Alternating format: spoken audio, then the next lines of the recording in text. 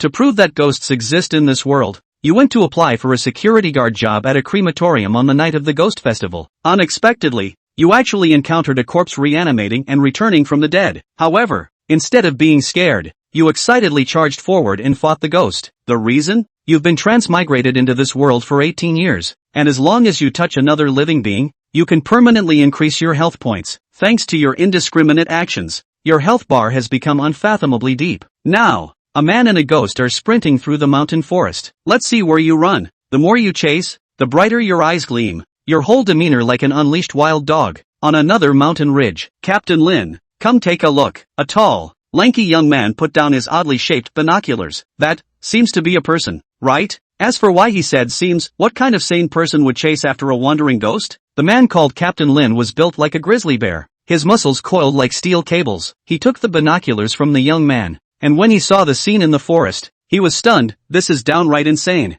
For a moment, he couldn't even tell who was the ghost. Watching for a while, the burly man belatedly realized something and shouted to the youth beside him, "Damn it! Ahead is the ruptured edge ghost realm, fire a signal flare to stop him." Meanwhile, you saw the ghost flicker past the mountain ridge and, without a second thought, followed. At that exact moment, a flare shot into the sky from a distant mountaintop. You instinctively turned to look, only managing to shout "Oh no!" before your entire body tumbled downhill like a rolling gourd. Captain, did I just mess up? The young man awkwardly held the flare gun after witnessing this through the binoculars. The big man rubbed his forehead, pulled out a walkie-talkie, and said, "Notify the logistics team to stand by. I'll go after him first." Meanwhile, you kept rolling downhill as if you'd eaten an endless supply of energy-boosting candy. With a dull thud, your head seemed to hit something cold and hard. You felt a chill run through your body and looked down. Your clothes were shredded, and the ground around you was covered in slash marks. Your attention was drawn to the object before you, a rusted ring-pommel broadsword, half buried in the ground, its tattered red silk fluttering in the wind, faintly exuding an aura of solemn authority. You reached out and grasped the hilt. A crimson light shot into the night sky, and in an instant, your vision went black as you lost consciousness. When you opened your eyes again, you found yourself in a dimly lit room, your hands and feet shackled by iron rings extending from the chair. Your original clothes had mysteriously vanished, replaced by an ill-fitting white lab coat. What's going on? Some kind of imprisonment roleplay? The thought flashed through your mind instinctively. An invisible blade energy erupted from your skin, shattering the iron rings instantly. Feeling the lingering sharpness in the air, you scratched your head in confusion. At that moment, an extremely burly man pushed the door open and happened to witness the destroyed shackles. The two of you locked eyes, the atmosphere turning awkward. Just as you were about to speak, the man abruptly turned around and slammed the door shut. A few seconds later, he re-entered, holding a massive shield with a rune-covered firearm extending from behind it. "You're Xiao Su, right? This is National Security 749. I'm Lin Yuwei, head of logistics. Can we talk?" You shrugged and briefly explained what had happened at the crematorium. "We'll send someone to handle that matter. Right now, you're the bigger concern." Lin Yuwei handed you a phone. "See for yourself." You took the phone, which was playing a video of you chasing after a ghost in a mad dash the previous night. Then the footage cut to an open field, where crisscrossing slashes like a storm relentlessly struck a naked figure, only to be deflected in all directions, sending dirt and debris flying. After watching, you gasped in shock. Who else has seen this video? Thinking you were worried about your secret techniques being exposed, Lin Yuwei quickly reassured. "Don't worry, 749 won't pry into how you acquired your special physique." You shot up from your seat, pointing at your bare backside in the video. "I was completely exposed." Lin Yuwei froze. That scene was practically a natural disaster. "And you're worried about that? Your talent is terrifying. Do you even realize that?" Suddenly, you look horrified. "Wait, did you dress me in these clothes?" Fortunately, a lazy, magnetic female voice chimes in. "I was the one who dressed you, director." Upon seeing the newcomer, Lin Yuwei stands ramrod straight. Following the voice, your gaze lands on a pair of plump black stockings peeking out from beneath a white lab coat, and further up, a breathtakingly majestic mountain range rises into view. Like what you see, the woman's tone is indifferent, betraying neither joy nor anger. Before you can respond, she steps forward, her slender, jade-white fingers gently adjusting your collar. "Your constitution is quite unique. Would you like to marry me?" Her calm words carry neither bashfulness nor fiery passion, as if she were simply asking, "Have you eaten?" "What?" You freeze in place. The leap in conversation is a bit too sudden. In your daze, a pair of beautiful eyes slowly draws near. Moments later, you feel the brief, cool touch of lips against yours, fleeting yet unmistakable. "Think it over." With those words, the woman turned and left the detention room, leaving you completely frozen on the spot. You touched your lips, feeling only a tingling numbness. Is this what love feels like? Hey kid, you alright? Lin Guodong cautiously handed you a small mirror. You took it and saw your once rosy lips now covered in a layer of gray powder. No wonder it feels numb, I've been poisoned. Lin Guodong passed you a small ceramic vial. Apply some of this. That was our director just now. She's a bit eccentric, but she's a good person. A good person who poisons me? You pocketed the vial. That's the director's personally formulated antidote. It can only be exchanged with dragon slaying points earned as mission rewards. Wipe your mouth first. Before the words even finished, the gray substance on your lips vanished completely at a visible speed. Incredible! Lin Guodong's face was full of astonishment. You should know. This is enough poison to kill over a dozen elephants. After the initial shock, Lin Guodong suddenly grabbed your shoulders without warning. His expression solemn. Madam Director, I entrust the director to you from now on. What the hell? You blurted out, momentarily confused, but were interrupted before you could finish. I checked your records, you've been single since birth. No girlfriend. Lies don't hurt. The truth cuts deep. You sighed and pulled over a chair to sit down. Tell me about your director. Lin Guodong glanced around and lowered his voice. Do you know what our director is called out there? By Luo Huang Quan, from heaven to the underworld. That's a badass nickname, how'd he get it? As Lin Guodong rambled on, you learned the basics about the director, Lu Yuan, born with the 10,000 Poisons Constitution, director of the 749 Bureau's Lu Xiang branch, codenamed by Luo Huang Quan. Legend has it that when this woman was born, the sky was filled with crows. After reaching full term, people dared not approach her, as even the air she exhaled carried deadly poison. Even now, despite her efforts to control it through cultivation, the residual venom on her skin remains potent enough to kill an ordinary person instantly. Only chi refiners at the Minghai realm or above can withstand it. At that moment, a young woman who looked like a clerk knocked on the door, carrying a stack of files. Captain Lin, she said, handing over a form. The director wants you to assist this gentleman in filling this out. You took the form and saw the words National Security 749 Employment Application printed in gilded letters. Lin Guodong enthusiastically slung an arm around your shoulder. Young man, sign it quickly. Joining 749 is an opportunity others can only dream of, a job as secure as they come. Considering your golden finger, you signed without hesitation. Seeing your prompt compliance, Lin Guodong grinned so wide it nearly reached the back of his head. Oh, by the way, the restricted area you accidentally entered earlier is called Puffing Ridge. It's classified as a level 4 incident. The Bureau has credited you with completing the mission, and the reward of 200 Dragon Slayer points has been transferred to your account. Dragon Slayer points can be used to buy many good things in the 749 store. With that, Lin Guodong was about to continue promoting the Bureau's director, but sensing a sharp,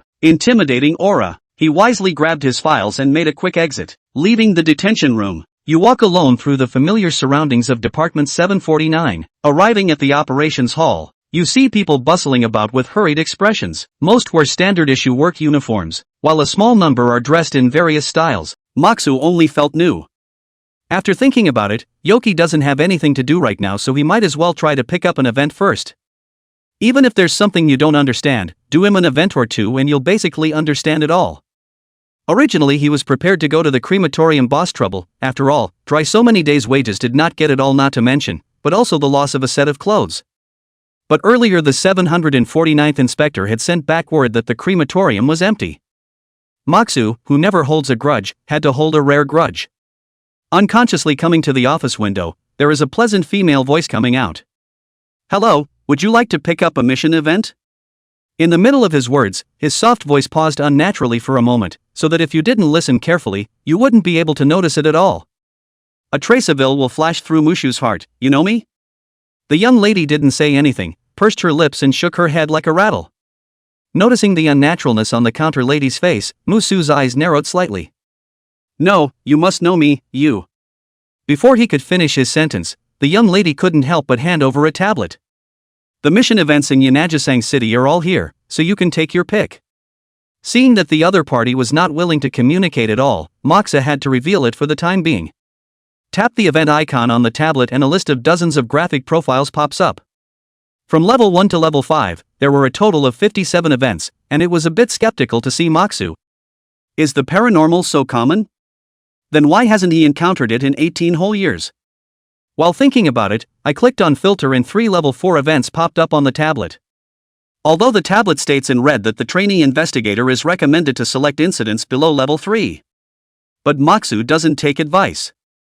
Are you kidding me? How can you live up to your years of hard work if you don't wave a little? More importantly, he always felt unfulfilled after absorbing the blade breaker. Good stuff, to have to come back. There's just one thing that's a little more problematic right now. As a special agency with a long history, many of 749 systems can be found in other law enforcement agencies. Among other things, there is an express rule before dealing with mission events that no member other than the sheriff and the judge may act alone. The purpose of this is mainly to increase the survival rate of the members. After all, as the old saying goes, there's strength in numbers. A cursory look at a few events. While Moxu was pondering where to pull people to do the quest, a snort suddenly came from beside him. Another idiot who doesn't know what he's doing. Turning his head at the conspiratorial voice. A slim youth playing with a dagger in his hand was less than half a meter away from him. Since he had just possessed divine thoughts for a short while, Musu was not yet used to perceiving his surroundings at all times like other cultivators. I haven't seen you before, you're new, aren't you? The youth playfully looked up and down towards Musu. When did trash like you dare to take on a level 4 incident when you were close enough to not even realize it? The youth's words were deliberately spoken loudly, and those who heard the commotion nearby gathered around and exchanged words. Isn't that the Chai family's oldest, bullying the newcomers again? The Chai brothers just lost a fortune recently, and this newcomer is also unlucky. Never mind the bad luck, just now I seem to have heard Chai Jinwoo say that newcomer is going to take on a level 4 incident? Is that true? A newcomer picking up a level 4 event? That's too bold. Every year there are newcomers who don't know what they're doing, and they'll know pain when they get a good beating. If you're really a newcomer, I don't think it's a bad thing to suffer a little loss, or else you might not be able to come back when you're really in the mission. The onlookers were not dissuaded from doing so, and they all assumed the appearance of watching a good show. They are usually holed up in their offices doing their work and can't wait to have something like this to relieve their boredom every day. The murmurs made Chai Jinwoo even more pleased with himself, and his shadowy eyes held scorn in an overbearing manner. Don't blame me for talking tough, I'm doing it for your own good, understand? Saying that, he wanted to go and pat Mushu's head, only that his hand was firmly grabbed by a large, iron-clamped hand just halfway there. Chai Jinwoo forced to struggle, but found that the big hand does not move. There is still a bit of strength, but you think that just by brute force can be. Is it on? Moxu interrupted. What? The headless words caused Chai Jinwoo to subconsciously freeze.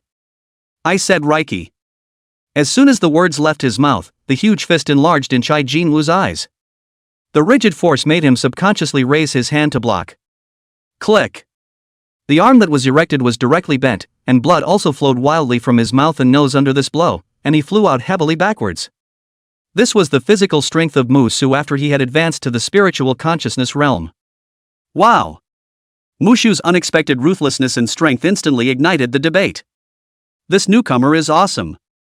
This has to have the battle power of a spiritual consciousness perfection body cultivator, right? Hey no, spiritual awareness perfection, are newcomers so pompous nowadays? Spiritual awareness perfection is indeed surprising, but I'm afraid it's still almost interesting to take on a level 4 mission with this strength, and his temper is a bit too stinky now that he's out to hurt people in public. Sniff, it's quite smelly, who's farting? Don't think I don't know that you're close to the Chai brothers, can you go up and break it off with him if you can? The Chai brothers haven't been bullying newcomers for more than a day or two, so they deserve to be cleaned up.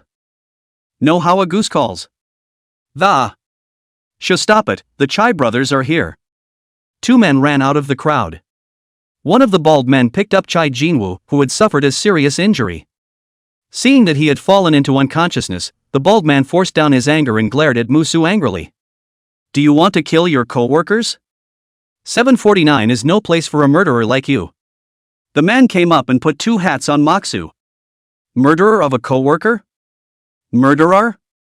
Musu didn't bother to explain any causes and consequences to him, and just said indifferently, Article 3 of the Investigators' Rules and Regulations, one shall not touch another person without permission. The bald man's face sank. All I saw was you grabbing his arm, he didn't even touch you, and now you're already committing a crime by seriously injuring a fellow officer for no reason. He spoke righteously as if on official business, except that the scar-faced, bald appearance was hard to associate with justice. But the bald man's words changed. Seeing as you're just a newcomer and a first offender, as long as you kneel down and kowtow to my third brother. Rustle of skirts. The sharp blade breaker gang had slashed at the bald head in the instant that everyone hadn't reacted, cutting him out. I said, why do you look a bit like this skinny monkey? Together they are family, said Moxu as he looked toward the Hanyu who came out with the bald man. What about you? What do you have to say? Chai Jinwen, the only remaining Chai family's second oldest member in the field, swallowed hard. The strength of their three brothers was similar, and the chopping attack that the oldest and the third couldn't catch, he, the second, could likewise not catch. Have the intention to recover face, but feel unable to raise the courage, hold half a day before saying, You talk too close. Whoosh bang. The Big Dipper reappeared, and another silhouette flew out, fainting and dying beside the bald man. The large affairs hall was silent, and everyone present was subdued by Musu's decisiveness and ruthlessness. In the midst of a silence, the sound of steady footsteps rang out. Chapter 6, Healing Petite Teammate. The middle-aged man with a cold and hard face slowly came to the field through the crowd. Chief of Service. The 749 personnel in the hall stood at attention and saluted at the sight of the figure, with heartfelt respect in their voices.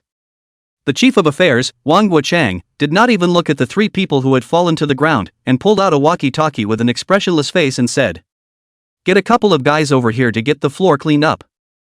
After saying that, he lightly glanced at Moxu and nodded slightly before turning straight around to leave. As soon as the Chief of Affairs left, the hall was instantly bustling again. Say, who is this newcomer, actually so strong? Yes, when did we have such a newcomer in the Luxiang branch? Don't know anymore. I saw. When Captain Lin came back this morning.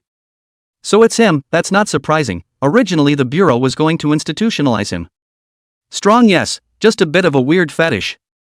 Fetishes are something that can only be said to be a matter of personal preference. I would call him the light but war god. The heated discussion was heard word for word by Mushu, who had excellent ear power. A butt-naked war hero? I'm also the titanium stock darling. 1 second he was all high and mighty and the next he was clamming up. Ah! Run! Seeing his expression of wanting to eat an individual alive, the surrounding onlookers immediately scattered. Holy! Moxu was so angry that he almost broke his defenses. No wonder the receptionist looked at him strangely. Put! The receptionist lady one didn't hold back her laughter. Moxu turned his head with a dark face. The receptionist girl looked at him with an innocent expression. Do you still want to take the incident? Scanning the nameplate on the young lady's chest, Ling Xiongyin. Moxu silently memorized the name on it before squeezing a word out of his teeth. Catch. The clenched fists clacking scared Ling Xiongyin so much that she lost her color, thinking that he can't beat me up, right? Well, at this time a female voice with a bit of childishness came from behind Musu, interrupting the strange atmosphere between the two. Wow, this place is so clean. Much better than the mountains. Mosa said that is not true. All the face has lost face cannot be clean? Turning back to the sound, there was nothing behind him. Hello. A little girl who was only 1.4 or so tall pulled on his coat. Want to team up with me? Eh? What a cute little potato. Originally still in the forked uneven Moxu great sense of novelty, leaned down and curiously said, Little sister, what are you doing here? Where is your family adults? The little girl's pretty nose wrinkled, seemingly disgruntled. My name is He Qing, clear as in clear. I'm 19 years old, and I'm a trainee investigator just like you. You're an investigator? Moxu froze. You this out, don't let the rats carry away. You also investigator? He Qing raised his hand to form a seal, and the fingertips millimeters shone faintly. A strand of pure energy filled with vitality slowly integrated into Moxu's body. Moxu only felt a large strand of pure energy full of vitality surging into his body, turning into a bit of dew, falling into his majestic ocean of life force. If it weren't for the fact that his divine mind had been staring at the young girl's movements, he wouldn't have even noticed such a small change. And after doing so, He Qing raised his chin very divinely. I'm an investigator in training with healing powers. And at the end, he added, it's rare. She stared at Musu with big eyes like a deer's, looking at her with an expectant face. Doesn't it feel all-powerful? Moxu. Can a blue whale feel anything by eating a sesame seed? No, make that 1% of a sesame seed? The answer is no. But there was a light in the young girl's expectant eyes. Moxu was speechless for a moment and nodded, Right. Ha ha ha. He Qing crossed his arms and laughed 3 times, handing over a form. Nah, sign here and we're teammates. The form was divided into 2 copies. The bottom one had been filled in completely. The delicate and elegant font was obviously from He Qing. Maksu didn't reach out to pick it up, but looked at the little girl in front of him. "Are you sure you want to team up with me?" "Okay. That's fine, but I have a few requests. I'll team up with you if you can accept them." Musu was originally prepared to find a random person to do odd jobs, and now that such a cute little girl had been sent to his door, there was no reason for him to refuse. There were just some things that needed to be said in advance. "You?" He Qing shuddered slightly and raised his hand to protect the people's square in front of his chest. "It's not going to be some weird request, is it?" Question mark. Musu's face darkened, and he raised his hand to give He Qing a popping chestnut. "At a young age, what are you thinking about?" "Ouch. How dare you hit me?" He Qing covered his hair and let out a cry of pain, and was about to pounce on him with his teeth and claws open, but was pressed against his head with one hand by Musu. "The requirement is: first, listen to me. Second, you must listen to me. Third, I haven't thought of yet, I'll make it up later." "I protest, you're being dictatorial." "Protests are invalid, I'll find someone else if I don't agree." "Well, that's fine." He Qing, who originally wanted to argue his case, was helplessly defeated after Musu said he would move on. She had searched for many people who disliked her for only being able to heal, and now it was hard to find someone who was willing to team up with her, so she couldn't let it go.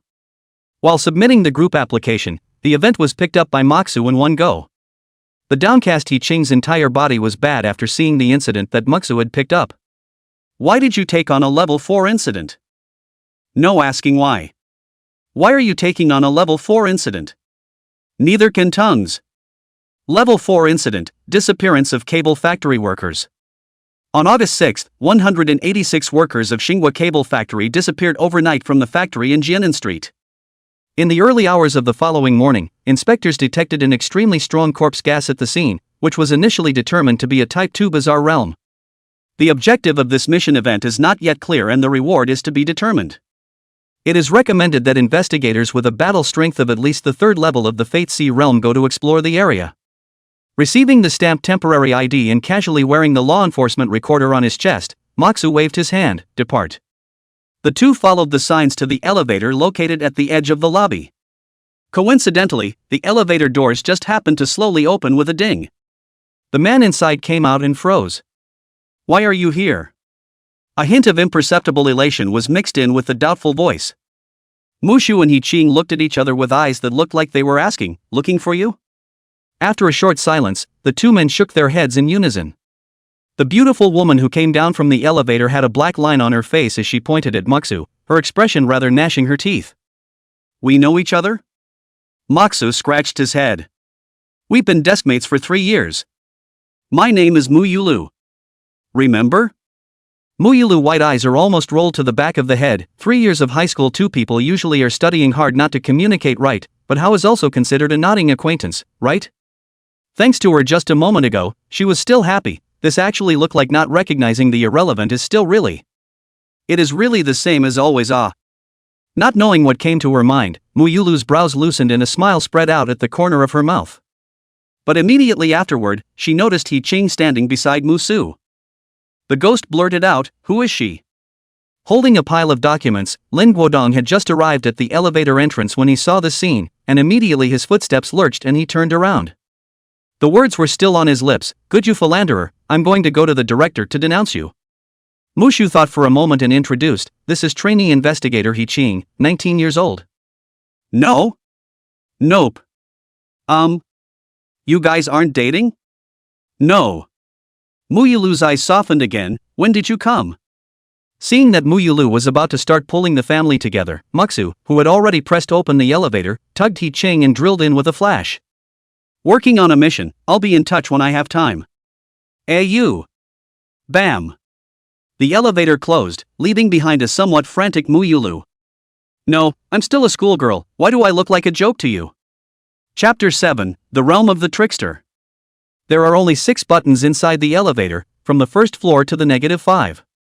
The elevator goes up and can be felt as extremely fast, probably about twice as fast as a normal elevator. Even so, it still took close to 30 seconds to reach level 1. What, is this going up? Out of the elevator, outside was an open building resembling a gymnasium. The clearing was filled with all kinds of small cars and armored vehicles.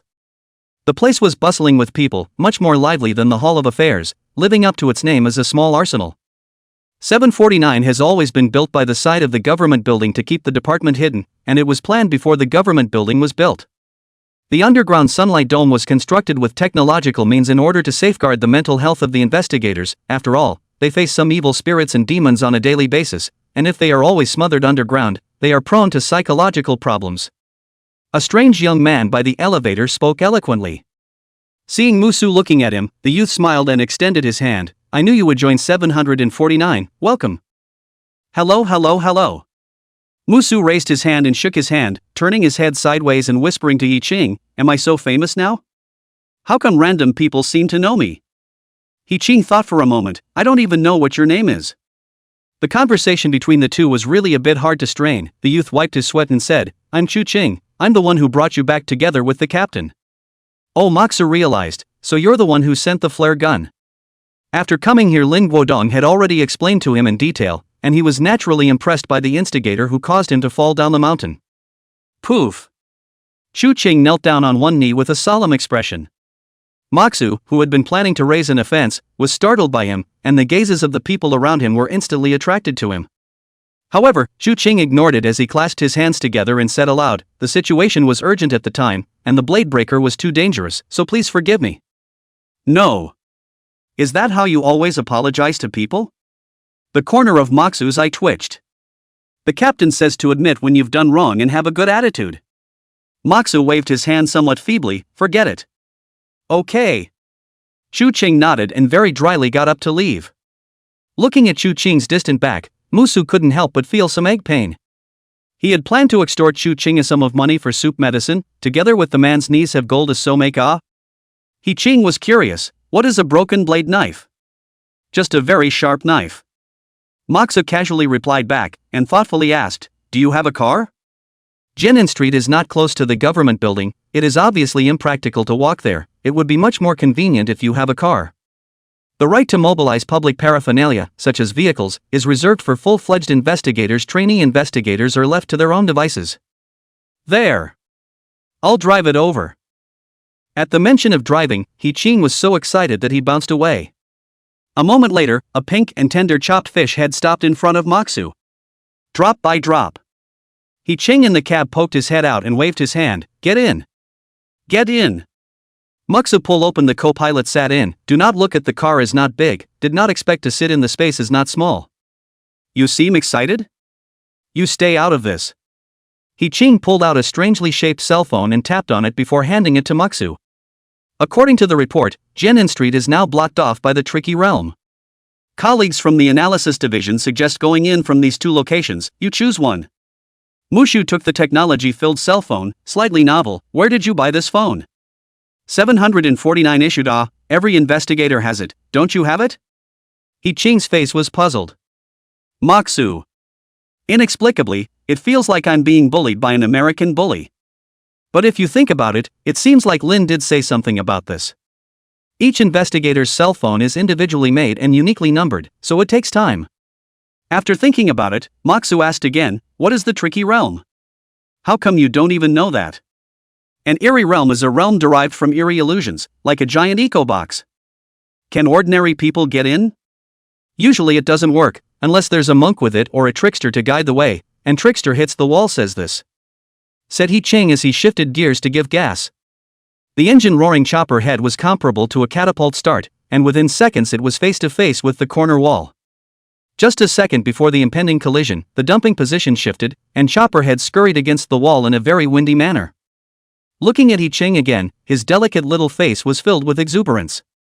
Moxu was sweating a bit, the entire 749 department seemed to be less than normal. Would a normal person like him be bullied for not fitting in? The entrance to the Xinghua cable factory. Many stony-faced inspectors were running around. Has the precinct sent anyone over yet? I'm afraid the situation inside is not promising. We're not new to being understaffed here, and if no investigator comes forward to take the assignment within 3 hours, the precinct will assign it directly. Really, this is on fire and we have to wait? It can't be helped, people come over here to play hard to get, you can't just engage in coercion, can you? Humph. If I hadn't been stuck in the mortal dust realm, I would have designated to charge at the front line.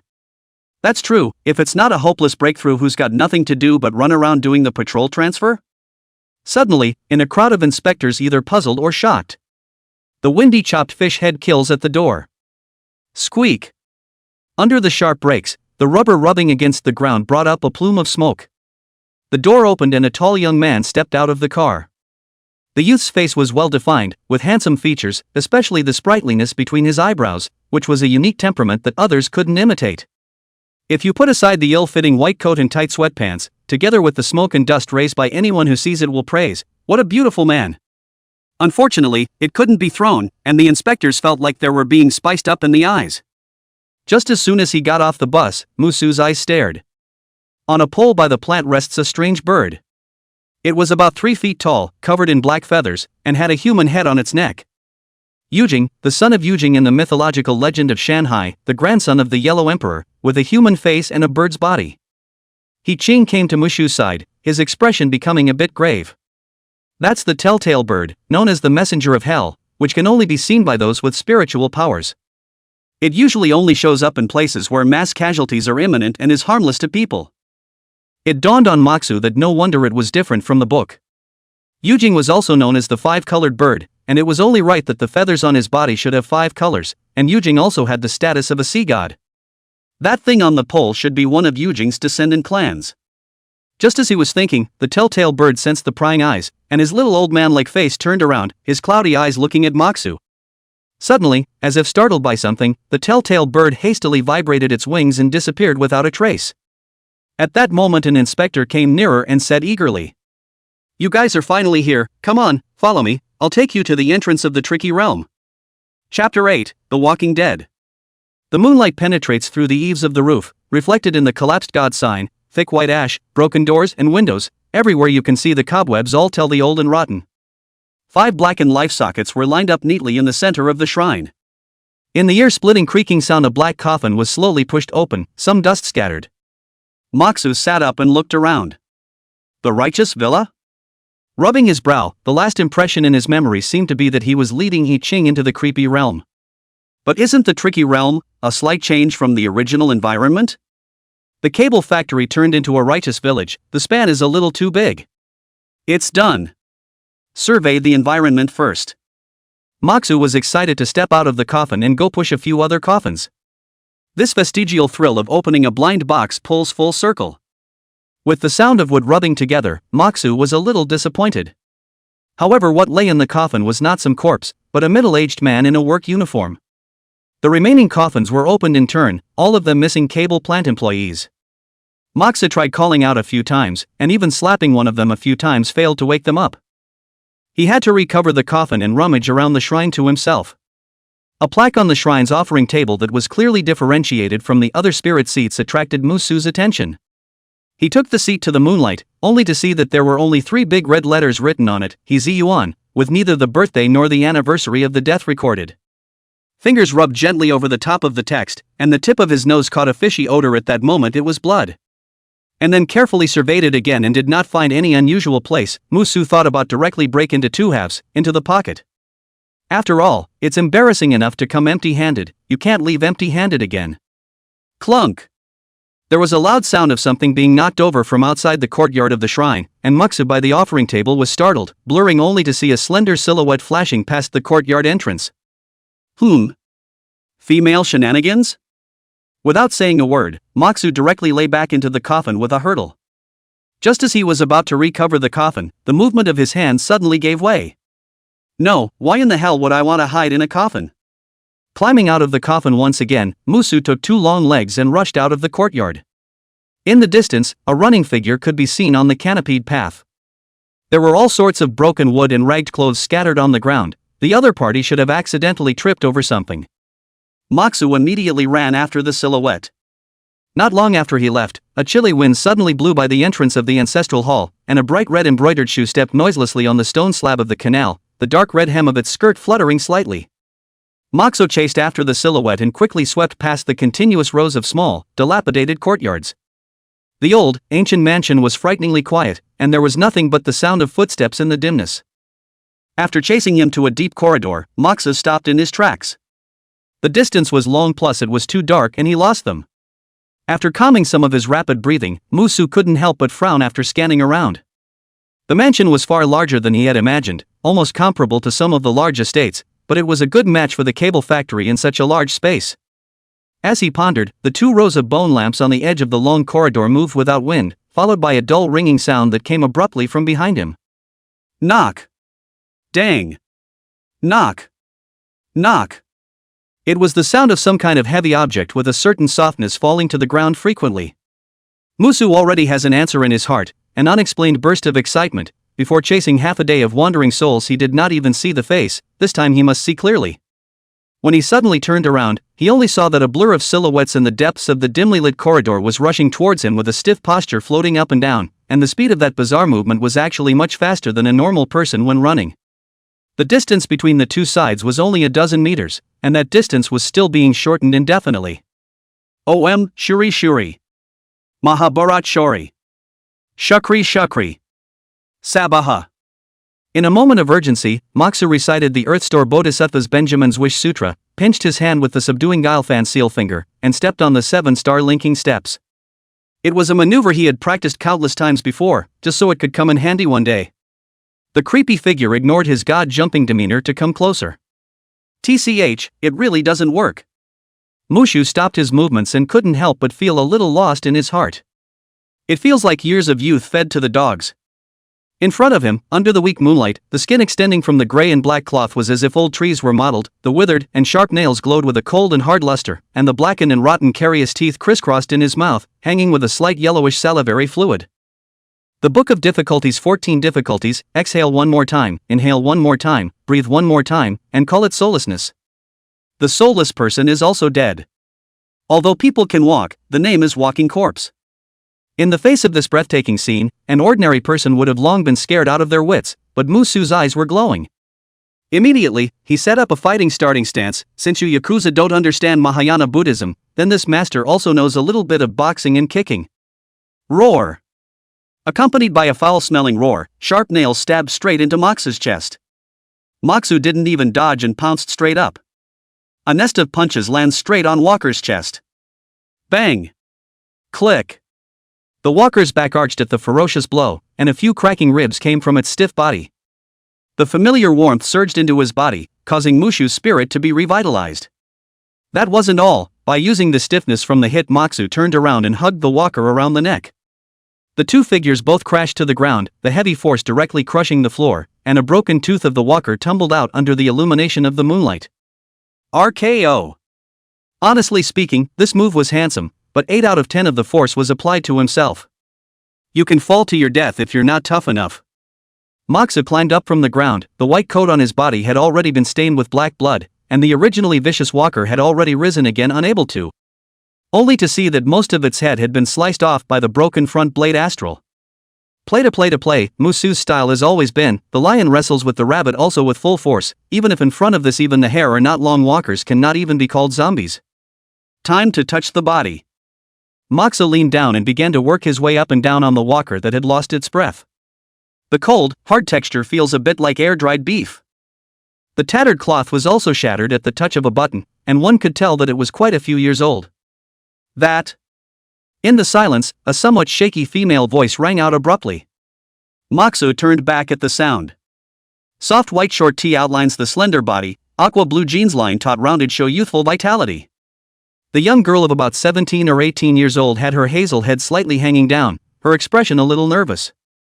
I say, little sister, why are you walking without a sound? Musu rolled his eyes without any good reason. I didn't mean it. The young girl hooked her fingers in her hands, a few hesitant moments on her somewhat baby-fat pretty face. My name is Lin Yuwei, can you take me with you? Moxa raised an eyebrow. You're an employee of the cable factory? Aha! Lin Yuwei nodded repeatedly. Then follow me for a while and don't wander off. Well. Seeing that Musu didn't seem to have the time to pay attention to her, Lin Yuwei silently stood to the side. Moxa dragged the walker to a rather well-lit grassy area. After a meticulous examination, without getting too much information, Muksu withdrew his hand that was pressing down on the walker's body and asked toward Lin Yuwei, "Did you find anything useful?" Lin Yuwei thought for a moment and pulled out a black and yellow paper from her pocket. "This." Muksu reached out and took it, opening it to find a poem written inside. "If I had searched for the true mystery from the hooks and drains, it would have been futile for me to have eaten the sunset. A few times I was mistaken by the Book of Dan, but there is really no mouthful for you to pass on. The years are getting old and the mirror is empty and ashamed. When will the sea change into a field? Yuan Yun has been long since people have been rushed, so it would be better to lie drunk by the white clouds." This answer to a guest's question about eternal life is originally the Ming Dynasty scholar Yang Wei's relief and open-mindedness about the pursuit of immortality that ended up in a void, but Muksu's brows were furrowed after reading it.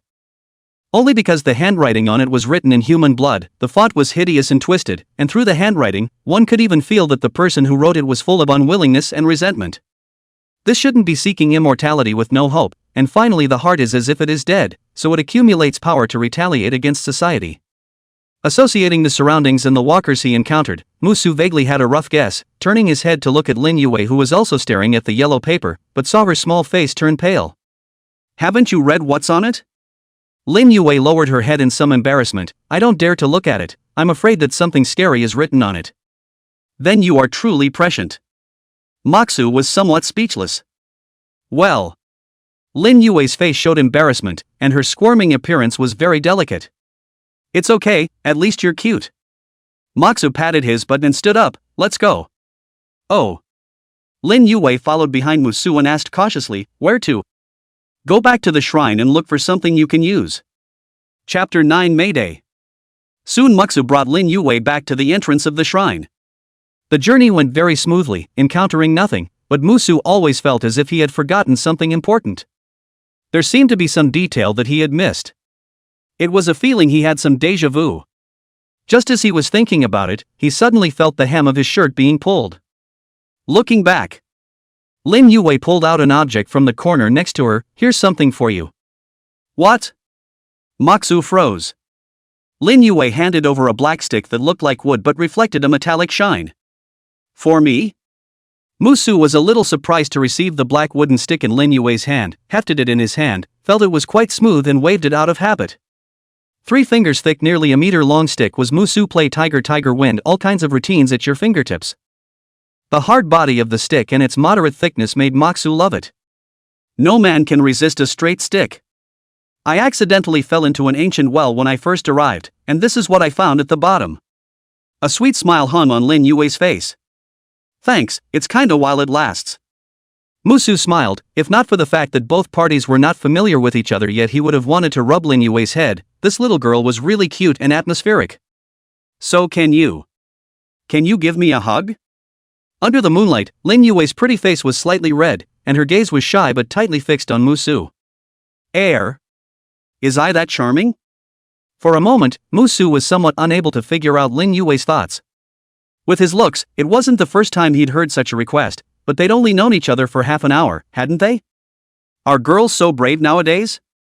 Wanted to refuse, but after all, just received people's things. Turn around, even the small requester not satisfied more or less a little bit cannot be said. It was just that the weird feeling grew stronger. "May I?" Lin Yuwei's big eyes were pitiful. Without waiting for Muksu to reply, the sound of hurried footsteps came from the depths of the tunnel. When they heard the sound, the two of them turned around violently. They saw a slender figure running wildly with something shouting out of its mouth. Waiting for the distance to close, Muksu finally heard the other party shouting, "Run!" Doubtful Musu was about to respond, but in the next second, after seeing the young girl's face that looked exactly like Lin Yuwei's, he finally remembered the details that he had been subconsciously ignoring. Lin Yuwei walks without footsteps. Musu's sideways head, beside the young girl's head, slightly crouched, messy hair hanging down, miserable half-face buried into the shadows, the original modern dress gradually replaced by a bright red wedding dress. Bright moonlight, bloody pond, wedding clothes, looking for a lover who wants to love a sad and weird bride? Is the Langster going to abandon his slave? The voice of grief is like a subterranean abyss through the underworld, like a complaint or a cry. Tick-tock, tick-tock. Wisps of blood dripped down the hem of his shirt, forming a small puddle of blood on the canal. The young girl running in the distance, or the real Lin Yuwei, raised her hand and threw out an object. The delicate ceramic pot landed at creepy bride's feet and shattered with a loud bang, and a stream of golden smoke gushed out from the pot. Ah! Sharp, twisted screams emanated from the trickster bride's mouth. A blood-red fingerprint surfaced on the hem of Mox's coat where the trickster bride had grabbed it, and it slowly disintegrated under the effect of the golden smoke. The black stick held in his hand also melted to the ground like a candle at that moment. Gasping for air, Lin Yuwei took the opportunity to run to Mox's side, pulling his hand and trying to escape deeper into the tunnel. But tugged and didn't pull. Panicked and gasping for breath, Lin Yuwei finally couldn't support herself enough to lie on the ground in dry heave. Musu instantly judged that she was suffering from gastrointestinal cramps triggered by insufficient blood supply due to sudden and intense exercise, a symptom that usually appeared in those who lacked exercise for a long time. Snap! Reacting, Moxu raised his hand and slapped the ghost bride. I don't know which part of the body it hit, but it was very soft and bouncy, and the creepy, eerie whistling sound came to an abrupt end at the same time. After stacking his golden fingers, Moxu swung out multiple chopping strikes. It wasn't clear what the fingerprints that had been imprinted on him did, but it was obvious that it wasn't anything good. For a moment debris flew, and the trickster bride had disappeared without a trace. So strong. Lin Yuwei, who was panting hard, looked at this scene in shock. With her perspective, she only saw the terrifying creepy monster was actually casually slapped over by this man. And what's with the blazing chop? So amazing. Is this a legendary god? Moxu frowned as he looked at the ground. The opponent had dissipated the instant before his chopping blow arrived. His knowledge of this world was still too little, just like the previous Buddhist scriptures and Taoist teachings, which had only gained its shape but not its spirit. After a short rest, Lin Yuwei barely recovered, her gaze faintly glancing at the recorder on Moxu's chest. A law enforcement recorder? Moxu asked, are you an employee of the cable factory? I'm an accountant. Lin Yuwei nodded. Why does it look like you? It was originally chasing me. Lin Yuwei's sweaty face showed some embarrassment, because of that clay pot. Noticing Mushu's somewhat odd gaze, Lin Yuwei defended with an innocent face. I've run away from you, you're the one who insisted on catching up. That would be brother's fault. In the face of Mushu's tea talk, Lin Yuwei hooked her finger in a somewhat aggravated manner. Now the pottery pot is also gone. If it's something you got so easily, then why did you use it to save me? I feel obligated to save you after taking the favor. What a decent person, Moxu introduced himself by extending his hand. The matchless divine demon heaven and earth supreme mixed yuan matchless great heavenly god descends to the earth, Moxu. Lin Yuwei. After hesitating for a moment, Lin Yuwei stretched out her hand to shake with Musu, a Xinghua cable factory accountant, Lin Yuwei. Just then, a cloaked figure floated out from the roof of the mansion in the distance. With a complexion as white as paper and a dowry as red as blood, the creepy bride's body was quite a bit more illusory than it had been before, and it turned its body like a puppet on strings. Langjun love doesn't know what it is, and once it's there, the living can die, and the dead can live. Numbing opera chants echoed over the mansion as the trickster bride drifted off into the distance. Is the young lady going to abandon the sprinkler? Moxu pulled up his arm and was about to go after him. Suddenly, the chest recorder flickered, and it was like a feeling in the underworld was guiding the way. Something's wrong. The 749 dispatched recorders were made by refiners, which utilized very sophisticated companion technology, in order to facilitate contact when the investigators were out on a mission. The unusual sneaky realm can be used to call the headquarters, and even if you enter the cave, you can call your group's companions. Based on the blinking frequency, this was He Qing telling Moxu that her current location was dangerous and not to approach. Just, for Moxu. Danger don't come near about equal, here's a big shipment to stack gold fingers, come quickly. Chapter 10, Cave of Heaven? The missing moon is dimly lit, and there are no words to illuminate the hall. Under the increasingly dim moonlight, the youth put the walker down with an over-the-shoulder slam, and copied the rocks he picked up on the road to clunk it a few times to finish it off. A youth with brown bloodstains, the corner of his lips slightly hooked, Ami, after experiencing a bloody battle, I can be your protagonist, right? When I see you next time, I'll be sauced and stuffed, and then sauced and stuffed again. Just as he fell into a mirthful heave, a disorganized and dull footsteps gradually became clear in his ears. Here to die again, are we? The young man whose dreams had been disturbed looked back with disdain. Dangling! The stone slipped out of his hand and tumbled a few times on the floor. The youth's mouth was wide open, full of incredulity. Nobody, am I breaking the rules of heaven? only to see that a large and dense area of walkers were surging out of the alley like a tidal wave approaching towards him rapidly at the speed of a normal person's 100-meter sprint. Returning to his senses, the youth turned and ran.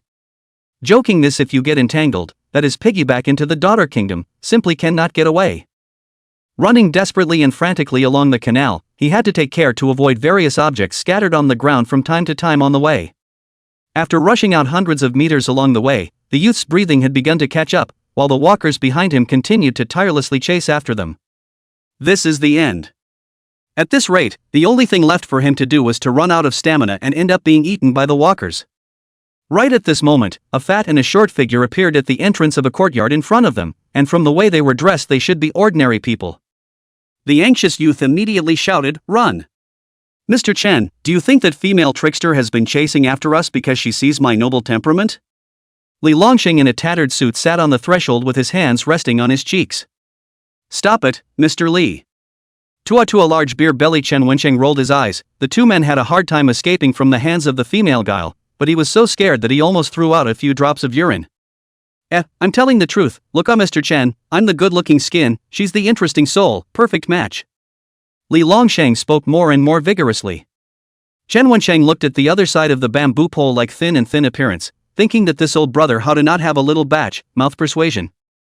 A good-looking skin is suspected of combating pornography, and an interesting soul is prone to account violations, so let's just run for our lives, and in a moment that female trickster should be catching up again. A few years old people actually still a love brain, simply spicy eyes, if not to see you are the factory director I would have run away. I say, Mr. Chen, why don't you understand romance? Li Longxing shook his head in dissatisfaction, with a look of a child who could not be taught. I'll have a good natter with you about romance when I have the life to get out, won't I? Chen Wensheng can hardly stand it. All right, listen to you, eh? Li Longxing stood up and patted his butt, glancing at the scene in the distance froze. Mr. Chen, do you see that's Deng Shanghao from our factory? Chen Wensheng was startled and hastily looked back. He saw a figure in modern clothes running towards them, and vaguely he could hear what the person was shouting out of his mouth. He is followed by many people. No, stepping on zombies. After all, Chen Wensheng was older, and at first he could not see clearly. Run, Mr. Chen. What are you waiting for? Li Longxing's voice came from far away. Chen Wensheng turned back to this only to realize that Li Longxing had already run out a long way, and immediately jumped to his feet in anger. You! What a lack of righteousness! I have to say that Li Longxing, who is not in love with his brain, is still very pragmatic. Two old bosses, let's run separately, 3 people together is too big a target. Deng Shanghao was young and strong after all and quickly caught up with the two. You're the kid who lured the ghosts here. Li Longxing turned back to glare at Tong Shanghao. Tong Shanghao waved his hand with a helpless face and explained, I couldn't help it, they suddenly rushed over. What do you mean there's no way? Seeing the walkers behind him getting closer and closer, Chen Wensheng hurriedly said, Don't argue, let's run for our lives first. Mr. Li to the left and I to the right. Young man, you continue to run forward, we all rely on our own abilities. Humph. Li Longxing coldly grunted as he directly rushed into a fork in the road to the left. Chen Wensheng sighed and ran towards the right fork in the road. I'm sorry, 2 old men. Guilt-ridden Deng Shanghao silently apologized in his heart. But running, suddenly felt something wrong, turned back and slanted a glance suddenly shocked, no. Why? Why? Deng Shanghao's cold sweat came down, only to see that none of the walkers behind him were missing, all of them were tightly adorned behind him. Is there something about me that attracts them? Deng Shanghao immediately felt around on his body. After a search in vain, remembering the fat and thin head of the stumbling just now, Deng Shanghao eyes with hot tears. Surely my handsomeness has gotten me into trouble. Just when he was gloomy, a fat and a short figure appeared beside him again. Tong Shanghao was instantly moved beyond words, the 2 elder brothers. Li Longxing once again grunted and ignored him, while Chen Wensheng was a bit embarrassed as he nudged to the side. Deng Shanghao turned his head to look, only to see that a large number of walkers were constantly pouring out of every alleyway. Come on, it's moving for nothing. Unconsciously, they crossed the end of the tunnel and came before an imposing courtyard. It looks expensive ground in the moonlight shining with warm light. The courtyard seems to have a curling mist over the sky, sandalwood carved from the eaves of the strange beasts seem to roar in the sky, green tile carved from the floating windows with black stone wall panels is bizarre.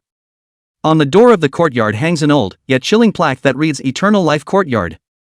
The three of them only felt an invisible sense of oppression come over them, and they stopped in their tracks. Sweeping around, he only saw densely packed walkers in all directions. What to do? There's no way out anymore, and it feels like it's a death sentence to go in there. Chen Wensheng scratched his head in annoyance, and the few strands of long hair covering the Mediterranean Sea suddenly fell down. Li Longxing looked back and saw that the group of chasing walkers behind him were all stopped about 50 meters away from the courtyard, as if they were jealous of something, yet they were vaguely approaching. It's like these ghosts are trying to drive us in. Li Longsheng was a bit incredulous. Tang Shanghao directly stepped towards the Eternal Life courtyard. Then go in, stay here and you'll have to play it out as well. After stepping into the Eternal Life courtyard, the view opened up, and the space here was as big as several soccer fields. Said the courtyard is actually more like a square. The center of the courtyard stood a four-sided ancient well, in which the deep and eerie atmosphere is chilling. Tang Shanghao's few people had just approached when they saw two figures sitting on a stone slab not far away. A balding middle-aged man and a little girl who looked like she hadn't grown up. "Uncle! Come sit down and recover your strength." The middle-aged man ground patted the floor beside him. The group came to sit beside him and Tang Shanghao asked curiously, "Uncle, why are you here?" "It's not because of you, little brat." The middle-aged man rolled his eyes in dismay. This nephew of his own is really a mouthful.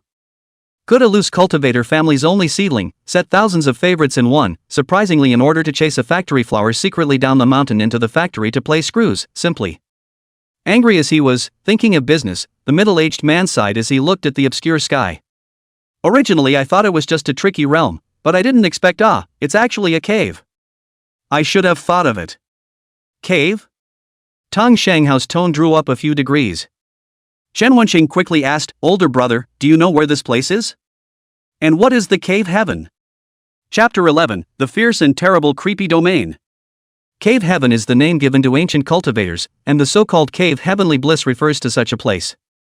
The middle-aged man opened his mouth and explained, during a certain period of heyday in ancient times, the competition for cultivation resources intensified, so a great cultivator forcibly used his own Dantian life seed to catalyze a complete world for his children and grandchildren to cultivate.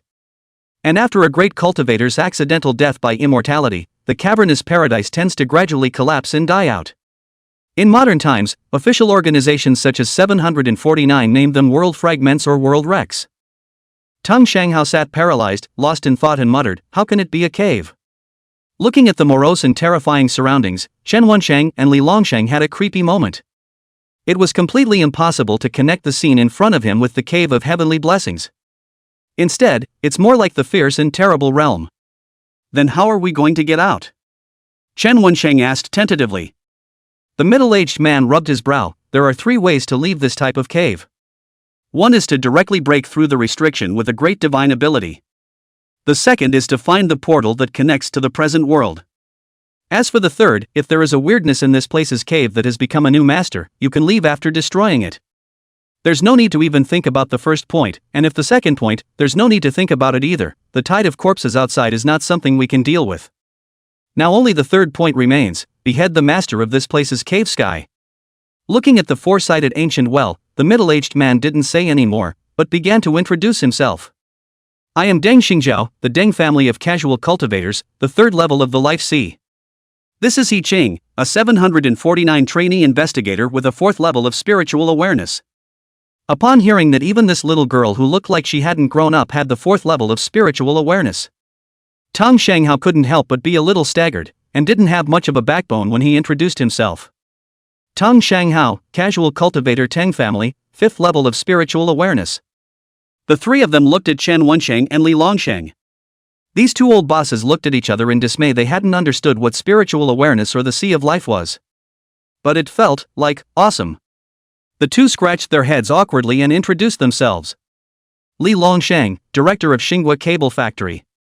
Chen Wensheng, deputy director of Xinghua Cable Factory. Deng Xingjiao froze for a moment, seemingly enlightened. "If we don't settle things here, I'm afraid you two won't be able to get out even if you find the portal." When these words came out, Li Longsheng and Chen Wensheng both froze. "Ha? We'll fix it?" "I'm afraid this is more difficult than penumbra going to take out the Tang monk's master and disciples. I think you two should stay here." A burly man came striding in, the aura emanating from his body unconcealed. "The fourth level of the Sea of Life. Tang Xingjiao's eyes narrowed slightly as the visitor's aura was clearly not good. Waterhead Gang, Xin Heng.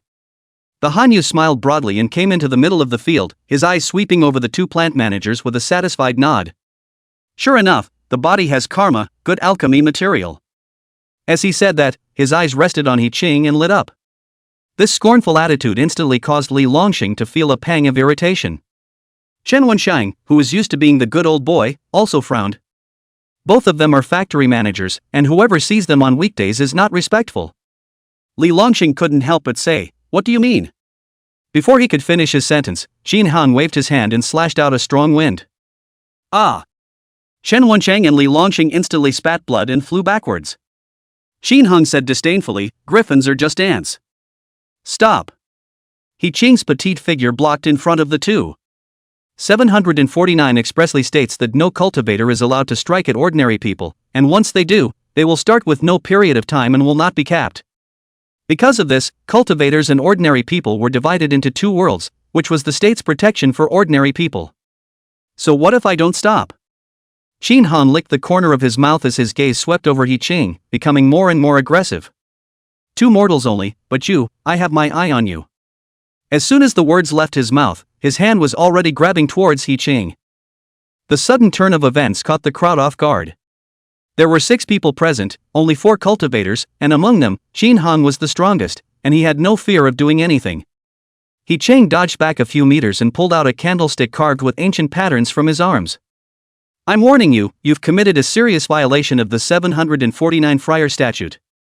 Heh, a mere candle holder to invite the gods, and you want to deal with me? Xin Heng's face was full of disdain as he continued to walk towards He Qing. Come, let me see which deity you're inviting with this candlestick. He Qing's chic eyebrows wrinkled slightly as he subconsciously took a step back, but then immediately stopped in his tracks. She knew that she must not show her fear, that would only make Xin Heng even more reckless. Specializing in healing, she wasn't a combatant, at best her body would be a bit stronger than an ordinary person due to her cultivation, and she didn't actually have any combat power. And this invocation candlestick in her hand, which could only be used 3 times, was her only means of defense. He Qing's pair of big eyes tightly stared at Xin Heng's every move, quietly counting down in succession on the law enforcement recorder. It is really unexpected that Xinghua Cable Factory is hiding evil cultivators. The situation at hand was no longer something that the trainee investigator could get involved in, and now he only hoped that Mu Su would eventually escape, so that in case she died, 749 would be able to receive the message to avenge her. She may be small in person, but she's not small in heart.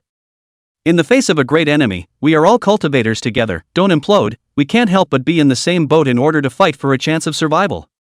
Tang Xingjiao stood between the two as a peacemaker, and Tang Shenghao also hurriedly stood beside his own uncle. Although he basically couldn't intervene in the battle of the Fate Sea cultivators, he couldn't watch his own uncle get beaten up, could he? Xin Heng's eyes were slightly cold. Your uncle and nephew can't stop me.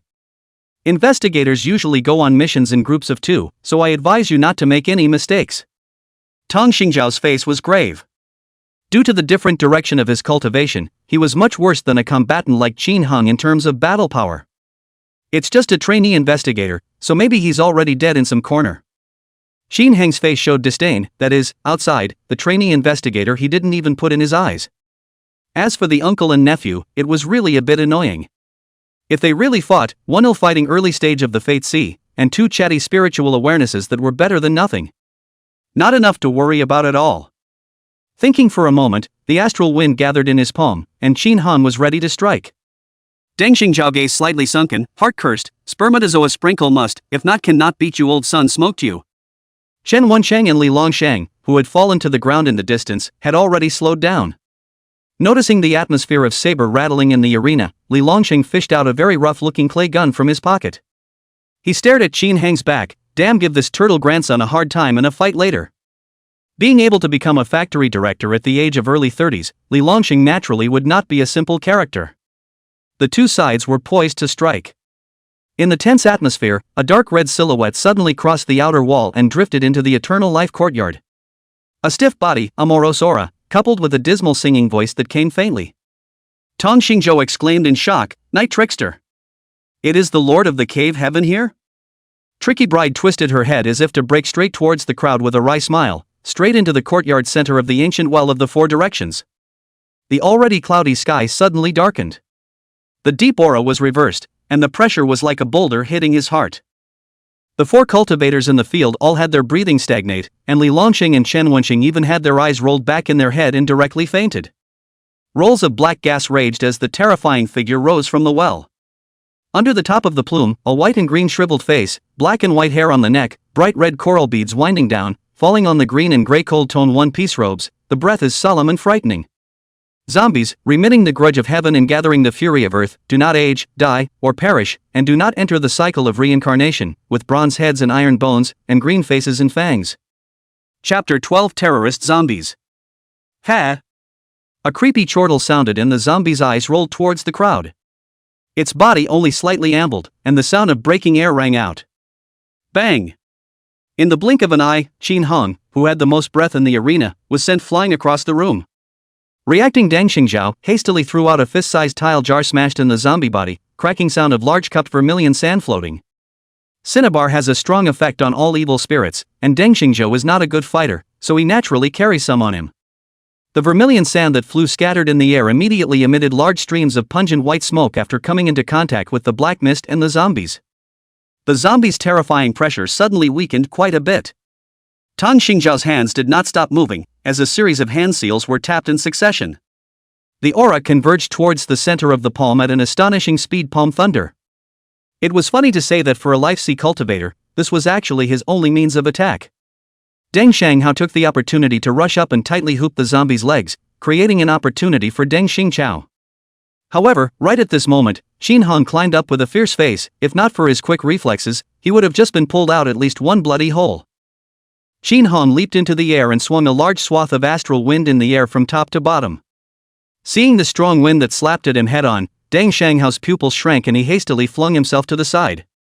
Bang, bang, bang. The roars were endless. Not only were the zombies blown out, even Deng Shanghao was blown out by the aftermath. Tang Xingzhao's palm lightning that had converged to its limit instantly landed in the empty space, landing in a big black pit. You gathered a small half of the body's spiritual chi. Palm thunder hit empty. Nephew also almost lost his life. Deng Xingzhao angry, a burst of blood chi fluctuation. Hate to give Qin Hong also come to a round of palm thunder. Qin Hong didn't care. He chased after the zombie and kept swinging out his astral winds. The jade floor tiles were bursting by inches. He briefly floated in the air like a human bomber. Shao Cheng Xing Feng technique. This is the capital of his arrogance. The floating air exhausted, Qin Hong landed on the ground, gasping for air. This bombardment has been a real drain. Looking at the seeing smoke and dust that hadn't moved for a long time, Qin Hong laughed out loud. Lord of the Cave Heaven, nothing more than that. Originally, he had thought that he was going to be accounted for here, not realizing that the so-called Lord of the Cave Heaven was so unbearable. Looking again at He Qing, who was treating Deng Shanghao, a dangerous light surged under Qin Heng's eyes. The matter of the cave was resolved, and in about a quarter of an hour the crowd would rejoin the present world.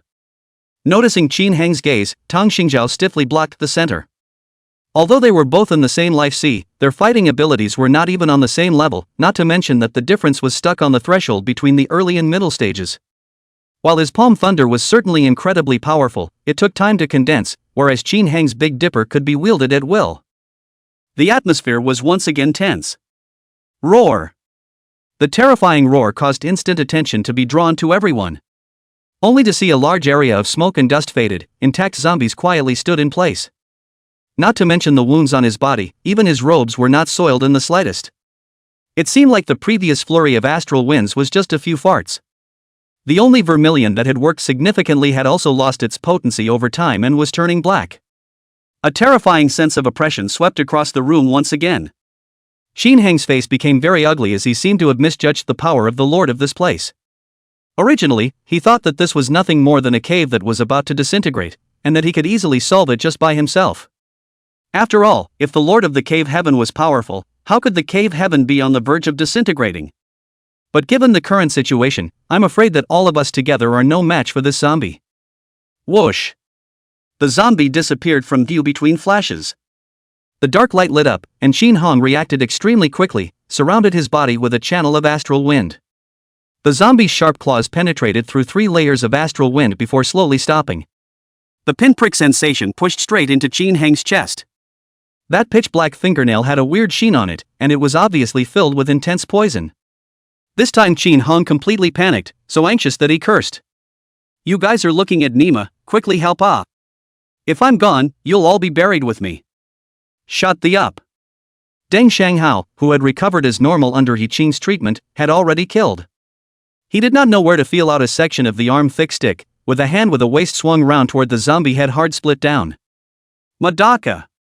The ear-splitting sound of metal clashing resonated throughout the courtyard. So hard. Deng Shanghao only felt that his two hands were so numb that he had already lost consciousness. Not waiting for him to retreat and recuperate, a flash of dark light struck him straight in the heart. This is the only way to get a heart attack. In the nick of time, the zombie's entire body was inexplicably deflected to the side. Upon closer inspection, a somewhat illusory hook and rope was pulling on the zombie's waist. At the end of the hook and lock, a vertical pupil opened up between He Qing's forehead, and colorful paint-like patterns spread across his entire face. Officer General Head, White Crane Child. He Qing had some tears in his eyes. With the current difficulty, not to mention the level 4 mission, this was touching the root of the thigh of the level 5 mission. Deng Shanghao hurriedly broke away from the battle circle, and before his trembling arm had time to recover, the large throwing stick fell off the ground. It smashed a crater in the ground with a thud. At the same time, Tang Xingjiao took a few steps across the battlefield to come closer, and the palm lightning in his hand had already built up to its limit. The blinding white light lit up and instantly struck the bound zombie. Like a hot knife in butter, the sound of the bared teeth stirred up a large black mist. The crowd built up instantly under the combined attack. Yes. Seeing hope, Tang Shanghao couldn't help but show a hint of joy. Out of nowhere, a somewhat familiar figure flew backwards and fell back in front of him. A handful of warmth splashed him in the face. Ha! As the warmth slipped away, Tang Shanghao's mind went blank. Dumbfounded, he looked down.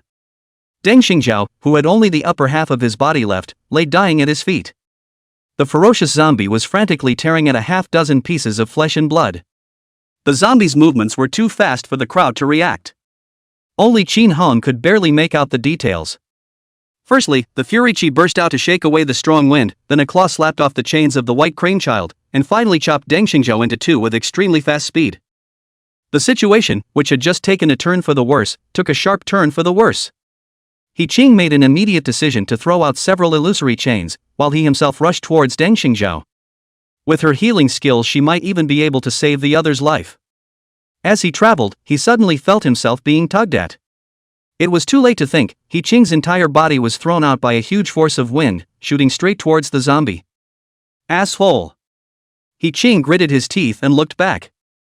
Qin Heng's face was grim, and there was a timid look in his eyes. Having witnessed the whole process, he had lost all his nerve and now only thought of surviving one more second. Maybe help is coming next? As for the others? It's better if they're all dead. When the time comes, all he has to do is explain that the others were sacrificed. In this way, with no evidence against him, everything can be uncovered and he will still be the same glorious Shui Tao gang leader. I only hope that these two spiritual consciousness realm junior cultivators could hold out for a little while longer. Qin Heng's reckoning crackled as he set up his Xingfeng technique and was about to move away from this place. Unexpectedly, in the next second, an illusory chain shot electrically and wrapped around his neck.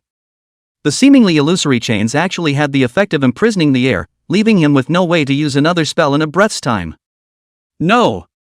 Driven by the force, Qin Heng's entire body was dragged along with He Qing to meet the crazy roaring zombie. The sharp might on the ebony nails mixed with the mournful wind sound made He Qing, who was thrown in the air, subconsciously look back. Death, close at hand. A flash of determination rose from the boyishly animated eyes. He Qing urged up his entire body's aura, wanting to condense the soul destruction arrow, which could only be used at the Life Sea realm, in a last-ditch effort. Chapter 13 Great Mr. Li, we are saved. Bang! An angular rectangular piece hit He Qing, sending her flying, the force of it even knocking the possessed official general's capital apart. Moxu, who had come running wildly, covered in brown scabs, breathed a sigh of relief. He played so long outside the real-life version of Resident Evil, it is not easy to kill in, but the difference is more than 10 meters did not catch up, if not pocketed a brick, estimated He Qing on the cool. At this time, Qin Hong was pulled by the force and just about to set up his jutsu. Moxu directly met him, joining his fingers like knives and stabbing out ferociously. Put! The flying Qin Hung was pierced straight through his chest by the palm blade. The entire person hung on Moxu's arm, opening his mouth to vomit out a mouthful of blood, his face full of unbelief. The hook locks had long since disappeared, and he began to struggle frantically, the dense astral winds being catalyzed to their limits by the desire to survive. However, Moxu let the mountain-splitting and rock-shattering wind hit his body but did not move. I'm not going to read the rules and regulations, you should know better than me, let's fast forward to the death penalty. The other hand in the cold ice went through his chest in the same way. Qin Hung, whose face gradually distorted, was torn apart by the huge force and turned into Qin Hang.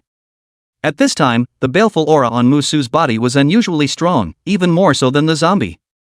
He Qing's cell phone had been on him the whole time, and through the real-time video of the law enforcement recorder, he had watched what happened on the way. Throwing down the 2 pieces of garbage and noticing the dull-eyed He Qing behind him, Musu raised his hand. Yo! Is everything okay? He Qing stood up holding his waist, his expression a bit bewildered.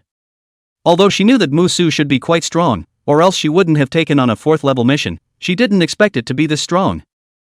I'm fine, thanks. He Qing looked at the Qin on the left and the Yoki on the right on the ground, but did not say anything. Originally, this person had tried to take a shot at her several times, she wouldn't be so White Lotus to pity Qin Hang. It would be nice not to go up there and spit on it. On the other side, Deng Shanghao looked at Musu with the same dullness, somewhat stunned. This man who suddenly killed himself claimed to be a trainee investigator, but have you ever seen which trainee investigator kills the life sea easier than killing a chicken, and to kill a chicken you have to boil hot water first? And looking at his blood-soaked and ferocious appearance, it was a bit more believable to say that he was some kind of bloody-handed human butcher. Are the 749 combatants so vicious now? Tang Shanghao couldn't see through Musu's cultivation, and could only guess that the other party was at least a late-stage life sea cultivator as well.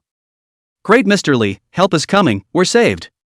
Shen Wensheng and Li Longsheng didn't know when they had come to their senses, and the 2 of them hid behind the 4-sided ancient well and probed. Hide and don't show your face.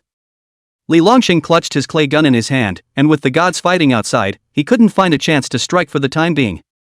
The clay gun had been specially modified to be very powerful, but it only had 1 round. He Qing looked at the dyed Muxu with some desire to speak, these. On you. Oh, I rushed over here when I saw the signal you sent, a bunch of walkers were blocking the way outside, and I was afraid they'd hold things up, so I killed them all in the process.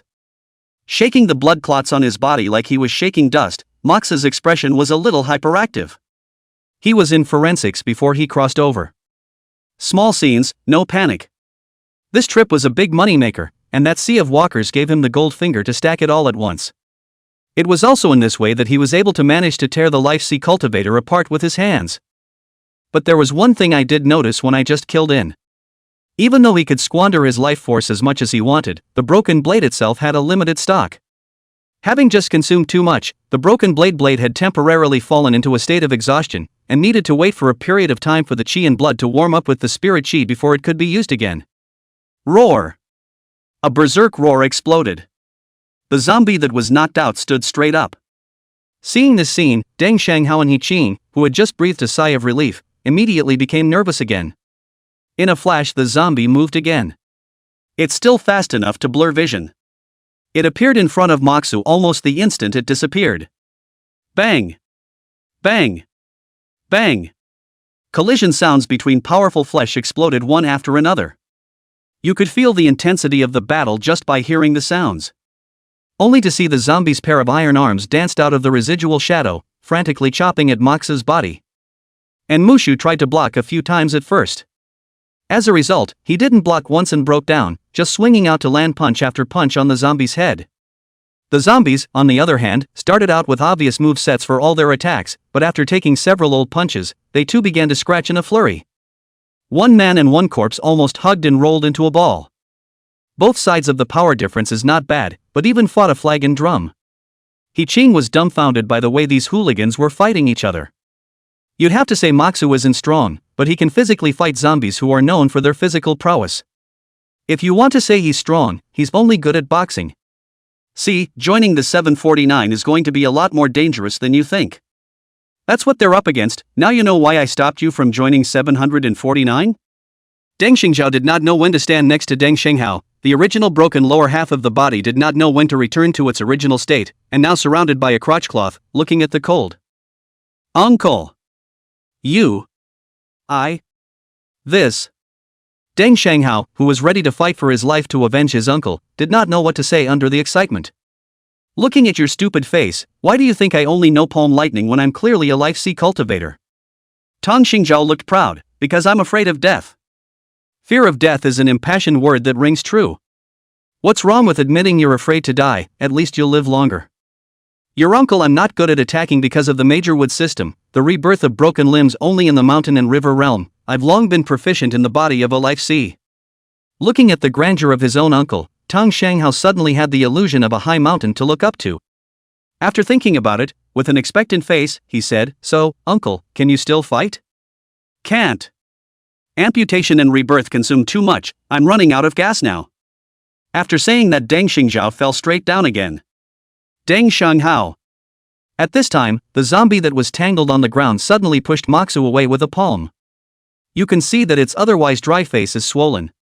As for Musu, other than the clothes on his body being a bit torn, he was not injured at all, and even clutched a fragment of greenish-gray cloth robe in his hand. If zombies could talk, they'd probably all start cursing. The fury churned madly, and the zombies rushed out once again. Everyone assumed that the zombie's target was Moxu. After all, from the moment it appeared, the impression it gave to the crowd was that it would only actively attack the most threatening people. However, this time, it unexpectedly abandoned Musu and He Qing, who was protected by Musu, and turned towards Deng Shanghao. Sounding out the east and striking the west, it actually knows how to use the art of war. Bang! A blast. Li Longsheng, who had been hibernating for a long time, struck, and the muzzle of the clay gun set up on the four-sided ancient well was smoking black. The head of the zombie that had just appeared in front of Deng Shanghao tilted, and his stiff body stumbled slightly. This shot is a precise headshot. A crater as thick as a thumb appeared on the zombie's head. The eyes that had long lost their vigor glared at Li Longsheng, in which even a touch of resentment could be seen. Li Longsheng trembled in fear. He secretly smeared some vermilion on the bullet and didn't think it would really work. Before the zombie launched its attack, Moxu had already quietly pounced from behind. It was reasonable to say that zombies were able to sense the chi of cultivators. However, it was not helped by Mushu's low cultivation level, so he directly pounced on it and knocked it to the ground. Just a moment of inattention let it escape. This time Musu's feet like old trees' coiled roots tightened the zombie waist. Trying to run? No way. Ignoring the steel claws that clawed at his body, heavy punch after heavy punch was thrown wildly at the indentation in the zombie's head where the claymore had made it. This completely unreasonable fight hammered the zombie with no temper at all. Under Moxu's attack like a piledriver, the ground was constantly shattered by this heavy force. The depression at the skull gradually widened. There was a click, a bone-cracking sound. The never-tiring iron fist continues to bombard. The zombie struggled weaker and weaker until it finally stopped moving altogether. Moxu stood up, and a black liquid dangled from his fist, stirring up channels of black smoke. It was a corpse poison that was concentrated to the limit, and an ordinary person would probably turn into a corpse on the spot just by sniffing a mouthful of it. This is too fierce. Tang Shanghao muttered, is he really a trainee investigator? The visual impact of the scene was too shocking as the zombie was actually killed by Musu with his fists.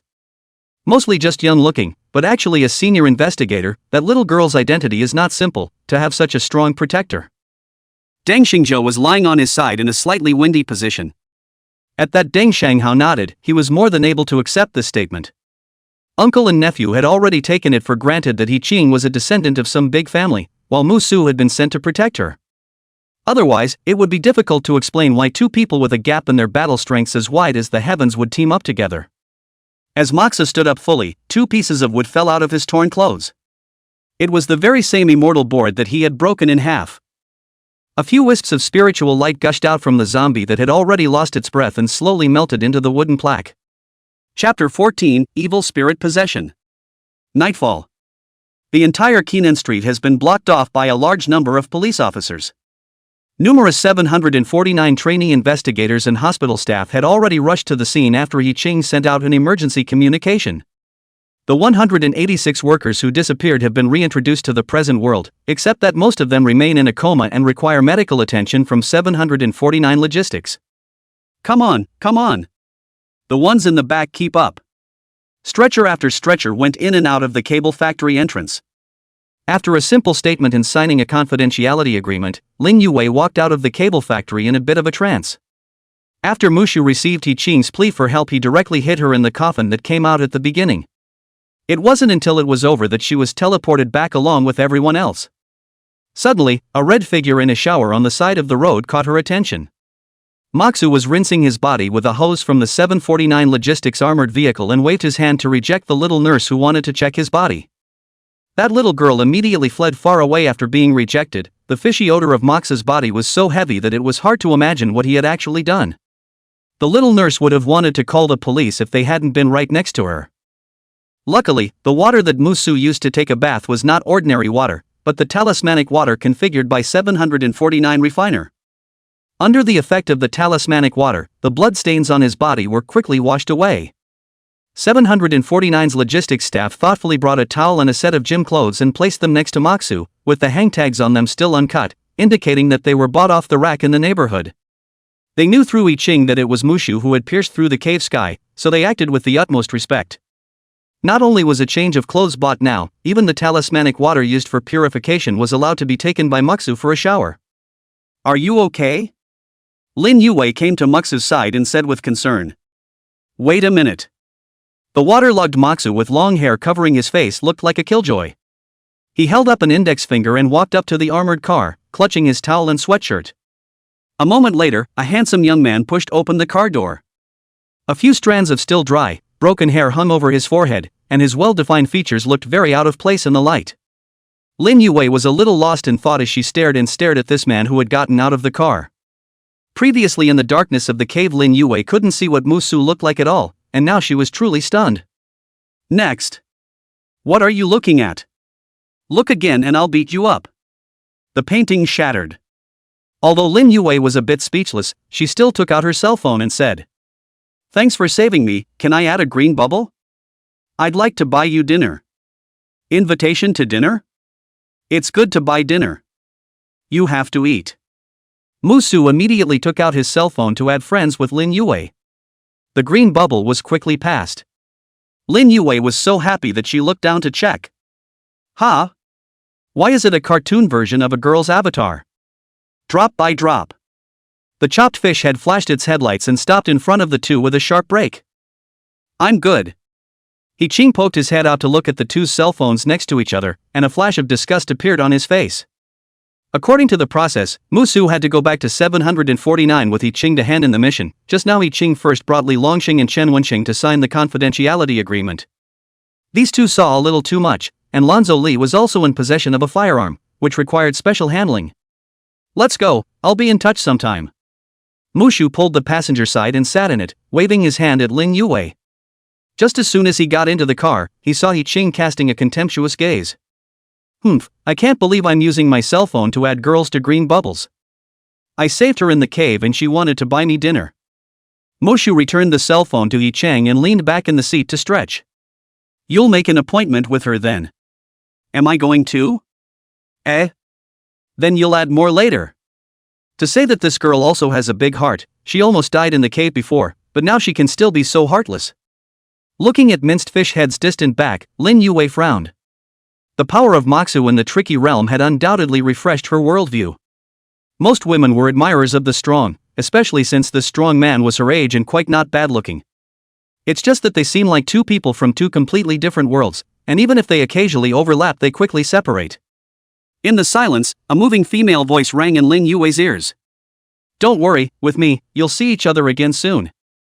It was empty all around. "I just wanted to, make friends with him."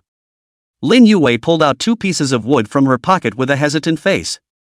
She wasn't sure if she had done the right thing bringing out the shenanigans from the cave. But after seeing the mysterious and splendid world, who would be willing to be ordinary? Yanajisang Branch Office, Inspection Section. A large group of inspectors gathered around a screen. Inside it was playing a recorded footage that had just been connected back. Some people couldn't hold back turning around and puking furiously after only a few moments. Yet no one laughed at his cowardice, for most of the people looked on with pale faces. Picture. The dense tidal wave of walkers came in like a wave. Due to the angle, only two large hands could be seen waving randomly. All of a sudden, broken bones and mangled bodies flew across the room. The scene advances very quickly, like a relentless meat grinder. The man who did it never uttered a word. However, from the easily written movements and precise cutting angles, it was clear that he was still at ease at this point. It's hard not to wonder if the people in this particular picture are psychologically healthy when they have to go up and touch someone after they've killed them. After I don't know how many walkers were crushed, the attack changed in the picture. All sorts of messy punches, kicks, and palm strikes went into action, harvesting the remnants of the walkers. A fist blade pierces the chest and a whiplash sweeps away the head. The worst was one of the taller walkers, who was slapped so hard that his head was dented into his chest cavity. By the time they traveled to the front of the everlasting courtyard, the piercing dark red color was already almost all over the screen. The whole scene was like a Shura purgatory. Watching this scene, all the onlooker inspectors were shocked beyond words. Someone swallowed hard and blanched. This is... which judge? The inspector in charge of accessing this synchronized recording device rushed to turn over the file. Look up the number on it carefully. When he matched the name, he froze in place, unable to believe his eyes. Seeing that he didn't say anything for half a day, the people next to him urged. I say, old Lee, why are you so abrasive in finding a name? That's right, tell me, which judge is it? With such brutal methods and such a calm hand, I'm afraid it's the new one who joined last year. I remember, Fan Wugui. He was promoted to judge after joining our 749 for only a year. Isn't that him? Stop guessing and let me see. The speaker snatched up the file and checked it against the device number. A moment later, he looked up with a puzzled expression on his face. Is there an error in the record book, you guys? The crowd followed the direction of his finger and the file book was printed. Intern Investigator, Makisu. Chapter 15 White Boy Living with the Chief? It was only when the sky turned fish belly white that Muxu and He Qing re-entered the Lu Xiang branch. The two traveled all the way to the office lobby. As it is still early in the day, there are not many people in the office, only a few sporadic night shift office workers yawning. Hello, submit mission. He Qing took the two men's documents and mission reports to the front of the office window. Unlike the questioning Mushu, He Qing, who had been unable to find anyone to team up with, had long been familiar with the 749 process. You guys finished the mission so quickly? The receptionist in the office window was surprisingly still Ling Xiongyin. She took the papers and looked at the two men in surprise. If I remember correctly, the quest Moxu took yesterday was a level 4 quest, right? I can't believe it was done in one night. And it doesn't look like anything happened at all. It's true that there are only wrong names and no wrong nicknames. Noticing Ling Xionyin's meaningful gaze, Moxu took 3 steps, and his entire body was directly affixed to the glass of the clerical window. If you look at me again, I'm going in. One moment. Just a moment. Squeezing her face until it was deformed startled Ling Xiongyin, and she hurriedly lowered her head to begin the process. After checking the logistical feedback, it was confirmed that the mission had been completed, only the reward was undecided. Ling Xiongyin had to first send the feedback from logistics along with the mission to the chief of service. This will normally be arranged personally by the head of service for specific rewards. A few moments later, Ling Xiongyin, who had received a reply, didn't dare to look at Muxu on the glass, but instead turned towards He Qingdao. The mission is confirmed complete, you may go back and rest, I will notify you when the reward is issued. Okay, thanks. He Qing nodded politely and reached out to take the stamped documents. Brother Moxu. Lin came to the two men holding a box. Looking at him this way, he should have arrived a long time ago, and had been waiting by the side until Mushu finished his business. Here's your badge along with your uniform, there are 3 sets of uniforms, you can request a replacement at the window if it's broken, it's all free. Handing the box to Moxu, Lin fished out another white box without any label from his pocket. This is your special phone, the personal quarters are on the -2 floors, you have to swipe your phone in the sensor area in the elevator to get there, your room number is 102. Speaking here, Lin Guodong suddenly pulled Muxu to one side as he looked around and whispered, I saved the director's phone number in my cell phone for you, as well as the director's room is very close to yours. After saying that, he even patted Moxu's shoulder with encouragement in his eyes, go for it. Moxu. It's a shame this old sister-in-law doesn't go pimping. Holding a bunch of things is really not very convenient, coupled with 2 days without sleep, Musu intends to go to the personal dormitory first to recuperate. He Qing also hadn't been to a personal dormitory yet, so he followed behind Musu. As the elevator opens on the -2nd floor, a huge space appeared in front of them. This place was not only not as cramped as imagined, but it was like coming to a paradise. Look into the distant sky. There are eagles piercing through the clouds, reflecting the earth and mountains. Surrounded by mountains, pavilions, bridges and pavilions, a corner of the place is like a gallery in the sky. Fresh air rushed into the elevator, and you could even smell the faint scent of flowers and plants. No. Is this thing called a dormitory? With a face that had never seen the world, Moxa stepped out of the elevator and looked around. He Qing was similarly wide-eyed and shocked. It's actually a cave. What a great deal. It was important to realize that although there were many caves out there, they were all basically broken. Cave heavens like this that could exist stably and without anomalies could usually only be bestowed by the direct inheritance of a great cultivator. And in order to maintain the normal operation of the cave heaven, a huge amount of heavenly materials and earthly treasures needed to be invested every 100 years. It's pretty awesome, isn't it? I was like this the first time I came here, and we have the best dormitory conditions in the province. Upon hearing the sound, the two who were engrossed in the beauty of the view realized that there was someone standing by the elevator. Chu Qing waved, "Hey, hello again." Moxu frowned, "Why you again?" He Qing was puzzled, "What are you doing here?" "Is it possible, I live here too?" Chu Qing sweated down and hurriedly got into the elevator. "Take your time to visit, you two, I'm off, bye." Unimpressed, the two meandered down the verdant stone-paved trail to the entrance of the dormitory area. It's called a dormitory, but it's really more like an ancient town. Among them are stores and stalls, street intersections, and even a bustling bazaar can be seen at the end of the intersection. Many investigators or trainee investigators wander the streets, and the occasional person schemes through the air. The two of them walked around and looked at each other and marveled a few times from time to time. "I'm here." As he passed an intersection, He Qing stopped in his tracks. In front of the two was a small, exquisite building. He Qing turned around and smiled, "Thank you for taking me on the quest." After saying that and not waiting for Moxa to reply, he ran away with a bounce. Looking at the petite back that gradually ran away, Musu smiled. Fishing his cell phone out of his pocket, he looked at it. His quarters were a bit further away, in a huge mansion in the center of town. When I came to the door, I saw a sign hanging on the side of the door. "Senior Investigator's Quarters." Stepping in, several gazes immediately looked at him. There was a group of investigators gathered in the courtyard. Most of them were over 30 years old, and there were several people in their 20s, but there was not a single one as young as Musu. Ignoring the gazes of these people, Musu walked to a separate villa with a yard, swiped open the yard door with his cell phone and walked in. Noticing this scene, the originally calm courtyard exploded. Am I reading this right? Isn't that the chief's room? Did the chief get a date? Really? Someone said indignantly, "No, on what grounds? I think he's just mediocre looking." Maybe it's a relative of the director? It's very likely. When he passed by just now I sensed that his cultivation level was only at the early stage of spiritual awareness. I'm afraid it's difficult to even talk to the director normally. There was a murmur, and some good people did a double take. Isn't it easy to find out what's going on? Just inform that douchebag Xingyu? Not good, right? Luo Xingyu life C5 wait, just his stupid brain, this if a person's life. I just notified Xingyu, he said he'll be right back. Musu, who had already walked into the villa, didn't even know that it was getting noisy outside. I have to say the soundproofing in this house is really good. Stepping into the foyer, you are greeted by a row of stockings.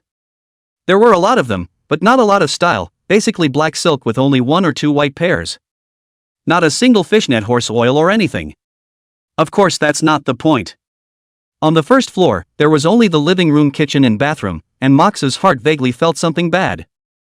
Walking up through the living room to the second floor, sure enough, there was a master bedroom and a second bedroom. A tantalizing scent could still be smelled faintly in the air. The 102 sign just hangs straight over the second bedroom door. Musu raised his hand and held his forehead. This old sister-in-law is worthy of being a logistics captain, her power is not small. What's the difference between living together and living in the same room?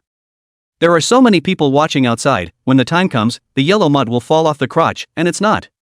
If the top is good, the bottom will follow. It seems that Lin Guodong has a big plan, and his heart can be put to death. That's when the door to the master bedroom was pushed open. Chapter 16, Buying and Buying, Spiritual Awareness Perfection. The slightly disheveled Lu Yuan walked out of 101 in a daze. The rounded jade legs not yet covered with stockings were straight and white. After seeing an extra person in the house, Lu Yuan was obviously slightly stunned. "It's none of my business, it's all Lin's doing." Moxu very simply rolled out Lin to block the shot.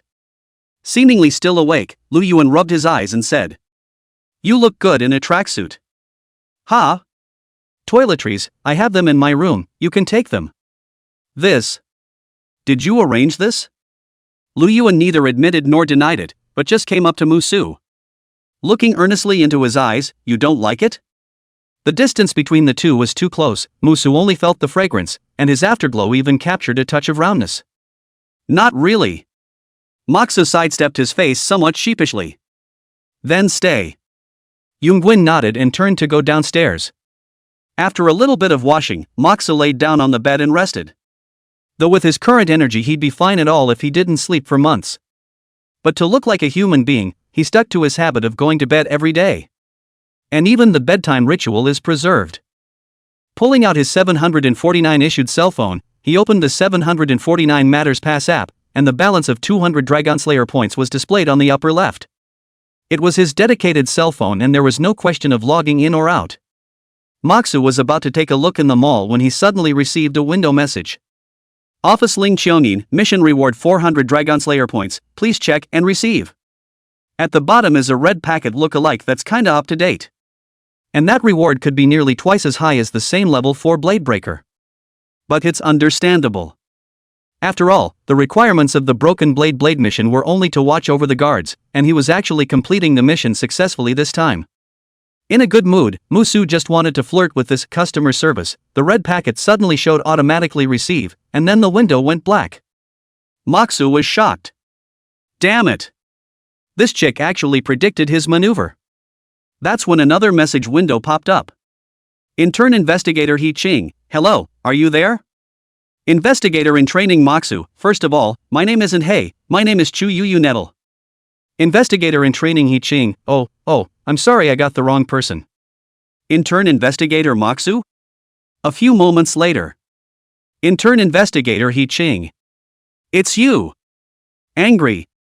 Intern Investigator Moxu, you can call me Moxu or Brother Su. Intern Investigator He Qing, okay Su D, no problem Su D. I just received the mission reward, I'll transfer it to you. Bonus. Intern Investigator Moxu, are you trying to adopt me? Alert. Intern Investigator He Qing, what are you thinking? Frantic, I was thinking that I didn't even help much on this mission, and the rewards should all go to you. Intern Investigator Moxu, you just want to adopt me. Shy. Investigator in training He Qing, don't forget it. Smiling. Moxu smiled as he looked at the blackened chat box mouth. He wasn't stingy enough to take advantage of even little girls. While it was true that he had done all of the work on this mission, the teammates had been chosen by himself.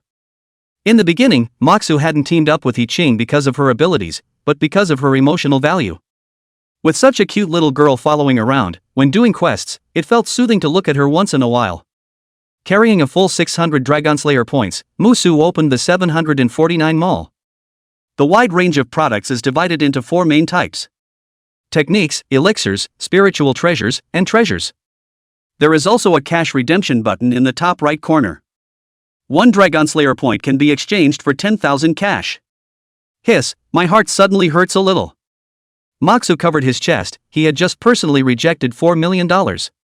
That's just it, a great man is born between heaven and earth, how can he be calculating? Shaking his head and breaking away from his teasing state, Moxu began to concentrate on finding out what he needed. During the fight with the zombie earlier, it seemed that his spiritual sense had also improved quite a bit, and he was almost on the verge of breaking through the second level. This zombie is also really, there is a stiff life without stiff raising things, the hand is not light or heavy. Moxu began to make frantic purchases in the mall. Concentration elixir, 120 Dragon Slayer points, cheap, come with 10. 100 years of blood Ganoderma, 30 dragon slaying points per Ganoderma, it's cheap too, let's have 10 Ganoderma. The complete book of common juggling techniques of the jungle, 80 Dragon Slayer points, come. A book. This book contains up to hundreds of small spells of all kinds. For example, the flint technique for lighting fire, the echo technique for sensing living things, the scrying technique for picking up objects in the air, and so on. Especially since the purchase also comes with a bonus article, 13 tigers across the board. It can be quite a bargain. The remaining 20 Dragon Slayer points Moxu exchanged all of them for cash, getting himself out of the situation where he was about to ask for food. At this point, all Dragon Slayer points were consumed. After the order is placed and confirmed by the back office, someone will deliver the stuff in a while. The Cultivator's basic manual said that there were no feats before the Fate Sea realm because everyone was on the same route and there was no need for additional feats, everything was instinctive after enlightenment. Taking advantage of this time, Moxa climbed up and sat in a coiled position to try to hammer forge the divine idea. The entire cultivation process of the spiritual awareness realm was to use divine sense to start from perceiving the aura of the heaven and earth, and step by step to condense and shape the divine sense, and gradually pass it through the meridians of the whole body. During this process, the aura would naturally fill in the meridians that had been opened up, while further enhancing the divine sense. With a strong enough divine idea can absorb more heaven and earth spiritual chi will body Dantian Chi see completely full. Half an hour passed. Moxu opened his eyes and wondered if it was an illusion. He could feel his divine thoughts very smoothly thickening. Flipping out my phone to read the message, the mole notified me that the item was on the doorstep. Go downstairs to the door and carry a large bag upstairs. Mushu took out the porcelain bottle from inside and poured out a round and black Dan pill and looked at it. This was the divine concentration pill, capable of accelerating the speed at which cultivators could condense their divine thoughts. Then there was the blood Ganoderma, roughly the size of a thumb. This thing belonged to the more common type of heavenly materials and geomancers, which could save the cultivator the step of absorbing the aura himself to directly obtain a large amount of heaven and earth aura. After thinking about it, 3 of each to test the waters. The 3 blood Ganoderma mixed with these 3 chi-gathering pills were directly thrown into his mouth. Without the need to chew, the 2 kinds of spiritual substances turned directly into liquid state in the mouth, which could be said to be instantly melted in the mouth. If someone was next to them, they would probably be scared to death, because a spiritual realization realm person would burst themselves by eating like that. Even if he survives, he'll become an invalid with all his meridians broken. Boom! There seemed to be wild thunder exploding in the Dantian, and the aura vortex roared and roared like a storm. Musu hurriedly sat down on his knees, frantically condensing his divine sense and continuously putting the enhanced divine sense into the Dantian Chi Si. The so-called essence and divine mind are, in the final analysis, adjuncts evolved from the life force. Unlike other people who were stingy in recovering before consuming, Musu's life force was said to be inexhaustible. Under the impetus of the divine thoughts, the raging aura was guided to run amok in the meridians. The average person at this time has been bleeding from all 7 orifices and his flesh is broken, but here is the meridian of Musu. Those unruly aura is like hitting the wall of size, it can only honestly travel all the way through, and keep activating the big veins and meridians in his body. This type of cultivation could simply be described as brutal and overbearing. In the blink of an eye, 2 hours passed. The time came to 8:46 in the morning, by which time the aura vortex had already been absorbed. Moxu opened his eyes and exhaled a long breath of turbid air. The aura on his body steadily came to the 5th level of the spiritual awareness realm. Without any pause, the remaining blood chi and chi-gathering pills were all thrown into his mouth. Rumble! The blast from the Dantian was so clear that it even echoed through the room. It is no less powerful than detonating TNT directly inside the body. Musu's face was as normal, completely immersed in the crazy increase of his cultivation. The sunlight that shone into the room poured over him, going from weakness to strength, from strength to strength. The sun and moon alternate in the sky. Musu, who was sitting cross-legged on the bed, finally opened his eyes, which were overflowing with swords and daggers. He had used the broken blade into his spiritual awareness, and his divine thoughts naturally carried the sharpness to cut down everything. The spiritual consciousness realm 9th perfection has been achieved. Moxu could feel that his physical strength and so on had been drastically improved, and this was just an added benefit. If he were to face that zombie again right now, 3 punches would coax it into a peaceful sleep. Without continuing to cultivate, Musu flipped out the complete book of common Jianghu arts and the 13 Taba horizontal training. Chapter 17 Raw Water Sword. The life sea realm that regular people longed for, Musu was in no hurry to break through. Because breaking through the life sea realm was really simple for him.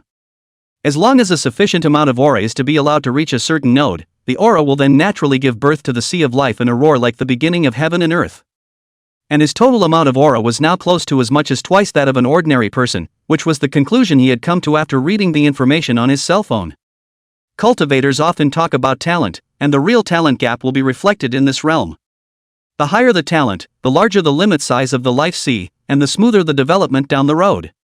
Therefore, until the aura rises beyond ascension, Musu would not choose to break through. Glancing sideways at the wall clock, it was now 9:20 p.m. That meant that from spiritual awareness 5th to spiritual awareness perfection took a total of about 13 hours to spend. There was such a big difference between the before and after, Moxu couldn't help but feel some emotion. The path of a cultivator is really against the heavens, and the further back you go, the harder it gets. He'd probably spit blood if anyone else heard that. Generally speaking, if a cultivator's qualifications were still good, if they wanted to go from spiritual consciousness first to spiritual consciousness perfection, they would need at least 10 years of hard cultivation. And not only did he do it in one day, he exceeded it by nearly double. It was outrageous that they were now lamenting the difficulty of cultivation. After thinking about it, Moxu first flipped through the 13 Taba horizontal training. The first page of the book opens with a very prominent warning written in red letters.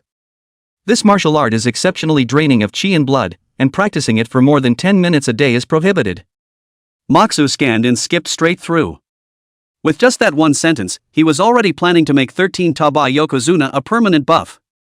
Not to mention the fact that his qi and blood was already sufficient. Even if it was consumed, there was a massive amount of life force to fill it up immediately.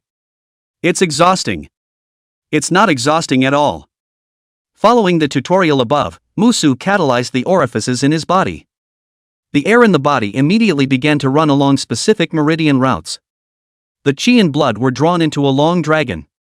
The meridians and flesh where it passed by immediately sent out a burst of tingling sensation. That's a bit outrageous. Noticing the changes in his body, Musu immediately stared with wide eyes, somewhat incredulous. His original physical defense was naturally formed by the sea of life force, like a handsome young man who had not had sex, and at this time, after being ruffled, he was suddenly male beyond recognition. The defense was almost doubled, and it was still in the process of being pulled up at a slightly imperceptible rate. What if I get appendicitis later on? But monks don't seem to get appendicitis, so that's fine. The next morning, Moxu yawned and sat up from the bed. Glancing up at the clock, it was past 10 o'clock. He had spent a great deal of his mind last night practicing the complete book of common Jianghu arts and techniques until midnight. With his energy, he felt a little tired after studying most of the book. Simply washing up, Moxu changed into the uniform distributed by 749. Simple and cold hard ink black color, the whole is somewhat similar to a suit, but styled with Chinese-style elements for a competent and solemn look. There is also a triangular indentation reserved on the left side of the chest for an ID badge. As the saying goes, a man is only as good as his clothes. The already tall and straight Mushu naturally gained an extra aura of unruffled authority after putting on this uniform. Truly the stranger is like a jade, and the old man is unrivaled in the world. Moxu wiggles her ass and poses in front of the floor mirror. The difference between cultivating immortality and not cultivating immortality was still quite big. His already colorful features became even more refined, even his temperament had an extra touch of dust. Suddenly, a furious voice that was suppressed to the extreme pierced through the extremely soundproof villa and interrupted Musu's stinking beauty. "Get thee outta here!" It sounded like the voice was in the yard. Mushu frowned slightly. There shouldn't be anyone stupid enough to find trouble with the local boss in this land. So it's for me? Go downstairs and push the door open and walk out of the villa. The gate to the yard had been violently broken open, shattering the wooden panels. A good-looking young man stood in the courtyard, wearing an official investigator's uniform. Seeing Musu walk out, the youth's face instantly became difficult to see. "I can't believe she actually did that. You deserve to die." Luo Xingyu originally thought that it was just a blackmail. How could Lu Yuan be so high and proud of herself to raise any little white boy? He had groveled back and forth several times just to be seen more unsuccessfully, and had even felt murderous intent. And now, the goddess that he, the first son of the Locke family, had been pursuing so hard for so long was actually letting an unheard of trainee investigator live in the house. No matter what, this was a complete and utter humiliation for him, Luo Xingyu. It was just that for Mushu, his divine power was great and his hands were itching. This youth who jumped out of nowhere was like a rabbit in spring during hunting season, purely tired of living. Seeing that Musu was unmoved, Luo Xingyu laughed back in anger and drew out a water-colored sparkling longsword in mid-air. He was going to tear this little white boy in front of him alive, and then he was going to ask for a statement from Lu Yuan. Haramizu's sword. With a gasp, the senior investigators gathered outside immediately recognized the long-established weapon. The Locke family actually really passed this sword down to this douchebag Locke Qingyu. Legend has it that the Luoshui divine sword can even kill the god of incense and fire, and the original water sword as its imitation also possesses a very astonishing power. This is the end of the line. With this sword all pulled out, that little white boy is afraid that he'll be hacked to death by Locke Qingyu on the spot. What should we do? Should we go up and talk him down? How do you want to persuade him? Tell him directly that his Locke family doesn't count for in front of 749 and tell him to be honest? Do you believe he'll even chop you up? Is it too late for me to quit? What do you say? Luo Xingyu's long sword pointed diagonally, his eyes growing more and more cruel. He didn't think that he couldn't beat Mushu with his bare hands, but he wanted to use this opportunity to announce to everyone that he, Luo Xingyu, had inherited the original water sword. In his perception, even if he, who possessed the original water sword, cut Mushu into 1,000 pieces, he shouldn't be 749 too harshly criticized. After all, he was representing a family. 749 couldn't just flip out with his Locke family over a trainee investigator who was only at the 9th level of spiritual awareness, could he? Musu at the entrance of the villa didn't pay any attention to the furious Luo Xingyu. He raised his hand and ingested a fragment of a door panel with the scrying technique he had just learned last night and looked at it. This is red acid branch, high-grade mahogany, for this kind of antique wood Moxu is still very fond of. Although this is Lu Yuan's home, but he has now lived in, that is about the same as also his home. Now the home is torn down. Don't worry, I won't kill you for a while. Seeing that Musu didn't move as if he was stunned, Luo Xingyu snorted as he suddenly changed his mind. Simply killing people to vent his anger no longer satisfies him. He wanted to cut off the limbs of this little white boy and make him into a human swine before dragging him to Lu Yuan. He was going to show her that this scum didn't deserve her. This way perhaps Lu Yuan would be able to understand that only he, the first son of the Luo family, was truly a good match. Steaming with aura, Luo Xingyu instantly appeared in front of Musu. The 5th level of Life Sea Cultivation was on display. The water-colored longsword slashed diagonally, chopping down towards Moxu's arm. Alas, this little white boy is finished, and so is old Zhang. Some of the senior investigators on the sidelines couldn't even bear to look at it anymore. However, the imagined screams and blood did not appear. After slicing through the uniform on Moxu's body, the original water sword looked like it had chopped on an iron wall, unable to inch in any further. Mushu casually threw down the pieces of the door panel and looked at Luo Xingyu with an indifferent expression. Your toys, ruining my clothes. Chapter 18 What it means to crush. How is that possible? Luo Xingyu froze on the spot. The senior investigators on the sidelines dropped their jaws even more. No way. That's a raw water sword. Am I blind? That little white boy didn't do anything at all. It's too much, even an alloy iron pile can't carry this, right? It's estimated that this little white boy has a life-preserving prop on him given by the director, and it's not of a low grade. Otherwise it wouldn't be able to block the original water sword at all. It's a pity, after taking this hit, it should be ruined as well. Having just lived in his home and had his door torn down, Moxu was furious. Now that the new clothes are scratched too, it's even angrier. I don't know what you guys are gabbing about, but trespassing on someone else's residence for no reason. A sardonic smile appeared on Moxu's face. By regulation, I can pretty much do whatever I want with you. Hearing this, Luo Xingyu trembled for no reason. He tried to pull away as soon as he put away his long sword. Dozens of broken blades erupted from the surface of Musu's body, arcing out to seal Luo Xingyu's entire path of retreat. After a full day of recuperation and the enchantment of the air, the broken battle blade, its sharpness sizzled. Feeling the terrifying energy contained in the blade's awnings, Luo Xingyu could only rush towards Musu. So what if you've hidden your cultivation? Since you're looking for death, then I'll fulfill you. The nearly transparent original water sword erupted with dazzling waves of light as it slashed down. Luo Xingyu no longer had any reservations and fully activated the terrifying might of the original water sword itself. He firmly believed that no life-preserving props could work under this sword. If we use the game's terminology, then the main characteristic of the Haramizu sword is true damage. Die. It was as if Luo Xingyu had already seen Moxu in pieces. But alas, a large, knuckled hand steadily clutched the blade of the sword and extinguished the throbbing in Luo Xingyu's heart.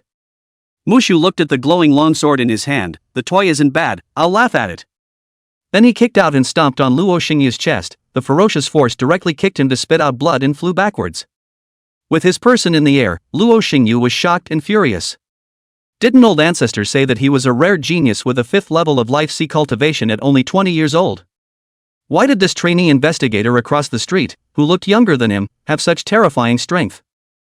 As soon as he landed on the ground and couldn't care less about his injuries, Luo Xingyu immediately climbed up and said, "Give it back to me. A little injury is nothing, woman, nothing really, but the family sword is not to be lost." The blade quivered almost out of his hand. "Give it back?" Musu grabbed the original water sword in his hand and attached the broken front. Divine thought is snapping a few slaps, and the sword immediately stopped trembling. "Stop." Seeing his carefully cared for family heirloom sword being treated like this, Luo Xingyu's eyes were wide with anger. "Does your excellency want to go on and on with my Luo family?" Even the primordial water sword was unable to cause damage to Musu, so even if he was arrogant, he could only recognize reality. He was no match for Moxu. At this moment, he could only raise the family behind him, hoping that the prestige of the Locke family would make the other party scornful. "Immortality?" Moxu raised an eyebrow. "You're thinking you can still live? You." Realizing what was going on, Luo Xingyu's pupils shrank, and he even directly turned around and tried to escape. Compared to his own life, the family heirloom sword didn't seem so important. Unfortunately, in the next instant, the lingering blade astral was like a hurricane passing through. Amidst the exclamations of shock from a group of senior investigators, they watched the panic-filled Locke Xingyu shatter to pieces. The whole process from the strike to the fall lasted less than a minute, and it wasn't even a fight. Hard to say, it's crushing. The spiritual consciousness realm perfection crushed the late stage of the Sea of Life. This little white boy is so terrifyingly powerful in battle. Can you beat him?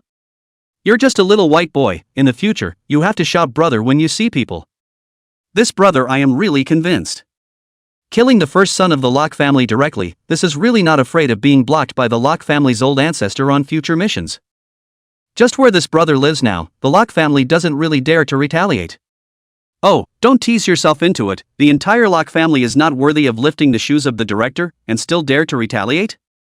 But the original water sword Locke family will definitely want it back. After all, it's someone's heirloom.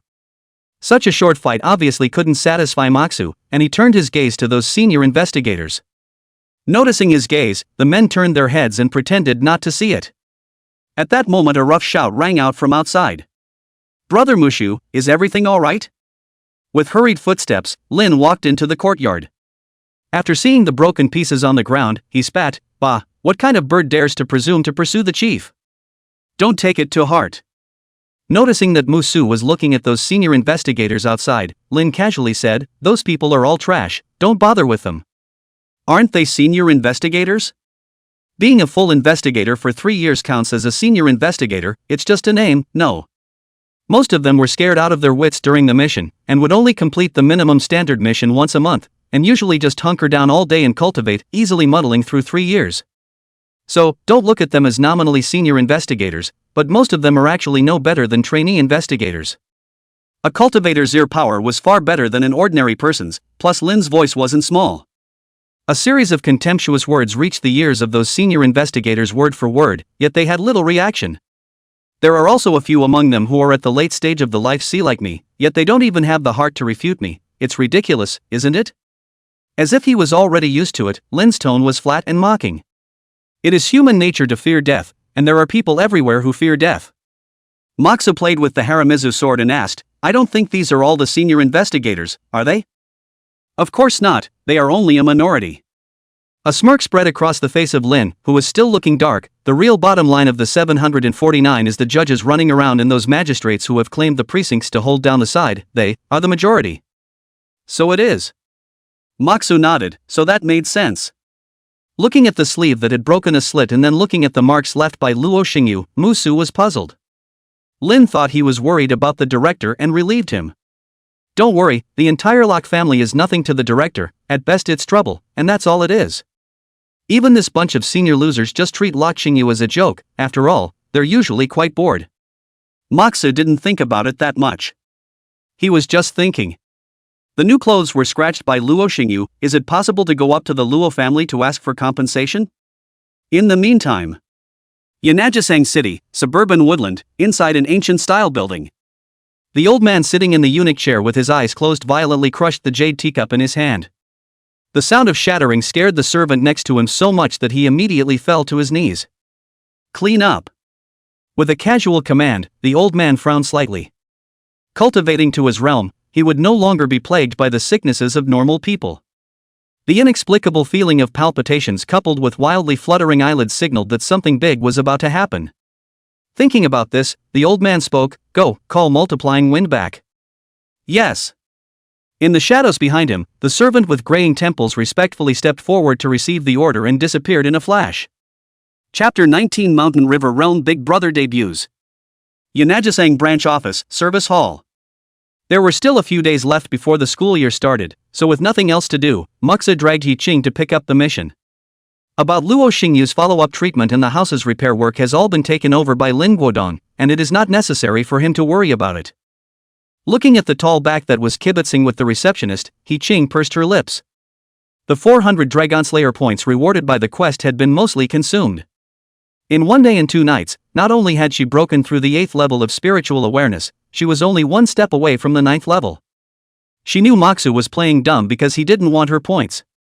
That could be said to be nice of Makoto, but she couldn't take it for granted. One can only strive to improve oneself and play a greater role in the missions that follow. What for?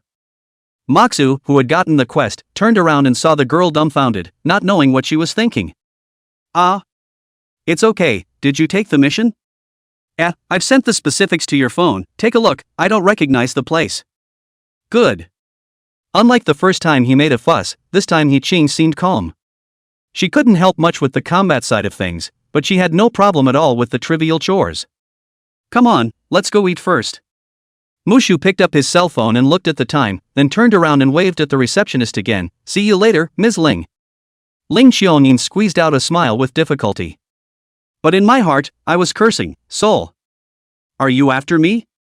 The cafeteria is next to the business hall. The two of them found an unoccupied seat and immediately a waiter brought the menu. Most of the ones on it were ordinary ingredients, and only a small portion were spiritual dishes that required the payment of Dragon Slayer points. Speaking of which, Moxu hadn't eaten in almost 2 days. With all the fighting and cultivation, it was surprising that there wasn't even a hint of hunger. Could it be that the previous blood Ganoderma also had the effect of replenishing energy? Thinking that he was about to order, the petite figure suddenly squeezed in beside him, and his whole body almost burrowed into his arms. What are you doing? He Qing quietly raised his head and glanced in one direction in the cafeteria before hastily lowering his head. Moxu followed her gaze. The line of sight directly met with a cold-faced middle-aged man. The middle-aged man obviously noticed the prying eyes. A strong pressure came, and in the next moment, Musu felt a slight sinking on his body. It's probably what it feels like to suddenly be carrying a few 100 pounds on your back. This weight is nothing to Moxu now. The middle-aged man's eyes showed a hint of doubt. He had wanted to teach this insolent brat who had repeatedly spied on him a lesson, but he hadn't expected that the realm suppression hadn't worked. Moxu smiled faintly at him and moved away. That's your dad? Not. That's your brother? Neither. Moxu was shocked. Could it be a fiancé? You. Ouch. With such an outrageous question, He Qing was so angry that he directly grabbed Mux's hand and took a bite. However, nothing happened to Mushu, but on the contrary, she gave herself a toothache straight twitching. If you're not, why are you kissing me? Without moving, Musu rubbed the saliva on the back of his hand onto He Qing's clothes again. Who kissed you? He Qing had a small face that turned red, but she was always half lying on Musu's lap. The middle-aged man looked over again when he heard the commotion. Mushu extremely naturally picked up the menu and blocked the other party's line of sight. Let me guess. You come from one of the great families, perhaps even a first daughter, and now that your years are up, the family is ready to let you go to the Union, and you choose to run away for your freedom? He Qing's eyes widened. You. It's actually quite a good guess. Moxu crooked his mouth. The other day you approached me for a team and said that this place was much better than the mountains, so that means you've been in the mountains somewhere for at least a considerable amount of time before. And the fact that you know so much about the transcendent realm means you're not your average investigator in training. The most important thing is that 400 dragon slaying points say don't want it, proper unappetizing Missy style. Now that another mysterious powerhouse who can stay comfortably in Bureau 749 for dinner is looking for you, isn't the result obvious? He Qing froze, and after a moment his expression was a bit lost as he weakly said. I'll leave on my own, I won't cause you any trouble, and I'll return the 400 Dragon Slayer points when I get back. Said she as she prepared to climb up. At that moment, a large hand pressed down on her shoulder. I think you'd better stay and work off your debt. Meeting He Qing's puzzled eyes, Muxu laughed. If you leave I'll have to find teammates again, troublesome, and with such a classic plot, how unfortunate is it not to go through the flow? After saying that, Musu directly stood up and pulled He Qing up with his hand. The middle-aged man who had been paying attention to the side since a moment ago had his gaze condensed, and immediately stood up and walked in large strides. You. He Qing was too frightened to speak. For a moment, he didn't think to understand what exactly Muxu meant. At this time, the middle-aged man also came in front of the two. Missy, half a month, I believe you fooled around enough, come back with me. The middle-aged man didn't display any cultivation, like an old servant who had been persuaded by painstaking efforts. But just the aura of that casual stand alone was not something an ordinary cultivator could have. Uncle Kung. Before He Qing could finish her sentence, Muxu pulled her behind him. Times have changed a long time ago, isn't it too outdated to do something like a marriage? Regarding Mushu's words, He Gong owed it to himself to even take a ride. Continuing to He Qing, he said, I hope that the eldest young miss will not make things difficult for the old slave.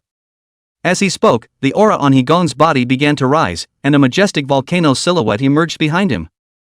Such a strong aura fluctuation immediately drew the attention of those around them. Does anyone know what realm that big guy is in? I've only ever felt a similar aura on the head of affairs, the Mountain River realm. Hold me up, I feel like I'm going to fall to my knees. What are the identities of those two trainee investigators? How could they be targeted by a big shot from the Mountain River realm? Never mind the identity, that Mountain River realm big shot is obviously not one of us, quickly notify the head of affairs. In the event of a fight, should we go? Are you stupid? What's the difference between going up in your mortal realm and giving away food? That's no way to watch a co-worker get bullied by outsiders, is it? The gathered 749 members were talking, but He Gong was unmoved. Uncle Gong. He Qing let go of Musu's coat. I'll go back with you. At this time, the aura on Musu's body also continued to climb, reaching spiritual consciousness perfection. In the case where there was a difference of two great realms in cultivation between the two sides, the aura on Muxu's body was actually vaguely unbeatable. Such a bizarre situation finally caused He Gong to cast a glance toward Muxu. She's not going anywhere until I agree. Muxu stepped forward against his cultivation suppression. After stacking the golden fingers for so many years, if you can't even protect a teammate, it would be a joke? The divine thoughts cut through He Gong's volcano shadow like a blade, and the aura accompanied by the pressure spread wildly in all directions. My God, spiritual consciousness perfection stiffens the Mountain River Big Brother. Who is this dude? Awesome. Just based on this aura, this dude is at least a Heavenly Pride level character. It's no use just having momentum, this isn't even an adult hitting a child, this is an adult hitting a placenta. A flash of appreciation surfaced in the bottom of He Gong's eyes. With a bone age of 18 and a perfect spiritual awareness, he was already considered a genius. And this overbearing divine thought that could cut through nothing could be ranked even among the small group of monsters in the He family. How about joining my He family and giving you a core child?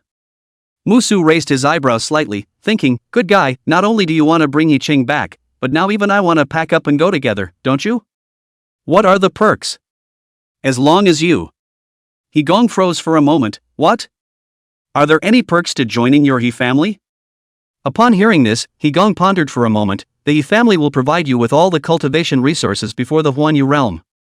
Sounds good, I'm in. Great, so? He Qing and I won't be going back, so remember to send me the stuff. Mushu waved his hand and wanted to take He Qing away. You. He Gong's face became very gloomy all of a sudden. Kid, are you not amusing the old man? As soon as the words fell, a rather solid volcano purgatory shadow centered on He Gong and enveloped Musu. After entering this area, the realm suppression became even more appalling. An ordinary spiritual consciousness perfection would probably have been crushed to the ground, unable to move even their fingers. Chapter 20 Mountain River Realm Big Brother hits GG. Cafeteria tables and other artifacts melted into iron upon contact with the magma void. Stop! He Qing's face was anxious as he tried to go forward, but he was isolated. Ghosts have weird domains, and cultivators who have cultivated to the mountain and river realm will also give birth to their own domains from their divine consciousness according to their own characteristics. A mere spiritual consciousness perfection dared to tease a mountain river realm senior. He Qing was prepared to give Muxu a profound lesson and teach him a lesson as well. A heavenly pride that hasn't grown up is nothing. However, when he looked at Mushu in the domain, he froze in place. Only to see that Muxu was looking left and touching right with a look of interest. Old man, that's a pretty cool move. Outrageous. He Qing was furious, but his heart was shaken. When was it that even spiritual consciousness perfection could ignore domain suppression? This was no longer a genius to describe, it was simply a monster.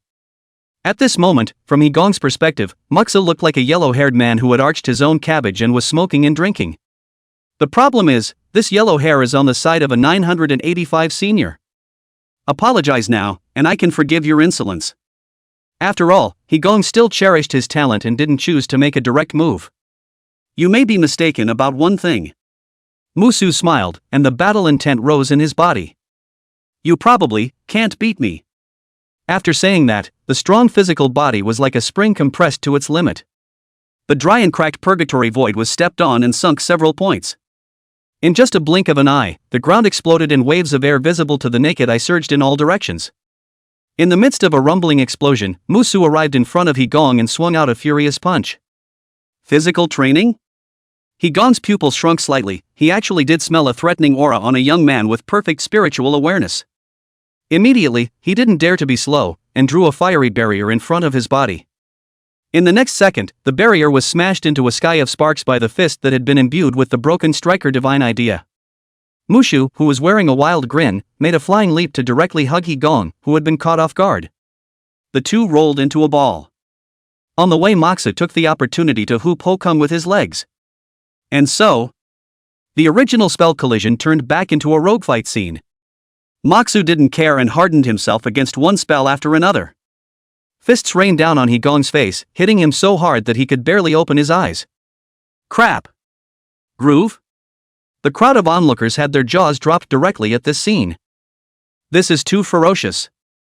Is he really just spiritual consciousness perfection? Is his flesh made of divine iron? How come those life-see cultivators' techniques that hurt when they graze and kill when they touch hit him like scratching an itch? Being forcefully plastered, the mountain river realm big brother can only be passively beaten. This is too unreasonable. Our internship is still struggling in the first and second level tasks, others internship directly dry mountain river realm, who the hell to find reason to go? He Qing's volcanic purgatory directly disappeared after being violently beaten by Moxu for a few minutes. Under Mushu's pile driver-like attack, all of his divine thoughts that carried the might of the volcano were used to protect himself. At this point he had lost the composure he had started with and literally turned pale. Seeing that the divine idea was rapidly depleting, He Qing hurriedly shouted, "Stop!" "Stop what?" Mushu stopped and didn't stop. Who knows if this old deng will stand up in a while and turn his face again. "Stop fighting." "I'll fight. I admit defeat." "That's your business." Question mark. Eventually Moxa stopped because He Qing was about to be killed by him. People were only here to find their own lady to go home. Not only did they not do anything to him, they also showed appreciation several times. He had no reason to leave them alive. Of course it was mainly He Qing who came over and tugged on his coat. Where else would Moxu, who had already gotten high from the fight, stop? He Qing lay on his back on the ground, his nose bruised and swollen, his face lifeless. The corners of those eyes with crow's feet were actually dropping a clear tear at the moment. Air. Seeing this scene, the ragged Moxu scratched his head. It's weirdly embarrassing to give someone old Den all the tears. After thinking about it, he squatted down and pointed to the clothes on his body and said to He Qing, "Look, my clothes are damaged by you, even if you cry you have to pay me back oh." Hearing this, the surrounding onlookers even covered their eyes, unable to bear to look any further. The man is simply too much of a dog. Noticing the gazes of the people around him, Musu raised his eyes and swept them. Onlookers averted their eyes. Kidding aside, if the mountain and river realm bigwigs were all beaten and cried, wouldn't they be beaten into heroic pieces? He Qing came and knelt down beside He Qing. Raising his hand, he healed his injuries. "Girl, you." Alas. He Qing sighed, What could he say when he had been beaten down? Looking at He Qing, who was seriously healing his wounds, He Gong suddenly felt a sense of relief. After all, it's the child you've watched grow up. Not true. He Gong felt that the injuries on his body were not getting better at all, and only the bruises on his face were fading away. Don't look at him as a young man, but he's actually 80 years old.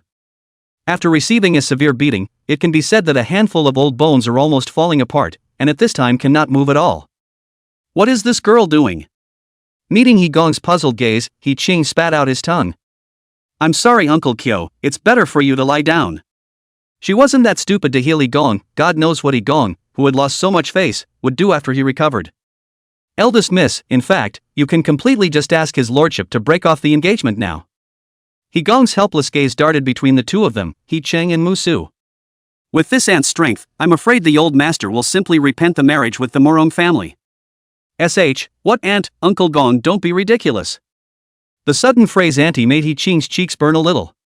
She had only known Mushu for less than 3 days, not even a friend, at best a teammate. Didn't Oniai-chan run out from her house to look for this little brother? He Qing shook his head. You're not dogs? No. This time the two shook their heads in unison. Moxu explained seriously, technically speaking, we've only known each other for less than a week. At those words, He Gong's face was stunned. So what's he gonna do with this? A little bit of bravery? Come on, let's go eat out. Seeing that He Gong was silent for a long time, He Qing pulled Moxu up and ran. Uncle Kong, go back yourself, I'm not going back. Remember to pay for my clothes before you leave.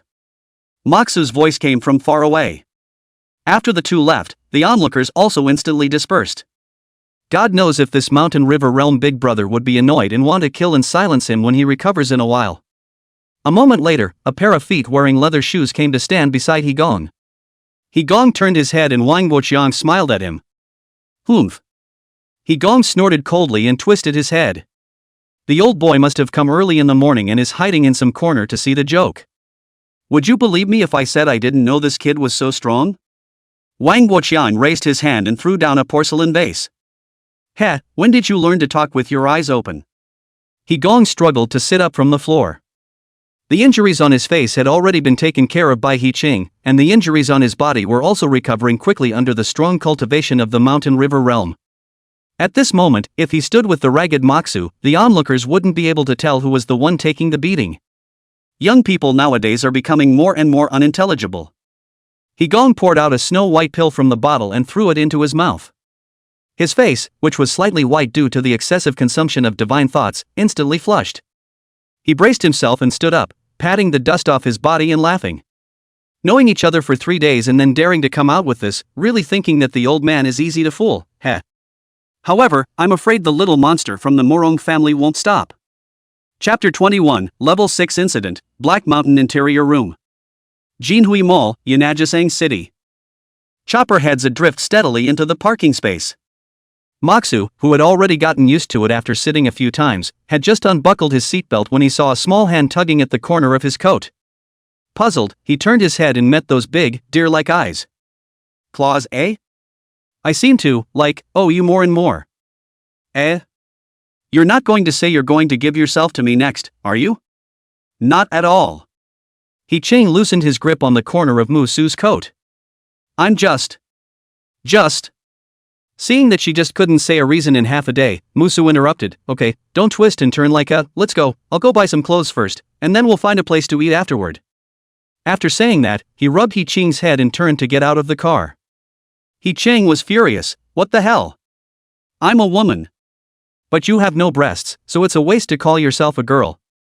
Moxu's voice came from far away. You.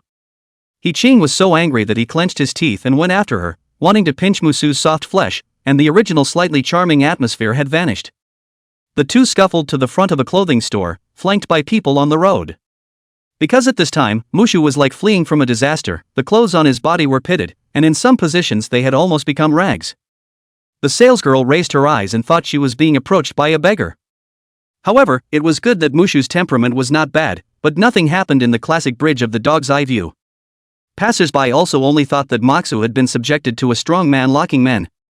After buying the clothes, the two found their way back to the family restaurant and pulled out their cell phones to discuss the mission while they ate. Level 6 event, break through the Black Mountain's inner view room and annihilate its inner cave. August 9th, Eastern Suburbs Film City. Patrol investigators found a Category 3 spooky area evaluated at Level 2 in the abandoned Black Mountain inside house in the South Sector. Upon investigation, a fragment of a world once labeled as a base for evil practitioners is hidden within this bizarre territory. Mission reward, 500 Dragon Slayer points. This mission is extremely dangerous, and it is recommended that investigators with a battle strength of at least the 7th level of the Life Sea realm go in teams. Maksu took a bite of his meal and asked, "What are the 3 types of shenanigans?" Category 3 shenanigans, known as wormhole shenanigans. He Qing flipped through his cell phone to pull up the information while copying. Cultivators need to assimilate their aura with the aura of the Tricky Realm according to the development of the content in the Tricky Realm, otherwise the Tricky Realm will be like a bubble that dissipates at the touch of a button. In addition to this troublesome characteristic, there is another very interesting feature of the Wormhole Trickster Realm, which is where the name Wormhole Trickster Realm comes from. That is that the root of this weird realm is so erratic that it is almost impossible to find where it is without a token. Based on all of the above, wormhole trickery is often refined by evil cultivators into cave entrances. The unattended wormhole shenanigans, on the other hand, are like unstable bombs that could show up downtown at any time, so 749 has a very clear stance on these types of shenanigans. Speaking here, He Qing purposely paused for a moment, her delicate little face struggling to put on a look full of murderous anger before she said, "See one and destroy them all. So how do I assimilate my scent with the wormhole shenanigans? It's easy, just roleplay. Prosecutor's Office of Montenegro, 1st floor." The blood-stained knife was placed in the tray with a crunch. The youth took off his gloves and murmured, "What's going on lately? How many has this been?" After a short silence, what sounded like the hoarse voice of a man about to die of thirst rang out. "It hurts." Follow the direction of the source of the voice, the disemboweled corpse, talking. As if unaware, the youth came and sat down in front of the old-fashioned big-headed monitor. Knuckled hands tumbled and bounced across the keyboard like rain. Soon, an autopsy report spilling hundreds of words appeared on the screen. Cause of death, shock, cardiac arrest. The youth propped his chin on his left hand and tapped the tabletop with his right index finger, carefully recalling something. Sasha. An odd mopping sound rang out. The body, which had long since lost its vital signs, slowly climbed up the youth's back. The whitish pupils of his eyes emerged with an eerie sheen, and the dried-up head murmured in his ear. "Can you see me?" The youth sipped the coffee on the table and was silent. The soaked white hand slowly covered the youth's neck, and the hoarse voice became steeply mournful. "Come down and stay with me." The camera drew quickly closer along the slide, sticking straight in front of the youth.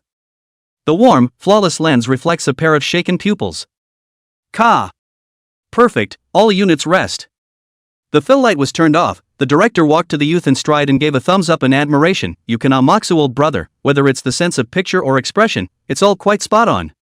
Overpraise. Musu smiled and waved his hand. While the two were exchanging pleasantries, the actor playing the corpse had already taken off his hood with the help of the crew. It was a middle-aged man in his mid-40s. He hurried to the director's side with a look of anticipation in his eyes.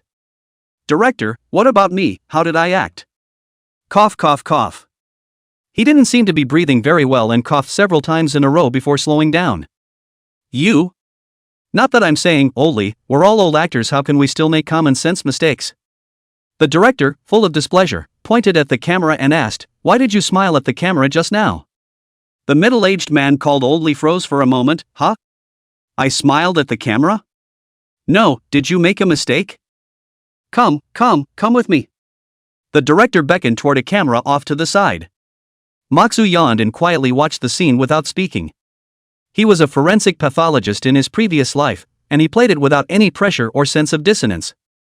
"It's just a bit of an occupational hazard that I just came close to actually going down and knifing old Lee.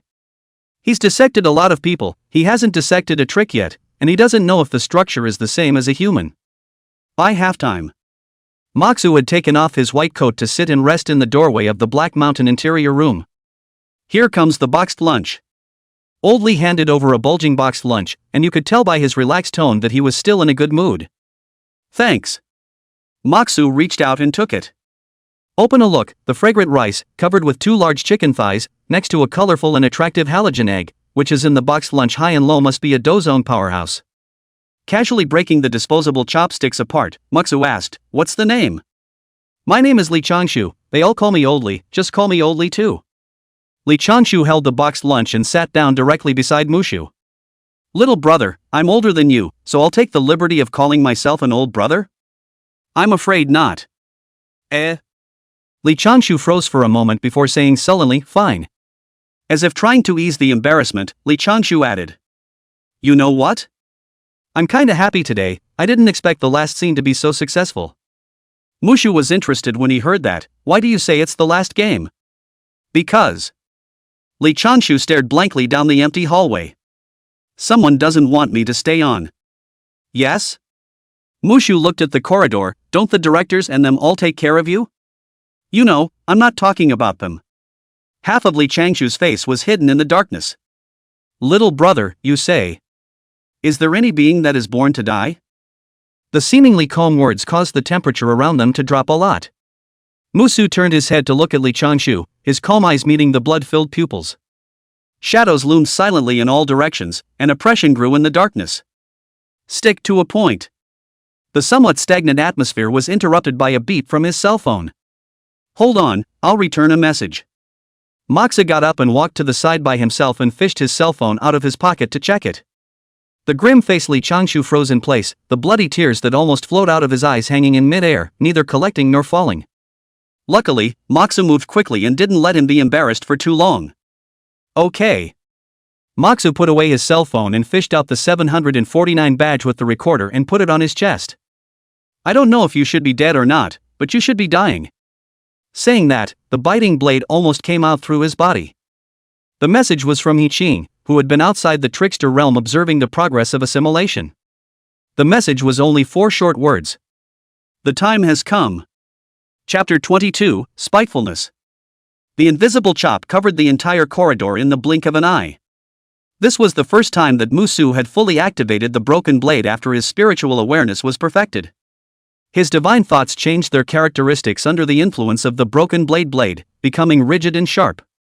The broken blade, in turn, was even more powerful with the addition of divine thoughts and aura. The effect created by the two complementing each other is not as simple as 1 + 1. Most importantly, after his spiritual awareness had been perfected, the broken blade no longer consumed life force. Li Changshu was almost chopped into a puddle of flesh before he could even utter a scream. Not only that, but everything, including the floor, walls, and ceiling, was shattered under the furious cutting. "Impossible. You're just a spiritual consciousness perfection. How can you be so strong?" Screams came from the depths of the inner room, and it was clear that Li Changshu was still alive. "Yeah, I'm just a poor, weak and helpless spirit sense, so don't be afraid." Moxa coaxed the child to chase after him. Stepping into the inner room again, the scene inside had turned into a crossroads. There was traffic all around and the sun was still setting in the sky. The yellowish sunlight sprinkled on his body, but Moxu couldn't feel a trace of warmth. "Something seems to have happened over there, go over and take a look." 3 or 2 passers-by ran toward the intersection. Moxa came to a close stop along with the passers-by. Only a middle-aged man was seen falling in a pool of blood. There was also a car with a broken front end parked not far from him. On the floor, a box of delicate and small cakes was scattered. There were also a couple of candles in there that had broken off. At that moment, a burst of intermittent music suddenly sounded in the pocket of the middle-aged man who had long since lost his life. Maybe the cell phone got banged up after the second la la la la la la la la la la la la la la la la. When you hear a beep, leave a message. "Daddy, when are you coming back? I've learned another song." The tender childish voice began to sing. The crisp singing voice was especially harsh at this point. "The pools of blood are getting bigger and it's starting to get dark." Moxu just watched quietly until the image flowed. The scene is once again back in the Black Mountain interior room. "I have existed in this form since my birth." Li Changshu's face was shriveled, sitting quietly on that anatomical bed, his tone hoarse. "I don't know if I'm a manifestation of his resentment or what I'm supposed to do. I, for one, can't find my way home." The dilapidated environment, coupled with his sad words, really makes the hearer sad and the listener in tears. "You're not naive enough to think I'm going to let you off the hook if you put up a few slides, are you?" Moxu was unmoved. Noticing the rising sharpness, a flash of panic flashed in Li Changshu's eyes. They made me do it, I never wanted to harm anyone. Seemingly remembering something, he fished out a tattered cell phone from his pocket. This is my original spell artifact, with it you will be able to control the entire creepy realm. Who are they? Moxu reached out and took this very old cell phone. Looking at it casually, from it, one could indeed feel a strand of silk threads of indeterminate origin tied to Li Changshu. This undoubtedly greatly increased the credibility in Li Changshu's words. Seeing the blade aura on Musu's body fade, Li Changshu sighed in relief. The cell phone was given to him by someone in the cave and has a strong camouflage effect. According to that person, even the early stages of the mountain river realm couldn't tell the difference between true and false. Although the young man in front of him had a very abnormal battle power, in the end, he was only a spiritual consciousness perfection. Later on, just open a door for him and send him to the pre-prepared cave and he'll probably be fine. They are cultivators in the cave, powerful, among them there are also late-stage existences of the life sea realm. Li Changshu was still flustered with a hint of flattery on the surface, but in reality, he was calculating how to send Mushu into the Jedi. However, things didn't go in the direction he expected. I think. Moxu suddenly crushed the cell phone with one hand. It's better to send you on your way. You. Li Changshu showed his horror. Because it was so sudden, he didn't even have time to perform the act of spitting blood from his mouth as his original spell tool was destroyed. If you can beat them, question them fiercely. If you can't beat them, beg them bitterly. Releasing his hand and letting the broken part slip out of his hand, Moxa faintly said, if I was just an ordinary spiritual awareness perfection, wouldn't I be dead by now? So you don't have to pretend to be pitiful. As soon as the words fell, dense chopping strikes had already spread throughout the entire space. Ah! Li Changshu screamed miserably and propped open an opening in space that was 10 feet high. From him fell a talisman that was turning into ashes. Those are stand-ins that can take damage. After these talismans were consumed, he finally burrowed into the cavernous sky against the decapitation. The sun was shining brightly in space and there was a village in the distance. As soon as he stepped in, Li Changshu called for help as if he had activated his technique. The next second, an arm pierced through his chest. The hope that rose in Li Changshu's eyes once again turned into despair. No! The next second, the whole thing was yanked back again. Rather saves me from having to look for it again, thanks. Chopping blows erupted along the arm, instantly tearing the spirit in his hand to shreds. Looking at the bizarre realm that collapsed at the same time, Musu directly took a step into the unknown cave heaven. What came into view was an open mountainous area. There was a faintly strange odor faintly emanating from the blowing breeze. After spiritual awareness was perfected, Musu's senses had been greatly strengthened. A little discernment recognized it as the fishy smell of human blood. Reiki flowed to the eyes as the orifices pushed them. This is a small jutsu called Spirit Sight, which basically everyone knows, and is also included in the complete book of common jutsu in the Zhenghu. The effect is to enhance vision and see through yin and yang. Upon opening his psychic vision, he saw people coming and going in the distant mountain village, transporting something. Further up, a black mist churned in the sky. Looking at the tossing and struggling human face in the black mist, Muxu frowned slightly. It was a rushing resentment that could only be born from the tragic deaths of at least hundreds of people. The commotion of the opening of the cave gateway had long since drawn the attention of the village's cultivators. Several figures ran out of the village. In just a few moments, a group of 5 people had already arrived in front of them, and vaguely surrounded Musu in the center. The aura emanating from them was basically around the 5th level of the mortal dust realm. See the badge on Moxu's chest. 749, U. The person in the lead had just exclaimed out in shock when half of his heavenly aura flew out. Musu didn't even look at the person who fell down softly, his body blooming with terrifying blade awnings. The vertical and horizontal chopping attack instantly cut through everything around it. The remaining 4 were torn to shreds just as they tried to turn and escape. Oops, forgot to leave one alive. Moxu patted his head, seeming to have some regrets. Another look at the cloud of resentment in the sky. Forget it, it seems like there's no need to ask, there's one in this village, all evil cultivators. Village center. A rustling sound in a wood-framed office. The middle-aged man in aqua-colored robes was sitting behind a huge round table constantly recording something. On his left hand lay several crimson pills, the breath of life flowing through them. A fly got in. The tip of the middle-aged man's pen that kept writing gave a start, then said without lifting his head. Ally, keep an eye on the pharmacy. Tiger, go get rid of the flies that came in. Yes. The two men standing at the doorway bowed and exited the office. Chapter 23, Cannibalism. A pair of strong paws stepped onto the junction grass. The breeze swept by and swept up the dust. Mox's brow furrowed as the smell of blood at the village gate became heavier. Activate your psychic vision to observe a circle. Those busy people inside were mostly in the first or second level of the mortal dust realm, and although their cultivation level was low, the grievances staining their bodies could be quite a bit. It's hard to imagine what these people actually did. Of course, it doesn't matter exactly what they did, as long as it is known that what they did was grossly illegal. To put it in layman's terms, these people were terrorists, and Musu's original mission was to exterminate the entire cave. After Li Changshu's death, the cave portal had ceased to be the Black Mountain interview room. The wormhole trickster realm was more like an arbitrary door that could open cave portals at any location. And after the wormhole shenanigans are gone, the cave portal returns to its original position. This was why Mushu had left He Qing outside. With He Qing observing and recording from the outside, he would be able to lock down the exact location of the portal at the first moment after the wormhole's tricky realm disappeared. By now a large contingent of investigators and logisticians from 749 should be on their way. Before that, Musu needed to try not to let any evil cultivators escape. Trying to do so with his cultivation level of spiritual awareness realm perfection was tantamount to a fool's errand. But it's also good that he's just a spiritual awareness realm perfection. This cultivation level, many cultivators wouldn't even look at it in the eyes. That's where he's at. It can still be done if you take advantage of it. Bang! With a muffled sound, two Mortal Dust Realm third-grade Hans carried a large wooden box and placed it on the open space outside. Judging by the sound, the contents were at least several hundred pounds.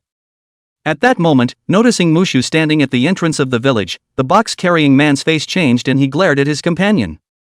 The companion would understand, turn and walk away. Sharp edges flared up as the man took 2 steps out and suddenly cracked in both directions, falling softly to the ground. The box-carrying man turned his head in surprise. Row! The blade cut through, and a head shot up into the sky. The commotion here instantly attracted the attention of the others, who directly turned around and ran without saying a word. Moxu, who had already come close, didn't bother with them. As long as the people at the top don't open the portal, they can't run any further. Reaching down, he pushed open the box on the floor, and the rich, fishy odor hit him. Inside the box, several bodies with terrified faces were stacked on top of each other. There were men and women among them, all around 18 years old, all with their entire chests hollowed out. Such a tragic situation coupled with all the previous signs are all indicative of the fact that the evil cultivators here are taking living people to refine medicine. Musu watched this scene in silence, not feeling surprised. No wonder 749's attitude towards evil cultivators was to kill them all. This group of people didn't even consider ordinary people as human beings, but rather as an expendable cultivation resource. He was about to close the case when he sensed an aura coming on. Moxu raised his head as a silhouette appeared in the distance. Wei, whose face was gloomy, and his body's aura of the middle stage of the Fate Sea realm fully erupted. How many of these 749 scumbags do they have to kill before they don't come interfering with their development? Cultivators have their own paths, so it's really nosy. Traveling closer, he said impatiently, "Kid, where's your companion?" Wei, who was obviously familiar with the 749 system and knew that investigators never acted alone. It's not like number 749s have ever come before, even quite a few have come, but they've all been sent packing. That's why he was certain that there would be absolutely no shortage of intruders this time. Companion? Moxu raised an eyebrow. It's outside. Very well, after I break your bones one by one, I hope you'll still be this tough. Wei, who clearly didn't believe in Mushu's claim. He revealed a cruel smile, sinking his shoulders and lowering his waist, his hands formed claws, and a violent aura overflowed along his circumference. A huge fierce tiger silhouette was revealed with him at the center, and the sound of a tiger's whistle was faintly heard. The Mountain King's hunting tips. This was a technique that could only be practiced by vital sea realm cultivators. Driving the physical body with divine thoughts, it already had the beginnings of a simplified general dharma phase, and its grade was no longer considered low. Moxu, who had familiarized himself with all kinds of weird and wacky stories, knew quite a bit about these kinds of spells. If memory serves, This technique can also drive the souls of the dead. Sure enough, just as the tiger's shadow came out, immediately several wandering souls with no sanity slammed onto Mox's back. Anyone who dies in a tiger's death will be called a ghost, and must be replaced by someone else. As the saying goes, to be a tiger for a tiger is the kind of thing to talk about. Seeing that Mu Su had been bound in place by the devourer, Wei Hu immediately lunged forward. The huge tiger's shadow on his body made the same movement as him. Sharp claws that could tear through steel sliced through the air, bringing up a whimpering wind. Moxu directly swung his fist to meet him. The human fist paled into insignificance under the giant tiger's steel claws. A flash of disdain flashed in Wei Hu's eyes. A mere spiritual consciousness realm perfection dared to receive the fate feats hard. Even if you were a physical cultivator, you would have to go up and smoke under this claw. Die. Boom. Ka chow. The ground underneath Moxu cracked inch by inch. And the airborne attacking Wei Hu, how came to fly backward? Landing on the ground, he withdrew dozens of steps in a row before stopping. Mountain River Realm. Wei Hu's eyes were full of incredulity, and his right hand that was casting the spell was trembling uncontrollably. It was only a sparring blow, and the other party hadn't even cast a spell. One must know that it was impossible for a physical cultivator of the same realm to make him so traumatized. The only explanation left was that the other party was a Mountain River Realm Highlander. Wei Hu was already fearful. In his opinion, those who obviously couldn't beat them but still tried to be strong for the sake of saving face were all cuties.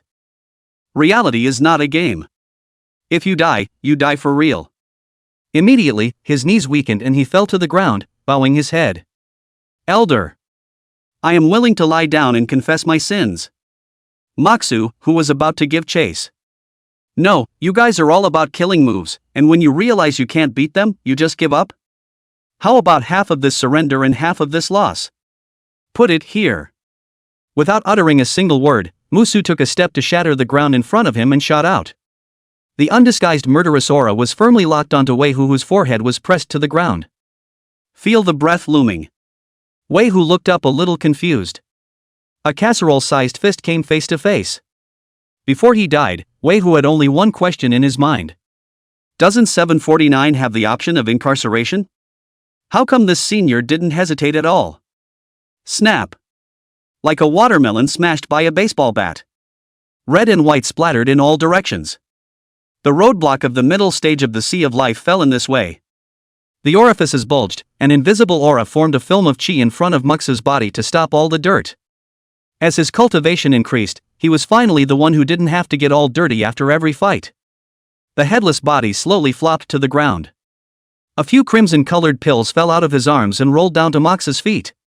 Moxu crouched down and picked up one of them and put it in front of his eyes to survey it. Under the spiritual vision, the crimson-colored Dan pill looked like a flowing life original liquid. I'm afraid that if an ordinary person eats one, they can live for decades more. And it is equally useful for cultivators, adding at least a few years to their lifespan. Combined with what I've seen here, it's not hard to deduce what these pills are made of. This is cannibalism. Picking up the remaining few, Moxa sprayed a beam of blazing fire from his palm. This was only supposed to be a minor spell for lighting fires. However, after Moxu increased the output of his aura, the small fire turned into a gas stove. The Crimson Dan pill was quickly burned to ashes in his palm. Chapter 24: The Diamond Vermilion Formation. In the office. The middle-aged man stopped his pen and breathed a sigh of relief. The old man at home inexplicably told him to go home. The butler had just left on the front foot, and 749 came to the door on the back foot. To say that there was no connection was something he didn't believe. But if 749 already knew about all the things his Locke family had done, the old man shouldn't have let him come home, right? Luo Shifeng shook his head, unable to figure it out. Picking up the organized ledger on the table, he casually waved a stream of water to stir up all the other documents on the table. It didn't matter, once Tiger took care of the flies that had slipped in, he'd immediately move everything in the place. At this point, a young man came straight into the office to sit across from him. You're the head honcho here, aren't you? As the youth opened his mouth, Luo Shifeng then noticed that the other party was carrying someone else in his hand. Ally? The man who was dragged backwards on the ground had blood spilling from his mouth and nose, and was breathing in and out. It was clearly the Chioli that he had sent to guard the medicine workshop. Sorry, he resisted a bit. Moxo laughed and let go of his hand seriously. Your men, you're really loyal. How can you torture them without telling them where you are? If it wasn't for my resourcefulness and bravery, I wouldn't have been able to find this place. You. What big dog guts. Luo Shifeng only felt a rush of hot blood. Xiaoli grew up with him in a pair of crotch pants, not a blood brother, better than a blood brother. To be treated like this at this time. Hey, can't afford to play? Musu looked at the red-colored Dan pills on the table disdainfully. Your brother is a human being and someone else's brother's children are not. It's just mortals, take as many as you want. Although Luo Shifeng was angry, he hadn't lost his mind yet. Although the youth in front of him was only a spiritual consciousness realm perfection, how could he defeat Xiaoli, who was in the middle stage of life C, and Wei Hu, who was in the late stage of life C, with this kind of cultivation? I think it should be the old ghosts of the mountain and river realm who ate the resident pill and hid their breath. Thinking of this, Luo Shifeng sneered. A high-ranking person of the mountain and river realm, how dare he disguise himself as a junior of the spiritual realization realm, how shameless. Thanks for the compliment, but I'm really just a spiritual awareness realm. Musu spread his hands and picked up the red-colored pills on the table to destroy them in front of Luo Shifeng. This action was tantamount to pissing on his head, completely enraging Luo Shifeng as he raised his hand to form a seal. The entire office shattered with a bang, and a huge formation stood up on the ground. Humph, no matter if you're spiritual awareness or mountain river, if you've entered my territory, leave it behind. Densely packed Sanskrit words imprisoned the entire space. Moxu, who had read a lot of canonical books, instantly recognized that this was the Buddhist Vajra voodoo formation. Vajra's wrath only kills, not crosses over. It's ridiculous to say the least. The evil cultivator who took people to refine medicines, his bottom card was actually the Vajra voodoo formation. This grand formation won't allow even the mountain river realm to survive the formation tilts. Luo Changfeng floated into the air and sneered. Blame it on your arrogance. The light of the runic densely packed array flourished, and Muxu felt an invisible force squeezing his body all the time, and couldn't help but let out a contented whimper, which felt like doing a massage spa.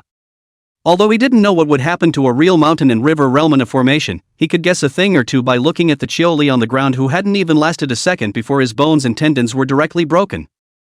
This brother of yours, he doesn't seem to be broken yet, does he? Heh, so what if it is? Luo Shifeng was indifferent, as if he couldn't see the grim-faced vengeful force in the formation. There was no way he could open the formation under these circumstances. Once Moxu is out of trouble. With his late life C cultivation against the mountain river realm, he would die 10 deaths. Li, don't blame me, you were going to die anyway, so let's just say brother owes you this one. Locke multiplied his eyes by simply closing them. That's right, how can an evil cultivator like you who even eats people have true feelings? Musu stretched his waist in boredom. This formation could not cause substantial damage to him, but with his current strength, wanting to break away from it did not seem to be a simple matter. Better send you on your way early. As the words fell, countless chopping strikes continued to slash out from within Musu's body. Just because it wasn't simple didn't mean it couldn't be done. He didn't know anything about formations, but he could do it with one force. As long as the killing power of the Shakti was enough, the formation could be forced through. The blade aura accumulated by the broken blade and the aura in the dantian were consumed in an instant. The chopping attack in the sky was like a storm that destroyed everything. The Vajra voodoo formation shattered after a violent fluctuation. The formation dissipated and the chaotic aura exploded like a missile. A figure rushed out of the small mushroom cloud that had been raised. You! Looking at the oncoming Muxu, Luo Shifeng was shocked and furious. The formation that he had spent a lot of effort and real money to refine had shattered just like that. It was too late to react, Muxu's speed was too fast. The rippling elbow strike had slammed straight into his heart in the blink of an eye. A substitute talisman that was turning into ashes immediately floated out from Lock Multiplier. Muxu's eyes lit up. The substitute talisman was blocking the fatal damage for Luo Shifeng though. But it also blocked the impact. Luo Shifeng, who was originally supposed to be sent flying, remained where he was. What goes around comes around. With Luo Zhanfeng's cultivation at the late stage of the Sea of Life wanting to escape, there was still some chance. But he relies too much on talisman formations and these external forces, and he can't utilize much of his strength despite his empty cultivation. Now being approached by Musu to such an extent, it was properly a matter of life and death. Turning his body, Musu's strong and powerful thighs instantly tightened around Luo Shifeng. It's an unflattering position, but it works. At this point, the winners and losers have been decided. A substitute talisman turned into flying dust under the iron fist. In the heat of the moment, Luo Shifeng opened his mouth and spat out a watery, jagged pill. A flash of watery light. The Dan pill detonated on Moxu's chest. The light blue energy mass spread in all directions with the two as the center of the circle. The earth, stone, and wood that touched them all turned into nothingness. The swirling energy suddenly dissipated as it swelled to its limit. A crater the size of a basketball court appeared in place. Locke multiplied, his body half stuck in the sand and soil, and his entire body under his robes was slimmed down. The original substitute talisman that had been wrapped around his body had been consumed to the point where there was none left. Looking at this lean 50-pound frame, I don't know whether to say he's rich or too scared of death. Ha! So what if it's an old ghost of the mountain river realm? Luo Shifeng laughed out loud, a touch of sinister pleasure rising on his face. Took the hit. How did this happen? The smile froze on his face, and he could feel the legs that were hooping around his waist not relaxing in the slightest. Without the substitute talisman, the steel whip-like leg even made it a little difficult for him to breathe. A powerful arm broke through the sand and poked out. Do you realize I bought this outfit new? Mox's face was so gloomy that it could drip water. All that was left of his upper body were a few scraps of cloth hanging from it. Even the 749 badge on his chest and the recorder were nowhere to be found. The exposed, toned pecs were vaguely vascular and pumping. It signaled that he was going to do it soon. No! Wait a minute! Let go of me! Boo! The splattered red and white stuff spilled all over Moxu. Waiting for what? Waiting for your husband? Gee, luckily, the pants are still on. Pulling himself out of the ground, Moxu breathed a sigh of relief. It's a good thing the attacks were focused on his upper body, or he'd be naked again. Leaning over the headless body for a moment, a booklet was quickly fished out of the other man's pocket. From the moment he had just entered, he had seen the way Luo Chengfeng had attached great importance to the booklet. Flipping through a few pages at random, it contained detailed records of various transactions. There are bartering and outright monetary transactions. Among them, the human yuan dan, which is the main cargo, should be those crimson pills. Before coming here, he had already burned down the entire pharmacy along with the warehouse in one fire. Now it was just a matter of waiting for the 749 crowd outside to break open the cave portal. This mission is also considered complete. As for those buyers recorded in the books, it is natural to liquidate them one by one afterwards. Also, Moxa found something interesting in the ledger. This evil cultivation property belongs to the Locke family. Chapter 25: The Descent of the Nightjar. There was a roar from the mountains in the distance. This was the commotion emitted when the cave heaven portal was forcibly broken open. A large number of 749 patrolmen and logistics poured in along the portal. In the center of the village, the lingering aura fluctuations in the air had yet to completely subside, instantly drawing the attention of the crowd. When they came to the huge pit, they froze in place. What a shocking destructive power! Even if it's the middle stage of the mountain river realm striking out at full force, it's just like that, right? Wasn't it said that the trainee investigator who came in was only at the spiritual awareness realm perfection? How could he leave such a terrifying battlefield? Instruments have detected fluctuations in the scene of spells in high concentrations. Perhaps the damage was caused by artifacts. All on guard. Beware that this is a plot by evil cultivators. Someone caught a glimpse of the headless body at the bottom of the pit and exclaimed, "Look, there's a man there." That's... They couldn't help but fall silent for a while when they thought that the one who had entered this place to carry out the mission was only a trainee investigator at the spiritual awareness realm. The one at the bottom must be their co-worker, right? Looking at that half-open shirt, it's hard to imagine what he's been through. Good grief! Someone's face sank in. Damn evil cultivator. It's not enough to kill someone, even the head is taken. What kind of ferocity and brutality is this? Ugh, notify your co-workers out there to be careful and don't get caught in the crossfire. Lamenting, they looked around again warily, defending themselves against any attack that might come at any time. He Qing's face was anxious as he squeezed through the crowd to take a look down the pit, and he was relieved. She recognized Moxu's new clothes, which she had picked out herself. Just then there was the sound of calm footsteps coming from the house next door. The crowd immediately turned and raised their weapons in their hands. Immediately afterward, a slender and tall silhouette, bare-chested, walked out in front of everyone's wary gazes. Moxa held a towel in his hand and wiped his wet hair. Pointing to the mountains in the distance, he said to the crowd. The rest of the evil cultivators have fled into the mountains, go after them. You. The inspector closest to him hesitated. These inspectors, who were usually active outside, had never seen Moxu at all, let alone recognized him. Suddenly a petite figure rushed to Mushu, staring him up and down. Phew, it's good that you're okay. I saw the signal from the recorder disappear and thought something had happened to you. He Qing heaved a sigh of relief and heartily patted his small, flat chest. Moxu was a little uncomfortable by her look and couldn't help but cover his chest. What are you doing? Taking advantage of me, are you? Being reminded of this by Moxu, He Qing then realized that Moxu was topless at the moment.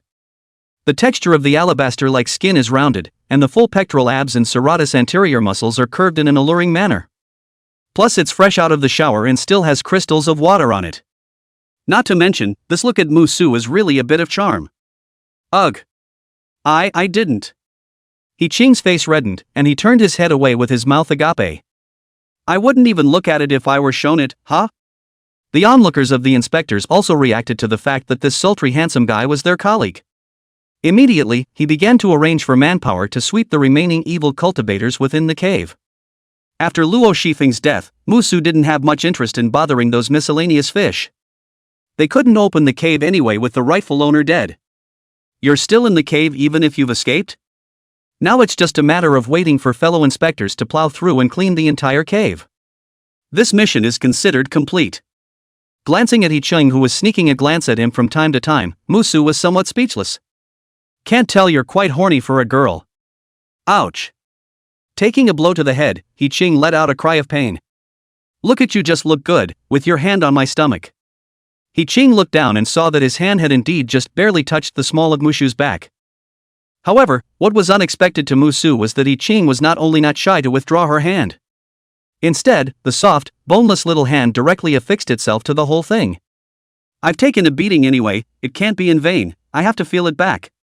He Qing simply stopped pretending, and looked like he was justified. At those words Moxu was shocked. Does this girl have any hidden imp attributes?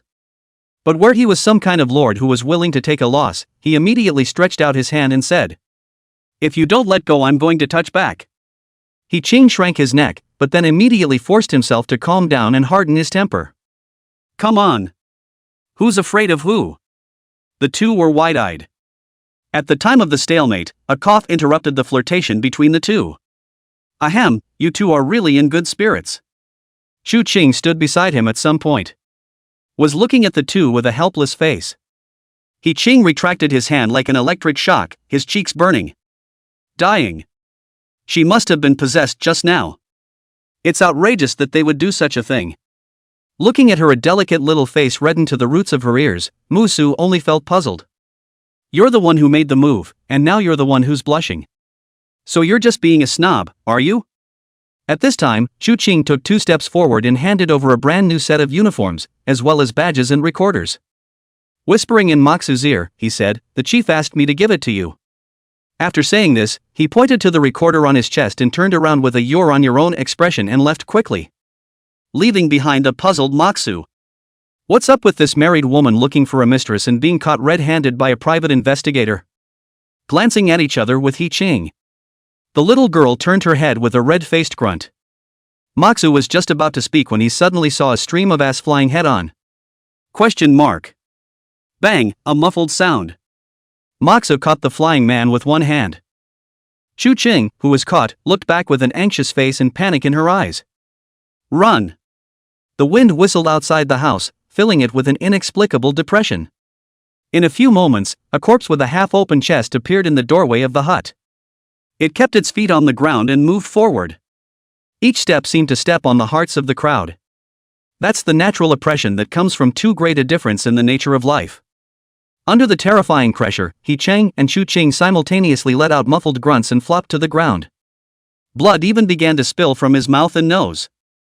The two actually suffered internal injuries without even resisting a single glance. Moxu instantly disappeared from the spot. The tall figure crashed into the headless stump. Smoke billowed from the top as the opponent crashed through several buildings in quick succession. In the next instant, the house where the two ended up staying exploded, sending broken wood flying. A silhouette flew backwards out of the smoke. It shot straight into the ground in the distance, lifting up a large crater. Moxa stood up with a grave expression on his face. After the simple collision just now, for the first time, he had encountered an enemy who couldn't even break his defense. The headless body rose up in the air. The wheel of obscure light appeared from its back. A great deal of complex and never-before-seen text flowed across it. One strong wave after another spread in all directions with the headless body as the center. The crumbling neck coalesced at a speed visible to the naked eye into a hideous head with canine teeth and red face and white hair. The Night Fork, born in the underworld and residing in the valley, is more than 10 feet long, has a red face and fangs, sounds like a night lord, and travels at night like a fly, devouring living beings and causing great harm. Chapter 26, Battle Spirit Rushes to the Heavens. The abnormal energy fluctuation in the air immediately drew the attention of everyone within the cave heaven. An inspector opened the rune-carved observatory in his hand in confusion. Just see the values climbing in the screen. In the crowd's horrified gaze, the numerical scale on the screen finally settled at a certain position. Class 1 Evil God Projection. Even the lowest Evil God projections possess the ability to easily destroy a small city. In a panic, the patrolmen pulled out their cell phones to call for reinforcements. As the cave portal was wide open, the signal was unobstructed. Massive messaging, one by one, one by one. Instantly, the entire intranet forum of 749 exploded. What's the situation, Evil God Projection? Munchkin don't quite get it. What's an Evil God Projection? Is it what I think it is? Not too sure about the specifics, but it should have something to do with mythology. It's the kind of thing you're thinking of, only it's not quite what you're thinking of. The last time there was a recorded descent of an evil god's projection was 89 years ago, right? Almost the entire city was reduced to death that time. The Chief of Service has issued a rallying order for all investigators operating within the city limits to cease all operations immediately and rush to the scene as soon as possible. Wait a minute, a friend of mine in the cave just sent back word that. The person who sent the message apparently stopped suddenly in the middle of typing and seemed to be torn. I'll press your head into your leather swallow if you keep selling out. Some of the hot-tempered senior investigators went right on cursing. He said that a trainee investigator with a perfect spiritual awareness realm is single-handedly defeating the evil god's projection. The lively forum stood still for a moment. But then it was immediately drowned out by more news. Clam? That friend of yours isn't infected by the evil god's projection, is he? Either they're infected or they're scared less. Convinced. I take it you've never been punched with the iron fist of socialism, you can make up such outrageous news? That's when someone made a post with pictures. He's telling the truth, and I have photos of the scene on my side that my coworkers sent back. The crowd clicked in to take a look at the screen. The tall young man with a bare upper body stood proudly on top of a piece of rubble, and the dusty wood shavings on his body seemed to be telling of the great battle he had just experienced. And across from him, a humanoid monster with a visible eye wheel on its back floated in the air, and even just looking at the picture one could feel its terrifying pressure. The tension is fully drawn throughout the photo, and it's clear that the inspector who took this photo was a professional. Who is this dude? I've seen his picture when Logistics made the clothes, his name is Moxu. I know him. He violently beat up the Mountain River Realm big brother in the cafeteria just yesterday. Nah, the old man is uneducated, a sentence walks the world, this young man. I remember, the light but warlord. Upstairs, I advise you to watch what you say, if he sees you, you'll be in trouble. Mu Yulu, who was also browsing the forums, saw the photo and her entire body was dumbfounded in place. Moxu? I was under the impression that Moxu hadn't just joined 749? And he hadn't felt any fluctuations in his aura for 3 years in high school. Could it be that he had been using secret techniques to conceal his cultivation? After thinking about it, Mu Yulu affirmed her guess. Otherwise, there was no way to explain why Moxu, who was completely devoid of cultivation a few days ago, was able to battle the evil god's projection. Not bad for the man I'm looking at. After the excitement, Mu Yulu sighed. The orders she received were to evacuate civilians in the name of a chemical spill. With her cultivation at the 3rd level of spiritual awareness, she simply couldn't participate in a battle of this level, not even from a distance. The difference between the two is not a single star. At this time in the cave, Battlefield Center. Moxu was still launching himself towards Nightcrawler, not even realizing that he was already famous in the forums. At this moment, he was frowning, finally realizing how suffocating it was when others fought him. Each swing would be blocked in front of an invisible barrier, unable to advance an inch. The night fork in the air looked like it was under a layer of turtle shell, and could not be hurt at all. This was the limitation of low cultivation, his means were too one-dimensional. The broken blade chopping strike was again depleted in the previous Vajravolt formation, and now he could only rely on a pair of fists to physically fight. Of course, it's not all bad. Because again, one of the attacks that Nightcrawler swung out didn't do half as much as it could have done when it hit him. Like the two top big daddies are scraping each other and neither one can do anything about it. The situation is maintained in an eerie equilibrium. Being stopped by Moxu, Nightcrawler didn't show any sign of being in a hurry. Instead, that hideous face carried a peacefulness, even an illusion of preciousness. Once again, the barrier in the air stopped the onslaught of Moxu. The night fork opened its mouth wide, and the decadent sounds began to spread in all directions, quickly encompassing the entire cave sky.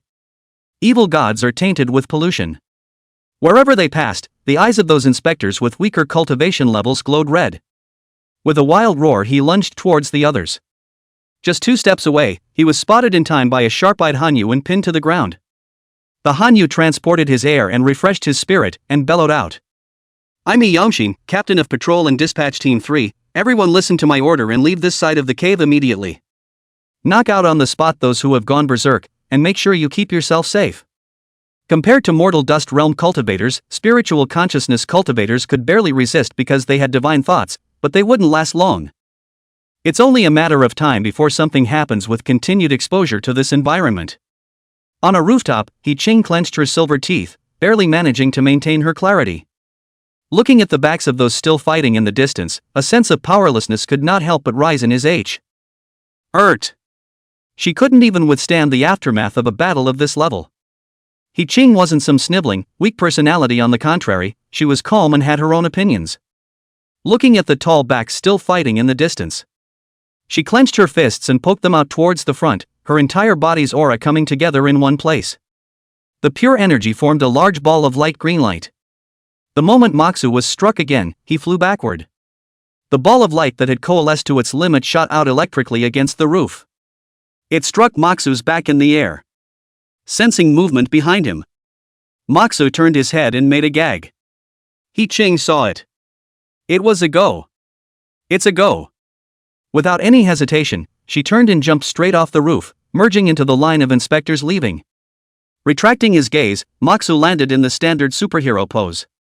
"This silly girl, I'm not missing this. This is..."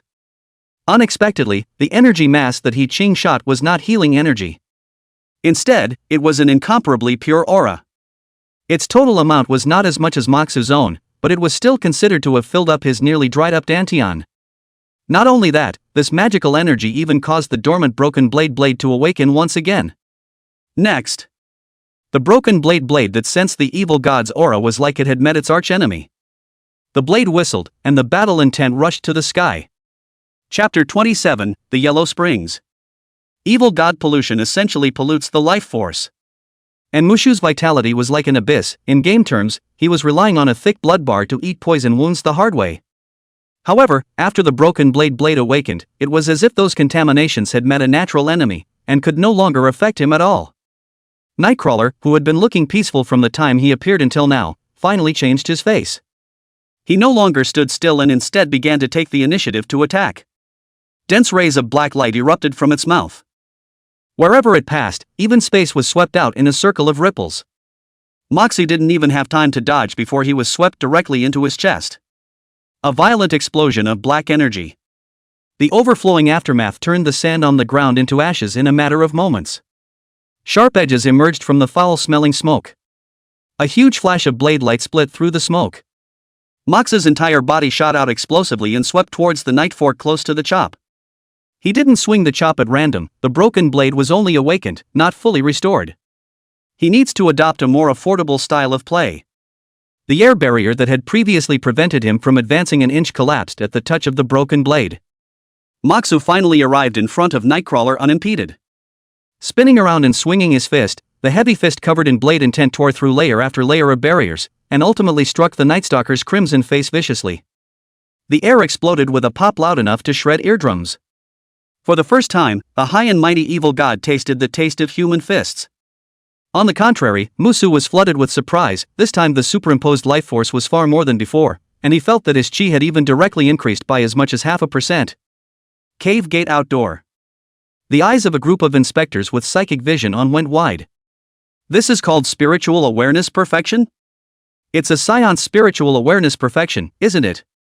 The file in the affairs pass shows that he didn't fill in his cultivation level for his first mission, and filled in spiritual consciousness perfection for his second mission. I forgot if you didn't tell me, the slugger brother is still a newcomer. Let's just say that the frog with the stick and the pestle is the top of the genus. This fierce brother hasn't even taken the battle examination yet. I'm sweating for those newcomers who are at the same time as him. Didn't he just make it to the second mission? Next week is the battle test. Will he make it in time? What you're saying is, he's Ed the evil god's projection. The bureau must be busting at the seams. He Qing, who was also guarding the portal, sat cross-legged on the ground, oblivious to the discussion of the others. She was trying to run her dantian orifices to absorb the heaven and earth aura to restore herself. At this rate, it would only take 10 minutes for her to use a scaled-down version of the aura ball. There was no way she could help Moxu in the front battlefield, but she could do what she could to be a good support. It's happening right now. A violent sonic boom suddenly resounded through the sky, instantly drawing everyone's attention firmly. The huge emerald-colored light shadow almost covered off a small half of the sky as it sped over at an astonishing speed. The edge of that light shadow was like a burning flame cutting through the sky, bringing up a trail of blinding light, along with the surrounding air being violently squeezed, forming a circle of ripples visible to the naked eye. The horrifying aura made the scene seem as if the heavenly dome had collapsed. Bijou Yellow Springs, Ryungwin. The chief is here. He Yangshin beamed with joy. Arriving at the cave portal, the emerald-colored silhouette didn't stop for a second and shot straight in. The wave of air that was raised blew the shirts of the inspectors into the air. In the cave, both sides opened up the purest form of physical combat. You punched and I kicked, the fight was back and forth, a stalemate. Although Moxu was finally able to break through the blockade thanks to the broken blade's boost, he was never able to actually do any damage. After all, the difference in the bits is too great. In terms of physique, the Night Stalker couldn't hurt him, but in terms of strength, it was not a fraction of a second better than him. Finally, several collisions passed. Moxu seized the opportunity and forcefully cut off one of Nightcrawler's arms. The price was to be blown out of the sky yet again. With his person in the air, Moxu's mind raced, contemplating a more prioritized plan of attack. Suddenly, a touch of seductive softness rested against his broad back.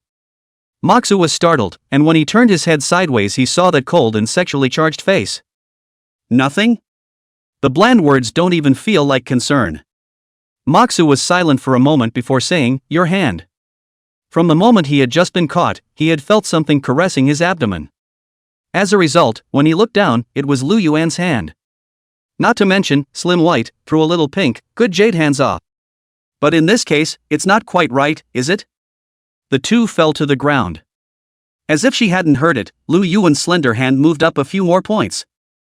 Finally pushed Moxu aside when he was about to top out. Next time. The crescent moon eyebrow raised slightly as Ryungwin looked at him. Pay attention. After saying that, the silhouette disappeared into thin air. The surrounding scenery changed abruptly. The earth and stone earth turned into a long emerald green river in the blink of an eye. The bright sky was replaced by an ethereal vault of light, and deep in the fog, the ancient stone bridge stood among them. Realm, Yellow Springs Ferry. Unlike He Qing's volcano hell illusion, everything here was real. Did she forget that I'm here too? Moxu was a bit speechless, the gray scratches on his abs hadn't dissipated yet. By now there was a purple color spreading upwards on the feet. Apparently these nuclear goodness-looking waters are very violently toxic. An ordinary person's bones would have melted by now. Just as he was lamenting about the most poisonous woman's heart, a silhouette flew out of the thick fog. The inhumanly shaped nightshade fell into the yellow spring and floated back up. Upon closer inspection, a hollow in the shape of a hand was pierced through its head. Under the effect of the yellow spring, this remnant of a corpse was quickly corroded to nothing. Lu Yuan stepped on the turquoise water without expression, and there were turquoise lines fading from his face. With a wave of his hand, the yellow spring's crossing dissipated. By this time the deep purple color had spread to Makoto's calves. He didn't feel much, just a little tingly. Lin Yuwei came to Musu's side and pulled out a ring from his pocket, pulling up Musu's hand about to put it on him.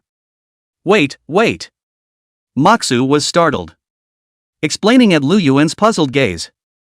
Isn't this too soon for us? We haven't even met our parents yet. Yunguin stopped moving at his words. Shimmer flickered and gestured for him to put on an investigator's uniform with mended sleeves from his ring. Isn't this the shirt that was cut up? It's really mended for him. Musu took it and wore it while wondering, is that a storage ring? This stuff is so famous. Mainly because it was convenient. Once Musu thought that if he had a storage ring, he would go into logistics. It's beautiful to travel and make money at the same time. Lin Yuwei nodded and raised his hand to help him straighten his collar. Then took his hand again, wearing the beautiful storage ring on his left ring finger. Question mark. Ryung-win looked at it carefully and seemed quite satisfied. After that, he didn't bother with Musu's reaction, turned around and rushed up into the sky, disappearing into the distant sky. That arc of flight was drawn as if with pleasure. Only the clueless Moxu was left behind with a dumbfounded look on his face, looking down at the storage ring. As he watched, divine thoughts were automatically inputted. A space of about 5 cubic meters unfolded before his eyes. It was filled with jars and some books. Also neatly placed in the corner of the space is... What's with the women's clothes? Chapter 28, The Tiger of 749. By the time the inspectors rejoined the cave, after a series of great battles, those evil cultivators in here who were hiding had long since died cleanly. So it also saves a lot of work. All that's left next is to dispose of the bodies, destroy the cave, and investigate why the evil god's projection descended, among other things. A group of inspectors searched around in the rubble. When passing by a certain location, they all coincidentally stop and look. It's like you've come across some kind of overwhelming spectacle. Follow their line of sight forward. There were 2 men there talking. He Qing held a pen and paper while listening to Mushu, who was sitting on a boulder, recount what had happened. At this time, the deep purple color on Musu's feet had long since completely faded, as if a disposable tattoo had been affixed, which was very amazing. He Qing wrote and drew while asking a few questions from time to time. She is the one who handles the mission reports and other chores. And, of course, she was happy to do them. It would make her feel like she still had a role to play and wasn't just a mascot who couldn't do anything. In response, Moxu just let her be. In his last life, when he was an intern in the prosecutor's office, he had a period like that. Seeing everyone else busy and not having any work of your own makes you feel all prickly and scratchy. It's not a very pleasant feeling by and large. And He Qing's report was beautifully written, not only using strict words, but also concise and clear. With that done, the 2 were ready to go back and submit their quests first. Through the cave portal. It was only then that Musu realized that the exit of the cave was located inside a mountain resort. Judging from the surrounding layout, it was obvious that the mountain villa had been purposefully built for this cave. There was no sign of life at all, and the furniture was pitifully scarce. According to the information gathered by He Qing, this private lodge was funded by the Locke family 5 years ago. It is self-evident what the intention is. When we go back and hand in the mission, it's also time to give strength to the old Locke family aboard. River Clear's chopped fish head is parked right in front of the lodge.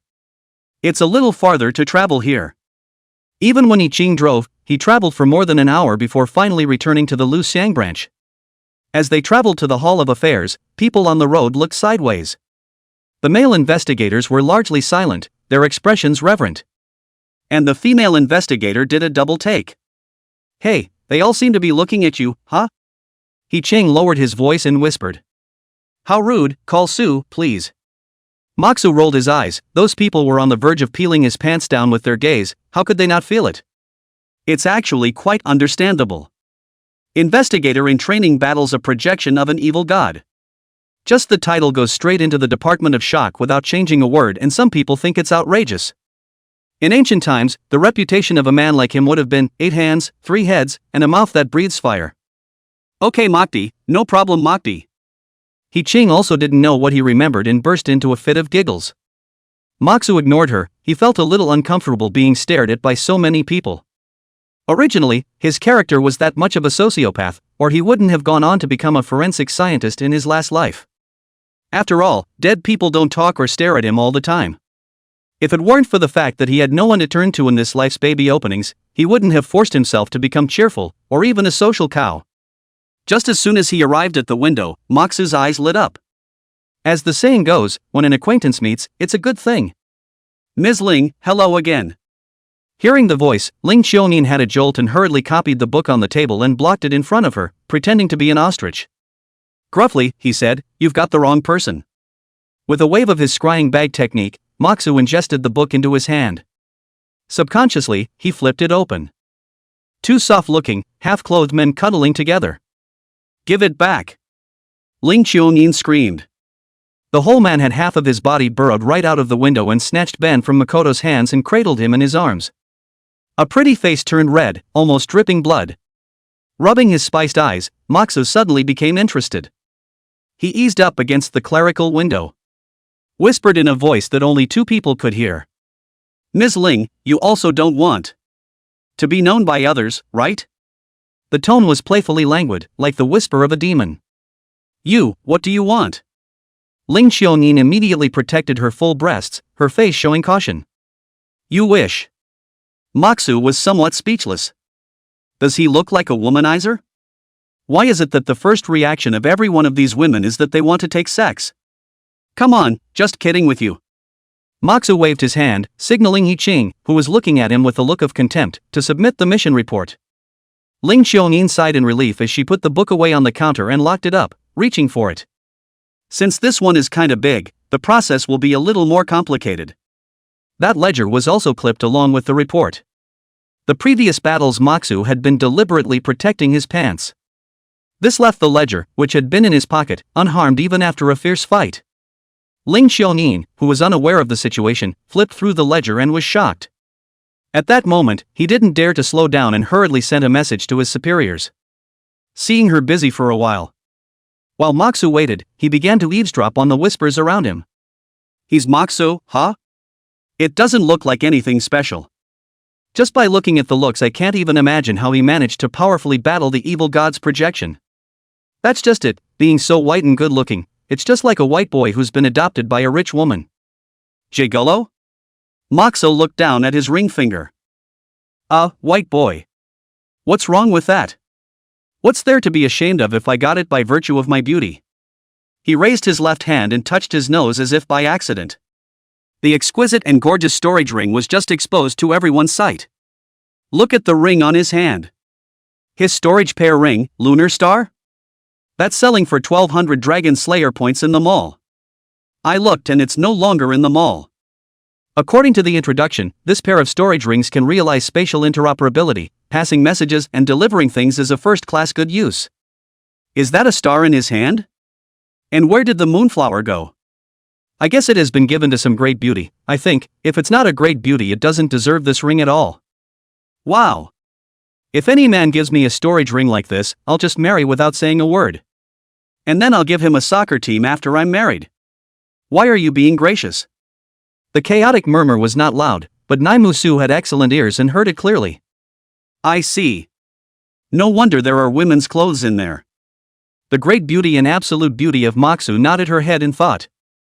2 rings in one equals 2 people sharing a storage ring. Why does it seem, like, inexplicably familiar? The next moment, dead memories popped up. I'll give you my affiliate gold card, take it and have fun. Moxu was shocked. It's bad. I've become so tatwa. Chapter 29, How Do You Want to Die? Just as he was lost in thought, a less than harmonious voice rang out. What bull about forcefully battling the evil god's projection? Do you guys even believe in this kind of bull? Someone immediately retorted, there are live photos, huh? Didn't you see them? Isn't it easy to fake a photo? I looked at that photo, the fakery was obvious, you guys didn't see it? The person speaking was a young man around 25 years old who spoke eloquently as if he was right there on the spot. Another person countered, but there are many inspectors who have confirmed that he did stop the evil god's projection in the cave.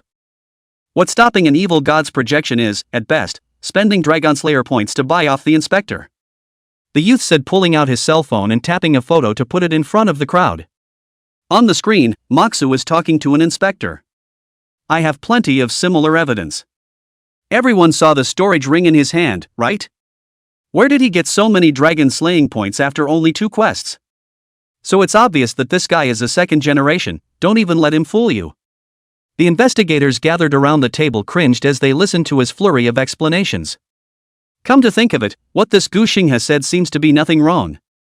Seeing that the people around him were all skeptical, the corner of Gu Xing's mouth raised in a mocking smile. He's a longtime friend of the Locke family, and he's a close friend of Locke Xingyu. Earlier, he had received news that Luo Xingyu had been executed on the spot for breaking into the director's residence.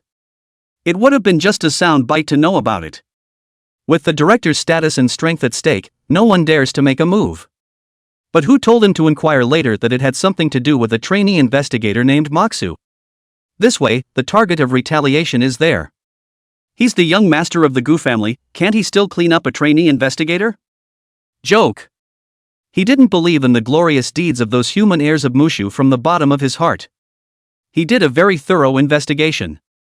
Almost all of Mox's life had been checked, and not a single thing related to the transcendental world had been found at all. Plus the familiar inspector told him that the evil god projection was finally resolved by the chief. This reinforced the idea within him. As for saying where he got so many Dragonslayer points from, who hasn't had some strange encounters? Let's just say that Moxu does have that much to offer. But that's about it. Now that Moxu's reputation was in full swing, he needed to make Moxu's reputation stink first. Then go for the kill. Maybe on the next mission if the timing is right. After all, trainee investigators die on assignments. That happens all the time, it's not unusual. As he was thinking, he suddenly realized that the person beside him had silently moved away. The crowd vacated a space 5 meters in diameter in all directions with him at the center. And what had been noisy chatter had ceased. Realizing something, Gu Xinghe turned his head, meeting Moxu's somewhat playful eyes. What can I do for you, brother? Gu Xinghe smiled with a calm face. He didn't want to clash with Musu head-on yet, because once there was a conflict it wouldn't be favorable to strike afterwards. His reaction could be characterized as gentle and decent in demeanor. If Moxu hadn't heard it with his own ears. It's hard to believe that this is a shameless villain who throws dirt on people behind their backs. You come here. Moxu beckoned. Gu Xinghe was uncertain, but he didn't shy away from the stage. Straight towards Moxu. He didn't believe that Musu's ear was good enough to distinguish his voice from so many people. And, even if you hear it, so what?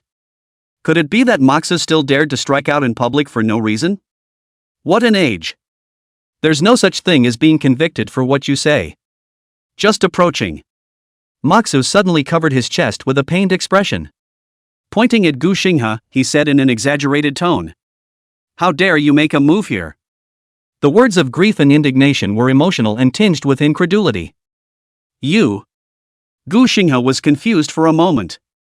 Just then, a large hand had covered his mouth in death. It was so fast that he couldn't even react. The whole thing dragged towards somewhere else. Moxu's voice rang in his ears. He openly struck out at his co-workers, I'm going to get into a life and death ring with him. Hearing this, Gu Xinghe struggled desperately. When he pushed his 6th level of life cultivation with all his might but still couldn't break free, he finally realized. One seems to have thought wrong, and very wrongly at that. Mox's battle power was real without any semblance of moisture. Wow. The originally calm crowd exploded once again. Gu Xinghe hands? Really? I didn't see it clearly because of my low cultivation level, so tell me how it happened? Get your hands dirty, but there wasn't even a single aura fluctuation just now. It's probably because Gu Xinghe's backhanded gossiping was overheard by Moxu, which reminds me of the day Moxu first joined 749. Yeah, but that time Moxu still had the upper hand, this time. He's got too much guts to think we're all cuties. He's not treating us like cuties, he just doesn't care at all what we think and is simply using the name to do it. A large group of people followed behind Moxu and exchanged words. He Qing merely swept a glance in front of the window before withdrawing his gaze. After these days she still knew more or less about Moxu.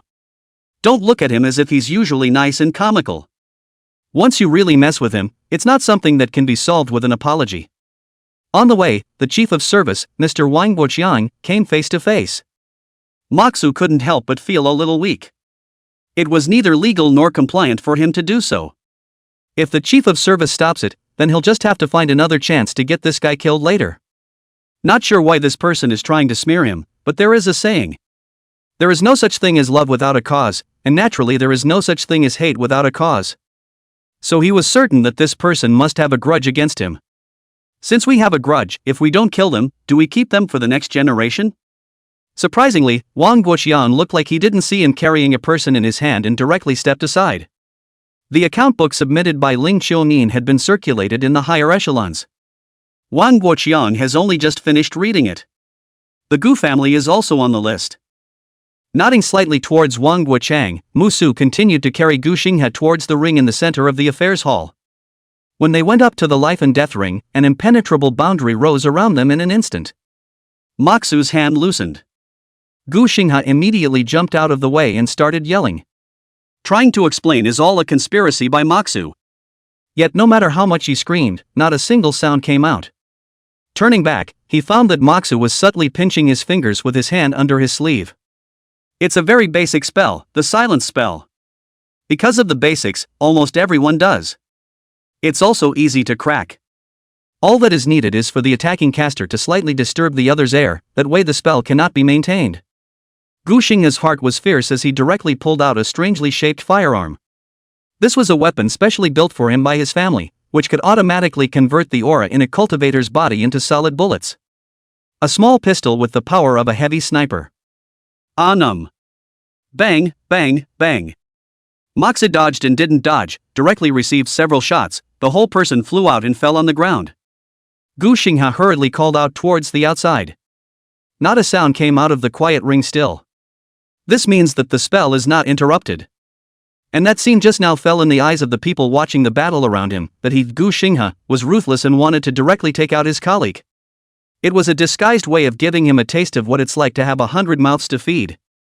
On the other side, Moxu slowly stood up and loosened his palms, accompanied by the sound of several shell casings hitting the ground. Moxu said slowly, "How do you want to die?" Chapter 30 Big Brother Conference. The fight in the ring was far more than anyone expected. It's just too fast. So fast that most people didn't have time to react, and Gu Xinghe, who was standing there, had already shattered everywhere.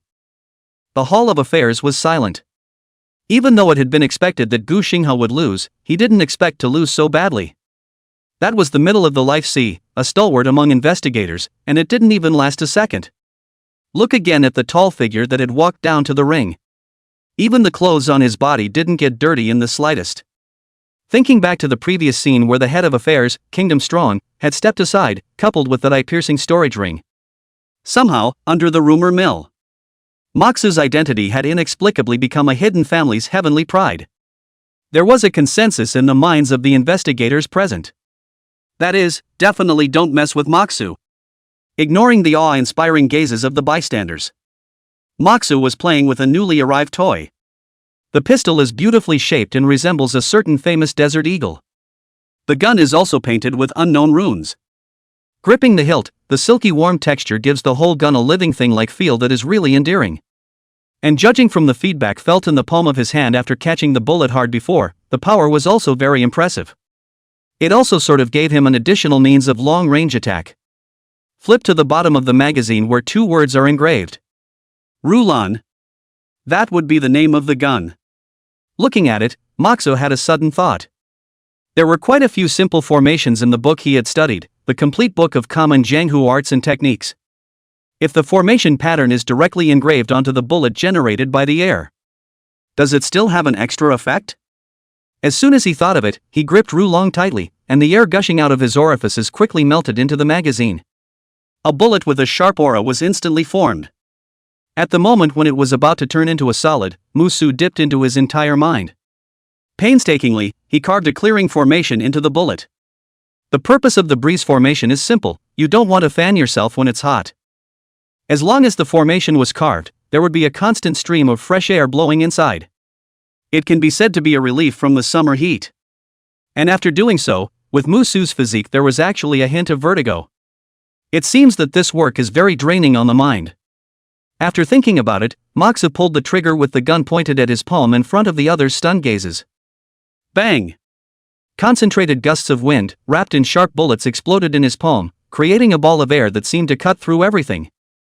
Hiss, that's powerful, it's over the limit. Moxa clenched his fist so hard that the air mass was directly dispersed by his grip. Don't look at hitting him as if it doesn't hurt, for this power to hit that zombie before. All it takes is one shot to blow it up. Without waiting for him to continue the test, Lin ran over with a hurried step. Brother Moxu, the bureau is looking for you. Looking at He Qing, who was still handing over at the window, Moxu nodded. Soon the two men were walking through a long corridor to the other side of the clerical hall. This is the management area. This is where meetings and other places are usually held.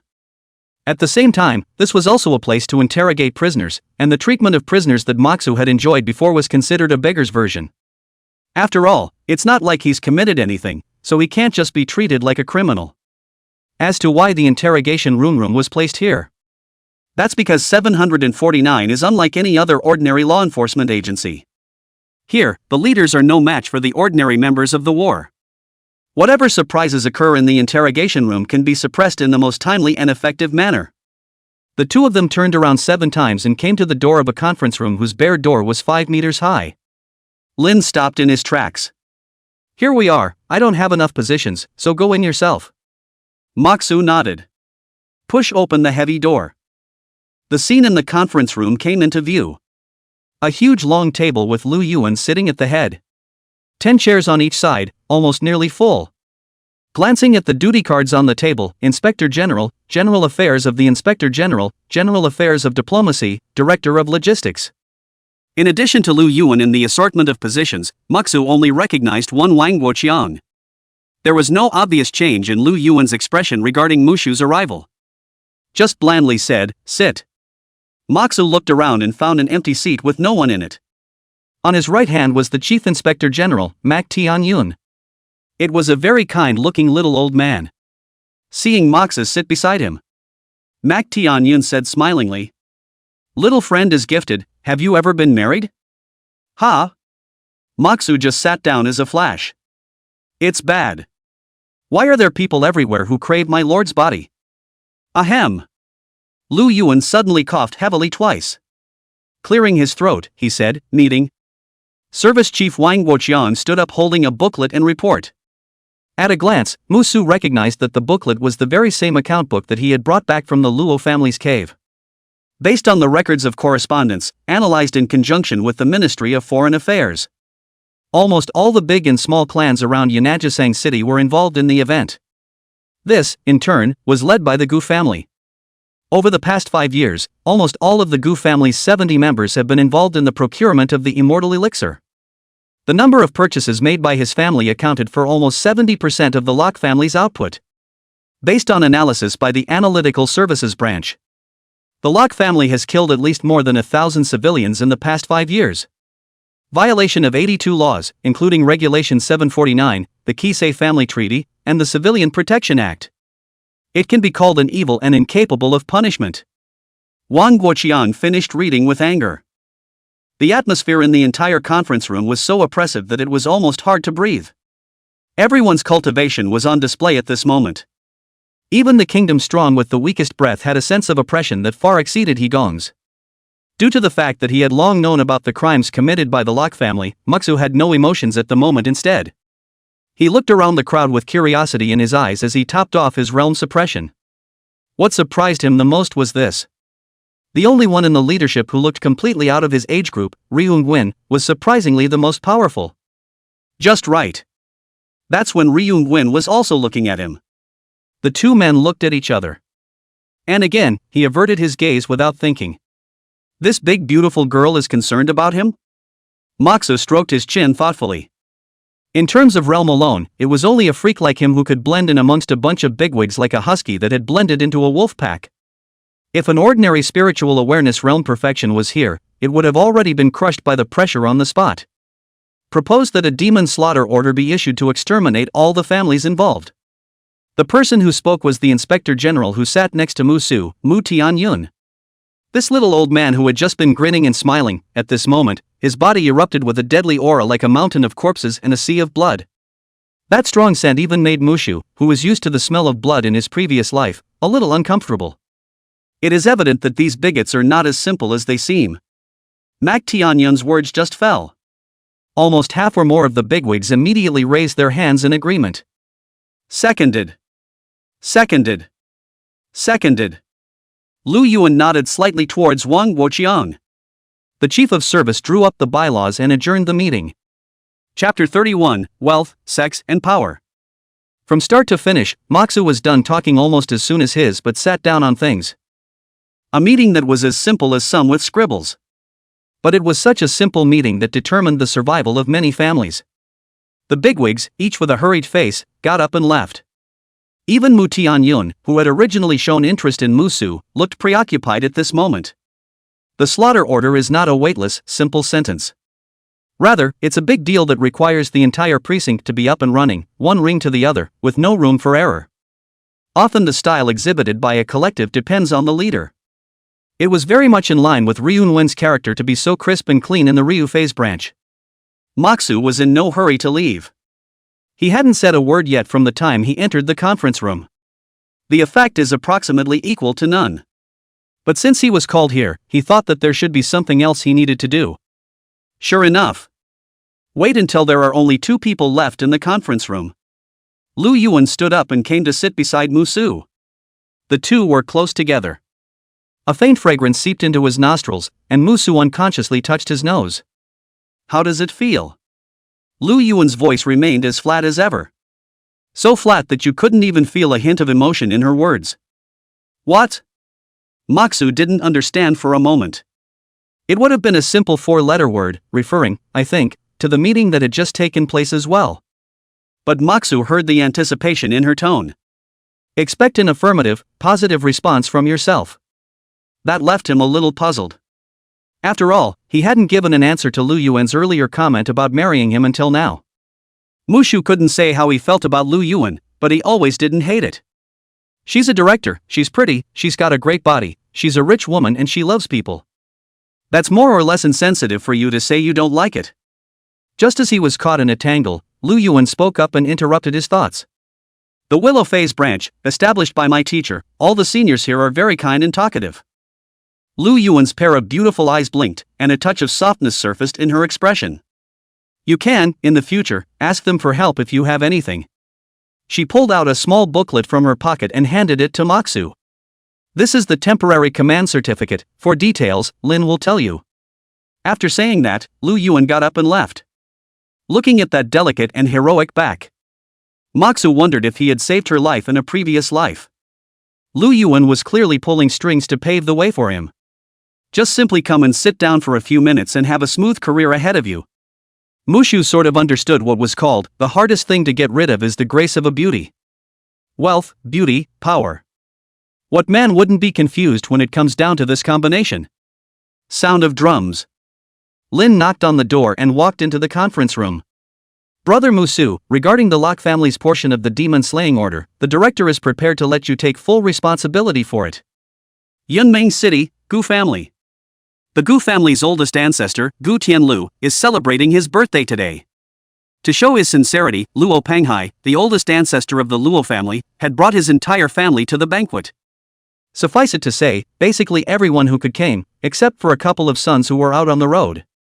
Right now, in the Locke family mansion, apart from a midlife sea steward, there were only some mortal dust realm servants left. Unexpectedly, the birthday banquet was just halfway through when Luo Panghai's right eyelid jumped. To say that the Locke family was not a small or large immortal cultivation family. It was logical that nothing should be able to threaten them in Yanajisang City. The reasoning is this. But Luo Panghai's intuition was always accurate. Really cannot rest assured that he immediately found Gu Tianlu explain the reason. Is Brother Panghai really not going to stay and share a drink with old me? Please forgive me, Brother Tianlu. You and my family are in the same breath. I should not have left the table early, but today my eyelids are jumping straight up. It seems to be a spiritual warning. I still need to go home early to do some preparations before it's too late. Hearing Luo Panghai say that, Gu Tianlu had no choice but to stop. In that case, it would be inconvenient for the old man to stay, so you should go. Saying that, Gu Tianlu didn't know what he remembered and said with a straight face. If there is any change, you should contact me in time. As it should be. The two men raised their glasses to each other. After that, Luo Panghai directly rose up into the air and quickly disappeared into a black dot.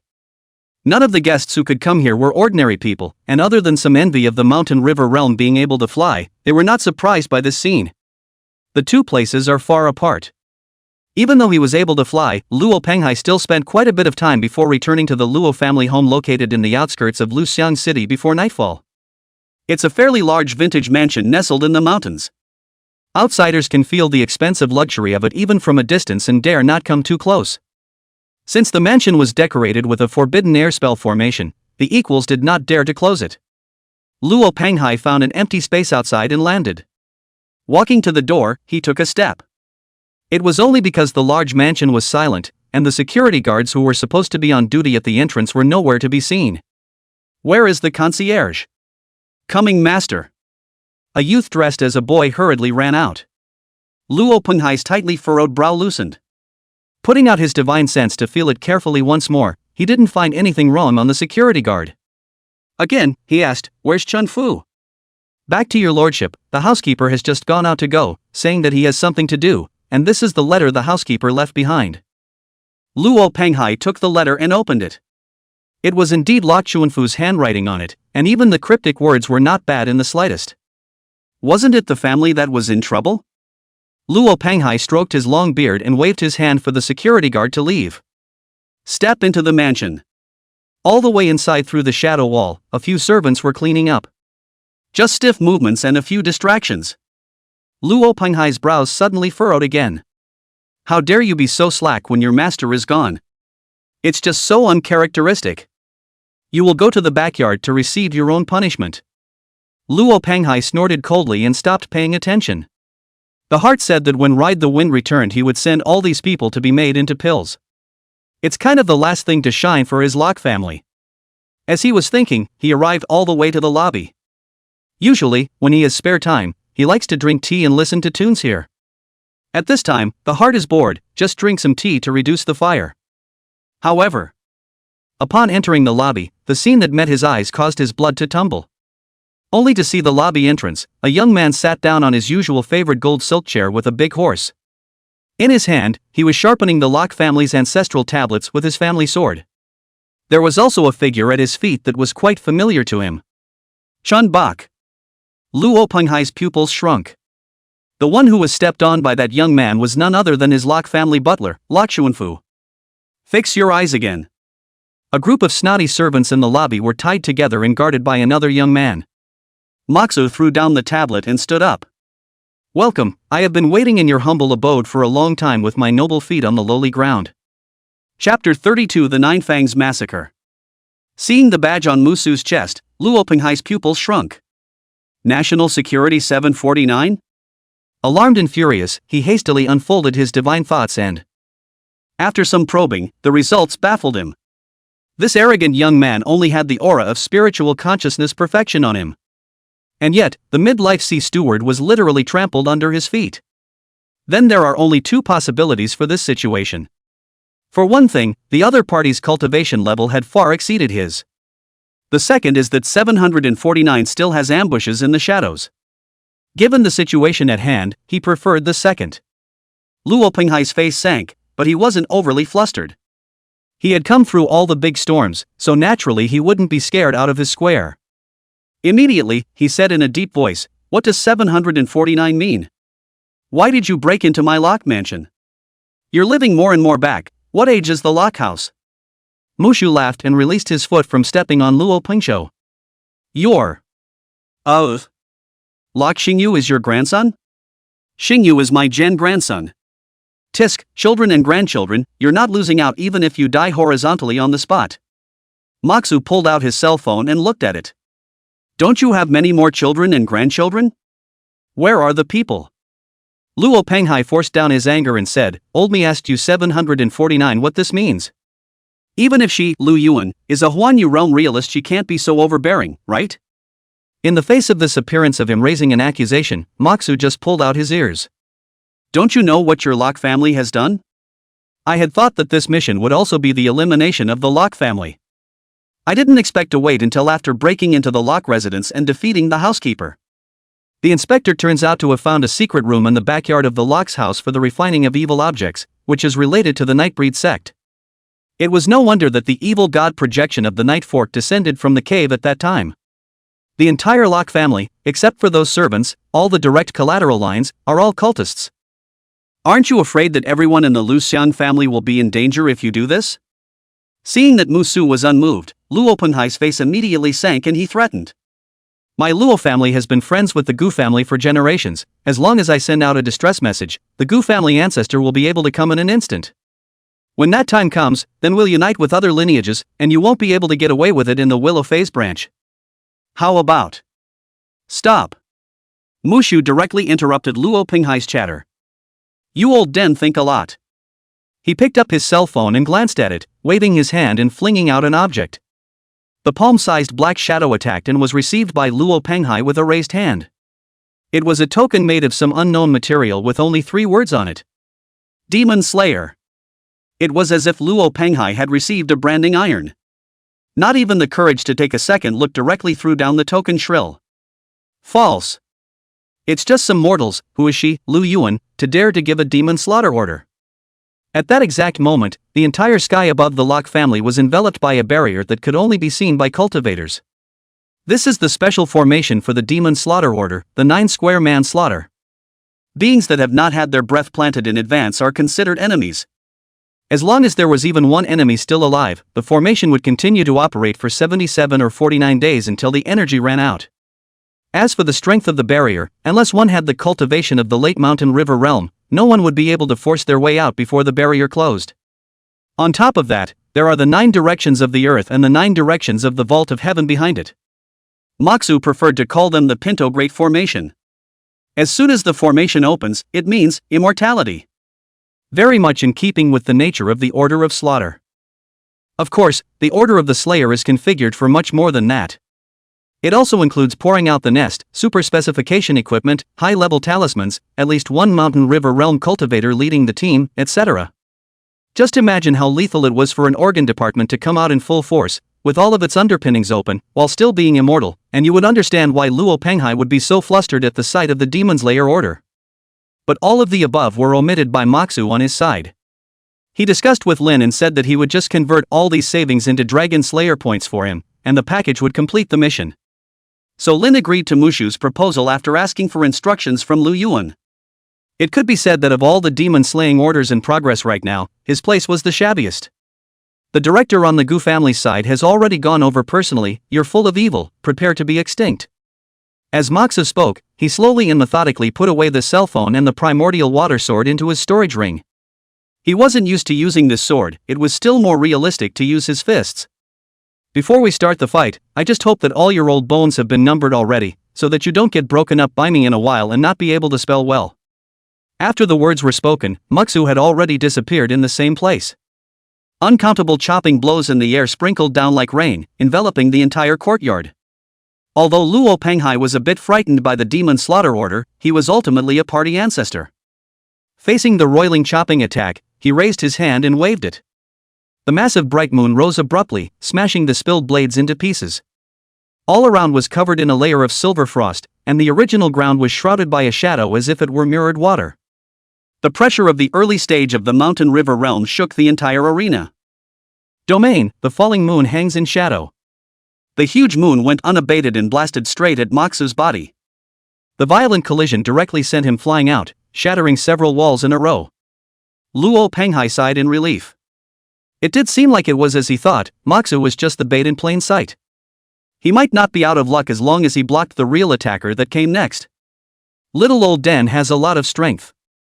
Moxu got up from the pile of rubble and patted the dust on his body. Not bad for you. He Qing, who was watching the battle from the sidelines, put down quite a bit of his hanging heart. Having once seen Musu hard shoulder the broken blade chaotic slash, he was still very confident in Musu's physique. That's why he volunteered to stay behind and help Moxu with his chores. He wanted to see how Moxu fought people so he could learn from them. To this Moxu could only say, as long as you're happy. You're not at the spiritual realization realm? Watching Moxu walk back like nothing, coupled with the delay in waiting for the secret backhand. Luo Penghai finally noticed a hint of oddity. No, the aura you just displayed is unreserved, it is indeed spiritual consciousness perfection. There's something wrong with your physique. Are you a dual cultivator of the Daoan body, with a physique that far exceeds the realm? Moxu took it in stride, not even answering in arrears. Combined with his dead-looking eyes, it was oppressive. Humph. Even if you have a body comparable to the mountain river realm, so what? Today, let me cut off an arm for the Luxiang branch. Go to hell. Luo Penghai snorted coldly, his cultivation aura jerking up as he spoke. In just the blink of an eye, he came to the middle stage of the mountain and river realm, the scene in the domain further solidified, and the bright moon held high in his hand was swung down with full force. Bad. The intelligence is wrong. This old man is hiding his cultivation. He Qing exclaimed out in shock and couldn't help but sweat for Musu. One must know that the domains at the early stage of the mountain and river realm were only taking shape and were still illusory, while the domains at the middle stage of the mountain and river realm had almost become solid.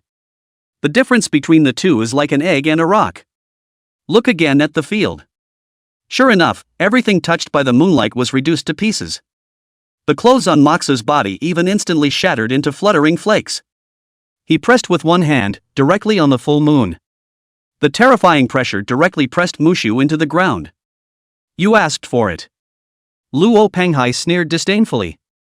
In the face of an absolute cultivation gap, no matter what oddities you have on you, spiritual consciousness perfection was only spiritual consciousness perfection after all. Sweeping a glance at the large family house, a trace of heartache flashed in Luo Penghai's eyes. Those children and grandchildren who were far away in Yunmeng he no longer had time to care about. Taking advantage of the fact that Lu Yuan hadn't come over yet, as long as he got out of the Nine Fangs human slaughter, those inspectors outside who were in charge of sweeping up couldn't stop him at all. Chapter 33. Just tell me if there's any annihilation. Boom. Boom. The bright white moonlight kept vibrating. In just a few breaths of effort, the entire great moon had completely sunk into the ground. The strong might even triggered an earthquake-like shaking. After 10 seconds or so, the resistance under the attack was finally sensed to be gone. Out of your depth. Luo Penghai was disdainful and pinched his finger to retrieve the big moon. Just then. Bang! Moxu violently broke through the ground and killed again. Once again, the clothes on his back fell in battle. The whole thing was almost down to a pair of pants. Taking advantage of the gap between Luo Penghai's retracted moves, Musu didn't give him time to catch his breath. Just as he landed, he crushed the ground with one foot, and his tall body shot straight into the interior of the moon-hanging shadow. The broken blade in the ocean of qi and blood emitted a chirping sound, working with the divine thoughts to cleave through the obstacles along the way for him. I can't believe you're not dead? Luo Penghai was horrified in his heart, and he was busy separating one of his hands to strangle the spell. Rattling thunder, earth fire, chopping strike, Big Dipper. The intensive spells triggered violent explosions, sending up a cloud of smoke and dust. Shepherd Su didn't care, letting the mountain river realm intermediate stages spells bombard his body like they didn't need any money. This attack did nothing but tickle him. The tall, wall-of-size-like figure didn't even waver in the smoke. In just a blink of an eye, Musu had arrived in front of Luo Penghai. A wraparound hold dragged him to the ground and the two rolled into a heap. Anyone who has fought with Moxu knows that if you get close, you're waiting to die. The picture of the next fight starts to go sideways. Moxu is like Galen, I'm ordinary, but I can make you as ordinary as I am. Eat my monkey and steal the peach. Moxu took a blast to the face but didn't think it was a good idea, and laughed out loud. A claw directly grabbed and exploded Luo Penghai's quail egg. As early as when Luo Xingyu moved out of his own family to beg for his life, he had already made up his mind to go to the door to seek the misfortune of the Luo family's olden. I thought it would take a bit of effort before, but I didn't realize that the Locke family had made a fool of themselves. Now teach this old den that cultivation is useless under absolute physical suppression.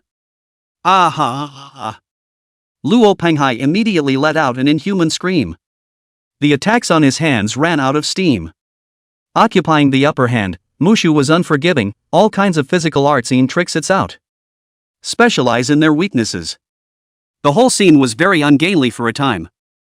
This raw fighting style looked at He Qing as well as the group of servants with their jaws agape, dumbfounded. Those evil practitioners who are known for their dirty tricks don't even go this far, do they? He Qing was sort of opened wide-eyed. This I learn a set of trade Shameless little child. Deceitful. Luo Penghai's eyes were scarlet. Since you won't let me live, then bury me with you. Huge moonlight coalesced from within him.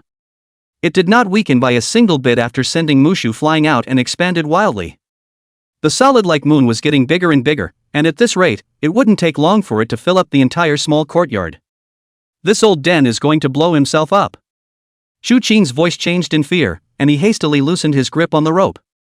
The servants' restraints were immediately undone, and they screamed and scattered in all directions. Most of these people are ordinary people suspected of being involved in the spread of cults, who originally needed to be brought back for investigation and educational rehabilitation. Now, it's a toss-up whether we'll survive or not.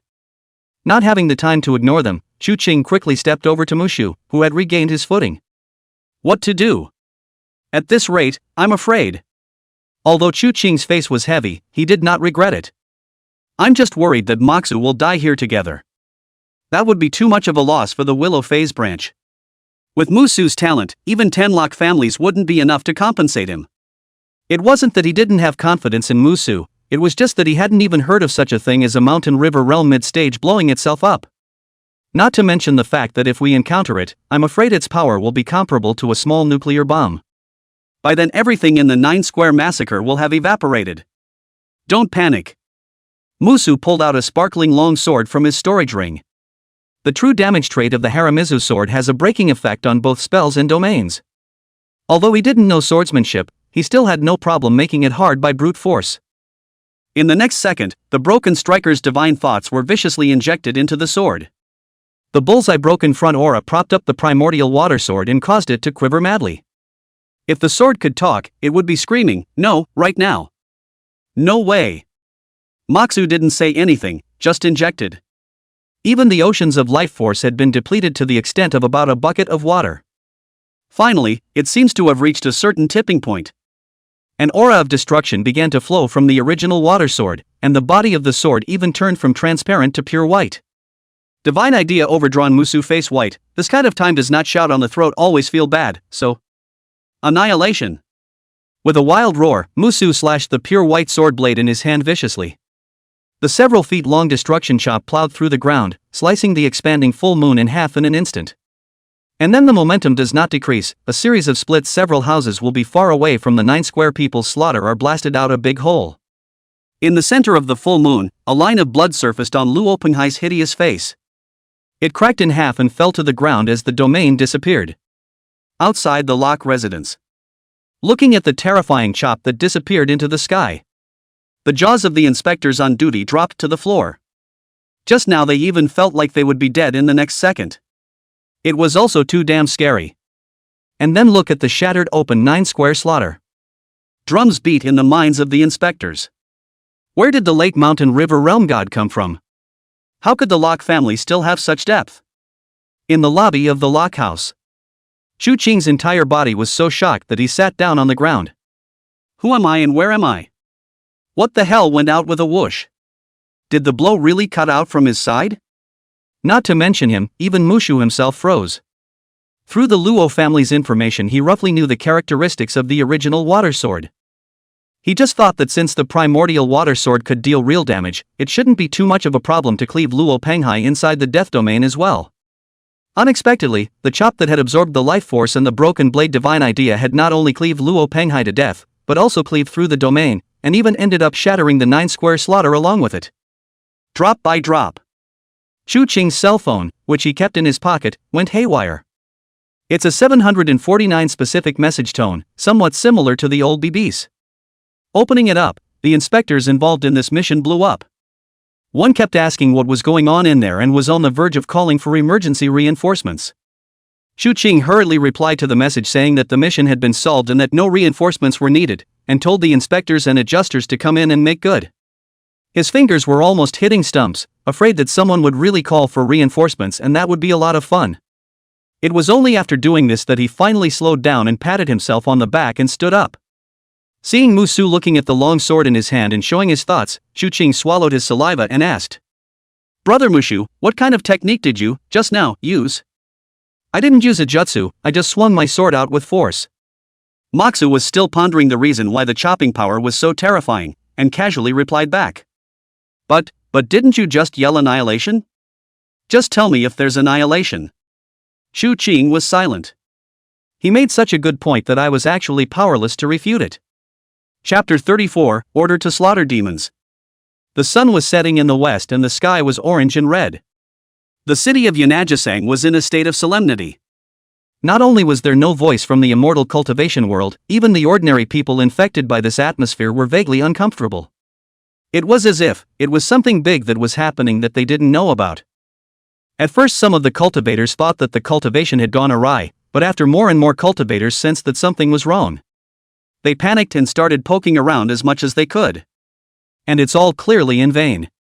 The periphery of all the clans that were included in the target were guarded by patrollers led by the Fate Sea realm. Any ordinary person or cultivator who tried to approach would be expelled. During this time, anyone who tries to break in will be met with a thunderous blow from 749. Its determination to kill made all the cultivators who had found the location not dare to act rashly. As for the target family, under the cover of the 9 fangs of human slaughter, not a single movement would be transmitted. Everything was done in silence. Until, that is, the first family was completely slaughtered. It took the dissipating gusts to allow the free winds to spread the news to every corner of the city. It was only then that those disturbed cultivators finally reacted to what kind of terrifying killing opportunities were hidden under this dusk. The closer clans sent scouts to the incident at the first opportunity. Those lone loose cultivators also caught wind of the situation. A large number of cultivators came to the periphery at one time to be stopped by the inspectors. The 749 purposely narrowed the perimeter of the winch completion target in order to deter all parties. Therefore, even though they were stopped outside the cordon, they were still able to clearly see the chi practitioner family that had become ruins, as well as the bodies that had been carried out one by one. The air was filled with the unmistakable smell of blood. The mountain river realm bigwigs that were usually rare to see were sitting inside with their eyes closed. Some of the timid scouts sat down on the spot as their legs gave out. The rest of them were all white and fled the place with fear on their faces. Soon, the 3 words Demon Slayer order spread throughout the entire Luxiang city. Everyone in all the cultivator clans were at risk and had tightened their range of activities.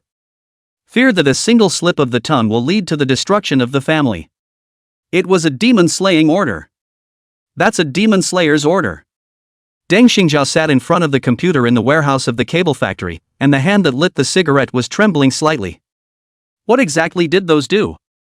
I can't believe that 749 even opened the slaughter order. What's a demon slayer? Deng Shanghao squatted aside and yawned, not understanding why his uncle reacted so strongly.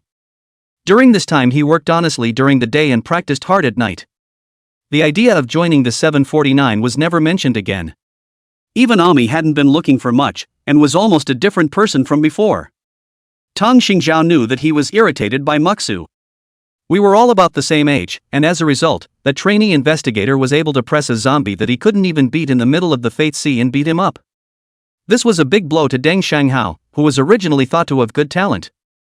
Determined to start cultivating hard and strive to break through spiritual awareness to reach the Fate Sea as soon as possible.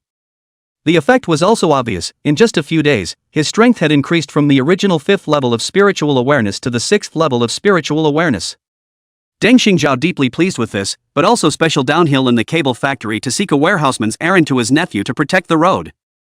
The Demon Slayer's order represents a local precinct's determination to pour out all it has and not to die. Hiss.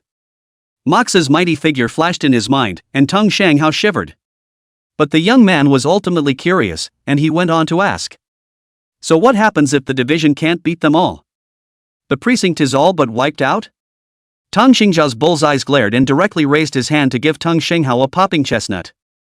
Guawar really dares to think, all the cultivators of the whole city are ready to be buried with them if they are all wiped out. Ha! Tang Shanghao covered his hair and froze, so shocked by the words that he didn't even realize the pain. Once the branch opens the demon slaughter order only to be wiped out in its entirety, the provincial bureau will directly pour out its forces and clear out all the large and small clans in the entire place along with the scattered cultivators. The original words of that great power who founded 749 were.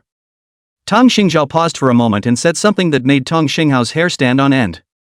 My precinct is all but wiped out, so what makes you guys survive? 749 Willow Phase Subdivision. A large number of investigators were mingling in the business hall. He Qing quietly stared at the screen on the hall in disbelief. The dense task matter on it kept pulsing. Almost every 10 minutes or so a family name turns green. This means that they have fallen under the order of demon slaying. He Qing's gaze remained fixed on the 4 red fonts of the Lu Xian Luo family. Ignorant of the noise of those around me. Suddenly, the red font switched to green. He Qing immediately looked relieved. We're on the same team. If I go, it means you're going too, so just stay here and watch my brother go earn you Dragon Slayer points. What Moxu said a few hours ago was still fresh in his mind. In 749, due to the special nature of the Demon Slayer order, only the level of individual contribution will be counted in the mission, not the squad as a whole. Also, whenever someone in the team participates, everyone else gets a lump sum of Dragon Slayer points as well. The number is roughly 1/10 of the participant's harvest. This award does not affect the participant's own harvest and is given additionally by the Bureau. Sort of a team benefit for those non-combatants. The entire Hall of Affairs was in an uproar the moment the Locke family announced their demise. As the leader with the lowest cultivation level, it was surprising that Moxu had completed his mission so quickly. That's a pace that would be right up there with all the teams. It was really greatly unexpected. Some people began to wonder just how many implements Moxu had used. He's utilizing a lot of overspecified items in addition to the basic configuration, right? How else could he have annihilated the Locke family so quickly?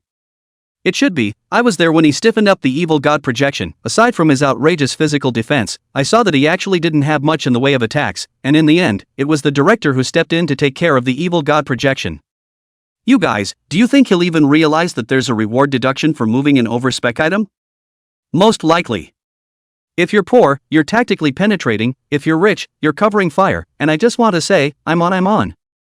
Ha, he's been busy for half a day, so I guess he still doesn't know that the reward is gone, right? It might even be upside down. I've said it before, although this person's strength is very strong, sooner or later he's going to suffer for having such a wild personality. Alas, his teammates are also unlucky, so I guess they'll have to shell out money along with him. Listening to the murmurs of the people around her, He Qing frowned slightly. I don't know how things are going on Mox's side either. Obviously I can help too. When she thought of Mushu pinching her face and coaxing her childlike tone when she left, He Qing became a little angry. After thinking about it, she pulled out her cell phone and looked at the balance. The rewards for the Black Hills Inside Room were handed out early in the morning. A full 1,000 Dragon Slayer points. It's almost half a year's income for an average investigator, and you still have to be a regular investigator. He Qing looked at the balance with some concern. All of this and selling the invocation candlesticks, I wonder if it's enough. Chapter 35 The Red Robe Missionary. Moxu, who had completed his mission, didn't know that the precinct had blown up. At this moment, he was squatting with Chu Qing on the gravel in front of Locke's house and chattering. Compared to the other places that had been erased by the Demon Slaughter Order, this place could already be said to be quite well preserved. The two made small talk as they watched the incoming and outgoing inspectors. When I was a kid, I lost the $500 I had to pay tuition. I explained it to my mom, and she ended up feeling the change left over from the stationery she bought earlier out of my pocket and beat me up. At night, my dad came home from work and found out about it. He didn't beat me, he just punished me with a day of chores and gave me $5.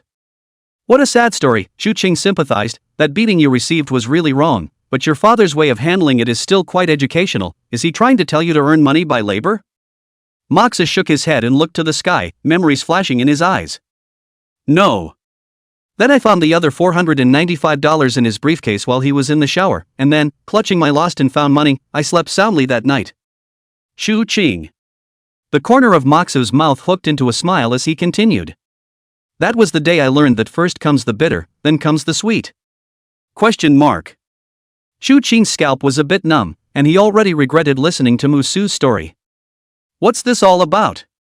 While the two men were bolting, the inspector was pretty much done with it. Next, it's time to go back and turn in the mission, too. Moxu was just about to get up. Sharp senses suddenly caught a flash of sight. Look up in the direction of the feeling. Eyes quickly locked on a middle-aged man with gray eyes leaning under a large tree outside the cordon. You wait here. Raising his hand to signal Chu Qing to stay put, Musu did not restrain his aura and walked towards the middle-aged man with a sense of oppression. Just as he traveled to the edge of the cordon, the middle-aged man said in a panicked tone as if he had sensed something. Sir! Didn't you just say as long as you don't cross the line? Blind? You are? Answer the question. Yes, I've been blind since I was a child, so if I'm in the way of official business I'll go. The middle-aged man said as he was about to stand up. Moxu ignored his words and stretched out 2 fingers to pestle in front of the middle-aged man's head. If the opponent continued to get up with the strength of this position, he would undoubtedly be poked in the eyes. However, the middle-aged man didn't pause in his movements and crashed straight into them. Anyone else would have withdrawn their hand by this time. But Moxu was different. Not only did he not withdraw his hand in the slightest, but he even swung out a long-prepared heavy left-handed punch, aiming directly at 2 inches below his crotch. I could tell just by listening to the wind that carried it. If this hit is real, it is not just a simple matter of the chicken flying away. I'm afraid that even the posterior will not be protected. This was a move that Moxu had realized during his fight with Luo Panghai, and could only be used by someone with a strong enough physique. He named this move the desireless fist, a punch that clears the mind and solves all problems directly from the root. The middle-aged man's eyelids fluttered as he dodged the attack with great speed. The falling fist struck the tree without any obstruction and pierced right through. The trunk didn't even shake during the process. Seeing the tragic state of the tree, the middle-aged man was shocked out of his white hair sweat, and he was so angry that he cursed. "You're sick. Who's a nice guy trying to find out if someone else is really blindly hitting their crotch? Hide what hide? Scumbag." Moxu, who had missed a blow, was equally furious. He had just used his full strength, not holding back at all. Just like that, this middle-aged man managed to dodge his righteous sneak attack. And regardless of the geometry of the battle power, the speed was more or less outrageous. "With your black hands and thick skin, you look more like a cultist to me than I do." The middle-aged man who had been hunched over slowly straightened his back, and his glowing gray eyes along with the clothes on his body turned bright red. The shape changed, and even the aura it gave off became unusually strange. This feeling Moxu had just felt not long ago, from the evil god projection. "You're a cultist?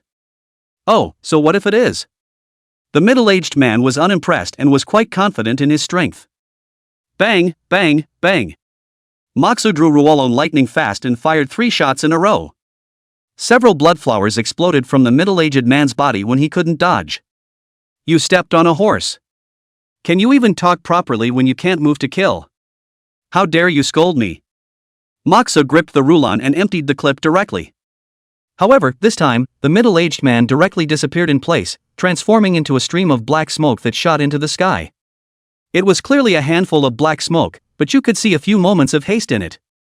"I originally saw that you have good talent, and wanted to show you the way. Since you do not appreciate it, then forget it. Remember, kid, I hate blood, red-robed missionary, the person who will take your life in the future." Angry voices came from through the canopy, and all that could be seen in the distant sky was a black dot. "Heh, wanna go?" Moxa pulled out his walkie-talkie. "Logistics lock onto the airborne target, anchored by my scent. Keep me posted on the location." The aura bullets that had just been shot out with Rudragon didn't just deal damage. It also had a miniature formation etched into it by him, capable of firmly attaching his breath to his enemies. It was originally a preparation to prevent the Locke family's Olden from escaping, but I didn't expect it to be used here. Commander. A response came over the intercom.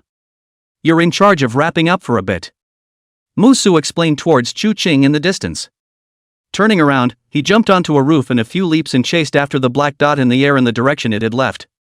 Honestly, he was now kind of regretting that he hadn't prepared an overspecified instrument for pressure, or else he could have just shot that pile of black smoke down by now. "Keep busy, it's good to be busy." He Qing shook his head with a bitter smile. If he hadn't personally brought Muxu into the 749, he would have even suspected that Muxu was the unseen pride of some hidden family. It's only been a week or so, right, and it's directly accomplished what others couldn't achieve for decades. Punching the evil god's projection, sorting the evil cultivator family, and now going after the cultists. Calculating the proceeds of this mission, a conservative estimate would have 3,000 dragon slaying points to hit the bottom. He Qing tried to substitute himself into Mox's perspective for a bit, and instantly felt so good that his entire body straightened up. Meanwhile, on the other side, the wounded chest of vengeful blood flying in the clouds had gradually recovered. Bastard! A mere shameless child who relies on the power of a divine weapon, how dare he be so rampant? With his cultivation at the early stage of the Mountain River realm being injured by a spiritual consciousness junior in a single glance was really a disgrace. If he wasn't worried that Lu Yuan would come over at any moment, he would definitely teach this junior what cruelty meant. The mountain river realm doesn't fly very fast, and is about as fast as a small single-rotor helicopter on a regular basis. After flying for half an hour, Vengeful Blood landed on a hilltop. In the clearing before him sat a crumbling temple. Coming closer, Vengeful Blood knelt on one knee. "Your Holiness, come in."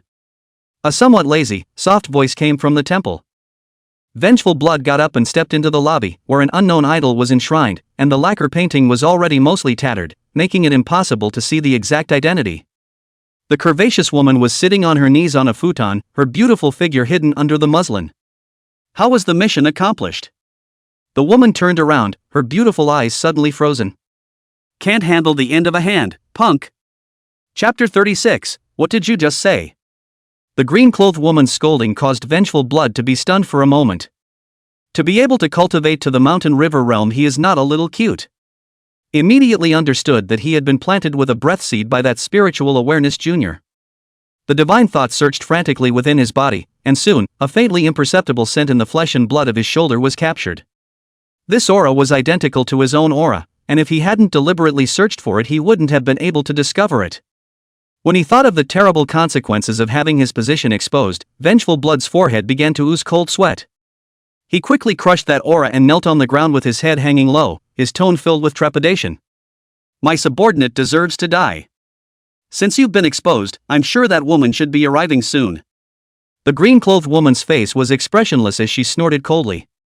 "Wipe up the trouble you caused yourself. This seat is not a match for that woman for the time being, so you will be the one to hold her off for this seat." "Ha!" Vengeful Blood, who was kneeling on the ground, raised his head violently. "I'm going to block the Bijou Yellow Spring?" "Really? You don't want to?" The green-clothed woman's face turned cold, and a terrifying aura that far exceeded the mountain river realm surged out. Xiao Blood was pressed to the ground by this pressure, and the bones in his entire body clicked as if he would be directly crushed at any time. "Your obedience." Vengeful Blood gritted his teeth and responded. He didn't need to look in the mirror to realize how ugly he looked right now. The omnipresent pressure suddenly loosened. When he raised his head again, the woman in green was gone. Noticing that the scent was far away, Vengeful Blood stood up, and his entire body turned into black smoke and rushed up into the sky. He is crazy to go to block Lu Yuan. People kill him and crush an ant, no difference. Now escape may still have a chance of survival, even if the future by the venerable liquidator, or better than a tragic death on the spot. Unfortunately, reality didn't get his way. It was only when the Vengeful Blood rushed out over the temple that he realized that the surroundings did not know when a formation had been laid down, and the densely packed formation patterns did not look like they could be laid out in a short period of time. Not only covering a side of the sky dome, not allowed to come in and out at the same time, is also in all directions constantly emanating fluctuations. Even blind people can feel the spiritual power surging from a long distance. Damn woman! Really good tactics. Vengeful Blood had almost despaired, and his entire body sat down on the ground in a disheveled state. The green-clothed reverend had arranged the answer from long ago, and was not prepared to let him choose at all. With this formation in place, once Lu Yuan descended on this place, he, Vengeful Blood, in order to live, even if he was unwilling, could only desperately try to delay.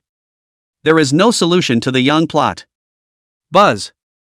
At that moment, the formation rippled out in a circle. The tall, straight man crossed into the area.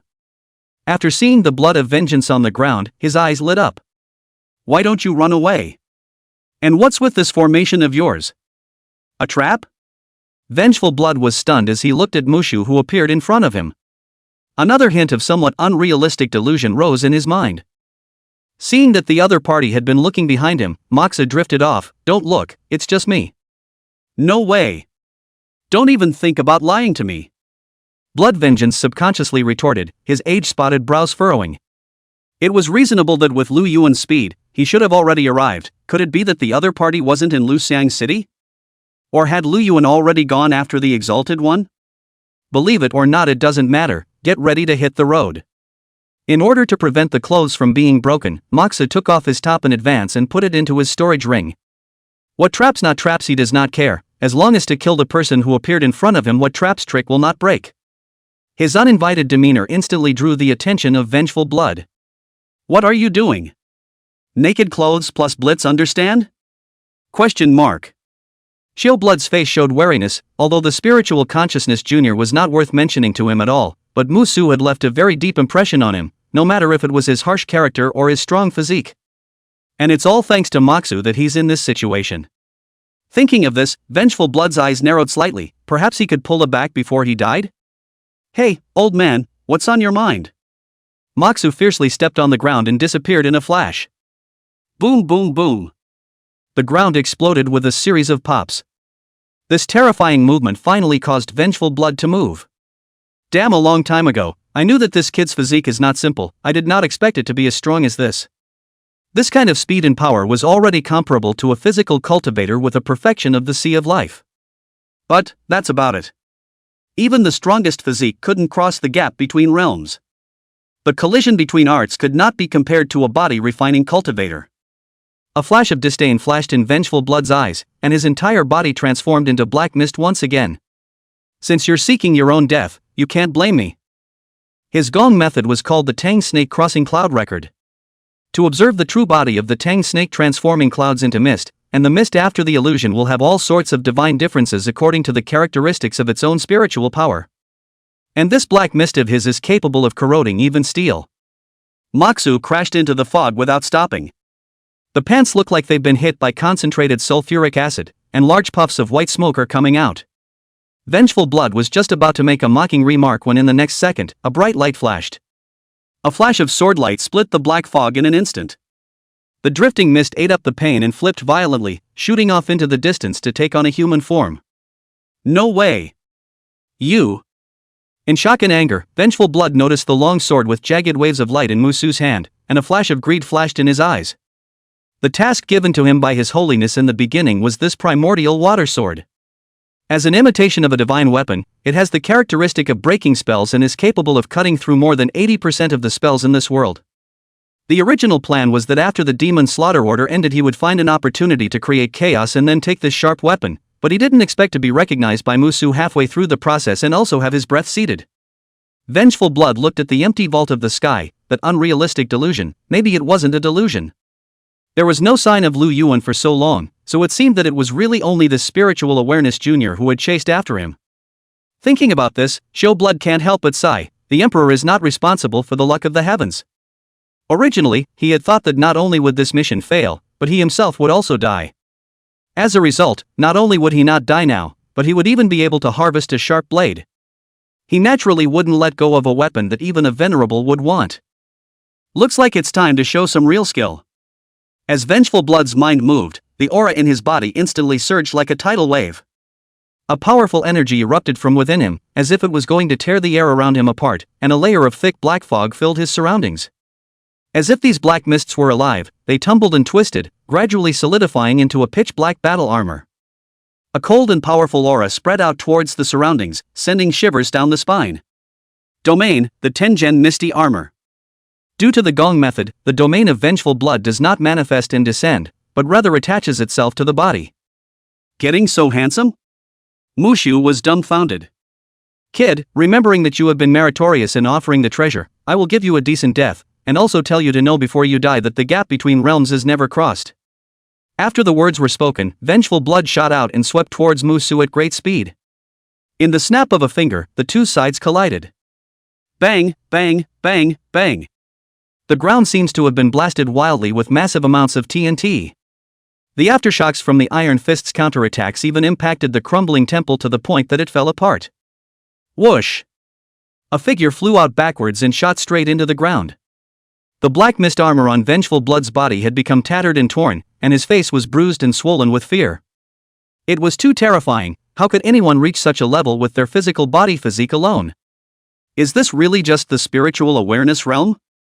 The smoke and dust cleared, and Moxa came striding forward. What did you just say? Chapter 37, The Heavenly Mending Stone. Looking at the increasingly closer Mushu, Vengeful Blood's pupils slightly contracted, and a trace of panic surfaced on his pale face. If someone had told him before today that the Mountain River realm couldn't defeat a spiritual consciousness realm perfection, he would only think that person was crazy. But today, the hard truth is in front of us. The little old man admittedly is not your opponent, but we have no grudges in the past and no grudges in the recent days. Just now is just a little unpleasant. The little old man to give you an apology for not. I do not know if you can let the little old man a way out of life? Saying that, the hallowed mountain and river realm Highlander even skinlessly fell on the ground and kowtowed like garlic. A perfect illustration of what it means to be able to bend but not break. Let you live? Could be. Moxu responded with his mouth, his feet not stopping for a moment, his left hand reaching behind his back. It just so happens that I have a bottle of medicine here that can be called the Holy Grail of healing. What are you running for? Before he could finish his sentence, vengeful blood had already scurried out a long way. That pale face carried a touch of unbelievable shock. He had never seen such a shameless person in his decades of cultivation. Obviously ridiculously strong, yet he still had to think of pulling some underhanded tricks, and the key was that it was so obvious. After a long period of silence, vengeful blood muffled his voice, "Your Excellency's level of shamelessness is truly refreshing to me. Likewise with each other, if you can put that thing in your hand down, maybe I'll actually let you live." Musu's eyes narrowed slightly. This old man just now was ostensibly kowtowing on the ground, but in reality, his hand had already reached into his pocket to feel out something. Sure enough, these evil cultivators just have a lot of hard eyes. Not only did he set up a formation that allowed him to enter and not to leave, but he was even openly emitting fluctuations to attract himself over. What a dog's guts! Is there really no room for détente? With his only means being recognized, vengeful blood could only continue to try to convince Muxu. After the fight just now, he had already understood that he had no other means to pose a threat to Muxu other than blowing himself up. People always have unrealistic fantasies and despair, but do you think it's possible? Musu wasn't moved in the slightest. In the state of spiritual vision, he could clearly see the rich grievous aura wrapped around vengeful blood's tattered armor. No wonder the color is as black as ink, so it is all the grievances of those who died in vain. If Your Excellency agrees to spare me, I am willing to offer one of my spirit treasures in exchange for my life. Vengeful blood was still making a last-ditch effort, but Musu was already too lazy to talk nonsense with him, and the long-stored primordial water sword behind his back suddenly slashed out. The person who played with hard eyes was not only vengeful blood. Musu likewise played with hard eyes, saying that he was taking medicine. In reality, his left hand that reached behind his back had already held the original water sword in his hand. At this moment, the distance between the two sides was only a few feet, and the snowy chopping attack arrived instantly, so fast that vengeful blood couldn't do anything even if he wanted to self-destruct. Brush! The sword blade swept by like the wind, and a touch of doubt appeared in vengeful blood's gaze as his head slowly tilted and fell to the ground, rolling several times. The old head lost all of its spirituality, and the grievances entangled in his body began to gradually dissipate into points of golden aura that flew towards Musu. The life force ocean in his body fluctuated for a moment, and a slight improvement could be clearly felt. The power also jumped by a small 0.5% at the same time. It is? Moxu was slightly stunned. The golden finger was even triggered at this moment. And the effect was only slightly lower than the evil god projection. This was the first time since he stepped into the immortal cultivation world that he had stacked gold fingers from a human. Is it possible that such pure cultists are considered a form of weirdness? Otherwise there is no way to explain why he didn't gain any gain from killing fellow cultist Luo Panghai. In the midst of his thoughts, a crystal clear stone rolled out of the hand of the headless body on the ground. Musu leaned down to pick up the stone into the hand. Smooth and warm. Single look at the appearance of the words in emerald is very similar, only the body exudes a cold luster. Something that could be used as a flipping card by a mountain river realm cultivator certainly couldn't be anything mundane. It was just that Moxu didn't recognize this thing, much less know what it did. After thinking about it, he took out his cell phone and opened 749 Matters Pass and began to search based on the characteristics of the stone. Modern cultivation is just great, so if you don't know anything, just search. Soon, his eyes locked onto an article about the Heaven Mending Stone. The Heaven Mending Stone is a special stone made by Nuwa to mend the heavens in ancient mythology. According to the classic of mountains and seas, in order to repair the damage of the sky, Nuwa refined an addition to the entire 36,599 mending stone, and finally used a total of 36,500 when mending the sky with great power, while the remaining 99 do not know where to go. It is rumored to have many great powers. The most significant role is to enhance the cultivator's physical body. As long as it is carried on the body and injected with spiritual chi, it will continuously enhance the cultivator's physical body, and it can also be struck out in critical situations, and it can be killed in an instant under the Huanyu realm. So it is. Moxu rubbed his chin and looked at the stone in his hand. No wonder vengeful blood was able to dodge his sneak attack earlier and still give him a hard fight for a period of time in his physical body, so it was all due to this heaven mending stone. About the last one mentioned in the article should not be complete though. If it was that good, Blood Vengeance would have used it long ago instead of just holding it in his hand and waiting for a sneak attack. After thinking about it, Musu tossed the heaven mending stone in his hand and threw it towards the large tree not far away. Then he saw a very amazing scene. Moxu presses to confiscate the force, according to the theory that this stone should instantly penetrate the trunk of the tree, but the crystalline jade-like stone slowly floating in the air, the speed is not too slow, but it's almost the same as the dandelion in the wind, which is completely contrary to the theory of mechanics. Gradually, the heaven mending stone came into contact with the large tree, and in the next second, the tree exploded and turned into a sky full of wood chips. Hiss. This power hasn't been tried. Moxu really doesn't dare to make a guarantee that he can carry it off intact. This thing may have a strange effect at some times. Picking the tonic stone back up and holding it in his hand, it was time to try another effect next. The aura in his body was slowly injected into the heaven mending stone, and a warmth began to spread along his palms and throughout his body. The feeling was somewhat similar to when he stacked his golden fingers, and although it didn't increase his life force, it was a more comprehensive enhancement for the physical aspect. According to this speed, under the accumulation of days and months, even just ordinary people could have a strong body comparable to a physical cultivator. A heaven mending stone? Oh, this punk is hiding it deep. A somewhat harsh female voice rang out without warning. The green-clothed woman crossed into the formation with lotus steps. She had hidden her tracks around the area for a long time, but never sensed the aura that frightened her, so she decided to come back to take a look, not realizing that she was immediately rewarded with a surprise. That woman didn't care to use any tricks, and since there was no scent, she hadn't come, so maybe all that earlier was just an oops. Traveling to the middle of the field, her gaze was fixed on the stone in Musu's hand. The undulations of the air that had yet to dissipate were visible under her terrifying cultivation. The scent of the primordial water sword? Noticing the headless body on the ground, the woman's gaze finally came to rest on Moxu himself. The handsome, peerless looks of the man made her flinch slightly, and she couldn't help but lick the corners of her mouth, perhaps even enjoying it in detail today. So what if she can kill this waste of blood? In her heart, only Lu Yuan can make her look at the whole Lu Xiang branch, the others are nothing but dirt and dogs. This seat, Qinglian, will you offer the treasure yourself, or will this seat do it personally? As the saying goes, the greater the capacity, the greater the case. The grievous aura wrapped around the woman's body was one of the densest that Musu had ever seen. And that tongue, holy, it's so wet. Chapter 38, The Branch Spectacular. Under the slanting sun, the building where 749 is located looks particularly solemn under the orange-red light. The huge garage door slowly opened, and the black-based cruising tone vehicles drove in one after another like steel beasts, and the continuous roar of the engines broke the previous day's tranquility.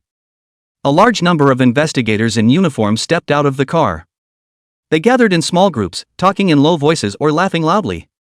After an incident as big as the Demon Slaughter Order, almost all the investigators had returned to the Willow Phase branch, including many of the mission maniacs who were often unseen. You guys look! That man is Iron Blood Broken Life Shintu Xiong. He was the top 3 in the Bureau's grand competition last year. An investigator said excitedly, pointing at the solemn-faced man beside the elevator. Shintu Xiong? The same Shintu Xiong who completed the Level 5 event, Sangshan Resort and Villa? The person next to him opened his mouth wide in surprise. That's right. I heard that in that incident, the entire vacation resort was turned into a demonic cave. Shintu Xiong led his teammates to annihilate all the weird monsters without any reinforcements. That was a big case that shocked the whole province's branch. The investigator who had just spoken had a look of honor. And the one who just got off the bus, that's Xia Anxia, right?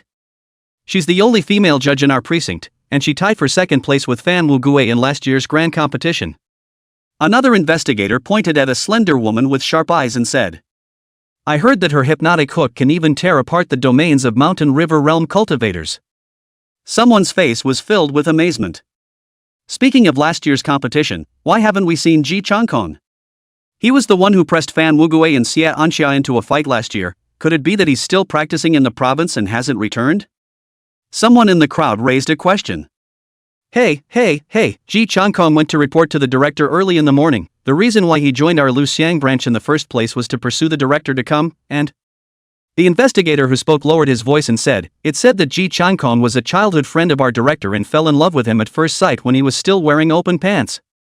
I've heard about this as well. It's a pity that the Locke family has already been exterminated by the Demon Slaughter Order, otherwise I really want to see how Ji Changkong will react when he sees Locke Xingyu who is jumping up and down. The speaker's tone carried a few hints of flirtation, and a gloating expression appeared on his face. Your news is too backward. Luo Xingyu was gotten killed by a newcomer long before the demon slaughter order. Another person retorted, with a hint of superiority in his tone, as if he was mocking the other party's ignorance. Where did you get that gossip? Luo Xingyu is in the middle stage of the life C, right, and the newcomer can get him killed. The person who had just spoken out to flirt frowned with skepticism in his eyes. So that's why you don't believe me? Then how should you react if I say that newcomer also hardened himself against a mountain river realm bigwig against the domain's suppression? The person who retorted very pretentiously flared his nostrils. Honestly, dude, are you short of money? I've got $50 here. Why don't you go to the People's Hospital Brain Department and register a specialist to take a look? Negative basement level, service lobby. The gains and losses from this demon slaughter order are being calculated over time. The 749 would usually release the data to the entire division after a big battle to boost morale. What? You said that Musu went after the evil cultivator? Or a mountain river realm evil cultivator? Why don't you stop it? In the corner, after listening to Chu Qing's report, Lin was stunned for a moment. In some ways, mountain river realm evil cultivators were more dangerous than level 1 evil god projections. This was because class 1 evil god projections didn't have the ability to think, and were more like robots with set programs, whereas evil cultivators with active minds were different. Ha! But didn't Musu just behead Luo Panghai, the old ancestor of the Luo family? Chu Qing was puzzled. Luo Panghai was also in the mountain river realm, and still in the middle stage. Why did the captain react so greatly? Now Lin was even more confused. Didn't Luo Panghai go to celebrate Gu Tianlu's birthday? He was in charge of logistical deployment when the demon slaughter order was launched, and it was still not even clear what situations had arisen in the Locke family demon slaughter order. He remembered that before the operation, the Locke family clearly only had one midlife C steward left to stay behind. Originally, according to his expectations, Luo Panghai, who had gone to the Gu family to celebrate their birthday, would be taken care of by the director in passing, and with Musu's battle power, it would be more than enough to go and clean up a middle stage of the vital C. It was based on this point that he had gone to ask the director on behalf of Musu, or else he himself, not to mention the director, would not have agreed to that outrageous request. Hoping you don't know that, Captain? It was rare to see his boss suffer, and the corner of Chu Qing's mouth, who had been acting as a follower, couldn't help but raise a smile. Honestly, he had a small panic attack when he saw Luo Panghai at Luo's house earlier. If it weren't for his trust in the chief, he might have to pee out a few drops on the spot. Come on, what's going on? Lin Guodong directly kicked Chu Qing's, but the warm big foot of 43 yards made Chu Qing feel the long-lost care, and could only skim his mouth and began to talk about what had happened in a gushing manner. The front was fine, everything was going as expected. When he heard the inspector who was watching outside Gu's house report that Luo Panghai had left the meeting in the middle of the day, Lin Guodong's face changed.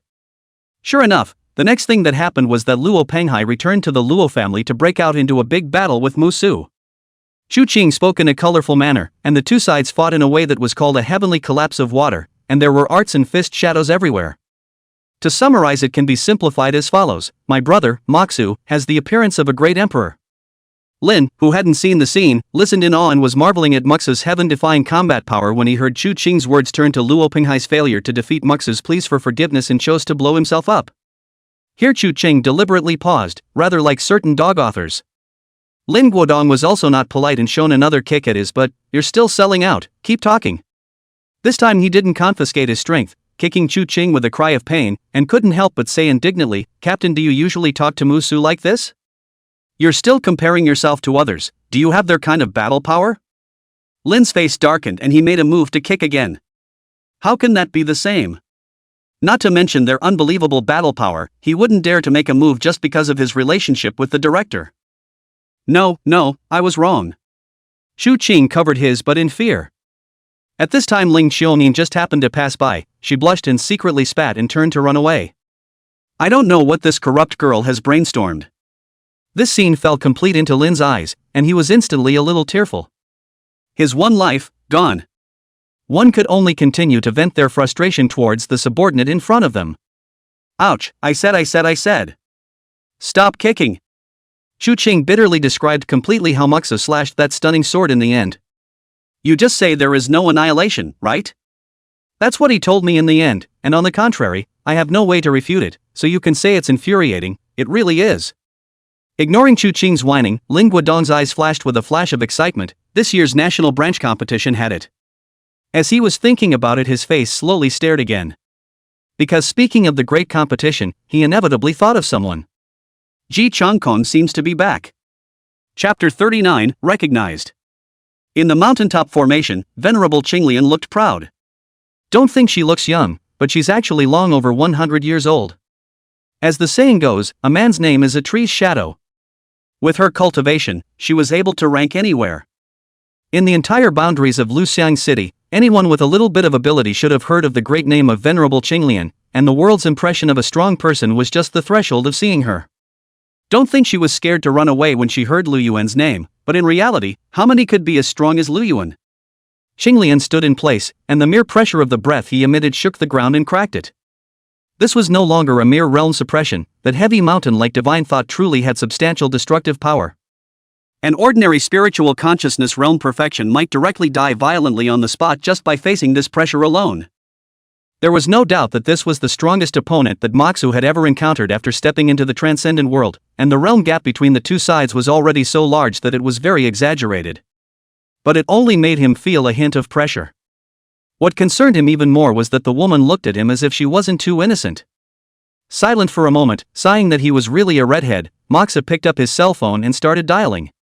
Although he crosses the border to kill the enemy like drinking and eating, but it is not without an upper limit, Qinglian Venerable has obviously exceeded the scope of his ability. This time honestly call for reinforcements on the right. What are you doing?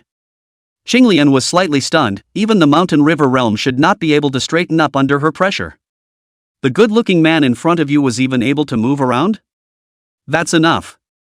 What's he doing? Shaking someone in front of you. Do you think I'm dead? This seat will teach you properly this time. A beam of light shot out from Qinglian's eyes and hit Muxa's palm, holding the cell phone in the twinkling of an eye. What do you mean? How is it possible? Only to see a wisp of white smoke rise from the location where Moxa's hand was struck, but not even a single hair of sweat was knocked off. Such a strong physical defense caused Venerable Qinglian's face to freeze for a few moments.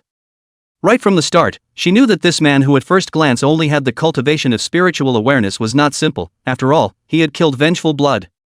Originally, he thought that it was just a mountain river realm cultivator who had hidden his cultivation, but now it seemed that there might still be oddities. And by this time Moxu had already picked up the phone, and he smoothly tapped on the speakerphone. A flat, watery female voice rang out, seemingly prepared. I'll be right there. Before the words left his mouth, a violent sonic boom boomed out of the speakers. The 749 standard cell phones come with global precision positioning, which directly eliminates the need to ask for a location. Ryung Gwyn. Venerable Green Lotus gritted his teeth. The familiar voice awakened memories deep in her memory, and her back, along with the hideous scar at her shoulder, ached. All of her pride as a veteran celestial pride had been crushed viciously by that woman 3 years ago. It was the closest she'd come to death since her debut. And the woman was as calm as water the whole time, as if everything was a matter of course. What scared her the most was that at the time, Ryung Gwyn was still just a college student. Being the pride of heaven, her decades of hard cultivation was actually no match for a fledgling little girl. Such a terrifying talent would be hard to find in a million among cultivators. Now that 3 years have passed, I wonder how much it has grown again. Thinking of this, a flash of suspicion flashed in Venerable Qinglian's eyes as he looked at Musu. Why would the woman who was always aloof come here in a hurry with a single phone call? Could it be that this kid was really just at the spiritual consciousness realm, a new generation of heavenly pride? That's really the case, and that's scary. To use the body of spiritual consciousness to cross 2 realms and cut mountains and rivers in reverse, this kind of battle power was simply unheard of. In time, another Ryung Gwyn level character. Should we, force this kid to die here? Venerable Qinglian's brows twisted into a deep chuan. Moxa's defense she had already initially learned. I'm afraid it would take a bit of effort to kill it with her strength. Perhaps she could try to take it captive? Noticing the abnormality in the eyes of Venerable Green Lotus, Musu very simply retreated and jumped away. He hadn't been idle during the time the other man had been in a tangle. He never underestimated any enemy, let alone one that was still so much stronger than him. With his left hand behind his back, he once again poured his divine thoughts into the primordial water sword, and with his right hand he gripped the heaven-mending stone. Once this makes the slightest move, let her know that she knows why the flowers are so red. Such an obvious defense instantly dispelled Venerable Qinglian's petty thoughts. We'll see you again. She glared fiercely at Musu, waved her hand to disperse the spell formation, turned around and shot away towards the distant sky, and soon a very small black dot was left in the air. You won't be able to beat me, bye-bye. Moxu laughed and didn't care. He had only really started cultivating for a little over a week, and if it wasn't for the sake of laying a better foundation for the future, he would have been able to break through the Fate Sea realm a long time ago. This mission was quite rewarding, not only harvesting a heaven-mending stone but also stacking layers of gold fingers. What's more, there's the reward for this demon slaughter order. A few moments later, the turquoise light trail fell. Lu Yuan first came to look up and down in front of Musu, in making sure that he was not injured. Long before she came, Moxu had already put on his clothes, except for the pants that were slightly torn. Not only did he look like a person who was fine, but he even had quite a fashionista's sense of vision with the added value of his face. It was completely impossible to see that he had just gone through a situation that was 10 deaths for an ordinary cultivator. Met Green Lotus? A rare flash of killing intent flashed across Lu Yuan's face. This was the first time that Mushu had seen Lu Yuan show such obvious emotions. Do you have a grudge against her? Aha! Then I'll avenge you the next time I meet her? Good. If an outsider had been present to hear this conversation, it would have been more or less outrageous. A spiritual consciousness perfection actually said to a bigot who was an unknown number of realms above her that he would help her take revenge? However, in Lu Yuan's eyes there was actually no sense of incongruity at all, and she seemed to have a kind of absolute trust in Musu that was almost paranoid. Musu felt that even if he directly said, "This Grand Master is number one in the world," Lu Yuan would nod in agreement without hesitation. This was one thing he had never understood. Was brother's charm really horrible as it was? Musu couldn't help but ask, "Why do you seem to trust me?" I just asked you for help because I couldn't beat you. Next time you meet, you'll be able to beat it." Yunguin was very certain. Being affirmed by a great beauty who was a great master, even with Musu's face that was comparable to the corner of a city wall, he was a bit uncomfortable. He couldn't figure out what Yunjakin wanted from him, just because he was good-looking? Can't be. Did we know each other before? It was just a casual question, but Lu Yuan's answer directly made him freeze in place. Recognized. Ha! Chapter 40, Just Saying Hello. As the sun darkened, emerald-green trails of light cut across the sky with great speed. Muxu was wrapped in Lu Yuan's arms, a film of aura covering the two of them. This is a universal spell, not only can shield the vision of ordinary people, can also break through the gusts of wind high in the air, in the mountain river realm and above, belongs to the common spells that everyone knows. Soft and round against Mox's sturdy and broad back, yet he didn't have too much heart to feel it in detail, his mind was recalling it constantly. When exactly did he meet Yunguin? If you've known a woman with such distinctive features before, you shouldn't have no memory of her, right? But no matter how much he recalled, he didn't have the slightest impression, and when he asked Lu Yuan directly, she only said that he would know later. In a matter of minutes, the two were back at the Willow Phase precinct. Yunguin landed in front of 749's exclusive giant garage, where there were only a few patrolmen on patrol. When they saw that their own director had actually landed on the ground with his arm around a somewhat strange-looking man, they were shocked and averted their heads. The leader's fierce reputation, "They are a little tongue, dare not chew, the best look do not even look, so as not to speak out accidentally when talking in their sleep. Go ahead and go home, I have some business to take care of." Lu Yuan gently let go of Mox's waist, and flat turned back into round. Want some help? The obvious touch on his back made Mushu's expression slightly unnatural. No need. After saying that, Lu Yuan rushed up into the sky and disappeared between the buildings. Retracting his gaze, Musu stretched his back. Just now in the sky he had kept the same position, inevitably some parts would be rather stiff. I also wonder how many dragon slaying points I can get from this demon slaying order? While thinking, Moxu walked into the garage. The place was almost deserted, with only a few maintenance crews working on the vehicles. Stepping into the white elevator, after tens of seconds, the doors opened and a cacophony of noise flooded into his ears. Just see, the affairs hall is full of investigators, lively as if it were New Year's Eve. Moxu looked around curiously. Most of these people he had never seen before. Looking at it, he suddenly stared. In a gap in the crowd, he saw He Qing's figure. In the next second, his face, which had been somewhat pleasant, sank. For in a hurried glance, the little girl seemed to have red eyes, and seemed to be trying to argue something, and then was obscured by the walking crowd. In the open space surrounded by the crowd, a dozen or so senior investigators who were always out on missions were making snide remarks without a word. Hee, then why do you think the big troop has come back, and why that what's-her-name Mushu is still missing? Isn't it because after knowing the reward system, he realized that he would have to lose a large amount of dragon slaying points and directly ran away? A senior investigator who looked to be in his early 20s sneered. Not bad, if you ask me, that what's-his-name Mushu was a bootlicker, relying on kissing the upper echelon's asses to get a commanding position, or else what makes him qualified to lead the team as a spiritual awareness realm trainee investigator? Another middle-aged senior investigator said disdainfully. Mako can't run, much less be a horse's ass. He Qing struggled to argue loudly. But she was small and her voice was not loud, so she could not make any difference at all.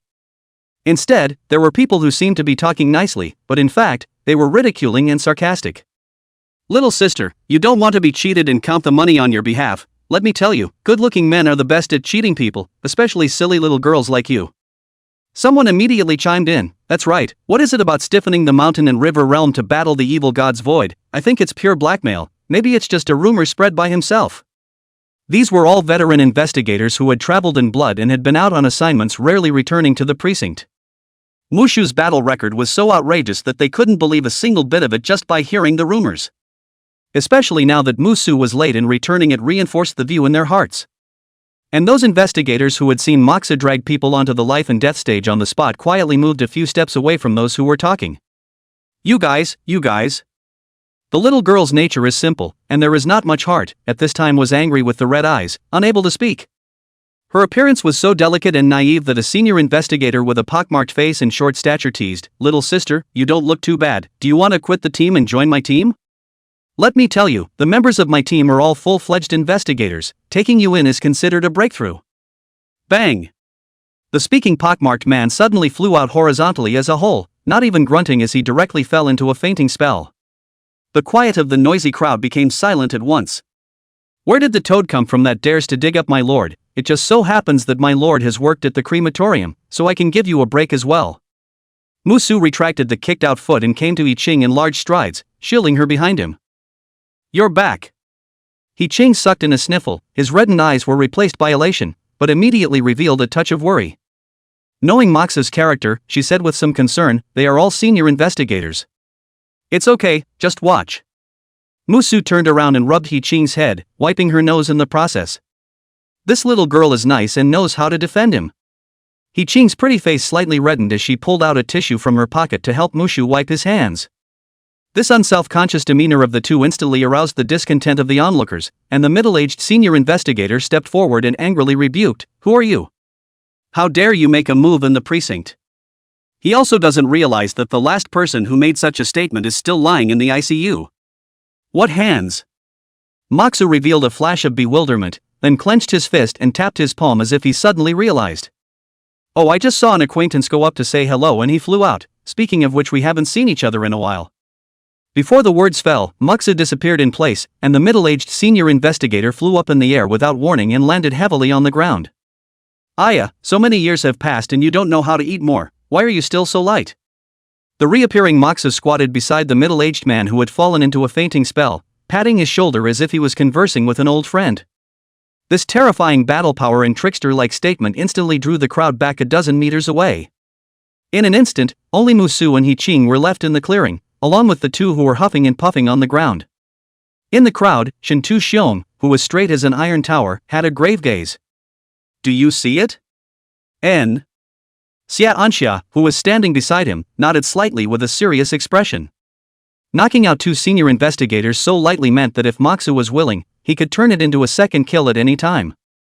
The last person of her age who could give her such an oppressive feeling was called Ji Changkong. Just then, the large monitor in the center of the affairs hall began to pulsate. A clear mechanical electronic female voice rang out, Demon Slayer order post-war statistics have been completed, data browsing is open. Chapter 41, The Sword. Coming, only attacking the same bureau's robes is nothing, wait for the data to come out and see if he still has the face to be arrogant.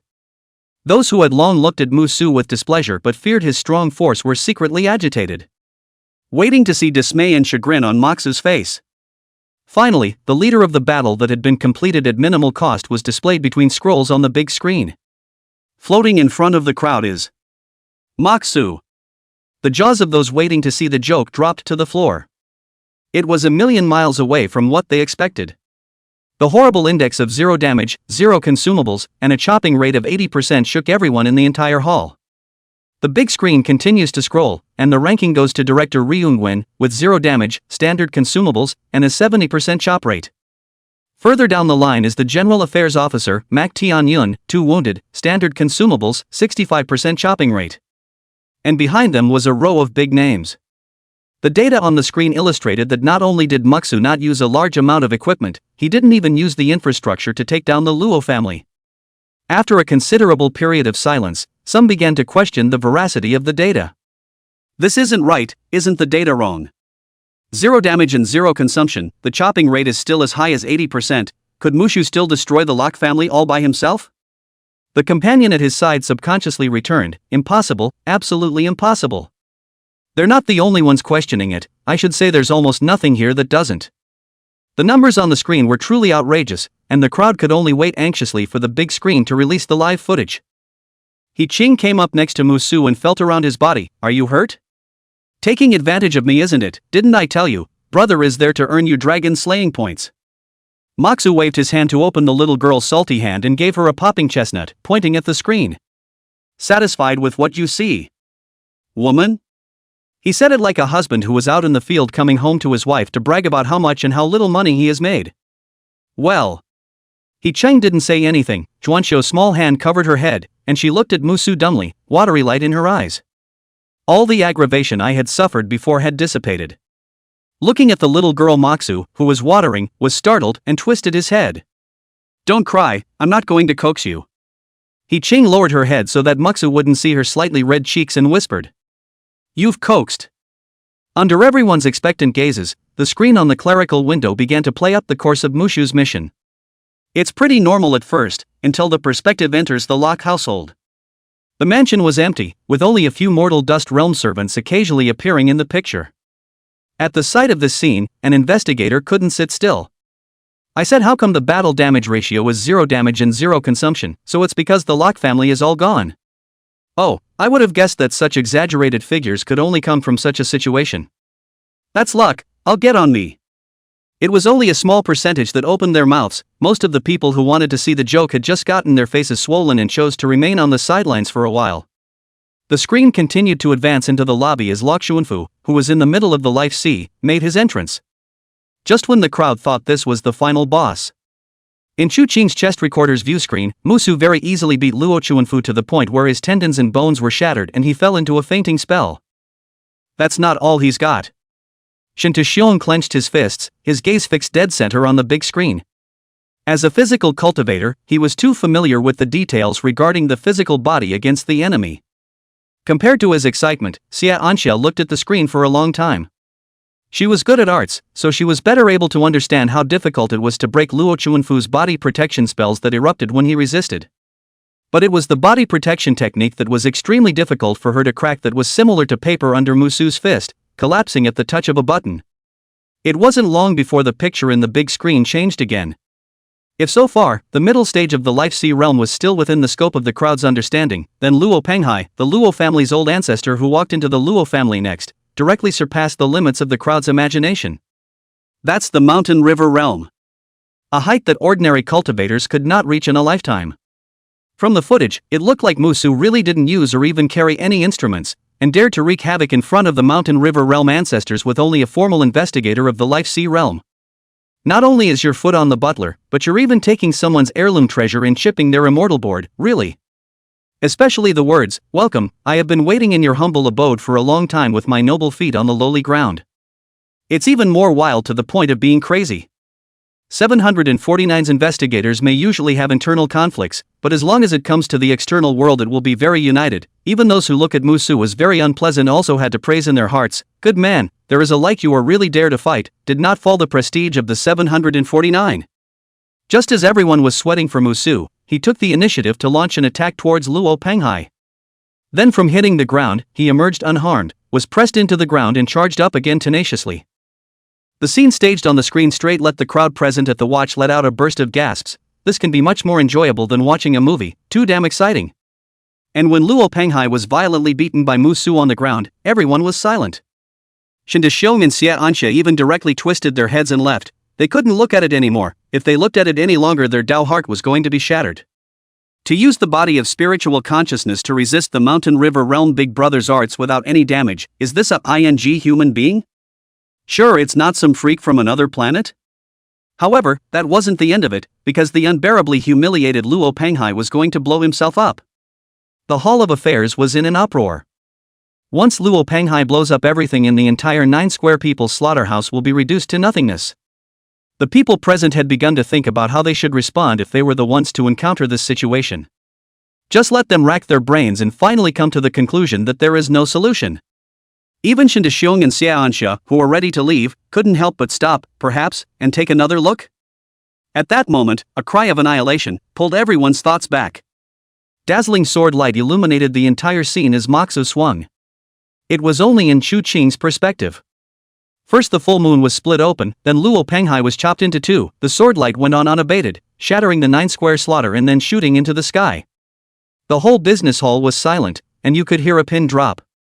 He Qing was so excited that her little face turned red, and her entire body was slightly trembling as she clenched her small fists. No one dared to question Musu's strength and the authenticity of the data, and I'm afraid that the 20% less chopping rate was still lost by Musu's own sword.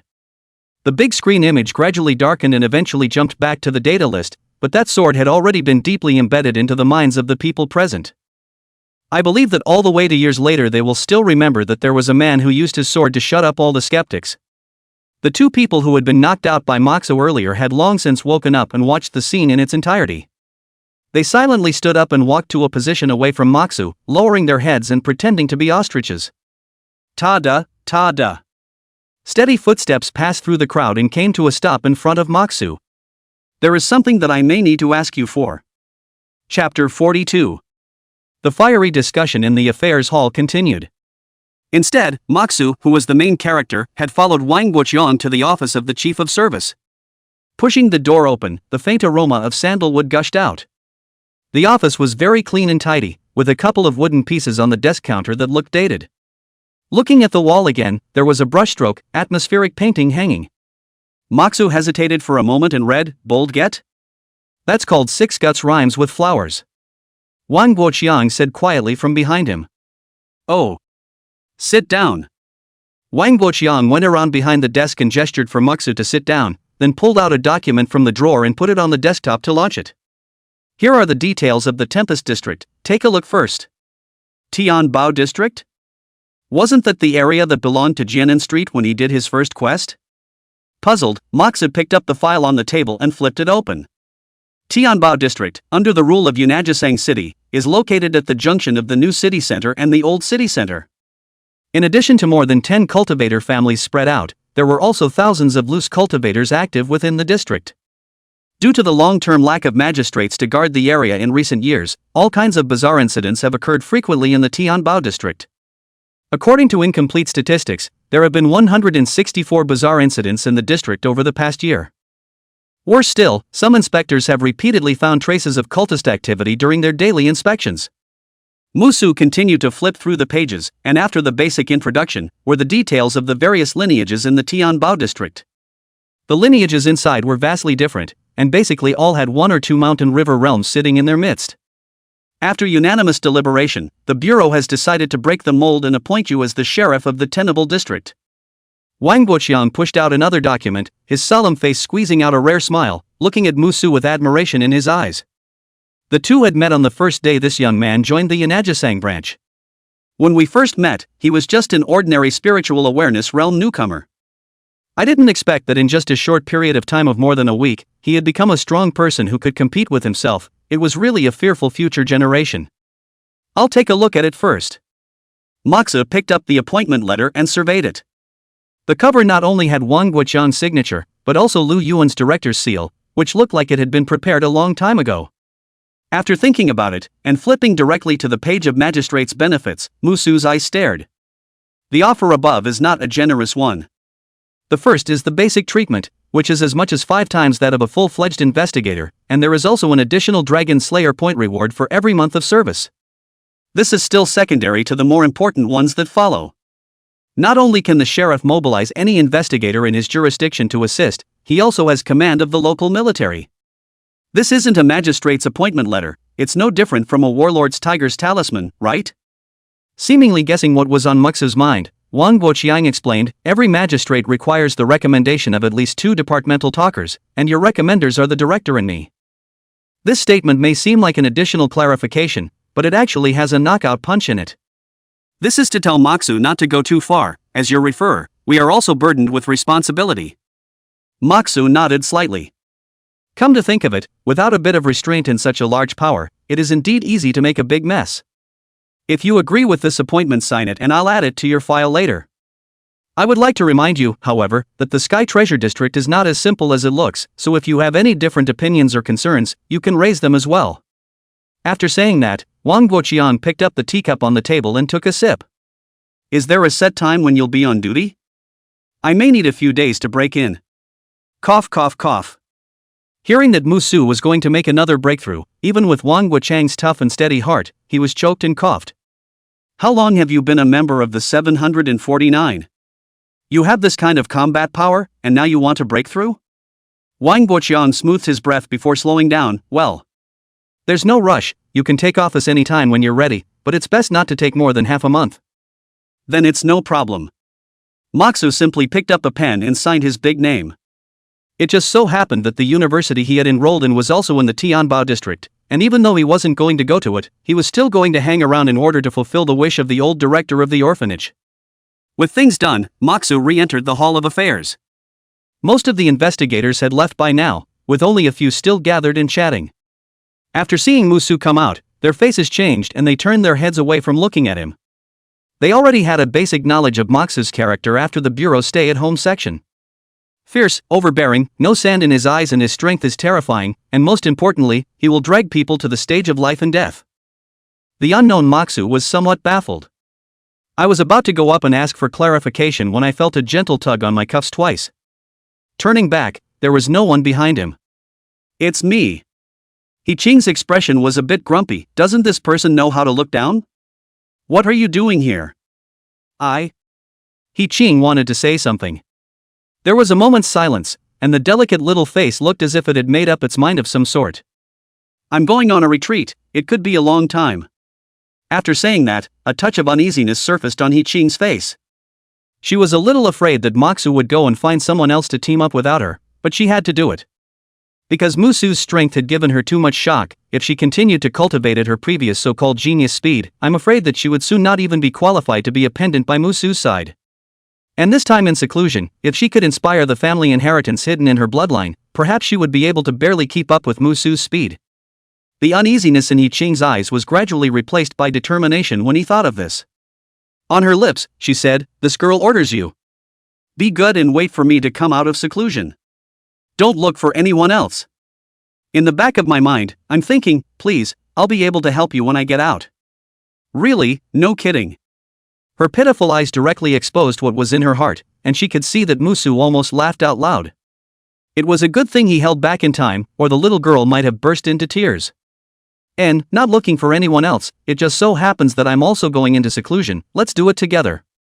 What? I've been stuck at spiritual consciousness perfection for so long, isn't it normal to go into seclusion? Stuck at the spiritual awareness realm perfection, long? Yeah, what's with the eyes? Moxu raised his hand and rubbed the little girl's hair in disarray. Oh. He Qing didn't care at all that her long, silky hair was rubbed into a bird's nest, and her entire body looked like a leather ball, deflating in a meaty way. What was she going to do to catch up when the monster-like combatant was still trying so hard? Why are you hanging your head? Are you short on Dragon Slayer points and I'm spinning them for you? No, that's enough, it's already a lot. Then why are you sighing? Let's go to the retreat. Musu pulled He Qing towards the elevator. He had just received the reward for the Demon Slayer order, a full 3,000 Dragon Slayer points. He can't wait to go on a purchasing spree. The successive battles had caused his Dantian Qi to be hammered and forged to be extremely solid, with plenty of space to fit in at least double the original amount of heaven and earth spiritual Qi. It was important to realize that his original total amount of aura already exceeded that of an ordinary cultivator by a large margin. I don't know what kind of huge and vast sea of life will be opened up after expanding again. Chapter 43, Breaking Through the Fate Sea. In room 102, Moxu was unwrapping the package he had just carried upstairs. Unlike the first purchase, this time he went straight for the more expensive upper replacement. 10 copies of Polyjuice due for 1 drop of 50 Dragon Slayer points. 10,000-year-old Inji for 180 Dragon Slayer point. Although the difference between these two kinds of spiritual materials and precious medicines in terms of their main efficacy was very small compared to the concentration pill and the 100 years blood chi, they were more than several times stronger in terms of absorption as well as adaptability, which was especially suitable for cultivators like him who had extremely strong meridians and wanted to break through the limits. In addition, he had also purchased 10 illusory underworld ghost beads priced at 60 Dragon Slayer points, which were used to stimulate the chi and blood to accelerate the transformation of divine thoughts. The 4,000 Dragon Slayer points in the account were spent 1,900 in the blink of an eye. Ordinary investigators in the near breakthrough can only bite the bullet to prepare a copy of each of the heavenly materials and treasures. He sold all 10 copies in one breath, which can be described as rich and generous, and very luxurious. Don't look at 1 Dragon Slayer point can only exchange 10,000 renminbi, but on the other hand, RMB can't exchange Dragon Slayer points, the two can't be the same value. After consuming, the next operation is simple. Musu grabbed the emerald glass like Millennium Inji and threw it into his mouth, running his dantian to frantically absorb the massive amount of spiritual chi that was pouring in. When there was a noticeable weakness in the divine mind, he poured out a drop of divine gathering dew paired with the illusory underworld ghost bead and took it. The unruly aura like a fiery horse was as docile as a lamb in the sea of chi in his dantian, allowing him to go wild and take what he wanted. Every ounce of aura contained in the 1,000-year Inji was being squeezed out, and the total amount of aura was rising crazily. Compared to before when he went from Spiritual Awareness Realm 1 to Spiritual Awareness Realm Perfection, this retreat he had to compress while raising the total amount of aura, the difficulty was not a little bit higher. Fortunately, he had long been familiar with the previous process. Coupled with the tolerance of physical strength placed here, the whole process did not go wrong. If he was in the game, he could see the words Aura LV popping up on his head. In the sky above the villa, a huge vortex of aura slowly coalesced and took shape. Immediately, it attracted the attention of everyone in the cave. The senior investigators who had been chatting and farting underneath stopped their hands. With this vacuum cleaner like devouring speed, the chief has broken through again? No, the director hasn't returned from his trip to the provincial bureau to report on the Demon Slayer order. I think it's more like someone breaking through the Fate Sea realm. Breaking through the Fate Sea realm can have this kind of commotion? Who are you kidding? Really? You guys feel it carefully with your divine thoughts. It is indeed the Fate Sea realm, the scent can't be wrong. Who is the person inside? No one answered, but soon the answer was in their minds. In addition to the chief, Ryung Win, who lived here, only that trainee investigator with uncharacteristically strong combat power remained. It's only been a short while, and he's gotten so much stronger again. It's really a case of people being more angry than people. There was silence for a while, until the entire cave began to shake, and finally someone reacted. Quickly! Notify the logistics department to immediately replenish the heaven and earth aura in the fringe area. Generally speaking, the spiritual chi in the cave was steadily supplied by various heavenly materials and treasures, enough for hundreds of cultivators to cultivate at the same time. But now that the aura vortex had been induced, it led to an aura vacuum at the fringe. Losing the aura support, the edge part would soon collapse. In the villa, Musu's entire mind was used to compress the surging aura, and he didn't even realize how much noise he had made. At this point, the spiritual materials and precious medicines had already been consumed. Wisps of aura constantly overflowed from his eyes, ears, mouth, and nose. This indicated that his dantian had completely reached its limit. The entire sea of chi began to collapse, erupting with a strong fluctuation. Finally, at some point. Rumble! It was as if chaos had begun with a roar, and a violent glare obscured the divine mind. When the light dissipated, the dense to the extreme aura revealed a vast sea that was as far as the eye could see. The Fate Sea realm has become a reality. Musu opened his eyes that were bursting with essence light and exhaled a deep breath of turbid air. Lifting his hands, he flipped his palms were augmented by vast spiritual power. The perception range of the divine idea had also increased from the original 10 meters to 100 meters. This was the Fate Sea realm, and every cultivator's Fate Sea was equivalent to a small cave, so with the Fate Sea's enchantment, the spells that were casually cast were 10 times stronger than spiritual awareness. It's like the ocean and the water droplet, which is a bit of an exaggerated analogy, but that's roughly what it means. I wonder how long this breakthrough took. In his senses, it was like witnessing the beginning of heaven and earth, with the illusion of a sea of change. Pulling out his cell phone to take a look, Mux's heart was relieved. Fortunately, only 3 days had passed. By the way, what's going on out there? Why is it so noisy? Forget about it for now. Since he had already broken through the Sea of Life, the first order of business was to find a Gong method to practice. The Sea of Life realm was not like before. At this step it was considered to be officially stepping into the threshold of immortal cultivation, and one would need to have the assistance of a Gong method to continue to ascend the realm. Open the cell phone mall. Kanglin out of the clouds record, Luoshui heavy floor fugue, Wanhualiuguan 2. The densely packed feats dazzled Musu.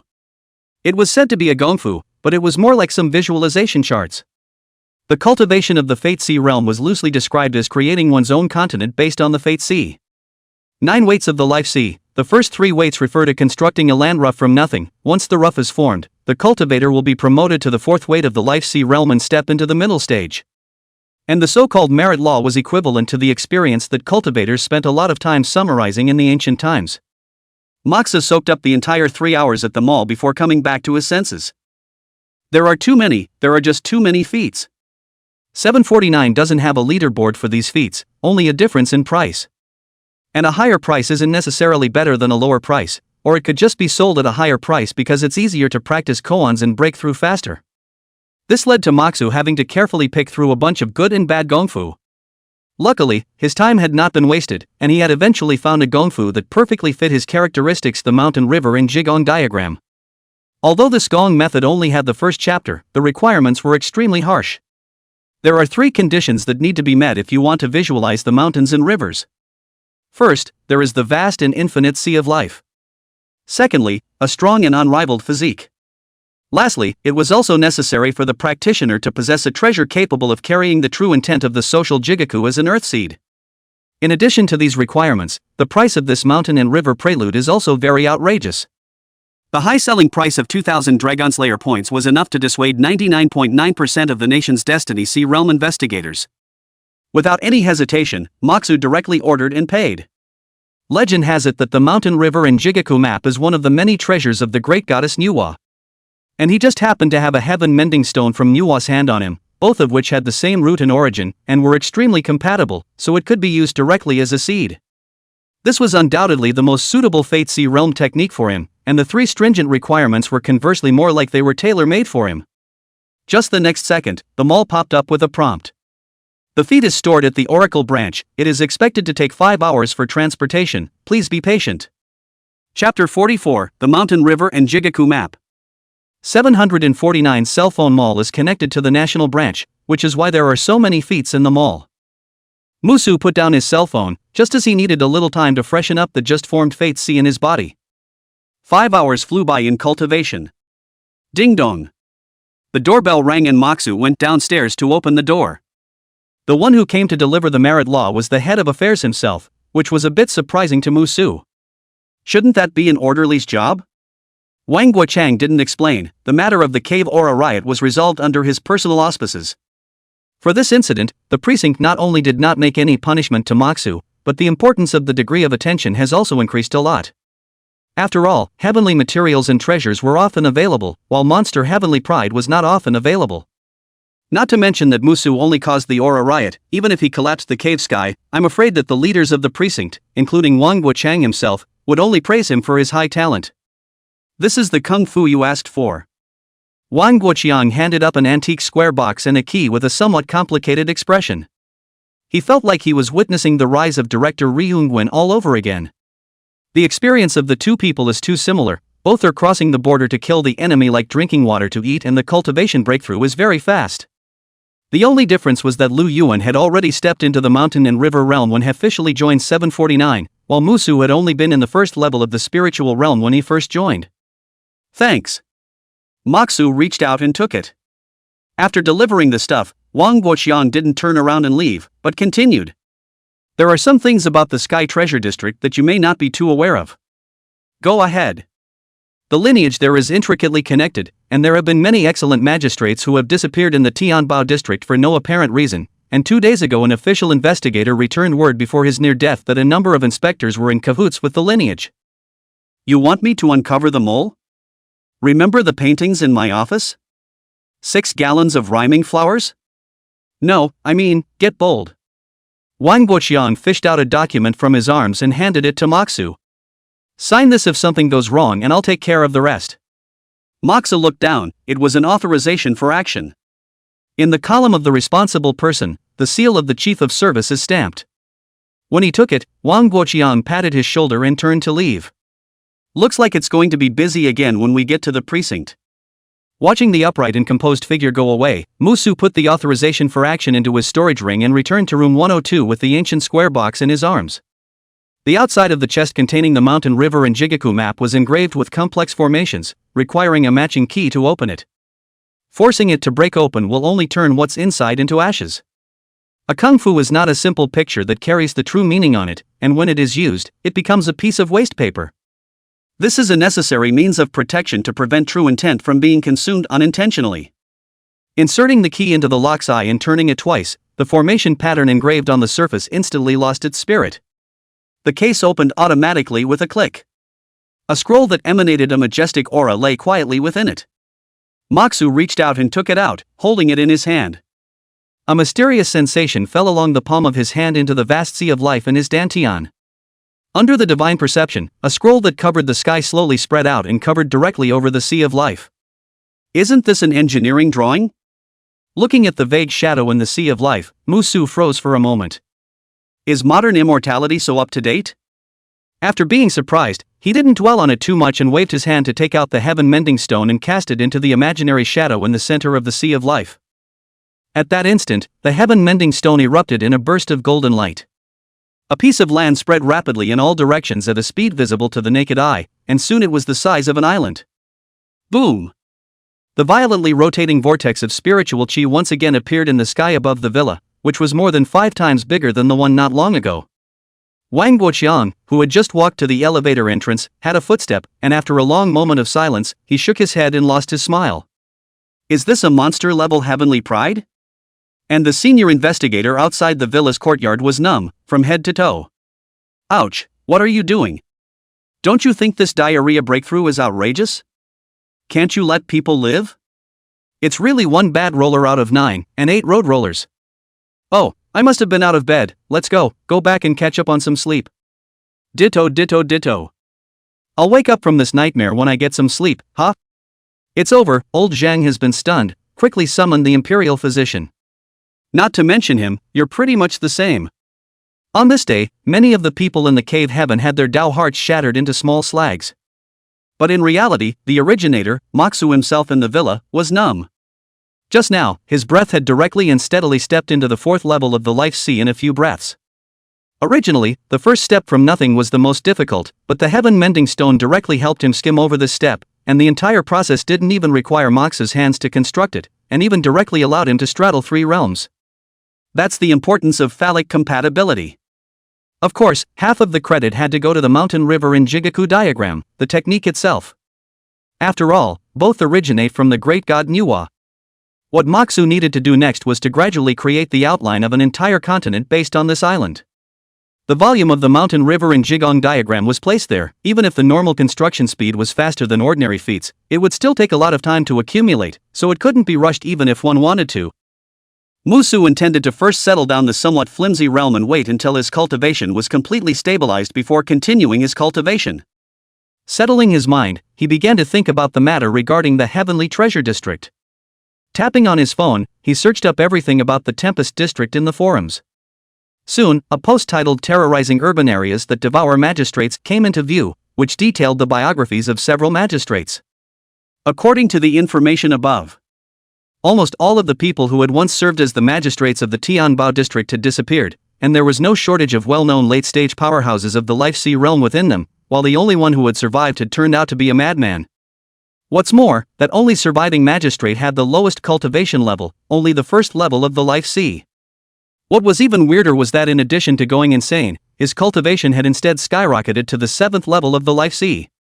In between, there was only a month's interval. Until now, the person was still locked up in the alchemy workshop on the -4th floor of the basement of the Yanajisang branch to receive treatment. One must know that even the current Musu was not sure that he could raise to the 7th level of the Life Sea within a month. This wasn't even a matter of resource talent anymore, but rather the Fate Sea realm, which would have needed time to settle down, or else the further back one went, the easier it would be for the land that had already been constructed to crumble. Especially at the hurdle of stepping into the later stages of the seventh weight, as long as there wasn't enough precipitation, it was bound to crumble to nothing. Bizarre events, mole, chaos, lineage, interesting. The corner of Musu's mouth hooked up a touch of playfulness, originally thought that it was just an ordinary errand, did not expect that there were so many things hidden inside. Chapter 45, Opening Day. The next day, the negative second level of the cave. The wooden door of a simple tea house in the market is half closed, and the wind chimes hanging on it sway gently with the wind, emitting a clear ringing sound. It's good to have a target to catch up on, but if the gap is so big that you can't see any hope, that's not necessarily a good thing. Xia Anxia took a sip of tea and faintly said, I know, especially since there were rumors yesterday that he triggered 2 tides of spiritual energy in the cave. Shintashiong smiled bitterly, a hint of complexity flashing under his eyes. If we body cultivators want to go further, we must constantly challenge the strong. If I don't challenge him now, I'm afraid I won't have the courage to do so again in the future. Everything around them seemed to fall silent, leaving only the sound of the tea gently tumbling in the pot. After a long period of silence, Xia Anxia put down her teacup. Let's go together, I'll call up Fan Wugui, let's see just how big the gap is between ourselves and the top monsters. Yanajisang University, Tianbao District. Huge banners hang high on the annual opening day of school. It says, warmly welcome new students. Most of the new students were alone, dragging huge suitcases and carrying heavy school bags, while a few were accompanied by their parents, who were local schoolchildren in Yanajisang City. Although these new students came from the south and north of the country, and their families were from different backgrounds, they all had a clear stupidity on their faces without exception. Volunteer brothers and sisters wearing uniform blue vests came forward to offer hospitality, and freshmen with good looks or outstanding temperament were the most sought after. In the first place, there are not many people who would participate in this kind of hard work with a pure purpose. Haven't you always been uninterested in welcoming new students? Why did you come over today? In the milk tea store directly opposite the school's main entrance, a girl with a hot body sat by the window, her face staring at the person in front of her with a few moments of doubt. Good for you, Dainai-chan. Didn't I tell you that my cousin is coming over to enroll today, did you forget? The girl who spoke had a delicate melon face with 3-dimensional features, fair and translucent skin, a head of long soft hair casually draped over her shoulders, wearing a simple white dress. The whole person was fresh and elegant. Just by looking at the appearance, there was absolutely no way to imagine that the vulgar words that just came out of her cherry mouth. Su Jingyi. My name is Chu Fei, not Denai Mei. Chu Fei's tone was quite a bit shy and asked Su Jingyi as she cut her eyes fiercely. Aren't you going to wait for your cousin at the school gates? Su Jingyi smiled wryly, revealing 2 shallow dimples. But I didn't come to pick her up. I did hear that she seems to like a boy in high school, and that boy will also come here to school. Oh, so you're trying to see what kind of guy she likes, and you're going to keep an eye on her? No, I'm going to tease him over. At that time, let's see if that girl still dares to be arrogant. Humph. It's not good, is it? This is going to get out. Aya, don't you care, I know what's in my heart. Besides, if it's so easy for me to flirt with her, doesn't that mean that little boy is not reliable at all? Just in time to help her out of her misery. Su Jingyi waved her showy fist, a touch of smugness on her face. What are you 2 beauties talking about? A handsome-looking youth sat straight next to Su Jingyi, with only about 30 centimeters separating the two. The originally still quirky Su Jingyi didn't even bother to return her head for a moment, but just coldly said, I didn't give you permission to be able to sit here, get yourself up before I lose my temper. Oh, I just love seeing you lose your temper. The youth laughed with disinterest and even sat a little closer. Clang! The snowy sword light rose at first, pointing straight at the youth's throat area. In the next second, the slender tip of the sword was held between the youth's fingers. Oh, don't do it at the drop of a hat. Su Jingyi turned back and revealed a smile. You can sit a little closer. The youth's eyes lit up, and just as he was about to do as he was told, he felt a slight chill in his lower abdomen. Looking down, a 3-inch long dagger was pressed against the small of his back, and the slightest mistake might have pierced right through. The youth's smile faded, stood up and said in a cold voice, My father will be at the door in a couple of days to propose marriage. Su Jingyi, the woman this young master has his eye on never runs away. Not pretending? Knight Wenhao, aren't you quite capable of pretending? After saying that, Su Jingyi nudged her mouth towards concubine Chu. With Chu Fei tapping a few times on her cell phone, a gloomy male voice came out from the speaker. My father will go to the door in a couple of days to propose marriage. Su Jingyi, the woman that this young master has his eye on. Knight Wenhao's face gradually became ugly. There's a time when you beg me. He gave Princess Chu a hard stare and turned to leave. Chu Fei put down her cell phone and said with some concern, he won't stop. He won't stop? I'm still not being kind. He's the kind of man. I won't talk to you, my cousin is here. Following Su Jingyi's gaze, a classic Don't Touch Me parked in front of the university. The backseat door was pushed open and long, rounded calves stepped on the floor. A bright-eyed and white-toothed young girl stepped out of the car and instantly attracted all eyes around. Princess Chu exclaimed, "Wow, is that your cousin? It's so pretty." As pretty as me? Su Jingyi said coldly. That's not true, who doesn't know that you, Miss Su Jingyi, are the school flower of our Luxian University? Humph. In fact, the two cousins are actually almost the same in terms of looks alone, are full of beauty, just a different type. Su Jingyi is like the kind of beautiful big sister, while her cousin belongs to the standard beauty girl, but there is a difference between affinity. Chu Fei can only choose to support her best friend. Freshmen on the sidelines were wildly excited about college life. So beautiful. Wouldn't she be great if she was my girlfriend? Don't dream about it, a beauty of this caliber doesn't go anywhere without a small target on her side. Hey, I really don't know which little brat will be cheaper in the future. Do you guys think it's possible that she was hurt by a scumbag and then I took advantage of the situation? You go back and catch up on your sleep, you're starting to talk in your sleep. Huh? Is she looking for someone? In the milk tea store, Su Jingyi suddenly pointed excitedly at the young girl looking around outside the window. Look, I did catch it. Ha ha ha. What kind of boy could make her high-strung cousin wait patiently? You know her cousin never had much patience.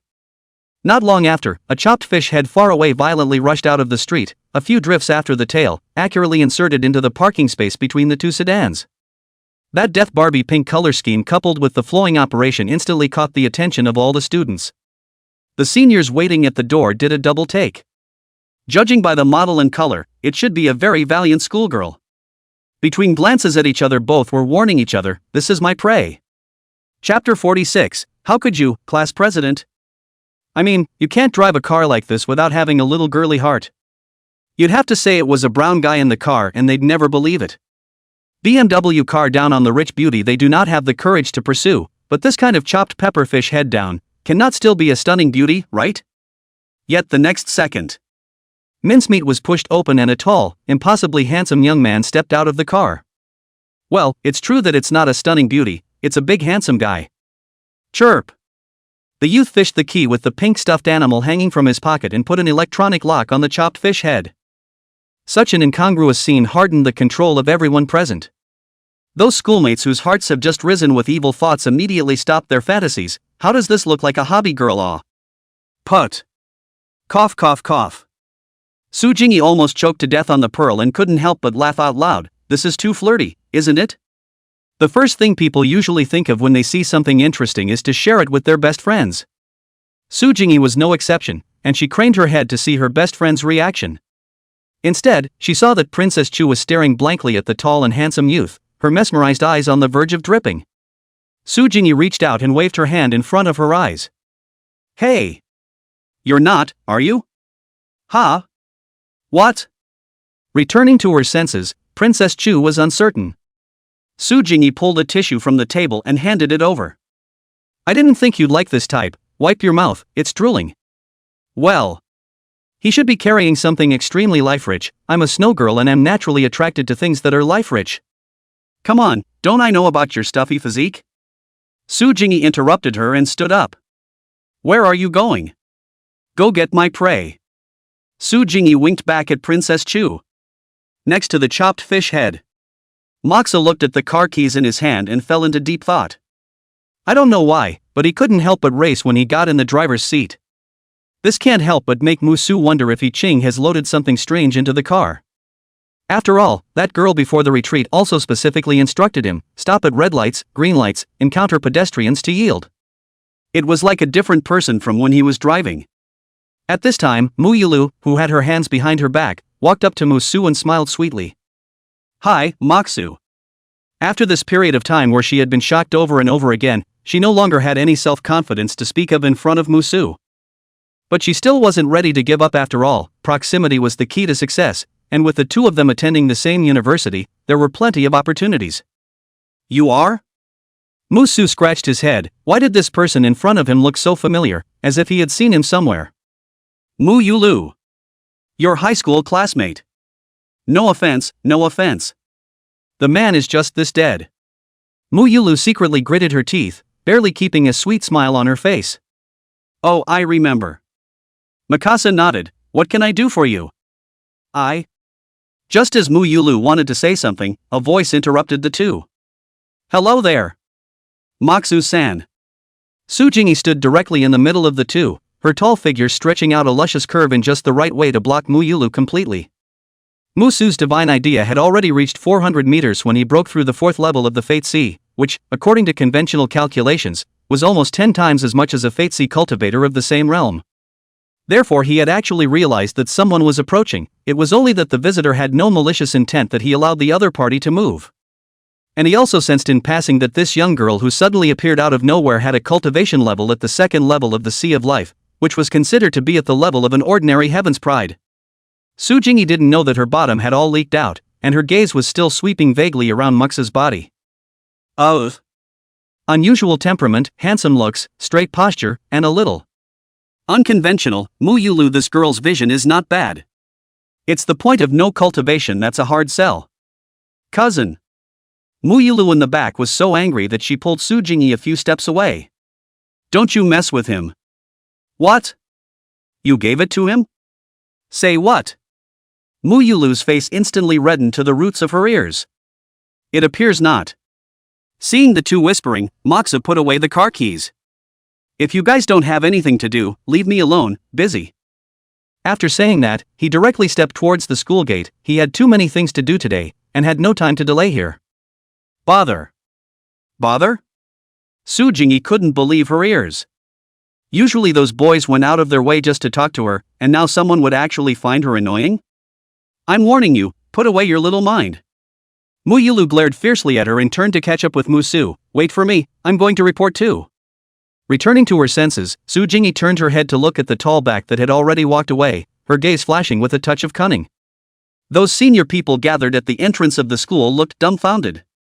No child, and no one told me that driving a Thai pink chopped fish head would be so popular. How come the only two beauties in the room have taken the initiative to stick up for each other? And one of them is still the school's flower girl. Damn it. The back teeth are gnawing me to pieces. Damn it. Dude, please do something. What? How about lending me your sister's chopper? Not really, I'm going to use it myself. Hey you kid toad and frog, ugly and you want to play with flowers? Originally, Mushu's tuition was covered by the state, and now that he has the money, he naturally doesn't need to continue to take up public resources. He still hadn't touched most of the $200,000 he had redeemed earlier. This time, he came to report to the counselor to communicate with the counselor, and then to modify his enrollment information. Otherwise he wouldn't be living on campus, he could just check in online, he wouldn't even need to make the trip. Upon learning of his purpose, an old professor passing by patted him on the shoulder approvingly. Good boy, it is because of the existence of young people like you who are full of awareness that the country is getting stronger.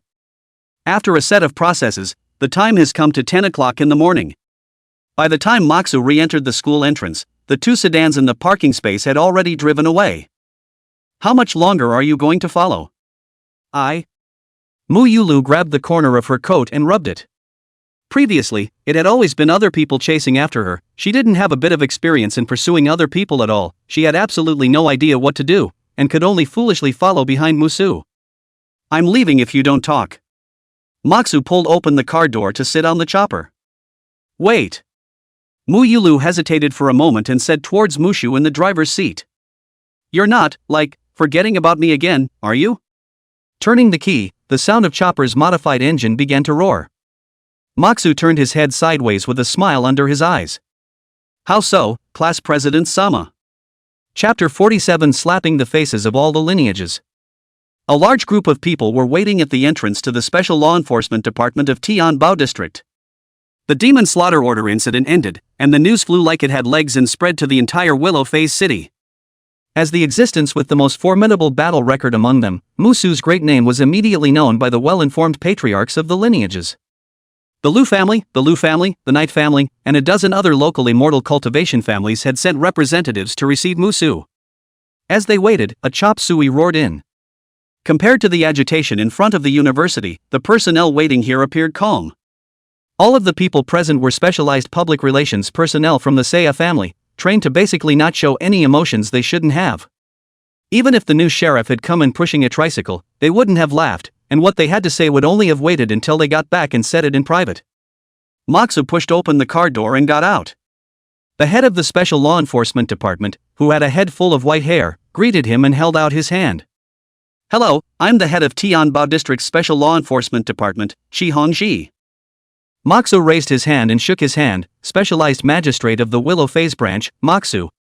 Originally, he could have brought over an assistant who handled daily chores, but He Qing had gone into seclusion, so he didn't bother looking for another one.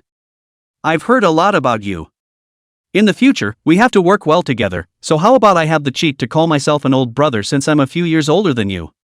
Shi Hongji's other hand also covered the hand that the two were holding, and the closeness was overflowing. According to the administrative hierarchy, he and Mushu were actually considered to be on the same level, it was just that both sides had different directions of power. Some of the written public relations and personnel arrangements regarding the cultivators were in his charge, and when it came to the aspect of needing to use force, that was Mox's call. Equivalent to a civil official and a military official. "Make yourself at home." Mushu said it didn't matter, people were so old, an old brother wasn't too much. Compared to the name-calling, he was more concerned about the fact that so many arriving magistrates had disappeared and gone mad, but why this Shi Hongji had been able to be a minister for so long in this kind of place peacefully.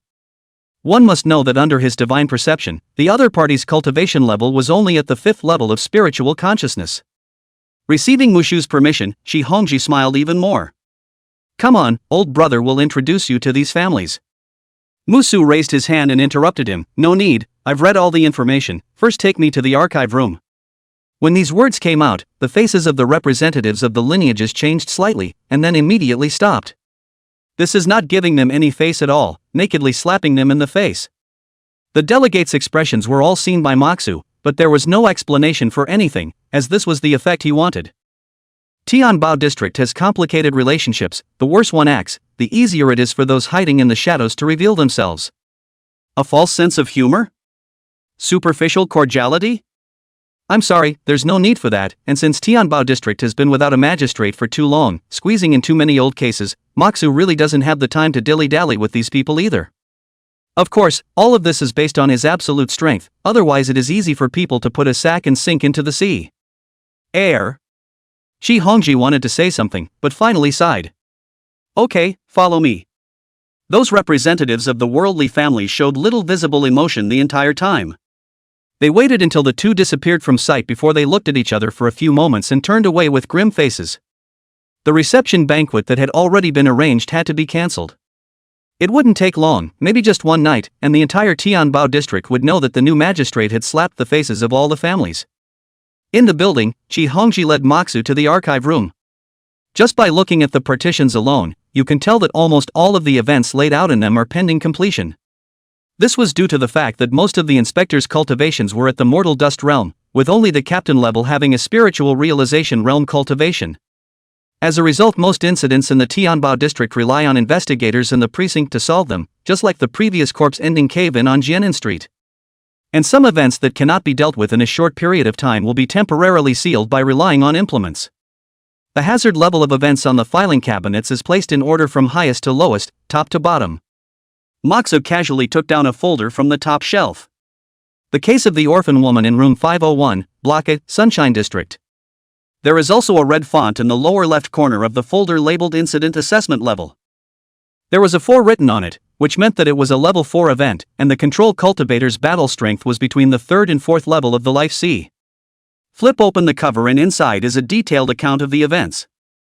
April 4, 8:57 p.m., Yenzhua Street, room 501, Block A, Sunshine District. The cleaning crew found a large amount of blood oozing out of the doorway.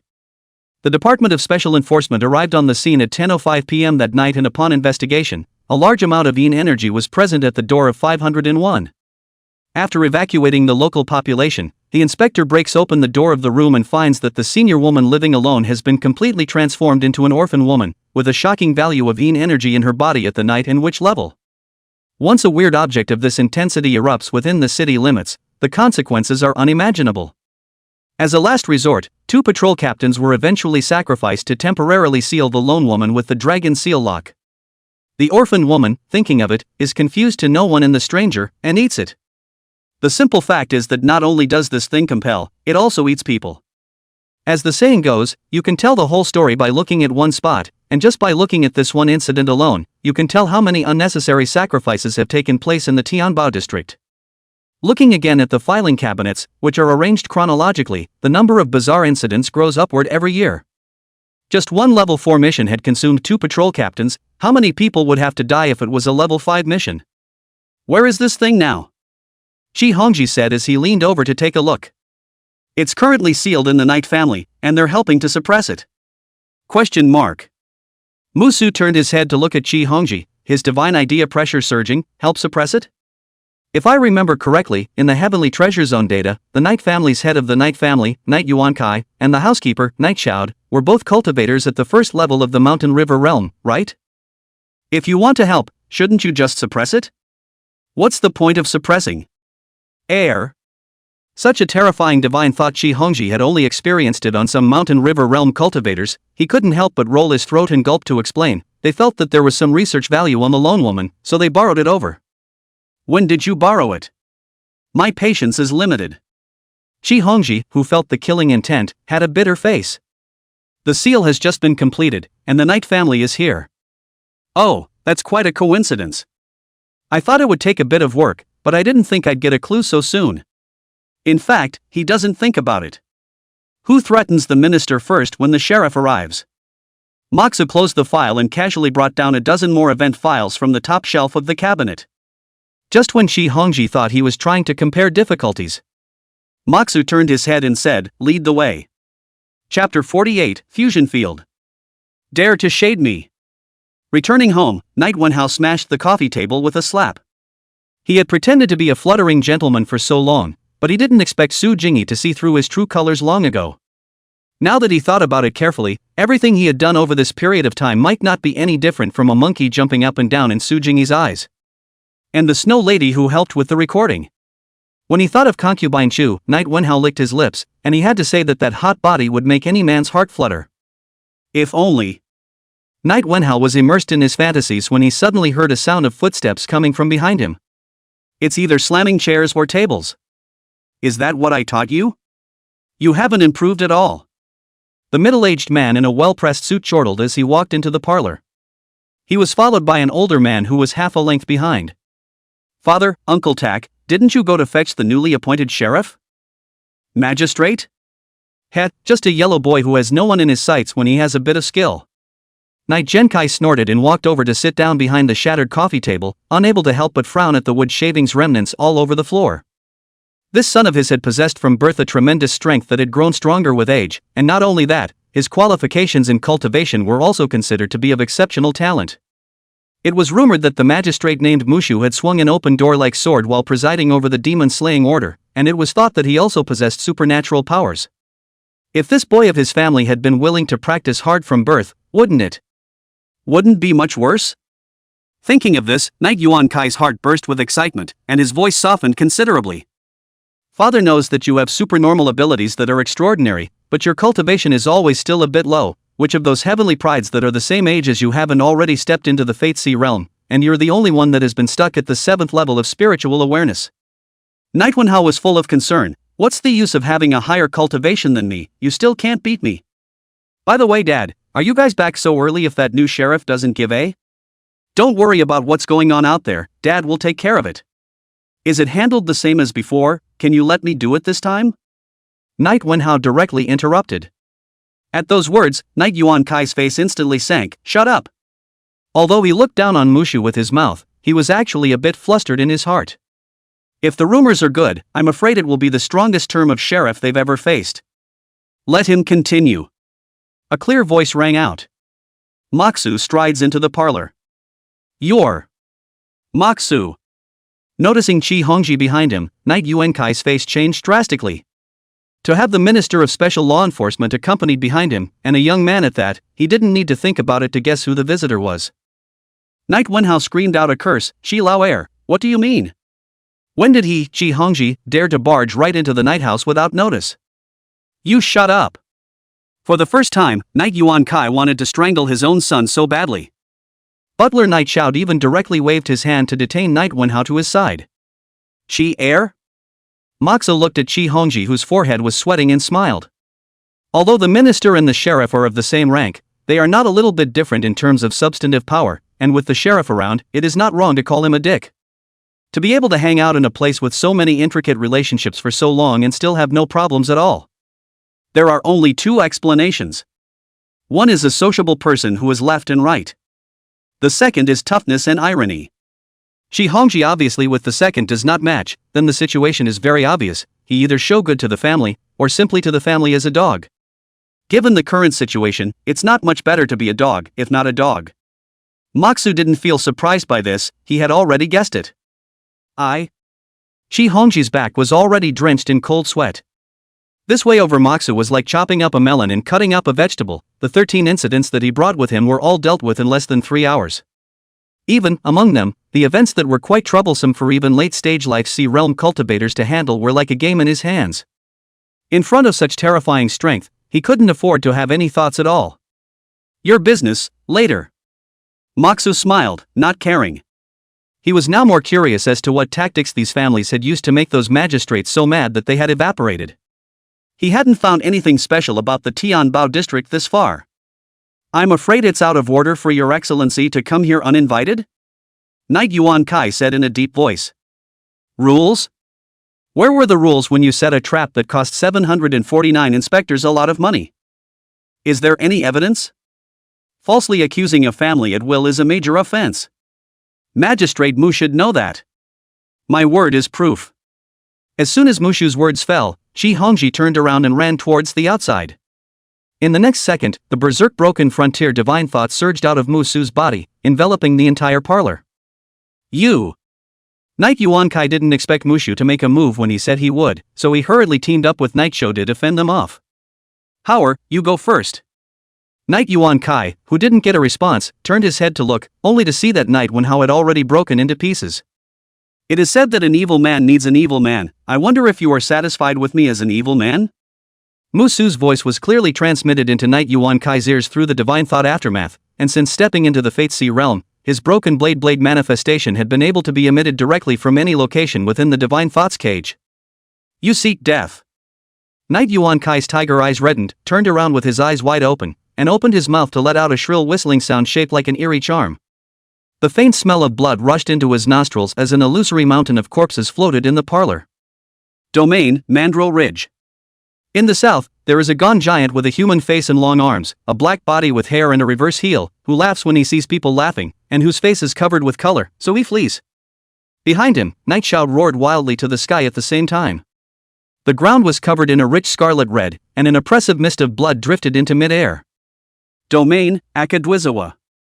Giant demon of the phantom swamp, dolphin head and dog body, red eyes, hard thorns, able to see in the dark, likes to eat scum, lives in darkness and dampness. Two domains with extremely high phases instantly fused together into a truly meaningful sea of corpses and blood just as soon as they descended into the world. The majestic energy propped up the broken blade divine thought, wrapping Muxu into it in a short moment's time. From the appearance of the domain to Moxa being hit, the entire process took less than half a second. The aura on both Knight Yuankai and Knight Shoda had been completely drained. Without the slightest pause, Knight Yuankai roared furiously toward the door, "Do it!" Strong dragons know not to suppress the snakes of the earth. Yellow-haired brats are just that, yellow-haired brats, waving all the way through the city, fearing that other people don't know that you've come like that. An old voice rang out from the courtyard, and a broom-emitting light split directly on the mountain of corpses and blood. Under contact. A dark, cavernous portal blossomed over the broom. The entire fusion field contracted rapidly, and finally disappeared in place with a boing sound along with Moxu inside. Go in and feel the despair. You guys are too slow to get here. Where's Qi Hongji? Knight Yuankai stood up with a ragged breath, his face as heavy as water. Everything that had just happened had already been planned long before Mushu's arrival. That's why he was so flustered when Night Wenhao was about to say something about the specific method of doing it. And the only thing he couldn't accept was that Night Wenhao died in this plan. Don't worry, we have his wife and child, he knows what to do. Chapter 49, Witches? No, male witches. Once you're too powerful, what the enemy wants to think about goes from how to take you out to how to limit you. The famous 2.5 strip students and green aliens are quite vocal about this. That's the downside of a murderous reputation. Moxa looked at the misty crescent moon above his head, a little melancholy. I didn't realize that these worldly families had treasures in their hands that could force people into the cave heaven. Now there's good news and bad news. The good news was that the two mountain river realms' big moves that consumed his entire body's aura didn't even graze his skin. The bad news, on the other hand, is that he seems to have been thrown into some kind of cave. There was almost no heaven and earth aura here, and instead of being a cave, it was more like a complete world with its own operating rules. Plus, he's now tied up at the stake. The world is similar to medieval Europe, when witch burning was in vogue. It was outrageous, but he did open his eyes to find himself tied to a rack as a witch. Looking to his left and right, there was a grizzled young girl tied up a few meters away from him on each side. Their eyes were glazed over, staring blankly at the raging crowd in front of them, as if they had already accepted their impending fate of being burned to death. Behold, it is these damned witches, they are vile, foul and depraved. Right in front of him, a bald sheriff is rattling off a moving speech. With Mushu's level of English it was barely comprehensible. The view moved further, and there was a sea of torches converging on a hot-eyed farmer who was going into a frenzy as the sheriff spoke. For the sake of my children who have passed away, the gates of hell will open for them. Burn them! Burn the filth! The disorganized shouts resounded through the entire night sky, hard letting the unseen Moxu experience what is called group excitement. Is there a possibility that I'm a guy? Musu's words weren't exactly loud, but they were incomparably clear, and this was one of the many idiosyncrasies gained after reaching the Fate Sea realm in Cultivation. Marks the beginning of his life essence being out of the mortal boundaries. As soon as the words fell, the surging crowd was silenced in a flash, and the two young girls couldn't help but raise their heads toward him. Seeing everyone looking at him, giving Moxu the whole won't. Did I say something weird? The bald sheriff rubbed his slightly hooked mustache, stared at him intently, turned to the crowd and yelled, "Look everyone! This witch, she's trying to trick us. Burn her! Burn her! Burn her!" The crowd, which had been calm, was rekindled with anger. Ha! The oily villagers made the corners of Moxu's mouth twitch. But it doesn't matter, when you meet me, you're driving a hidden model. As he was about to collapse the twine that bound his body, a passage was parted from it in the noisy crowd. A couple of villagers came to the fire with a little girl covered in filth who looked to be only 5 years old. In the light of the fire, it was revealed to have a short linen lining with patches all over it, and not even shoes on its dirty little feet. With a numb expression, she allowed the villagers to tie her to the stake next to Moxu. As if noticing the gaze beside her, the little girl raised her head to lock eyes with Musu. In the short moment that his eyes intertwined, Moxu noticed the little girl's mumbling lips as if she was saying something. So, who will perform this great ritual? The bald sheriff raised his hands high and encouraged those villagers who leaned forward to light the fire. A young blonde boy with steely eyes stepped out of the crowd and threw a torch high up, landing directly on the pile of firewood at Mox's feet, the drywood instantly igniting. Oh ho ho, looks like little Jack is the one who's the greatest. Jack! Jack! Jack! The crowd went wild and the clamor was loud. Just then, odd syllables came out of the little girl's mouth, vibrating the air with a unique pattern. As the last syllable fell, large swaths of crows poured out of the forest. Their eyes transmitted a cold light, their pitch-black wings cut across the sky, and their cries were unusually shrill. Oh! My God! They are the devil's messengers! In the horrified gazes of those villagers, those crows directly swooped down on them and pecked frantically.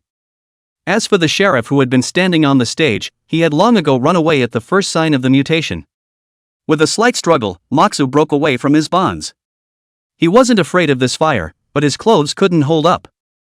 Instead of attacking him, the roaming crows chased after the villagers with a clear goal in mind, driving them towards the distance. It could be seen that the little girl did not want to kill anyone, and the villagers who were most injured among them were only bitten through their clothes. The little girl was so soft that she slipped off the stake with just a twist. She walked quickly to the two bound maidens and struggled to help them untie the twine. Having just regained her freedom, one of the young girls turned and ran away without even a word of thanks. And another teenage girl even pushed the little girl hard. "You devil!" Seeing that the little girl was about to fall into the fire, the young girl who had pushed her looked horrified and turned to run away. Mox's quick eyes and hands pulled the little girl to her feet. The little girl who had rejoined the stage cocked her head, her large, dull black eyes glittering with confusion. Why did this human save her? Go to hell. Which? Bang!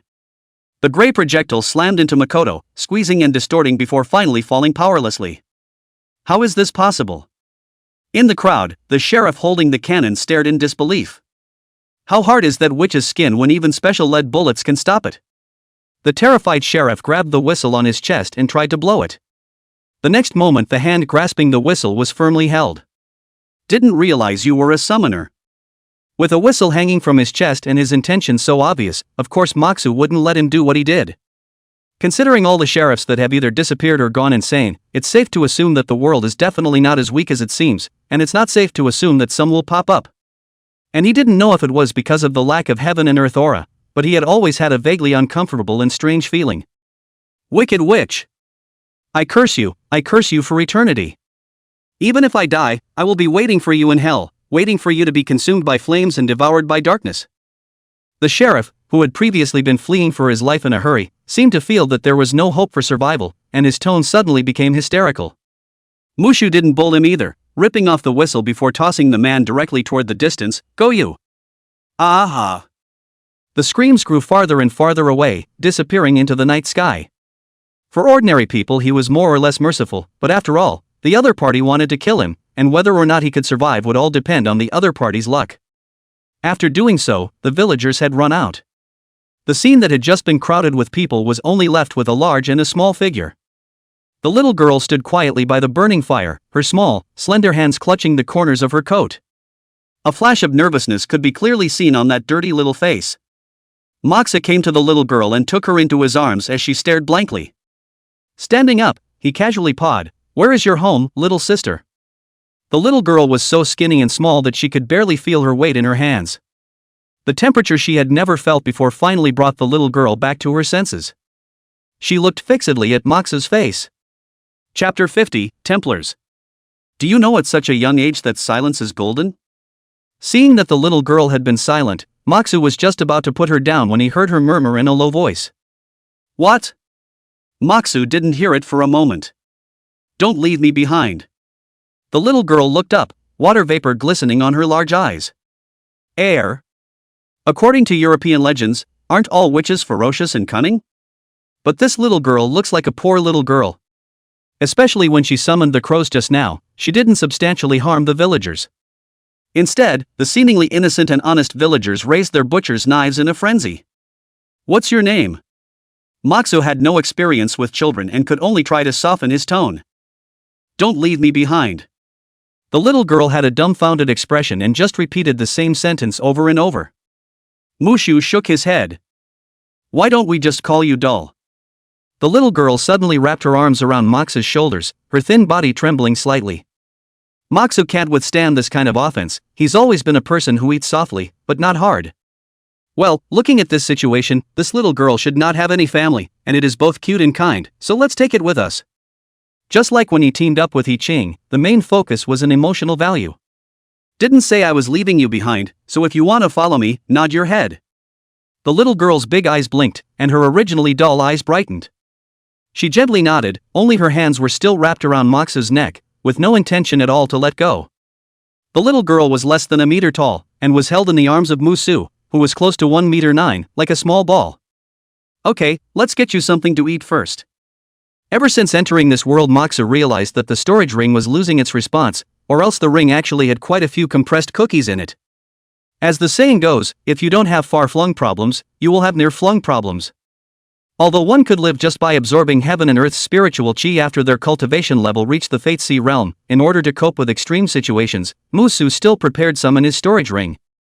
It was worth mentioning that Lin Yuwei had also purposely put quite a few sweet-tasting heavenly herbs into it after noticing this. Walking into the village, the entire village had now run out of villagers and there were empty doors everywhere, so to speak. Moxa looked around with the little girl in his arms, and chose a relatively luxurious-looking house to walk into. Pushing the door open, the faint scent of hay wafted into his nostrils. The house wasn't small, but there wasn't a lot of stuff, and there was little furniture other than the basic seating bench. Hardly what one could call a home, and not at all as rich in supplies as one might have imagined before coming in. Combined with what the villagers were wearing earlier, it seemed that everyone here was poor. Moxu put the little girl down on the floor and walked over to the kitchen-like area to feel around. Soon a long, cold, hard loaf of bread was found by him. The little girl under consideration was only about 5 years old, and Moxu hit the bowl of water to boil it again by emitting a flame from his palm. This done, he carried hot water and bread and handed it to the little girl. "Eat it, be careful, it's hot." Just then, a heavy cold aura split the doorframe and fell straight down, stopping abruptly a few inches from the little girl's head. The lower end of the huge sword that was so wide that it looked like a door panel was steadily held by Moxu. Eyes moved back along the sword, and a pair of thick arms covered in shiny silver armor were gripping the hilt.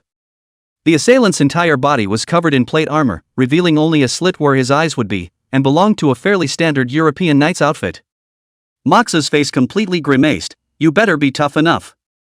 The recovery speed of divine thoughts in this world was quite slow. It was impossible for him to keep it on all the time, and just now, if he hadn't kept his guard up, he really wouldn't have been able to block this silent heavy sword. The knight was silent as he raised his hand and drew a thin sword from his back to stab Moxu straight in the chest. The tip of the sword was like being struck by defeated leather, while the sword body was propped up in an exaggerated arc, unable to pierce through it all. Bang! The tremendous force struck the knight's chest, directly blasting his heavy body out of the air. After crashing through several walls of earth in quick succession, it smashed to the ground without moving, and a huge dent was added to the chest of the hardened armor. The house. Swish, swish, swish. A crossbow bolt pierced through the wall like a blistering rain and shot into the house and out the other end. As soon as Moxu took the little girl into his arms, he blocked all the attacks with his back. That level of damage couldn't even tickle him. Outside the house, a group of warriors clad in gold robes and face armor were continuously filling silver arrows into the huge, exaggeratedly shaped bows and crossbows in their hands. The warrior at the head of the group had his hands behind his back, his cold eyes quietly watching this. In the next second, densely packed blade awnings appeared out of thin air. A total of 11 gold-robed warriors present were all twisted into pieces under this blade. Moxu pushed open the door to his room and walked out. Rummaging and groping through a field of broken pieces, he soon turned up a sign engraved in English. Templar? Moxu's brows furrowed, and that uncomfortable, strange feeling grew stronger. In those few short seconds just now, his golden fingers were stacked over a dozen layers, and if scaled, each layer probably boosted him by about 1%. This was terrifying, and amounted to the strength of the physique being pulled up by another 10% or so. But in contrast, his cultivation level dropped directly from the 4th level of the life sea to the 3rd level of the life sea. When he sank his divine thoughts into the sea of life, he was surprised to find that the land in the center of the sea had not only not shrunk, but had even expanded a bit. What's going on? It was too weird, and Moxu frowned deeper and deeper. It would be understandable to say that the cultists could stack gold fingers on him, but shouldn't these people, who were clearly Templars, be magnificent? Moreover, these Templars clearly didn't have any cultivation on them at all, yet they were still able to provide him with such a sizable gold finger. It was simply unbelievable. It was too late to think about it in detail. With only 80 meters left, the divine mind sensed that someone else was approaching, and from the fluctuation of breath it was definitely not an ordinary person. Making a snap decision, Musu turned around and picked up the little girl and swept directly in the opposite direction of the incoming people. It's better to get out of here until we figure out what's going on. A few moments later, more than 20 Templars appeared at the scene filled with wreckage. Regardless of the number of people, or their aura, this team was more than one step stronger than the previous one. Click, click, click. With a crisp scraping sound, the figure covered in female armor crossed the crowd. She pulled a glass bottle from her arms and threw it on the ground. A large and a small silhouette emerged faintly from the splashes of gold. Arturo, deal with the scene, the other knights follow me after them. Looking at the tragic situation on the ground, a cold female voice came out from under the face armor of the person in charge, without the slightest fluctuation of emotions. Yes, Lord Ruler. Chapter 51, The Phantom. Tianbao District, Knight Family Parlor. In addition to Knight Yuan Kai on the main seat, there were also 4 figures sitting at the bottom. Next, all of you should think about how you should face Lu Yuan's wrath. Knight Yuan Kai's eyes were gloomy, like a volcano about to erupt. He was more or less holding his breath in his heart when his extremely gifted son was lost like that. On the contrary, he was not able to have a seizure, because it would have been his own mistake. He knew his own son's bottom line too well. If he had informed him in advance, I was afraid that he would have backhandedly leaked it all out. And putting the heart in the right place, the even more monstrously talented Moxu disappeared right after he took office, and he knew with his ass that the Lu Xiang branch would never let it go. My condolences, Knight family master. The middle-aged man sitting at the lower right head position warmly persuaded. I think we should just do what we have to do, even if someone comes to investigate. What can we do? The white-haired old man at the lower left head spoke in a bland tone. He was the one who had previously used the broom to collect Musu into the cave. His unperturbed demeanor instantly caused the sinewy and gnarled big man next to him to slap the table. What can be done? You guys dare to get even this kind of monster heavenly pride? Do you really think that she, Lu Yuan, is made of clay? Wait for her to be found. Even if we don't use the Yellow Springs crossing, everyone here combined is not enough to beat her with one hand. The aura pouring out from the hot-tempered big man had just reached the middle stage of the mountain river realm. Does little friend Lung think we have a choice? The dry and thin old crone who hadn't spoken all this time erupted with an equally astonishing pressure. Only just took office and forced Qi Hongji to hand over the bottom. Those things we have done over the years were found out is only a matter of time. If you ask me, there is no problem with this outing. As for Willow Nguyen, the old crone's face showed a wisecracking look. That girl child is also regarded as I watched grow up. I understand her character. Do not look at her innate 10,000 poisonous body, but in fact, it is a pure-minded virtuous person. She won't do anything until there's tangible evidence, and besides, with something as big as the Demon Slaughter Order, I'm afraid she'll have to stay at the 749 headquarters for a while. The old crone's words caused a brief silence to fall over the parlor, and the remaining four all had thoughtful faces. After a long while, Knight Yuan Kai rubbed his brow and said, "Then we will follow the past practice and wait for that magistrate to be suppressed by the power of the world to the point of total loss of cultivation before we send someone to reap the rewards." However, Mr. Knight declared in advance. He stood up slowly, his gaze chilling. If any of the families reveal themselves, don't blame us for the other families turning their backs on them. Which world?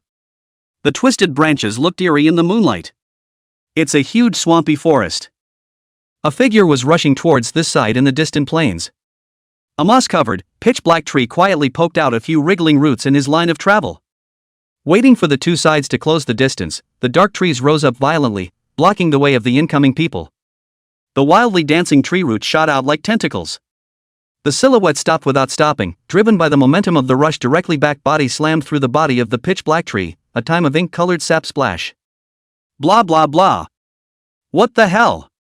Spitting out a few mouthfuls of sour sap, Moxu made a few leaps to a withered branch in the forest. The startled night bat was just about to let out a piercing scream when it was crushed by a hand. Letting go, the black grit slid along his palm. In his arms, the little girl was quietly closing her eyes, her eyelashes fluttering and her breasts rising and falling slightly. It was surprising that she fell asleep in this atmosphere that was both tense and noisy. Perhaps a little uneasy, she burrowed deeper into the embrace, her dusty and stained face showing a hint of relief. This way over Moxu had already killed over a dozen oddly shaped magical creatures. Strangely enough, Goldfinger did not react to this, nor did his cultivation level drop again. Having gotten rid of the Templar for the time being, he finally had time to take a closer look at his physical condition. Within the Dantian, the unseen Fate Sea was as usual, and on the surface, there didn't seem to be any difference. But as the divine mind went deeper, a strand of pitch-black gas looked like an African version of aura, which was now wrapping around the normal aura.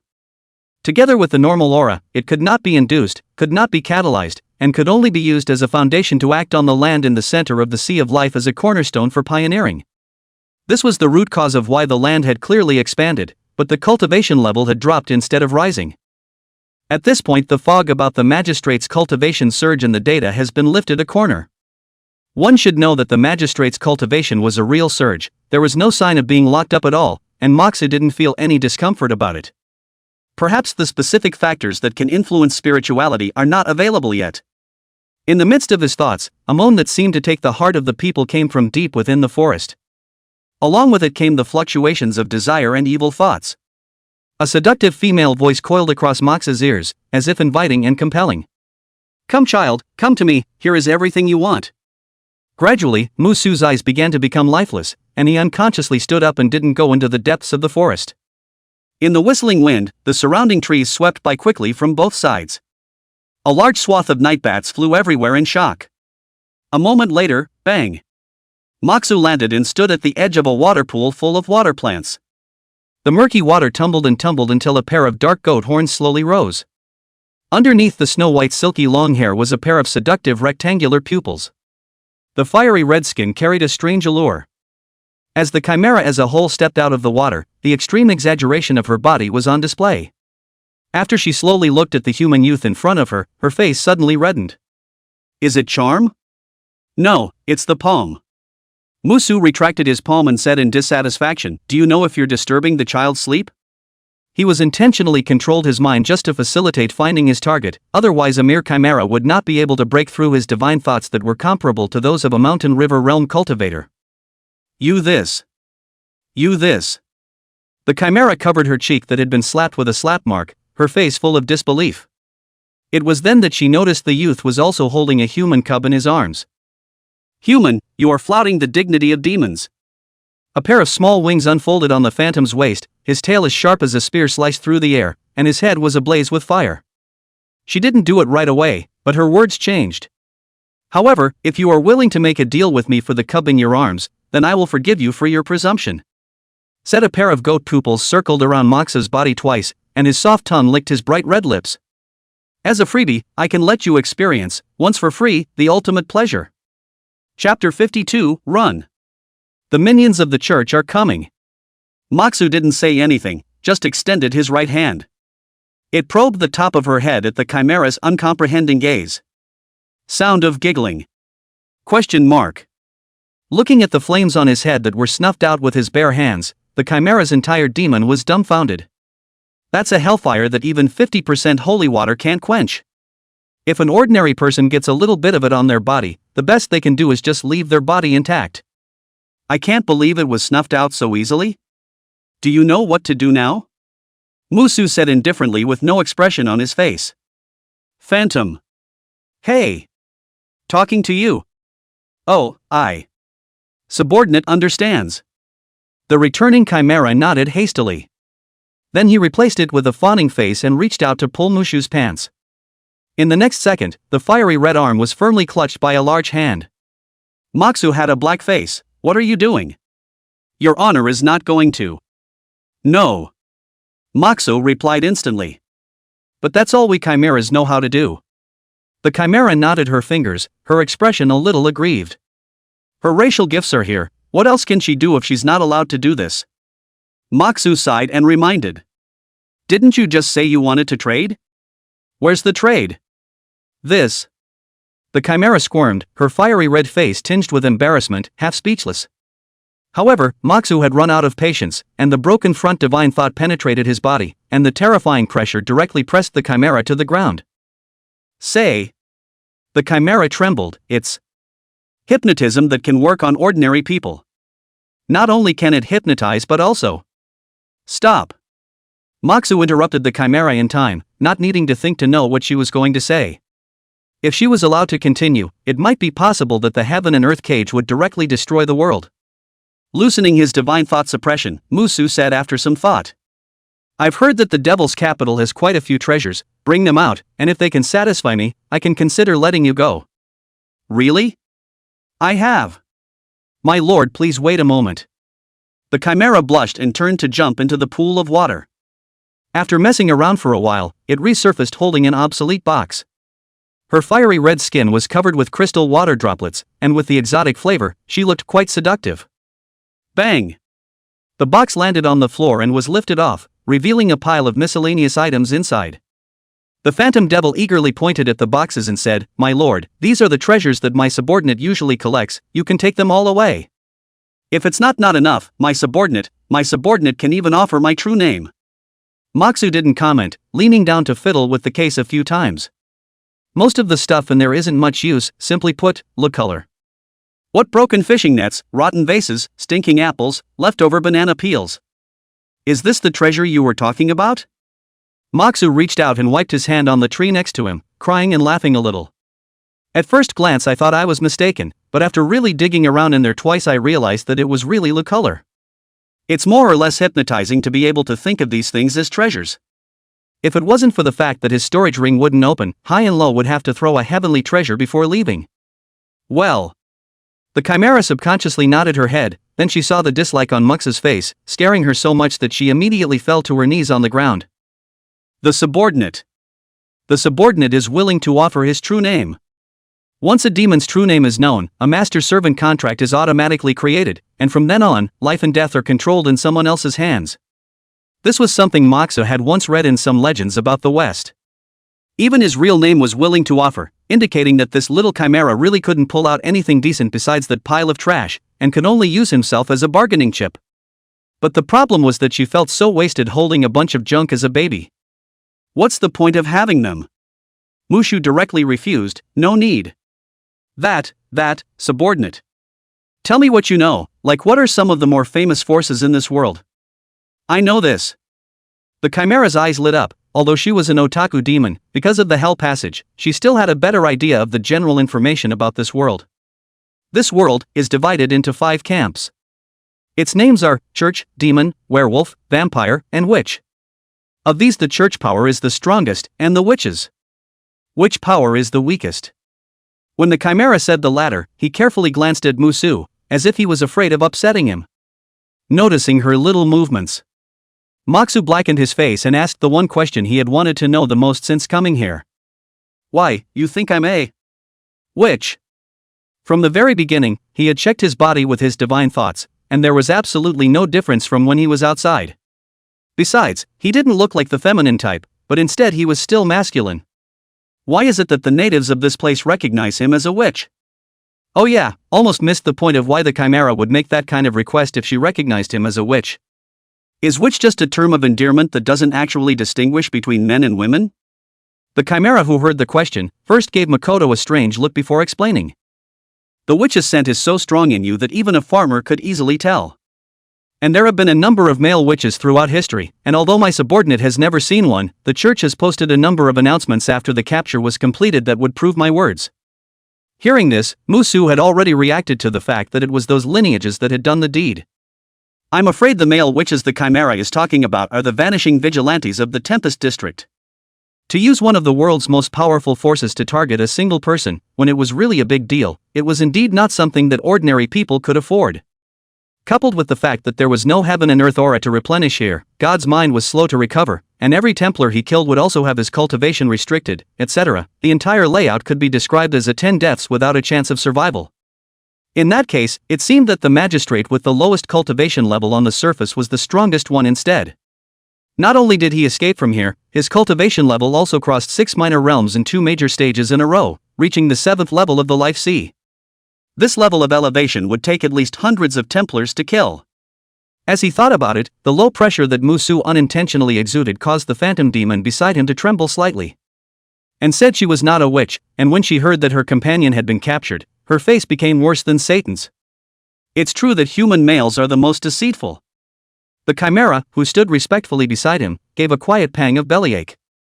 Suddenly, the sound of a thin mopping sound resounded through the swampy forest. The chimera's fiery red skin faded a few shades of flesh as it looked up in alarm. Run! My lord! The minions of the evil church are coming for us. Chapter 53, Werewolves. Evil church minions? Makoto reacted to the chimera talking about the Templars. It's just that a demon calling a Templar an evil henchman is too much of an inversion of the Big Dipper. What was even stranger was that he had already unfolded his divine thoughts when he met the chimera. But now it was almost run into the face, and the divine mind didn't even notice it in the slightest. Boom! A violent roar came from the swampy forest. The explosion shook the ground with a shock wave that rattled the surrounding trees. A burly body covered in armor shot out, smashing a tree that was half a meter wide right through it. Something's fighting the Templars in the woods. Ow, ow, ow, ow, ow, ow, ow. The penetrating howl resounded through the night sky. For a moment the entire swamp forest seemed to come to life, rustling everywhere. It's Andre's pack. The chimera blushed and turned to pick up the box from the floor. My lord, let's get out of here, those stinking wolves will hold off the Templars for us. As soon as she spoke, a giant wolf pounced out of the grass and snapped the Templar's neck with a bite that only left half a breath. Letting go of his bloody maw, the giant wolf stood upright, his body squirming as he slowly transformed into his werewolf form. It looked at Mushu and Phantom suspiciously, and its bubbling white nose sniffed the air a few times. The bloodthirsty beast's pupils were cast at the young figure in Muxu's arms as the chimera nervously gazed at him. Gollum! The chimera gulped. If this werewolf couldn't resist striking, he was afraid he'd be slapped to death here. By then the vindictive Andre might count her out. Ow! The howl came again, and the werewolf immediately withdrew his sight, turned and dashed into the bushes and disappeared. The chimera sighed in relief and turned back. My lord, let's go. Strictly speaking, she was now considered a captive of Moxu, and she wouldn't dare to leave on her own if Moxu didn't open his mouth. Moxu nodded after a moment of contemplation. There are so many weird places in this world, and maybe the sheriff who was the only one who escaped went insane because he was affected by the black aura. There was no way he could continue to absorb it indiscriminately until he figured out what those black chi were. So in order to avoid absorbing the black chi again, he could only choose to avoid the conflict first. If you meet a Templar head-on again, with the faith of the clergy, it's most likely going to be, "You're still trying to leave without killing me?" Receiving an affirmative answer, the chimera thought for a moment and turned to place the box on the floor and open it. After rummaging around for a few moments, he fished out the smelly apple and handed it to Moxu. My lord, please take this cursed fruit with you. ? Receiving the rotten apple, large question marks rose from Mushu's head. Cursed fruit? What does it do? It will temporarily change your breath back to normal for about 3 days. Oh. It dawned on Moxu. He then remembered that many European and American legends had quite a few props that looked ordinary but actually carried a curse. For example, the poison apple in Snow White, the spindle in Sleeping Beauty, Cinderella's crystal slipper, etc. No wonder this little chimera is going to escape, and still do not forget to give it on the belt, so that box of things is not a happy color. Moxu also suffered from being uneducated, but there was no way, who in their right mind would think in that direction. That's when the chimera found the piece of broken fishing net from the box again and draped it over her body. In just one breath's time, all the demonic features on her body, including the goat horns, disappeared without a trace, and in their place was a villager-dressed, innocent-looking young girl of a wonderful age. She gave a sweet smile. My lord, you may address me as Lina. Even under Moxu's divine thought, there wasn't even the slightest crack. Good lord, it's still a camouflage cloak. That wasn't all. Lina, who had turned into a normal teenage girl, took out another banana peel and wiped it against the box, and the dried banana peel turned into a full banana, and the box had disappeared without a trace. Space props. Moxu was already looking numb. After gathering her belongings, Lina turned to Moxu. My lord. I know a place where many demons and quite a few witches are hiding. Lead the way. The outskirts of the swamp forest. The huge sword burning with golden flames descended from the sky, blinking into the quagmire, leaving only a hilt. Hallelujah. In the blurred chanting sound, white light shook out with the hilt of the sword as the center of the circle, forming a tens of meters sized energy light shield, enveloping the group of werewolves in all of them. A Templar kept stepping into it through the white film. The rich aura of holy light filled every corner. Damn Templars! The werewolf, covered in white smoke, was aroused to ferocity and charged on all fours on the ground. Several Templars at the head indifferently raised their giant crossbows and pulled the triggers. Silver arrows that far exceeded normal specifications pierced through the air and poured out. The wildly running wolves were nailed to the ground by the crossbow arrows as much as they could, letting out a wail. Large puffs of white smoke erupted from the wounds, but it wasn't enough to kill them due to their vitality. Suddenly, a giant scarlet palm slammed down on the inverted light shield. With a bang, the light shield shattered into a roiling spot of light. A wolf-shaped monster with a shoulder height of over 2 meters and covered in long scarlet hair strides into the center of the battlefield. Its front limbs were as broad as a tiger or leopard, its hind legs were thick and shaped like a cow's hoof, and its amazing body density made the soil sink slightly every time it stepped on the ground. If Moxu was here, he would have recognized it as a monster from the mountain and sea mythos. There is a beast yen, fishy and red, with a wolf-like body and tiger-like paws, which likes to eat corpses, and its name is Corpse Eater. The corpse-devouring sprites roared wildly up to the sky, and roots of scarlet mane like steel needles erupted out. The Templars in the front row immediately set up their giant shields to block the front.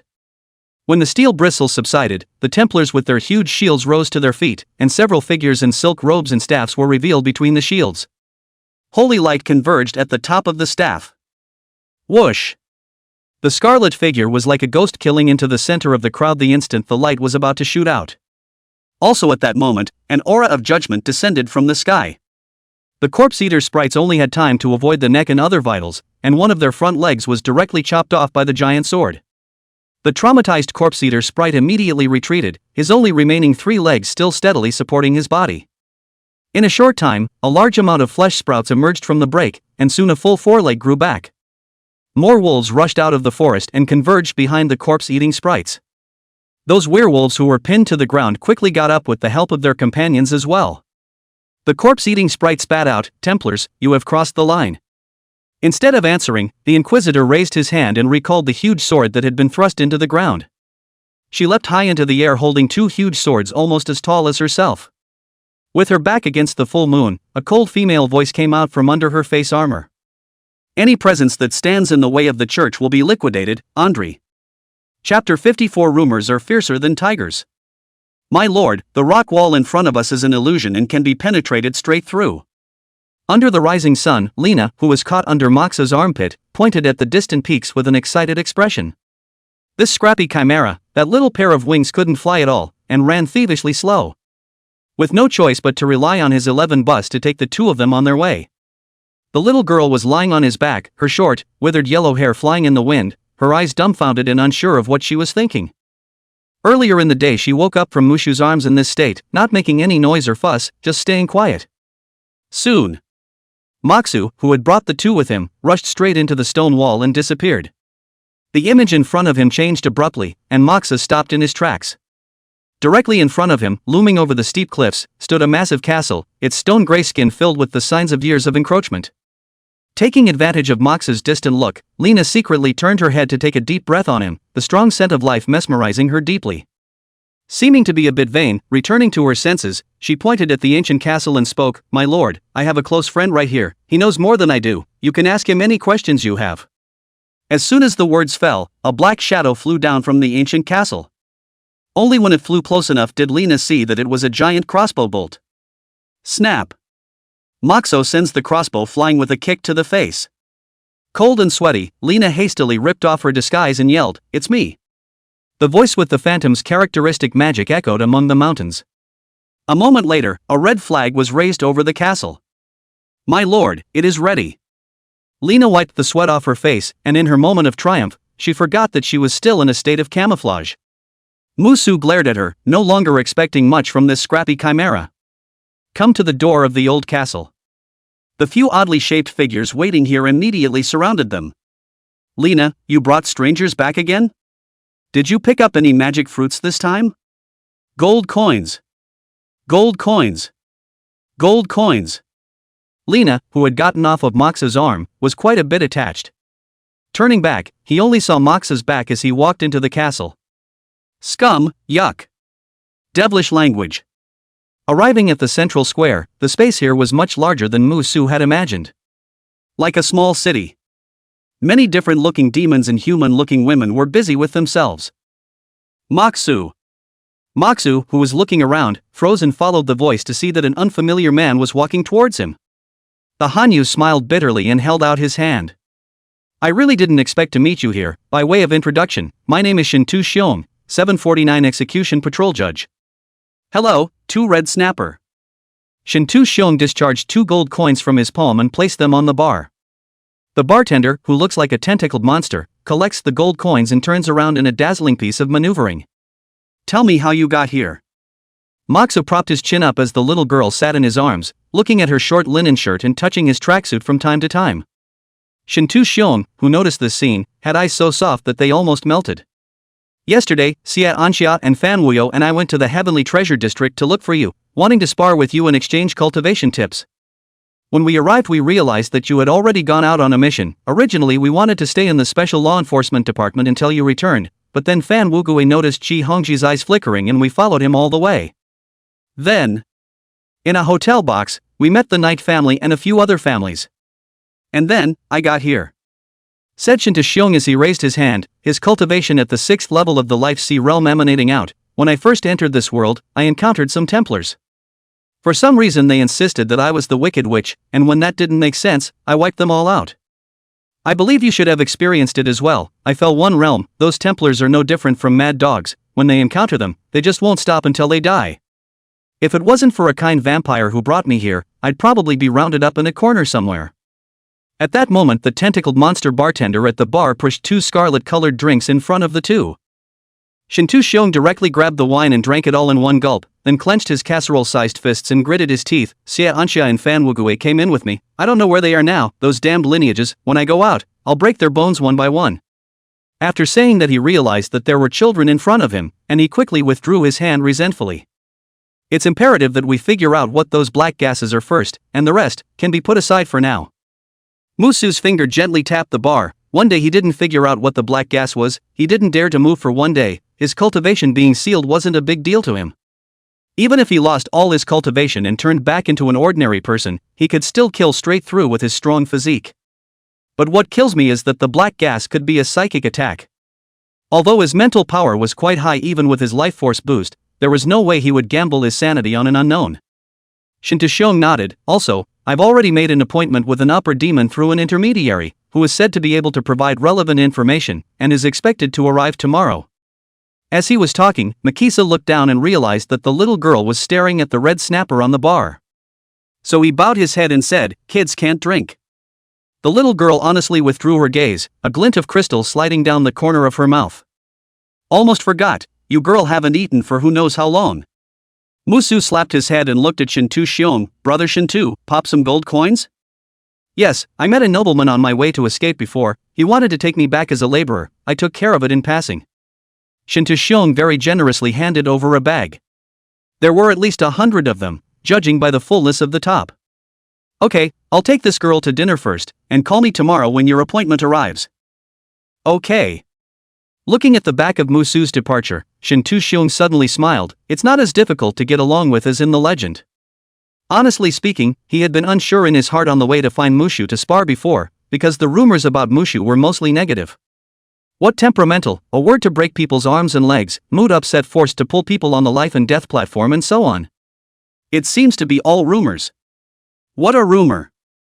As he was lamenting, the half-dozen fishmen suddenly flew onto the bar. Grunt, grunt, grunt. The huge fish head didn't know what it was talking about, and gurgled rather excitedly before gulping right back down. His eyes turned to the street outside, only to see that Moxu had slaughtered 3 more fishmen with his raised hand. That stance was easier than killing a fish. Shintu Xiong swallowed his saliva. It seems. It's not all rumors. Chapter 55: Raising Daughters. Disposing of a few fishmen who wanted to become the king of pirates, Moxu found a nearby restaurant that looked quite reliable. The owner was a pale, middle-aged man who would show a pair of sharp teeth when he spoke. Upon seeing a customer come to the door, he just casually scanned it and pushed over a menu. "Let me know when you've made your selection." The menu was very simple. It was all about beasts that were common in the mountains, mainly fish, and it was thought that there should be quite a few rivers nearby. One of this, and one of this. Those that fly in the sky, swim in the water, and run in the mountains. Moxu ordered them all. 30 minutes later, the middle-aged man carried several plates of steaming roasted meat and placed them in front of Moxu. "Eat." Gently nudging the little girl, Moxu handed her a fork. She looked up at Moxu, and after receiving an encouraging look, she forked a piece of fish and took a small bite. Just 2 bites in, the little girl suddenly stopped. "What's wrong?" Moxu was startled, thinking she had choked on a fishbone. The next moment he saw the little girl in his arms handing him the remaining half of the fish on his fork with sincere eyes. "Brother, eat." My goodness gracious, Moxu's heart almost melted. "What's it called?" "It's called emotional value." He opened his mouth and ate the half piece of fish. The light grease mixed with the smooth fish meat tasted sweet. "Ho chi. A big one and a small one, you take a bite and I take a bite, soon build the land, water and air package." After eating, drinking and paying, Musu went to the tailor store to buy a few more pieces of clothing, before taking the little girl back to find Shintu Xiong and stayed in an inn under his guidance. It's time to say no to the fact that the condition of the hostel here is really bad. As much as possible, a piece of cloth on the floor was used as a bed, and the chairs were simply a couple of stones. But luckily, the washroom was pretty well equipped. After briefly washing up, Moxa wrung out the towel and came outside to wipe the little girl's face. As the dust and dirt was wiped away, it revealed her slightly yellowed, and quite spotty, skin. It's no wonder that, despite being only 5 years old, she's probably already been through so many hardships that are unimaginable to an adult that it's hard to imagine how she's managed to make it through such a world. What's even rarer is that she didn't black out in this situation, but kept her good nature. Moxu couldn't help but pinch her little cheeks. How about a name for you? Just call you Duck Duck. There was a knock at the door. Moxa got up and opened the door, and outside stood a fiery red figure. It was none other than Lina, who had returned to her chimera form. My lord has brought his friend here. How did you find this place? My subordinate has spent a lot of time here and was easily able to inquire about the place where your lordship landed, said Lina as she stepped aside to reveal a demon behind her with 6 arms and a python underbelly. Judging from the aura on her, unlike phantom demon Lina, this was definitely an upper-level demon. Hello, my name is Nightsong. Nightsong had already learned from Lina that Moxu was not only an extremely rare male witch in the legends, but also possessed the terrifying strength of snuffing out the flames of hell with her bare hands. Thus she didn't show contempt because of her status as an upper-level demon, instead she was extremely respectful. Hello, I'm Moxu. Moxu reached out and shook hands with the scale-covered grasp. I heard Lina say that you had questions you wanted to ask me? Well, come in and talk. Lead the 2 demons to sit on a rock in the room. Musu began to describe the characteristics of those black chi in his life sea, such as being unable to mobilize but deeply entrenched, etc. The bit about killing the Templar he didn't say. After listening to Musu's description, Nightsong said thoughtfully, based on your description, that black mist could be the legendary Hell Seal. Hellbound? Yes. The Hell Seal is also known as the Satanic Demon Mist, and the effect is very similar to the black mist you describe as characteristic. With a small amount of intake, the sealed magic will unlock after 10 natural days, while the total amount of magic will skyrocket. And once too much is ingested, it will cause the user to fall into insanity and eventually into the arms of Satan. So that's how it is. Moxu frowned in contemplation. Instead of being answered, his questions were not solved, but more questions were spawned as a result. It was pretty much what he had originally expected. Those black gases were indeed the culprits that caused the magistrate to fall into madness. What he didn't expect was that the bit of black gas was so high, knowing that Satan was the king of hell. Why would a Templar have something from the king of hell on him? Wait, could it be that God behind the forces of the church actually be Satan? It wasn't right either. There was no way he could be mistaken about the holy and pure aura of those knights. The king of hell who uses holy light? What a hell of a sneer. Do you know why the Templars have a hellish seal on them? The Templar has a hellish seal on him? A hint of surprise flashed in the bottom of Nightsong's eyes as she shook her head. I'm sorry, I'm not sure about that. It's okay, I'm okay with it. If you don't have any other questions, then I'll leave you to it. Nightsong ignored the hint of Lina's eyes that she wanted to stay a little longer, and the curved serpentine tail slowly propped up her body. Thanks for the information. Getting up and sending the 2 demons away, Mox's gaze was grave as he returned to the stone and sat down. In that case, it seems that the hellish seal on the Templar will not have an effect on the native monsters. Otherwise, there was no way that Nightsong's status as a superior demon wouldn't know this. The little girl looked up at Musu, seemingly sensing his low mood, so she gently climbed onto his knee and burrowed into his arms to press her tiny body against him. With a slight warmth in his arms, Moxu returned to his senses. Almost forgot, you'll be called. How about Vivian? The little girl looked at him with big, curious eyes and nodded. Moxu raised his hand to touch Vivian's little head, then handed her a clean and tidy new outfit. Well, go take a shower. Vivian was put on the floor holding the clothes. She froze, then took 1 step and 3, waiting until she was almost in the washroom to turn back. Brother, don't leave me behind. Mushu smiled at her and urged, won't leave you behind, go now. Not a moment too soon. Vivian then ran out with her crooked clothes on, her short hair sticking wetly to her head. You could tell she was afraid of Mox's sudden disappearance. Musu lightly laughed and shook his head, first helping her to put her clothes in order, then lifting his hand and releasing a flame, and pairing it with the Qingfeng skill to make a simple hairdryer to help her dry her hair. It's like raising a daughter. Chapter 56 The Chatty Fallen Angel. Early the next morning. A knock on the door woke up the sleeping Moxu. When he opened his eyes, Vivian was lying on his stomach, her tiny body curled up in a ball like a tame kitten. The power to heal is silent and gentle, like a beam of morning light that dispels the gloom of the night. The corners of Mox's mouth lifted up lightly. Being a father without pain didn't feel too bad. In his last life, because of the bride price, the car and the house, and other various problems, he had not yet married in his 30s, and it was heartbreaking to think about it. The thought of having to put in all the money you've saved for half your life once you get married, who says heartache isn't pain? Shaking his head to get rid of the jumbled thoughts, Moxa got up and opened the door with Vivian in his arms. Shintoxiong stood in the doorway, his face solemn. Brother Mushu, the upper demon I made an appointment with has already arrived. Go. The appointment was at the same bar as yesterday.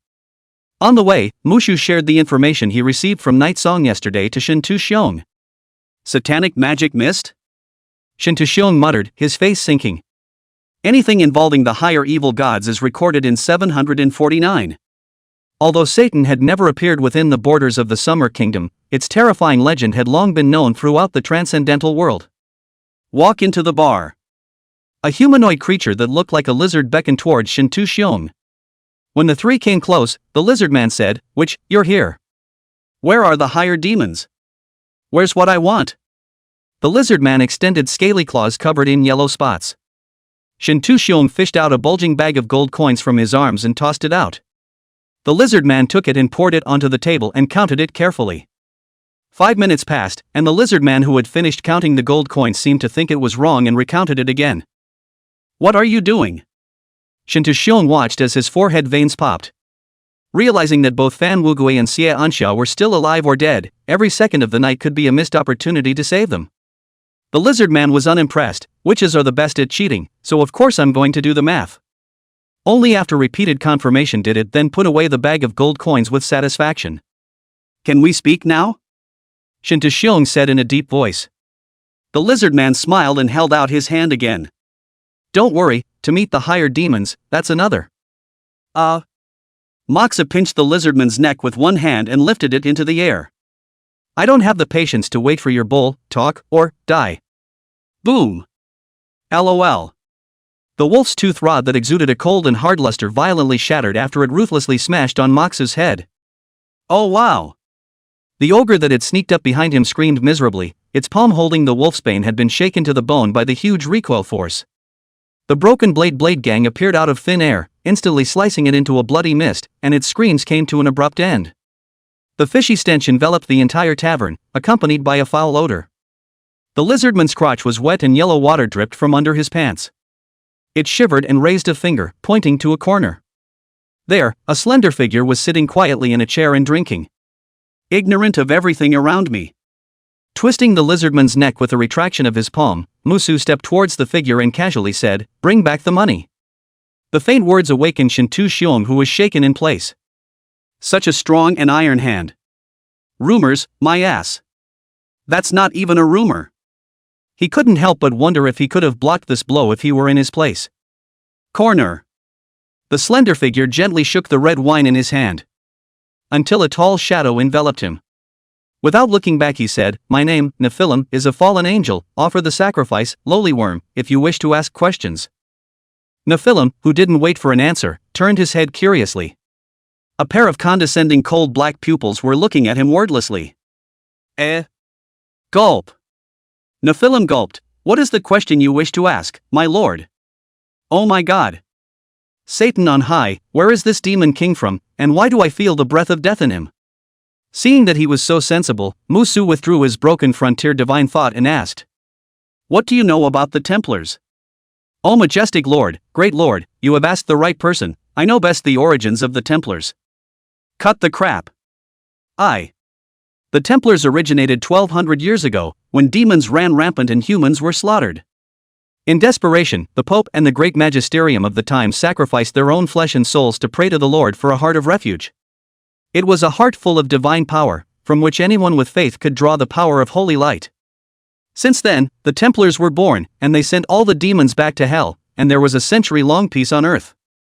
Seeing that he was about to start a long speech, Moxu opened his mouth and interrupted, "Tell me about the connection between the Templars and the Hell Seal." "My lord.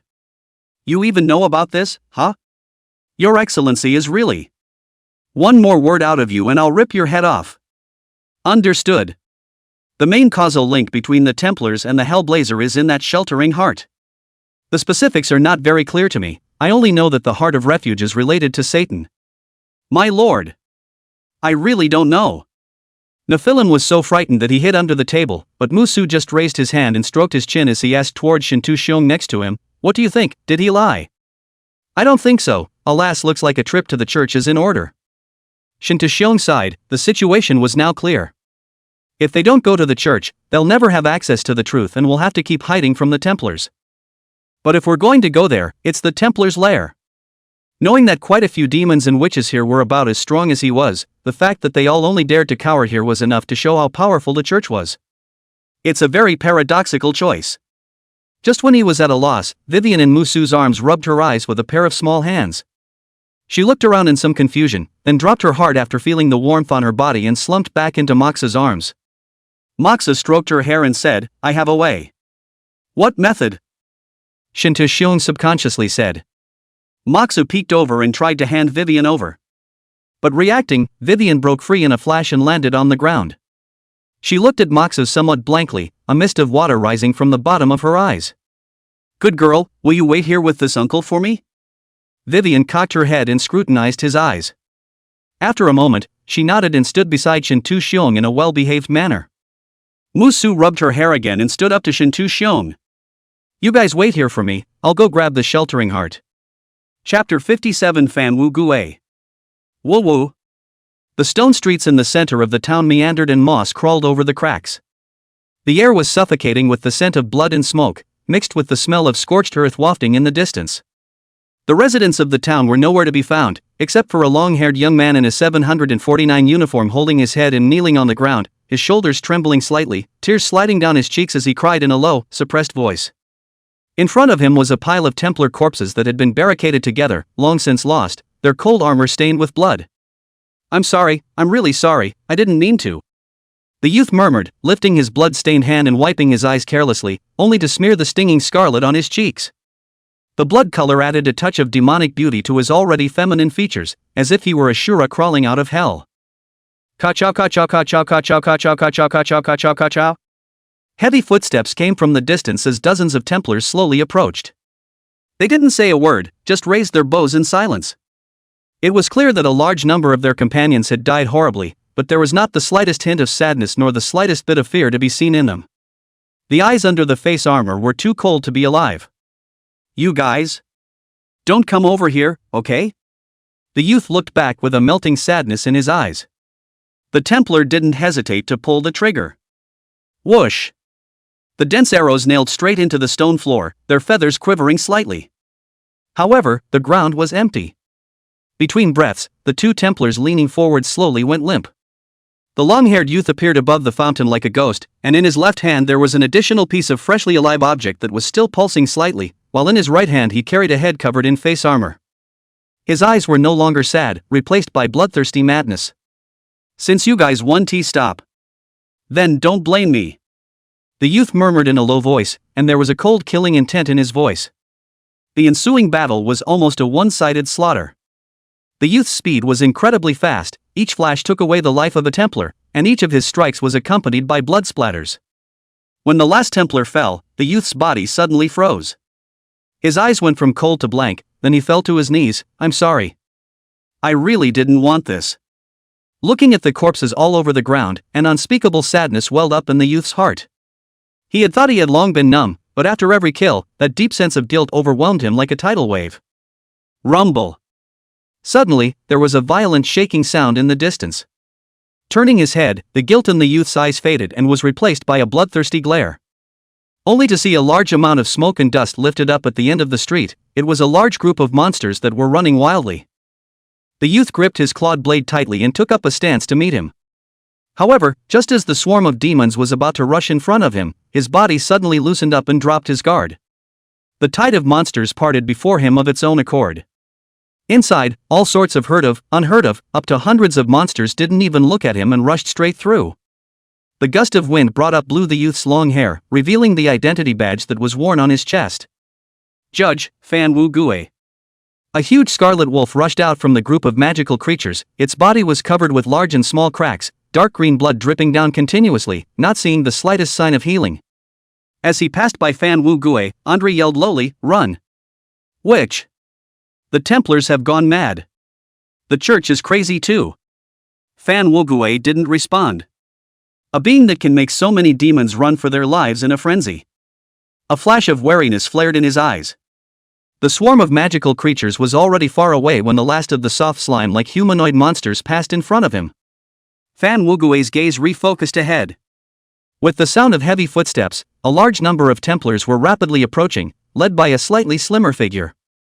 That neatly organized pace was filled with the oppressive feeling of indifference. From the time they came to this world until now, these Templars gave Fan Wugui the feeling of being like cold robots strictly carrying out their tasks. Seemingly noticing Fan Wugui in the center of the road, the adjudicator's body steamed with golden light. Dense to the extreme holy light converged on the huge sword in her hand and exploded out. A golden light scar plowed through the earth, crushing furiously towards Fan Wuji. Fan Wugui's figure instantly disappeared, dodging the sword blade. When he reappeared, he was already in front of the adjudicator. Cold and bizarre divine thoughts erupted from his body, and his raging aura reached the late stage of the Fate Sea. Even though he had already killed over 20 Templars, he still had the 7th level of the Life Sea realm. A cold aura flashed in the center of the almost fully formed continent, and a pair of clawed blades rushed out of the sea of life and came to hover around him. Neither side said much. A fierce collision erupted between the square inches, clawed knives versus giant swords, sparks flying in all directions. A gaping hole kept appearing on the body of the giant sword, and the clawed blade seemed to carry some sort of tearing characteristic. However, the ruling officer's speed surged steeply, so fast that it was unbelievable, as her left hand crossed her sword to block, and her right hand slashed down heavily. Fan Wugui only had time to grab the clawed blade in his hand and block it horizontally. Bang! Shoo! Fan Wugui was propelled by this strong force and shot backwards, crashing straight into a farmhouse. The bursting wall brought up a large cloud of dust, and he slammed heavily into the ground, skidding for several meters before barely coming to a stop. Ahem! So strong. Fan Wuyo opened his mouth and coughed out a mouthful of blood, his face pale. What he was good at was speed and assassination, and it was obviously extremely difficult to face this kind of almost fully crushed opponent when his cultivation was suppressed. It couldn't help but remind him of the man he'd heard so much about even though he hadn't seen him yet. Hard against the evil god's shadow, the sword beheads the mountain and river cultivators, perhaps that rumored Musu was almost this degree. It's really makes the blood boil. Slightly tired, Fan Wugui's battle spirit was rekindled as he violently rolled over to a corner and squeezed the clawed blade in his palm. If he wanted to challenge Moxu, he first had to survive. But strangely, the attack outside was delayed. Fan Wugui pondered for a moment, striding out of the collapsed farmhouse. The streets were empty, the adjudicator and those Templars had disappeared without a trace. What's going on? Fan Wugui froze slightly and suddenly seemed to look up at the sky with a feeling. On the dome of the sky at the end of the line of sight, a dazzling cloud of holy light exploded, spreading out a circle of ripples. That majestic pressure could still cause one to feel a gust of heart palpitations even from such a distance. A might above the mountain river realm. Fan Wuyo's face sank, and the doubts in his heart intensified. For some reason, that strong holy light didn't feel like a means of attack to him. Instead, it looks like in asking for help. Chapter 58, the plan is, walk in, take it out. An hour ago. Standing on the cliff, Moxu utilized his spiritual vision to look down towards the bottom. There was a rather prosperous city situated there, especially the massive Gothic building inside that took up a quarter of the city was magnificent. This way over, his breath and the rotten apple. Cursed fruit's concealment was not a surprise. And with him came the fallen angel Nephilim, who just so happened to know shapeshifting himself, which saved him a lot of trouble. Moxu turned his head and asked, "The sheltering heart is here?" "Yes, my lord, the city is called Eternal Morningside, and the Heart of Asylum is housed in the Chapel of Holy Light in the center of that Morningstar Church compound, guarded by 2 archpriests. In addition to this, there are up to 200 Templars positioned on the periphery of the chapel, led by the Cardinal and 2 archbishops. With this configuration, even a joint attack by vampires and werewolves would not be able to reach the Heart of Asylum. What's more, the holy light energy emanating from the Heart of Asylum cannot be covered up, and even if you do steal it you will have to face the church's never-ending pursuit." Speaking of which, Nephilim couldn't help but look at Moxu. He was curious as to what method Moxu was going to use to steal the Heart of Asylum from the church. As for what Mushu said at the beginning about snatching it over, he only took it as a joke. No one would do that unless they were crazy. "What are you doing on the ground?" The entirety of Nephilim, who had turned into a farmer, was practically plastered to the cliff, not even his hair showing on the cliff face. Hearing Moxu's inquiry, he explained. Great Lord! Your radiance simply eclipses the flames of hell. In front of you, my humble self is nothing more than the shimmering light of a firefly, and it is my greatest honor after the fall to serve an existence like yours. Ha!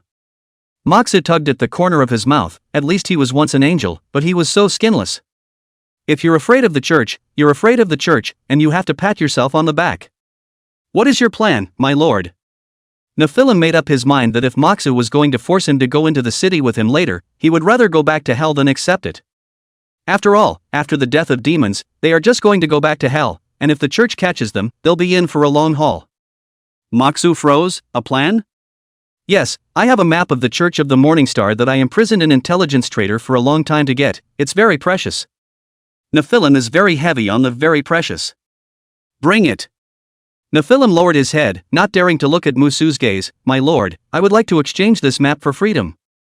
Musu waved his hand and said, for so-called, you can leave if you want to, I'm not stopping you. Could your lordship, then, first remove the blade from my neck? Can't. You. Bring it, I won't say it a third time. Feeling the chill growing on his body, Nephilim reluctantly revealed his true form, then fished out a scroll from the feathers on his wings and handed it to Moxu. Moxu took it and opened it. The map drawn on the parchment was recorded in considerable detail, except for the Pope's office area and residence. Almost all of its places were marked, and even the patrol times of the Templars were there. What does your honor intend to do? How? Walk in and take it out. Ha? Okay, you can go. As he spoke, the broken blade divine thought on Nephilim's neck had already disappeared, but this time he didn't want to go instead. He was more interested in seeing what exactly Moxu was going to do when he said he would walk in and then take it out. Not going? Come in with me then? No, I'll leave now. Nephilim turned into a common farmer once again and turned toward the mountain. Moxu didn't care about him, but moved his body.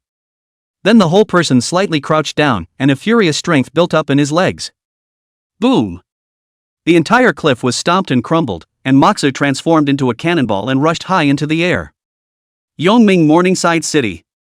Outside the Morning Star Church compound, a Templar on patrol had just looked around when he suddenly heard the sound of breaking wind from above his head. Looking up, he saw a figure crash through the church bell tower like a meteor into the square. Dang! The sharp ringing of the bells was penetrating and carried throughout the entire compound. After Musu landed on the ground, he didn't bother about those Templars who surrounded him from all sides. His strong physique had no reservation, like a tyrannical dragon crossing the border, and crashed all the way through the high wall and advanced towards the inside. This, then, is his course of action. The map just helped him better determine where there were fewer blockers. Soon Moxu rushed into the inner hall. The crossbows and arrows that were shot at him were directly ignored, and any Templars that got in his way were jerked away by his raised hand. Such a brutal and overbearing invasion would be pretty bombastic in the whole robber baron world. But right away he encountered his first elite monster. It was a white-bearded old man who, from his flamboyant dress, was an archbishop if not a cardinal. The old man came after him from behind, lifting his staff in his hand as holy light continued to flow through him. Moxu, who was running wildly, the ground around him suddenly shot out several transparent chains to tie his hands and feet, on which golden light shone. That wasn't all. A beam of pure white light that enveloped a 10-meter radius directly wrapped Mushu within. His originally swift movements immediately slowed under the beam of light. Moxu, who had already noticed the spell-casting old man behind him, thought to himself, hard control plus soft control, this old man is quite good at playing. But this set was fine for ordinary people. It was almost fun to use it against him. The distance between the two sides was just over 60 meters, completely within his attack range. Broken Frontier's divine thoughts instantly enveloped a radius of 80 meters. The sharp blade diameters almost sliced through the old man's body. Before he could even react, the entire upper half of his body had already slid towards one side. To his death, he couldn't understand why the enemy had clearly been controlled by him, and why another inexplicable attack had appeared. This is the information gap brought about by cultural differences. Earlier, Moxu had missed a box of treasures, and the old man had paid the price of his life. That's why it's important to read more books. Knowledge is life. The beam of light dissipated, and the transparent chains were ripped off without even holding on for a second under Moxu's terrifying physical strength. Just as he was about to go in and charge in, a sudden change occurred. Imperceptible hymns resounded around the dead old man and grew clearer. The sound was not loud, but the Templars throughout the witch world stopped moving their hands at that moment. A ball of light that almost turned solid coalesced from the corpse.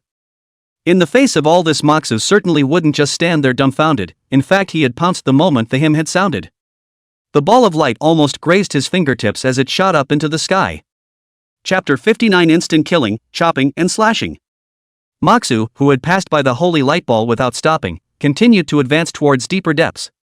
At the same time as the old man died, the land in his life sea was almost half molded, while the cultivation breath on his body fell back to the first level of the life sea, and even just a little bit back to the spiritual consciousness realm, and the coverage of his divine idea had even shrunk to about 20 meters, and he lost the cooperation with the broken blade. Compared to his slipping cultivation, his golden finger jumped 40% and his power skyrocketed, which was still the biggest boost he had ever gotten since he had his golden finger. In addition to his cultivation and power, thin whispers began to appear in his mind, like unintelligible murmurs. But not enough to affect his sanity. A more surging source of power continuously surged out in his body, and the greenish-gray stone bricked wall continuously exploded in front of his eyes. Before the billowing dust could fall, it was torn apart by the gusts of wind he brought up. The efficiency of the push is unabated from what it was before. The entire Morningstar Church compound was in a circular structure, with 66 floors of Gothic church buildings arching over the Holy Light Chapel at the very center, with the first 30 floors being the outer sanctuary, and the last 30 floors being the inner sanctuary, and there was also a no-fly formation in the air. Under normal circumstances, the attackers would have needed to follow 6 staggered passages to finally reach the central area. With this design, it's a long way around even if no one is in the way. However, Mushu crossed over a dozen floors of buildings when he descended from the sky, not giving the peripheral Templars a chance to block the way at all. If he hadn't been controlled by the white-bearded old man for such a short while, he would probably be in front of the Holy Light Chapel by now. Maybe the builders didn't expect that there would be people who wouldn't even take the door with them. Buzz. As Mushu rushed into the 15th floor of the inner sanctuary, a violent tremor came from above the church, like the sound of some kind of formation being shut down. As he rushed out of the 21st floor, 2 figures descended from the sky. One of them was dressed almost identically to the dead old man, while the other, how to put it, the looks more or less dropped the SAN value, and hardly see a bit of human features.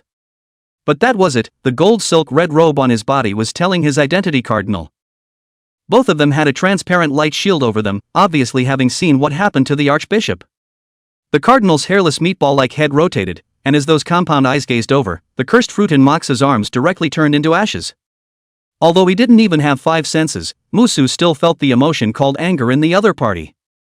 For many years, no one had ever dared to provoke the majesty of the church so seriously. It's no different than Ting directly on their heads, even with the soup. My name is Raphael Deleu. The pale voice from the monstrous head screeched to a halt before it could even finish its name. For a rapidly enlarging fist had shattered the light shield and struck it hard in the face. Mox's movements did not stop, the whip leg that cut through the air heavily shattered the light shield in front of the archbishop. The 2 bodies traced a parabola in the air and landed heavily on the ground in the distance. These magi were empty of holy light divine power, but their physiques were weak as hell. Having just seen the power of the holy light spell, it was naturally impossible for Mushu to give them the chance to make a move.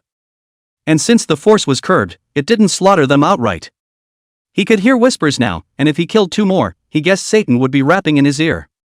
Invaders, stop, where you are, and be judged. Those Templars who had fallen behind were coming after him along the hollow he had crashed through. Their auras soared as they were augmented by the orb of holy light from the canopy, like they hadn't spoken in a long time, and their voices from afar were interspersed with noticeable pauses. The armor drenched in holy light was undergoing a mutation. Vein-like golden lines surfaced on the originally silver-white surface, sticky light liquid oozed out from between the cracks of the helmet, and even the steps turned into the sticky rattle of squeezing flesh and blood. Taking this scene into his eyes in his spiritual vision state, Mushu's brows furrowed. The image of these people now, not to mention the Templars, go straight to a horror movie cameo as monsters without any sense of impropriety. Shaking his head, now was not the time to think about that. Let's first grab the sheltering heart before the church's reinforcements arrive. Unlike these acolytes who can only rely on bestowal. Everything a cultivator had came from his own hard work and cultivation. As long as there was a source item, he could rely on his divine mind to lock the originating breath of the hell seal, which in turn would make it possible to research a way to break its effect. This was why Shin Tu Xiong's first reaction would be that he had to come to the church. Combining the 2 systems falls under the category of his Western medicine says to wait for death and Chinese medicine says to drink your medicine. The rest of the journey was without further resistance. After all, most of the Templars were left behind, and further on, there was the center 6 levels, the core area. The entrance to the Chapel of the Holy Light. 2 figures whose entire bodies were shrouded under black and gold divine robes slowly stood up. Weird language came out of their mouths as if they were communicating something. Suddenly, their eyes glanced into a certain space. Boom! Boom! Boom! Successive booms came closer and closer, like giant beasts galloping. The figures under the divine robes glanced at each other. At that moment the roar abruptly disappeared again, as if it had never existed. After a brief moment of silence, a figure crashed through the wall and the carved floor tiles burst into pieces. Moxu instantly appeared at the entrance of the Holy Light Chapel. The castless fist blade swung down in the air, and the majestic force poured out as much as it could. The Grand Divine Magistrate who was about to be struck laid down 5 holy light barriers in succession in front of his body. But under the fist's blades, these barriers were as brittle as paper, and were shattered into pieces in an instant, and even the people underneath were hammered by a single punch. Everything was electric. At this time, the other Grand Divine Magistrate had already gathered a huge amount of holy light in his palm and condensed it into a beam of light that suddenly shot out towards Moxu. The enormous energy pushed Moxu to smash several buildings along the way. With one strike, the Grand Divine Magistrate floated up in the air, gusts of praise resounded around him, and a large amount of light spilled out between the emptiness. The entire building that Moxu was in disintegrated inch by inch under the light, leaving only a huge hollow. After doing so, the Grand Magister falls back to the ground. Bang! Thick arms penetrated the stone floor and yanked at the Archon's calves as he did so. After a toothsome bone-cracking sound, Moxu, who was covered in light golden blood, crawled out of the dirt. Looking at the twisted body on the ground that was covered in scales, the corners of Moxu's mouth pursed, and his breathing was slightly shortened. After killing 2 great divine officers in a row, his cultivation had completely disappeared and was replaced by a terrifying physique that had skyrocketed nearly twice as much. Yet the whispering voice in his head also became unmistakable at the moment, and not only did the rap even begin to sing and dance. Still, it was barely within his tolerance. Shaking his head, Moxu took a step into the Divine Light Chapel. Not far from the altar, a slowly pulsating golden heart floated silently, and from time to time, golden flames gushed out from its surroundings. After briefly scanning the surrounding furnishings, Moxu took a step towards the sheltering heart. As the distance drew closer, the originally unresponsive dense black gas in the sea of his life began to cheer. Raising his hand, he took that heart in his grasp, the power-filled vibrations pulsing in his palm. It's a bit of a headache. If he doesn't kill those 2 lizards outside, there's no way for him to get close to this place, and if he kills those 2 lizards, he's lost his divine mind, so it's hard to deal with it. Suddenly. Pop, pop, pop, pop. Unsuspected applause rang out at the chapel door. Chapter 60, Do you have 5 insurance policies? Moxu turned around. Only to see a white-haired old man wearing a pure white daya with a golden sash wrapped around his waist and a triple coronet appearing at the door at some point. That not-so-tall body displayed an extremely domineering sense of oppression. Even Mushu, who had never been a fan of intimidation, couldn't help but frown slightly. Pope Morningstar? Within the human race, you are considered a rather special being. The old man was non-committal, looking at him with a smile and a tinge of satisfaction in his eyes. I have never seen even a hint of fear on your face since you came into this world. Tell me, child, what is it that sustains your faith? Shibuya. Musu casually coped. The old man in front of him was undoubtedly the most powerful of all the existences he had seen. Ha ha ha, no need to be nervous, kid, I have no intention, right now, of hurting you. The old man didn't understand, and with a dry laugh, his body slumped backward, and the huge glowing rocking chair emerged out of thin air to hold him up. This world has been under my control for more than 1,200 years, and during that time, I have harvested countless suffering souls, and you, the one I want the most. Are you willing to give of yourself? Mortal. In exchange, I can give you inexhaustible power of holy light, or I can make you the new Pope of the Morning Star. In this world, you can get everything you want to get. The price, just your spirit.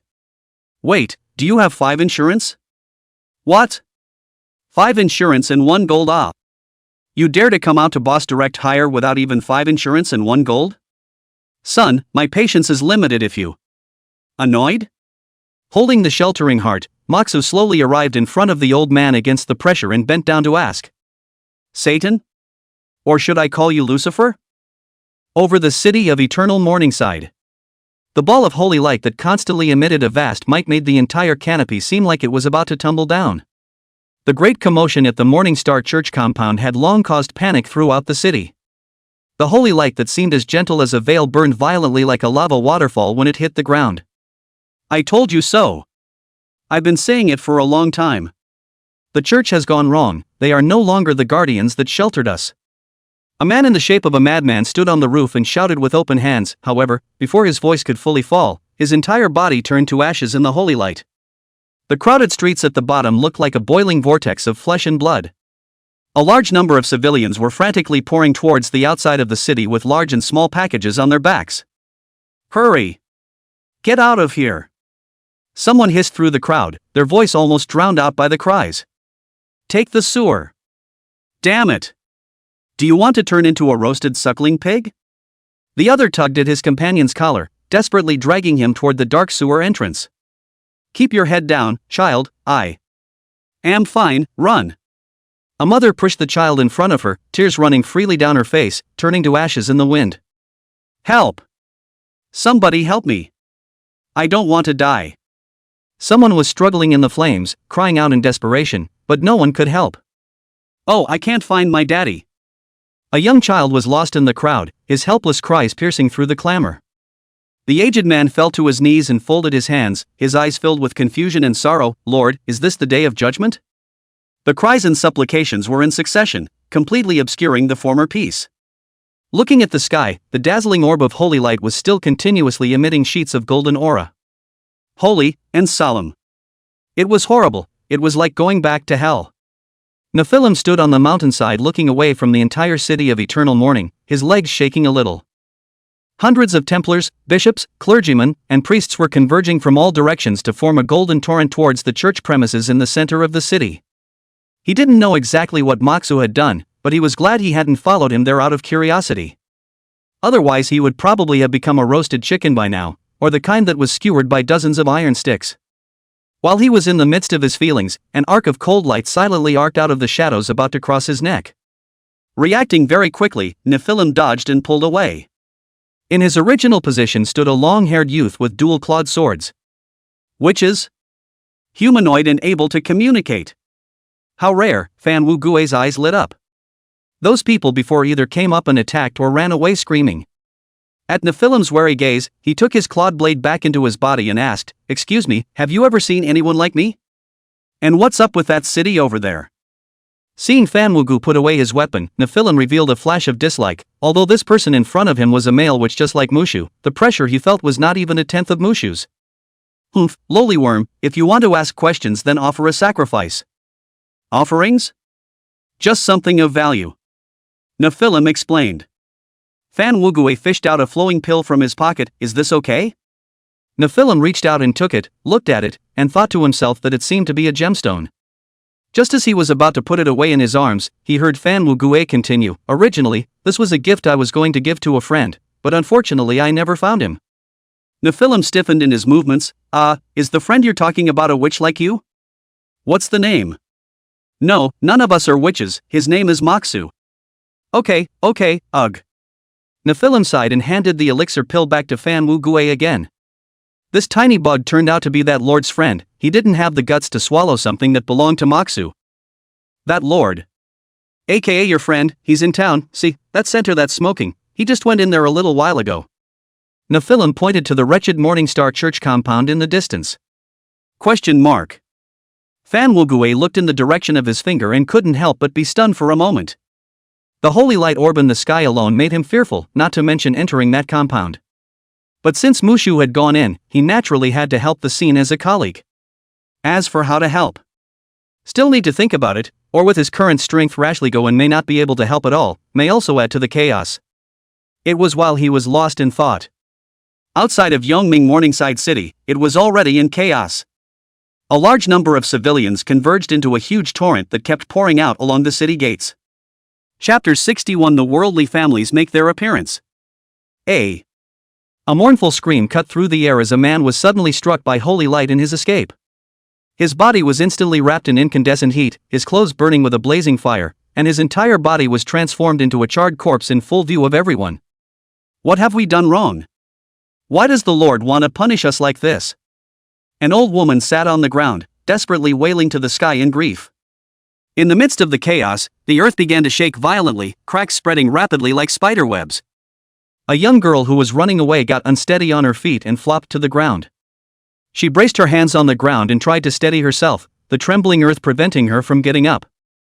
The young girl looked back with some bewilderment. The ball of holy light in the canopy had dissipated, but she saw an even more chilling sight. The church premises, the original towering minarets, the solid stone walls, have shattered and collapsed into a cloud of dust covering the sky. The whole city seems to be shrouded by the shadow of doom. A huge silhouette as great as a mountain was slowly rising from the ruins of the church compound. Its body was so massive that it looked like a moving mountain, huge rocks shattered under its feet, and smoke and dust kicked up a storm in the sky as it moved. The figure slowly raised its head, its pitch-black wings unfolding in the gusty winds, huge plumes of flowing lava covering the sky. The young girl on the ground only felt a powerful air current hit her. The few civilians around who had just stood up were immediately lifted off by the wave of air.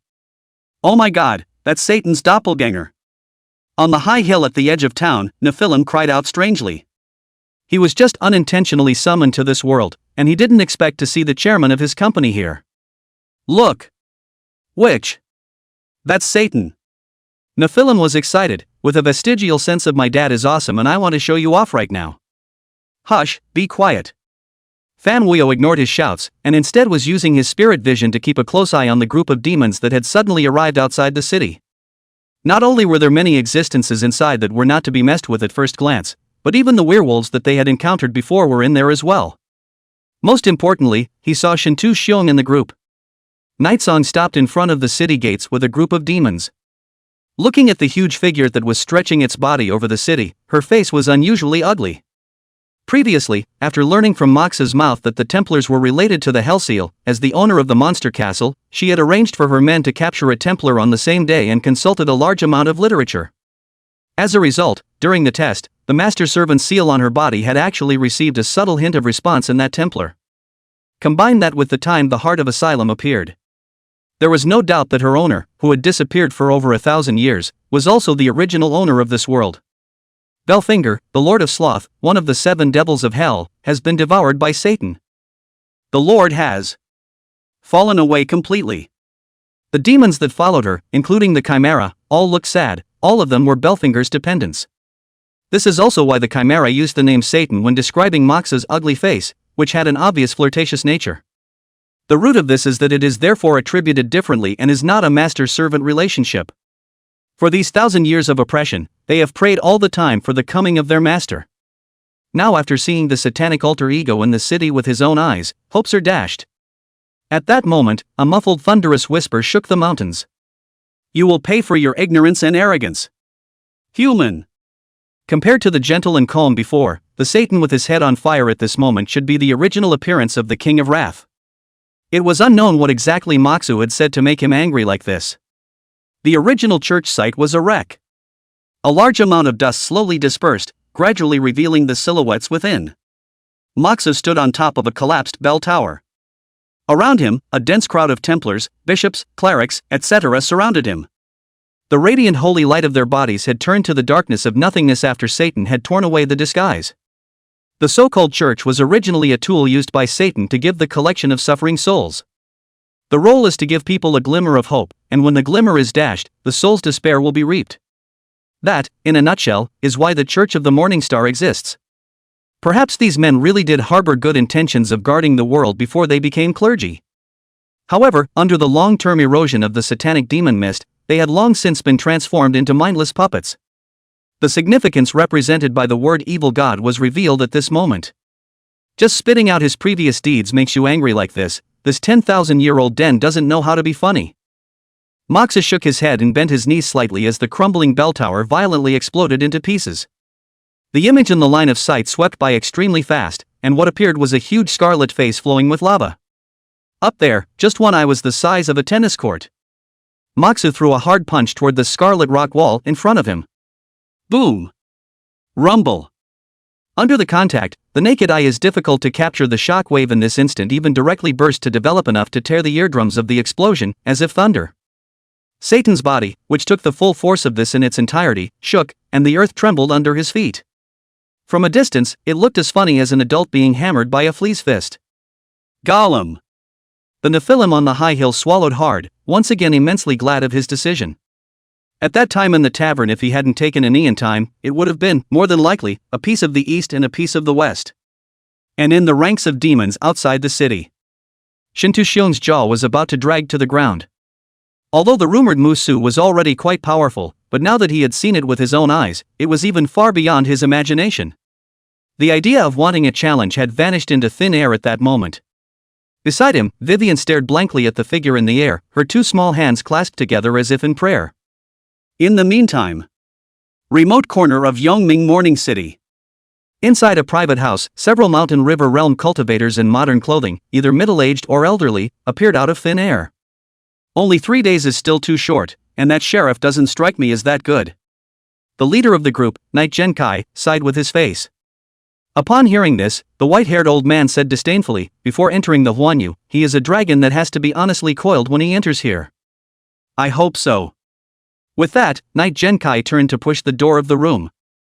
The scent on their bodies had been specially treated so that not only would they not be taken as witches by the Templars, they would even recognize them as companions. Only, when he pushed open the door of the narrow room, his entire body instantly froze in place. He was even beginning to wonder if he hadn't gotten a good night's rest last night. The old man following him was blocked from view and couldn't see outside, so he could only say curiously, "What's wrong? Why is it so noisy outside?" Without answering, Knight Genkai silently retreated and closed the door again. No, this shouldn't be. Chapter 62 Otherworldly Chaos. What is the Knight family master doing? Take advantage of Knight Genkai getting out of the way. The white-haired old man, who was confused by his maneuvers, pushed the door open as soon as he could and walked out. This is... only to see that the original church compound in the distance had been reduced to rubble.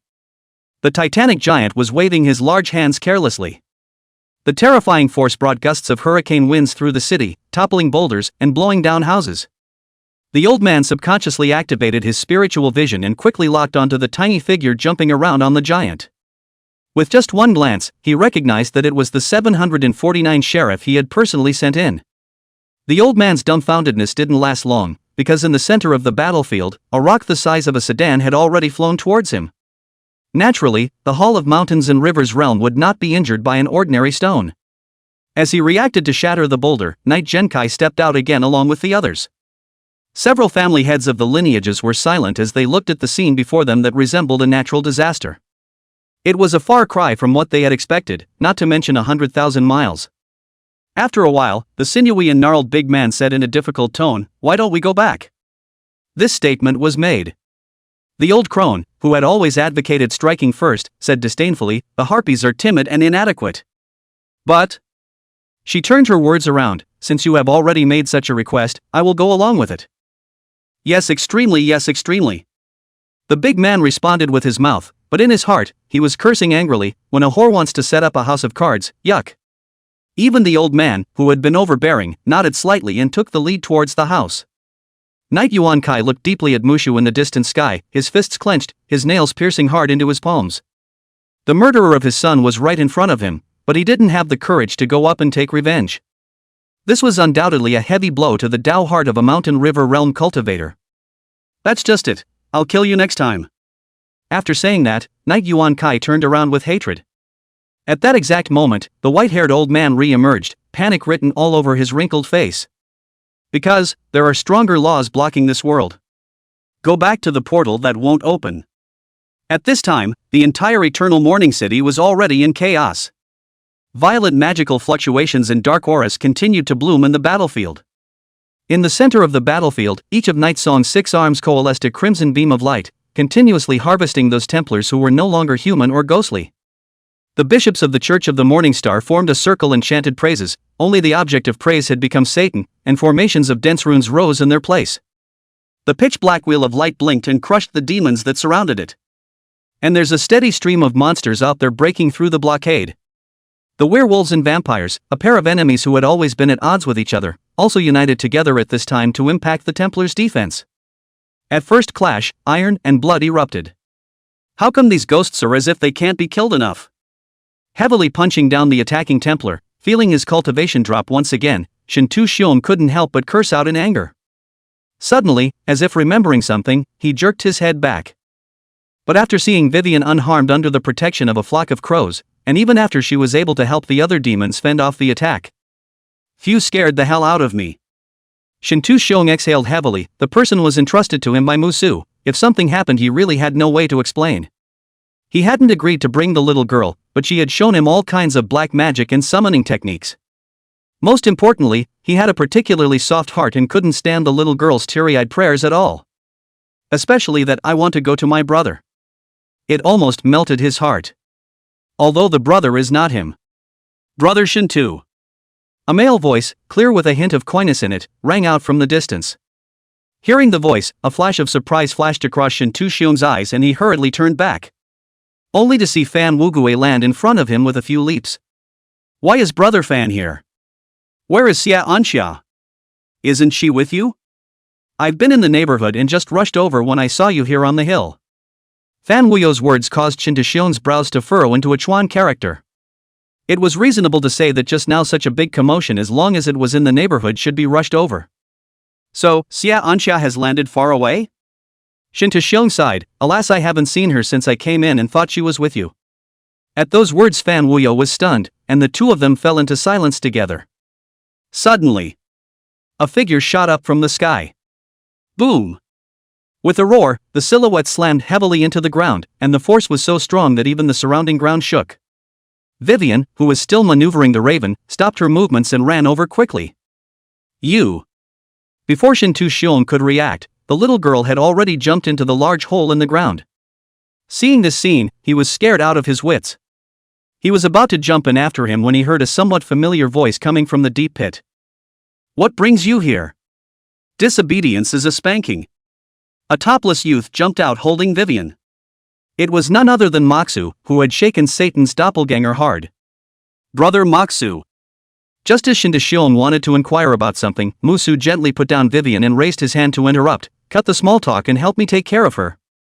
After saying that, he directly turned around and rushed dozens of meters to smash all the Templars in his way before leaping up with a loud bang, the earth collapsing underneath his feet, and along with it, several Templars around him were sent flying. Fan Wugui was silent for a moment and asked, "You said you wanted to challenge him?" "Ha ha ha, let's not mention the past."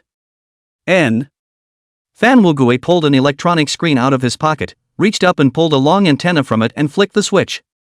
Next, the value in the screen skyrocketed, and eventually stopped at Class 4 Evil God projection.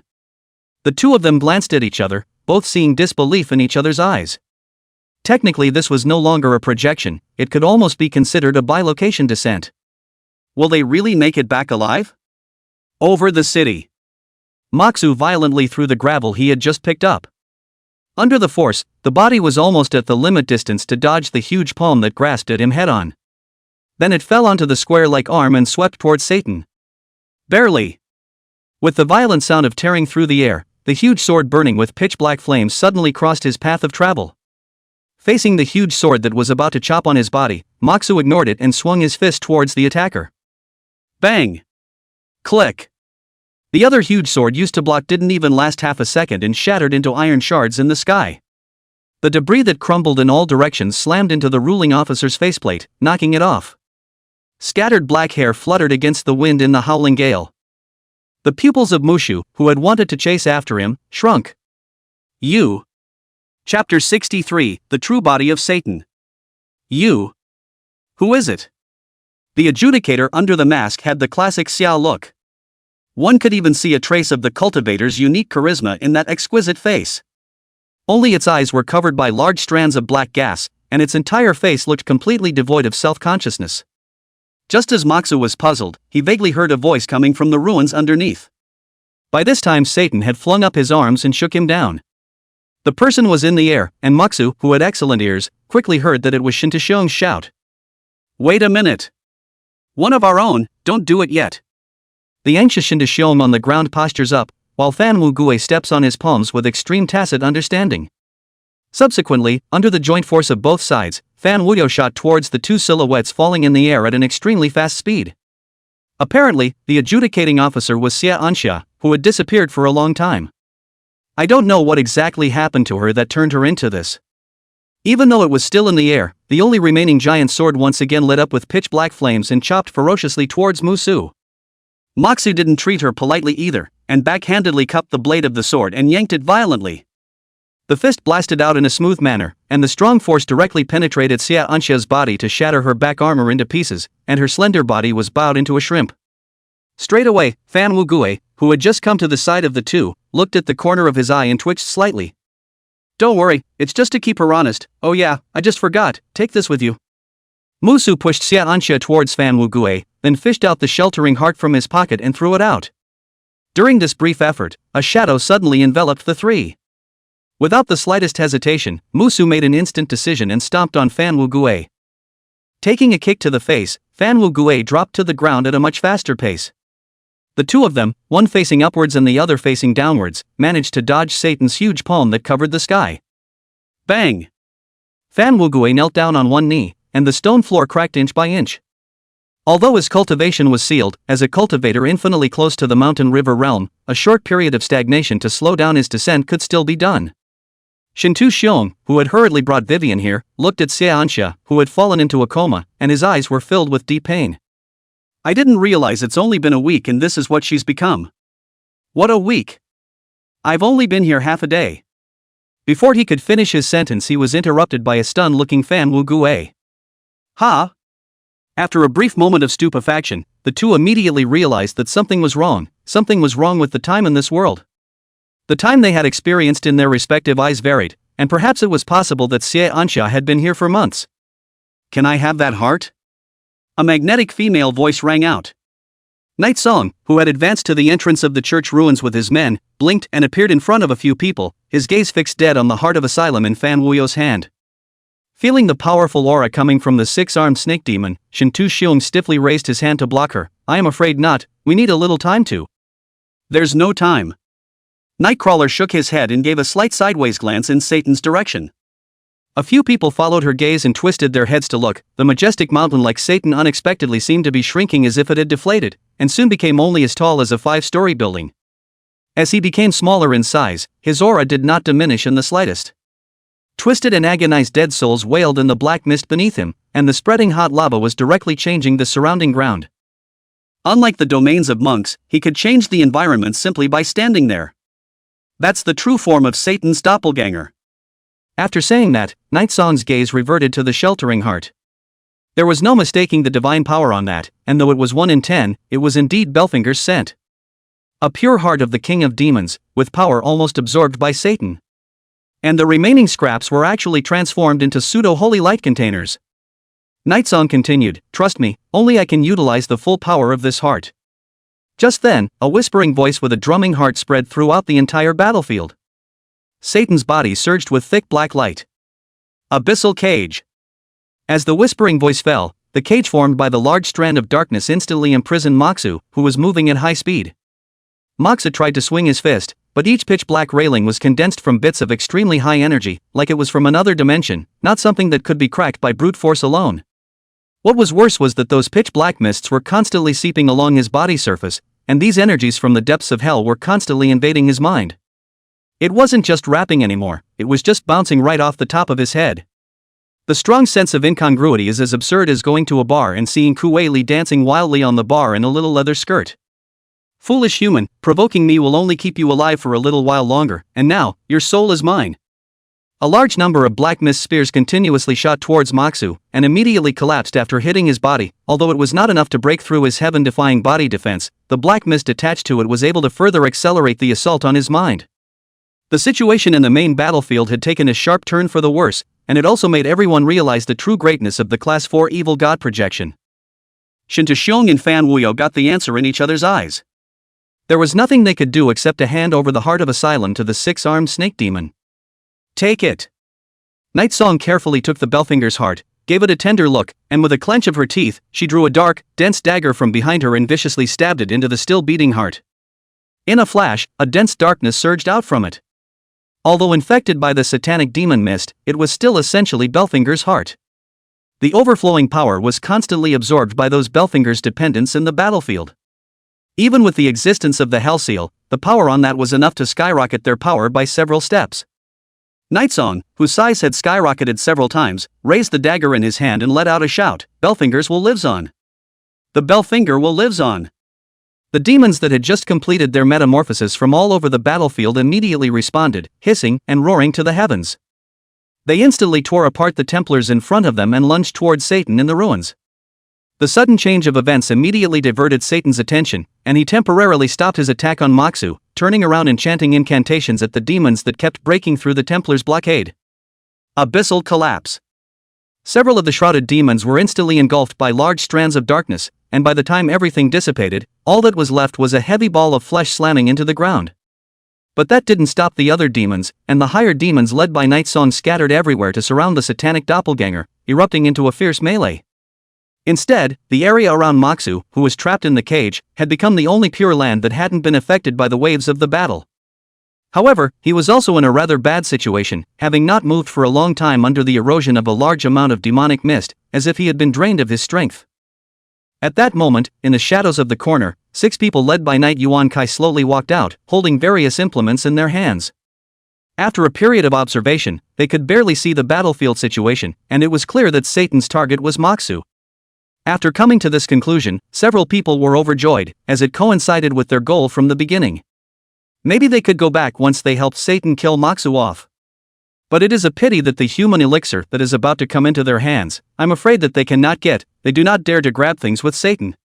Knight Yuan Kai stepped in front of Musu, his gaze condescending. "Boy, I can't believe we meet again." Chapter 64 Storming Out, 8 Styles of Broken Frontier. Bang! The furious heavy punch went through the gap in the fence, and the Knight Gen Kai, who had a quick look on his face just a moment ago, became a firework in the next second. "Rushing to your death, that I did not think of." Retracting his fist, Moxu disdainfully bristled. He just couldn't get out. It wasn't like he couldn't hit anyone. Just thought for half a day and did not think of any way to be able to break the situation, was annoyed, then someone sent to the door to be beaten. Actually, I can't blame him. Just out of the novice village, the world boss directly brushed the face. This defined who to say. That is, his battle power against the heavens. Look at Xia Ansha's downfall. No, heavenly pride are still so, replaced by ordinary cultivators gray or early to be raised.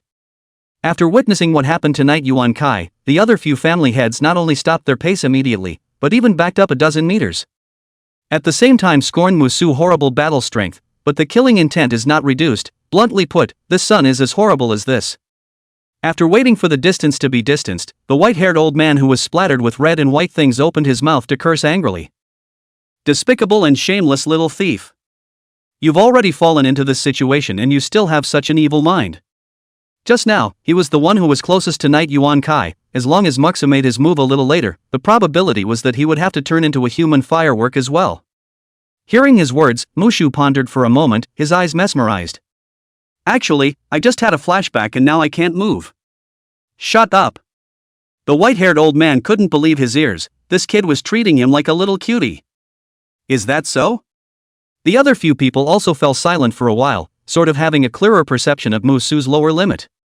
Ha ha ha, don't talk nonsense with him, do it. The dry and thin old woman levitated up, several meters off the ground. A continuous mountain range shadow appeared around her. Satan was nearby. She didn't dare to let the domain descend directly at all. 3 blood-colored spikes flew out from the depths of the mountain range and were about to shoot towards Musu when a curved arc of cold light silently surfaced. Ding! The long nail collided with the claw blade, bursting into sparks in the air. Boom! Shintashiong descended from the sky, his lanky figure smashing directly into the ground, dividing the battlefield. Seeing that he only had a cultivation level of the middle stage of the life C, several family heads were about to step forward. It was a good thing that a few demons sent by Nightsong to assist them hurriedly joined the fight, or else it would have been impossible for their 2 Fate C realm celestials to be a match for these veteran mountain and river realms. Melee broke out in the open. On the surface, Moxu, who was originally targeted, cleared out instead. And the truth was, he was in a bad way, and the misty-eyed look in his eyes just now wasn't all a disguise. The entire continent under the mountain river in Jigaku diagram had been fully formed. One must know that his life C was dozens of times that of an ordinary cultivator. Corresponding. The massive amount of satanic demonic mist was almost destroying all of his sanity, causing him to fall into complete madness. This was also the reason why he didn't wait for the several family heads to get closer before making his move, as he desperately needed to vent off some of his negative emotions, or else he might lose control of himself first. And now, he's barely holding on. The final sanity to resist the madness is about to fall apart. The mist from the cage was still seeping along his skin. Perhaps the next moment when he opens his eyes again he will be Satan's puppet. Brother. The somewhat childish voice was like a faint light that pierced through the darkness and awakened Mox's soon-to-be sinking sanity. He lifted his head with difficulty and could see in his blurred vision. A small figure was crouching by the cage. Out of nowhere, he met a pair of overflowing watery eyes. Vivian wiped a tear from her eye. She could see how bad Mox's condition was now. Brother, I'll get you out. She has been abandoned since she was born. Everyone treats her like a monster. Only Mox's sudden embrace gave her a warmth she had never felt before. If she could, she would like to stay with Moxu all the time. But now, she wanted to respond to that tenderness with all she had left. The trance-ridden Moxu didn't notice the abnormality in the tender voice, and he was struggling very hard to maintain the last vestige of sanity, not allowing himself to fall into complete darkness. That's when the dense runes gradually crept up Vivian's slender neck. Every witch's abilities derive from bloodline, and the higher the rank the earlier a bloodline can use witchcraft. A line of pale green facial lines emerged from that small, dusty face. She opened her mouth and spat out an odd syllable. As the sound grew brighter and brighter, huge spell formations appeared out of thin air. Noticing the changes here, Satan immediately tried to rush over, but was stopped in his tracks by several superior demons, including the six-armed snake demon. Endless ethereal light surged out from Vivian's body. The tiny body trembled continuously, and it was clear that this was not a power that belonged to her. As the formation fully solidified and slowly rotated, the satanic cage began to disappear by inches. As the last splash of ethereal light flew out of Vivian's body and merged into the airborne spell formation. That skinny body looked like it had been drained of its life force. The withered, childish face, lips parted without making a sound. But Moxu read it. She's saying, "See you later, brother." As the cage disappeared, more sanity was pulled out. Moxu took hard steps toward Vivian. It's just life force, he'll have as much as he wants as long as... Next. The spear formed by the black mist instantly pierced through Vivian's thin body. Dots of blood with warmth splashed on Mox's face. Looking at the tiny figure that collapsed helplessly, the originally confused brain went blank. Buzz. Somewhat bewildered, he leaned down to pick up the tiny, breathless body. Then, as if realizing something, he fumbled with his hands and fingernails to slice the veins in his wrists. Drops of blood soaked in a sea of life force fell on those parched lips. However, it did nothing to stop the gradually freezing temperature. The satanic demonic mist had destroyed the entire life of this little girl who longed for warmth. Brother, eat. Brother, don't leave me behind. Brother. Goodbye. Mox's lips trembled as the suppressed emotions could no longer be contained. Ah.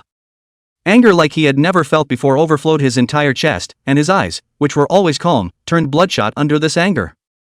The majestic life force that had been unable to be used actively disappeared by a large margin in an instant, and the dazzling red light looked like a sun rising on the ground. The entangled black mist melted like ice under the red light. Satan, who was still trying to continue projecting his spear, was sent flying by Shakura. The massive body instantly passed through the entire city, and the buildings along the way were crushed to smithereens by the aftermath of the impact, leaving behind only a passageway hundreds of meters wide. In a cloud of rubble and smoke, Satan slowly rose to his feet. Blood like lava soaked his entire face.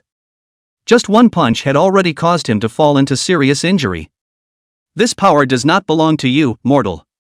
Mox's figure appeared in front of him in a flash, almost face to face with him.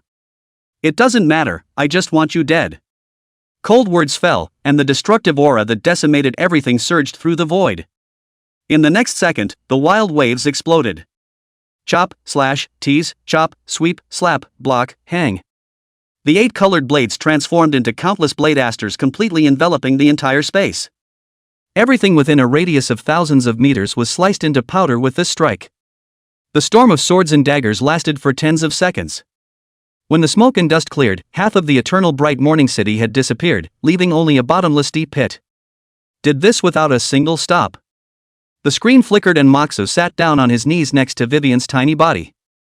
Once again, he slashed his veins with force, letting the blood, filled with the vastness of life force, drip down onto her. However, a little bit of time passed, but it still didn't bring Vivian back to life. Moxu lapsed into silence, just sitting quietly on the ground. After a moment, he reached out and gently stroked the thin cheek that had lost its life. That light green face pattern he had seen before. That man, he was good to him. Even though things are different, she still recognized you at the first sight. All favoritism is explained in this moment. Chapter 65, The End. The moment the satanic doppelganger died out, the acolytes in the entire Eternal Morning City slowly fell softly to the ground. The dark light continued to spill out from their bodies, slowly merging into the void and disappearing. Most of the acolytes were straight-up corpses after the aurora faded. Only a few self-aware people are still alive, but they are also in a coma. The continuous sound of falling to the ground signaled the end of the battle. And as the seal disappeared, the demons that had absorbed the remnants of Belfinger's power each had their aura skyrocketed, and even the weakest little chimera had an aura that reached the level of an upper-level demon. Looking at the various monsters that surrounded his several people, the white-haired old man was so anxious that he shouted at Shintu Xiong. I am Lu Yuanzhou, the head of the Lu family, and I demand that 749 be given the treatment of questioning. You can't just hastily dispose of us people like this. We still don't have many things to explain. Right. I also have a lot of things I haven't explained yet. I'm Lu Mingji, the head of the Lu family. Old me. I want to see your director. I am an old acquaintance with your director's master. You guys are more familiar with 749 system than I am. Disdainfully skimming his mouth, Shintu Xiong sneered, now you want to get up and ask for treatment? What did you do earlier? It's just a matter of becoming a king or losing a bandit, old man admits it. Lu Yuanzhou shook his head with a bitter smile. Originally it should have been a 9 out of 10 situation, but somehow, it came to this field. It boils down to the fact that they misjudged that sheriff's battle prowess and that outrageous ability to screw up. This is only 3 days but even the evil god projection has invoked out, causing them to be forced to stay here out of the way. Just then, a strong spatial fluctuation suddenly erupted in the distance. Lu Yuanzhou's face changed. The location where the fluctuations came from was the very same stronghold they came from. The portal broom was stored there. Although there was some cooperation between the families, they still belonged to a competitive relationship, and it was certainly impossible for a few people who did not trust each other to give such an important prop to a single family for safekeeping. So it was a joint effort to seal it in the stronghold. With the way things are going, there is definitely some kind of connection between that broomstick and Satan. Maybe that was originally created by Satan, or it wouldn't have suddenly collapsed after the death of Satan's alter ego. Lu Yuanzhou sighed, a space door that has lost its anchor item can only exist for half an hour. Send us to the judgment seat, we will explain everything. I don't think that would be necessary. In the distance, Mushu slowly walked, and the tiny figure in his arms was gradually dissipating into ghostly light. Witches were essentially considered dependents of the gods, and those spectral lights were the gods' divine power and the source of the witches' power. Hearing Mushu's words, a trace of ill will flashed through Lu Yuanzhou's heart and he said in a deep voice, "What does your excellency mean?" The reaction of these old bones to the arrogance of the people is really the same. Putting the clothes in his arms into his storage ring, Broken Frontier's divine thoughts instantly covered a 300-meter radius. Mushu lifted his head and said indifferently, because none of your 5 clans will survive until tomorrow. The common morose words caused the 5 mountain river realm cultivators to fall into an ice cave. I'll fight you. A few people tried to resist, but found themselves falling backwards. All that could be seen in sight were 5 limp bodies. Brother Moxu? Question mark. Look up there. Shintu Xiong pointed to the sky above his head. Moxu looked up. In the depths of the boundless sky, a huge scarlet eye as large as a mountain range was vaguely staring at him in death. That's Satan himself in the dark matter world. The night song at the side explained, the residual magic power after the death of the doppelganger allows him to reflect the present world for a short period of time, and you have been targeted by him. Moxu sniffed and compared his middle finger towards the sky. The corner of his mouth pulled up into a mocking smile, waiting for me to kill you. There seemed to be magma bursting in the scarlet giant eyes, and he looked deeply at Mushu and slowly disappeared. Let's go back? Fan Wogui hurriedly came carrying the unconscious Xia Ansha on his back. Looking at the thin beads of sweat on her forehead and her furrowed brow, it was clear that she wasn't waking up that easily and would need to go back to the station to receive treatment. Night Song twisted the snake upwards and opened its mouth to spit a light red water mist onto Xia Ansha's face, stretching her wrinkled eyebrows together quite a bit. It's my lord's healing spell that will help speed up her recovery. After doing so, Night Song took a conical object from the men behind him and handed it to Moxu. This fragment of the Lance of Longinus serves as a thank you for your help in return. Moxu raised his hand to take it and flipped through it a few times. The entire head of the gun broke off in the center and looked like a rusty piece of broken iron. Putting it into his storage ring, Musu said, "Thanks, then, it's time for us to leave." "My lord." Lina, who had never spoken, suddenly poked her head out from behind Night Song. "What's wrong?" "My lord." "It's all right, goodbye my lord, I wish you all the best." Bye." Watching Musu disappear into the same spot, the little chimera was a little disappointed. Yanajisang City, Tianbao District. Four silhouettes appeared out of thin air over Jianan Street. Underneath was a steady stream of traffic. Shintashiong exclaimed, "This one is not handled well and will be on the news tomorrow." "Brother Musu, what should we do?" Just when he wanted to turn back to ask Moxu's opinion, he realized that the other party had long since disappeared. He just flew away. Fan Wuyo spread his hands, a touch of helplessness on his face. Shintashiong sighed, still really a master of revenge that doesn't last overnight. The two of them fell straight towards the ground, and no longer bothered about whether they would attract the attention of pedestrians. Compared to what Moxu was going to do next, this bit of news from them was no longer even a fart. Moxu, who was traveling over the city, waved his hand to cover a film of aura around his body. Technically he can't actually fly yet. It would be more accurate to say floating now. The continent in the Sea of Life had been fully formed, which allowed him to briefly levitate himself with the help of momentum, after which he would be able to glide like a jet plane just by pushing his aura. When he got the mountain river and Jigong diagram's ladder gungfu to break into the mountain river realm, he would be able to obtain the true ability to fly. The buildings of the city at the bottom passed quickly from sight. Not long after, an imposing villa came into view. That was one of the targets of his trip, the Knight family. Quite a few members of the Knight family were gathering in front of the parlor to discuss Knight Yuan Kai's harvest. "How many human pills do you guys think the family head will be able to bring back this time?" "By my count, based on past numbers, there should have 100 or so." "So many? I don't know if I can share a few of them this time." "Forget about you, you haven't broken through spiritual awareness after a few years, it's a waste to give it to you." "What do you mean?" "What he means is that you're a waste of resources even if you live." The unfamiliar voice came from above their heads, and a group of Knight family members raised their heads to look at the sky. "What man?" Bang! The tall figure landed on the ground and slowly stood up. "Take it easy, guys, I'm here to inform you of some good news." Musu pulled out a pair of rubber gloves from his storage ring and put them on his hands, pointing at a few members of the Knight family who wanted to share the human pills and said, "First of all, you'll get your head shoved up his ass and he'll get his head shoved up his ass, and as for you, you're luckier, man, you'll get your head ripped off by me." Chapter 66, Business Done, Personal Business. On this day, the 5 clans containing the Knight family, the Lu family, and the Lu family were all patronized by Musu one by one. None of the clansmen survived, along with the bred spirit pets. It is also thanks to these people's ass are not clean, all want to share what human Dan gathered in the family. It's not really a good idea to get all of them in one fell swoop when you're on a normal day. In the study of the Lu family, Musu slowly stood up after throwing the last bottle of elixir into his backpack. The rich smell of blood coalesced around him and wouldn't dissipate. The entirety of the 5 clans were destroyed by him alone, counting the 6 mountain river realm cultivators from before, and the life force he had consumed earlier more or less made up for some of it back. Being able to make his gold finger react also sidestepped the fact that these people hadn't died unjustly. And these clans are really richer than expected, what a mess of heavenly treasures. Took out his cell phone and checked it in the mall, deducting those human pills that he destroyed, the total value was almost 10,000 dragon slaying points. It just so happened that he only had 100 dragon slayer points left in his account right now, so as long as he took these things to the bureau and sold them, he would have another dragon slayer point to buy feats. As for who to sell to, I believe all those colleagues should give him a little bit of slack. At that moment, suddenly a large group of inspectors poured into the study with a variety of instruments. Upon seeing Mushu, who was full of fury, the less courageous ones almost directly pulled the trigger. Fortunately, the patrol leader He Yangshin had seen Moxu and stopped his teammates' action in time. Otherwise, with this master's temperament, he might do something.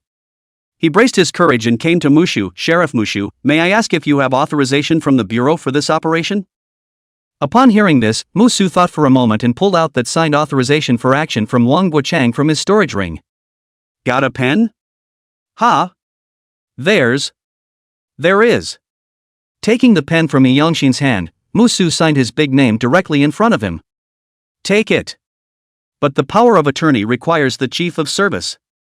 He Qing thought that Mushu was not clear about the process, and just when he wanted to explain he saw Wang Guoqiang's signature on the cover of the authorization, and froze in place for a moment. Mushu said, is there anything else? Nope, nothing. He Qing respectfully handed back the authorization and turned to greet the inspectors to clean up the scene. Looking at his busy back, Mushu nodded slightly. This guy is not bad, he still has the guts to come up and ask for a process in this situation. If he remembered correctly, he was also the first one to react and command the inspectors to evacuate the battlefield in time last time in Locke's cave. Compared to the senior wastrels in the bureau, such people are undoubtedly the bedrock that holds the 749 together. Thinking of this, Mushu looked at the authorization in his hand and smiled. I don't know if the old king can top it or not. What? You're saying that Moxa directly exterminated 5 lineages in the Heavenly Treasure region? Wang Guoqiang somewhat wondered if he had misheard when he was old and deaf. After receiving an affirmative answer, he rubbed his brow and sat down heavily in his chair. And the reason? What's the reason? This. He didn't say. The little girl in the logistics department looked puzzled. Didn't you sign the authorization yourself? Why do you look more surprised than I am? Duck. Chief of Service, there are 2 judges who would like to report to you. Let them come in. Wang Guoqiang answered and added, that's fine, you go out first. The little logistical girl nodded and left. Not long after, Shintu Xiong and Fan Wugui pushed their way in. Chief of Service. What is it? I want to show you something. Fan Wugui said, pulling out his cell phone and putting it on his desk to launch it. Above is the beginning of a video with the pause tapped. Seeing the 2 judges' faces staring, Wang Guoqiang curiously picked up his cell phone and tapped on it. The camera view seems to be on a hill somewhere, and the target of the shot is a medieval European city. A strong tremor almost penetrates the frame. Wang Guoqiang's brows furrowed into a Chuan character, not relaxing even after the video had finished playing. This video. Where was it filmed? At a world wreck, the Sky Treasure Zone. Shintu Xiong explained the causes and consequences, including how he entered, how he encountered the evil god's projection, and how he overcame the return. Half an hour later. Wang Guoqiang exhaled heavily. No wonder that kid destroyed 5 lineages as soon as he returned. Wang Guoqiang continued to ask, how is Xiaoxie's situation now? Thanks to the 6-armed snake demon, she's out of danger and is now being treated in the medical room on the -4th floor. Wang Guoqiang nodded slightly. That's good, I've understood the situation, you guys go back and rest. Okay.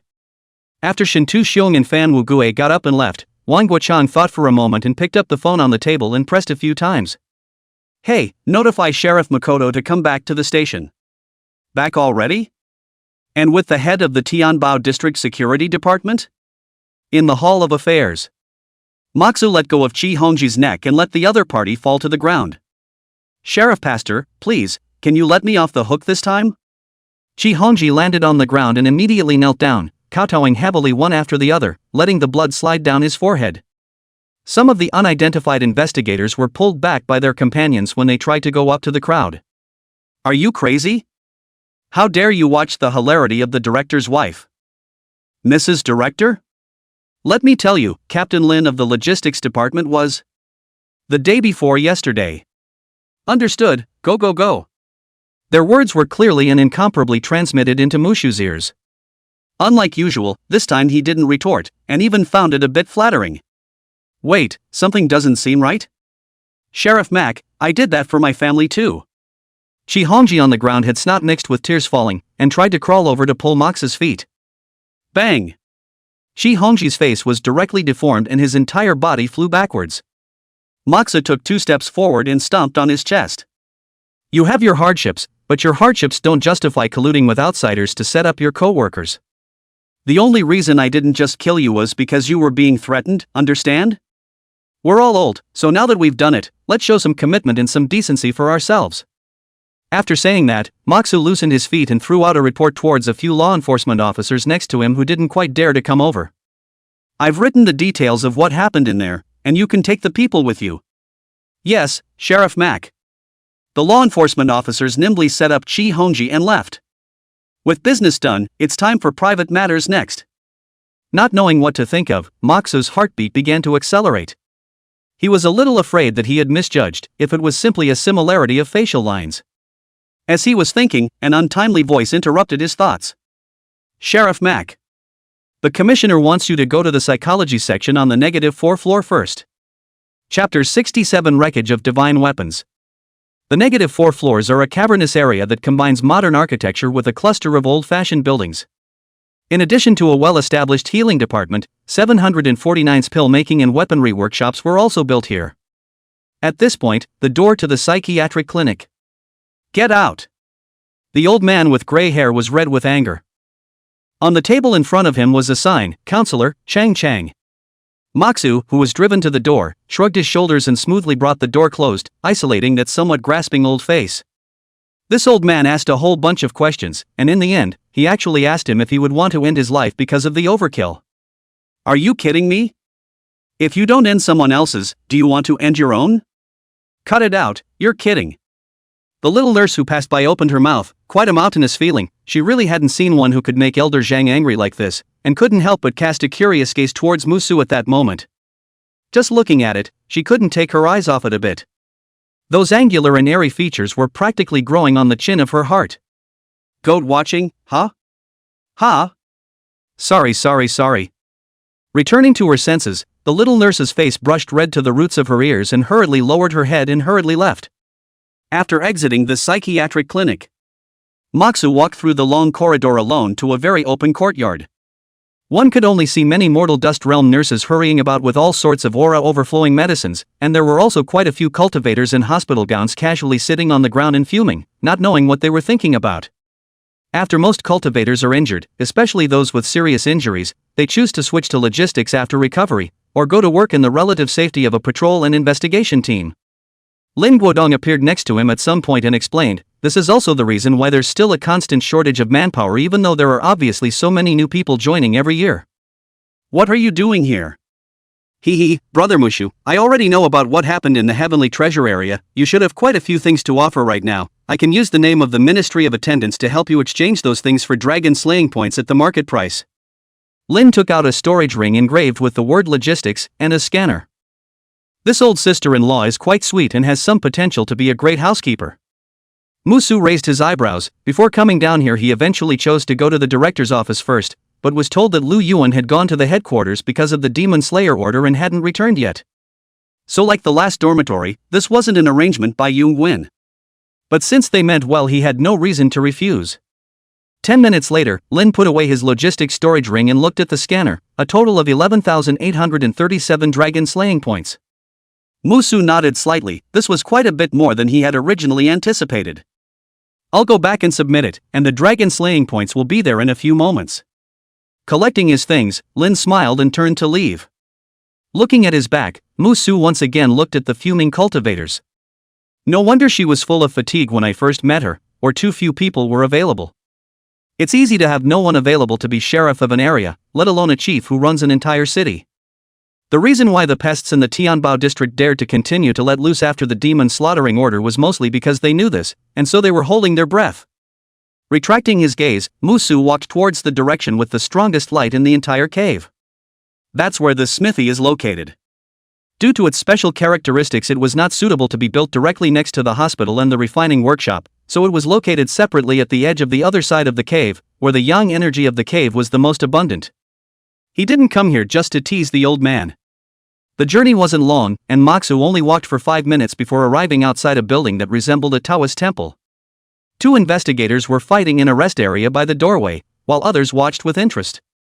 I've told you people aren't looking at you, why are you still stubborn? Who says people aren't looking at me? People with a sliver of electricity left are still telling me that. You put together a good meal to eat poisoned people that has left a trace of electricity before it is your turn. However, we are not talking about the Tao of nature. I like her, with her I have a smooth heart, sooner or later can be united with heaven. With that kind of effort you might as well go wash your feet. Footwork is also Tao, and manipulation is also law, it can also be Taoist, so shut the up. After listening for a while, Mushu only felt black lines rising on his forehead. Turns out there are dog lickers wherever you go. Someone in the crowd caught a glimpse of Mushu standing at the back and immediately pulled his companion. The companion impatiently flung away his sleeve. Don't move, let me see how much more he can. Good day, Sheriff Mac. As his words fell, the gathered investigators turned back to him. After a brief moment of dumbfoundedness. Greetings, Sheriff Makoto. Neatly harmonized voices resounded through the alchemy workshop. The corners of Mushu's mouth twitched. Honestly, he still preferred the unruly look of these people rather than the current look of horror on their faces as they greeted him. It made it seem like he was some kind of bully who bullied men and women. Nodding at them, Mushu walked straight into the refinery workshop. After he left, the scene was once again lively. Is that the legendary Moxu? It looks gentle, and it's not as fierce as rumored. Have you guys heard? Earlier there was a big, masked, particularly strong-looking man in front of the precinct who went around pulling people and talking about. About what? It says that Mushu is the director's inner circle and will be our director's wife in the future. Oh wow, there is such a thing? Tell me about it. It would kill the chief to let the chief know about this if it was a rumor, wouldn't it? Mushu took out the fragment of the lance of Longinus that looked like a broken piece of iron from his storage ring and placed it in front of a refiner at the window. Help me see what this thing can do. Okay, just a moment. The alchemist reached out and took it, shining a flashlight-like instrument on it. He rubbed his chin, his brow furrowing deeply as if he were pondering something. It didn't take long for him to dwell on it either. He just sidled up to the other side and shouted, "Master!" A small old man poked his head out of the window in the middle of the small room behind a table with a bunch of metal components. I'll let you usually learn well, don't always encounter things to shout master, this later if lousy stomp you then where to find a master to help you come. He took a big step out to come behind the refiner, and slapped him on the head. Hiss gee, this time it's really different, look at this. What are you looking at? The little old man glanced unhappily at the remnants of the lance of Longinus. In the next second, a pair of gleaming eyes lit up like light bulbs. This is Divine Artifact Wreckage. Chapter 68, the fastest mountain and river realm in history. Bulgaria. Artifact Wreckage. The refiner was so severely subdued by the name that his hands were trembling as he held the remnants. This. The little old man glanced at the sign on Mushu's chest and continued, Magistrate Mu, where did you get this? In the world wreck. Moxu raised his hand to block it. This old man's electric eyes were a bit forced. I don't know what kind of kung fu he practiced, but his eyes are like flashlights. Seeing this, the little old man hastily put away the beams of light from his eyes and eagerly said, Can you leave this to me? I guarantee to make something that will satisfy you, and I won't charge for the labor, and I'll provide the other materials needed. Any conditions? Moxu didn't agree straight away because he knew there was no such thing as a free lunch. The little old man immediately said, The condition is that after it is refined, it must be named after the old man. That simple? It wasn't even a condition for Moxu, who was already having trouble with names. He was about to nod in agreement when he suddenly realized a problem. Old gentleman, is it convenient to tell your name? Seeing that he was so eager, in case he was called some kind of dog's egg, the words of the second coward could not really be promised. In case someone else pulls out their hand in a fight later on, the seal of the flipping sky. The human emperor streamer. The mountain catching whip. To the point where he pulls something out, come on out. Doggone, it's manic just thinking about it.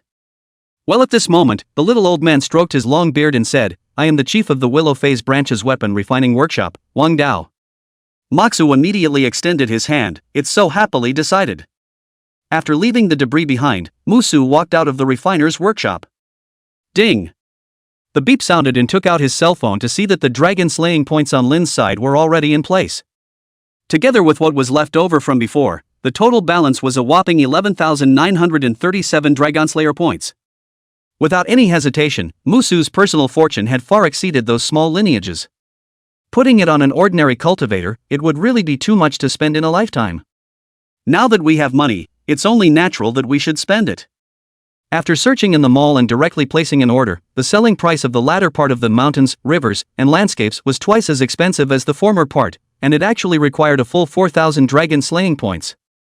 This piece of gongfu before and after adding up to a full 6,000 dragon slaying points, ordinary cultivators just have this money cannot be so spent, it is really too outrageous.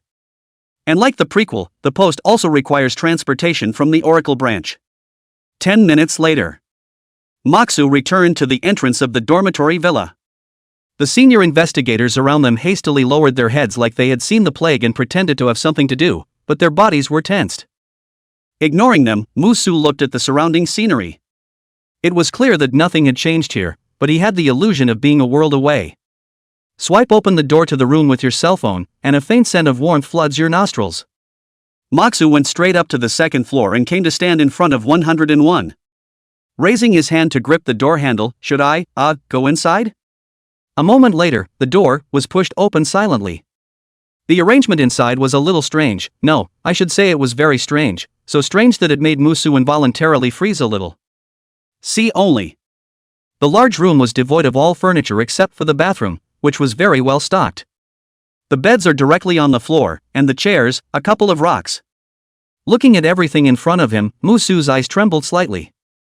Gradually, the corners of his mouth slowly curled into a smile. Perhaps no one else but he would understand the significance of these arrangements. Underneath this humble configuration lies a little girl's fondest memories. In room 102, Musu held the latter part of the mountain river and earth map that had just arrived. Under the divine perception, another huge scroll slowly unfolded, covering the entire continent that had already taken shape above. The shadow of a mountain and river loomed. The mountain and river realm process is similar to the Fate Sea realm. As long as the first mountain is formed on the Fate Sea continent, it will be counted as stepping into the mountain and river realm. And due to the special nature of the Gong method, his continent was far greater than that of an ordinary cultivator. That was why he needed to completely create an entire mountain range before he could officially step into the mountain river realm. For others it may take a long time. But it was easy for him. In the world of witches he had almost been filled with satanic mist to the point of losing his sanity, and comparatively, his life sea continent had been ruthlessly squeezed over and over again by countless hydraulic presses. It could be said that throughout history it was also almost impossible to find a cultivator who could match his land strength at the Sea of Life realm. Ordinary cultivators stepping into the mountain river realm needed to pile up mountains while maintaining the stability of the earth. He wouldn't have that concern and could do whatever he wanted. Under his vast divine thoughts, the mist floating in the Sea of Life was gathered and condensed into gravel soil aggregated together. As more and more sand appeared, the first peak soon rose up along the lines of the vapors. With the first experience, the rest went much more smoothly. A high mountain was connected next to each other, and with each additional one, the aura on Mox's body skyrocketed by a few points. Above the villa, an unprecedentedly huge aura vortex formed out of nowhere. The huge suction force even ingested the rocks and grass on the ground and sent them flying into the sky. Outside, the senior investigator let the occasional flying rock hit him without making a move. Alas, can you take a break? It's only been a few days, another breakthrough? More than that, this isn't breaking through a minor realm, this is crossing over from the Sea of Life into the mountain river. Old thief Moxu, you're bullying people too much. I'm going to fight him. Woo-woo. Calm down, look at old Chang, he's used to it. At those words, several people turned their heads to look at the senior investigator whose Dao heart was broken last time. Old Zhang lay on the ground and rolled over, waving his hands airily. Make do, what can I do? Go to and notify the logistics department, just say that Moxu is starting again.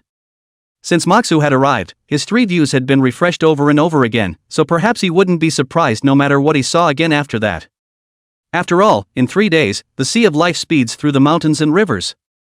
Who'd believe it? Songyun City, Oracle Branch. The lowest level of an institutionalized prison that very few people can reach. A pair of old, cloudy eyes slowly opened. Chaos is coming, and the time is right. The old man murmured to himself, his voice low and hoarse, carrying the vicissitudes of years of sedimentation. He raised his dry fingers and pinched them gently, and the trigrams in his palm kept changing with them. As the trigrams became clearer and clearer, the old man's frown sunk deeper and deeper, and a strong sense of worry and heaviness flowed from his eyes. There's not much time left for you. With a sigh, the old man closed his eyes again. At the place where he was sitting, the huge 8 trigrams array that covered the bottomless abyss quietly cracked open several tiny gaps. Roar! A horrible hissing sound shook in the darkness of the deep underground. Chapter 69 Instructions for the Use of Domains. As the mountain range was fully formed to fill the shadow, Musu's breath flourished, steadily climbing to the first level of the mountain and river realm. The moment the momentum of the mountains and rivers took shape, he could feel himself gradually becoming independent of the world, and his entire body felt as if it had become a realm of its own. Perhaps it was because after the satanic demon Mist's assault, his spiritual power had also been strengthened to an unusually powerful level, and thus he was able to clearly feel this metaphysical sensation.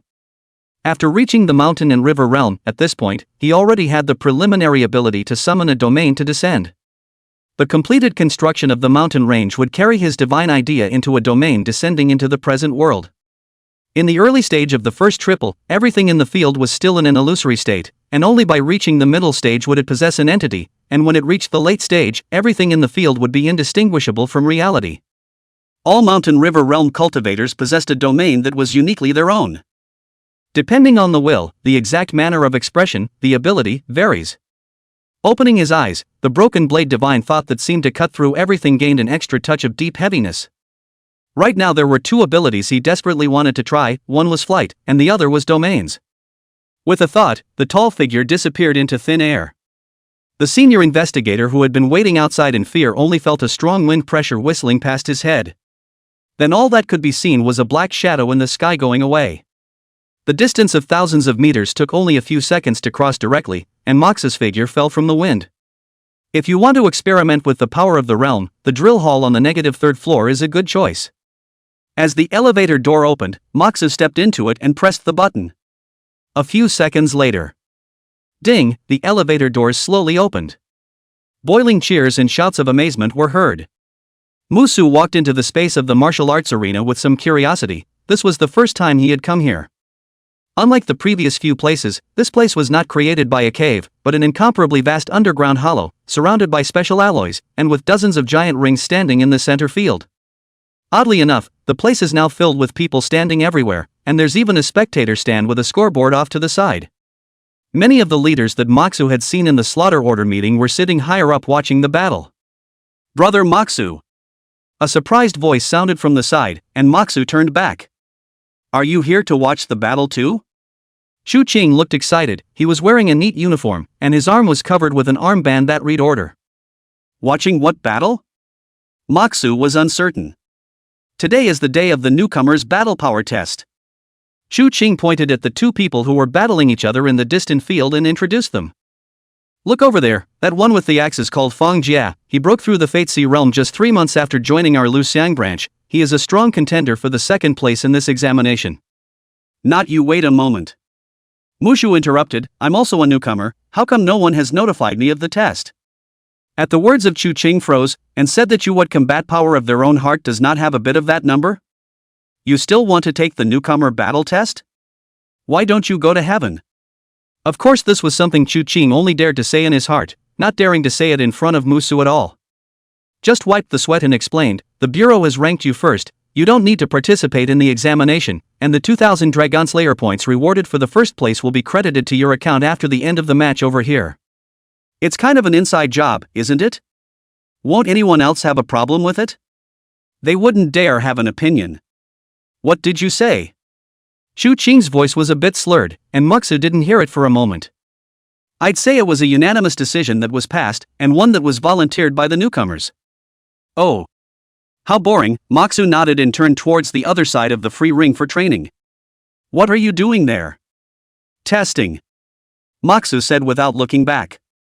Although Mox's fame was already unknown in the Luxiang branch, at this time, the investigators' gazes had already been attracted by the competition, so his arrival did not attract attention. Taking a step and jumping into the ring, a couple of investigators who were still training turned and ran out of the ring as if they had seen a ghost when they saw him. Straight away he gave him a puzzled look. "Little friend is here?" Mac Tianyan came from the corner of the ring, his tone enthusiastic while his gaze carried a hint of eagerness. "I don't know what you think of the old man's proposal last time, little friend?" "Ha! I have a granddaughter in my family who is gifted, was born dignified and beautiful, and has a life-sea cultivation in her 28th year, which is just right for you to tie the knot." Moxu hurriedly interrupted, "Isn't that still underage? Hey, my generation of cultivators, 2 or 3 years old is nothing, and you and I are originally from the same family, so why not add to the family?" This. It seems to make sense, but when you look at it, something doesn't seem quite right. After a bit of pulling, being politely rejected, Mu Tianyun didn't care. Little friend came here to verify the domain, right?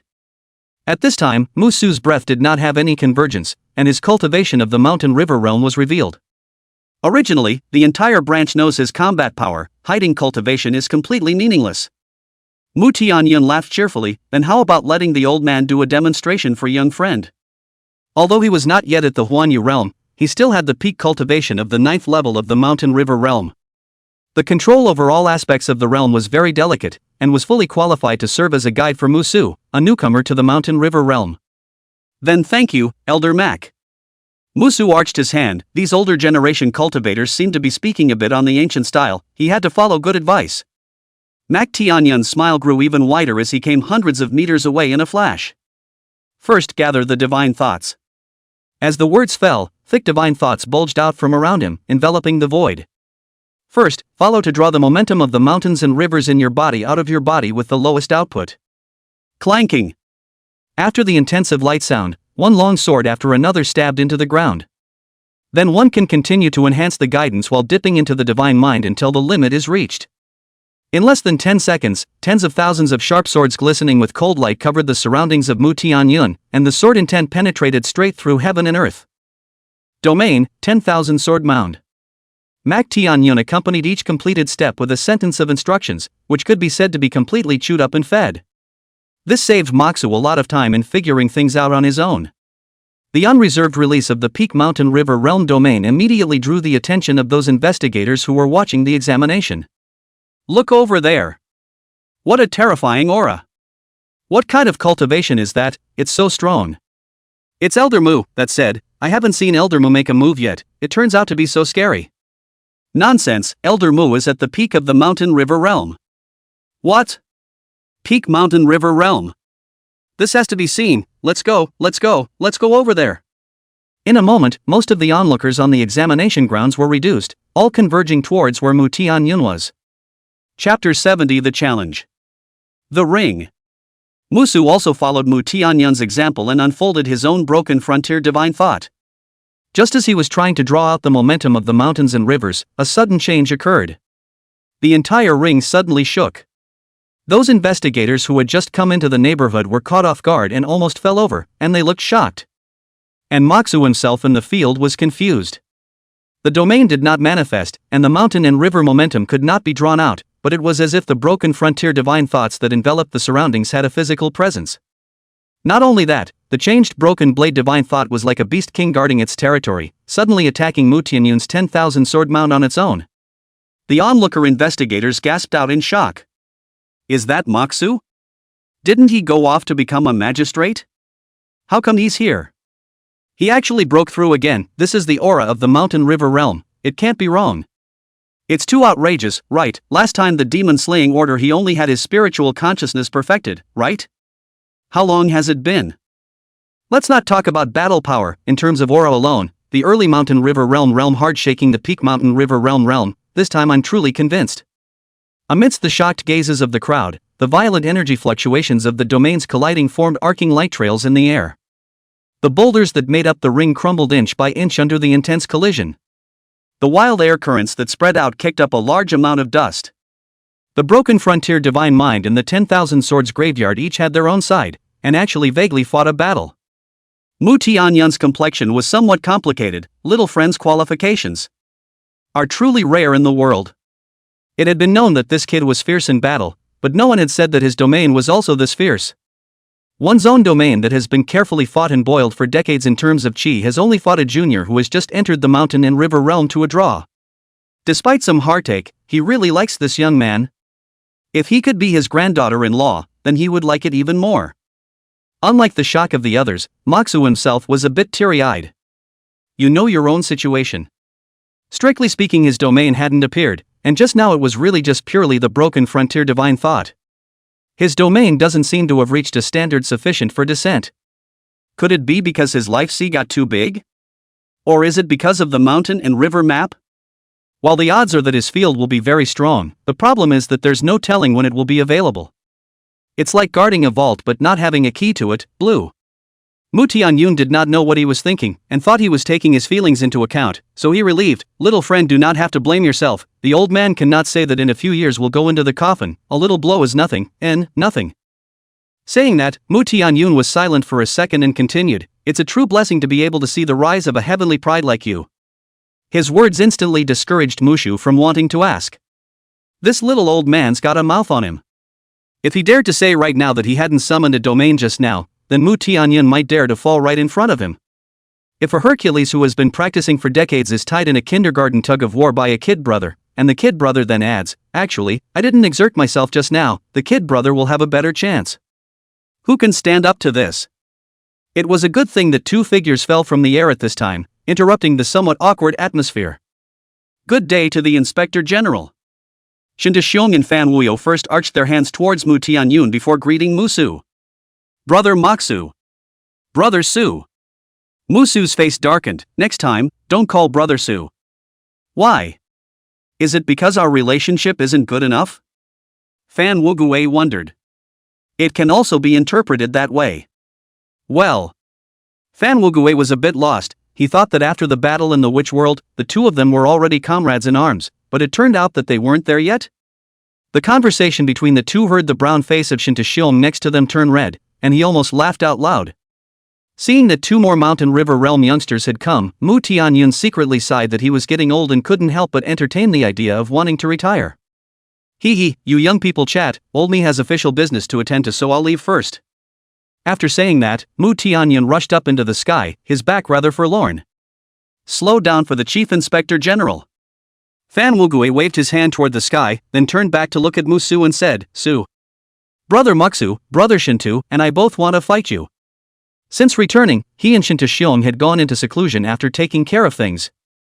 Originally, the two of them were at the peak of the Sea of Life and had absorbed the satanic demon mist. Breaking through was not a problem for them at all. And the combat power of the Mountain River realm wasn't something that could be compared to the Fate Sea realm. Just the 2 points of being able to fly in the realm alone were not comparable to the Fate Sea realm, not to mention all the other divine features. Thus, after breaking through the Mountain and River realm, their originally extinguished thoughts of challenging Muxa popped up again. "I wonder if I could be allowed to challenge first." Before Moxu could reply, two more people walked up to the side of the ring. After taking a look at the looks of the person in charge, the investigators gathered around were in an uproar. "Ji Changkong is here. Did you hear about that too?" Who doesn't know about Ji Changkong? Since others have come here, then that rumor is more than likely true.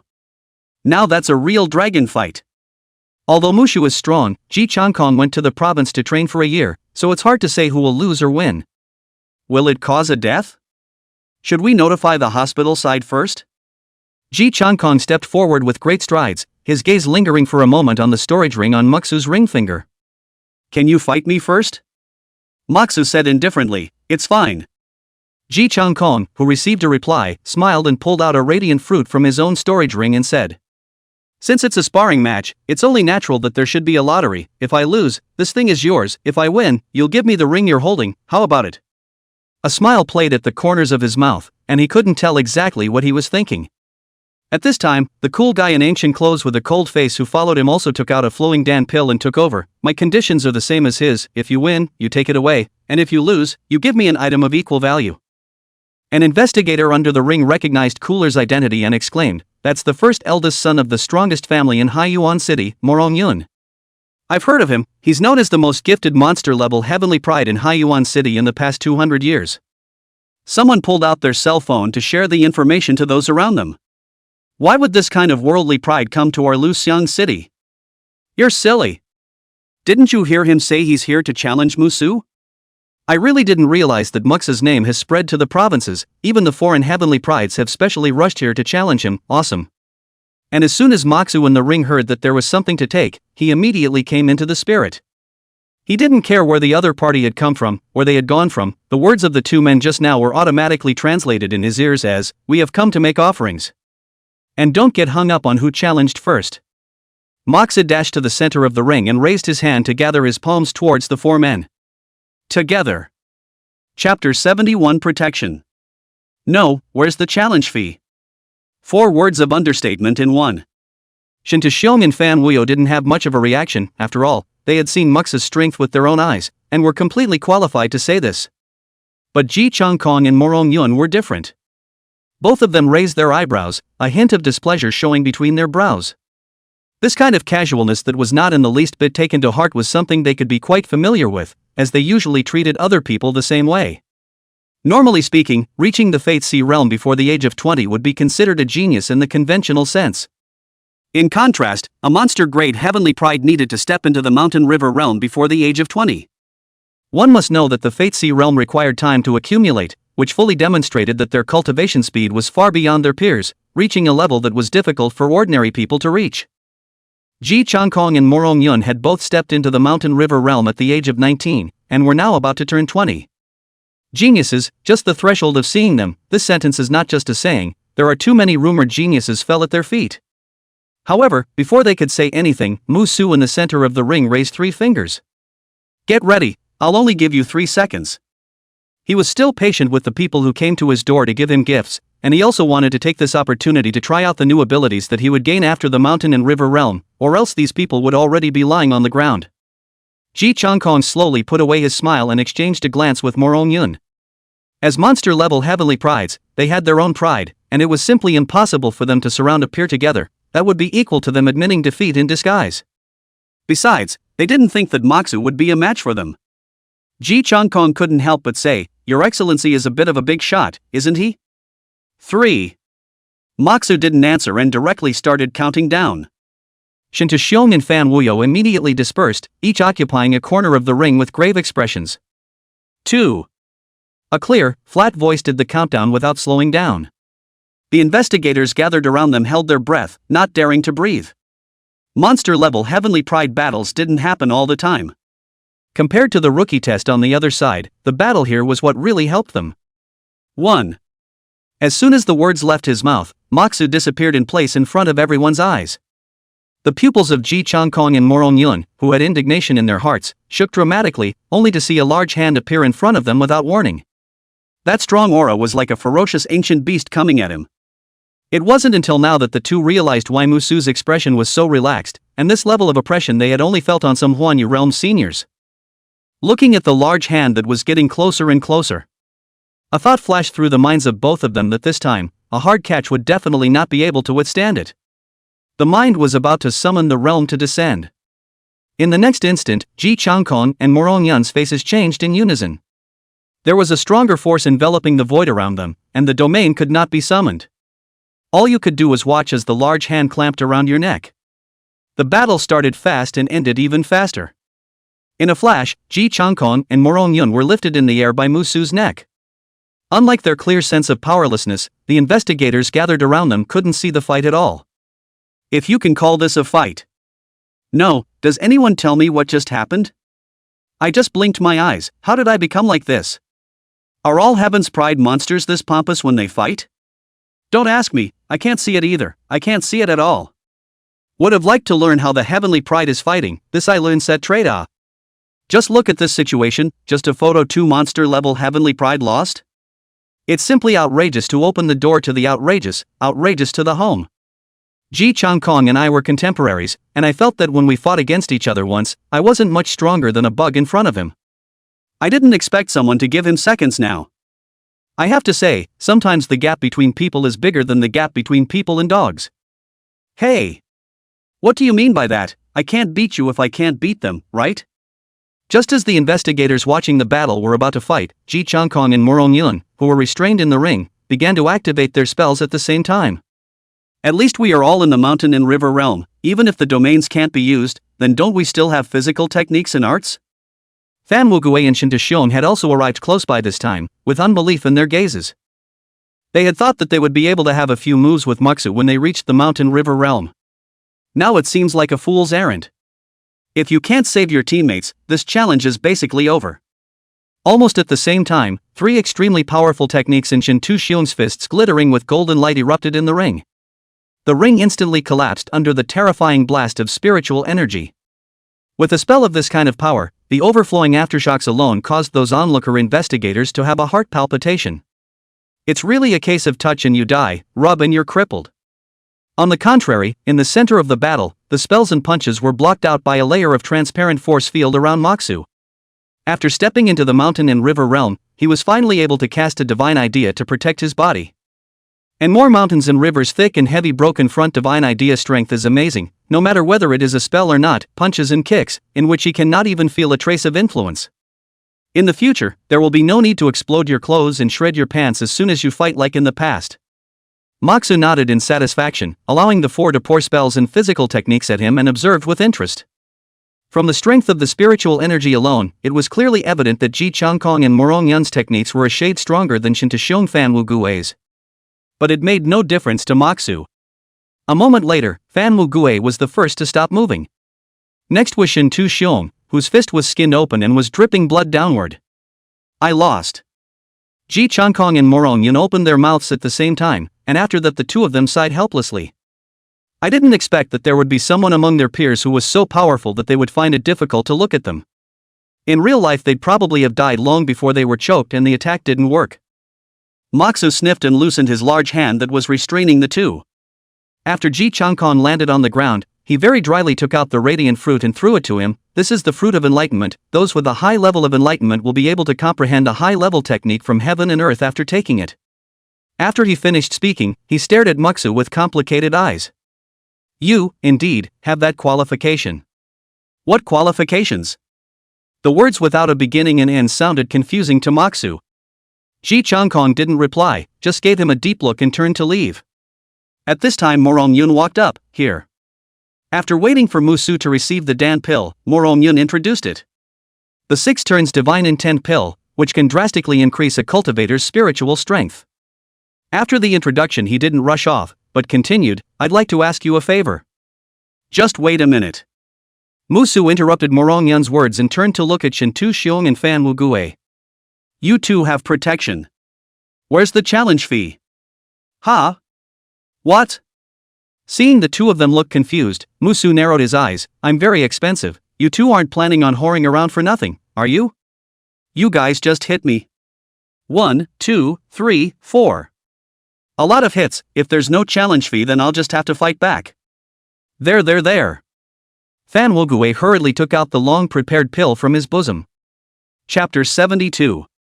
The light flowing on it was the same divine intent pill, but it was only 5 revolutions. This divine intent pill was prepared by Fan Wu Gui before he entered the witch world, and was originally used to convince Musu to accept his challenge.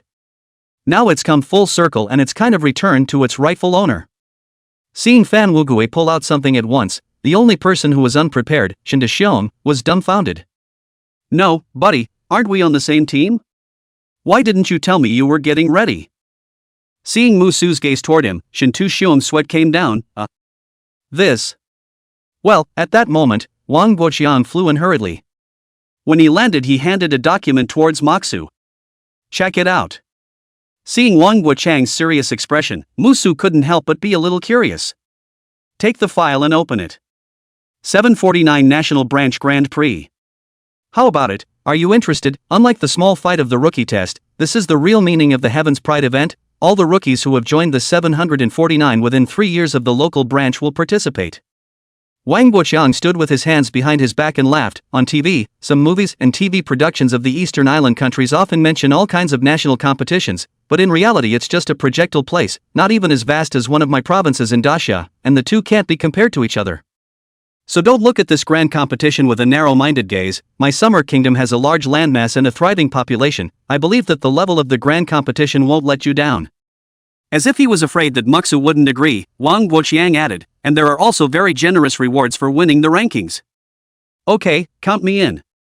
Moxu directly pulled out the magistrate's seal from his storage ring and stamped it onto the document. What a reward or not, it's mostly about giving credit to the precinct. Good. Wang Guoqiang a series of 3 good. In previous years, the big competition was always looked down on by the other branches, even last year out of a Ji Changkong, but also can be ranked into the top 120, this year is finally able to raise eyebrows. After he finished speaking, he looked at Fan Wu Gui and Shin Taxiong. These two had also broken through the mountain river realm after returning from the world debris, which was considered an unexpected blessing. And Xia Anxia, who is currently still receiving treatment, would be able to fully recover in a couple of days, so he thought that breaking through the mountain and river realm shouldn't be much of a problem by then. Without the need for Wang Wuchang to persuade them, Fan Wugui and Shintu Xiong did not have any hesitation to each take out their seals and stamp their names on the documents. They played in one last year and just didn't place. This matter was still quite a big blow to them at that time, so they had been riveted to want to be able to sweep away the gloom in this year's big competition. Wang Guoqiang was beaming with the documents signed by several people. This year's list of people who had gone to war was luxurious. Even some of the first-tier cities might not have been able to come up with so many newcomers from the mountain river realm, and this year their Willow Phase branch would shine. In that case, I will go and submit the list, so I won't delay your fight. After saying that, Wang Guoqiang couldn't wait to shoot into the air, looking at the flight path, quite a bit of a glowing feeling. Ah, I remember, I've got something I haven't taken care of yet. Shintu Xiong was about to follow suit and charge into the sky as soon as he stepped on the ground. Barta. His form stalled and he lowered his head as a large, strong hand was clutching his calf. A very kind smile hung on Mox's lips. Brother Shintu, where are you going? It was just that in Shintu Xiong's eyes, that smile was even more hideous than the evil ghosts that claimed his life. Ugh. Shintu Xiong sighed and landed on the ground, lying very nakedly into the rubble in the ring. Come on. The sad tone of voice, the hobnailed stance, rather like asking for money. Just by looking at him on all fours with his eyes tightly closed, those who didn't know would think that Musu was going to do something juvenile to him. For a moment the investigators gathered around began to talk. Mushu's face darkened and he kicked him directly. Get up. Oh. Shintu Xiong honestly got up. You are a mountain river realm physical cultivator with a strong physique. I need to verify a move. Stand and let me hit you. Before Mushu could finish his words, he saw Shintu Xiong's face change. He was instantly dissatisfied. You just hit me so many times, it's not too much for me to hit you now, is it? Shintu Xiong didn't answer, but instead silently looked at Fan Wuyo. That expression seemed to say, Brother Fan, do you see him speaking in human language? Fan Wugui turned his head to admire the scenery as if he didn't see it. How unrighteous, Shintu Xiong cursed in his heart and helplessly turned his head to look at Muxu. What move is it first? Muxu spread his hands. I don't know. Question mark. Under Shintu Xiong's puzzled gaze, Musu casually threw the spirit fruits and pills he had just obtained into his mouth and chewed them. His move immediately caused a gasp of surprise from the stage. Are you really not afraid of having problems with it? Even if you don't have any problems, the way you eat it will easily cause the effect of the medicine to deteriorate, won't it? Generally there are no such problems as long as the physique carries them. I just checked, that enlightenment fruit is worth 1,500 dragon slaughter points. Those 2 divine intent pills combined also cost more than 2,000 dragon slayer points, and they're all things that have a price. I know that Mushu's physical body is strong, but the divine intent pill acts on the spiritual aspect. Could it be that his spiritual power is also strong? Amidst the clamor, an infinite amount of starlight shone around Moxu. This meant that he had completely absorbed the medicinal power and his mental strength was growing by leaps and bounds. At the same time, a transparent blade coalesced above the void and slowly fell down, eventually disappearing above his head. Moxu naturally closed his eyes. Buzz. The trembling sound that suddenly appeared out of nowhere was unusually soft, as if it were immortal sound filling the ears. For a moment, a voice in the underworld rang in his ears. Knowing the underworld, detecting yin and yang, the Taoist erosion of things outside the divine light cord, open. The moment the voice disappeared, Musu violently looked toward the sky, his eyes exploding with 2 hot beams of light piercing the dome of the martial arts arena. This is a divine aptitude. Only by comprehending a divine aptitude will such a vision appear. A slightly older investigator let out a gasp.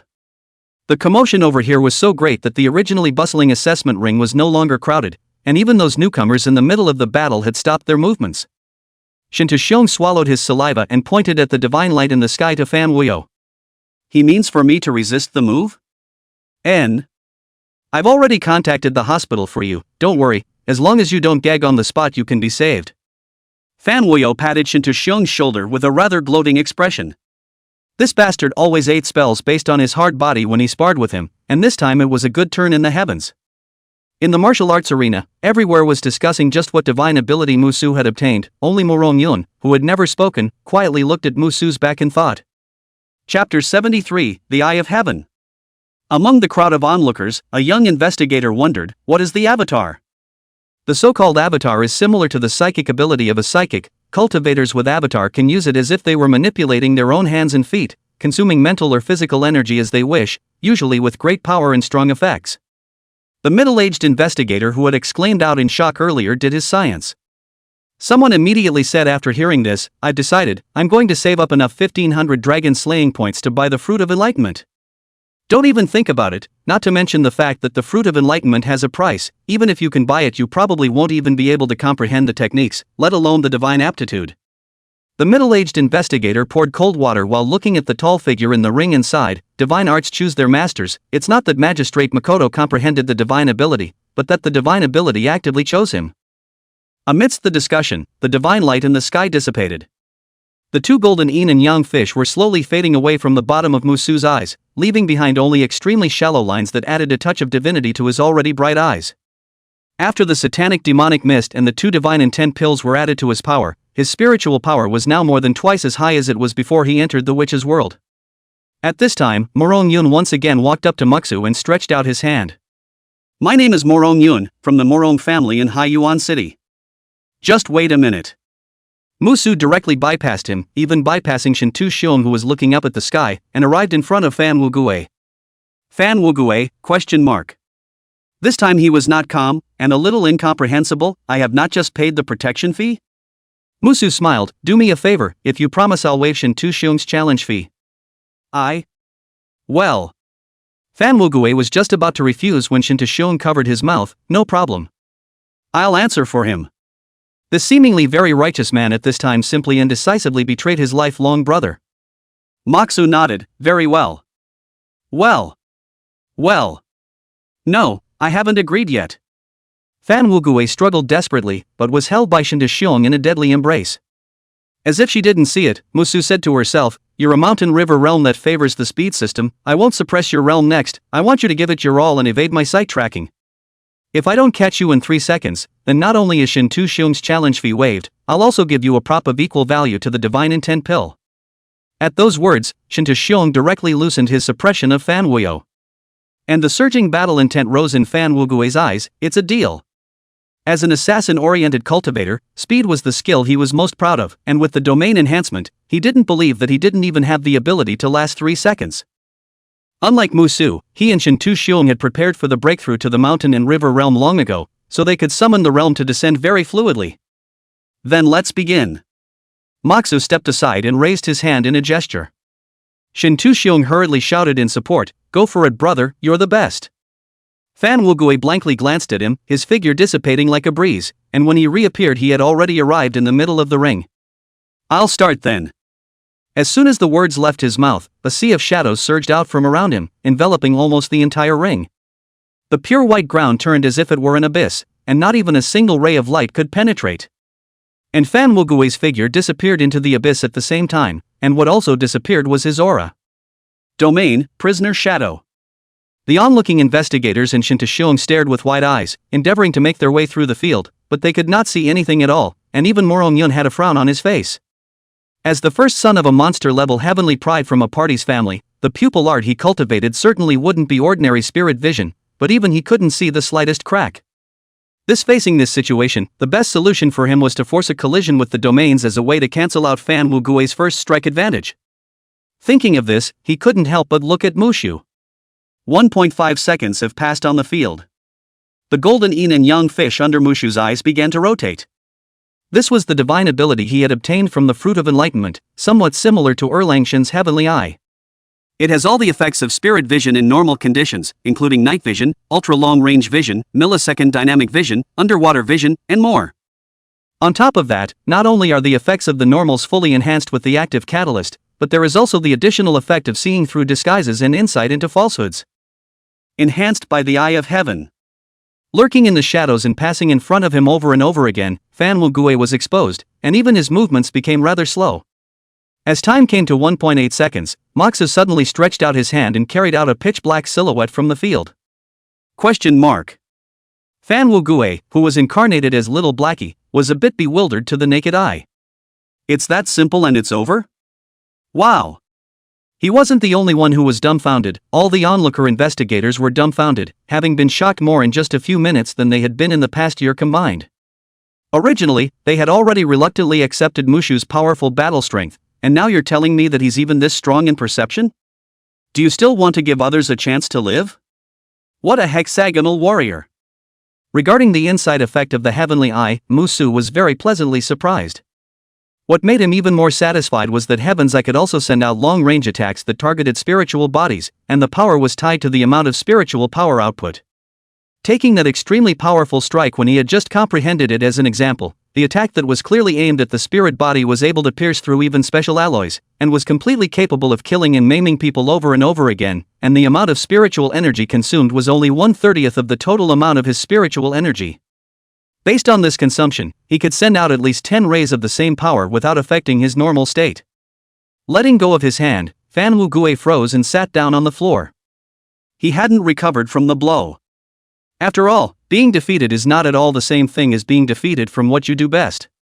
Seeing this, Shintashiung hurriedly stepped forward and comforted, "Consider it as encountering force majeure, there's no need to have to compare yourself to perverts." Muxa twisted his head to look at it, and a golden light lit up in his eyes. "What did you say?" No, didn't say anything." "Excuse me."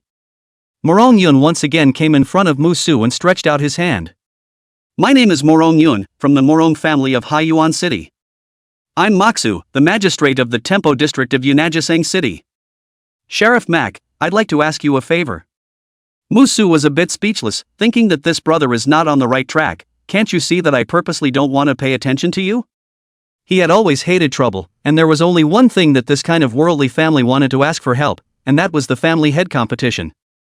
There is a saying that an outsider is an outsider after all, and family members have a layer of blood kinship even if their relationship is bad. Whether as an external aid or anything else, the facilitator is prone to being inside or outside. Therefore, he is too lazy to take care of this kind of, have that effort. He then go to the mall to buy some heavenly materials to improve their own. He does not smell good? Chapter 74. Don't let me catch you.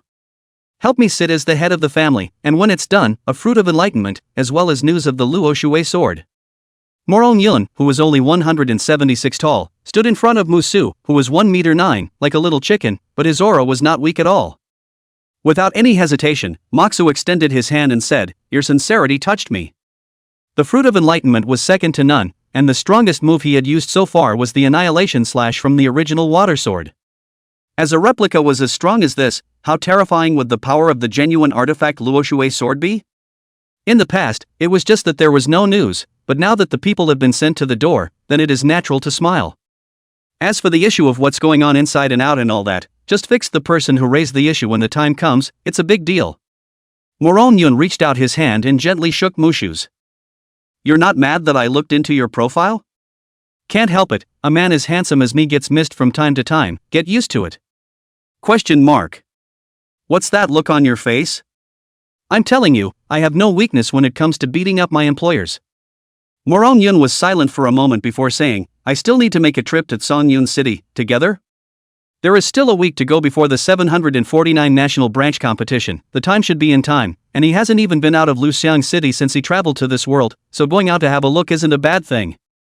Thinking about this, Mushu nodded slightly, yes. He turned his head to look at Shintashiung, Tianbao district. "It will be handed over to Brother Shintu for the time being." Ha? N. Over the city of Yunajisang.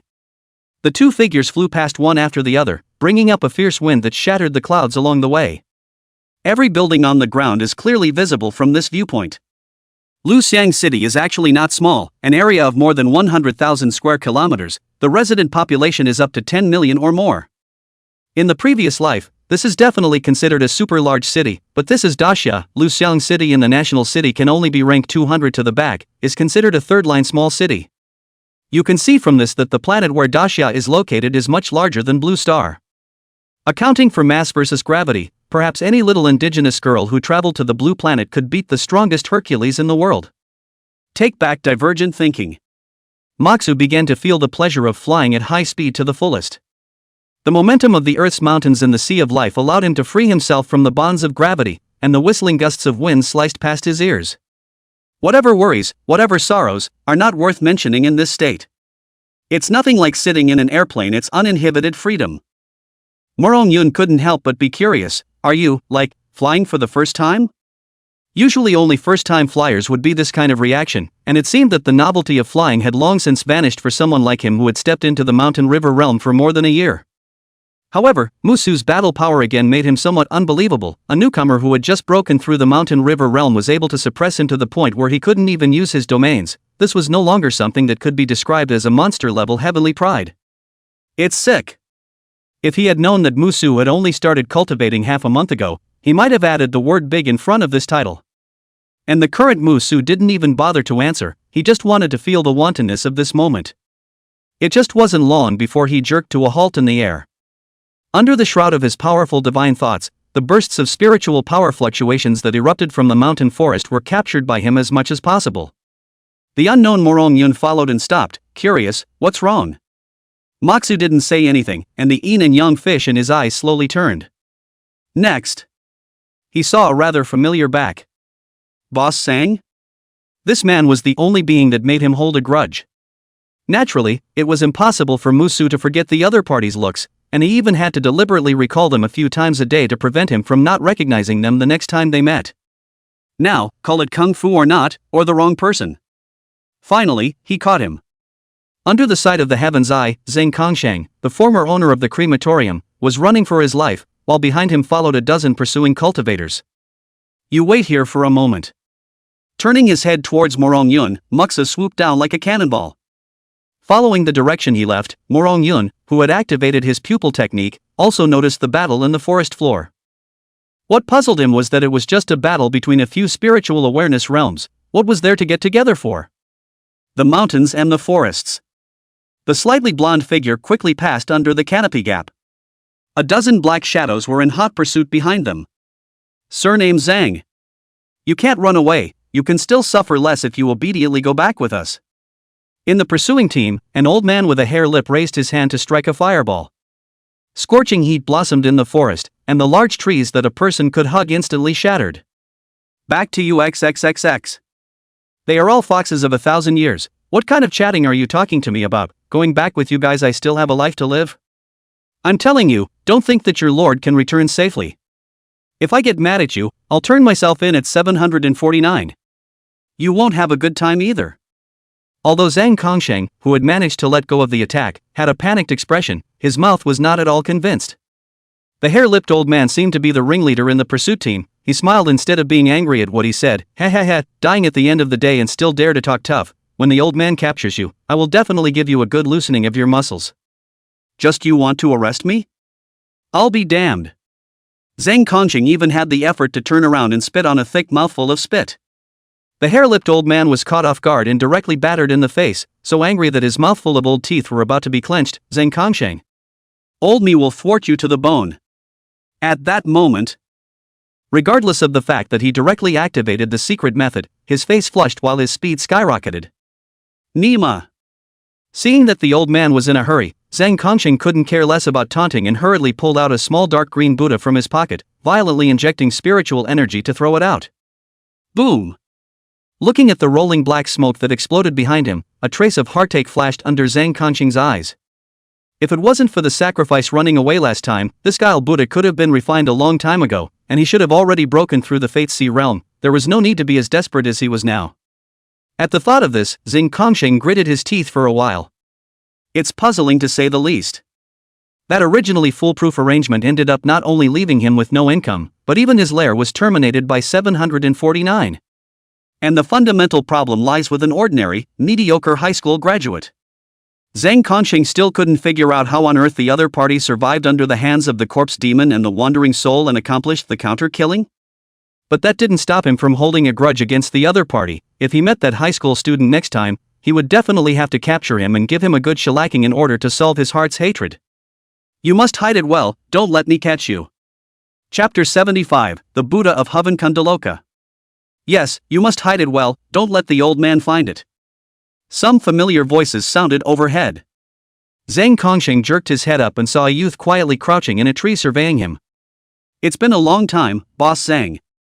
Moxo grinned, revealing a mouthful of morose white teeth. You're Moxu? You actually joined the 749? Zhang Kongsheng was first stunned, then his gaze was fixed on the costume on Mushu's body as if he had seen a ghost. It is now just over 2 weeks since the crematorium was seized. The identities of the two men are turned upside down. One of them went from boss to fugitive, and one of them went from regular high school student to 749 investigator. It's really the world, the large intestine. Zhang Kongsheng, however, did not act rashly. He was more or less familiar with 749, once the investigator acted at least two people together. Since Moxu appeared here, it meant that his teammates must be nearby. Under this short pause, the group of cultivators chasing behind had already rushed out of the black smoke and surrounded Zhang Kongsheng in the center, and together with them, there was also Musu who was in the tree. Run! Why don't you run? The hair-lipped old man drenched in blood crossed the crowd. Just now, he had almost taken that blow, which was comparable to that of a Life Sea Realm cultivator, head-on, and now his appearance was quite a bit miserable. As he was speaking, noticing the unfamiliar face in the tree, a flash of gravity flashed in the old man's eyes. Investigator 749? They are, to put it bluntly, similar to the rats in the sewers, and the 749 is the cat that catches them. If it wasn't for the fact that Mox's looks were simply too young, he would definitely turn around and run. After thinking for a moment, the old man pointed at Zhang Kongsheng and said, "If your excellency is willing to leave here, we can get out of the way, but this person has to stay." "But I don't want to go." When these words came out, the old man's face suddenly changed. He thought he had given 749 enough face, but he didn't expect this young man in front of him to be so insensitive. Not waiting for him to continue speaking, Musu added, "Not only am I not leaving, he, and you, none of you can leave." As the words fell, he was no longer in the mood for teasing. The aura belonging to the mountain river realm erupted in full force, and the massive pressure pressed all of the 10 or so people in the arena other than Zhang Kongsheng into the ground. Crackle! Crisp bone-cracking sounds rang out, and the majority of the dozen or so evil cultivators were directly crushed to death by the mountain-like pressure. The remaining part of the group was not much better. All of them had blood spilling from their mouths and noses, and it looked like they would not be able to live any longer. Moxu pressed the recorder on his chest. "Arrange for some men to come and clean up the scene." "Yes, Sheriff Pastor." After doing so, Musu jumped down from the tree to the shocked Zhang Kongsheng. "Do you know why they didn't kill you? You're really Moxu?"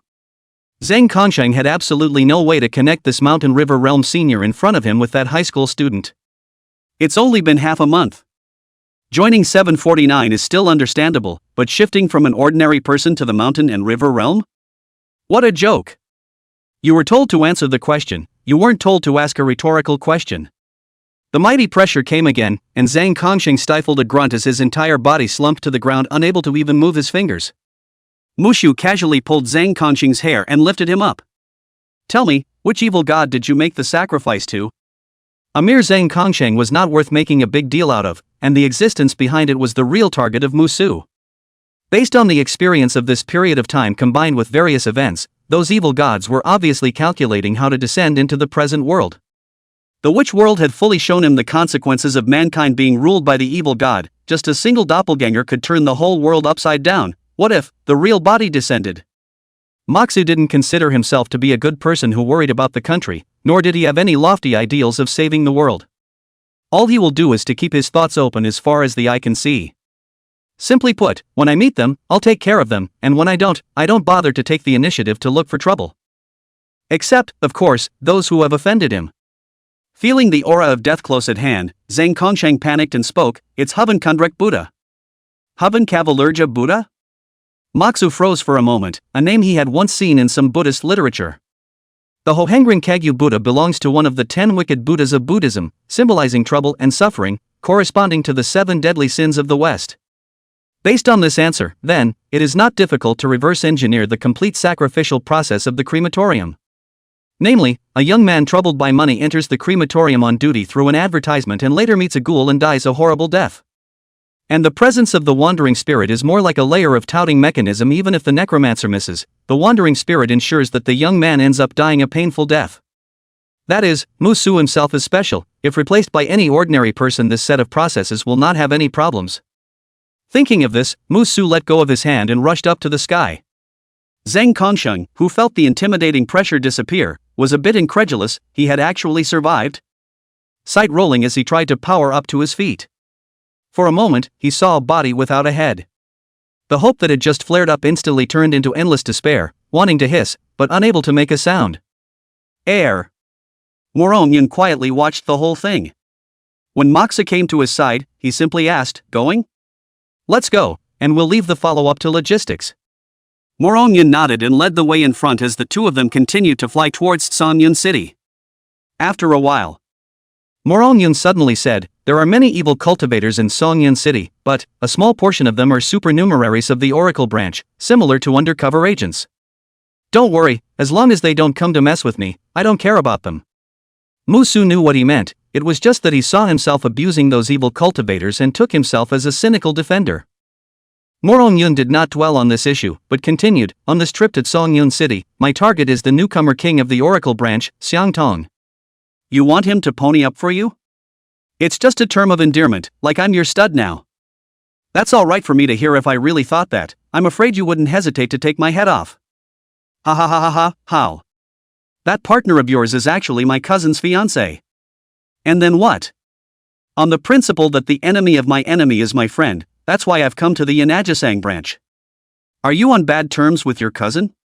"My cousin, with a small heart and the strongest apparent strength and helpers, I honestly had no confidence that I could win until I met you." Moxu did not answer, and said that your kid is not a light, and in one sentence, he was eyeballing and kissing ass. "Should I say it's true that you're the son of a family?" Neither spoke again for the rest of the ride. Half an hour later, a city that was considerably larger than Yanajisang City appeared in front of them. Chapter 76, The Oracle Branch. Songyun City. It is named for the heavy humidity and is always covered by clouds of smoke. The city's geographical location and population density could at least be ranked in the top 200 according to the Dasha National City Ranking. And with a larger population, there are naturally more cultivators. Musu had just entered the airspace under the jurisdiction of Songyun City and immediately detected many lines of sight peering in the dark. Those are the families of Songyun City, their habits here have always been like this, no need to care. Morong-yun explained to one side, noticing that there was no movement behind him, turning his head only to realize that Muxu had already disappeared. At this point, the roof of a villa. "Look at 5,000 at a time, and be quick, I have to go and collect from the others." Musu was grabbing a snotty old man of the mountain river realm by his collar, and his strong divine thoughts suppressed the old man so much that he couldn't move. "Elder, is your excellency trying to declare war on all the lineages in Might Songyun City? Moxu, you still want to declare war?" Slap. A slap. "Old man, you." "Moxu, you what you?" Slap. 2 more slaps on the backhand. The old man was convinced, I give. Snap. "Old man, question mark." Moxu, sorry for hitting smooth. He pulled out his cell phone and asked the old man, whose face had swollen into a pig's head, to scan the code. Soon, after collecting the money, Musu instantly disappeared in the same place, leaving only the old man with disheveled clothes and a dull gaze to weep alone. Morong-yun, who followed behind, watched this scene with a dumbfounded look, and with his urbanity he didn't even know what to say for a moment. Seeing the old man's gaze, Morong-yun thought about it and revealed a smile. 10 minutes later, Musu, who had earned 100,000 angrily, was satisfied and came to the entrance of the Oracle branch with Morong-yun. The facilities here are basically the same as the Yanajisang branch, but the number of people is considerably higher. Since Morong-yun was not an insider of 749, he needed to report before entering. The bored Moxu simply squatted in the doorway and listened to the gossip from the investigators of the Oracle branch. "Guys, I realized I'm actually kinda face controlling. Ha. Foot control last month, hip control this month, and now face control, so many controls, aren't you Leona? Old Lu is just purely horny, or little Wang is more dedicated. What's the use of being specialized?" The young investigator called Xiao Wang was filled with sadness. "She asked me if I like meaty girls, I said yes for fear of her being sad, but it turned out. When we met, she had a big belly. Woo. It's such a sad story, it's clamming up to hear Moxu. Let's go, Xiang Tong is in the martial arts arena." Morong-yun waved at Musu with the temporary passage document. The two took the elevator to the -3rd floor. With the exception of certain more specialized subdivisions, the planning and design of all subdivisions are basically the same. Ding, ding, ding, the elevator doors opened. What surprised Musu was that the newcomer examination here hadn't even ended yet. All sorts of techniques blossomed and exploded in the ring, and the chaotic aura fluctuations could be clearly perceived from a long distance away. In terms of the quality of personnel, the Tsanyan branch was clearly a notch better than the Lu Xiang branch. Even more striking was the only vacant ring in the corner. A topless young man was doing push-ups with a boulder weighing 100 tons on his back, surrounded by a number of other people. I think Xiang Tong can at least be ranked in the top 100 in this year's grand competition. A late-life Sea Realm investigator clasped his hands over his chest. Difficult, there are many capable people in Daxia, maybe a few more extraordinary newcomers will come out this year. Some people were pessimistic.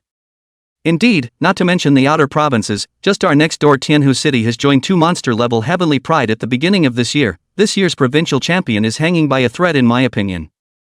Hey, how can you grow other people's ambition and destroy your own? Don't we still have 2 monster-level Heavenly Prides besides Xiang Tong? Don't mention them. Those 2 are standard issue dudes, joining our division just for the stuff in the mall, and they refused to compete last year, so you think they'll change this year? Amidst the murmurs, Morong Yun and Musu walked onto the ring. This scene immediately caught the attention of everyone present. Morong Yun took 2 steps forward and pulled out a heavenly treasure from his pocket. Although it was not as good as the Divine Intent pill, it was still worth a lot. Fight me, win and it's yours, lose and give me an item of equal value. The undulating boulder gave a sudden lurch. Xiang Tong tilted his head to look at him, revealing an extremely ordinary face that belonged to the type that could not be found when thrown into a pile of people. Good. A low and powerful voice rang out as the boulder was thrown directly to the side, and the entire ring immediately trembled. As Xiang Tong slowly stood up, a flash of surprise appeared on Morong Yun's face. It wasn't obvious when he was just lying on his back. Xiang Tong's height was at least 2 meters 2 or more, and his body was covered with explosive muscles that reflected a metallic luster. Body work. Far more pure physical cultivation than Shintu Xiong. Looking at the appearance alone, it looked more like a bodybuilder than a cultivator. It was the first time Moxu had encountered this type of investigator, and he couldn't help but develop some interest. Can we start? Morong Yun walked up to Xiang Tong and asked. The difference in size between the 2 was quite large, and there was a sense of a child seeking out an adult for a one-on-one fight. Xiang Tong didn't say anything, but instead looked at Musu and said, "Aren't you going to go down first?" Before Mushu could say anything, Morong Yun picked up, "No need." Oh. Xiang Tong didn't say anything else and just nodded towards Morong Yun, "Come on." As soon as the words fell, 2 evenly matched auras violently collided together in the void. One investigator exclaimed, "Wow! Who is this person? It looks younger than Xiang Tong, and his aura is actually not weak at all." Someone from the side replied, "The first son of the Morong family of Haiyuan City, Morong Yun, a monster-level Heavenly Pride. I've heard of him, entering the mortal world at the age of 3, opening spiritual awareness at the age of 6, breaking the sea of life at the age of 12, and stepping on the mountains and rivers at the age of 18. He's known as a genius that hasn't been born in Haiyuan City for 200 years. After the surprise, someone noticed Mushu at the edge of the ring and immediately wondered, who is that person? I don't know, it should be Morong Yun's entourage. Looks like it to me, too. But isn't he wearing our uniform? That's not surprising, there were already a lot of people from the lineage joining our 749, as long as they're willing to do the mission, the higher-ups usually don't care. Tisk, these people from these lineages obviously have so many resources already, but they still want to come and grab things from us, how shameless. It can't be helped, who led us 749 is short of people. I don't know if you guys have heard about it, the number of bizarre incidents in the last few years has skyrocketed, and there are rumors that when this year's grand competition is over, the Bureau is going to open up the expansion of the recruitment to all the casual cultivators directly. Really? It's not like even evil cultivators will be mixed in by then, right? Sho, all be quiet, Xiang Tong has struck. Chapter 77 Wind and Thunder. Unlike Moxu's wide open, Xiang Tong did not launch a direct attack, instead, his left hand went forward and his right hand recovered. This should be the starting stance of some martial arts school, but unfortunately, Mushu didn't know much about martial arts and couldn't understand it at all. Boom! A quivering sound like the vibration of a bowstring resounded throughout the room. Xiang Tong disappeared in the blink of an eye and arrived in front of Morong Yun, his right fist clenched tightly with hidden wind and thunder gathering. Morong Yun's reaction was extremely fast, and he had already released his protective divine idea to steadily take down this punch. The exploding electric filaments conducted along the contours of the protective divine idea and dissipated quickly on the ground. Kind of. The yin and yang fish in the eyes of Mushu, who had been following the battle, slowly turned. In terms of force, the caliber of this punch could only be described as ordinary, but miraculously Xiang Tong's fist seemed to have absorbed as much of the force of the collision as it could and conducted it to the other hand in a flowing form. This should be some sort of body art that builds up power after an attack, and continued fighting would make Xiang Tong's attacks more ferocious than fierce at a time. As expected, with Xiang Tong's second punch next, Morong Yun could not help but take a step back. Realizing that something was wrong, he hastily condensed an ice cone in the palm of his hand and swung it out violently, wanting to use it to interrupt Xiang Tong's rhythm of attack. However, Xiang Tong directly ignored the ice pick's attack and continued to swing his fist expressionlessly.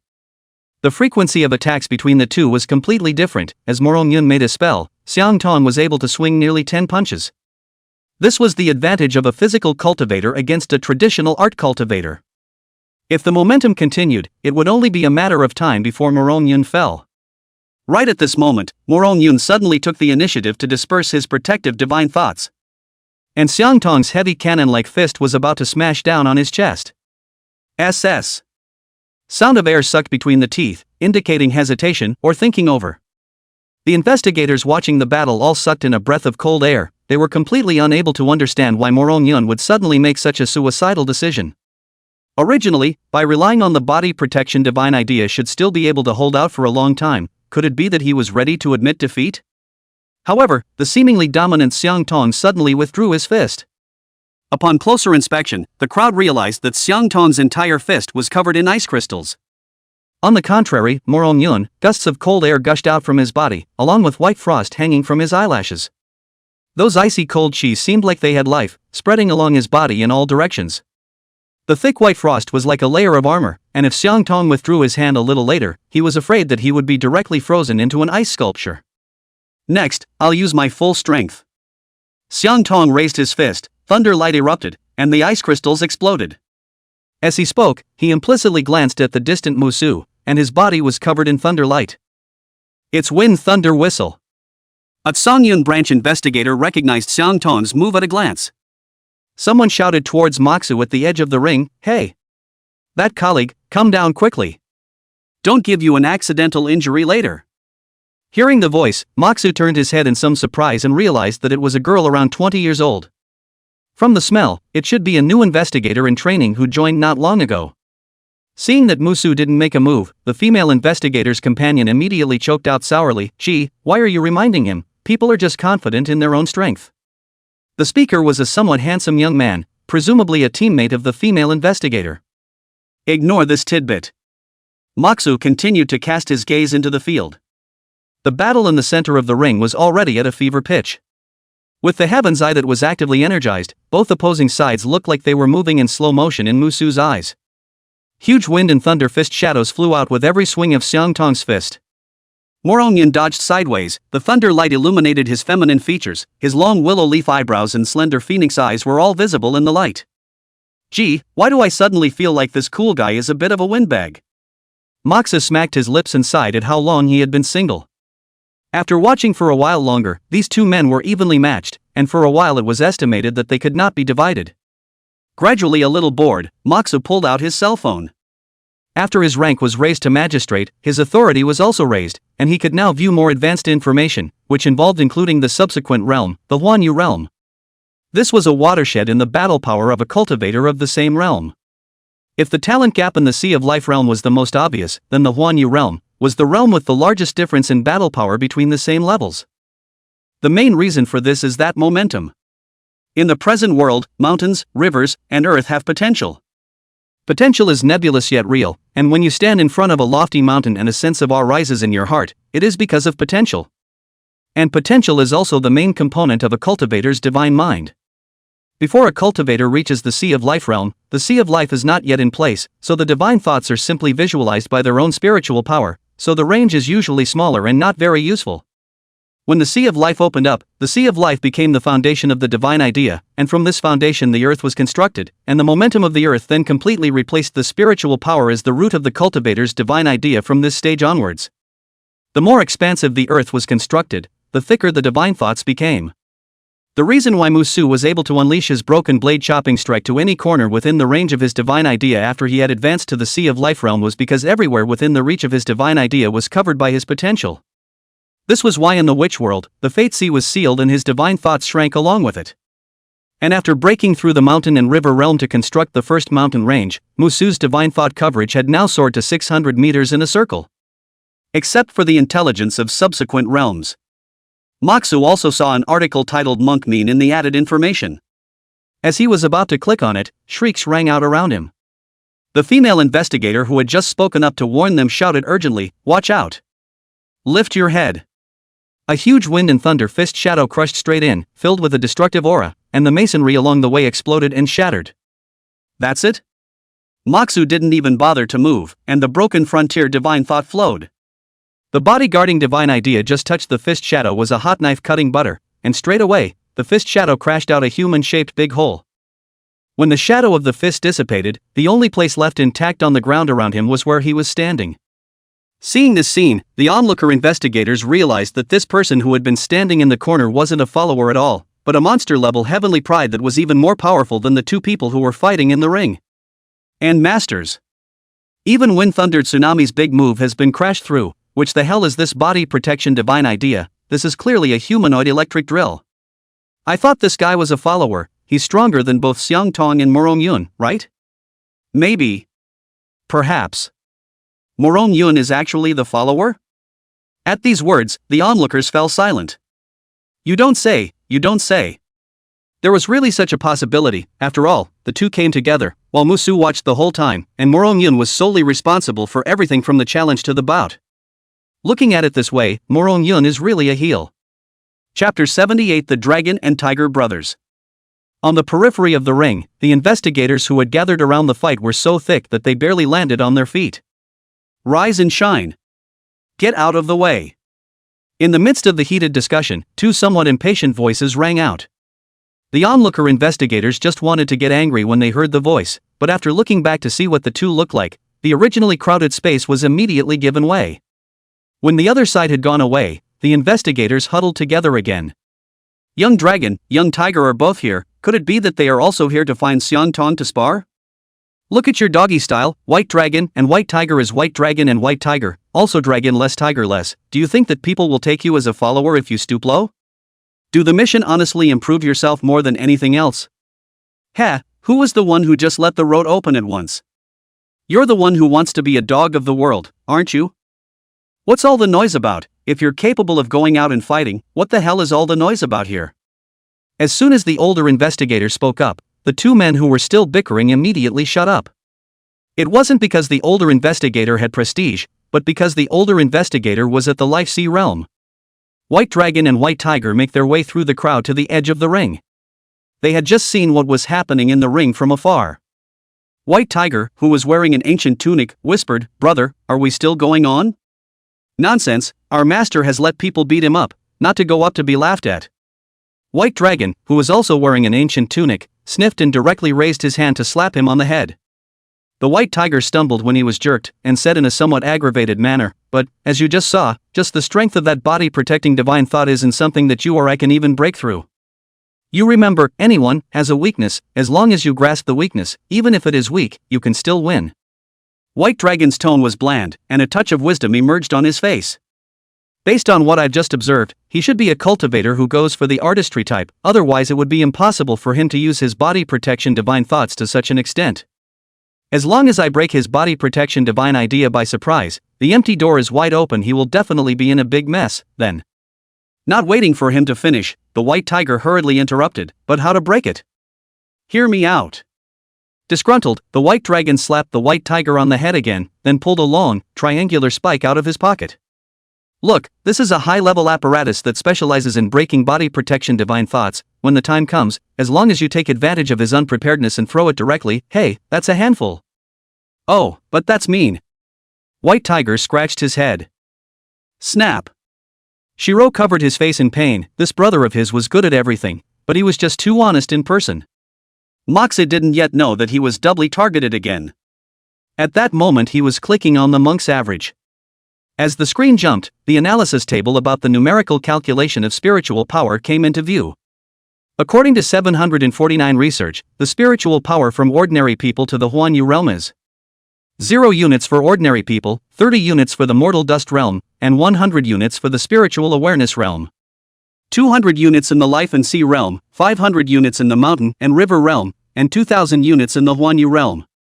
Moxu converted it himself according to the formula above and realized that his current spiritual power was a full 2,500 units. And the size of his life sea was almost 5 times the size of an ordinary cultivator, so seeing that spiritual energy was the same as divine thoughts, the amount of it was completely linked to the life sea. No wonder it was said that the fate sea realm was the realm where the disparity in talent could be best reflected. Not to mention the exaggerated 5 times difference of Moxu, it is 1.1 times may play a role in a battle to turn the tide, so it can be seen that the impact is great. Lowering his head, his eyes locked on his chest. The massive amount of life force stacked by Goldfinger was stored in the large acupuncture point in his chest, and the broken blade was among them. It was the source of his power and the beginning of his practice. The massive amount of life force consumed in the witch world is still in huge short supply today. Unlike strengthening itself when stacked, it was more of a temporary enhancement at the time, kind of like a consumable version of the Battle Nation's Killmonger transformation. If psychic power can be measured in units, what about vitality? As soon as he thought of it, Moxu immediately followed the spiritual power calculation formula and calculated his life force units. For a few moments, the results appeared. The total amount of life force before depletion was probably a little over 100,000 units. And after consuming it, and with a flurry of replenishment, he now had about 70,000 units left. Noteworthy. Goldfinger's boost to strength is much lower than the boost to physical defense. It only takes 2 units of life force to raise 1 unit of physical defense, while it takes 20 units of life force to raise 1 unit of strength. There is a tenfold difference. What's more is that the life force he stacked on normal creatures early on doesn't allow him to boost his power. That estimates it, if you go by the game data. Counting the bonus from the 13 Taba crossing, he was now 70,000 vitality, 100,000 defense, and 2,500 strength. An already enhanced physique does not weaken as the stored life force is depleted. But there was one thing that depressed Moxu, which he had noticed long ago. Previously, no matter if they killed the satanic doppelganger or the evil cultivator, they simply gained life force and did not get a boost in strength as well as defense. Perhaps he wouldn't be able to get another enhancement from Goldfinger until his life force returned to 100,000 units. Shaking his head, Moxu continued to compare the data. Soon he realized that there was a commonality between units of strength and units of psychic power. That is, his power could be directly converted into the battle power of a body cultivator. 2,500 units of power, almost equal to the power of an ordinary peak physical cultivator at the early stage of the Huanyu realm. I just don't know. What realm is his defense equivalent to? In the midst of his thoughts, the situation in the ring changed again. Xiang Ton, who had unleashed the wind and thunder tsunami, had an absolute advantage, and his punches and kicks carried thunderous fist shadows. The white frost-covered Morong Yun had been cornered. Unavoidable. Endless cold currents swept out from his body, instantly freezing everything within a 300-meter radius. A beautifully delicate snowflake sprinkled down in the void, and anything that came into contact with it was turned into a part of it. Domain, Cold Sky Frost. Xiang Ton, who was unable to dodge, was frozen into a large ice sculpture along with the shadow of his fist. This was a terrifyingly low temperature that could even freeze aura. Truly worthy of being a monster-level heavenly pride that doesn't come out of Haiyuan City for 200 years. Shiro was a bit staggered as he looked at the scene on the stage. With that he looked back to his equally dumbfounded brother on the sidelines. See, like this kind of let's not go to mess with it, they are natural department, we animal department cannot beat it is not a shame. White Tiger pointed at Moxu at the side of the ring and said, so what if he's a natural system too? He's not. How do you know? How dare you talk back? Don't worry, even if he's also of the natural lineage, I have the advantage with the chi-breaking nail in my hand. Chapter 79, If softness doesn't work, how about hardness? Cold Skyfrost was undoubtedly one of the more powerful fields that Musu had seen. If Luo Penghai had used Cold Skyfrost instead of Falling Moon Hanging Shadow, I'm afraid that Musu would have been helpless. After all, at that time, his means were too one-dimensional, and his power was far less than now, so once he was controlled he could be declared a mission failure. But then again, each person's domain was both derived according to their own gongfu and influenced by the spirit opening item, so except for those cultivators with mediocre qualifications, it was almost impossible for the exact same domain to appear when their talent reached the genius standard or above. The field was chilly, and even though onlookers weren't in the middle of it, they still couldn't help but furl their coats and crane their necks. Morong Yun, who had control of the scene, didn't stop there.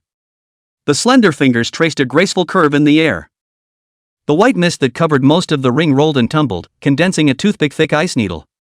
Another major characteristic of a physical cultivator was the amazing physical defense.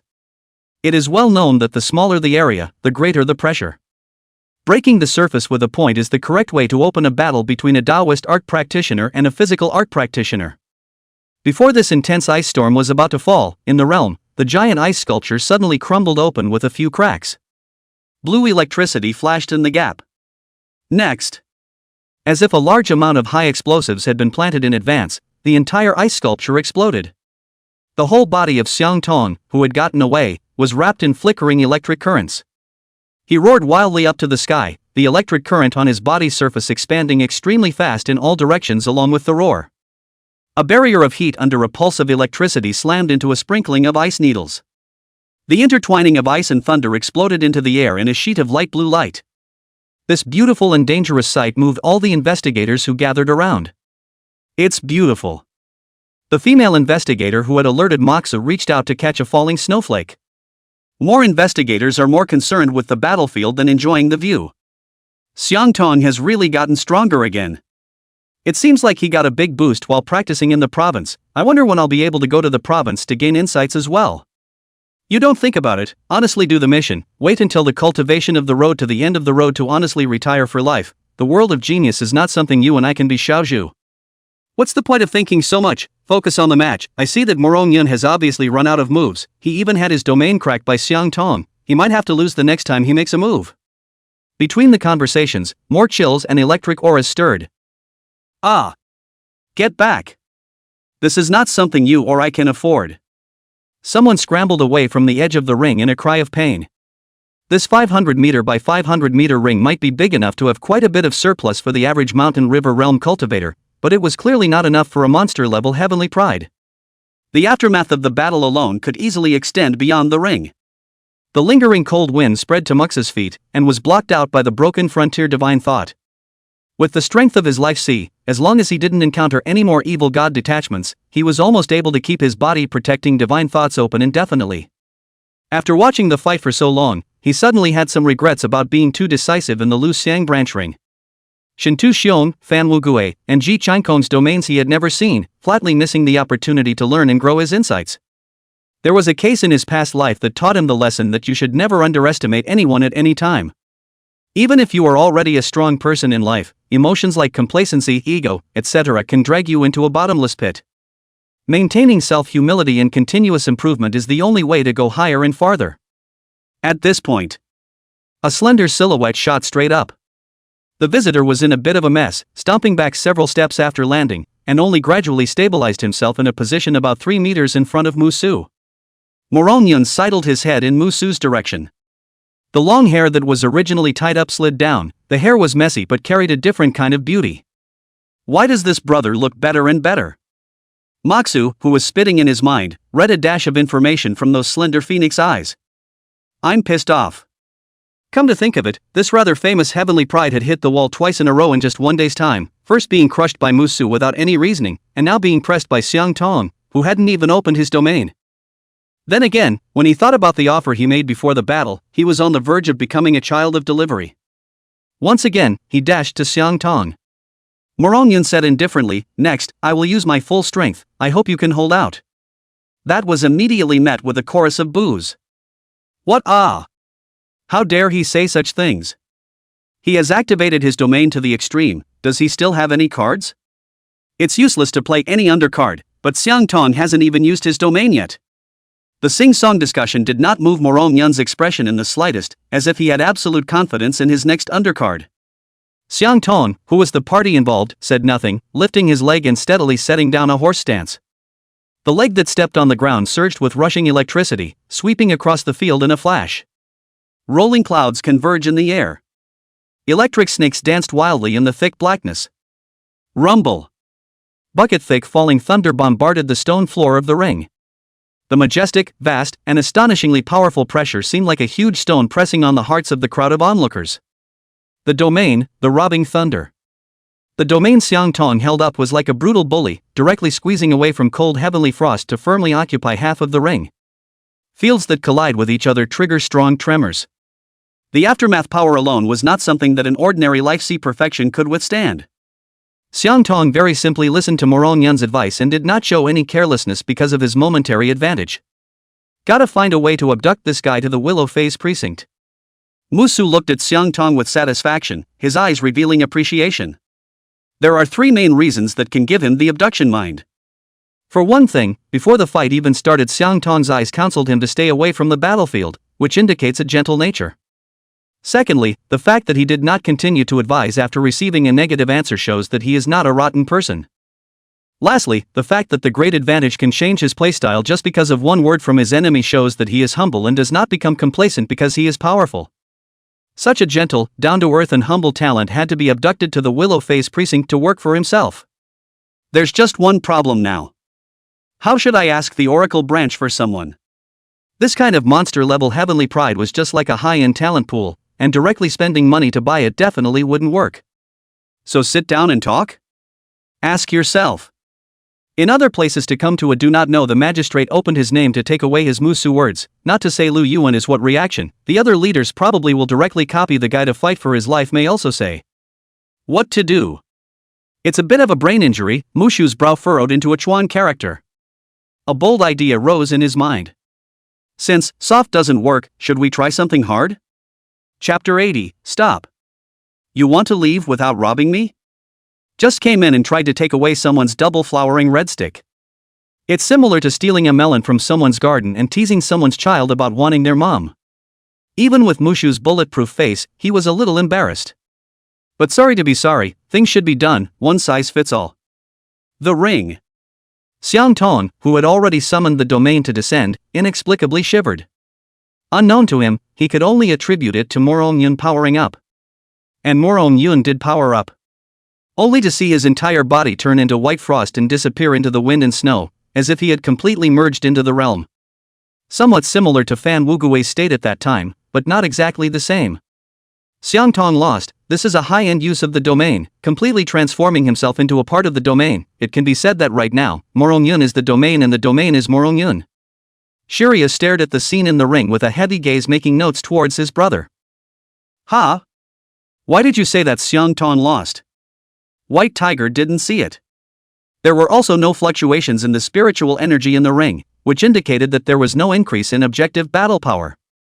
Generally speaking, a cultivator's battle power was directly linked to their spiritual power, even for body cultivators. Without a sufficient amount of spiritual energy, any technique, any move was just empty talk. He really couldn't see where the basis for just becoming one with the domain could directly turn the tide of battle. Seeing his own brother's stupid face, Bai Long was so angry that he smacked him on the head again. Usually I tell you to learn properly but not to learn, every day you stay at home and play games. Hiss, I don't get it if you say so. The White Tiger grimaced and rubbed the back of his head. Humph. Listen carefully, after integrating into the domain the cultivator will have no entity and will consume much less. At this time to defeat him you need to break through the entire domain. As we all know, there are 2 ways to break through a cultivator's realm, one is to crush the realm, and the other is to drain the opponent's spiritual energy. Obviously the first Xiang Tong can't do it, and the second one is also very difficult because Morong Yun who was incarnated in the realm doesn't need to defend, he only needs to attack, and with the fact that his current state is much less depleted, it's under the effect of this and the other. Victory and defeat have been decided. As soon as the words fell, Xiang Tong, who had lasted less than 10 seconds under the intensive attack, was once again frozen into an ice sculpture. But soon, the ice shattered. I concede. The freed Xiang Tong did not choose to continue fighting. After experiencing the power of the body transformation domain, he knew that continuing to hold on was just some pointless struggle. Not bad, didn't take the face too seriously, took it decisively. Moxu nodded in satisfaction. The wind and snow dissipated and Morong Yun surfaced in front of Xiang Tong. The two whispered a few words in low tones, and Xiang Tong nodded slightly after thinking for a moment. Looks like it's a done deal.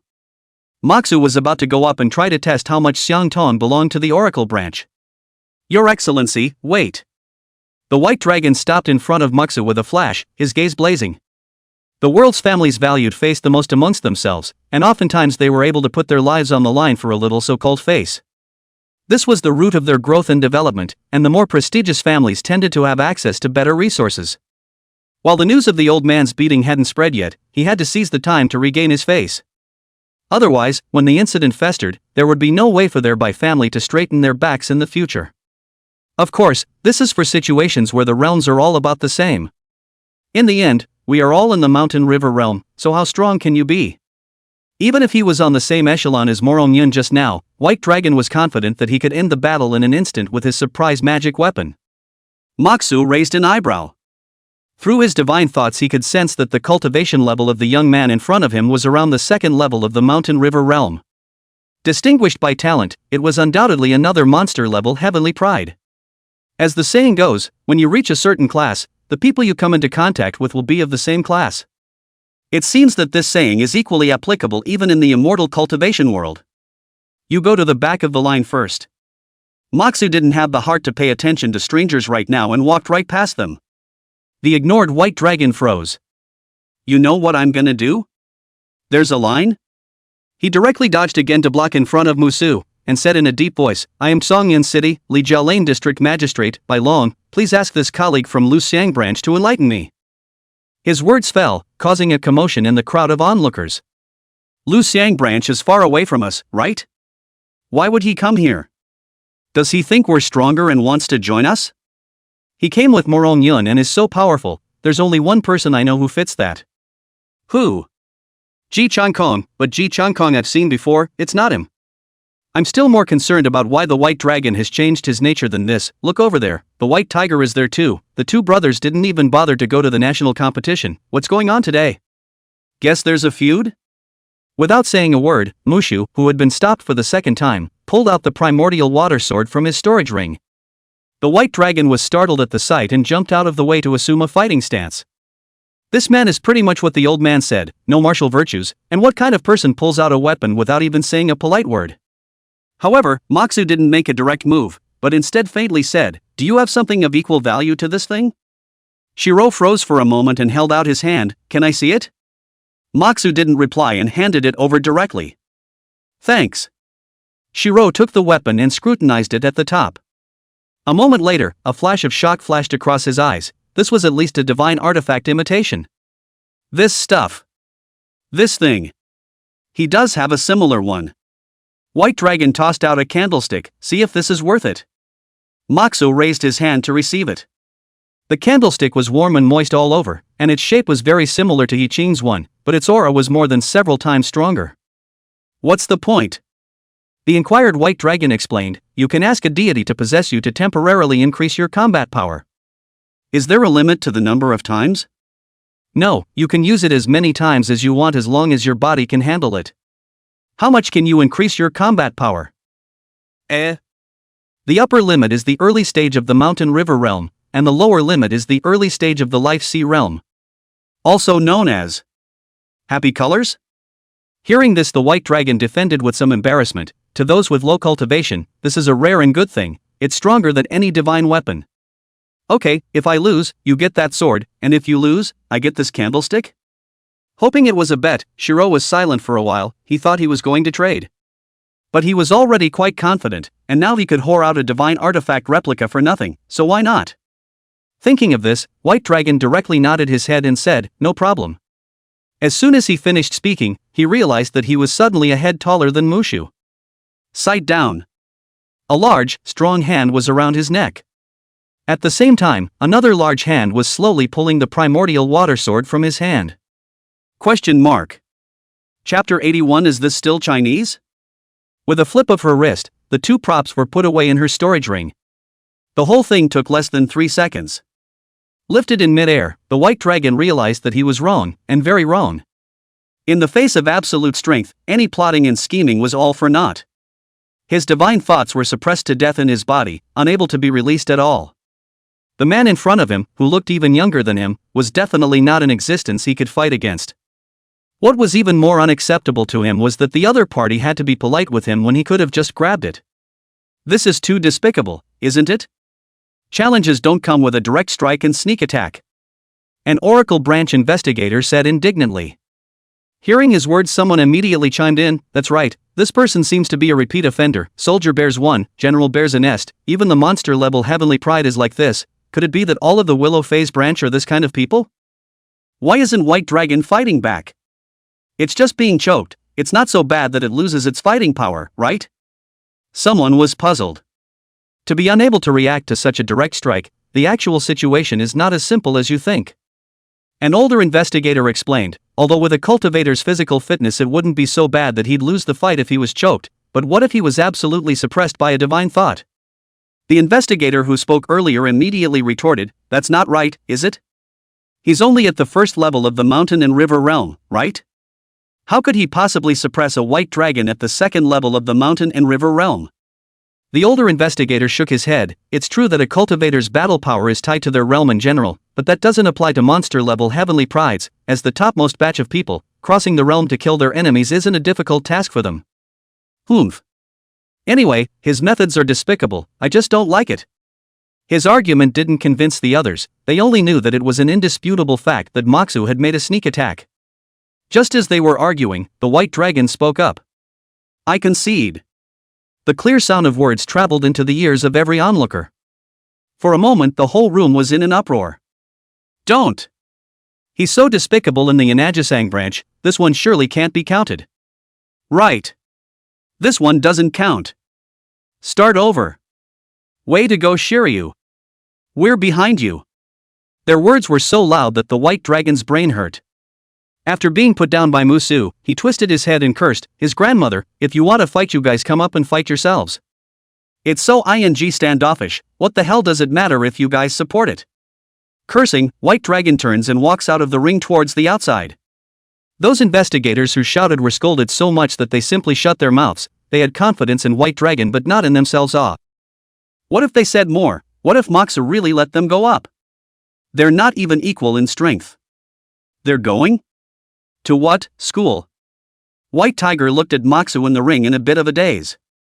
It was really the first time he had seen an existence that could make his brother soften. The brothers were usually more Buddhist, rarely participate in any activities, but he knew in his heart that the pride in Shiro's heart was no less than anyone else's. Mr. Bailong didn't even look back and said, "What are you waiting for? Aren't you ashamed enough? Let's go." Oh. White Tiger hurriedly took a quick step to catch up with White Dragon's pace. Moxu quietly watched the departing backs of the brothers. It seemed that so far, the monster-level heavenly prides he had encountered were all take it or leave it. Morong Yun, Ji Chankong, Xiang Tong, and Bai Long, each of these people were sprightly. There is absolutely no such thing as the kind of person who wants to fish out of water at the drop of a hat, or who is dead set on saving face. This completely reversed his previous impression. In my past life, I have read the novel, The Family Pride, which is not the higher the cultivation of the more proud. The protagonist of the competition small win a hand cannot accept the non-stop up to fight for their lives, and even finally have to deploy the elders of the family to kill the protagonist, and ultimately lead to the whole family to ascend to heaven collectively. It seems that reality and fiction are simply two different things that don't mix. Shaking his head, Musu took a step towards Xiang Tong. Although the commotion over here quickly subsided, it had long since caught Xiang Tong's attention. "I'm Moxu, want to fight?" Moxu extended his hand and looked up towards Xiang Tong, who was a whole head taller than himself, with a kind smile. "Xiang Tong, yes." Xiang Tong raised his hand to shake Moxu's and nodded. It's said that outsiders look at what's going on, but insiders look at what's going on. Through his previous observations, Xiang Tong was almost able to be 100% certain that Moxu was an even more powerful body art cultivator than himself. And as long as the gap wasn't so large as to be exaggerated, a physical cultivator challenging a stronger person was able to greatly accelerate his growth progress. So for Mushu's proposal he begged for it. "My terms are similar to his, but the content is different." Musu had already completely collected his divine thoughts, and his entire person looked harmless. "If I win, you join the Willow Phase branch, if I lose, I join the Oracle branch." This was a simple test that could visualize Xiang Tong's attitude. "No." Xiang Tong didn't even hesitate and directly refused. "If that's the case, I'm afraid I can't accept your challenge." With that, Xiang Tong wanted to turn around and leave, only to realize just after moving that he didn't manage to turn around. His hand was still clutched by Moxu. Don't be in a hurry to reject it first. I can do it without using my domain or divine thoughts, how about it? No, I still can't beat you. This is not a good idea for Mushu, is it so honest? That said, he hadn't exposed much of his strength, had he, so how come Xiang Tong acted like he knew him well? You know me? Don't recognize it, but my gut tells me I couldn't even beat you with one hand. So is it possible that your instincts are wrong? No way, my instincts can't be wrong. Good man, beastly intuition, this talent when used well is a divine skill to avoid harm. This made Moxu want to take the person in front of him under his wing even more. Should we knock out and take them away first? Seemingly sensing his thoughts, Xiang Tong's palm erupted with intense lightning, attempting to use it to break free from the clamp. But unfortunately, Moxu didn't even shake it. Seeing this scene, the onlooker investigators were unsure. No, how come even Xiang Tong has started to make sneak attacks? Could it be that this is the way monster-level heavenly prides greet each other? Most likely, a direct surprise. If the other side falls, it means the other side is nothing more than that. Right. No wonder the white dragon was so angry just now. It turns out that it's me and other mortals who didn't keep up with these monsters' train of thought. The more they talk, the more they think it makes sense, which is only right, otherwise there is no way to explain why Xiang Tong, who has always been open and honest, would suddenly make a move. I searched for that Yanajisang branch investigator. One of the investigators exclaimed out in shock as he reached for his cell phone. The crowd immediately gathered around. Let's see. Moxu, 18 years old, magistrate of Tianbao District, Luxiang City, historical battle record, spiritual consciousness perfection hard Kong evil god casting. The speaker reads and reads and reads. Is this still Chinese? Chapter 82, Smile for Me. The information they found came from the 749 forums as the official information was not published, so it was not without some clutter. But all that was revealed from the eyes of those few lines was enough to keep them from returning to their senses for a long time. Why can't I understand these words when they are clearly in Chinese? This kind of disconnected and terrifying combat power exists almost exclusively in mythology. If it wasn't for the fact that the man was right in front of them and had just defeated White Dragon with great speed, they might have taunted the forums a few times. And now, they were left with nothing but deep shock. Oh, Lu Xiang branch shall not be without saying a word held us so big. White Dragon didn't lose unjustly. Xiang Tong is afraid that he won't be an opponent either. This magistrate Mu was able to kill the middle stage of the Mountain River realm and the spiritual awareness realm, and now that he's already in the Mountain River realm, that battle power. One thing don't forget. If the time recorded on the forum is correct, it seems that this magistrate shepherd has only been practicing for less than a month. The words were met with a huff of cold air.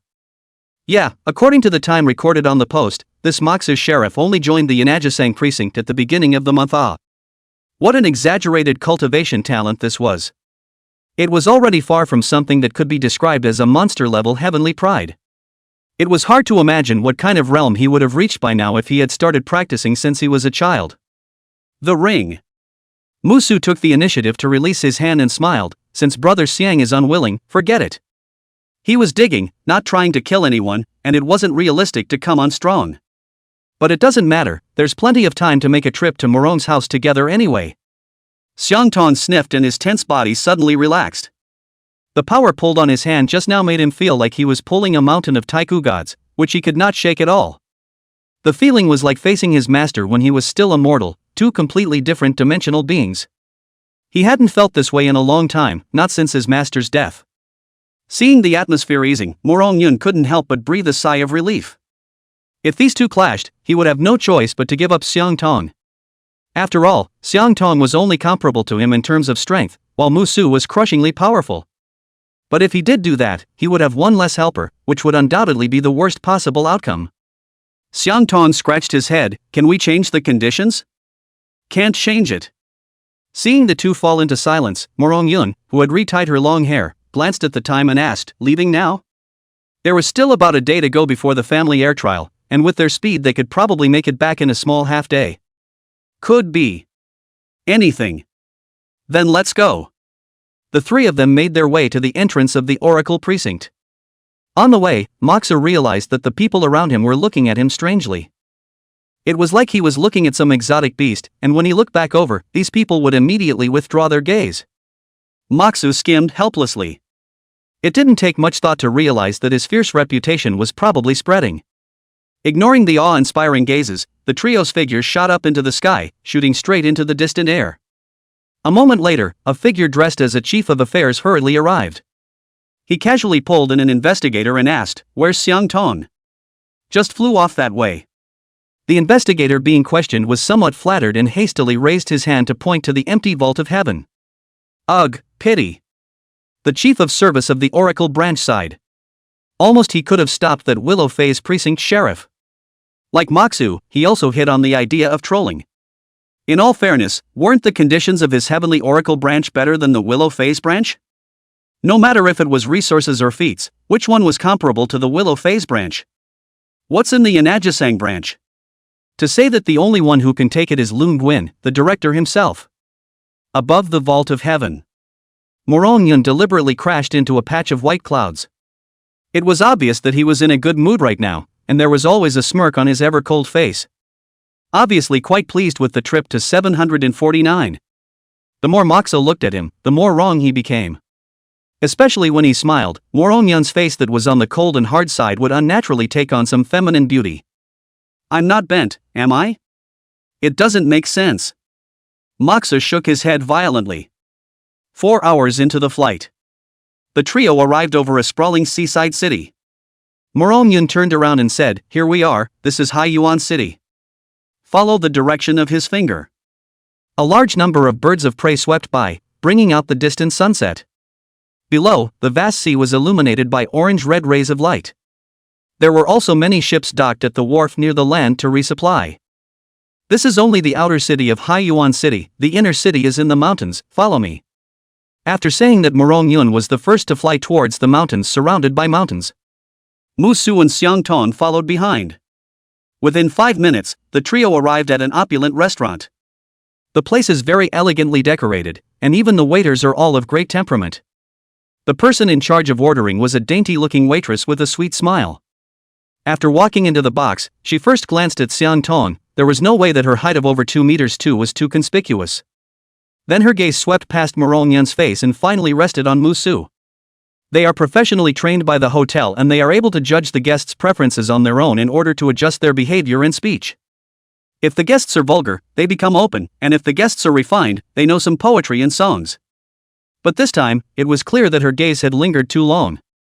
When Moxu doesn't smile or talk, it's a great way to gain favor with the opposite sex. In addition to the looks placed here, the uninhibited temperament is also easier to draw a sense of distance.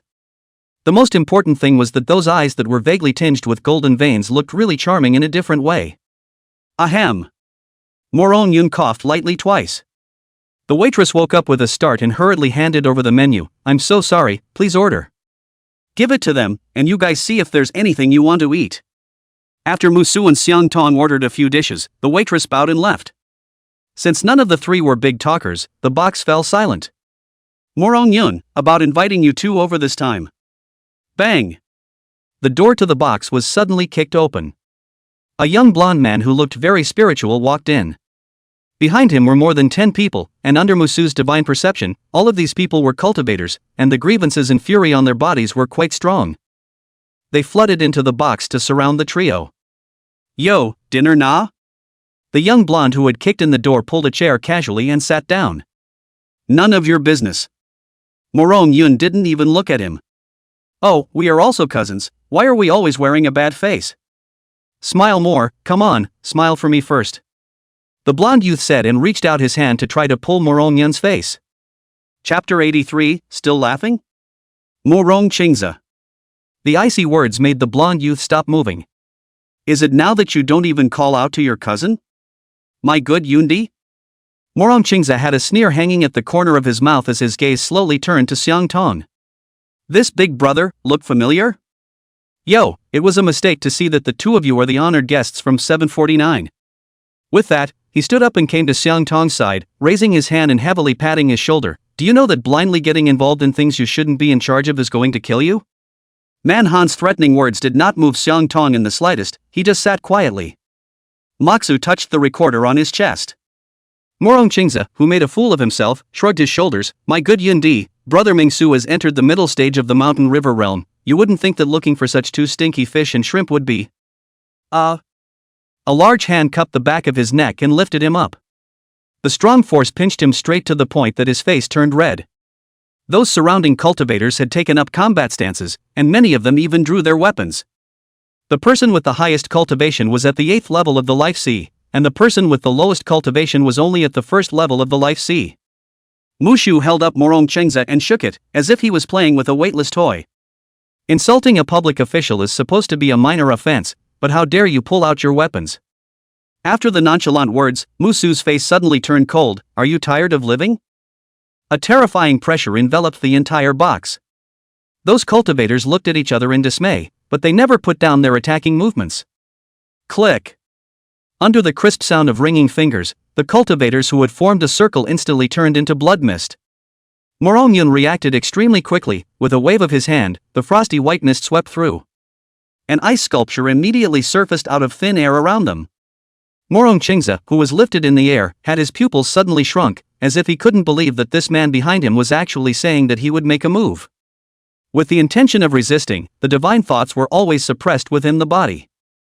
And as he resisted, the force on his neck became heavier and heavier, almost crushing his neck completely. Letting go, Morong Chengza landed on the ground. Moxu bent down and crouched in front of him. Still laughing? The flat words were like death's caress. The provocation caused Morong Chengza's heartbeat to accelerate dramatically. In fact, his cultivation level wasn't low. He was one of the 3 monster-level heavenly prides of the Morong family, and his strength was only slightly inferior to Morong Yun. Disregarding age, the Morong family's heavenly pride ranking should be Morong Mingsu, Morong Yun, and finally him, Morong Changze. But now, he could clearly feel that the man in front of him was truly capable of slaughtering him with his hands. I asked you a question. Are you still laughing? No. Not laughing. Why don't you smile? Air. A fine cold sweat broke out on Morong Chengza's forehead, and for a moment, he was somewhat unable to fathom what Mushu was thinking. Laugh and laugh until I say stop. Okay. If you stop, the cost will be any limb of yours, understand? Understood. Morong Chengza forcefully squeezed out a smile that was worse than crying. Seeing this, Moxu then slowly stood up and returned to his seat. Reaching out, he tapped a few times on the chest recorder. This is Sheriff Moxu of the Willow Phase Precinct, sending a team of inspectors over to the Haitsung Hotel. There was a moment of silence on the other side and a return, Roger. The positions are common between all 749 precincts, and sheriffs and higher positions are able to command patrolmen across districts. Of course, it's limited to inspectors. After doing so, Mushu looked at Morong Yun and said, do we need to slaughter him? Upon hearing this, Morong Chengza pulled a smile and shook his head frantically, looking at Morong Yun with pleading eyes. After a long period of silence, Morong Yun gently shook his head. Oh, I was just asking. After saying that, the broken blade gang chopped out, and a sphere with an eerie smile rushed up into the sky. Moxo raised his hand and a blazing fire erupted from his palm. The remnants of the body on the ground were quickly burned to ashes under the scorching flames. This simplest flint technique had turned into an incredibly powerful offensive technique under his massive amount of aura. And right now, it was on a rooftop a good 500 meters from here. An old man's face changed drastically. He raised his hand and used his spiritual energy to coalesce a small bird and threw it into the air. Next, the bird that had just shot up into the sky was split in two. The old man's face suddenly changed, and without waiting for him to react, a clear voice rang out from behind him. Dang, who are you resting here to spy on? Without any hesitation, the old man wanted to flee from here without looking back. Brush. 2 strips wrapped in fabric tumbled out. The entirety of the old man who suffered a heavy blow slapped the ground with a snap. Behind them, heavy footsteps sounded like a horn of doom, one after the other. If you answer my next question properly, I'll take you to the hospital to get your leg fixed. Moxa came to the old man's body. This is a renewed favor, you have to repay me properly, understand? Translated, I'll save you from the fire, and don't worry about how the fire got there. I'm young Master Ming Su's butler. What do you want to know? The old man was in cold sweat from the pain. He had rarely felt this kind of pain since becoming a cultivator. Unlike the investigator, he didn't need to go out and fight for his life everywhere. As a dog of the family, he only needed to do his master's work properly and there would be a constant stream of cultivation resources. Since it is an interest-based working relationship, it is natural to talk about feelings. Although the old man didn't look young, he could at least live for nearly another 100 years, so he agreed to Musu's conditions very painfully. Musu, tell me your young master's plan. The moment he made his move in the box, Moxa sensed that someone was snooping around the place. Just arrived and was targeted without even having to think about it to know who the other side was targeting. As the saying goes, take someone's money and give them a break. Remove all difficulties for the employer, is the professional ethics of the mercenary Moxu. Of course, in the event of a conflict of opinion with the employer, all interpretations belong to Moxu. Just like just now, Morong Yun couldn't bear to kill Morong Qingze, he didn't have this concern. If you don't kill them, you'll have to keep them for the next generation. I believe Morong Yun should be very touched after understanding his good intentions. Young Master Ming Su, he wants to send someone ahead to dispose of young Master Yun. Send who? Just those stinkers we just had? No, it's not, it's his. You twitch again and I'll remove both your hands as well. The old man immediately couldn't care less about the pain when he heard this, and forced himself to say. The person young master invited hasn't arrived yet. The other party is a Huan Yu realm active in the underground world. The Huan Yu realm can even be paid for? No, it's not spending money, it's the young master promising to set aside half of the family fortune as a reward when he becomes the head of the family. Chapter 84. The good news is that. What organization is it from? What's its last name? What's its exact cultivation level? What's its ability? He is the Jade Balance Star Killer of the Seven Killers organization. I only know his nickname, and people in the underground world call him Creepy Face. No other information? Upon hearing this, the old man's heart thumped and he carefully said. Nope. Nothing. Sure enough, Mushu's next words caused his heart and mind to shake. So you're not useless? I. But didn't you just say? Say what? Moxu raised his hand. The old man's eyes rolled back in his head and he fainted very dryly. Che. Moxu's hand rested on the recorder, and he stood up somewhat bored. There was no resentment in the old man, and since he had promised, then he would not go back on his word. Press the logger switch and communication is turned on. Have a comrade from logistics bring a lil witch that can open the trickster realm to the coordinates we just saw, and be quick about it. The woman in charge of the wiring was silent for a long time. Yes, but please ask this magistrate to come to the Hai Yuan branch after the mission to make the necessary reports. The woman deliberately emphasized the word necessary, clearly displeased. It is usual for members of the 749 to report to the local precinct first when operating in other areas. This is done to prevent task route conflicts from causing surprises, and to facilitate better scheduling management. No problem. Musu hung up the communication. Other people cool or not, he is lazy, as long as the willingness to do things on the line. Tomorrow was the day of the competition, and Tricky Face could strike at any time. The battle could not break out in the densely populated inner city, as that would spread to a large number of innocent ordinary people. And the Tricky Realm was perfect for use as a battlefield due to its otherworldly space-like specialties that could isolate reality. Most importantly, as long as the creepy monster that released the Creepy Realm didn't die, the Creepy Realm could always exist. In the meantime, Hai Yuan Branch, Wiring Department. The operator with the Shang Qingyan nameplate on her chest frowned slightly. This sheriff named Moxu is inexplicable. Came to Hai Yuan City, does not come to the branch to report even if, first of all, mobilized inspectors, and now even the type 2 Li Gui also want to, really do not take themselves as outsiders at all. Though the voice sounded like one of those standard pretty boy voices, just those as really didn't make her feel one bit better. She'd like to see what this unappreciative sheriff looked like when he came to report. What's the point of having a nice voice? The real person must be ugly. Shang Qingya secretly slandered. Ha? Qingya, why are you still here? Didn't Director Shang ask you to go and serve as a deputy to the Inspector General? A teenage girl-looking operator walked into the office with a surprised expression. Shang Qingya smiled and explained, with my qualifications, where can I be the Inspector General's deputy? It is better to practice in the wiring section for a while more. He, I knew you couldn't let me go, the young girl hugged Shang Qingya. Don't you dare, I think you're just dying for me to leave so I don't get in the way of you making out with your boyfriend.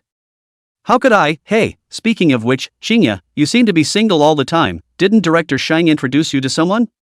With your condition, only the Tianjia introduced by Director Shang would be good enough for you. Introducing you, my ass. If he dares to introduce me to, I'll pull his beard. Humph. But Qingya, your supernatural ability. It's a shame you don't have a boyfriend. Ouch. Ouch. I'm wrong. Before she could finish her sentence, she was pinched by Shang Qingya's backhanded vital parts. Damn girl. I'll let you be poor again. When Mushu returned to the box again, the previously ordered meals were already all on the table. The nearest squad of inspectors has arrived on the scene. They were handling bright red ice sculptures with utensils. The smell of blood mixed with the aroma of food had a slightly eerie taste. The old man and his parts were thrown to the ground. Moxu, take this man to the hospital to have his leg picked up, and by the way, find out what he has done and should be held in custody. Yes. 2 inspectors immediately stepped forward to carry the man and lift his legs. It would take a little while for the logistics department to send Li Yuwei over, and Moxu wasn't in a hurry. Sitting in his original position, he picked up his chopsticks and put a piece of fish into his mouth. Just after chewing twice, a light came on in front of him.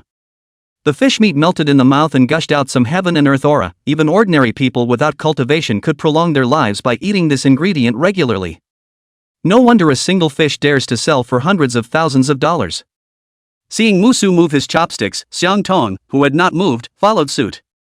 Since you two like it, I'll have someone transfer a few more treasures from elsewhere. Morongyan smiled and raised his hand to signal the waiter who was quietly waiting to come over. From his demeanor, it was easy to tell that this restaurant was one of the Morong family's properties, and it was just the tip of the iceberg. Gee, half the family fortune, that's quite a giveaway. Mushu shook his head and said, no need, now there is a good news and a bad news. Which one will you listen to first? Bad news. Morongyan collected his laughter and looked serious. With Mushu's combat power, if he could call it bad news, he thought it would be very troublesome. Xiang Tong also put down his chopsticks and cast a curious gaze. Mushu casually said as he ate, the bad news is that the 7 Killers organization's Jade Balance Star assassins are already on their way over to kill you, and they could show up at any time. At those words, Morongyan and Xiang Tong's faces changed in unison. Unlike Moxu, they had stepped into the transcendent world for a long time and had heard about this infamous organization long ago. The title of Jade Balance Star was taken from the 7 stars of the Big Dipper, which referred to Huanyu realm cultivators. And the Huanyu realm, which was known as the realm with the greatest difference in battle power, was not just for the same realm. The gap between these was difficult to cross even for a monster-level heavenly pride. The spiritual power gap was only the most insignificant part of it, and the various divine differences in the realm were the most fundamental difference. A realm alone was not something that a mountain river realm's domain could contend with, not to mention the fact that Huanyu realm cultivators were able to utilize the power of the heavens and the earth. And all of the above is only based on a frontal battle. You have to realize that the other party is an assassin. Morongyan thought for a moment and asked, what conditions did Morong Mingshu offer? Half of your Morong family's fortune. Morong Mingshu. Morongyan raised his hand violently, then paused for a moment. The foundation saved by his ancestors, he even intends to give them away. Watch as he clenches his fists, knuckles white, a flush welling up on his bland face. If it wasn't for the fact that Moxu was still eating, maybe he would have just slapped the table to pieces. Sorry, I lost my temper. Trying to calm down, Morongyan continued to ask, what about the good news? The good news is that I am. Chapter 85 Attack and Kill, Remembering the Absolute Sky. I'll take the front. Xiang Tong stood up and pushed open the door of the box. This young man, who was both gentle and principled, took commitment quite seriously. Even though he could be sneak attacked by a Huanyu realm assassin at any time now, he still fulfilled his duties. The 3 walked down the stairs. It wasn't too fast or too slow, and the process went smoothly, with no mishaps. But just as they passed through the lobby, the receptionist, who was originally standing quietly at the edge, suddenly ghostly probed her hand and pressed it on Morongyan's shoulder. Immediately after that, the 2 figures disappeared into thin air. It's the scent of the realm. Xiang Tong's face changed. He didn't expect the other party to strike so decisively, and chose to do it in the lobby where a few people were most likely to let their guard down. What was even worse was that once the realm was opened, cultivators below the Huanyu realm had few means to open it, let alone escape. What next? Moxa raised her hand to remove the short hair from her head, from which the long, silky hair slid down. Morongyan, wearing the 749 uniform, looked at Xiang Tong with a grave expression. Aren't you going to call for reinforcements? While it was true that the two magistrates had followed him to Seabourn City at first for personal reasons, 749 was only slightly less of a priority to the Seven Deadly organization than the cultists. The current situation was undoubtedly better to call for reinforcements, and those investigators from the Sea Abyss branch should be more than happy to provide assistance. Of course, this was all based on the prerequisite that Moxu could hold out, or else by the time reinforcements arrived on the scene, their corpses would be cold. Xiang Tong shook his head. Sheriff Shepard told us to just wait. 10 minutes ago. The scarlet glass ball containing nitric was delivered to Moxu. By this time, the ice sculptures in the box had already disappeared as much as they could, without even a trace left behind. The inspector's head and tail were clean and professional. Wait until they're all gone. Moxu stood up after finishing the last bite of fish. Give me a few minutes. When he finished, he rolled out the window very gently. Not long after, the tall figure returned to the box again. As soon as he landed on the ground, Moxu started to take off the clothes on his body without saying a word. As he stripped, he turned toward Morong Yun. You strip too? ? A flash of doubt surfaced on Morong Yun's cold face, as well as a scarlet blush that could not be concealed. You blush a bubble teapot. Moxu rolled his eyes and pulled out 2 wigs as well as matching hairbands. The killer should have your information in his hands and know that you are a monster-level heavenly pride. If he's not stupid, he shouldn't target 3 people at the same time, that would be too risky, so his only option is to break them down one by one. Let's swap identities and I'll help you fight off the attack. Morong Yun looked deeply at Musu. A moment of silence said, thanks, I owe you one. That won't be necessary. Honestly, it's just your cousin who doesn't have a vision, otherwise I wouldn't be able to withstand the temptation of half of my family's fortune. Don't mope around, take off your clothes. What Mushu meant was that the two were originally in a trading relationship, and it was impossible to talk about whether or not they owed a favor. Morong Yun heard the sound of his words. But as he undressed in his hands, his mouth continued to insist, I owe you a great favor. Very big indeed. ? Morong Yun looked down and saw that her wrap had disintegrated at some point. The upright, rounded silhouette held up the lining and was exposed to the air. Xiang Tong silently turned his head to face the wall. Moxu, on the other hand, did not hide his admiration. No wonder he'd been feeling weird, but it turned out the man was a pussy. Denizens.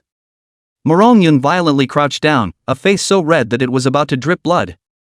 Even his voice, which was on the neutral side, became shrill for several minutes. That's why your cousin has the family's support, isn't it? Otherwise, with your status as first son, the others wouldn't stand a chance. Seeing how you reacted, you should have been like this since you were a child. Is it because you inadvertently noticed this by your cousin that there's this whole family headship competition? Let me guess again, did the whole family find out later and no one would take your side, so you came out looking for help? Yes, you're right. Morong Yun gritted his teeth, but can you turn around first? I can't, I want to watch. The honest and frank words made Morong Yun helpless.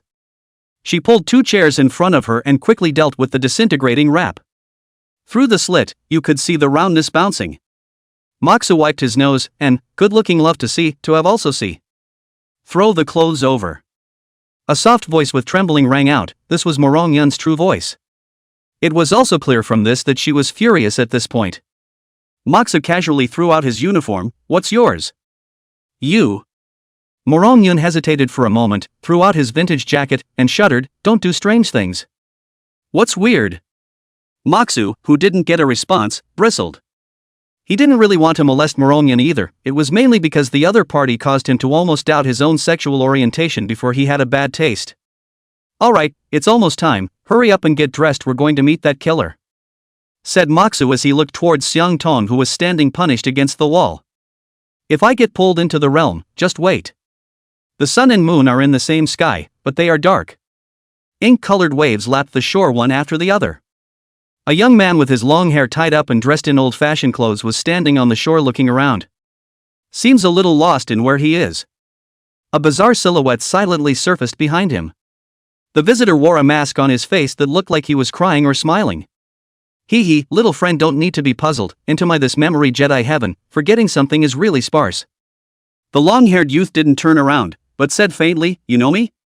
Worthy of being a monster-level heavenly pride, facing such a situation like this can still remain calm. The masked man's mouth exclaimed in admiration, but his heart carried some doubts. Why did Morong Yun's words just now seem to sound a bit clipped? Could it be an illusion? But whether it was an illusion or not couldn't affect what he was going to do next. The masked man continued, "Unfortunately, you don't have the chance to grow." As soon as the words fell, he struck out like lightning. Under the support of He Qing, it almost instantly swept past Morong Yun's body. Arcs of light erupted and the entire coast was split in two. However, the Morong Yun in the middle of it was indifferent, as if he did not feel it. He even asked suspiciously, "Oh? Why?" This time I heard it clearly and it did clip. "Bah, that's not the point. The point is why Morong Yun was unharmed by this blow?" The masked man's face shook furiously. Snapping her head back, she saw a wig slowly falling. Question mark. Chapter 86, A Little Too Naive. The slash just now could have been completely unrelenting. The masked man realized that this mission had gotten out of hand, and without a moment's hesitation, he waved his hand to disarm the memory Jedi Sky. As an assassin of Jade Balance's star level, he would not waste time on any non-targets. Only, as the boundaries dissipate. Instead of returning to the hotel lobby, the scene appears in an unknown and bizarre realm. The masked man subconsciously released his divine thoughts to look around. "Are you looking for this?" Musu raised his palm, and a scarlet glass ball lay quietly at the center of his palm, its light flowing. The saving arcs of light were as if they were sandwiched in the center of Moxu with the momentum of a star arching over the moon. Without the slightest bit of nonsense, the masked man swung out his spell and blinked and charged. Just as he was about to grab the glass ball that held Night Trick, the red light from the sphere melted instantly into the large, knuckle-dragging hand, and the glass sphere shattered into powder in an instant. The arcs of light that flew around them were all blocked by the protective divine thoughts. The next second Moxa flipped his palm. Straight away, he came to a 10-finger stand with the masked man who rushed to the front of the room. The masked man's face changed. The physical toughness of the person in front of him was evident from the previous attack. Physical cultivation. And it was an extremely powerful body cultivator. "Want to get out, huh? Beg me." Moxa grinned, revealing his morose white teeth. The first time he took on the Huanyu realm, the opportunity was rare and there was plenty of time, so he wasn't in a hurry to make a move. The Huanyu realm was completely different from the previous realms, and in order to break through, in addition to accumulating in place, one also needed to perceive heaven and earth. In addition, the Huanyu realm also has a heavy number of miraculous things. It is appropriate to take this opportunity to experience all of them. I believe that under his penitentiary, the masked man will definitely teach him everything. The palm of his hand was held in a death grip, and after trying to exert force for a few times and being unable to break free, the masked man couldn't help but sneer. "Keeping Night Trick within your body in the trickster realm state, do you really think you're steel? Even if you're a physical cultivator, how long can you support yourself? 10 minutes? Or 20 minutes? It's true that it didn't last long, it probably lasted until your end of life." Mushu smiled and gave a sharp tug on his hand. "Come on, let brother Mushu see if you're developing properly." The backhand builds up a stiff punch straight to the masked man's heart. However, the expected dull touch did not come. The punch seems to have landed in the air. Not only that, but the original tightly clasped hands had lost their solid grip. The masked man's form reappeared not far away. All the ants under the realm of the universe are ants, and even ants presumed to kill the gods. Musu directly interrupted him and said, "It hurts my brain to hear you blow your power. Isn't it just the power of the realm?" The information in the 749th Bureau contains a basic introduction to the Huanyu realm. When a domain was promoted to a realm, it would produce a special power that acted on space, known as the power of the realm. Cultivators who did not possess the power of the realm could not inflict damage on cultivators who had opened the power of the realm. It was a gap between realms that could not be crossed. However, the power of the realm was not infinite, and would likewise be depleted just like spiritual power. Thus, the time in between was the perfect time for Musu to sense the power of the realm. With his physique resisting the masked man's attack was like playing. If he were in a game, he could even slap someone with a blood bar 1,000 miles away. The image flows and the sound of the waves is clear to the ear. The dark and great sun rose high in the sky along with the full moon. Realm, memory of the absolute sky. I didn't want to waste time with you here, but since you're stubborn, I don't mind giving you a ride. The masked man said in a cold voice, surging spiritual energy accompanied by the power of the realm converging between his palms. Be my guest. Moxu waved his hand indifferently. This realm has whispers that can contaminate the spirit, similar to the satanic demonic fog in the witch world, but much weaker. In the place of an ordinary mountain and river realm coming in, it would still be really easy to have their memories briefly erased. But for the current Moxu, it didn't hurt at all. Nightmare split reincarnation formation. Seeing that Musu didn't even have the intention to dodge, the masked man revealed a cold smile and pressed his hands violently on the reef. The misty light fog instantly converged into a huge formation, enveloping the hundreds of meters in a circle together with Musu. Feeling the spiritual attacks that coiled around his body and the tearing sensation of the power of the realm, Musu simply let go of his protective divine thoughts, which was tantamount to suicide for an ordinary mountain river realm. The masked man who caught a glimpse of this scene froze. After returning to his senses, he couldn't help but taunt, "In my career as an assassin, you're considered one of the most arrogant, but that's where it ends." As his words fell, the spinning formation suddenly turned into a hurricane. Like a large millstone to crush everything in it. Under this level of magic, even the masked man himself could not penetrate the hurricane to see the scene inside. Moxu, who was in the middle of it, stood still. Allow the violent spells to tear the clothes and spiritual power, as for the physical body, the jutsu couldn't tear it. And that huge divine idea had all been used to parse the power of the realm. Honestly speaking, often looking at other people's various magnificent spells at the drop of a hat, sometimes Moxu would be envious. But when really personally to bear the power of which will feel tasteless to eat and discarded. These jutsu didn't seem to be as simple and violent as his fists. Even now, he was facing the Huanyu realm's arts, which was why he hadn't taken the time to learn some arts. After all, numerical monsters don't require fancy maneuvers. In a moment, the hurricane dissipated. The clothes of Musu in the formation were in shreds, and his face wore a look of disappointment. The masked man's eyes widened as the rigid, athletic flesh nearly blinded him. Where did this monster come from? The masked man's face was stunned, and he couldn't help but open his mouth to inquire. What the hell are you? With your strength you shouldn't be obscure. Well said, I'm the supreme mixed Yuan Wuga heavenly god of peerless god in devil heaven and earth descending to earth, Musu, you can call me brother Su, I'll try to be a little lighter on my hands when I beat you up in a while. The masked man had a lump in his throat for a moment. Both shocked at Mushu's shamelessness and puzzled as to why this was a name he had never even heard of. Even this face he couldn't find any impression of as he searched his memory. Not screaming? That's going to hurt a little bit in a while. Moxu rubbed his fists and made a clicking sound. He had finished parsing the masked man's realm power, and concluded that it was, look color. But he wasn't all bad, at least he had a rough outline of the basic model of the power of the realm. It's a cumulative process and there's no rush. Are you really going to follow me to the end? The masked man's face was a bit grim, he couldn't fight or run away. There was no way back for him. Although there were still a lot of techniques that had not been utilized, he was also aware that it was nothing more than a pointless struggle. Why do you people have to talk such crap when you're about to die? Other than that, just by looking at this concentration of grievances on your body, there are 80 innocents who have died at your hands, if not 100, right? The corners of Moxu's mouth brought up a touch of disdain, and his footsteps did not stop, one step after another. Looking at the tall figure that was getting closer and closer, the masked man finally realized the fact that he was about to die. The person in front of him has been holding the mentality of a cat playing with a mouse in the game with him. Each sound of those unhurried, gentle footsteps felt like it was stepping on the masked man's heart. Wait a minute. Let me go and I can be your dog.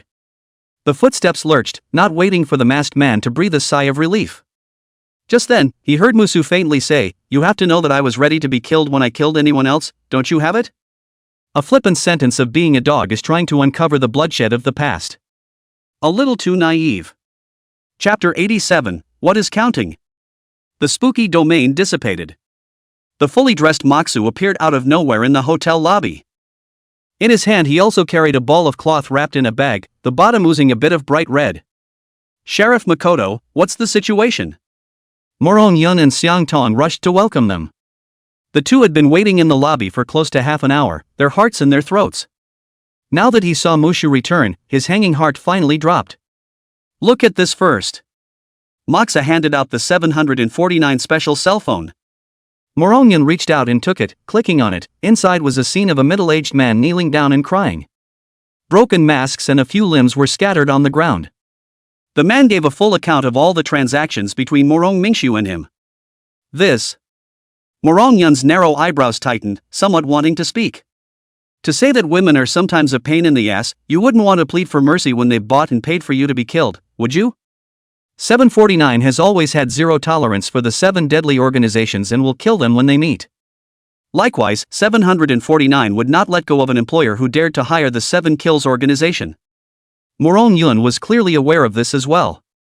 But unexpectedly, she shook her head and explained, I just don't want to make a big deal out of it. After all, it's about my Morong family's reputation. Once the reputation of hiring the 7 Killers organization spreads out, it will be difficult for the Morong family to gain a foothold in Haiyuan City.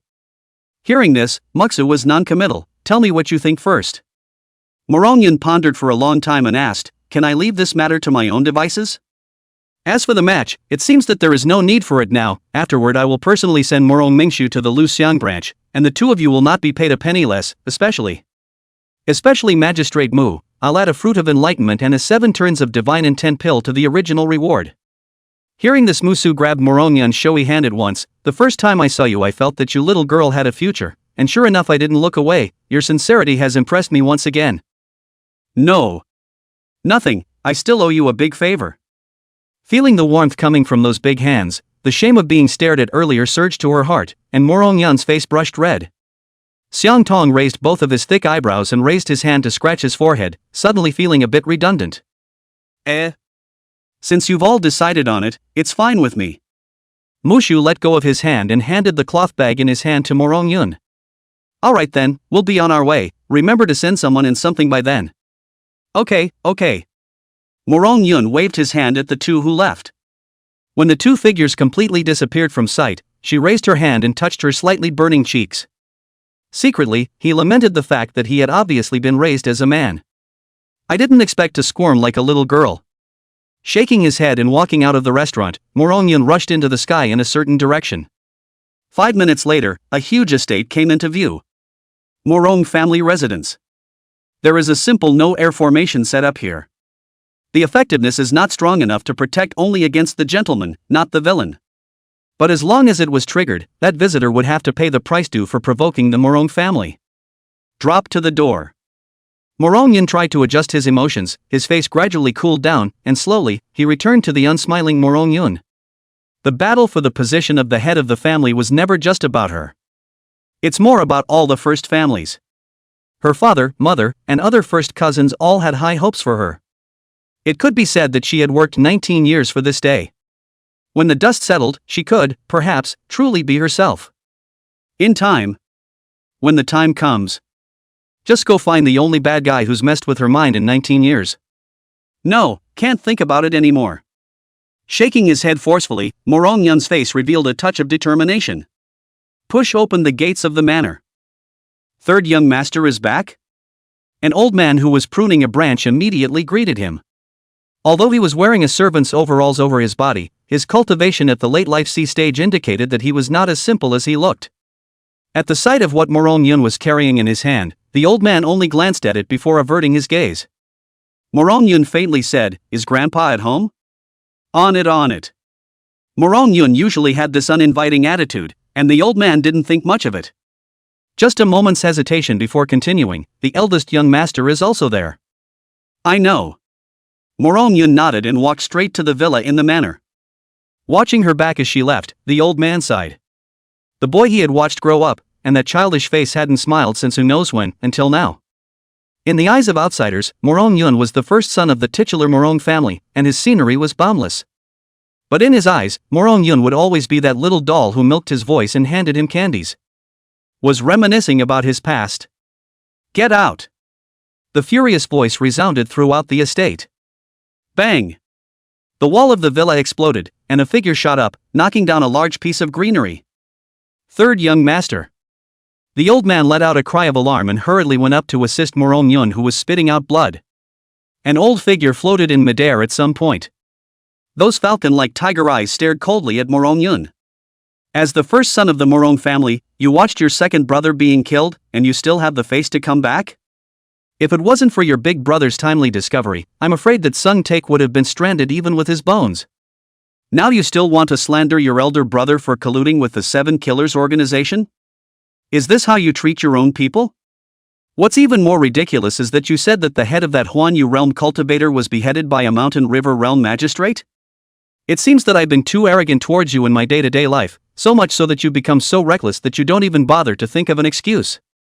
The old master's painful loss of his own grandson coupled with his preconceived notions, simply could not listen to explanations. Morong Yun was silent. The results are in front of us, and it's easy to backtrack through them. The only people who had come into contact with Morong Qing's corpse were the inspectors. Perhaps her course of action had been under Morong Mingshu's control all along. Even how many helpers she recruited and what personalities she had were factored in. This was counting all three of them, her and Mushu and Xiang Tong. No wonder those inspectors were on the scene so quickly. Just because the old man valued affection the most, he, Morong Mingshu, could even use his own brother's life as a game. Now, there's no point in saying anything. With Morong Mingshuan's meticulous thinking, he wouldn't be without a backhand. It was impossible for the Seven Killers organization to reveal the mission plan on its own, and those who knew about it must have been silenced, while the two remaining witnesses had already left on their own. Maybe by the time they realize something is wrong. The dust has settled. Say, where did that head come from? In a bellowing voice like a lion's roar, a terrifying pressure pressed Morong Yun to the ground, and her face paled a few more points. The old man who assisted her was even directly pulled away by a powerful divine thought. Dull footsteps sounded. A pair of shiny leather shoes slowly arrived in front of Morong Yun. Sister Yun, if you really want the position of family head so badly, it's not like I can't let you have it, but you. Alas. Morong Mingshu. Morong Yun, who was lying on the ground, raised his head, his teeth clenched, and blood once again spilled from the corner of his mouth. Chapter 88, Don't worry, there's something even crazier. She had, it seemed, always underestimated this nominal big brother. As early as their arrival in the city of Haiyuan, they had already fallen into a carefully woven web. Unlike other powers, a lineage is an organization constructed from blood ties. It's all about hugging people and being close to them. In their eyes, Torah regulations are far less important than loved ones. Not to mention that the old master Morong Xiangxin didn't believe that Morong Mingshu would collude with the Seven Kills organization at all. Even if he did, then he wouldn't hand the person over until he had no choice. This is the family. It is because of unity that they prosper. Morong Mingshu had also calculated this to be able to predict the old master's reaction and the way Morong Yun would wrap up the incident. This game was unsolvable, at least for the current Morong Yun. Although it wasn't clear what Morong Mingshu had left behind, it was clear that he wouldn't leave any loopholes with his meticulous thinking. This battle for the head of the family. She lost. What? Don't you even listen to the old man? Morong Xiangxin in the air is quite a bit hateful, angrily said. The source of that head will explain clearly. The old man can still close for you, if not. Grandpa, calm down and let me talk her down. Morong Mingshu persuaded in a warm voice. He was nearly 30 years old, wearing a straight suit and a thick back hair, more like a business elite than a monk. After pacifying Morong Xiangxin, Morong Mingshu leaned down and whispered in Morong Yun's ear. If you were a man, I'm afraid I'd have to go through a bit more trouble, but unfortunately, you're just a woman. What are you trying to say? About that head, I thought of a come-on for you, just to be able to abandon even your own brother. The Morong family can only go to extinction in your hands. Oh, Sister Yun, the battle of the sons of the world has always been like this. What can a mere brother be considered? Morong Mingshu sneered and stood up. He would officially take over the Morong family tomorrow. And what awaits Morong Yun will be isolation and confinement. Just then, Morong Xiangxin, who was in the air, had his eyes glazed over. Boom! The manor gate made of special alloy was lifted off by a huge force, twisting and deforming. Two extremely tall silhouettes walked in with large strides. 749? Seeing those two uniforms, Morong Xiangxin's face sank as he associated a certain possibility. In Haiyuan City, no one would ever be so disrespectful to the Morong family. Even the Haiyuan branch office was polite and courteous when doing their work. The fact that this is happening now can only mean that the visitors are off-site law enforcement and have ample evidence. Coming in front of Morong Yun. Meeting her surprised gaze, Moxa shook his head, tch. Well. Hearing the flirtation in his tone, Morong Yun directly buried her head into the ground. Okay, don't play dead. Pulling her up and throwing her behind him, Moxa looked up and swept his eyes at the greasy-headed man standing next to him. You are Morong Mingshu? Ever since he asked Morong Mingshu about his plan from that butler's mouth, he had always had a question. That's why, having already arranged for a killer, Morong Mingshu still wanted Morong Qingze to come over and jump on his face to provoke him? It's completely illogical. Once Morong Yun was really assassinated, Morong Qingze, who could also be a candidate for the heir apparent but was unharmed, would not be able to get away with it at all. So, after leaving the restaurant, Mu Su went directly to the hospital, wanting to find that steward to understand clearly again. But when he rushed to the hospital, the butler had already died on the hospital bed and Morong Qingze's body was nowhere to be found. At this time, it dawned on Moxu. Someone was behind everything early on. The real role of Mu Young's son Jake should be the outcast used to take the fall. Considering the fact that as a vested interest, Morong Mingshu himself is highly suspect. So if he wanted to make this pot completely solid, then there must be tangible evidence in his hands about Morong Qingze's contact with the assassin. Thinking of this, Mushu immediately hurriedly brought Xiang Tong with him. In the face of his inquiry, Morong Mingshu looked indifferent. So what if it is? Bang! Click! A golden light shield in front of Morong Mingshu was suddenly shattered. The heavy artillery-like fist heaved against the small of his back. Ahem ahem! What are you doing? Exiting several steps in a row, Morong Mingshu coughed up blood and screamed out strangely. An uncontrollable look of shock welled up in the bottom of his eyes. He had long known that Mu Su was very strong, or else he wouldn't have directly cooperated with the Yu Hong Star assassin of the 7 Kill organization. But I didn't expect that it was actually strong to such an extent that the spiritual treasure-level body protection apparatus was shattered by a single punch. If he didn't have a protective apparatus to block out most of the damage, this punch would have been able to break him in two, I'm afraid. Stop! Morong Xiongxin dodged in front of Mu Su. Your Excellency is too much of a disregard for my Morong family, isn't it? If you are enforcing the law, please also show me the evidence, otherwise don't blame me for being impolite. Evidence? Wasn't the evidence sent over a long time ago? The worries of the heart turned into reality.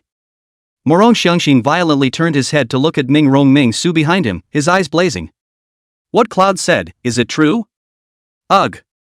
Morong Mingshu sighed and pulled out a player from his pocket and clicked on it. In the scene, Morong Qingze and a man wearing a mask are whispering. It could be seen that Morong Qingze had a smile on his face and a sinister expression. Little brother he. A moment of ghosting, and I didn't realize it until this morning, and tried to stop it, when I realized that little brother he. At this time, the player scene changed and came to a restaurant box. Morong Qingze and Morong Mingshu's butler were having a drink. Only to hear the butler boldly patting his chest and shouting, "Don't worry, second young master, I'll take care of it." The scene ended here, and Morong Mingshu looked sad. Grandpa, originally I came back today just to tell you about this. After all, your words little brother is listening. I did not expect that it is still late. Then why didn't you just say so? Morong Xiongxin's eyes narrowed, flashing a flash of anger. I just feel that I am more suitable for this family head position compared to Yun's sister who saw death to her clansmen. If I had been present at that time, I definitely would have fought to the death to save Zadie. Morong Mingshu's eyes were red with grief. Morong Xiongxin was silent for a long time, his anger slowly dissipated. Good boy. Wonderful, wonderful. Moxa clapped his hands and laughed. Finished? Since the misunderstanding has been cleared, what else does your Excellency want? Do you want me to hand over my grandson's corpse? Morong Xiongxin's expression was displeased, and his tone did not hide the threatening intent. As far as I know, 749 doesn't seem to have any such regulations, so if you want to force your hand, you'll have to give me a reason. His attitude, it pisses me off, that's the reason. Is it satisfactory? Arrogant. Don't worry, there are wilder ones. Chapter 89 Ingenuity is worthless in front of the fist. Not only am I going to get killed, I'm also going to take Morong Qingze's corpse, and I'm going to beat up this senile old man of yours. Moxa said as he warmed up in front of several people. And anyone who has ever had the honor of seeing this scene has already been reincarnated. Morong Xiongxin's face was grim. Your Excellency is so reckless. Are you not afraid of the accountability of the higher-ups of 749? It's not recklessness. Mushu gave Xiang Tong a sideways glance. Xiang Tong understood, and his tall figure of more than 2 meters 2 or so lay straight down on the ground. Oops. My hand was cracked, and several meridians in my foot were broken. Saying that, he raised his hand in a neutral manner and pointed at Morong Mingshu. He hit him. The words that did not have any emotional fluctuations throughout the whole process, hearing Morong Xiongxin and Morong Mingshu's corners of their eyes twitching. Acting with your eyes open and throwing dirt in the air. Musu spread his hands and said, "You see, my brother was seriously injured by your grandson during law enforcement, and he has already committed a number of crimes such as resisting arrest, assaulting a law enforcement officer, and colluding with the Seven Killers organization." Seeing that the charge was casually decided, Morong Mingshu angrily said, "Haven't I already shown you the evidence? It wasn't me who colluded with the Seven Killers organization. When I say it's you, it's you. Dare to count on me, even if the God of Heaven comes today, he won't be able to save you." As soon as the words fell, Moxa charged out violently. "Deception is too much. I'll capture you here and show all the leaders of 749 that this is their good subordinate." The angry Morong Xiongxin raised his hand and the two instantly disappeared in place. Morong Mingshu's heart thumped wildly after escaping, and for a short moment he seemed to see death beckoning. Returning to his senses, his face gradually became grim. Intelligent talent and sharp thinking had always been his proud skill, and a card he had hidden for decades. And now, the ploy that had taken so much effort to plan out had been rejected in its entirety with a single sentence. Especially Mushu's casual attitude was unacceptable to him. According to the original plan, not to mention the magistrate, even if the head of the Haiyuan branch arrived in person, there was nothing he could do. At that time a friendly and brotherly him, and a Morong Yun who saw death to his brother. Morong Xiongxin might still choose him as the heir. Even if it was the worst outcome, it was just him continuing to compete fairly with Morong Yun. How could such a savage character as Moxu pop up? In the profile he had tried to overestimate the other party's fanaticism, not realizing that the other party was not fanatic at all, but simply out of sight. No way. Although the great master had a cultivation of the middle stage of the Huanyu realm, he might not be able to stop that madman. It is necessary to make plans early. Morong Mingshu sprouted a desire to retreat. "What's on your mind? Come in, you." A large hand poked out of the void and gripped his neck and yanked him back. He managed to break through the boundary blockade? Why? Isn't he at the early stage of the mountain river realm? The sudden scene scared Morong Mingshu to death. With his physique, if he was forcefully pulled into the realm, he would only be corpsed the moment he touched the boundary of the realm. The screen flickered. When Morong Mingshu opened his eyes again, he had already arrived in a strange space. The realm of the weird? It was too late to think about it, and the intense choking sensation on his neck squeezed him to the point where he couldn't breathe. Mushu lifted Morong Mingshu into the air. Theoretically, anyone could break through the realm blockade at the mountain river realm. All it takes is a trick realm plus an indestructible physique. The need for the trick realm is due to the brief gap that occurs the moment the trick realm and the boundary realm overlap. The reason for needing an impenetrable physique was because the gap was capable of shredding even a peak Huanyu realm's physical body. Just now it was Morong Xiongxin who timely withdrew his realm, which prevented Morong Mingshu from being instantly killed. It is said that a great disaster must be a blessing. However, click. With the sound of bones cracking, the stunned Morong Mingshu had his neck broken. It wasn't true that the mountain river realm could repair broken limbs, but a broken neck would be completely hopeless. I told you, even if the God of Heaven came, he couldn't save you. Letting go, the limp body fell helplessly. Myung Wook. Morong Xiongxin's tiger eyes were red. While angry and secretly frightened, the boss was at the 4th level of the mountain river realm. Just like that, he was pinched to death like a chick by this kid who was only at the 1st level of the mountain river realm. Easy, now it's your turn. Musu turned around and looked at Morong Xiongxin. A golden glow swirled under his eyes. The previous assassins of the Seven Killers organization hadn't given him all the fun he could handle, and this old den thought he'd make a good sandbag. A man of clay still has 3 points of fire. Do you really think that old me doesn't dare to kill you? What you have done has completely violated the rules and regulations set by 749, even if Lao Fu kills you here, 749 will have nothing to say. Nothing to say? It does seem possible. After all, her words had been few and far between, and she would only strike out silently. Thinking of that cold face, the corner of Mox's mouth hooked into a smile. The furious Morong Xiongxin didn't continue to talk nonsense. With the lift of his hand, the crimson-colored purgatory blinked to cover the entire trick realm. The earth was cracked and everywhere there was erupting magma and flowing lava. The sky above roared continuously, and one after another, dazzling meteorites like a great sun smashed down. The blazing heat even scorched Moxu's protective divine thoughts to the point where they bared their teeth. The realm, the Great Thousand Inferno Vault.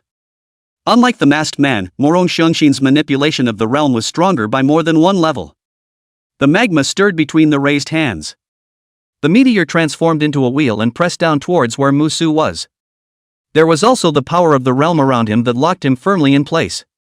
Suddenly new to the game, Moxa tries to dodge. But no matter where he flashed to, the scene he was in did not change. This is the rule that the power of the realm must be hit. Being in the middle of it will lock you in a fixed position from which you cannot escape by simple physical movement. Morong Xiongxin kept his hand raised and fell into silence. Instead of losing his mind after the strike, he was becoming more and more lucid.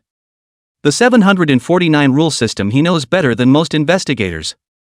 Even the Huan Yu above wouldn't dare to act recklessly within the Dixia territory again. This magistrate in front of me dared to do so. Perhaps what Yuner said in the beginning was not a false statement. Although Morong Xiongxin valued affection, there was a prerequisite for this. It can't conflict with the family's interests. If Morong Mingxiu and Morong Qingze really made a big mistake, he could only swallow his breath even if he was in grief. After all, the family is not the family of one or two people, it is about the life and death of thousands of clansmen up and down the Morong family. One wrong step, and perhaps the next demon slaughter order would be inserted on the grave of his Morong family. Thinking about this, Morong Xiongxin couldn't help but coldly snort towards Musu. Kid, if you beg for mercy now, I can still spare your life. You'd better think of a more decent position to take a beating in a while. I'm an equalizer, don't think I won't beat you just because you're older. Without retreating, Moxa rushed high into the air to meet the huge meteorite grinding disc head-on. Chapter 90, You'll have to let me beat you up first. The fist wrapped with the broken striker divine idea tore through the air, triggering bursts of explosions. The punch transcended the speed of sound. Rumble. The meteorite star was exploded alive under this punch. The flying fire and meteor-like fragments hit the protective divine idea, being bounced to the side. Being high in the sky, Musu did not stop for a moment and swooped towards Morong Xiongxin. Humph! Young man who doesn't know the heights of heaven, let the old man teach you what it means to be a Huan Yu realm senior. Morong Xiongxin snorted coldly and stomped his foot down. The crimson energy spread around in an instant along where his feet stepped. The magma-filled surface of the earth exploded, and half of the land was turned into a horrible volcano. Hot lava accompanied by dust. This great power of heavenly collapse met the airborne Muxu and spurred it up. At the moment of collision, the sky lit up with 8 colored blade awnings. The force is okay, and in a moment I'll teach you what it means that it's wrong to be patriarchal as well. The clear voice resounded through the heavens amidst this violent rumbling. At those words, Morong Xiongxin's face changed. With his close to 300 years of age, and as a great family of the world, it was inevitable that there existed some archaic concepts, and he didn't expect to be directly punctured by Musu. He did value Morong Mingxiu and Morong Qingze more. It was only because he was in the way of his feelings for his late wife that he had never taken the initiative to mention it. That's why when Morong Mingxiu suggested that he wanted the position of the family head, he offered to let the two of them compete. Although Morong Mingxiu's talent was not as good as Morong Yun's, he was better at being older, and his cultivation was sufficiently 3 times higher than Morong Yun's realm, and he had the support of the other clansmen. From this decision, it could be seen that he was more in favor of Morong Mingxiu.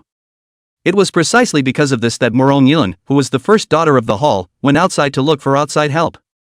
Sharp-tongued, this is the old man's family business, there's no room for you to talk too much. Morong Xiongxin raised his hands high.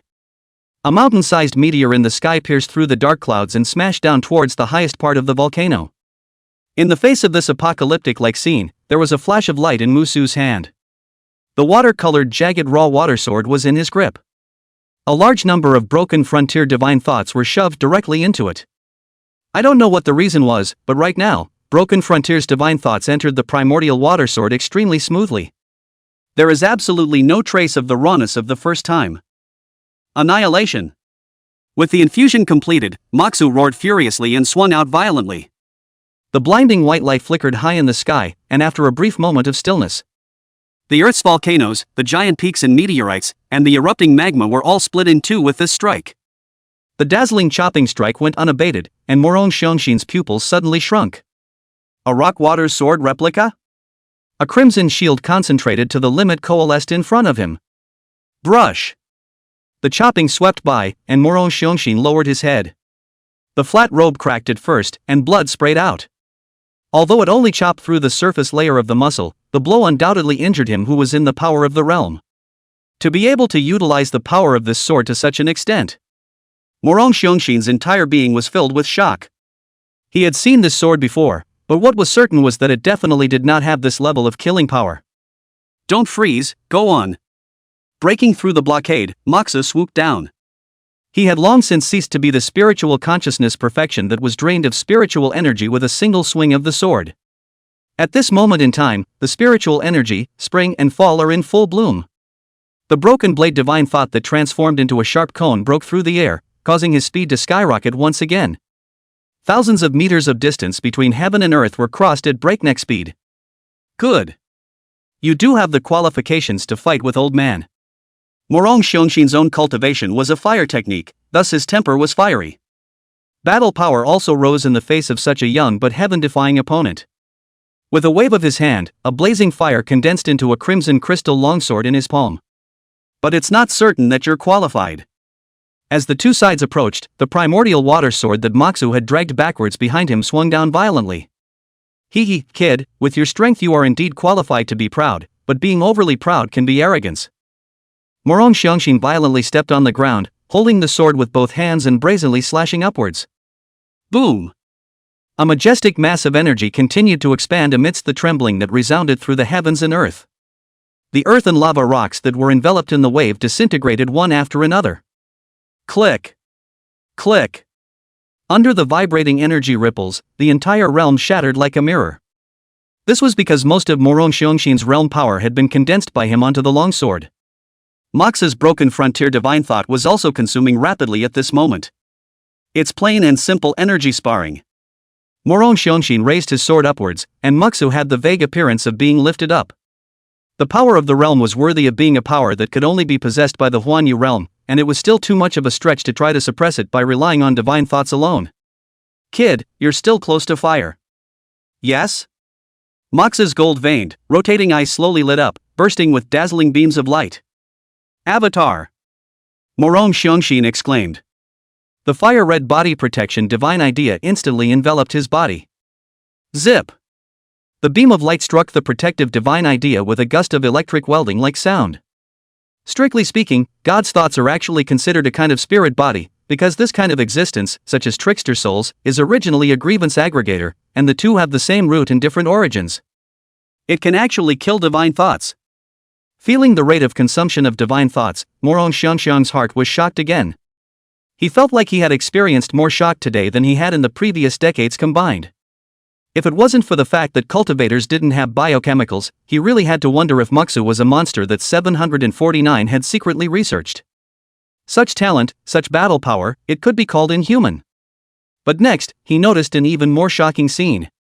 From the beginning to the end, Moxu surprisingly had an empty hand. He was actually able to fight against him, a mid-Huanyu realm cultivator, for killing power with just the strength of one hand. Several more beams of light shot in, irradiating his protective divine idea and shaking it. Moxu grinned. My lord is true to his word, if he says he's going to beat you up then he's going to beat you up. As soon as the words fell, the casserole-sized fist enlarged in Morong Xiongxin's eyes. Morong Xiongxin's face changed greatly. He had already deeply felt Moxu's physical strength. It was simply impossible to block this strike with the current strength of the protective divine idea. If he drew back the power of the realm at this time he wouldn't be able to suppress the amazingly powerful primordial water sword. But if he didn't use the power of the realm, he would be considered to have received this punch. Face is still secondary. Why did he choose an heir? It's not because he's getting older. The old arms and legs were not physical cultivators, and it was possible to be killed by a punch. At this moment, Morong Xiongxin only felt, kid bully me old and powerless, forced to come to battle me. Grief and anger. Morong Xiongxin violently withdrew the power of the realm. At the same time that Moxa's punch missed, the original water sword cut the red-colored longsword in half straight away. The ball of energy that had swelled to its limit also exploded at that instant. A mushroom cloud rises through the empty eerie landscape. It was an explosion of the three forces of the power of the realm, mixed with the broken frontier divine thought, and the original water true intent. The entire creepy realm shook with a roar. The clothes on Moxa's body once again turned into flying dust, and the spiritual energy used to maintain the existence of the tricky realm was even more nearly drained. And Morong Xiongxin wasn't doing well at the moment, and was panting violently. Facing the backlash of the power of the realm, he likewise needed to resist it with the power of the realm. It had to be said that the Huanyu realm was worthy of being the realm with the largest gap in battle power. The masked man from before was simply reduced to dregs when compared to Morong Xiongxin. Little friend, how about you and I shake hands and make peace? I know that you must have evidence of Ming Su's collusion with the Seven Killers organization in your hands, and I can't absolve myself of the blame for such a state of affairs in my family, so I would like to offer a spiritual treasure as compensation. It's okay to shake hands and accept compensation. Morong Xiongxin's face was relieved when he heard this. He really didn't want to fight with Mushu anymore. There was no benefit in winning, not to mention the possibility of being exterminated, while losing was too humiliating. But you'll have to let me beat you up first. Question mark. Chapter 91, I'm just saying, do you really believe me? In the Morong family manor. A large number of Morong's family members had already arrived from various places. For a while the otherwise empty manor was overcrowded. Most of them were mostly at the Fatesea realm, a small number of them were at the Mountain River realm, and even, there were several cultivators at the early stage of the Huanyu realm. You can see how powerful the Morong family is from here. Not to mention battle power, in terms of the number of high realm cultivators, it had already surpassed the Willow Phase branch. They surrounded Morong Yun and Xiang Tong in the center, wanting to understand the events. Including words like why Morong Xiongxin unleashed the realm, and who he was fighting, and where Morong Mingshu went with Morong Qingze. Xiang Tong always had a stern face and didn't say a word. And after all, Morong Yun was going to be the next head of the family, so he had to explain to the clan what had happened. A middle-aged man with a thin figure said coldly after hearing this, so, Sun Take and Myungwook have already been killed?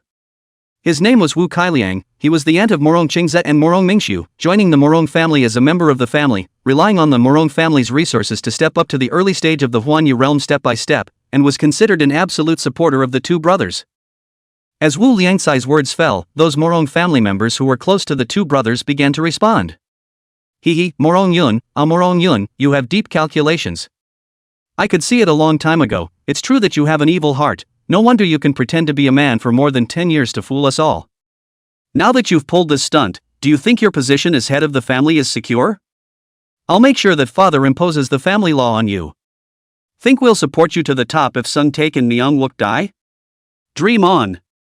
If it weren't for Grandpa's deep affection for the eldest mother, would you want to get your hands on the head of the family? To say something treasonous, the name of the first family has long since been changed to my second family line. In the corner, Morong Yun's parents hung their heads low. Although they were in the first line, they were the same as those clansmen said, their strength was low, their power was thin, and they didn't have much say at all in this family. If it wasn't for the old man holding it down, it might have been kicked somewhere. Ming Su, there is another son. Wu Liangcai said indifferently, he is more suitable for this family head position than you. The strength of the immortal cultivation world was displayed to the fullest at this moment. Without strength, the first family could only shrink to the side. Possessing strength, even outsiders like Wu Liangcai dared to intervene in the competition for the family head. You don't get to say whether it's appropriate or not. Morong Yun's face was bland. Facing the accusations and slanders of these clansmen, she didn't take it to heart at all. As early as when her daughter's body hadn't been revealed, she had overheard quite a few similar words, only that they were more restrained back then and not as reckless as they were now. She wouldn't have bothered with the old one, and she was even less likely to pick up on it now. With her talent, surpassing Morong Xiongxin was only a matter of time, and the Morong family would be even stronger in her hands. By that time, even if these people were dissatisfied, they would not dare to say another word. Oh, what a grown-up, daring to talk to auntie like that. No respect for your elders, you should be punished. Wu Liangcai let out a cold smile and took large steps towards Morong Yun. At this point, Xiang Tong, who had been silent, blocked between the two. Wu Liangcai stopped his steps. 749, my Morong family's family matters, it seems like it's out of your hands, right? Xiang Tong didn't say anything, didn't even look at him, and just stood quietly in the center. Humph. This is my Morong family's mansion, don't blame me in case you get hurt by mistake. Suddenly, a tall, topless figure appeared out of nowhere in the clearing. Along with him, there was also Morong Xiongxin, who had two black eyes and was covered in wounds. Bang, a body with a deformed neck landed on the ground with a muffled thud. This old man had been splitting part of his mind to protect Morong Mingshu's corpse, which prevented it from being destroyed in the great battle. That's hilarious. As soon as Moxa returned, he noticed the atmosphere of saber rattling in the crowd. Pointing at Wu Liangcai towards Xiang Tong, he asked, and who is this man? What do you want? Xiang Tong froze slightly, then laid down on the ground extremely naturally. The large bushy finger pointed at Wu Liangkai. Ah, it hurts, he attacked me. This made those Morong family clansmen confused. No dude, why are you suddenly touching a car for no reason? Oh. The fury from the big battle just now had not yet dissipated, and Mux's golden silk flowing gaze landed on Wu Liangkai. Wu Liang, who hadn't yet realized the danger, was just about to open his mouth. Boom! Waves of air billowed under the sonic boom, and the distance of 10 meters was spanned in a flash. Only when the crowd came back to their senses again did they realize that Wu Liangkai had already been lifted up by Musu's neck. How is it possible? Wu Liangcai's eyes were filled with shock. Wasn't the person in front of him only at the mountain river realm? You're suspected of violently assaulting a law enforcement officer. Tell me, how do you intend to pay for it? After the battle with Morong Xiangxin, he had initially mastered the technique of enchanting the Guile realm under his body surface, which allowed him to penetrate the power of the realm to directly attack Huanyu realm cultivators.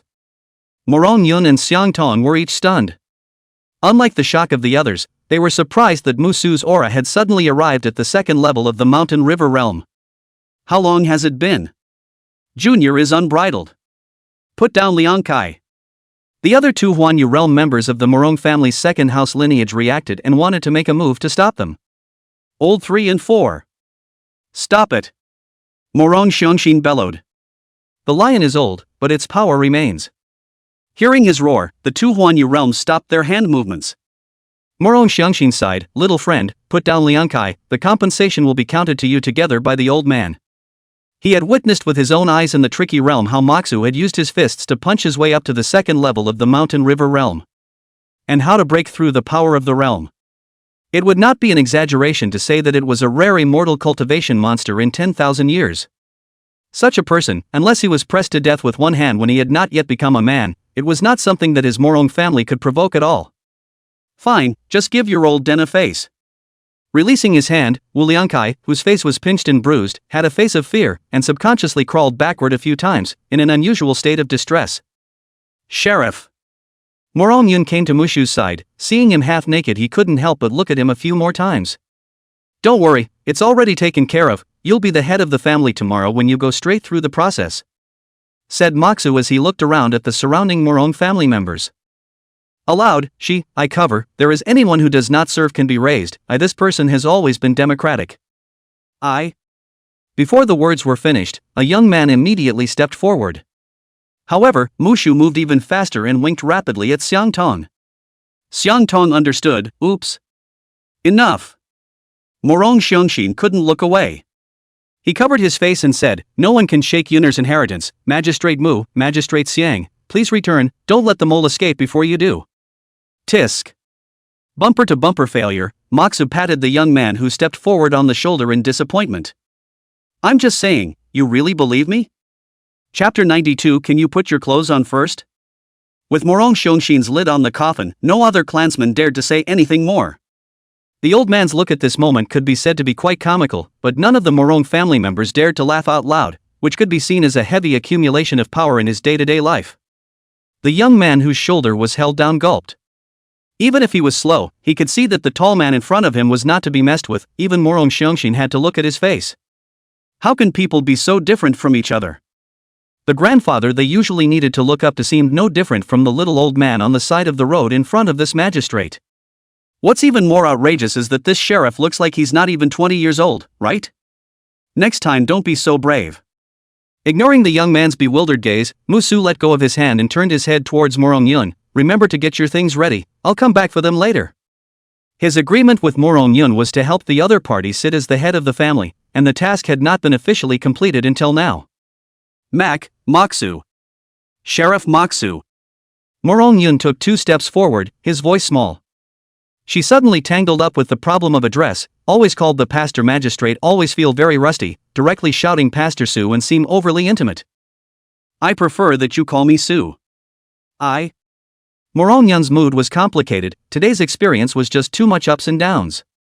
In addition to her gratitude towards Mushu, there was also a touch of indefinable, indescribable strange feeling. You wouldn't want to renege on your debt, would you? Moxu had a vacant eye. No, of course not. Looking at Morong Yun, who was talking to Musu in a low voice, Morong Xiongxin's emotions were also complicated. On the one hand, 2 of his own grandchildren died in the hands of Musu, and on the other hand, if Musu can join his Morong family. Morong Xiongxin hastily stopped his thoughts. It was obviously inappropriate to think about this now. After all, he was still very attached to his 2 grandchildren, even though he had committed a crime, I guess, but after all, they were his bloodline offspring. The most he could do, at best, was to keep his nose out of the two's relationship. As for what the boy Yun heir will do, it's out of his hands. Only, he couldn't help but think that if Morong Yun and Musu were to combine, how terrifying the talent of the child born would be? Maybe then his Morong family can also be among the ranks of the second-rate families of Disya. Hey! Old man, send me the stuff directly when you find it. Musu's voice came from far away, and Morong Xiongxin, who was immersed in his fantasies, stiffened. The heart said, "Humph. There'll be a day when you'll toast tea to old me." On his lips, he said, "Don't worry, Sheriff Makoto, the old man will take care of it." Mushu nodded in satisfaction and touched Xiang Tong on the ground with his foot. "Get up, it's time to get down to business." "Oh." Xiang Tong stood up and patted off the dust on his body and asked, "What business?" He seems to have done nothing on his trip down here but bumper to bumper. "Catching adultery?" Question mark. Musu did not explain, and rushed up to the sky after taking Xiang Tong out of the Morong family manor in quick steps, aiming straight for the Hai Yuan branch. If any magistrate had come over in today's situation, I'm afraid he would have had to go out lying down even if he had pulled out the complete evidence on the spot. The immortal cultivation world was ultimately about speaking from strength. If Musu didn't have the battle power to fight against Morong Xiongxin, there was no way Morong Xiongxin would be so honest. This was why Moxa didn't even bother to explain and just started fighting. There's a saying, punch first, and ask the question all over while you're at it. Maybe Morong Mingshu never thought that Musu would turn a blind eye to his evidence even to his death. This is simply not something that a normal magistrate can do. Of course, Moxu did still have evidence, but that took time. The assholes in the patrol team are responsible for the successful execution of Morong Mingshu's plan. The thing that ate the inside out, no matter what reason he had, there was no way Moxu would let him live to see tomorrow's sun. Feeling the baleful aura on Mushu's body, Xiang Tong finally reacted to what Moxu meant by catching an adulterer. Looking at Musu's back, Xiang Tong fell into deep thought. This experience had taught him that there were times when what seemed like the simplest and crudest way to handle a situation was the most direct and effective way to solve it. The matter of catching the mole might be a bit troublesome if it were anyone else, but Musu, the king of the mongrels, was clearly not among them. In a real fight, he might even dare to beat up the director of the Hai Yuan branch. Thinking of this, Xiang Tong curiously said, "I'll be going to do?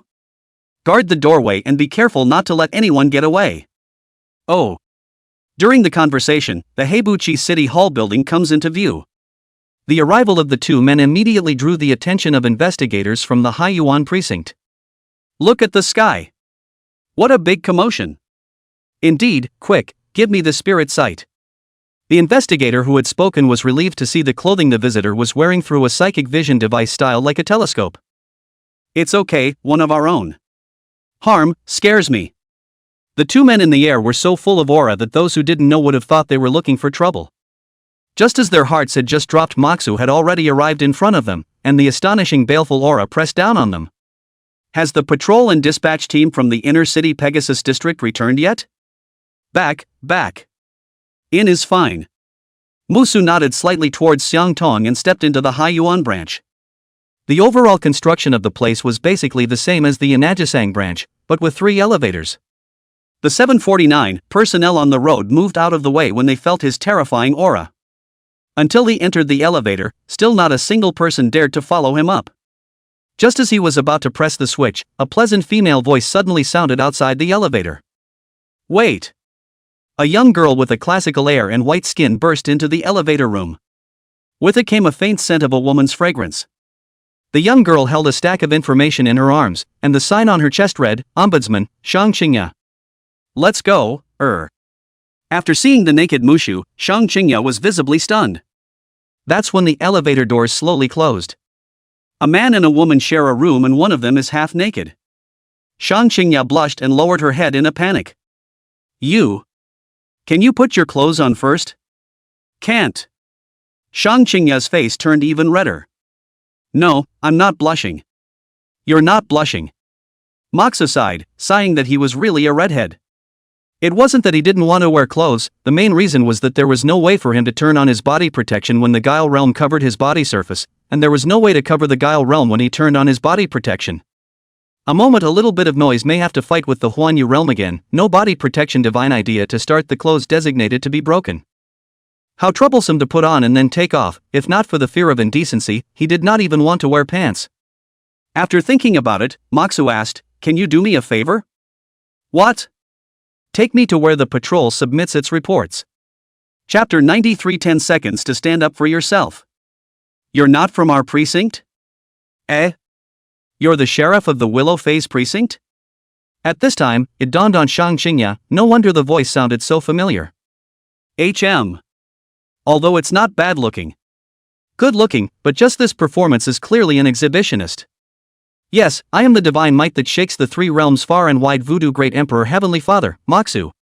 Hearing this answer, Shang Qingya's face not only stopped red, but also darkened a bit. Coldly, he said, "I can't." "What?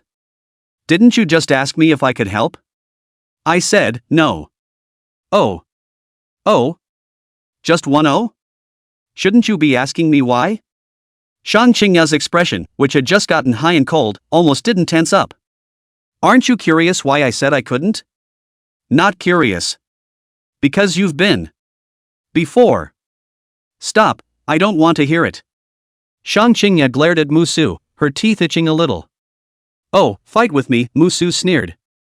That's when the elevator dinged open. A service hall several times wider than the Yanajisang branch office came into view. Ignoring the young girl who was changing her face in Sichuan opera, Musu took a step into it. Looking at the crowds coming and going, he took a deep breath. Broken Frontier's divine thoughts surged to his throat, then he bellowed out, "I am Magistrate Musu. All inspectors come out." The majestic sound shook the glass dome above the hall with a clicking sound. Behind her, Shang Qingya, who had been caught off guard, was even more frightened by this sudden shout and jumped straight up. The stunned Shang Qingya said angrily, "Are you crazy?" And in the hall, the crowd looked at me and at you. "Moxu? How come I've never heard of this character? He's not even wearing a uniform, could he be a casual impersonator? What kind of pig talk are you talking about, coming to the 749th and posing as a sheriff? You couldn't do that if your brain was kicked by a donkey, could you? I'm basically impressed with all the sheriffs in our precinct, and this guy is mostly from other precincts. And you guys, Shang Qingya seems to know him. I think it's more likely that it's a cross-district operation." A few moments later, a number of people sparsely came out. Though the officer's look was a bit chic and the approach was out of order. But orders are orders, and they dare not disobey them. Moxu pointed to a forward-leaning patrolman and said, "You, come here." The inspector came close enough to stand up and salute. "Hello, sir. Tell me, where are the patrols in the Tenma district?" "Sir, I'm from the Pegasus district." "Boo, that's quite a catch, go get your whole team." "Yes. Sir." The inspector saluted again and turned around for an instant with a sudden sigh of relief. This sheriff was giving him too much of an oppressive feeling, the aura was practically crushing him. Especially those eyes with the golden filigree flowing through them, like they were trying to see him completely through from the inside out. "What the hell do you want?" Shang Qingya frowned with a willow brow and came to Mushu's side. "The others can leave." Ignoring Shang Qingya's inquiry, Musu dispersed the crowd. "Humph. You haven't reported it yet, have you? It's out of order to do that, I'm going to call him back," said Shang Qingya as she ran directly to that Tianma district inspector and dispatcher. The two of them didn't know what they were talking about, and the inspector turned his head back, just in time to meet Mox's gaze.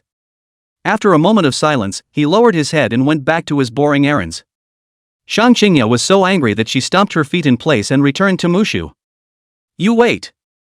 Moxu ignored her, not even glancing towards her, and took out his cell phone from his storage ring to read it by himself.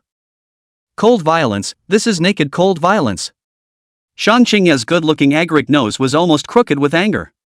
Sometimes, women are like that, as soon as you ignore her, she freaks out on her own. From time to time, inspectors walk in the passageway of the affairs hall. They looked around and ran over to stand after seeing Moxu. About 10 minutes later. All of the Pegasus district inspectors are lined up in 2 rows in the business lobby. many investigators who had received the news were converging from all over. The whole business hall was overcrowded for a while. Just as they were wondering what this sheriff from another precinct wanted to do, Musu put away his cell phone and faintly said, "I'll give you 10 seconds for the mole to come forward on his own." The whole room was in an uproar at these words. The patrol captain of the Tenma district said sharply, "Sir, do you have proof? The term mole is no joke. This is if it's true. The better ones are locked up for decades, and in severe cases, even lose their lives." Shang Qingya, who also realized the seriousness of the matter, was also busy saying, "Is there some kind of misunderstanding? Can you give us a little time to investigate ourselves?" Pissed off as she was still clear on what was right and wrong, and no one would joke about such things. Out of consideration for the reputation of the Haiyuan branch, she preferred to leave this matter to the Haiyuan branch itself. "I don't like bull, you have 5 seconds. Mushu was unperturbed as the fury chi flowed around his body, and the broken frontier divine thought covered the entire hall of affairs.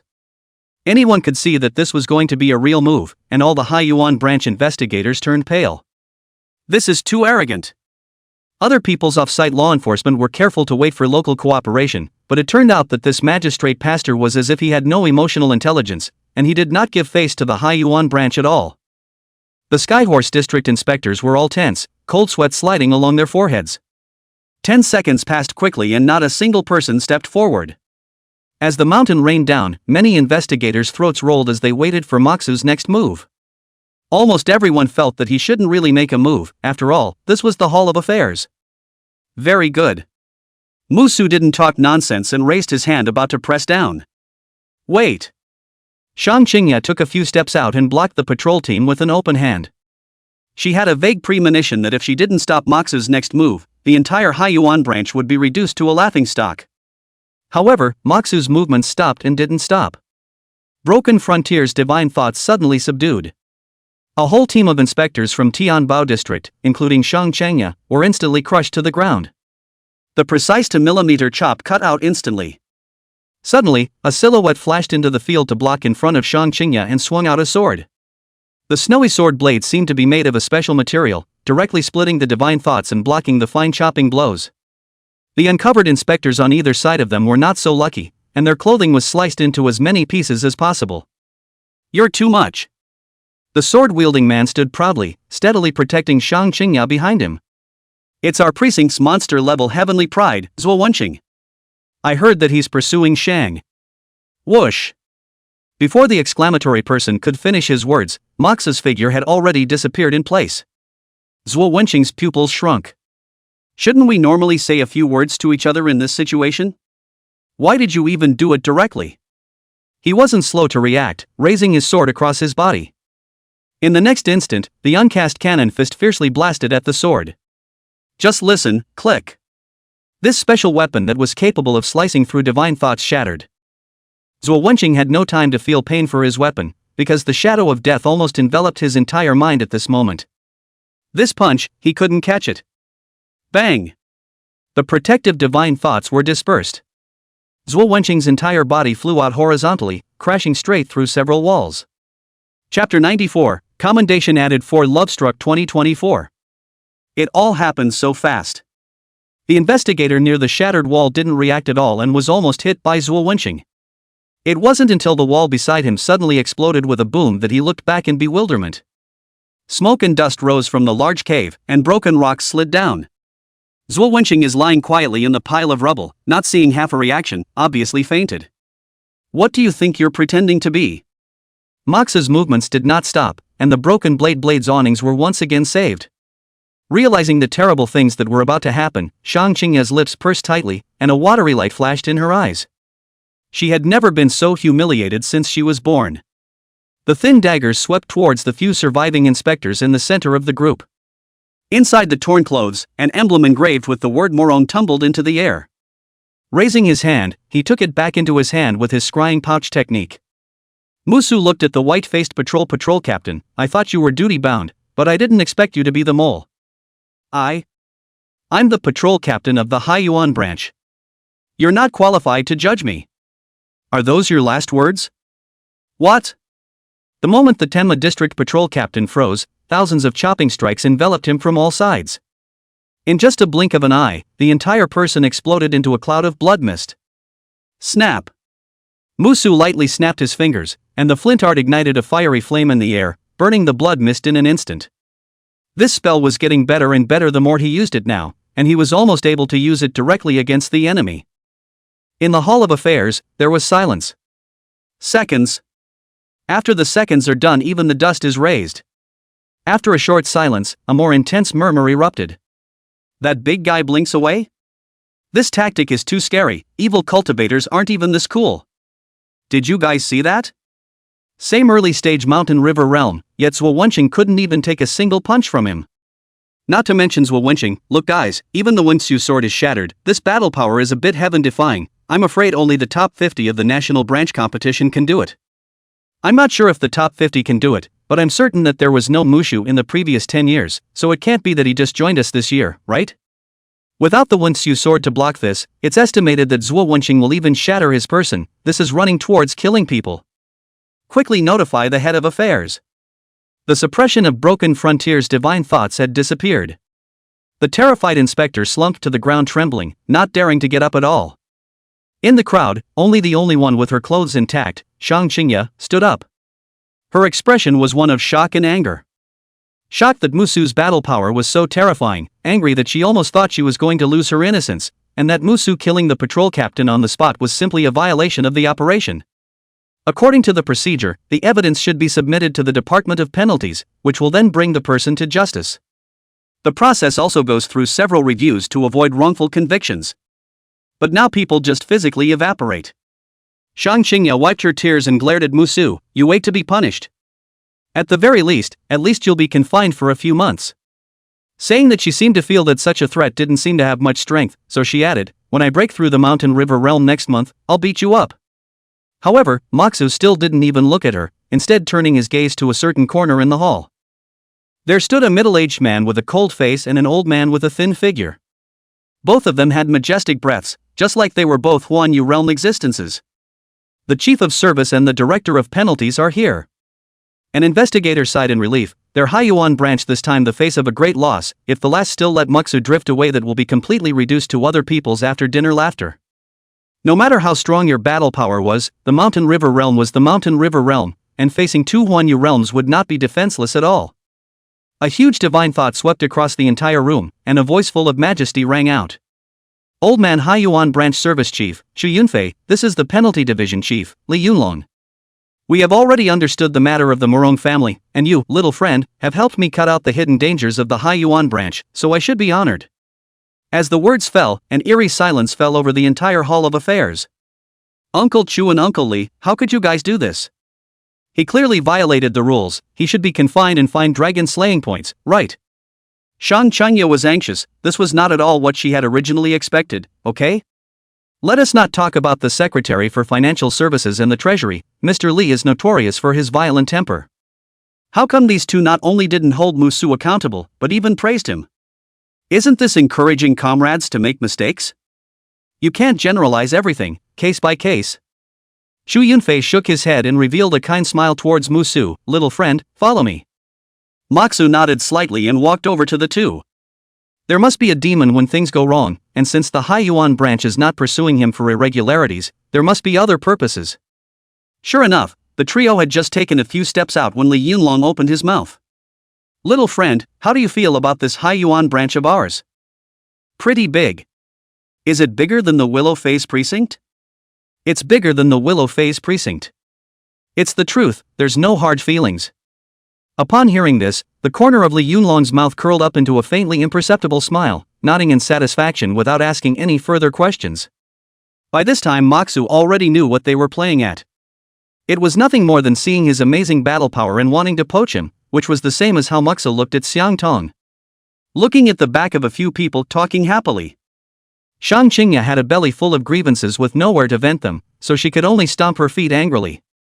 Are you okay, Seiya? The young girl from the inspection section came to Shang Qingya's side with concern. There had just been so much commotion that many of my departmental colleagues were on hand to watch. I'm fine. Wait, where's Zhuo Wenqing? Shang Qingya suddenly realized that the suitor who had blocked her way hadn't moved for half a day. Although the odds were that she was fine according to the original development, the act of stepping forward at the critical moment still touched her a little. Zhuo Wenqing? Over there. The ombudsman girl pointed to the shattered wall in the distance. Several investigators were carrying a figure out of a broken hole. With fist marks branded on his chest and a broken sword in his arms, Zhuo Wenqing's appearance at this time was quite a bit miserable. Actually, Zhuo Wenqing is not bad, Qingya, won't you consider it? No consideration. Shang Qingya refused directly without thinking. From the first time they met she had always felt that the other person was. Send Zhuo Wenqing to the hospital first, I see he hasn't moved for half a day. An investigator carried over a stretcher. Right, first send Zhuo Wenqing to the hospital, although he's a person who usually loves to act like a pussy, but at least he's also the genius of our precinct. Hey you, why do you have a personal agenda when you're just saving people's lives? Though barring that, you're right. This is the reason why Shang Qingya has never looked at Zhuo Wenqing. She belonged to the more traditional, more old-fashioned type, and had never had much love for these kinds of pompous, showy men. Besides, she had now risen to an extreme level of goodwill towards someone. Chapter 95, This research is against human decency. Internal management area. Moxu pulled out his uniform from his storage ring and put it on. Since he didn't have to fight, there was no need for him to be topless, after all, he wasn't exactly an exhibitionist. Xu Yunfei pushed open the conference room door. Inside sat several Huanyu realm cultivators, the most notable being one of them, an old man in a white lab coat. It wasn't that his aura was the most prevalent, but out of all these people, he was the only one wearing a modern outfit, while everyone else was leaning towards the old-fashioned look. With the passive attached to the heaven's eye, the text on the old man's chest plate was clearly visible. Artificial Intelligence Research General Manager, Yu Zhenye. At first glance, this scene was as incongruous as seeing modern instruments in an ancient clan. Immortal cultivators also study artificial intelligence? Noticing the gaze cast by Musu, Yu Zhenye smiled in response. Sheriff Pastor, have a seat. Sang Sunghua, who was sitting in the director's seat, raised his hand in a gesture. After waiting for Musu to sit down, Shang Chenghua smiled and said, Xiu Mexayan explained to me what happened, and in addition to inviting you over to thank you for helping my Hai Yuan branch to find out the traitor, there are also a few other things that I would like to ask Sheriff Mu's opinion on. What is it? To be smashed and still be treated so courteously, originally Moxa thought that the Hai Yuan branch was simply trying to recruit him. Now Sang Sunghua is talking about several things. Thinking of this, Musu's gaze turned to Yu Zhenye. It couldn't be that there was some kind of research that he wanted him to cooperate with, could it? First of all, in my capacity as the head of the Hai Yuan branch, I would like to formally invite Magistrate Mu to take up the position of the head of the penal division of my Hai Yuan branch. I wonder what Magistrate Mu would like to do. At those words, Mushu was slightly stunned and turned his head to look at the current director Li Yunlong. The old man is getting old, it's time to step aside.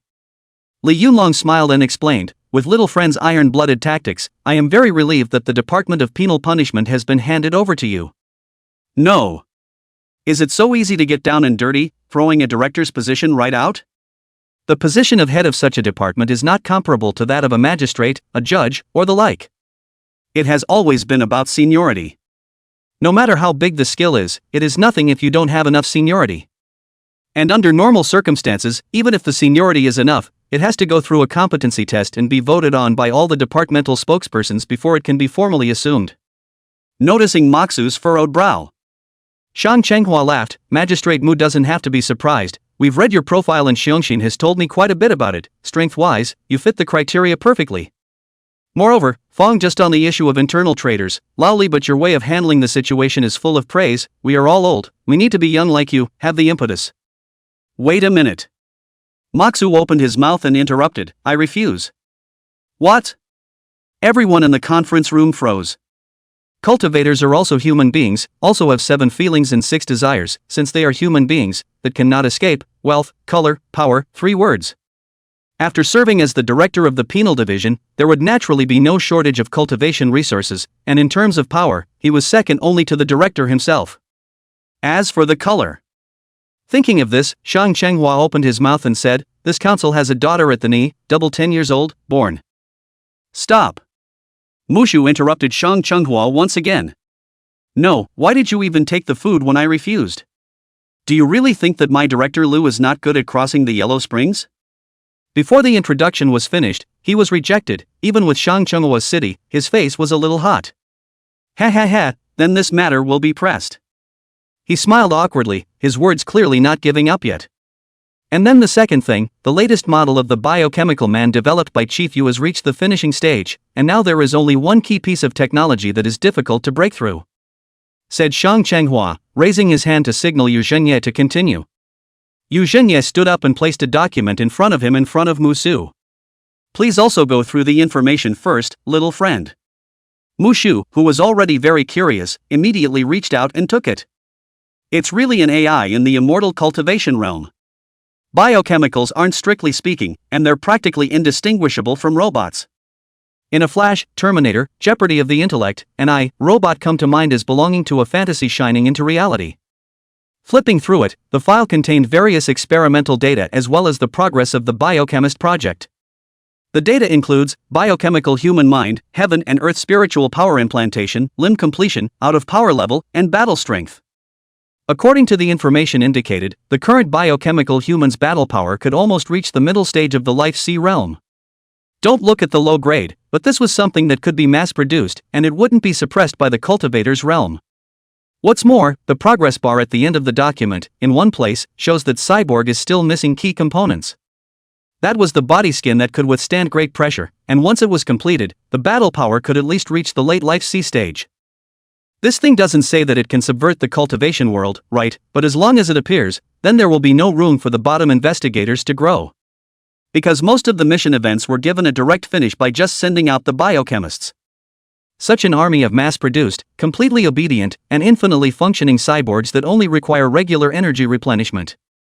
It's certainly a good thing for the population. While most of them will not be exposed to events in this area, they will undoubtedly have access to a more secure and stable living environment. And going forward, many of 749's actions will be extremely easy with the cyborgs augmenting them. More than that, the patrol and mediation unit alone could be outlawed outright. There are a lot of benefits to biotics, but the drawbacks are also obvious. What should be done to ensure that biotics are not born into egoic thinking? And should a cyborg with a mind be treated as a human or a robot? I didn't realize that someone inside 749 was working on this technology. Moxu's brows furrowed. You want me to cooperate with you to study human skin? The strength of little friend's physique is truly the only thing I've seen in my life. Yu Xingye sighed. This technology has been authorized by the General Administration. As long as my little friend is willing to cooperate, the old man will definitely be able to develop a biochemical human skin of sufficient strength at the fastest speed. This move, the benefit is in the autumn. And afterward, the Hai Yuan branch will send a generous reward. Yu Xingye's eyes seemed to be sparkling with light, revealing a fervor for scientific research, and it was hard to imagine that this was even a Huanyu realm cultivator. Biohazard is a Pandora's box.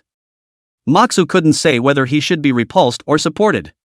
But even if he doesn't accept it, sooner or later biochemical human skin will be developed. The offer is tempting and the terms are good, but I refuse. Moxu stood up. Develop that is also someone else's business, although this person cannot talk about what big ambition.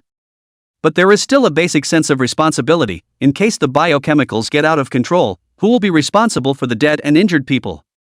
Besides, using yourself as fodder for biochemicals is a bit unacceptable when you think about such things. What confused him even more was this. He could have thought of the above risks, and there was no way the directorate could not have thought of what was going on.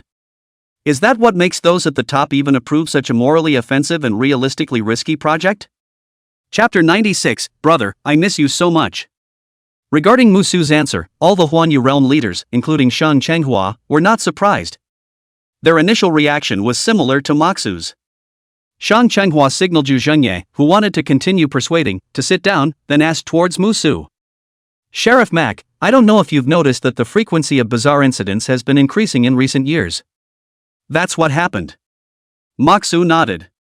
He discovered this when he was in the Tianbao District Archive, and it was obvious through the filing cabinets that the frequency of bizarre events was showing an increasing trend from year to year.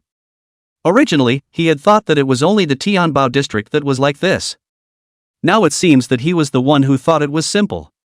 Shang Chenghua continued, the occurrence of bizarre events is actually related to the abnormality of heaven and earth's aura. The more active the heaven and earth's aura is, the more bizarre events there will be, and the changes that have occurred over the past few years have been illustrative of this point. This heaven and earth are undergoing some kind of mutation. Speaking of this, Shang Chenghua's eyes glazed over. Few people may know that there is another name for the aura of heaven and earth: dark matter energy. Dark matter energy? This was not the first time Moxu had heard the name dark matter. As far as he knew, the evil gods were all isolated in the dark matter world, including the one with whom he had a mutual grudge against, Satan. Yes, dark matter energy, the dark matter world is the equivalent of the opposite of the real world, the re-world. Shang Chenghua explained, after the dark matter energy entered the present world through the rift, it was transformed by the power of heaven and earth into the root of our cultivation, heaven and earth aura. As I'm sure you've guessed, yes, the increase in heaven and earth's aura signals that the barrier between the present world and the dark matter world is gradually dissipating. In addition to triggering an increase in bizarre events, those evil gods that once could only descend as projections or doppelgangers through believers may soon descend to the present world in their original form. It turns out that behind the seemingly peaceful present world lies such a big untimely bomb. And the fact that the directorate would agree to a project like the cyborg shows that the power of the current world is far from enough to defend against an evil god invasion. Seeing Mushu's thoughtful face, Shang Chenghua continued, in addition to the biochemical human project, 749 is actually conducting research on many different sides at the same time, and there's no way around it. But there's no need to be overly worried. After the increase in heaven and earth's aura, our generation of cultivators will also gain further growth. And the projects, including the cyborgs, are initiatives used to buy time. So, I'd like to ask you to help us out. Pust. A severed hand slammed onto the table, splattering everyone present with blood. Here's an armful. The mountain river realm was able to actively amputate limbs, only that the life force needed to be used to repair the amputated limbs would almost take a small half of a life for an ordinary mountain river realm. Moxa shook his hand with care, and a brand new arm grew in a flash. This life force is just a sprinkle to him. The whole thing was crisp and clean, giving the crowd in the room a dumbfounded look. A moment later, Yu Zhengye panicked and pulled out a transparent bag to carefully put that arm in. Shang Chenghua let out a dry laugh. Oh, Magistrate Muax, really?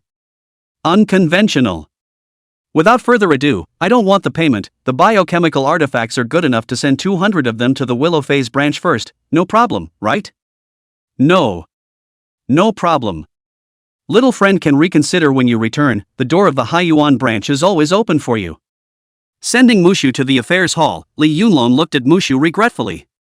He was really admiring this young man, stronger than he had been in his youth, much stronger. Don't look at him as younger looking than Chu Yunfei, but in reality, he had only broken through earlier, so he had retained a more youthful appearance. In fact, the real age was quite a bit older than Moron Xiangxin. Eh? Mushu nodded slightly as Li Yunlong turned to leave. Chu Yunfei, who was seeing him off together, handed over a tablet. Little friend, pick one. On it were densely packed records of hundreds of implements, each of which was labeled underneath with its function as well as its value. Spirit treasure level implements of your choice, which was a kudos not a reward promised by the Haiyuan branch. Moxu took the tablet. In terms of battle power, the spiritual treasure level implements helped him not to say that they were better than nothing, but they were considered almost nothing. He therefore prefers functional appliances. Fingers slid on the screen, and the implements coveted by the eyes of the unusual mountain and river realm quickly skimmed by. With the eyesight of Heaven's Eye, the information of the item was reflected in his mind word for word. Soon, a small box called Mountains and Rivers Forever attracted his attention. This is a supportive spirit treasure that is used by throwing it into the spirit sea.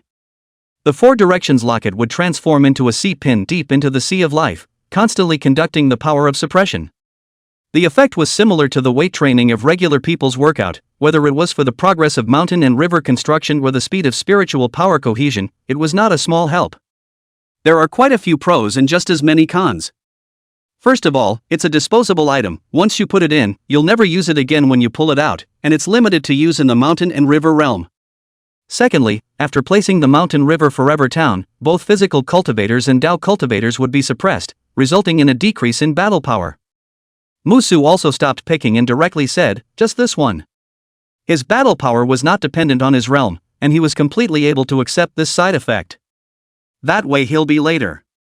For the physical body, there was the 13 Taba crossing, which continuously boosted defense, and for the spiritual power, there was the mountain and river forever Jin. It's kind of a mix of inside and outside. Most cultivators didn't like others probing into their feats and specialties. Therefore for Mux's choice Chu Yunfei did not ask, just took back the tablet and operated a few times on it.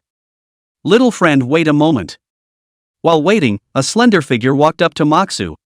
Shang Qingye didn't say anything either, and just stood by the side, glaring at Musu with big eyes full of classical beauty. If eyes can hurt people, this glance on others should at least cost $100,000 or $80,000. Seeing this scene, the corner of Chu Yunfei's mouth could not help but curl up into a smile. How many good loves start with a misunderstanding? Old Shang's daughter was raised by him. Don't look at the usual soft and quiet and very disciplined, but in reality, if you are interested in something, you will be as stubborn as a donkey, and will use all means to achieve the goal. As the saying goes, a strong man is afraid to stalk his mother, so this might work out. Somewhat bored, Moxu pulled out his cell phone to scroll through the messages. Completely ignoring Shang Qingye, who looked like she wanted to eat someone next to her. Suddenly, a new message that popped up caused Moxu's pupils to suddenly shrink. Even his breathing had increased a few degrees. On the cell phone screen, only 6 words were displayed. Brother, I miss you so much. Look again at the location of the sender, Yanajisang branch. Yunguin is back. Moxu took a deep breath. Before entering the witch world, he had at best only a somewhat favorable level of affection for Ryungwin. Even when leaving the witch world, it was far from a love affair. But a girl known for being high-strung and powerful. A girl who would do anything for you. A girl who, in 2 lifetimes, has never forgotten you. In the same tone she used when she was at her most wretched and helpless, she said to you, brother, I missed you so much. 6 short words are already worth 1,000 words. Can't top it at all. I'm afraid even a rock would be moved. Moxu isn't a rock, he's a normal man. So, he felt a sudden rush of his heartbeat. Feelings are so inexplicable sometimes. Endless words of love sometimes just can't compare to a simple touch. Musu turned his head and flew towards Chu Yunfei. Help me send the stuff to the Lu Xiang branch. After saying that, he charged straight up into the sky and shot towards the direction of the elevator. At this moment, he just wanted to leave everything behind and go back to the Yanajisang branch. To find the girl, who has been waiting for him for a long time. Go give her a hug and tell her, brother didn't leave you behind. Chapter 97, yeah, I won't leave you behind. Xiang Tong leaned against the garage door next to it. Every passing member of the Hai Yuan branch would be watched mercilessly by him, and he would even go up and interrogate those who were suspicious. The height of over 2 meters too, the aura of the mountain and river realm, and the uniform of a magistrate all made the passing investigators dare to be angry. Even one of the delicate young girls, even if caught off guard and shaken by the shock, would hastily cover her mouth. It was evident how strong Xiang Tong's deterrent effect was on ordinary cultivators. But for Xiang Tong, he was just fulfilling his duties. In his eyes, anyone could be an inside job pretending to be a traitor, whether man or woman, tall or short, fat or thin. Seeing as it was getting dark. Suddenly, boom! The sound of a strong wave of air erupted in the garage. The terror drew sideways glances from the crowd inside the garage. Mako! At first, Xiang Tong only had time to shout out one word before a large hand ripped his arm, and with it, he rushed up into the sky. When you're in a hurry, you can't forget the souvenirs. At this time, Moxa couldn't care less about what is hard or not, first take the person captive back and then say. Under the suppression of Broken Frontier's divine thoughts, Xiang Tong was on the verge of not being able to operate smoothly with all his spiritual energy. As for his strong physical body. In front of Musu there was no difference with a small hairy child, there was not even the slightest resistance. Of course Xiang Tong wasn't prepared to resist, after all, in his understanding, what could make Muxu so fired up must be some major event that concerns 749. Since it was a big deal, it would be much faster with Mushu leading him. Bright white moonlight. The red light turned into a long rainbow and swept straight across the sky. Clouds were pierced in droves along the way. The brightly lit city quickly cuts underneath. Cultivator flight was enhanced by momentum and propelled by spiritual power, and in both aspects, Muxu was at the top. That was why it had a speed close to Mach 2, which was already more than most early Huanyu realm cultivators. In contrast to the mountain river realm, it was even more of a descending blow-like existence. Many cultivators on the ground sensed the amazing momentum in the air from afar and were so shocked that they raised their heads to look.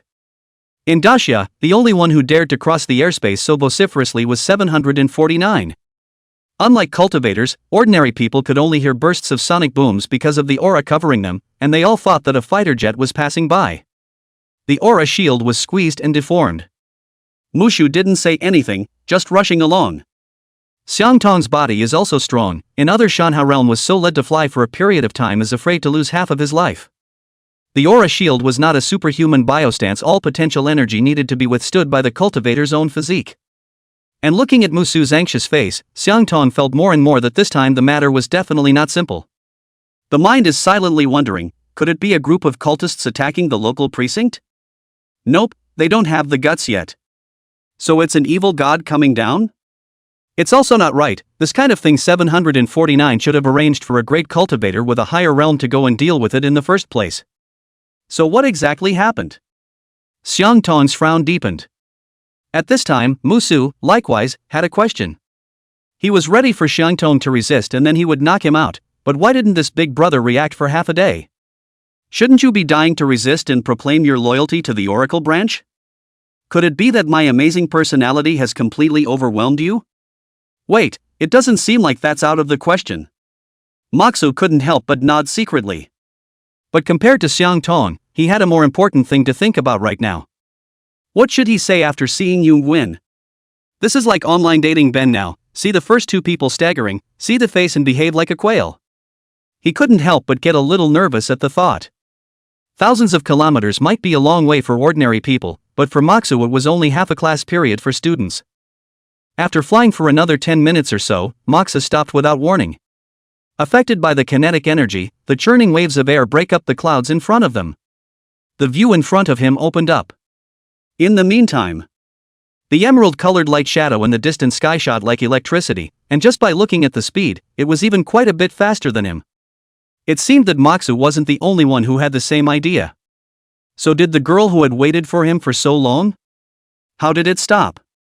Xiangtong, who had been tossed all the way around, was a bit uncertain. Just as I tried to look up I realized I was falling towards the bottom. The sudden weightlessness caused Xiangtong to be a bit confused, and he couldn't help but look up at Musu.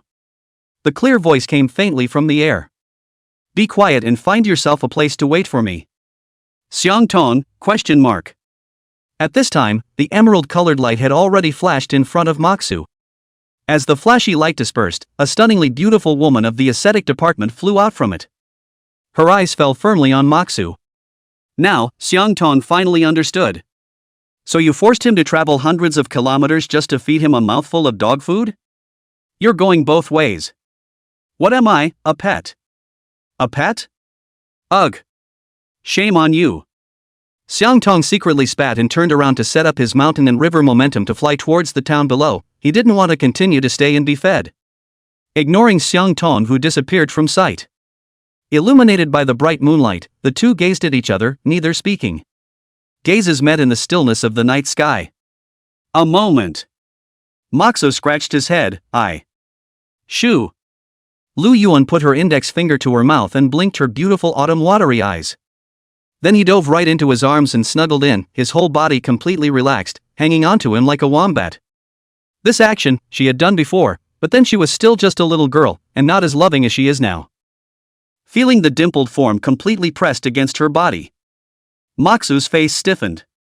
Ryung-win was 5'8" and he was close to 5'9", with his cheek just resting against Ryung-win's forehead. The soft jade in his arms and the tingling sensation was something he had never experienced before. Unlike at first, this time it wasn't poisoning. Having stepped into the mountain river realm, he could already manage to ignore the toxins that were unintentionally left behind by Lu Yuan. So, let's do it, it's love. It wasn't that he hadn't been in love before, but it was the first time he had felt such pure emotion. Lu Yuan lifted her head, watery mist rising from the bottom of her eyes. You said you wouldn't leave me behind. She had been waiting for this moment for 22 years. The person in his arms grew tighter and tighter, almost as if he was trying to rub himself into him. Moxu's tensed body slowly relaxed. He raised his hand and slowly held the person in his arms tighter, whispering in her ear. Won't leave you behind.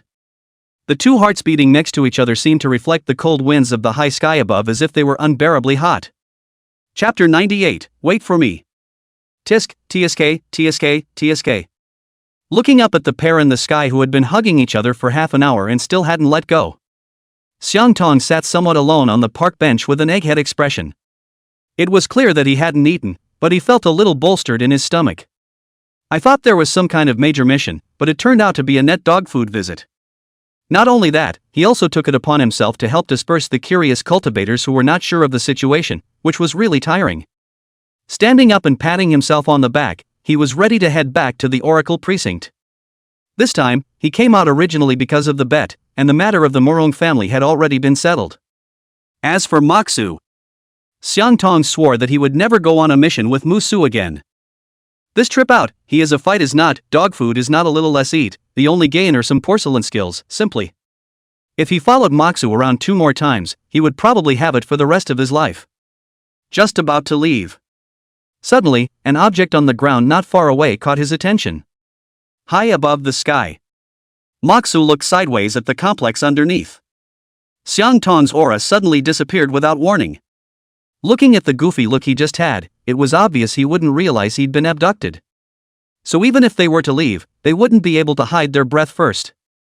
So yes, something happened? Lu Yuan slowly loosened her hand as she similarly noticed the abnormality. The person was brought by Moxu, it was impossible for her not to be concerned. With her cultivation level, it was impossible for Xiang Tong to escape her senses even if he used a secret method. The two looked at each other, both seeing disbelief in the other's eyes. There was a flash of light. The two followed their senses to the location where Xiang Tong's breath last remained. It was a perfectly normal park bench. There were no traces of battle to be seen in the surroundings, and no heaven and earth aura anomalies appeared. However, a powerful Heaven's Pride-level monster disappearing for no reason was already the greatest abnormality. Just as Moxu used his broken front divine thought to get into the wood on the bench, Ryungwon picked up a stone-like object not far away. The moment the contact was made, her face, which had always been bland, changed slightly. Noticing this scene, Moxu asked, "What's wrong?" "Look at this." Yungwin handed over what he had picked up. Moxu took a look and found that it was a very old-style cell phone. The shape resembles a certain famous model that can stop bullets. But that wasn't the point was that the moment he touched the phone, he sensed several energies on it that impressed him. Evil God. Moxu pressed the on button and the screen lit up. A paragraph of black type was displayed in a yellowed backlight. "Come on kid, there's everything you want here. There are 2 more options at the bottom, enter and cancel."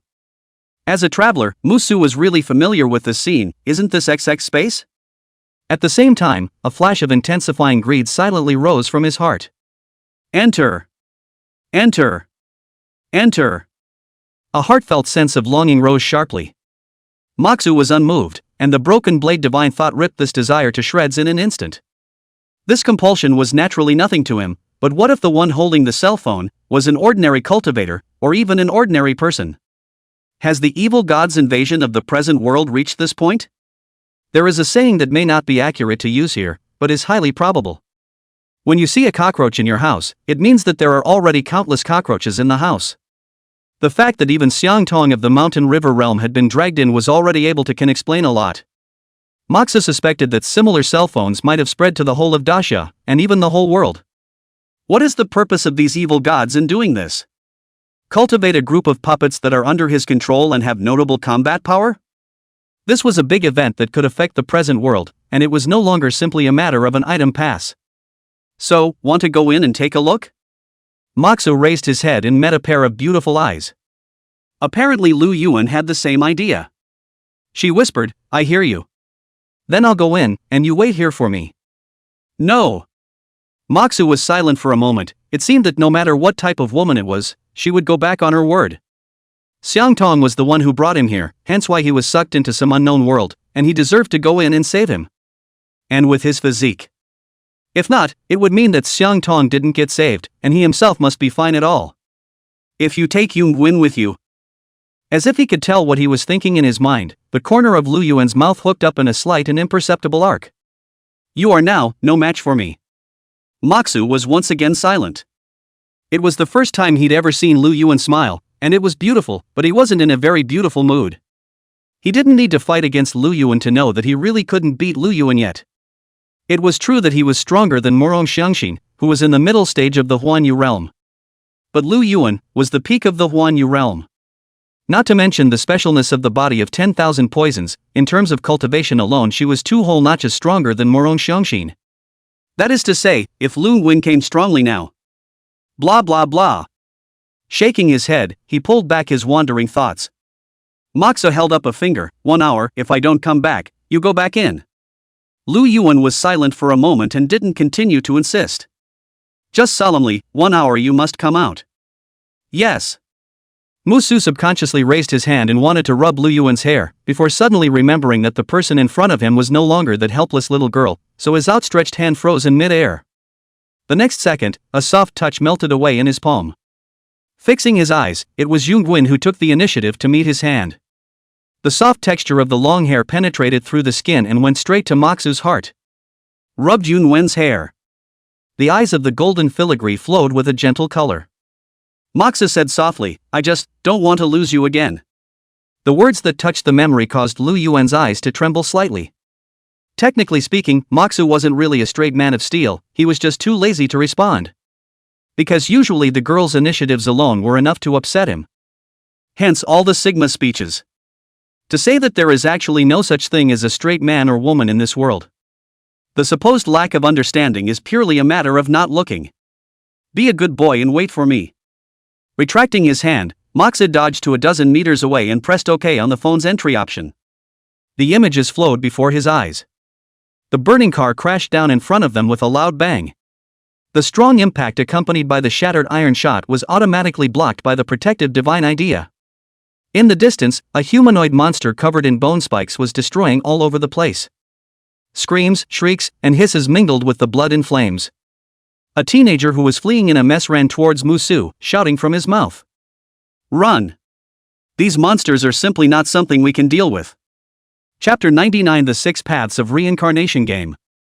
The teenager who shouted looked to be only 15 or 16 years old and was wearing a suit of medieval armor.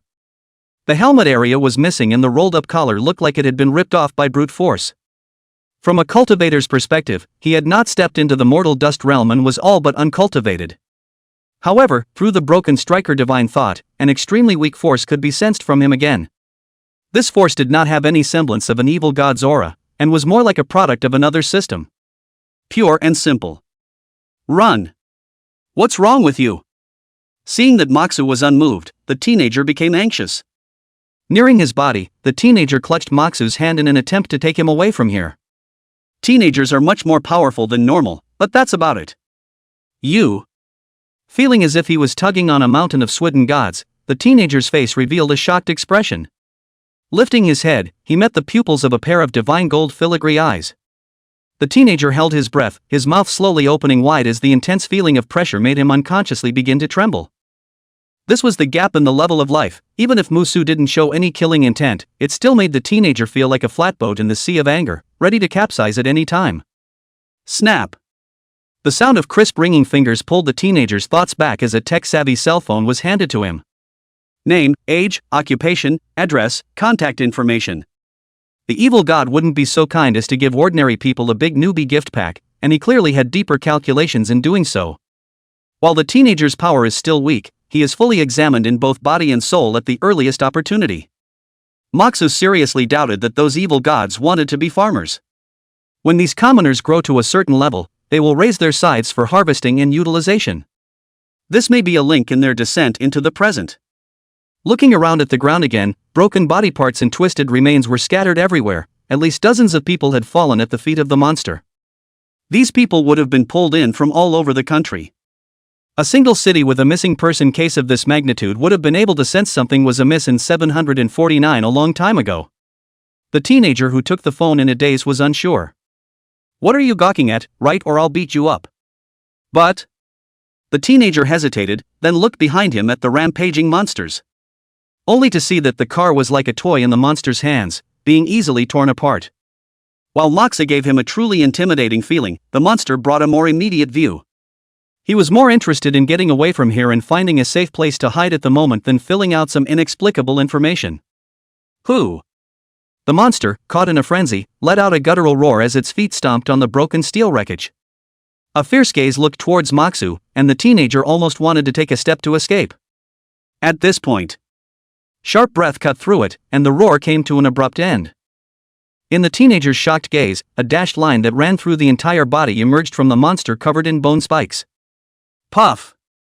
Ink red blood splattered, and 2 pieces of flesh slid heavily towards the sides onto the ground with a dull thud. The teenager swallowed hard. The monster that was simply unbeatable in his eyes had died just like that? Now that no one is interrupting, right? Moxu casually gave an explanation, and his gaze was attracted by the window that suddenly surfaced in front of him. Lines of text emerged clearly from the light blue light screen, exactly like the system window in the game. Congratulations to the player for completing the first kill of an elite-level monster. The 6 Paths of Reincarnation game officially loaded.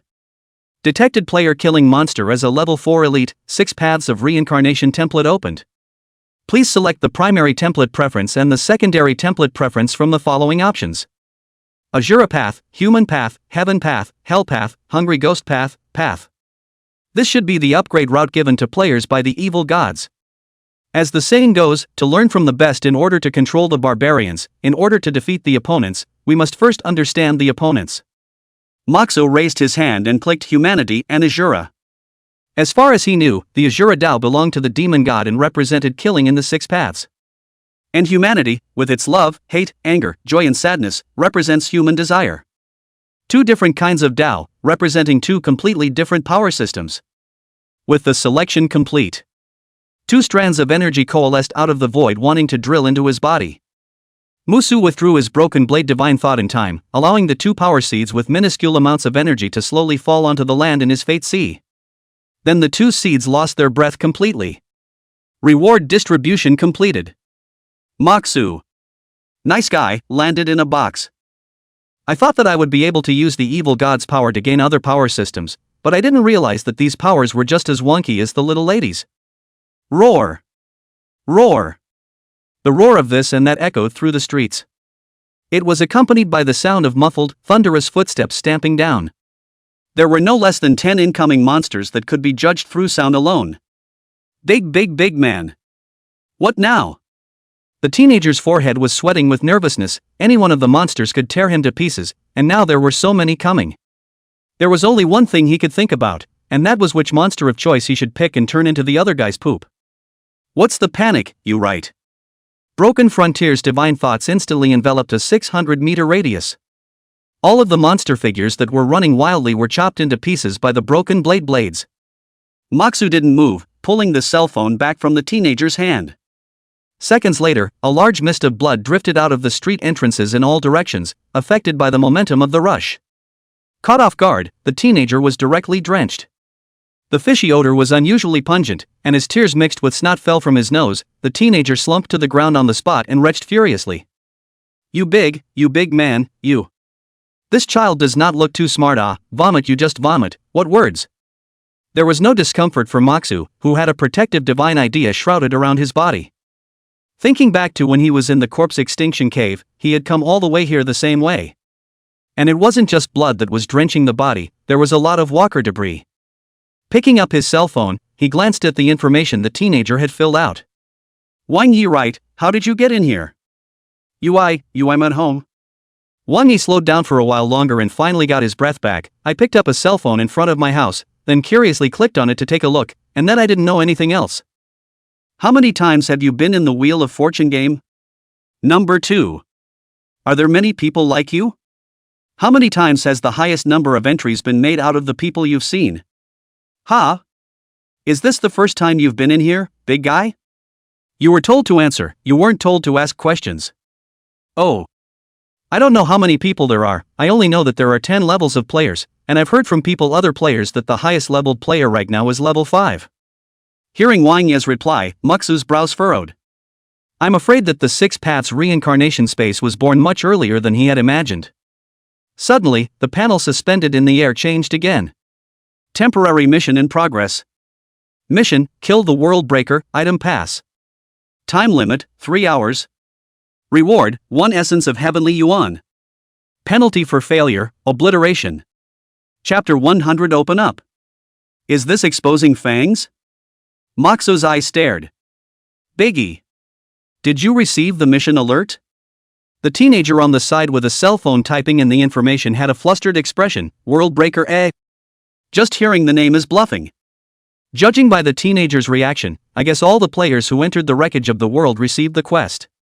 Although he wasn't sure about the strength of a level 5 player, but seeing as how a newbie like Wang Yi could come in, the players here couldn't be any stronger. It was obviously unrealistic to try to kill Mountain River Realm cultivators just by relying on these stinky fish and shrimps, and those evil gods should be playing the game of making him and Xiang Tong kill each other. The failure penalty was directly ignored by Musu. It was better to find Xiang Tong first. His eyes fell on the teenager, and Muxa pulled up Xiang Tong's photo from the 749 profile. Ever seen this guy? On hearing this, Wang Yi went up to scrutinize it for a while and shook his head. I haven't seen it. It appears to be a random teleportation mechanism. This cave was very dilapidated, and the overall area was only the size of 2 Willow Phase cities, as deduced from the scent. Xiang Tong shouldn't be too far away. Thinking of this, Musu flung a document towards Wang Yi. I'm National Security 749 Magistrate Musu. You don't need to worry about the mission, just stay here, and if you meet anyone else, tell them to stay here honestly, and say that this is an order from National Security.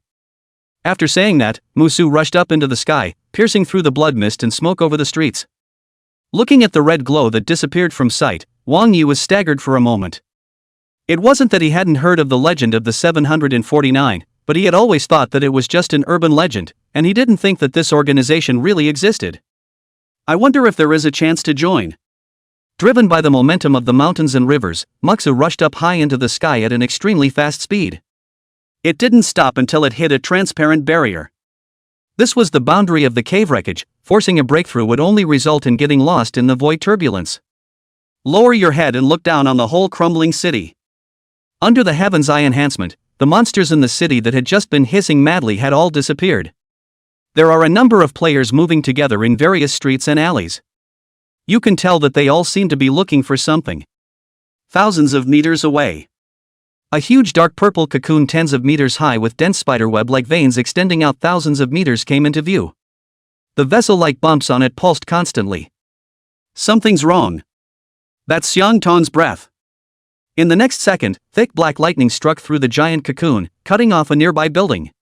The collapsed building raised a large amount of dust and smoke, and the aura of the Mountain River realm belonging to Xiang Tong came from far away. In Musu's senses, this breath was not only less rigid than the original, but there was even a touch more chilliness. Looking again, the players who were looking for it had already adjusted their direction and rushed towards the direction of the tumbled building. The threat of obliteration left them with no other choice, and they had to harden their hearts to the terrifying energy that was beyond common sense. The majestic spiritual energy and divine thoughts fully erupted as Musu shot toward the giant cocoon. Look at the sky. What's that? The player who noticed the red aura crossing the sky lost his voice and shouted.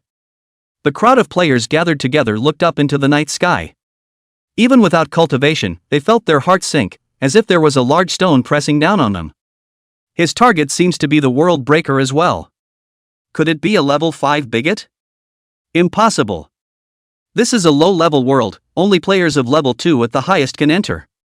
What's impossible? Even the world breaker is out. Is it hard to understand that a level 5 bigot is messing around? Reincarnation games don't release mandatory death quests. I reckon this is a deliberate attempt to give us newbies a chance to learn.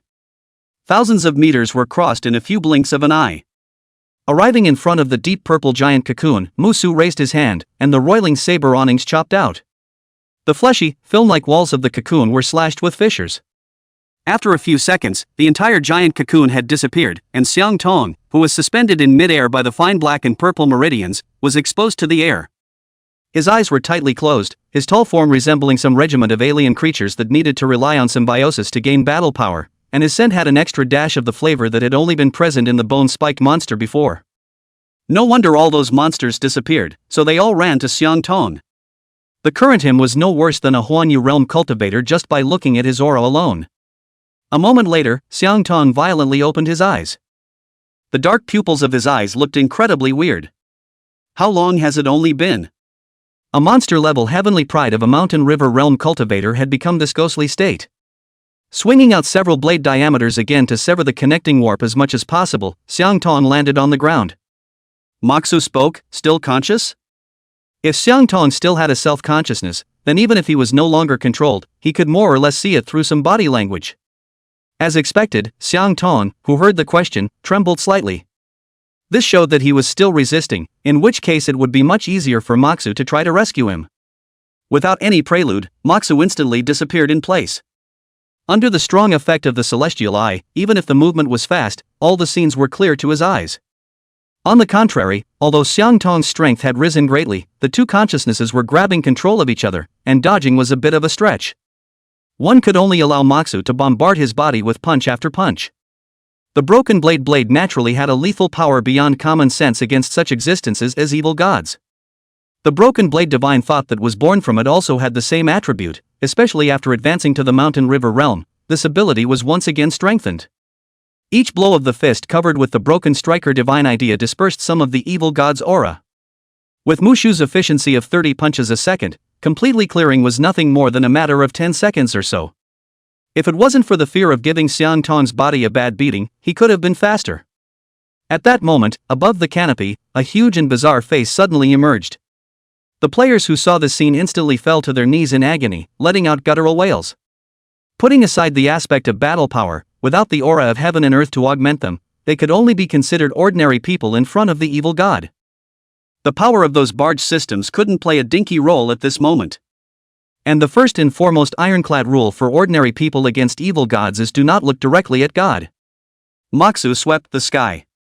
There was a clear threatening intent on that creepy face. Seeing that it was another unseen evil god, Mushu no longer paid any attention to it and concentrated on dispelling the evil god energy from Xiang Tong's body. The eyes of the eerie face, larger than a city, flashed sternly. A light blue system panel immediately popped up in front of Moxu. The scarlet lettering on it was unusually conspicuous. Abnormal player detected, to be wiped out soon. 3, 2, bang! The panel that was counting down was suddenly shattered by a punch, and pieces of the light blue light screen flew. The eyes of the players who saw this scene went wide. No dude, this is a nifty opening. However, things didn't stop there, as the broken front divine thoughts rushed high into the sky along the breath conduction left behind by the shards. A silken thread connecting hundreds of people on the ground was pinched right off in the underworld. Bang! Bang! Bang! A panel-shattering sound was clear to the ears. Chapter 101, Non-Violence, Non-Cooperation. The system panel in front of all the players that symbolized the rules just all shattered. Over this period of time, the reincarnation game's heavenly image in the eyes of players came crashing down. Above the canopy, the evil god's face, which was 3 parts human and 7 parts snake, was staring at Mushu, and a wave of anger permeated his gaze. If an ordinary mountain river realm were to be looked at like this, it was estimated that they would have to have nightmares for a long time in a row. However, Mushu didn't even bother to take a ride. As the last punch was thrown, the only remaining evil god aura on Xiang Tong's body was shattered into pieces. The already illusory and terrifying face suddenly dissipated. The entire world fragment trembled with a roar, signaling the demise of the cave lord. In no more than 15 minutes at the most, everyone in the cave will be teleported back to their original positions. Grabbing the unconscious Xiang Tong, Mushu's aura gathered and he opened his mouth to let out a violent cry. Everyone! Come here all! The sound was like thunder, dispersing the remaining turbid air. The eyes of the players who had fallen into a trance from looking directly at God gradually regained clarity. Wait until the players are gathered around. I'm State Security 749 Magistrate Moxu. After the introduction, Moxu pulled out his cell phone from his storage ring, and then fumbled for another 749 special machine on the unconscious Xiang Tong. Then it was handed to a big, burly, flat-headed man standing at the front, and a woman with a clean-cut face. Take a selfie, change the name of the photo to your phone number and move fast. Okay, pass it on to the others. A quarter of an hour is more than enough time to record addresses and other information. With the residual power, Mushu added toward the crowd. Afterward, the national security will contact you, fill out the form truthfully, and once the forgery is detected, the consequences will be your own. The flat-headed man and the woman didn't dare to hesitate, and they were busy taking the cell phone and snapping it to start filling it out. When it was filled out and the phone passed to the others, the woman bravely introduced herself. Hello, my name is Liang Mei Ru, my occupation is an accountant. May I ask what will happen to all of us afterward? Hearing her inquiry, the flat-headed man immediately picked up. Hello leader, my name is Luo Junming, and I have 20 hands. Both of them are not stupid, they have already experienced the extraordinary power, they obviously cannot accept to go back to the ordinary life in the past, and now the upward channel has been destroyed, they have to make plans. If the country was going to incorporate them, perhaps they could take advantage of the present to make this leader in front of them understand their influence in the player community, and when the time came to hold up the public meal, they might even be able to continue to be a leader. In this way, you can get more resources to enhance your strength. The shock of what Moxu had just done was too much for them, and while they were in awe of the shock, they also wanted to obtain the same battle power. You know, there's no such thing as talent in a reincarnation game. As long as the opportunity arrives, dare to make a move and be willing to make a move in order to fish for what you want. Their voices were not loud, but unusually clear on the empty street. Leader. My name is. Those leading players reacted and started to introduce themselves. The noise hardened the crumbling, oozing streets into a food market. Aside from these people who were bent on resources, there were quite a few players who started complaining. So the country has this kind of department in place. Why haven't I heard of it before? Only now, why don't you wait until everyone is dead? What bad luck. I have honestly done nothing bad, why should this happen to me? This is government in action, this is malpractice.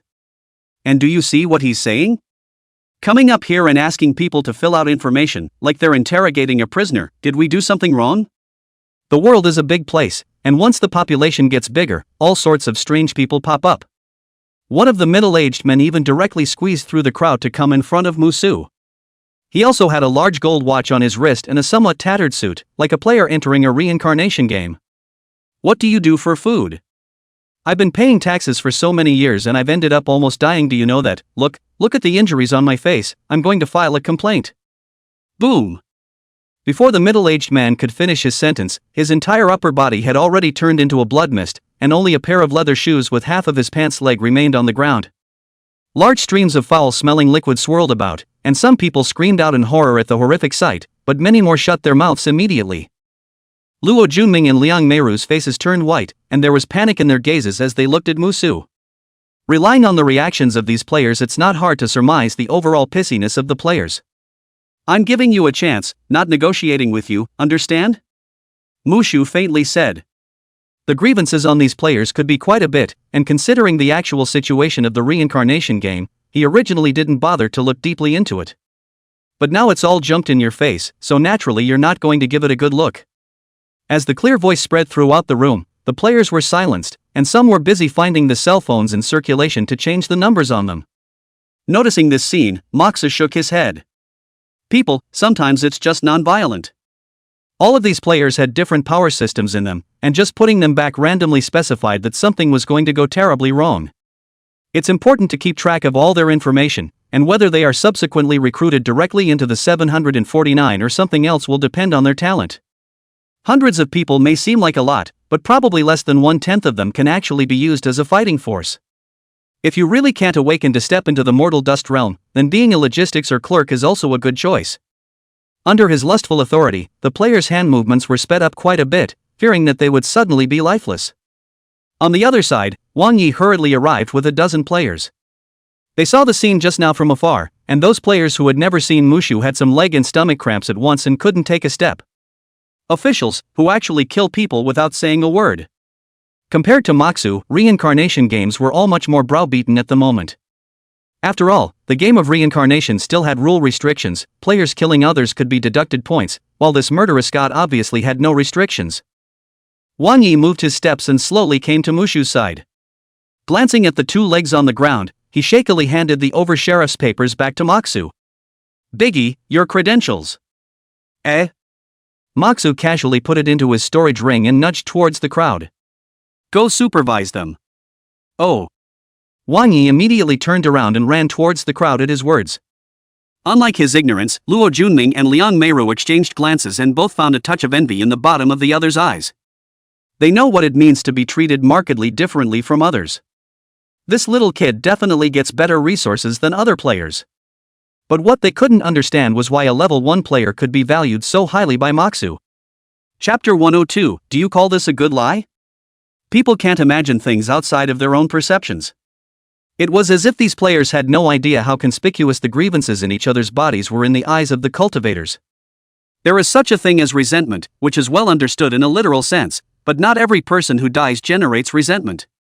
Only those who die horribly, wrongfully, or aggrieved for no reason are born with this type of aura energy. It can be understood as a heavenly rule.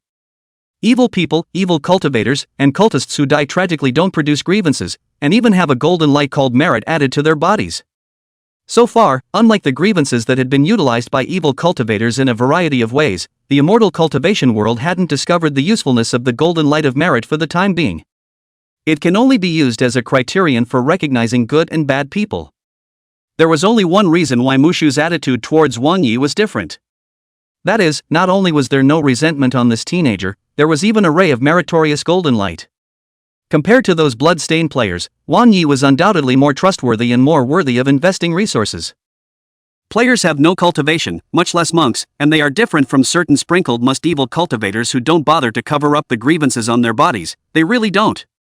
Moxu rubbed his chin and thought, perhaps if he wanted to find players in the future, he could have 749 specialize in finding ordinary people who clearly had no cultivation but carried a lot of grievances in their bodies. Diggy, everyone's filled out. Wang Yi ran back panting and handed over the 2 cell phones in his hand. Very well, when you get back you find time to come by the Willow Phase City Hall building and tell reception that you're looking for the Tempo District Sheriff. Okay. Wang Yi nodded. Hearing the conversation between the two, Luo Junming couldn't sit still. Leader, what about us? Right, what about us? Liang Meiru also couldn't help but say. Are you kidding me? If they don't open their mouths again, who knows what awaits them next? Moxa turned his head sideways. You guys? I can. Liang Meiru gritted her teeth and lightly tugged on the neckline, revealing a deep gully. Luo Junming on the side of the heart are cursed open. You take this test, cadres. What about me? Can't. Stop. Musu hurriedly interrupted her movements. If you don't want to be poisoned to death, then put away this idea. Leader, I am not really like that, it's just... Liang Meiru thought that Musu was too open to her, and quickly opened her mouth to try to explain that she had never done this before, and that she was only like this now because she felt that she would not suffer if she followed Musu. It doesn't matter what you are. Musu interrupted her again, then said aloud towards all of them, when you go back, there will be special national security personnel to contact you. Don't run around, just follow the instructions to recruit the office, understand? Understood. The crowd immediately responded in unison, and Liang Meiru and Luo Junming glanced at each other and could only helplessly withdraw their little thoughts.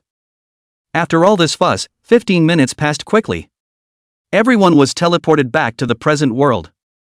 The scene shifted, and before Moxu had a chance to see the surrounding scenery, a warm silhouette had jumped into his arms. Bang! The xiangtong grasped in his hand fell to the ground and tumbled twice. Moxu lowered his head. The person in his arms lay on his chest listening to his powerful heartbeat and rubbing it harder. What's wrong? The cell phone is broken. There was a trace of imperceptible aggravation mixed in with the lazy, magnetic voice. I'm sorry for worrying you. Smelling the faint fragrance, Musu raised his hand and stroked the long smooth hair.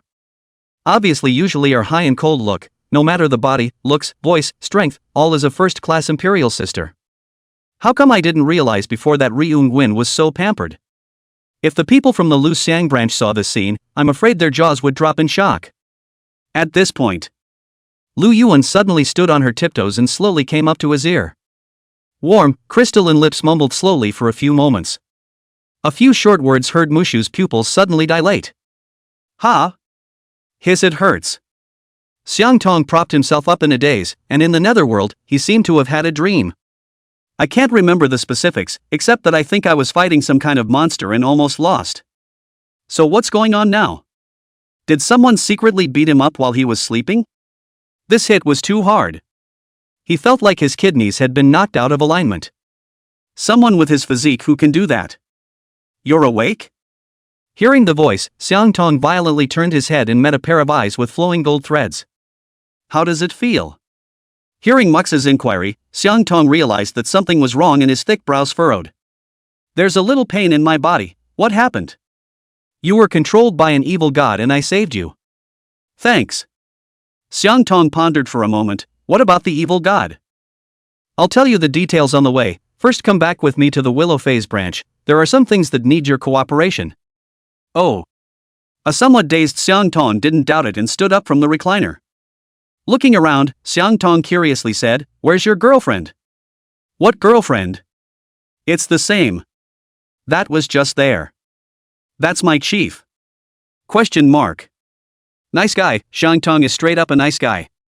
How can anyone take shortcuts when they clearly have the strength to do so?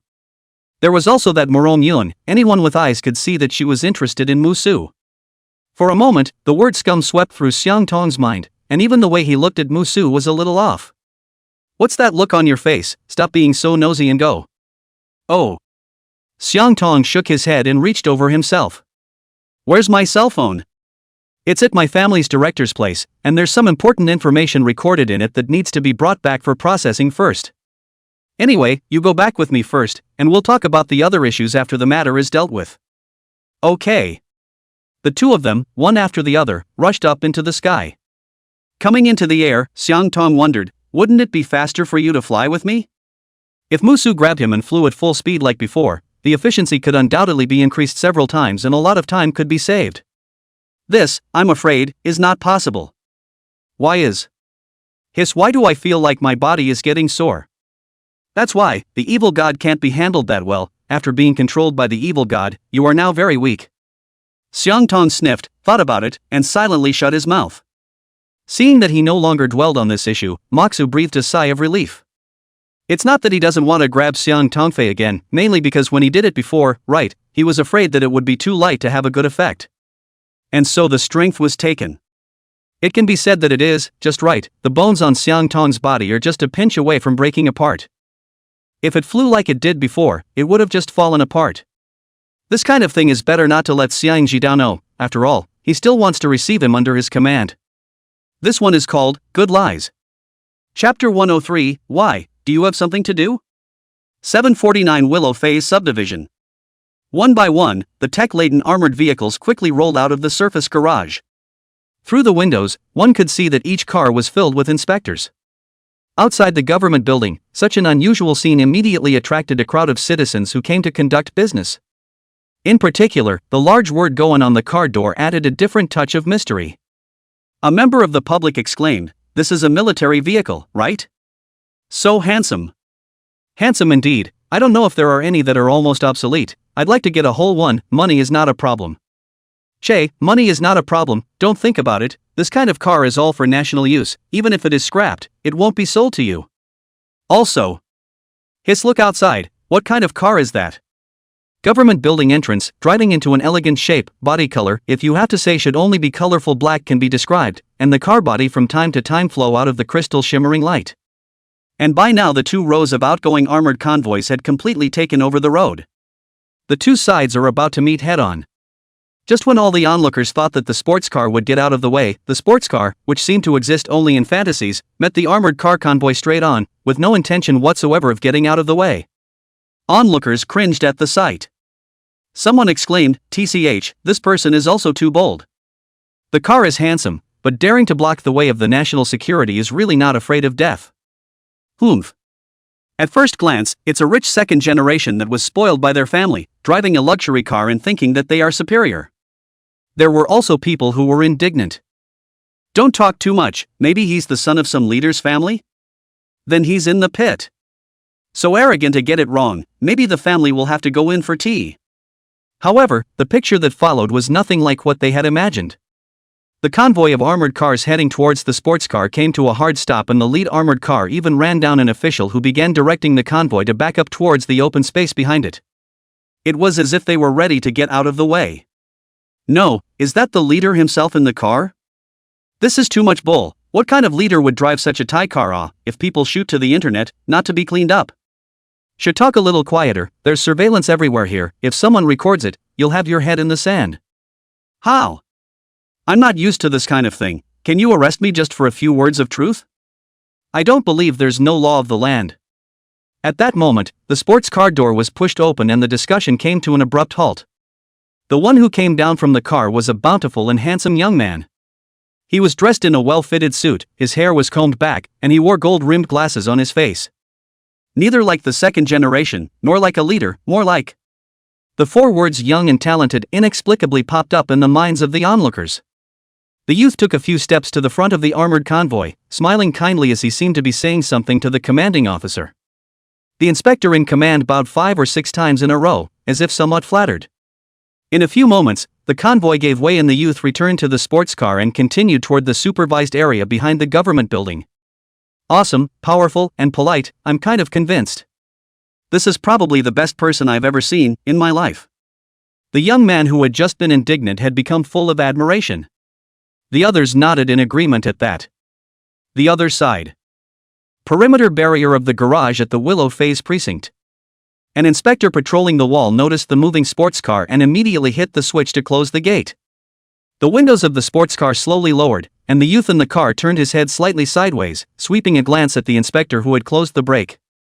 Just a calm and simple gaze made the inspector feel like he was being stared at by some ferocious beast, and a cold sweat instantly soaked his back. Without waiting for him to open his mouth to inquire, He Qing next to him immediately rushed up and snatched the controller in his hand to reopen the gate. And rushed to the youth in the sports car. Yes, I'm sorry Grand Duke, he's new and doesn't know any better, so you shouldn't bother with him in general. The scheduling of patrolmen is not fixed, and at regular intervals patrolmen on local duty are scheduled to return to the precinct for duty. This is because there are just too many weird incidents and the inspectors are short-handed, so they have to act as a disguised break-in this way.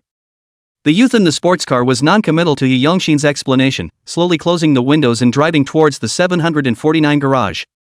Wait until the other side has completely disappeared from view. Ah ha ha. The inspector who closed the car gate suddenly opened his mouth and took a big gulp of fresh air. He Qing was equally relieved and explained, Wei Zixuan, the eldest son of our provincial bureau chief's family. Let 749. The inspector gasped, a little puzzled, speak of this relationship too? Nonsense, to where is not the strength to speak, do not look at us, this transcends the mundane outside, but in fact, outside to see the power, we this, both look at the power also look at the war, in the end it is the same. He Qing rolled his eyes, where do you think the unspoken rule that we are as strength-oriented here as we are in casual practice came from? It's still not the culture brought up by the provincial bureau. Ugh, why am I telling you this? Come with me tonight after work and submit your resignation. No, why? The inspector was confused, I'm clearly following the regulations.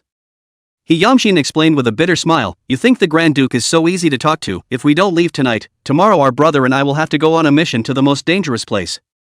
No, it can't be. This is too.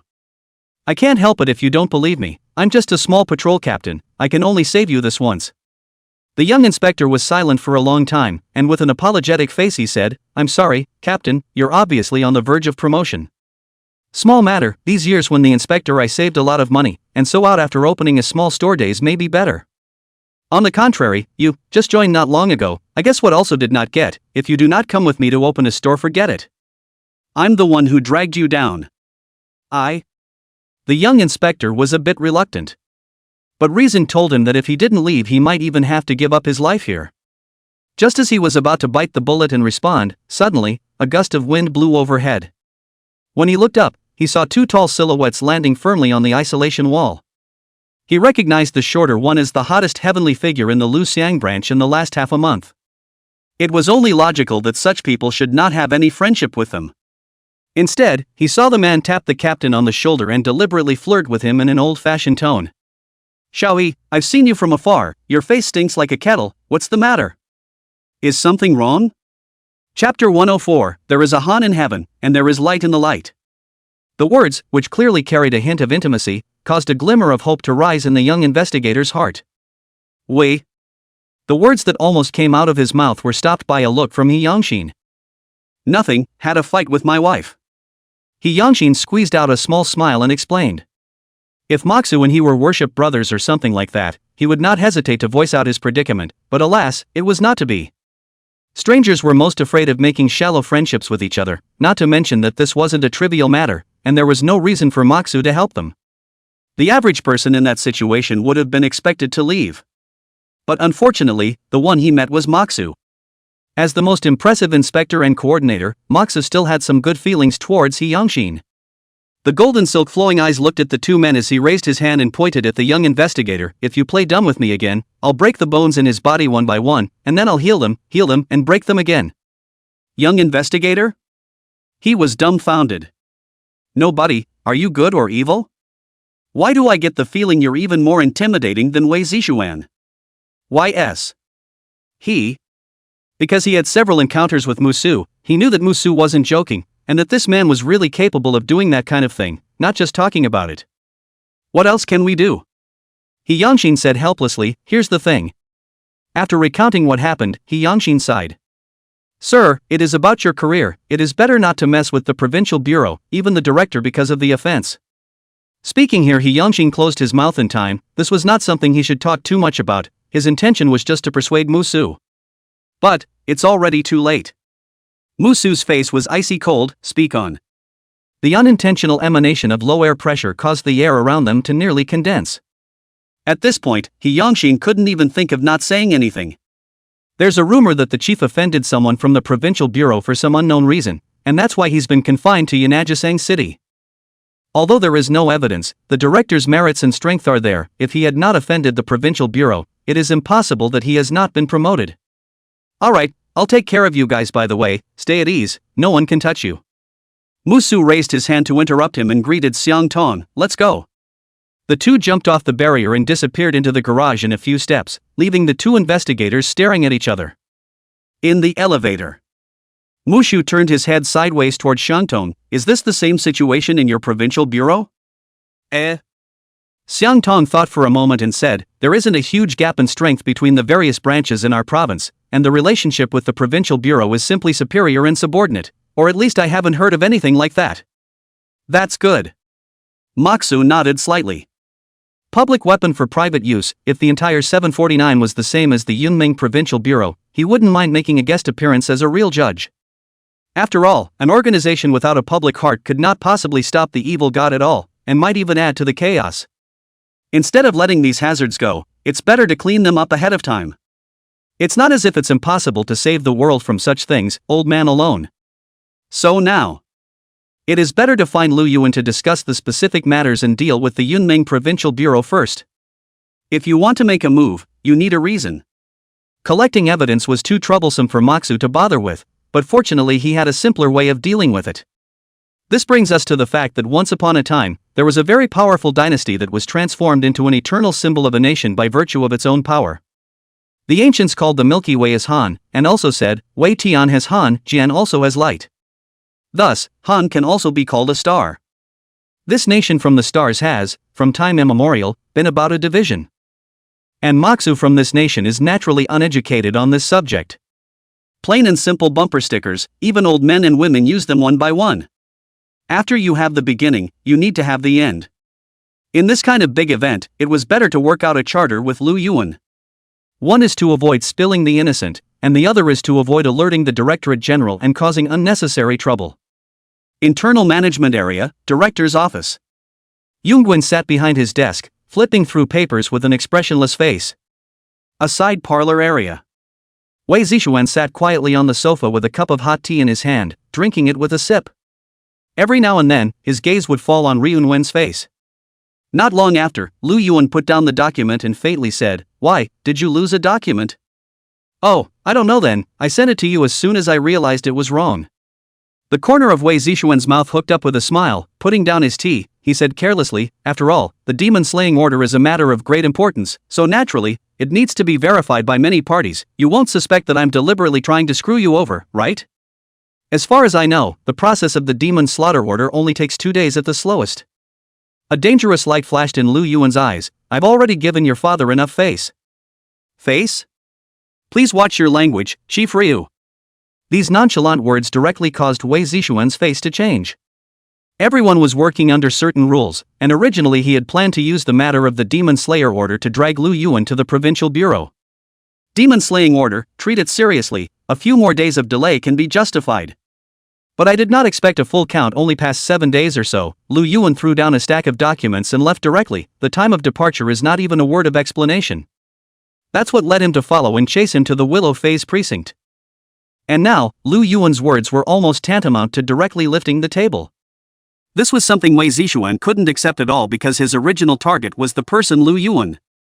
Regardless of talent, body shape, or looks, Lu Yuan was absolutely one of a kind. For the sake of face, Wei Zishuan had never taken the initiative to show it, but anyone with a clear eye should be able to see his mind. and he didn't believe that Lu Yuan couldn't see it. And the other man had never looked him in the eye, and even now the threatening words were directed at his father. It was as if he, Wei Zixuan himself, was not worth mentioning at all. Forcing back his anger, Wei Zixuan continued to explain, the slowest 2 days that was before, now in order to prevent local abuse, the provincial bureau has adjusted the specific process. Ryung Win was non-committal, modification of the agreement and general directorate procedures, where is it? That's the province's business, and Director Ryu wouldn't want to interfere with the province. It was at this moment that Lu Yuan, who had been expressionless all along, suddenly and unconsciously revealed a touch of gentle smile. It's like frost and snow melting away and making you feel like a spring breeze. Beautiful, thrilling. Wei Zixuan was dumbfounded, and for a moment 1,000 thoughts fluttered about, not even able to continue speaking. Could it be that everything Ryung Win just did was a test for him? Could it be that? Next. The tall figure striding into the office interrupted his fantasy. Just your name is Wei Zixuan? Chapter 105, Save it for prison. The frivolous words coupled with the casual attitude caused Wei Zixuan's expression to stiffen a little. No one had ever dared to treat him with such an attitude since he was a child. Not to mention those worldly families, which one of the chiefs of the local precincts didn't worship him as a guest of honor. Now this mere magistrate dared to point his nose at him and call him by his first name, or in front of the precinct chief? Could it be that this man's background is quite extraordinary? And this is? Holding back his anger, Wei Zixuan did his best to maintain his usual elegance as he looked towards Lu Yuan. He originally wanted Lu Yuan to introduce the identity of the visitor. Unexpectedly, Lu Yuan didn't even look at him, but only rested her eyes on the arrogant man. Then, in his unbelieving gaze, the arrogant man walked straight around the desk and walked over to Lu Yuan, extending his hand. You go wait for me outside.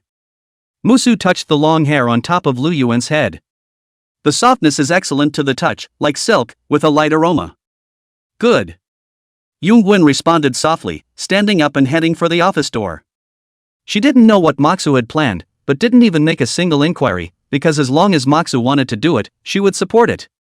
Seeing that Lu Yuan walked out of the office very dryly, Wei Zixuan wondered if he was under an illusion, or else he couldn't drink 5 pounds of ergwotu to get this effect, right? One must know that Lu Yuan was an existence that made even his father, Wei Tianxun, look at him highly. Now actually listening like a little woman to this strange man who was still just his sheriff. Wei Zixuan was more and more certain that Muxu's identity was not ordinary, or else just based on his cultivation of the second level of the mountain river realm, on what basis could he be treated differently by Lu Yuan? Thinking of this, Wei Zixuan couldn't help but lower his stance and cupped his fists. My name is Wei Zixuan, I don't know what this brother's name is? Moxu ignored it and casually picked up the documents on the table and flipped through them. The Demon Slayer's order, did you send this over? This contemptuous attitude caused Wei Zixuan's face to sink slightly. But he still explained, because there are some missing parts of the documents, and I need to find Director Lu to fill them in. Musu snorted, omission? Is it you who left out or who? This lame excuse can be described in 3 simple words, looking for trouble. Hearing such a blunt question, Wei Zixuan's heart thumped. At first, it was true that he had come looking for trouble, but now, it seemed to have turned into him being looked for trouble. My father, Wei Tianxun. Without a positive answer, Wei Zixuan used a more tactful way to remind. Even if the other party's background is not low, but behind himself also stands the provincial director of the bureau, should be more or less will sell a face to the right. While Wei Zixuan was thinking about it, Musu's voice sounded once again. So what? Wei Zixuan thought that Musu hadn't heard him and continued to add, my father is 749 Yunmeng Provincial Bureau Chief, Wei Tianxun. I've noticed that you don't seem to be in your right mind. Moxu put down the document and sat in the director's chair, crossing his fingers against his chin. His eyes fell on Wei Zixuan, and the gold threads under his eyes began to flow. I asked if it was something you missed and all you had to do was answer, yes or no. What's the point of mentioning your father to me all the time? What, you want to recognize me as your godfather and you need your dad's permission, right? The unceremonious words caused Wei Zixuan's face to instantly redden. This was already naked humiliation. He glanced at the recorder on his chest and was about to speak when he heard the sound of high heels. Lu Yuan, who had just left for a while, stepped in and marched straight towards Musu. The onion-white slender hand gently pushed away the office chair. Moxu wondered, what's wrong? Find something. Lu Yuan did not avoid the presence of outsiders and sat directly on his lap. The elastic yet soft touch caused Moxu's entire body to stiffen.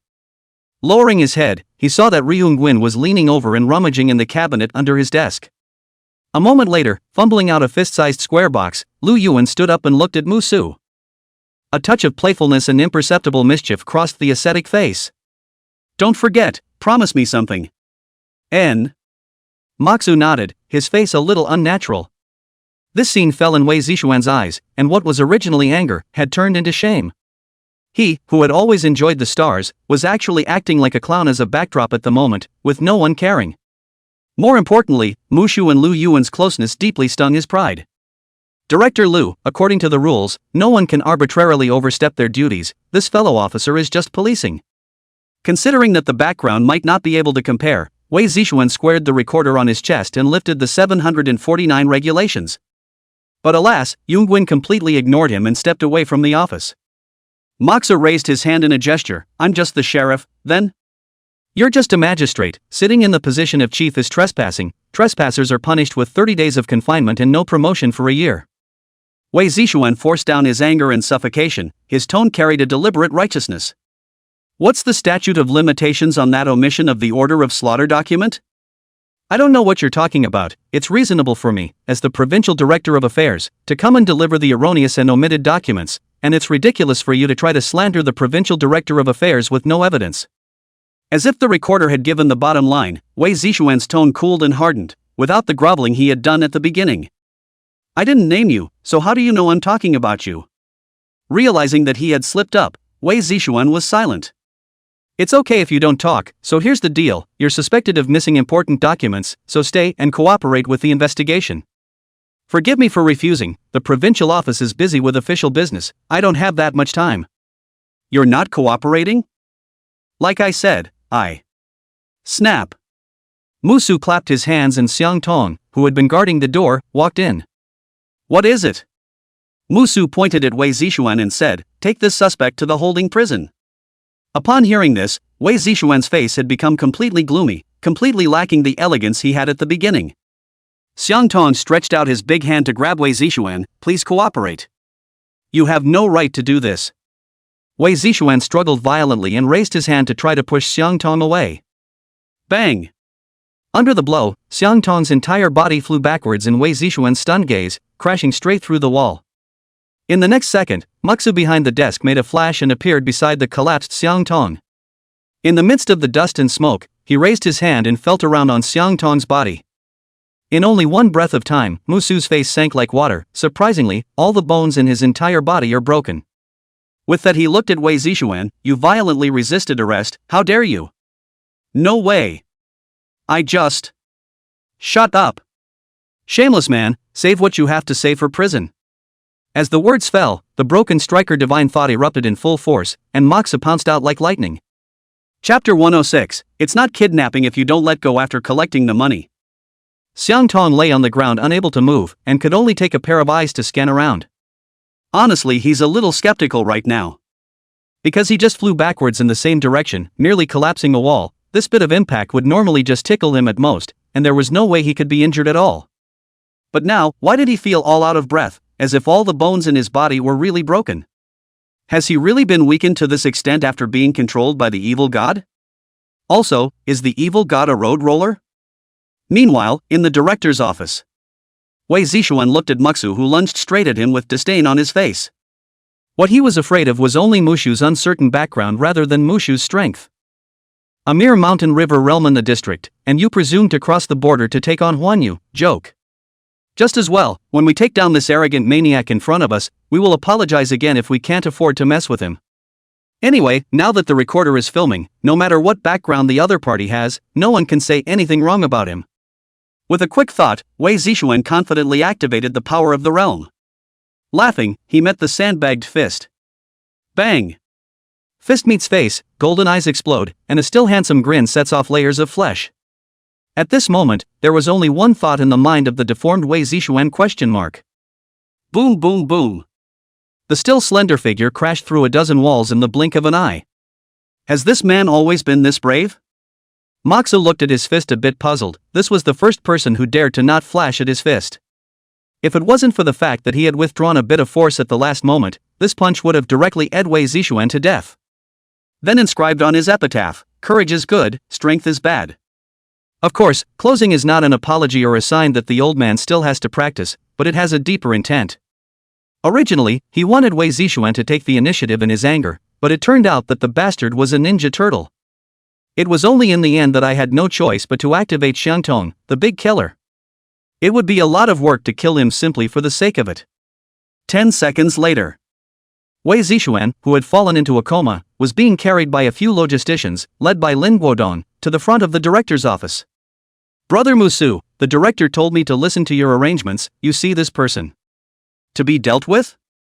Cuff him before you wake him up, and also notify the hospital side to send over an emergency stretcher, and remember to bring a bone analyzer." "No problem." Lin pulled out a pair of special shackles from his pocket and snapped them to lock onto Wei Zixuan's neck, and greeted the logistics staff behind him to notify the hospital. Then, after looking at Wei Zixuan's neck and confirming that he wasn't in any serious trouble, Lin raised his hand and swung it round for a slap. Snap. "No way!" Wei Zixuan immediately shouted out as soon as he woke up. Cold sweat slid along the corners of his forehead, the left side of his face was on fire, while the right side of his face looked like it was going to shatter. Soon, noticing the abnormality in his neck, he reacted with nothing but shock and disbelief on his face. In an angry voice, he chided at Musu, "You dare to count me out? The recorder is not for show." "Of course I know the recorder isn't for show, just wait, the evidence will be here soon." Moxu waved his hand, unimpressed. As soon as he heard this, Wei Zixuan was shocked and hurriedly looked sideways at Xiangtong, who was still lying on the ground. "He didn't find a dying man to blackmail him, did he?" "It doesn't look like it." "Not much longer." Several paramedics from the negative third floor rushed to the scene. The little girl at the head of the group made Moxu look a little familiar. It was the little nurse who was staring at him at the entrance of the psychology department at that time. The little nurse pushed a rather plain electronic instrument to Xiangtong's side and stopped. The skeletal analyzer is shaped like the old big head TVs, except that there is a long extra line extending out of the lower right corner connecting to a puffy head.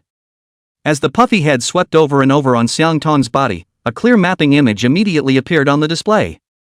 Normally, the human body has 206 bones. And now the image on the Xiangtong body bones less than thousands of pieces.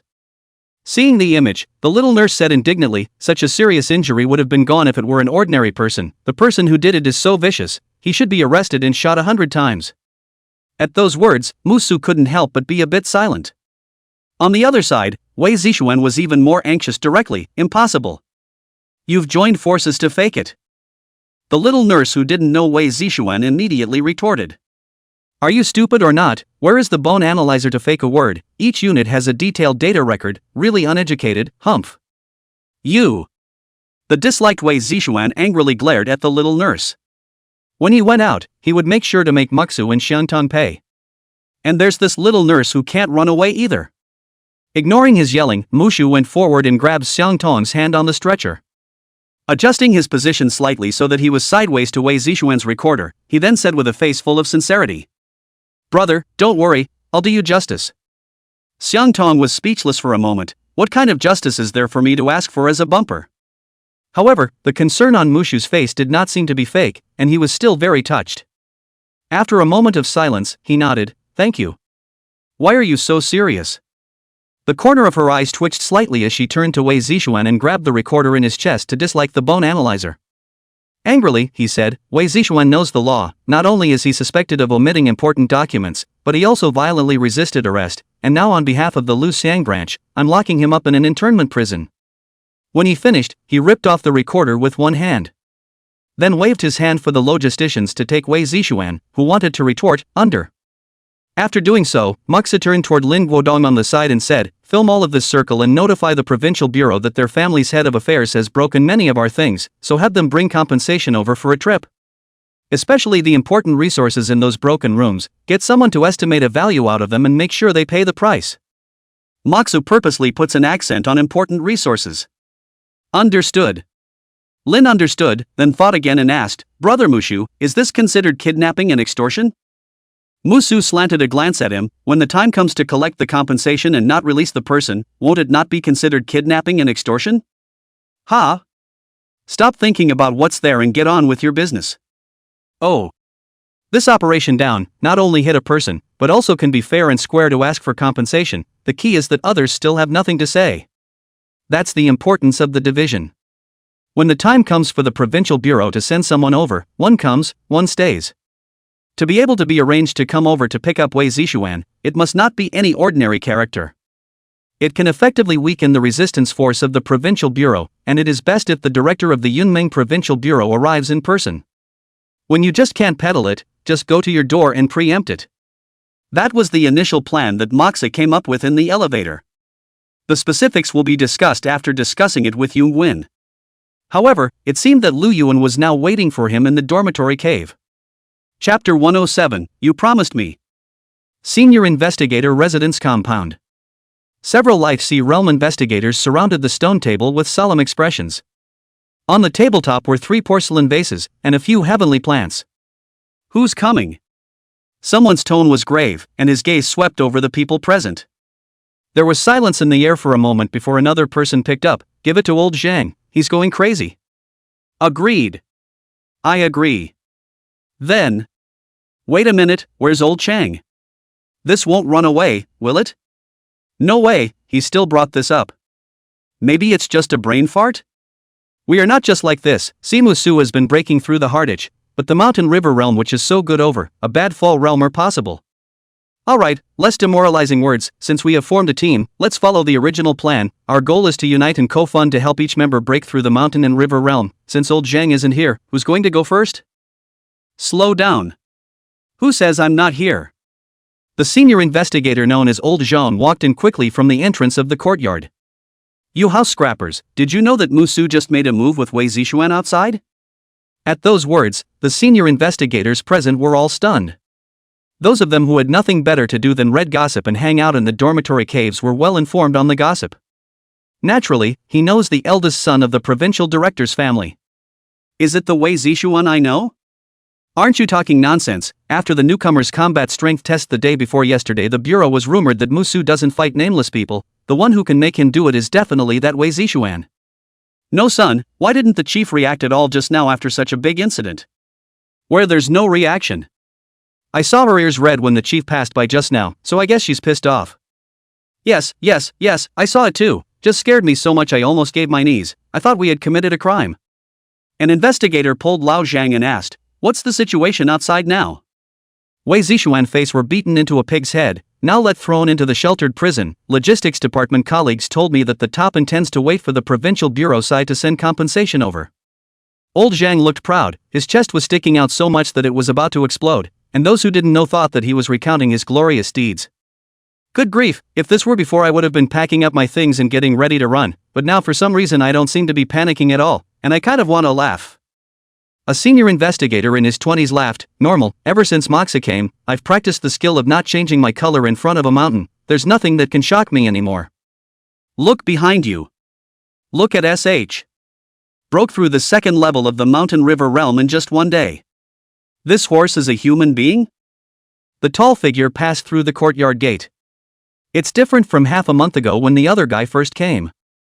This young man who was less than 20 years old had already become an existence that made them look up to mountains. Under his light, even they, the salty fish, began to rise to the occasion. Until Moxa's figure disappeared from sight.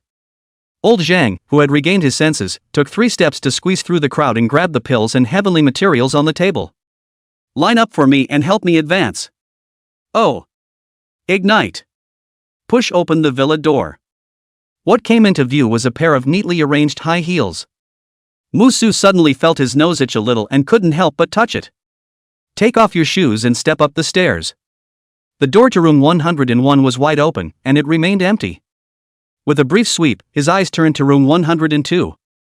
On the floor next to the bed, lying quietly, a pair of freshly removed black stockings. Moxu. You're testing the cadres with this? Step into it. The first thing that came into view was a pair of pink feet with slightly curled crystalline toes, worthy of Niwa's showmanship.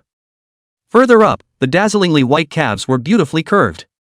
And then, it's the luscious curves that are covered under the white coat. Lu Yuan was quietly lying on his bed and flipping through the documents, making annotations on them with a pen from time to time. Noticing Mushu's arrival, Lu Yuan turned back and her beautiful eyes just stared straight at him. Was it good? Compared to the subtlety of the one time they met, this time there was an undisguised pleasure in Lu Yuan's tone. She did it on purpose. Moxu didn't say anything. Just walks over to the bed and sits down, reaches down and grabs those artful feet and puts them in his arms. Lu Yuan didn't struggle either, quietly watching his movements. Gently rubbing it twice, Moxu asked, "You really want to live with me, huh?" Moxu, who didn't wait for an answer, turned back.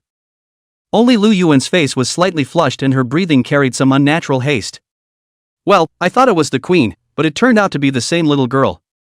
Moxu's hand movement was a beat, and he was about to let go of his hand. At that moment, the roundness in the palm tensed slightly. In Musu's puzzled gaze, Lu Yuan's lips pursed slightly, and her shell teeth lightly opened. "Brother!" Hiss. It's killing her. Doesn't she realize how much she's killing herself right now? Unlike the previous childlike appearance, the ascetic coolness was paired with this shy and timid tone. This is not a little girl, it's clearly a little devil. For a moment, Moxu's breathing couldn't help but increase by a few points. Gently pulling her feet back, Lu Yuan put down her pen and propped herself up, slowly straddling Mushu's arms. Warmth, a ghostly fragrance entered his arms, and Moxu froze in place. But the next second, he felt the person in his arms was trembling slightly. Lowering his head, he met Lu Yuan's eyes that were overflowing with water mist. "I've been looking for you and haven't found you. I searched for a long, long time and I thought I would never see you again. But you promised me. Promised me." The choked tone caused Moxu's heart to be seized hard. It was only at this time that he realized that, as it turned out, Lu Yuan was not as strong as he had imagined. The decades of waiting between yin and yang is a torment that no ordinary person can imagine. Perhaps that Lu Yuan, who was powerful, aloof, and possessed absolute strength in the eyes of outsiders, was just a layer of self-protective camouflage. The one crying at this moment was the real Ryung Win. Fragile, emotional, and dependent on him, like a little girl who lacks love. Associated with her physique in this life. The body of 10,000 poisons. Hey, how strong, how powerful and rare. But how many people have shunned her along the way, on the road? She, just a little girl waiting for her brother to pick her up. There is one and only one reason to support her as she gets stronger and grows along the way. Because the brother who had given her the warmth of family the first time had promised. Won't leave her. Chapter 108, Sleeping Together at Night. There was no talk all night. Bright daylight spilled over the bed, and Moxu opened his eyes. Lu Yuan was sleeping peacefully on his chest. Looking at the time, it was already noon. A sleep was a full day and a half of sleep, if this happened in the Life Sea Realm cultivator, that is considered an incredible thing. Not to mention existences at the level of Musu and Lu Yuan. Hugs, a cure for grief. Especially when the person you are embracing is also the one you have been pining for. Lifting her hand, she gently stroked her long, beautiful, dark hair. Well. Seemingly sensing movement, Lu Yuan rubbed against Mox's chest, murmuring inaudible dream words. Looking at the scene in front of him, Musu couldn't help but raise the corners of his mouth. People define happiness in many different ways. Some want great wealth, some want supreme power. But for Moxu, this moment was called happiness. Of course, it would be better if the person in his arms didn't move. He was a normal man after all, and somewhere along the line he had gotten a little out of control. It's been said that men are only not horny when they're hanging on the wall. But really, hanging on the wall isn't always honest. Because there are still colorful people. I remember when I was in college in my last life, a girl on a forum asked if men really can't help it once they are seduced by a pretty woman. As a result, a boy at the bottom replied, "I can't help it if it's not pretty." And now, the explosive figure and stunningly beautiful Lu Yuan was lying in her arms. Even with Moxu's willpower, there was nothing he could do. Well. Lu Yuan's eyelashes fluttered lightly as she slowly opened her eyes, her gaze somewhat disoriented. "Brother, hold. What's pinching me?" said she in a daze, probing her hand about to grab at the bottom. "That's more like it." Mushu hurriedly pulled her hand. "It's time to get up, the sun is shining on her butt. Just a little more sleep." "Are you sure?" Lu Yuan froze, his disoriented eyes instantly clearing. Just when Moxu thought she'd pop up in shock. Instead, Yunguin hugged him tighter and stared into his eyes as he slowly said, "I'm sure." Well, sure enough, Yunguin is definitely hiding an imp character. Moxu raised his hand and cupped Lu Yuan's cheeks and tugged lightly. You sure as a hammer, get up. Oh. Ryungwon braced himself with some loss. However, Maksu noticed that the roots of her ears were already red. Shaking his head, he gently smoothed her long hair down. The stuff in your room, aren't you moving it over? No, there you are. Lu Yuan closed her eyes and enjoyed Maksu's gentle caress. The vintage furniture was originally intended to be a reminder of the past. Now that the person she'd been waiting for was right in front of her, there was no need for any of that. Mushu's heart warmed, picking up the white coat next to him and draping it over Lu Yuan. Waiting for her to put it on before saying with a straight face, I have an idea about the provincial council. He talked to Lu Yuan about his anticipated plan in general. For a moment, Ryungwon nodded. Broadly speaking, there's no problem, but it can't be implemented until after the national competition. Saying that, Lu Yuan fished out a small box from his storage ring. It's worth noting that she's wearing the star with the ring on her hand. And it was the master ring moonflower that was in Mushu's hand. Since the difference in appearance between the two rings is not too great, people often misrecognize the primary. The star and moon are eternal, symbolizing the star's faithfulness to the moonlight until death. That's why some investigators had previously assumed that Moxa had the star in his hand. After all, men chasing women is the norm, and as for women chasing men? Dude, don't go to sleep. It's time to get up. Handing the box to Musu's hand, Lu Yuan explained, inside is evidence of the Provincial Bureau's irregular operations and misappropriation of resources over the years, which is enough to exterminate the family according to the regulations. Maksu opened the box, which contained a few USB flash drives, and he curiously said, since there is evidence, would it be better to hand it over to the General Bureau or the Chauffeurs Bureau? To deal with the Provincial Bureau on evidence, the process will take a long time, and the Wei family has placed eyes and ears in both the General Bureau and the Chao Bureau, so if they find out that something is not right, they will immediately vanish. That means it's only possible to do it before you do it? Eh? Then why wait until after the big competition? Because the Directorate is under martial law during the Great Competition, and because you'll be several times stronger after the Great Competition than you are now, it'll be easier to settle. At those words, Musu raised his hand to pinch that pretty face with a serious expression. You seem to have a lot of faith in me. Does the big competition give anything good? Well, I was the first in the big competition 3 years ago. No wonder everyone out there knows your name. The two were talking. Duck duck. A knock sounded on the door downstairs. Pushing the door open, Lin stood outside. Seeing that the person who opened the door was not only Mushu but also Lu Yuan, Lin Guodong's eyes flashed with a burning fire of gossip. With only a blink, he was immediately back to normal again. I seem to have come at a bad time. You came at the right time. Mushu rolled his eyes. What's all this bull? There's something to talk about. Ahem, yes. Lin cleared his throat and explained, the director hasn't been in office this late today, so the chief of service asked me to come over and take a look. This way. Muksu turned back toward Lu Yuan and said, usually, has it been busy? Recently, a few judges have broken through the mountain river realm, and it's been much better. Lu Yuan shook his head and glanced at Lin Guodong. Lin turned around knowingly. Just as Muksu was wondering, warm jade entered his arms. A soft voice rang against his ear. Brother, sleep together again at night. Muksu. Yunwen's style was the same as it was at the beginning. Sleeping together is said to be like eating together. Wait until Lu Yuan left with Lin Guodong. Musu had just closed the door and was preparing to buy some heavenly materials to cultivate, when he heard another faint knock at the door. Push the door open. A familiar yet strangely tinged figure stood outside the door. Originally 6'5" grew to 1 meter 5.5. Finally, it didn't look so much like it was underage, except that her chest was still flat, with no rise or fall in sight.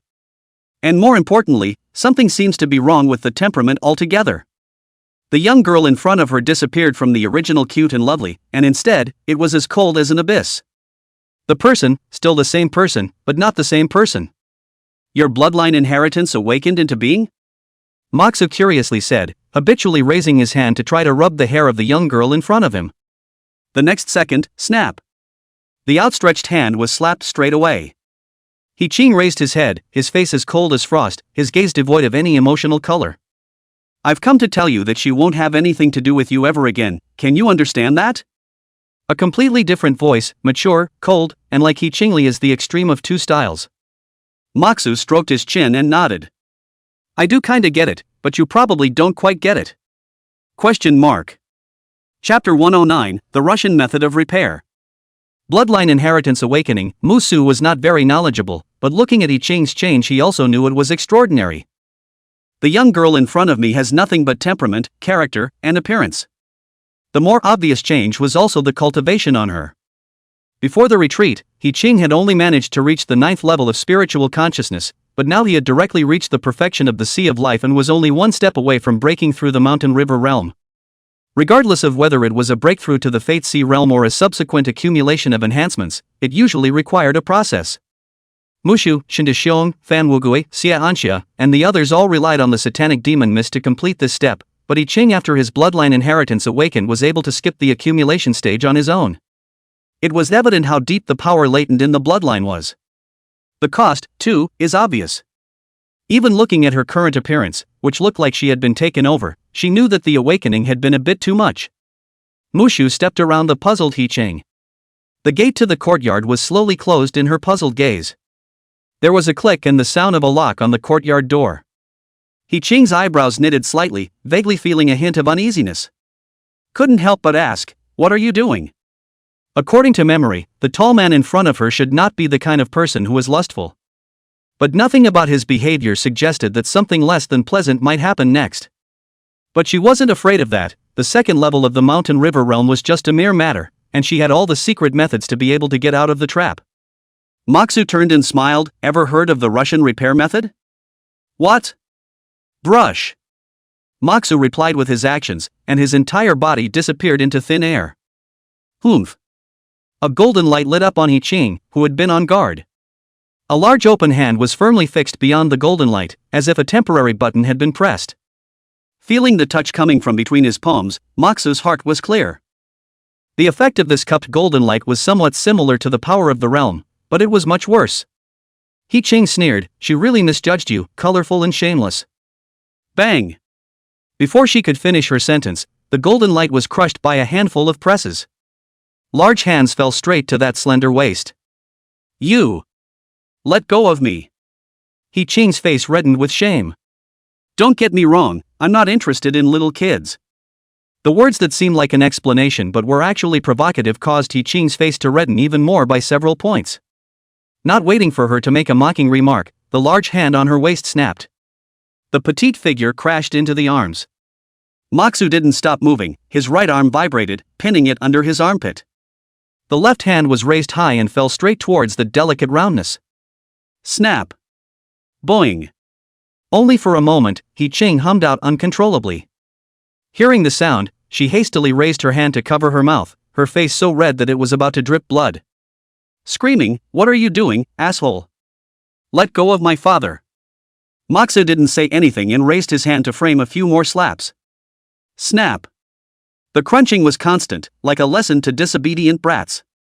Outside the villa's courtyard, a group of senior investigators looked odd. "No, man, the commissioner just left on the front foot, and you're playing such a fancy game on the back foot. Is this something we can listen to?" A few people looked around at each other and then at old Zhang, who was in the middle of a breakthrough. "Is it time to go or not to go? If you don't leave, you might be silenced if you hear something you shouldn't later. But if we go, what about old Chang?" It was common knowledge in the immortal cultivation world that people in the middle of a breakthrough could not move around at will. A bad one could easily lead to the other party failing to break through, or even falling directly to the realm. Or else, let him break through here by himself? Then it's too unrighteous. A group of senior investigators felt it would be better to be a little more thoughtful. Suddenly, one of them took a step toward the outside. Someone questioned, "What are you doing? Are you going to leave old Zhang behind?" "No, it's not, I'm just going to take a couple steps and think about what would be better." "I see, I'll walk with you then." "And me?" I'll go too. In a few blinks of an eye, the only person left in the courtyard was old Zhang sitting on the stone table, his eyes tightly closed, alone. The snapping continued in the villa, accompanied by occasional cries of shame and pain and curses. A senior investigator poked his head around the door to the dormitory. With guilt on his face, he walked gingerly toward old Zhang. When he traveled to the stone table, he reached out and picked up the cigarettes on the table, didn't even look at old Zhang, and darted toward the outside again. Lao Zhang. In the small courtyard of the villa, Moxu made a movement. It wasn't that He Qing begged for mercy, but He Qing hadn't made a sound for a while. The petite body was trembling lightly. The familiar aura and feeling let him know that the real He Qing had returned. Releasing his hand and putting it down, Moxu said in amusement, "Why don't you say anything?" Well. Being placed on the ground, He Qing turned his head and slumped into the grass aside, holding his head in his hands. The almost swollen little buttocks were sticking up in the air. Through the slit in her small hand, she could see the roots of her ears were as red as boiled shrimp. A voice as thin as a mosquito rang out, Can you leave me alone for a moment? Just a moment. Are you that shy? And you're cozying up to the ostrich. Can you promise you won't change back when I'm gone? Yes, it can be guaranteed. Okay, I'll wait for you in the living room and come in myself when you're ready." Saying that, Mushu walked into the villa. Only after hearing the voice go away did He Qing timidly raise his head to look. What's there to like about a rude man like that? A somewhat exasperated female voice rang out from the void. He Qing didn't reply. Instead, he activated his healing powers into his palm and applied it to his hot little butt. Although Mushu didn't use too much force, it was still a little too much for her physique to handle. And besides the pain, there's a different. At this point, the female voice was quite a bit of gnashing of teeth and anger. You haven't forgotten we're sharing a body, have you? What's wrong with you? I can't believe you're still. Stop. No talking. If you say it, I'll die. He Qing's tone carried a sense of determination, directly causing the female voice to shut up. Emotional women definitely talk the talk, an unknown female voice, being a woman herself, knows this all too well. As my He Shulan's descendant, how can you indulge in love so much? Originally thought that you asked me to come to him in order to let me cut off the relationship with him for you, but I didn't think that you were actually playing with the idea of driving me away. You disappoint me too much. Seeing that He Qing just silently activated her powers without saying anything, He Shulan continued. Are you so sure that he has the ability to drive me away? He's just a junior at the second level of the Mountain River realm. Under the effect of the healing powers, He Qing rolled over and sat on the grass. That's because you don't know, half a month ago, he was only at the first level of spiritual awareness. No way. You're lying to me. Just now at contact I've already checked his talent, it can only be regarded as an ordinary genius. He Qing stood up, shook the grass clippings from his body, and proudly said, Nothing is impossible for Moxu.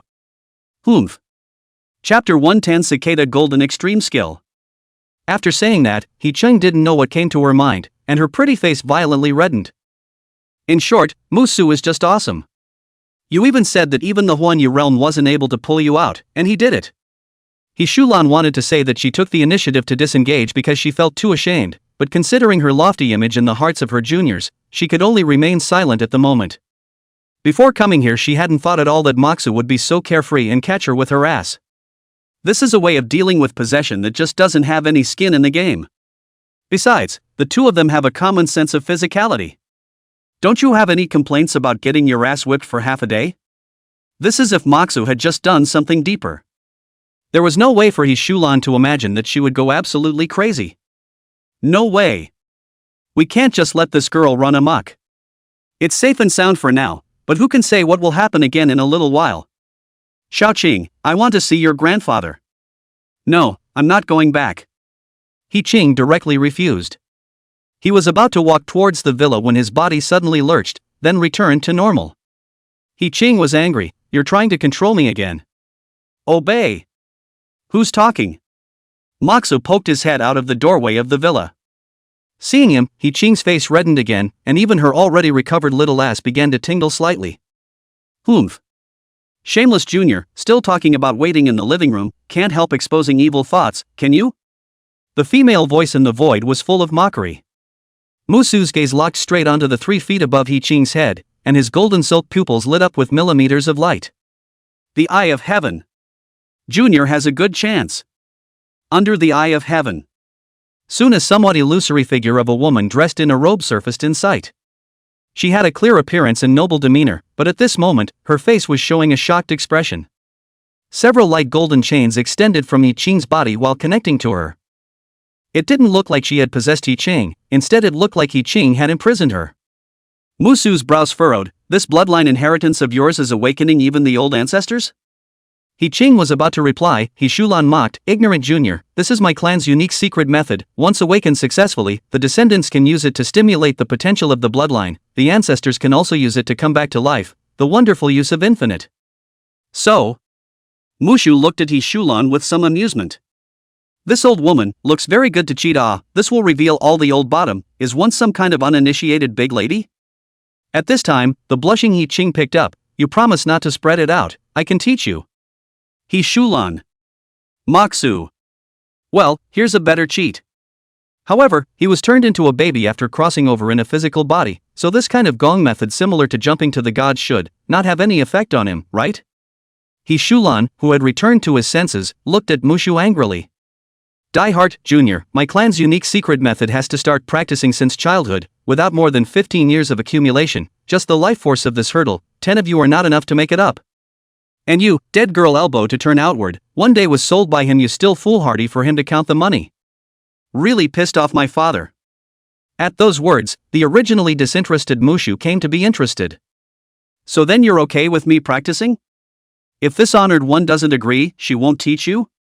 But there is one thing, Xiao Qing believes in you so much, I hope you won't let her trust down only, as long as you make a heavenly Tao oath and promise not to spread it out, including your future heir, this honored one will personally teach you.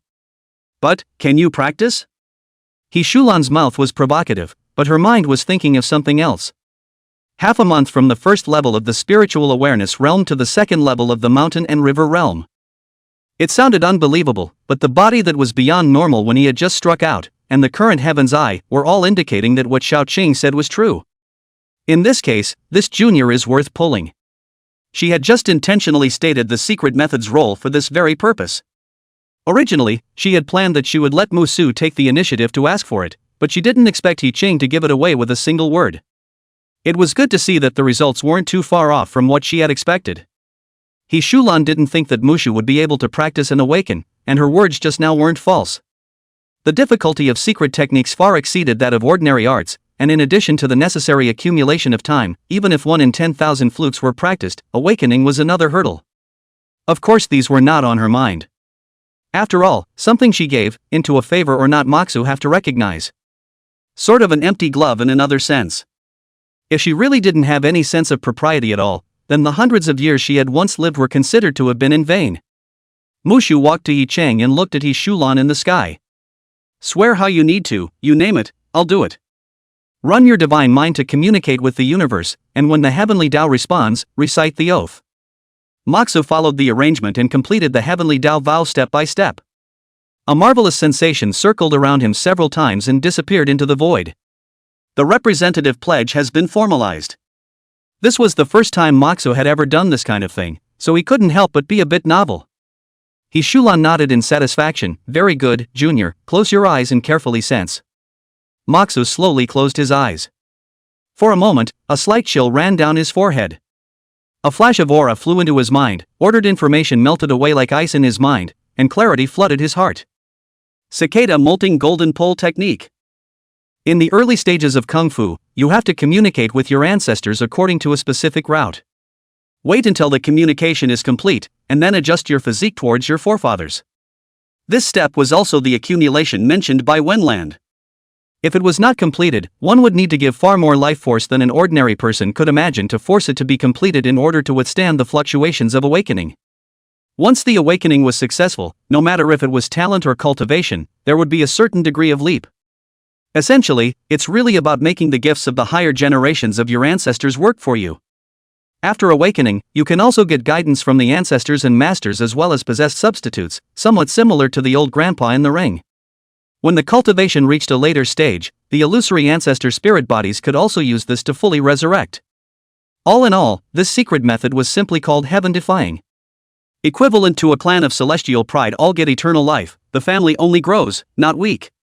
But, if that was really the case, the Yi family wouldn't have joined forces with the Murong family. There are quite a few more restrictions to this. The first thing was that the chances of awakening were pitifully small, and it might only be possible to find 1 out of 10,000 direct bloodline family descendants. And in order to resurrect your ancestors, you need to reach the realm. Celestial realm. Even the name of this realm was the first time Moxu had heard of it. Regardless of these have-nots, Musu directly tried to communicate with the ancestors. If I understand you correctly, he may not be able to communicate anything. In the underworld, it was as if the divine thoughts were drifting to the infinite high heavens. Several breaths of time passed, and a wall emitting a brilliant golden light blocked his way. Looking up, above the giant wall, mountainous golden columns were attached. The head of the sword, the hilt, the lattice. At the root of the sword, river gully-like lines outlined two ancient inscriptions that made Musu's breath catch. Moxu had never seen this type of writing before, but he knew it. These two words read as Regulus. Chapter 111, The Great Tao bestows blessings on Brother Mushu. Regulus. Legend has it that the first human emperor, Regulus, wore the sword. It was cast by the gods of the immortals who took copper from Shushan. After realizing what was standing in front of him, Moxu in his conscious form couldn't help but raise his hand and spread out his palm to press it against the giant golden wall. In an instant, a blood-curdling touch traveled along his palm. Indeed, it is true that it is the first, but I didn't realize it was so far ahead. The body of the sword, which had just been thought to be a modeled wall, was now visible as a fine pattern of mountains, rivers, grasses, and trees. Musu raised his head and looked away. If he remembered correctly, the hilt of the sword should have the human emperor's art recorded on it. Before he could make a move, a ray of golden light automatically fell from the hilt of the sword and flew into his chest. A special power that was different from spiritual power, divine thoughts, took root in the body, as if it had an extra instinct. This meant that he had one more avatar, and the bit was extremely high. Beasts. The simple two ancient inscriptions lurked with the terrifying ability to dominate all beasts. It's just that the same magical powers. Why was there so much movement when he obtained the Eye of Heaven, but nothing now that he's obtained the Imperial Beast? The whole thing took less than a second and there was no discomfort at all. How long did it take you to communicate in the first place? Well. He Qing thought for a moment and replied, half an hour. At those words, He Shulan's frown deepened. The stronger the ancestor, the more time it takes to lock onto the anchor point and the longer it stays, indicating a higher level of recognition by the anchored ancestor as well. The first time an ordinary Ho family member communicates with their ancestor is at most 1 time. Even those with better talent would not exceed half an hour. And now what is this junior doing? He had been in a state of communication for 2 whole hours. That's not right, is it? Why was this junior acting as if he was even more suitable for the cicada molting golden extreme technique than her He clan members? 2 whole hours. Still no sign of waking up. Is he communicating with the ancient gods? He Shulan's feelings were complicated. The original empty glove was clearly unrealistic, but it seemed like a good deal to get a favor from this kind of absolute heavenly pride. Judging by the results, she should be happy, but she wasn't happy at all. He Shulan felt like she was in a nightmare. Musu's performance directly set off the talent that her He family had been proud of for dozens of generations as worthless. If I had to describe it, it's like a stifling feeling of keeping a beautiful wife and not being able to do anything about it. And compared to her displeasure, He Qing looked happy. The little girl was really not much of a city, she was simply looking at Musu being very powerful, and she was in a good mood. Little by little, time passes. 2 hours later, Muxu, who was standing still, frowned slightly, and his body suddenly radiated a bright golden light. The light was accompanied by an ancient and sullen vibration, like a sledgehammer striking on a bronze cauldron, hitting the heart. It was clearly visible even from the elevator entrance outside the dormitory town. Such a big commotion naturally attracted the attention of everyone in the cave. Seeing the scene from afar, the senior investigators who had gone out to think it over exclaimed, "Heck yeah, Moxu is at it again. Isn't he doing that kind of thing? What? Is this the heavenly pride above monsters? Not only do they play with flowers, the way of epiphany is even more varied. Do you guys think I should try red romance next time? Cut the bull and go save old Zhang. He definitely can't hold out in this state. Right. Let's save old Zhang first." A few people rushed all the way back to the senior investigator's quarters. The place has been flooded with a golden glow, the floor tiles, the walls, the grass and trees, and as for the old Zhang. The middle-aged man sitting cross-legged had a dignified appearance, as if he was plated with a layer of gold paint. At first glance I thought a high priest had sat down in situ. Old Chang is cool. Don't shout blindly, look carefully, these golden lights seem to have the effect of enhancing enlightenment. Old Zhang has now reached a critical period. As soon as the words fell from his lips, the senior investigator who had spoken hastily found a place to sit on the ground and closed his eyes. It's a rare opportunity, don't all freeze, let's seize the time to cultivate as well. Others reacted to the situation and followed suit. Others pulled out their cell phones to call out their friends, just like the guy just said, it's a rare opportunity, so don't rub it in. Improvement of enlightenment. This can work much better than normal heavenly materials. Investigators who were a little farther away and vaguely tasted the sweetness also came this way. In less than a moment's time, the courtyard was filled with silhouettes, and under the golden light, they were living like the Lohan protectors in the temple. This cultivation feast lasted for an hour before it finally ended. The vast majority of the investigators in the courtyard had stepped into at least one minor realm. There were even senior investigators who had not made an inch of progress for a long period of time, breaking through the realm stage and moving from the middle stage to the late stage. It was evident how strong the boost from the golden light was. Everyone was beaming with joy. After this battle, it could be said that the strength of the entire Lu Xiang branch had been drastically increased. Suddenly, a clear voice rang out. What are you doing? Moxa looked at the yard full of people with a black line on his face. Those sitting on the ground are fine, how come the walls and trees and roofs are full of people? At a glance, even the entrance to the courtyard was surrounded by human figures, more fervent than stargazers. The great Tao bestows blessings on Brother Moxu, everyone is here to cultivate. A familiar voice sounded at his feet, and Moxu lowered his head. Only a large, sinewy man was sitting on the doorframe of his own courtyard gate. Beside him, there was also He Qing right next to him, and the two of them were grinning with a fawning smile. Moxu. That's a freebie, isn't it? I didn't realize that these two bushy-eyed ones knew how to get close to the water. Of course he knew what had just happened, and after his consciousness returned, He Shulan explained to him what had just happened. At this moment, He Qing was inside, breaking through the mountain river realm. Only two people rely on and he is familiar with, other people do not dare to lean so close, the most daring is still more than 10 meters away. Alright, let them all disperse and go inform the logistics department to prepare the heavenly materials. Saying that, Moxa glanced at the senior investigator who was sitting cross-legged on the table. He'd seen this man a couple times before and was kind of impressed. Looking at his breath at the moment, he estimated that he was about to break through as well, so he added, prepare more. Okay. Lin pulled He Qing to his feet. Waiting for the two to leave, Moxa's gaze once again went to the senior investigators who were gathered around the stone table. These people had been cowering in their dormitory caves during the weekdays, and would only accomplish the minimum standard of tasks every month, and honestly weren't too different from assholes. Other people whoring around for nothing is fine, after all, the precinct is my home and development depends on everyone, but not them. Greeting those evasive gazes, Moxu opened the door and said, What are you looking at, pay up asshole? Chapter 112, I want to follow you. Line up, 50 Dragonslayer points per person, okay, next. The scryer technique took in the cell phone and suspended it in the air with a huge spiritual power boost. A total of 16 senior investigators lined up neatly and took turns scanning over it with their cell phones.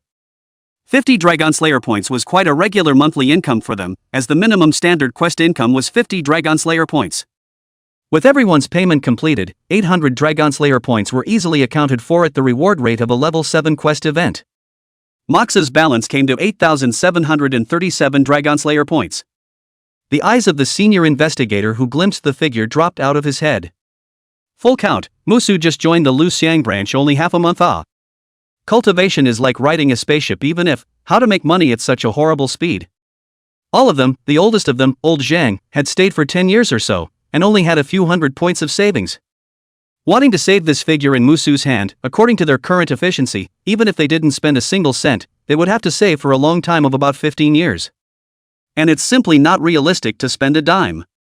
What did they join the 749 for? Aside from a host of perks, isn't it all about improving yourself more safely and easily? If you don't try to improve your cultivation when you're young, you won't have another chance when you're old. Alright, let's go. Waving his hand to disperse the crowd, Musu turned around and returned to the villa courtyard. Looking at He Qing, who was still in the middle of his breakthrough, he simply sat on the threshold and opened 749 mall. What do you do with money? Spend it, of course. At that moment, a message alert popped up on the phone screen. Office Ling Qiangyin, Sheriff Mac, someone is looking for you, says he's here to deliver something, this side of the service hall. After sending the message, the window went black for a second. Looks like the clerk lady has some pretty deep misconceptions and preconceptions about him. Next time, you must explain to the other person to explain it properly. Shaking his head, Muxa flipped out Chu Qing's message window and sent a message for him to bring the person down. Ding! Almost a second back.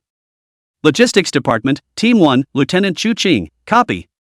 The rank of magistrate and judge was able to lead outsiders inside the precinct, just like how Ji Changkong had brought Morong Yun into the martial arts arena earlier. But when things go wrong, the responsibility is the leader's alone. And if something goes wrong when he is led by Chu Qing on his behalf like now, he will have to bear the same responsibility. Of course, the average outsider wouldn't be stupid enough to mess with the precinct just to be right. Chu Qing's movements were quick, and in less than 5 minutes, the person was brought to the front of the villa. Pushing open the door, Chu Qing maintained his knocking motion. Behind him stood Morong Yun and Shang Qingya. Morong Yun was still dressed in that male attire. Musu casually glanced at it, and the place that should be bulging had become a great plain again. Noticing his gaze, Morong Yun's face brushed red and cut him off with some shame. Chu Qing's eyes glared, feeling as if he had discovered something extraordinary. If he didn't leave, he might be silenced. I'll just go ahead and talk to you guys. Without waiting for Moxa to respond, he turned around and ran. Is the logistics department that busy? Ignoring Shang Qingya, who had an odd gaze, Musu shrugged and looked at Morong Yun. Being the head of the family? I brought all the stuff, including the ones Grandpa's promised you. Saying that, Morong Yun's storage ring was wiped on, and a delicately modeled square box appeared in her hand. And me? I've brought what Uncle Chu promised you. Seeing that Musu still had no intention of paying attention to her, Shang Qingya hurriedly pulled out a matchbox-sized, pitch-black rectangle from her storage ring. It was carved with dense seal script. The name of this object is Mountain and River Forever Town, with. Before Shang Qingya could finish her sentence, the rectangle lying in her palm had already disappeared. Question mark. Muxa said indifferently, I've received the stuff, so go back if you're fine. You're finally willing to talk to me. Bang! Morong Yun was dragged into the courtyard, and the gate closed right behind him. The speed was so fast that Shang Qingya didn't even react, only feeling the strong wind on his face. This pissed her off and she couldn't care less about being ladylike. Crossing his arms, he yelled, Hey! Do you realize you're going overboard, eh? No one answered. Humph. I'll stand guard here, I don't believe you won't come out. Shang Qingya didn't care about the strange gazes of those senior investigators sitting directly in the doorway. In the courtyard, Morong Yun first glanced at He Qing and the breakthrough in surprise, then averted his gaze as if nothing had happened. What's this? Moxa touched a palm-sized, pale greenish stone that looked like soap from the square box she had brought with her. Grandpa felt that there were no shortcomings in you, but your character was too domineering and prone to losses, so he finally chose this milestone, which can withstand one fatal injury and instantly move 1,000 miles away. That's a good way to say it, taking advantage of me like I'm a junior, isn't it? Also, not. Morong Yun explained, his eyes wandering around. Although the old man didn't say it explicitly, but with this attitude of treating his own family, she already knew what it meant. Still like to take advantage of verbalization at your age, TSK, if the stuff works. Another 3 fruits of enlightenment, a 7 turns divine intent pill and a jade pendant were flipped out of the box. The 2 enlightenment fruits and the jade pendant and the 7 revolutions divine intent dan were the payment Morong Yun promised, while the extra enlightenment fruit should be the compensation for touching the porcelain at that time. Mushu took the jade pendant and carefully examined it. There's news of the rock-water sword in here? And, this is something I unintentionally obtained in a cave, I can view it by sinking into my divine mind, the clues inside are too difficult for me, so I've been putting it aside. If you want to take the rock-water sword, I can help. Help? As the head of the family, don't you need to go back and guard the Morong family?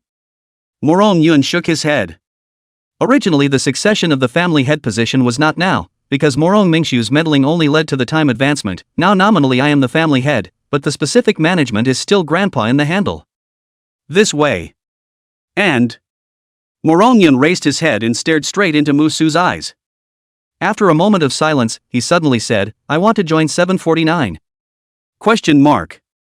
No, you're a family man who wants to be an investigator in training? What kind of operation is this? It's just like the CEO of a company not going to enjoy the benefits of life but coming out to work. At the High Yuan precinct? No, I want to follow you. Upon hearing these words, Mushu's eyes immediately went odd for a few moments. Oh, I'm this damn, charming, amazing, charmer. Morongyun's cheeks were slightly red, but her gaze did not flinch. I know, you're still missing an assistant for your sheriff's position. This statement was made. He Qing, who was in the middle of a breakthrough next to him, instantly opened his eyes. Chapter 113, Can't Regulus be the ancestor, right? Keep your mind tight and don't get distracted. He Shulan was startled and rushed out to remind him. Noticing He Qing's actions, Musu's eyes were solemn. Directly admonished, what are you getting together for? Focus on what you're doing. This is the key moment to break through the mountain river realm. There is no room for error. If the aura goes wrong, it's not as simple as the continent collapsing, even the life sea may collapse together. Oh. He Qing grunted and closed his eyes. Obviously I was the first. Seeing that she had resumed her cultivation state, Musu looked sideways at Morongyun. As you can see, I already have an assistant. Upon hearing this, He Qing, whose eyes were tightly closed, calmed his breathing and focused on the mountain river realm breakthrough. If she hadn't been unable to move right now, she would have said anything to get a hug on it, not that she hadn't done it before anyway. The rejected Morongyun, on the other hand, did not see the lost color. Unsurprisingly, the bad guy is really popular then. She'd thought about it before she came. Like Musu, a cultivator with strong strength, excellent talent, outstanding looks, and at the same time young would definitely have many suitors. This would not be a reason to dissuade her, for she had, in her life, been brought up in a scramble. Whether it was cultivation resources, or family interests, or even Morong Xiangxin's choice. Before she met Moxu, all of this was snatched from her by herself.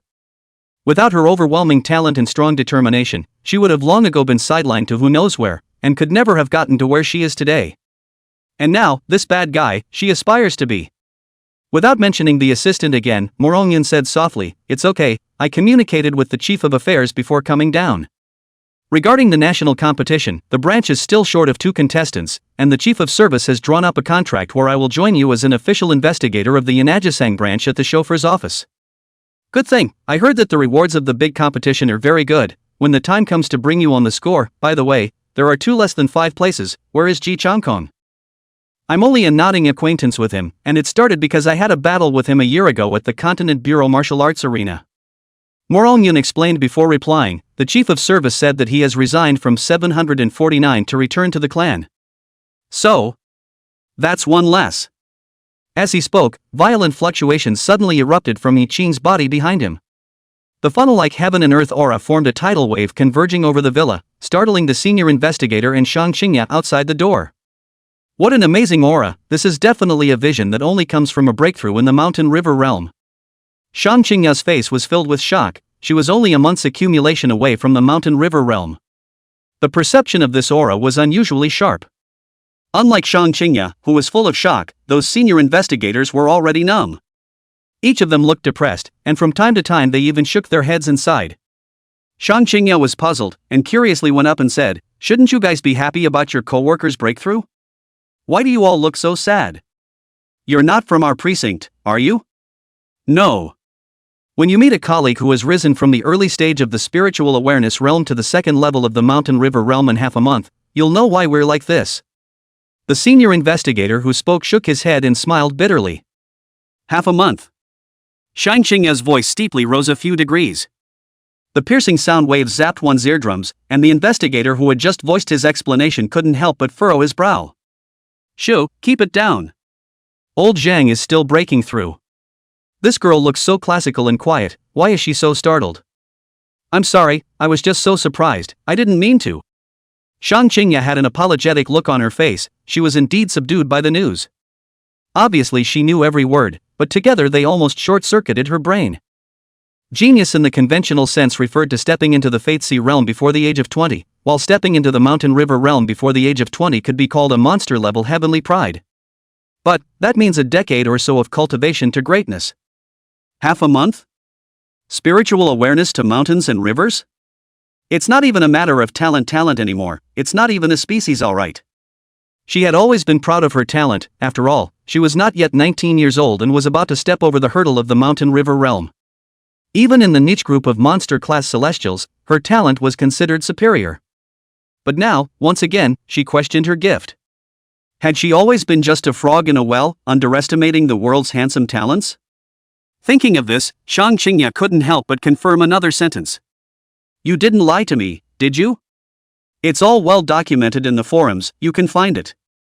On hearing this, Shang Qingya immediately took out his cell phone and opened the Lu Xiang branch forum. Just typed in the word Moxu, and immediately a large number of posts popped up. Scrolling through that one outrageous headline, Shang Qingya's gaze slowly changed from disbelief to disbelief until finally expressionless. She suddenly felt that she had no advantage over the sheriff, who had a nice voice and good looks, but a nasty personality. The harsh words once laid down came to mind. When I break through the mountain river realm next month, I'll beat you up. No wonder he didn't seem to have much of a reaction at the time. Half a month has traveled the distance everyone has traveled in over a decade, in 1 month. Shang Qingya was a little afraid to imagine it. But what about being bullied by him before? No, this can't just be left alone. If I can't beat my talent, I still have my psychic ability. Shang Qingya turned around sullenly and sat on the threshold of the villa's courtyard door once again.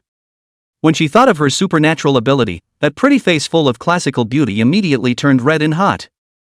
Cannot help but raise his hand to cover his face. Cannot that alien. Yard. Musu, who was quietly watching He Qing's breakthrough, didn't know yet. One is doubly missed again. Behind He Qing, He Shulan's eyes were similarly closed tightly, her arms wrapped around He Qing. A strange resonating aura mingled with each other as the celestial eyes watched. This was one of the wonderful uses of the cicada molting golden pole technique. Breaking through the realm is accompanied by further uplifting of the practitioner's qualifications by the bound ancestor. It could be said that every breakthrough through a major realm was considered a weaker version of a deconstruction. The cultivator who invented this secret method in the first place could simply be called a genius. Musu maintained the catalyzing effect of his heavenly eyes, and the mysterious space he had previously entered in his conscious form had not seen the Yellow Emperor himself until the very end. From the beginning to the end, there was only that ancient divine mountain like Xin Yuan sword standing. After obtaining the imperial beast avatar, it was even sent straight back. As one wanted to run the secret method to communicate with the ancestors again, a period of time would need to be spaced out. Thus he had no way of knowing for the moment whether he had succeeded in communicating or not, and could only wait for the next attempt. By all rights he should have succeeded. After all, the divine powers were all solidly in hand. But the most crucial ancestor he had not seen. It can't be that Regulus is the ancestor, can it?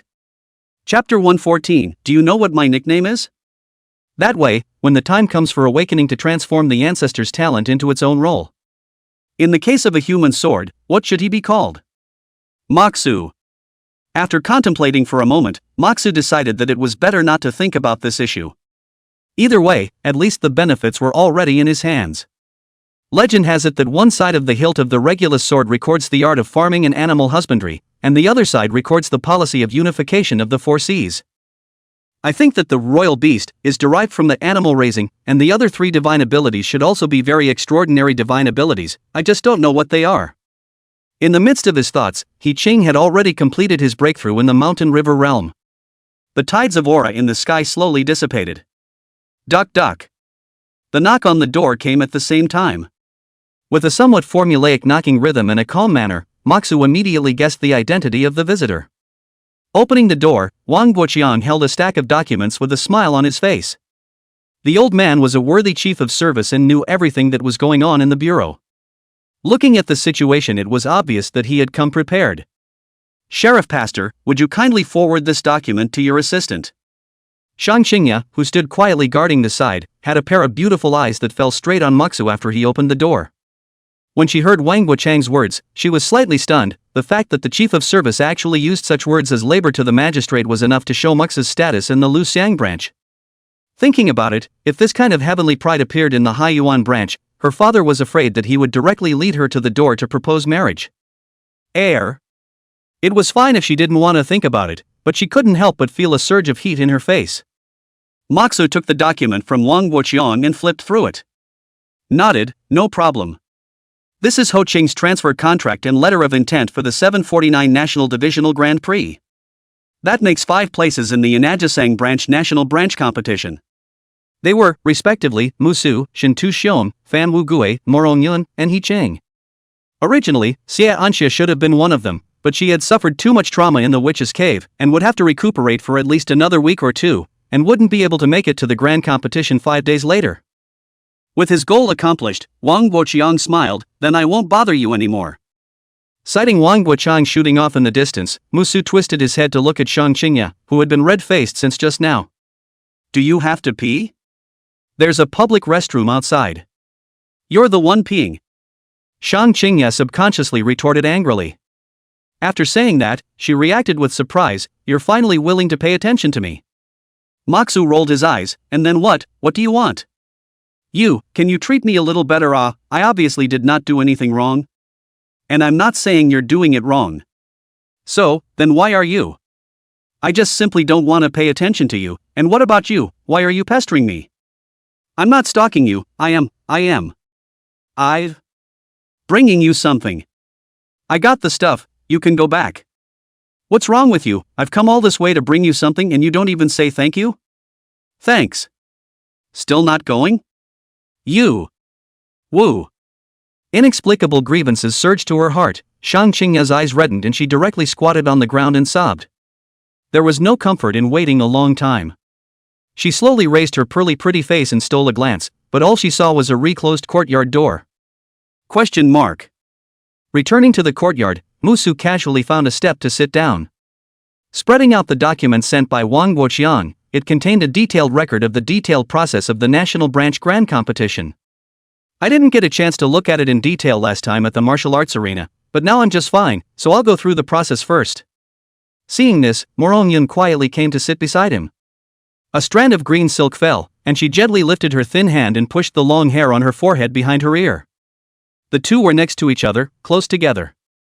When He Qing, who was consolidating her cultivation next to her, saw this scene, a small mouth immediately pouted so much that it could hang a kettle on it.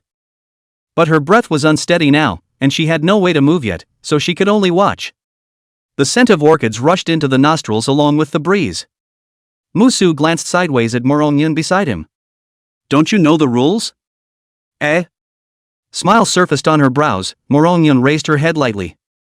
I have to say her male disguise at this point with the woman's demeanor was quite aggressive and seductive. Moxu didn't care, and his gaze fell back on the documents.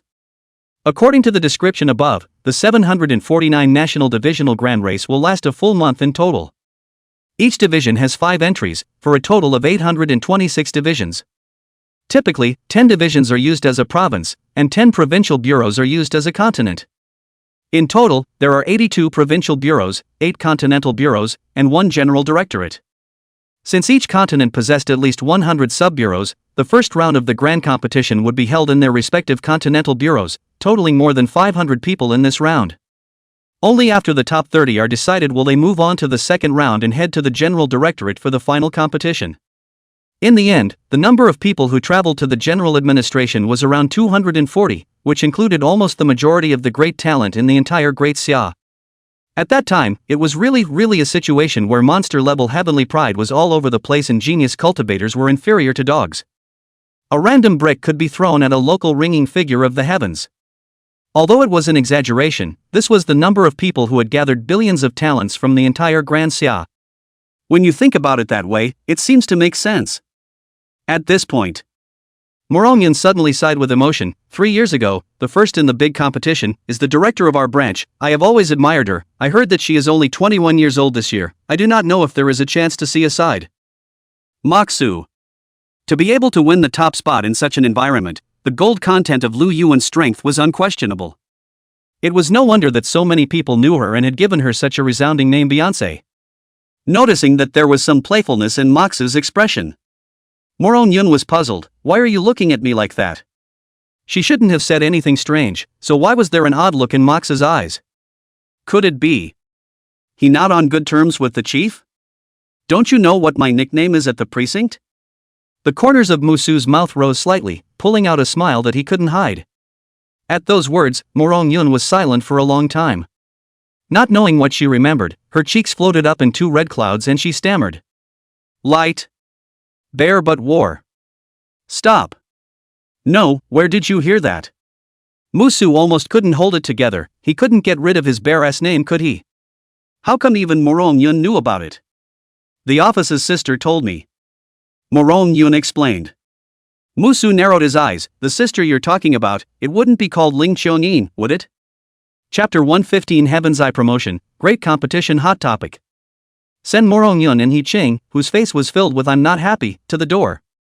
I've transferred 3,000 Dragon Slayer points to you. Raising his hand to rub He Qing's hair in disarray, Musu admonished. The big competition is in 5 days, stabilize your cultivation well and talk to me when it's not enough. He Qing was taken aback by his words. 3,000 Dragon Slayer points.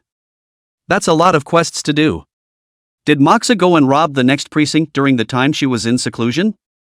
Enough, not so much.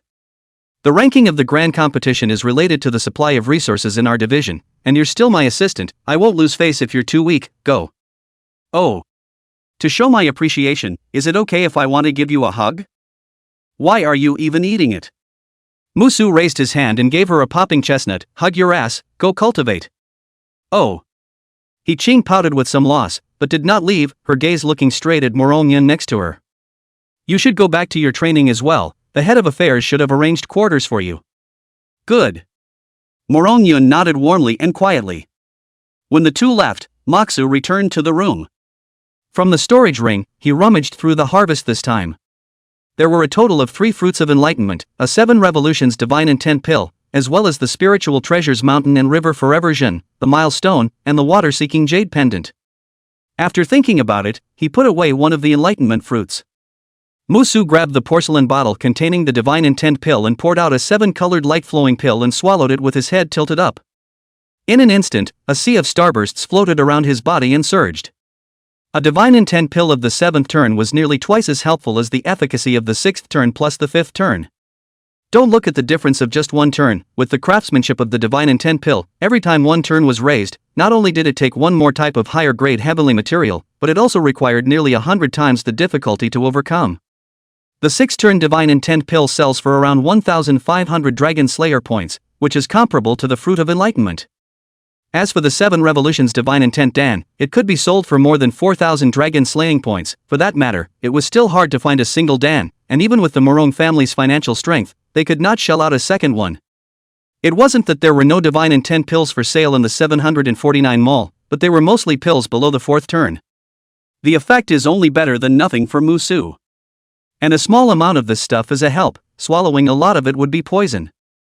The maximum number of divine intent pills that could be taken per turn was best at 3. If it was just the damage to the physique, Moxu could have just ignored it, but the problem was the damage to the spirit. Taking too much of the divine intent pill would be counterproductive, and there had once been a physical cultivator who had relied on his physical strength and ended up causing himself to become mentally deranged. Wait until the effects of the 7-turn divine intent pill were completely absorbed. Moxu's spiritual power had increased by another whole level compared to before. Now he could last at least 2 pairs of hours if he were to face satanic demon mist again. Experiencing the changes in spiritual power once more in detail.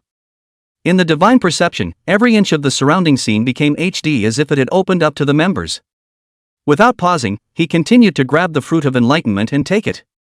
Compared to the first time, this time he didn't gain any other divine abilities. But he could feel a heat in his eyeballs, a slight burning sensation that made him want to inspire the ray again. Luckily, with the experience of the last time, he held back hard this time, or the roof would be gone.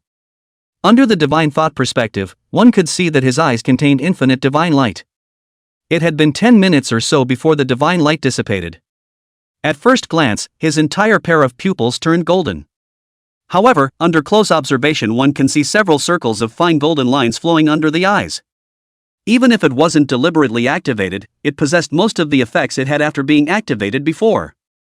Counting the enhancement of his mental power, now, without affecting his normal mental state, he was able to send out a full 25 channels in one breath, and the power of each of them was enhanced to an extremely terrifying degree.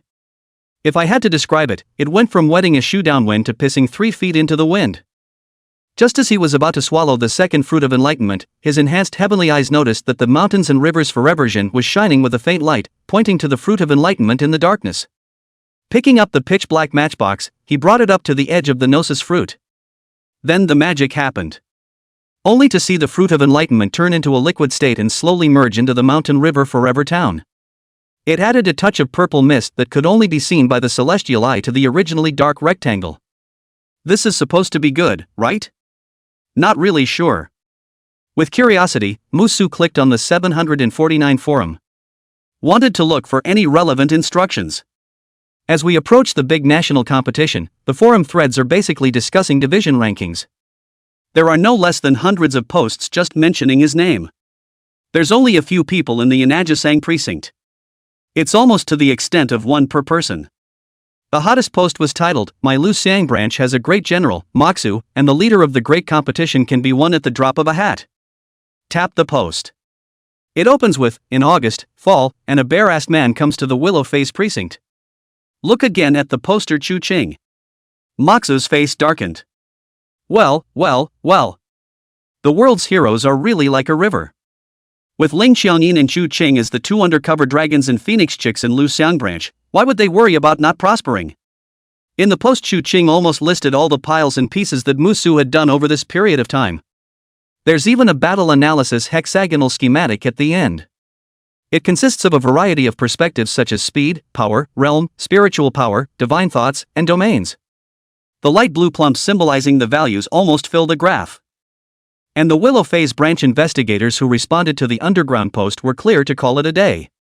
Only a small number of people still had reservations about the head of the kaiju, believing that it was fine for Moxu to enter the top 10, but it was impossible to say anything further up. After all, Daxiao was a large land with a huge population, so it was impossible to say what kind of monsters would run out again. In addition to these, there were several other divisional investigators who responded with high levels of heat. Candle Water Branch investigator Gong, "Only Mountain River Realm early stage will dare to put words to say to compete for the top, really a joke. I remember you Luxiang branch last year, the best results. Chi Chankong also only took a 120, the other 4 participants or even the general administration has not even been. Originally thought you can be some progress this year. Did not think that even go out of their way to fabricate a fictional character out of masturbation, really laugh at. The death of a person. Don't you branch magistrate in Zhanghao, Muxu is it? I remember, we are all in the same province. Don't let me meet you when you arrive at the Chow Bureau, or else I'll send you home directly. North Star Branch Magistrate Che Shoji, how about you and I work together to make sure that none of the 5 contestants from his Luxiang branch can get out of the Zhou Bureau, brother Ian. Don't you Precinct Magistrate in Zhanghao, yes. The two men's unself-conscious attitude immediately provoked anger and abuse from the Yanajisang branch.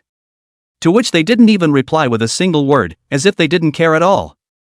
Looking at the reply address above, it appears that these stringing 749 members are in the same province as their Willow Phase branch. So was this a little maneuver by the provincial bureau? Moxu frowned and exited the post. Rather than being influenced by those repost comments.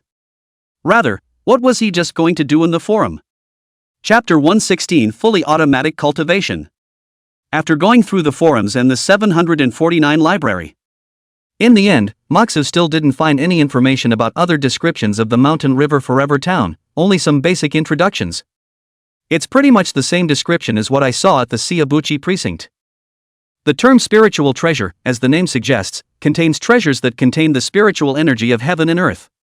Most of these items are naturally occurring and are repeated from time to time. Ancient monks recorded documents based on their utility, and later generations of monks would then use the documents as a benchmark to judge the specific value. Every additional powerful attack that most cultivators had was tantamount to an additional means of victory. Quite a few battles have been fought where people have used this to bounce back. Stage-functioning treasures with obvious side effects like the Mountain River Forever Town were undoubtedly worth quite a bit less than those other directly effective offensive spirit treasures. But now something unexpected has happened. This kind of change had never been discovered even by ancient cultivators. Considering that both were gainful in nature, the fruit of enlightenment also had the effect of comprehending arts.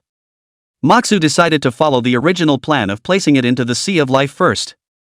Think it and do it. Under the guidance of Broken Front's divine thoughts, the matchbox-sized Mountain River Forever Town floated into the air, passed through an invisible barrier, and burrowed into that vast and boundless fate sea heaven and earth. As soon as he entered, the Mountain River Forever Town violently rose in size, transforming into a lofty mountain. It was only higher than the 2 mountain ranges already formed on the continent. Moxu carefully guided the Mountain River Forever Town to land on the gap between the 2 mountain ranges. With a loud bang, the mountain touched the ground and dust flew up from the intense roar. After a few minutes, the chaos subsided. The steadily standing Mountain River Forever Town spread out a circle of shocking ripples at extreme speed.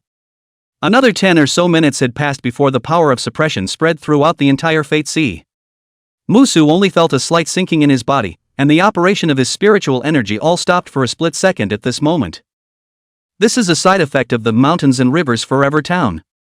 To an ordinary cultivator, this hit was already enough to drop the battle power by more than 10%. Not only that, the force of suppression continued to grow stronger, and one could sense that the power within the Mountain River Forever Town was far from being released. According to this trend, I'm afraid that in less than half a day's time, the ordinary mountain and river realm should be using a wheelchair, and it would have to be the kind that someone else pushes. Simply don't exaggerate.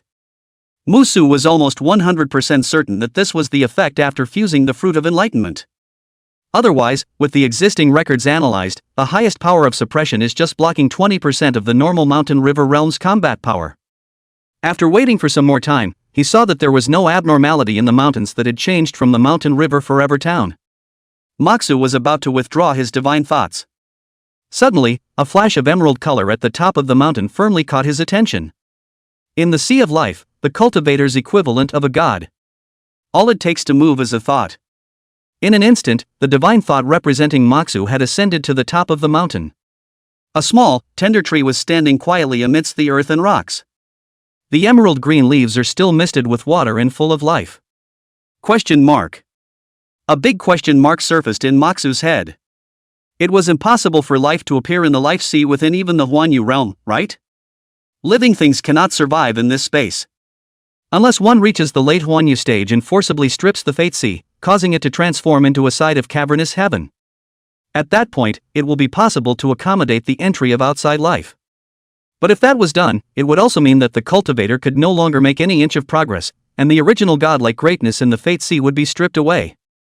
If it wasn't for the fact that the little tree didn't show the slightest abnormality, and instead was still helping to transform the spiritual energy to accelerate the molding of the mountain and river, Musu would definitely have pulled it down at the first opportunity.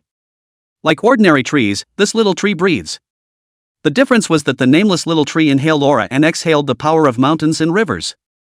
It's like having a self-running cultivation machine inside your body, or the kind that runs at full power 24 hours a day, all year round. Doesn't this mean he'll get stronger just by lying down from now on? When Moxa thought about it carefully, it seemed to be true. Physically, he had the 13 Taba crossing constantly transforming his life force to improve his defense.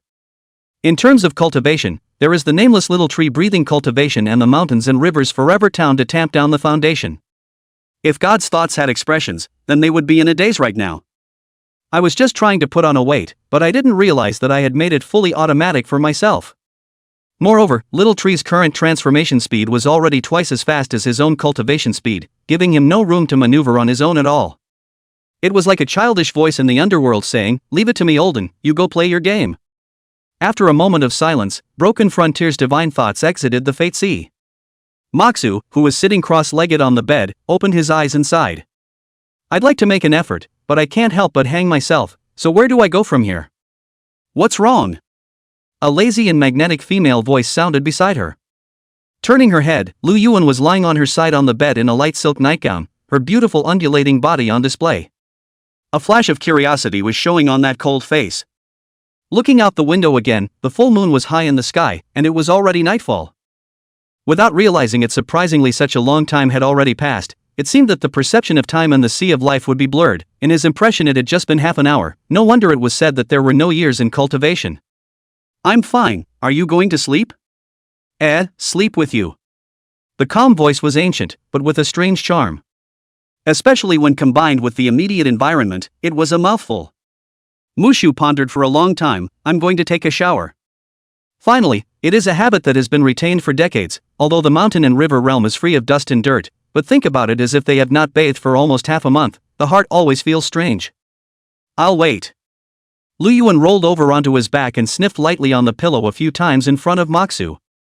Like he had found a fun toy, he scooped the pillow into his arms. In this position, the slender waistline traced an extremely exaggerated arc backward. "Not a bath?" A voice with some pleasurable overtones rang out. Moxu shuddered and busily averted his gaze and turned into the bathroom. Listening to the commotion behind her, Lu Yuan's brows curved and the corners of her lips rose slightly, just like an orchid blooming. At one time, the impression Moxu had given her had always been calm and composed, swimming with ease. Every time she saw him a little flustered like this, Lu Yuan would feel happy. Because that meant that Moxu was fond of her. The sound of water continued for a full hour. Moxu walked out of the bathroom, his hair had already been dried with a spell, and at this time he was wearing the same silk pajamas on his body, but it was a men's model. The set of clothes were tucked into the entrance of Yuewa's storage ring. He would be foolish if he still didn't understand what Lu Yuan meant. Generally speaking, men briefly break through the peak of their face value after a shower. Moxu was no exception. Handsome, dusty features with his unique temperament. Brother, hold me. Chapter 117. What is meant by mutiny on the spot? Open your eyes against the sun. With the promotion's heavenly eye enhancement, the previously blinding light had become softer. The serene figure sprawled in her arms. A sliver of crystal slid down his sandalwood mouth onto his chest. Even through the silk pajamas, I could still feel the warmth and smoothness. In the blink of an eye, 3 days had passed. Lu Yuan was getting more and more fond of sleeping on his chest like this, and if she was rushed she would still be pampered.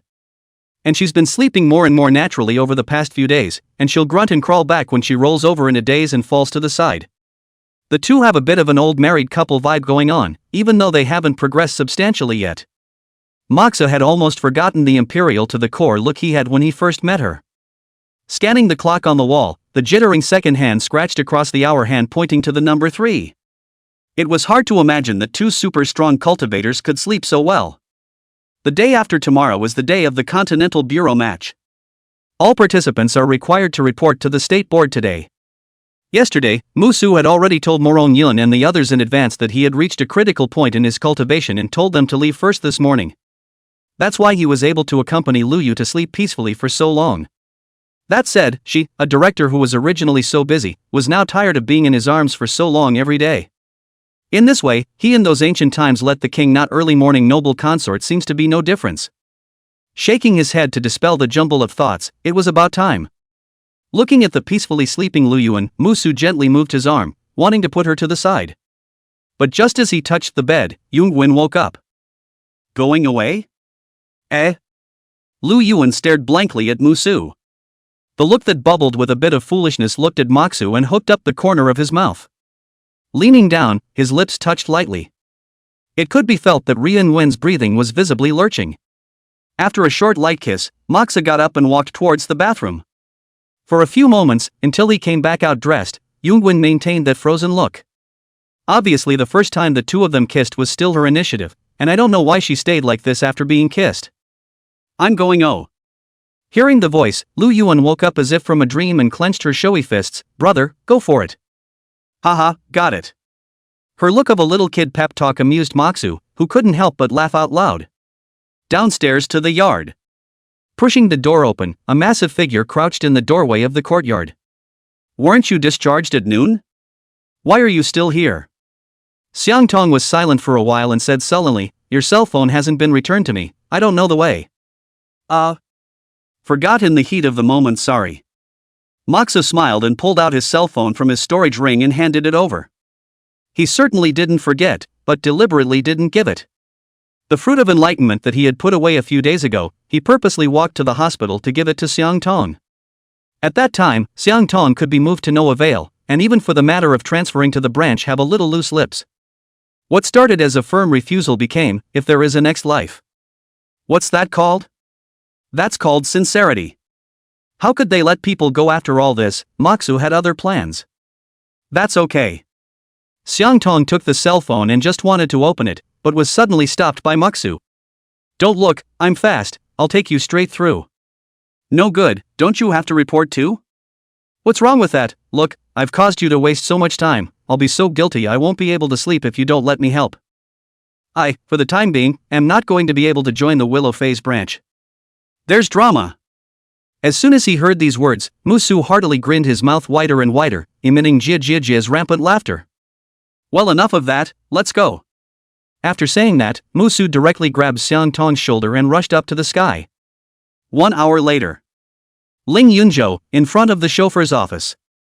Unlike ordinary branch offices, the Continental Bureau was built in the middle of a deep mountain, claiming to be a military management area, and was guarded by a specialized team that ordinary people were not allowed to approach. It covers an area large enough to accommodate the population of a small city and a half. On the outer plaza, 4 magistrates from the Oracle branch were looking anxious.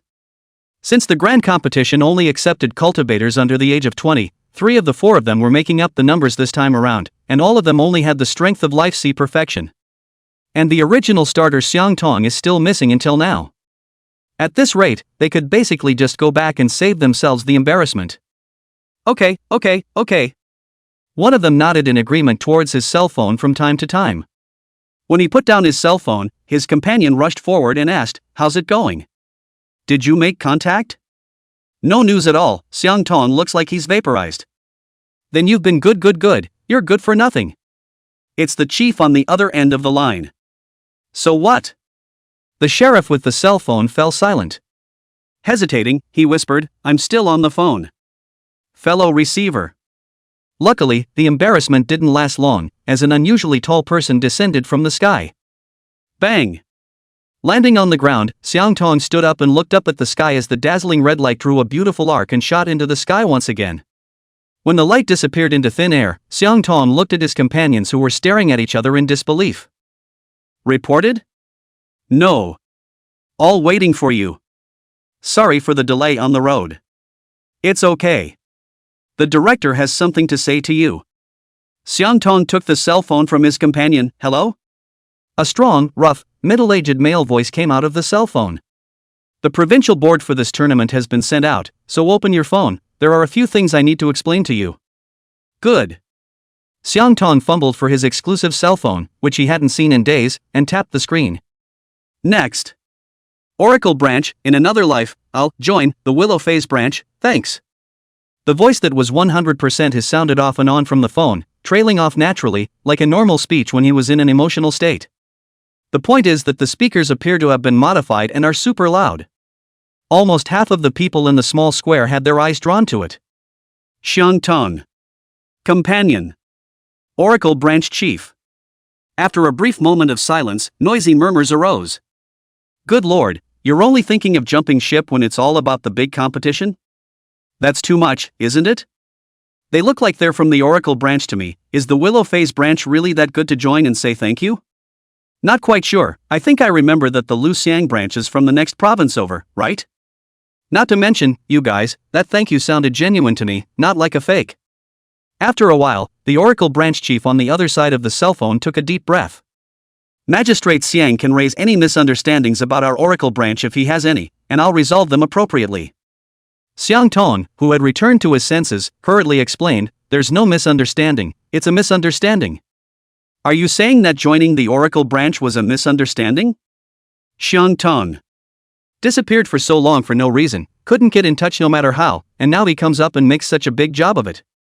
With his eloquence he couldn't really tell for a moment. Chapter 118. That man, he's out of the ordinary. On the other hand, the Tianzi continent. Yanajisang branch office and Yunming provincial office belong to the continent. Wetlands occupy more than 70% of the area, hence the naming of mostly water genera.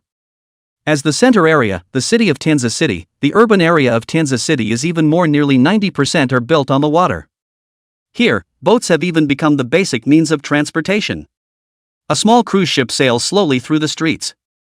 Several meters up on the deck, the burly youth slumped over the side of the ship and vomited furiously as the others looked on in amazement. "Is everything okay?" Fan Wuyo stroked Shintu Xiong's broad back. "Nope. Vomit. Nothing." Shintu Xiong wiped the corner of his mouth and spat. "I really don't know what the Continent Bureau was thinking. What's the point of setting up a no-air formation in a good urban area? Last year I was thinking that after breaking through the mountain and river realm this seasickness might be better, but I didn't expect it to still be like this." Vomit. In the middle of the conversation, Shintu Xiong began to vomit furiously again. Fan Wuguwei sighed helplessly. Something like seasickness belonged to an imbalance of the vestibular organs, it was a congenital defect and there was no cure. At a small table to the side, Morong Yun sat opposite He Qing. He Qing, who grew up in the mountains since he was a child, was excited about everything in front of him and was taking pictures of the sky and the ground with his cell phone. After all, the dreamy sight of a boat ride through the city is still very exotic. And Morong Yun, who had lived by the sea since he was a child, just sat sideways in silence, enjoying the scenery along the way. The two of them hadn't even spoken a single word after arriving in Tianzi City. With their personalities this would not have been the case, and it started when the two learned each other's names during the introductions. Then the atmosphere became a little awkward. Because according to the original trajectory, Yun should call He Qing his sister-in-law. Taking a picture, He Qing made a movement. It suddenly occurred to her that it would be nice if Moxu was here too, and they could take a picture together. At the thought, her gaze shifted to the neutral side of the delicate features across the room. From the first moment she knew it was a woman, and a beautiful one at that. In terms of looks, the other person and himself were sort of each in their own way. The eyes moved down to the flat chest. He Qing breathed a sigh of relief. Fortunately, the other party had vast planes just like himself. It's not divided into two. The small cruise ship was fast and it didn't take long before it sailed into a vast expanse of water. As far as the eye can see, the clear water connects to the sky, reflecting the white clouds and the big sun. A black line that was at least tens of thousands of meters long came into view against the daylight. Upon closer inspection, those black lines were walls made of dark green masonry, tens of meters high. With the cultivator's eyesight, he could see that there were quite a few loaded officers patrolling the top. The military administration area of Tianzi City, a place where regular people can't set foot. Anyone who enters without permission will be hit hard by modern firepower. The one that He Qing and the others were traveling on was the special cruise ship that the Tianzi Continent Bureau used to welcome the participants. The cruise ship, including the 2 floors below, was filled with 749 members from various divisions who had traveled to compete. Among them, there was no lack of people who had come to the Tianzi Continent Bureau for the first time, just like He Qing Yun. The chatter grew noisier as they watched the towering fence coming closer and closer. Someone couldn't help but exclaim, "Is this the chauffeur's bureau? What an exaggeration! This footprint has to be the size of dozens of precincts, right?" As the earliest 8 branches established in Daxia, the Tianzhou Bureau has developed for nearly 100 years by now. It's normal to have this kind of row, when our branch will also have this kind of weather in a few more decades. The 10th Continent Bureau grew from a branch? I thought it was a continental bureau to begin with. What do you think? I had the honor of reading the history of 749's development once, and according to the records, in the earliest days, there were only a total of 5 people in the Tianzhou Bureau. 5 people? You don't look at what realm those 5 seniors are in. 4 of them can be in the Huanyu realm. And one of the seniors in charge of being the director is even a chaos realm existence. What realm is the chaos realm again? TSK, which precinct are you from? How come you don't even know about this? The person who spoke couldn't help but snicker. The sneered investigator frowned. Just say it if you want to say it, engaging in precinct discrimination? Have you forgotten that you're only at the peak of the Fate Sea, while I'm at the first level of the Mountain River realm, and you want to get your ass kicked? The investigator who had just taunted stiffened his face and said with a straight face, Chaos Realm is the realm further up the Huanyu realm. The current Continental Bureau chiefs are basically all in this realm, and some of the top-ranked provincial bureau chiefs are also in the Chaos realm. After saying that, he did not forget to defend a sentence. I'm not afraid of you, it's just that we are all members of the 749. Then there were some hard-to-understand words like, can you call it a beating when it's between members? I'm too young to be a hero. Within moments the crowd was amused and the cruise ship was filled with rapture. Soon, the small cruise ship traveled to a gate of unknown material, 20 meters high. Buzz! At the sound of the tremor, the gate lifted with a roar, and large water stains kept falling along the lines on the gate. The view inside the high walls also came into view at this point. In the center of the crystal-clear lake sits a huge man-made island. Aside from a cluster of buildings that stood in the very center, the wide expanse of space around them was set up as a structure similar to a martial arts arena. Many of the people who came to compete are already up there starting sparring. And on the outskirts of the island, there were also some investigators and casual cultivators setting up stalls in a planned location, looking very grounded. That's all you can see when you enter the Tianzi Continent Bureau, simple, direct, no frills. A few minutes later, the cruise ship docked at a pier. It's already 4 o'clock, and I don't know if Moxu has set out yet. Getting off the boat, He Qing looked at the unanswered message window on his cell phone with some anxiety. She hadn't even seen the Mushu after the Life Sea realm fight, let alone the Mushu after the Mountain River realm. Therefore in her mind she had absolutely no idea of Makoto's flying speed. But she knows. It had taken them several hours just to fly here from the Willow Phase branch, and then a flurry of activity until now to finally arrive. If Moxa came over too late, there was a real possibility that he wouldn't be able to make it. Vomit, don't worry, it's still early. Shin Tae-seong couldn't help but dry heave in relief. Are you kidding? Someone who can fly at the life sea realm, you're worried that he's slow? Next to him, Fan Wu-gue nodded approvingly. I said to myself, instead of worrying that he won't make it in time, why don't you worrying about what way he's going to come over in a little while? Back in the day in the witch world. Although he hadn't seen how Moxu invaded the church premises, the cliff that had been crumbled into a wall and the bell tower that looked like it had been struck by a meteorite had silently stated the entire process of Mox's actions. That man, he's out of the ordinary. Chapter 119. Are you Mushu? Hello, I'm the clerk in charge of registration, please show your ID. A sweet-looking girl came up to me on the dock. At the full chest, the two characters Tianzi in gold and blue intersecting to form a unique pattern glistened in the sunlight. By the looks of it, its age was definitely under 20. Feeling her life see perfection cultivation, some of the participating celestials were secretly staggered. Such a cultivation in many bureaus can be used as a player to participate in the big competition, and in some of the ranking behind the bureau is able to directly act as the main force of the big competition. I didn't realize that I was just a regular receptionist at the Continental Bureau. It is a bit of an exaggeration that the difference between an ordinary precinct and a Continental Bureau is so great. Someone couldn't help but be curious, a clerk? I've never heard of it. Isn't the head of affairs directly connected to the logistics department? You may not be aware if you've never been here, but in order to keep such a large organization functioning properly, the Continent Bureau must have had to create some additional positions, and clerk is one of them. A more sophisticated-looking magistrate explained in a low voice. After saying that, he added towards the others, remember not to grin blindly when you see a post you don't recognize in the future, lest you make a fool of yourself. Got it. In unison. Hearing their conversation, the expression of the clerk lady in charge of reception didn't change much. She had seen similar images many times and did not feel surprised, still hanging a sweet smile. The appropriate dormitory information will be sent to your cell phones after registration, so please proceed to rest on your own. The team had already taken their turn to He Qing and the others while they were talking. Each of the four pulled out a cell phone and scanned it on the machine provided by the clerk. Just as they were about to enter the interior of the Continental Bureau, the clerk called out to them again. Wait a minute, a few of you from the Willow Phase branch, according to the regulations, you need to have a round of examination matches first to determine whether you are qualified to participate. Qualifications? Fan Wu-gue and Shin Tae-seong exchanged glances. They didn't have this requirement when they came in last year, and it was clear just now that people in other precincts didn't have this process. Morong-yun faintly said, can you explain? Her height of 1.75 m could only rank third among the four people in the line, but the aura on her body was the most extraordinary among the four. The calm tone paired with her cool expression was still quite oppressive to strangers. It gave the lady clerk a small blush to look at. This is a notice from above, I'm not too sure about the specifics. Mu-yun continued, which department? DFS.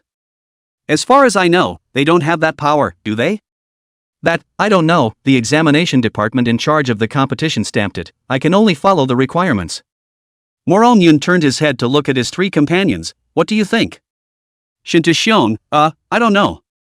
Fan Wu-gue, there's no other way for now, go through the process. He Qing, why don't we wait for Mushu to come? Hearing He Qing's words, the clerk carefully looked at Morong-yun and added. It says that you have to go to the assessment tournament right after you register, otherwise you will be disqualified from the grand competition directly. With such an obvious arrangement, the intention of targeting is overflowing. Morong-yun pondered for a moment and looked at He Qing. You send a message to tell Moxu about the situation here. After that she turned toward the crowd, let's follow the arrangements of the Continent Bureau for now, and the process will be delayed as long as possible.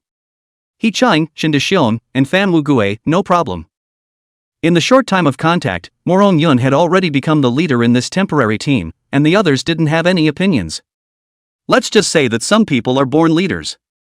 The clerk, seeing their looks like they were on guard, couldn't help but say, there's no need to be nervous for a few of you, there have been similar draws in the past, and there are extra rewards for those who pass. Her words were clearly not enough to put the crowd at ease. It had come too deliberately and something was definitely wrong. Morong-yun didn't talk nonsense, where do I need to go to take the test? The lady clerk took out her cell phone and said with a red face, my name is Xena, add the contact information, I'll send you the route. Hearing this, Morong-yun did not think much and added the other party's friend. 3 minutes later. Following the roadmap, the four of them arrived in front of a martial arts stadium. Two clerks who had been waiting here for a long time greeted them. Several of you should be the colleagues from the Luxiang branch, right? Wait here for a moment first, the colleague in charge of the assessment tournament will be here soon. Eh? Morong Yun nodded slightly, his gaze growing cold. The clerk's words revealed two messages. First, this test is only for their Willow Phase branch. Secondly, this is an ad hoc arrangement. The Continent Bureau has always acted rigorously, and an examination of this nature could not have been arranged so simply. Like Xena said, there used to be a similar draw for the Continental Board, but now it's gone from a draw to a designation. Just how much power does he have? How dare they engage in such petty maneuvers in the Chow Board? Are they not afraid of being held accountable afterward? Morong Yun did not think of making a scene directly. After all, the other party must have full certainty if they dared to do so. The enemy is clear and we are already at a disadvantage, so maybe the people operating behind the scenes are just waiting for them to make a big deal out of it. At this time, Shintu Xiong, who had fallen behind, took a few steps forward. I'll go first in a while, I'm a physical cultivator, I'll try to hold on for a while longer. Morong Yun thought for a moment, yes, but if there is a problem, disengage immediately. Another half hour passed in the blink of an eye. The clerk standing guard stood up, the colleague of the man in charge of the assessment is here. Morong Yun and the others followed his gaze towards the other side of the martial arts arena. An ape-armed, wasp-waisted, rugged-looking man was walking slowly this way. From his traveling posture as well as his demeanor, it seemed that he had been deliberately maintaining this speed. The distance was but a short 100 meters, and it took the man a full minute to arrive in front of the crowd. I am the magistrate of the Dongshu branch, Yin Zhanghao. Yin Zhanghao raised his head, recklessly radiating cultivation that belonged to the third level of the mountain river realm. His eyes casually swept over the four people, lingering on Morong Yun for a moment. Out of the four, she was the only one whose cultivation had reached the second level of the mountain river realm. Yin Zhanghao said contemptuously, "You're Mushu? I saw on the forums that your precinct is blowing you up to be a god. I hope you're not some embroidered pillow. You better be able to make me enjoy myself, otherwise." Yin Zhanghao smiled coldly. "Immediately you can go back to the precinct to treat your injuries." No one answered. "The look in your eyes makes me uncomfortable. You better give me an explanation or I don't mind sending you all back." The four remained silent. Looking at each other for a moment, a question could not help but surface in their minds. Where the hell did this guy get the courage? Chapter 120 Fan Wu Gui's Hidden Talent. The blue sky was clear, and the red rainbow across the lake brought up waves of jagged light. Moxu reached into the water to feel the coldness between his palms. Ever since the nameless little tree had entered his life sea, his spiritual energy had been undergoing mutations every day. A few days ago, he hadn't experienced it deeply, but just now, the color of his spiritual energy had changed from the original bright red to a deep red. From afar, it looked like a devil descending into the world. This is not the point is that all of the mountain and river momentum in the sea of life converged around the small tree, vaguely forming an invisible cocoon, nurturing some kind of unknown. Combined with the fact that he hadn't even awakened his domain until now, what was in the cocoon was extremely likely to be a domain. Usually the mountain and river realm awakened the realm the moment the continent took shape. Musu had analyzed this problem these days. Domains were the knocking bricks of the Huanyu realm, and not having a domain was the same as not having the qualifications to step into the Huanyu realm. On the level of cultivation logic, the process of basing a continent at the Sea of Life stage should essentially be accumulating domain prototypes. And his continent was purely and simply piled up hard by satanic demonic mist. Insufficient accumulation time naturally prevents the birth of a field. Moreover, the fact that his domain could directly press down on other people's domains to prevent them from appearing before they even descended into the world already said a lot. In a nutshell, it's as if a pregnant woman is carrying a child that grows so fast and is so extraordinarily strong that she can punch other children through their bellies and make them cry. But then again, they grow so fast that certain developments don't keep up and they don't make it to birth. And now with the blessing of the nameless little tree, it should have filled in the missing part of it. At the current rate of progress, it probably wouldn't be long before the invisible cocoon would break open and his domain would officially descend. Thinking of this, Moxu was in a good mood. Skimming across a body of water, he smoothly scooped up the spitting chorizo and slapped it twice. Since joining the 749 fights have basically never stopped, either in a fight or on the way to one. Only these days it's kinda hard to get used to being like a salted fish. It wouldn't take long, though, and if expected correctly, there should be a battle waiting for him soon. He deliberately slowed down his speed once he entered the boundaries of Tianzi City. Staying in the precinct these days he and Lu Yuan have combined, the provincial bureau has not been much movement, most likely to hold back a big one. Since his promotion to the Mountain River realm, all of his official information had been sealed by Lu Yuan using the director's authority, and only she herself could access it. That being said, there is no substantial information within 749 to verify his strength today, other than those rumors on the forums. Even that Tianbao District Magistrate's document was only labeled as Life C Perfection. The big move that the Provincial Bureau is holding back is more than likely to be on the Continental Bureau's big competition. What exactly is his is not clear, but it is thought that there will be a series of actions. After the official start of the Grand Prix, all processes are strictly regulated and supervised by the Directorate General. The only 2 days in which you can make a move are today and tomorrow, and of those, the most likely is today, with registration day being the most variable. The tricks of the system are nothing more than guiding constraints and penalties in terms of rules and regulations. He was too lazy to think about how the Yunming Provincial Bureau would make a move, so he purposely fell behind. After all, he is a person of great temperament, cannot be aggrieved, have a grudge to be reported on the spot. If he was present, the other party may just out of a card he will directly lift the table. What if the Yunming Provincial Bureau side gets scared and doesn't follow up by then? Not that he couldn't hold back a little bit, but why go over there and be disgusted when there are clearly ways to not be aggravated? Doesn't it smell good to have that time to hug Lu Yuan and sleep a little longer? By the way, it can also give Xiang Tong, who was discharged from the hospital at noon, a whole job. 3 birds with 1 stone, so to speak. Unlike Morongyan's caution, in the face of the Provincial Bureau's tricks, the response taken by Musu was very simple. He's not only going to make a scene, he's going to make it as big as he can, so big that even the Continental's board won't be able to clean it up. Of course, all of the above is based on his strength. Until then it's just going to have to work hard for 4 teammates to suffer a little bit of aggravation. As he was thinking about it, his cell phone vibrated twice. Moxa stopped in his tracks, threw away the chili bar in his hand, and pulled it out to look at it. It was a message from He Qing, and like the report she had written, it was quite concise yet complete in explaining what had happened. Sure made a move. Musu pondered for a moment and sent a message to Fan Wugui. The first sentence at the beginning explains that it is confined to his own knowledge, and contains the next intention and plan, and allows Fan Wugui to arch the fire.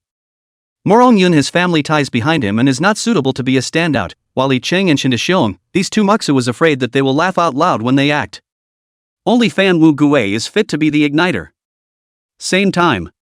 Tianzi's Hao Bureau Martial Arts Stage. The look in your eyes makes me uncomfortable, you better give me an explanation or I don't mind sending you all back. Yin Zhenghao's eyes were grim.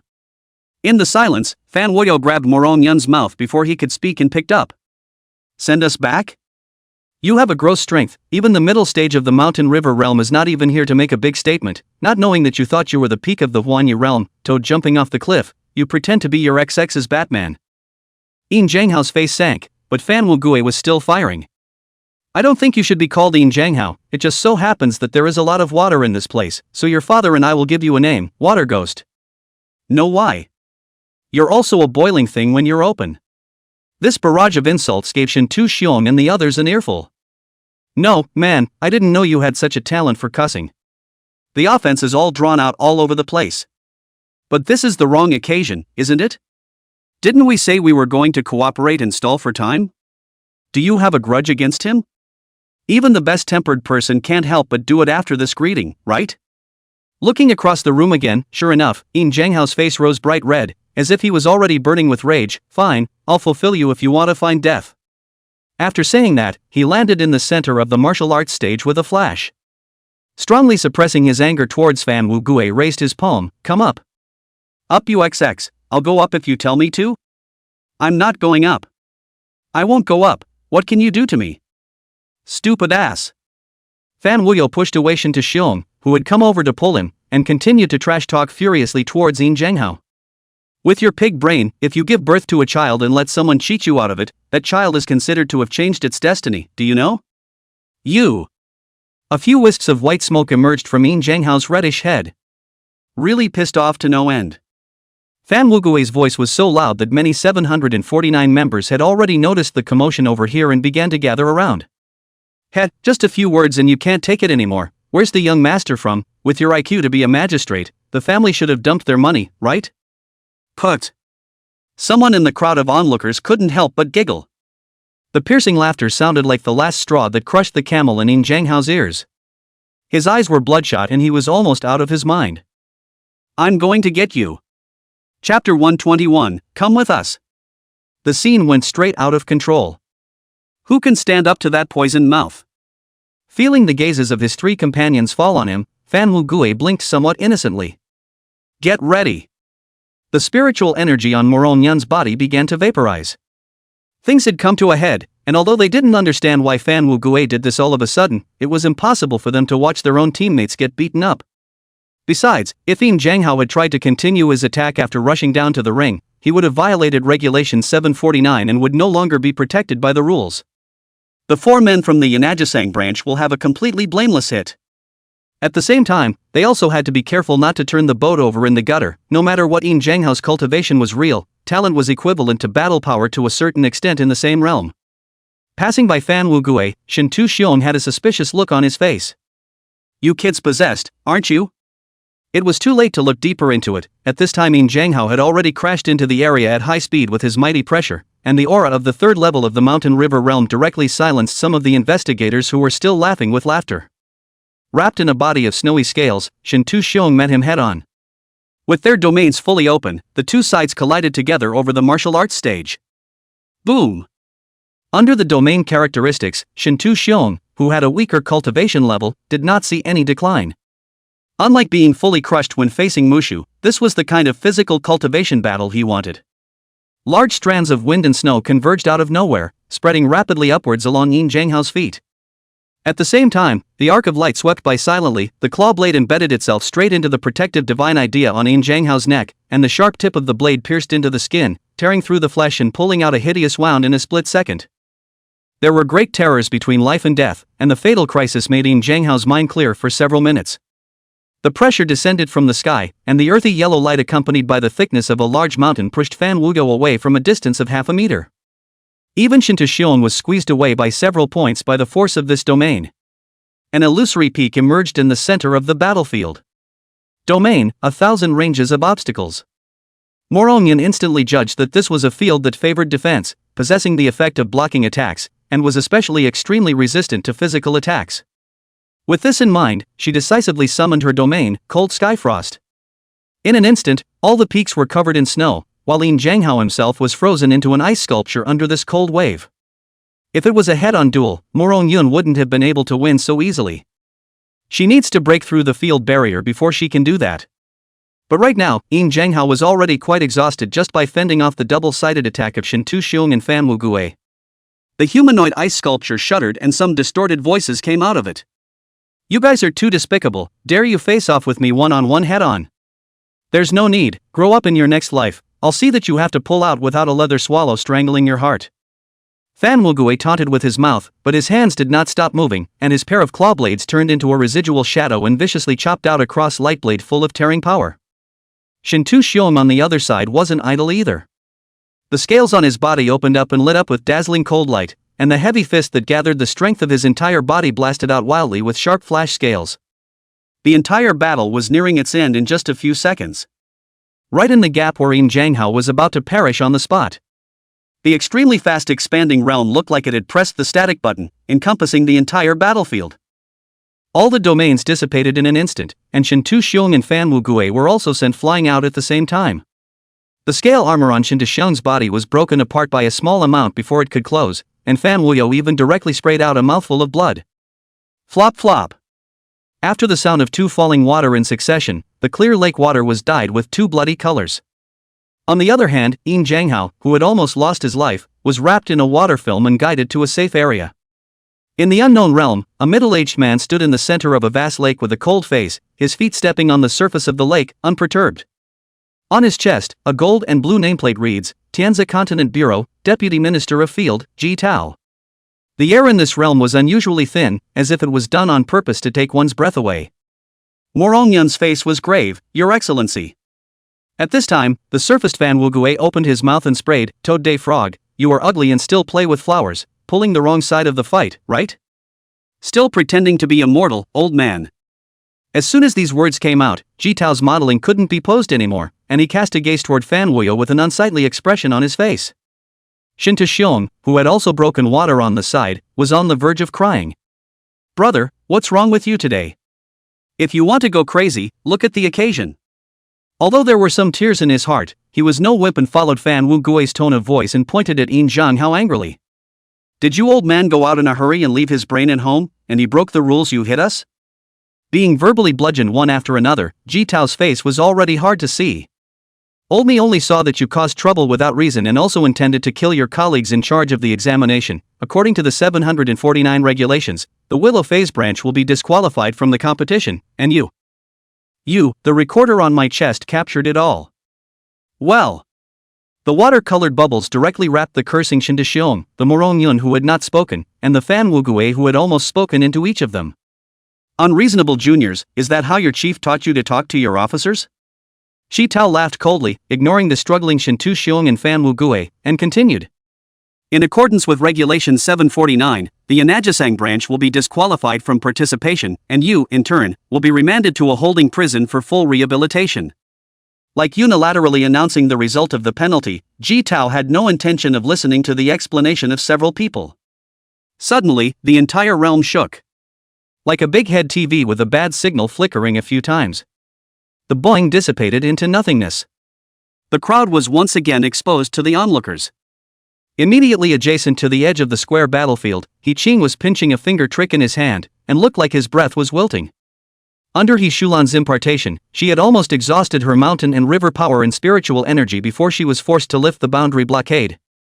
As soon as he landed on the ground, Fan Wugui immediately yelled at the top of his voice.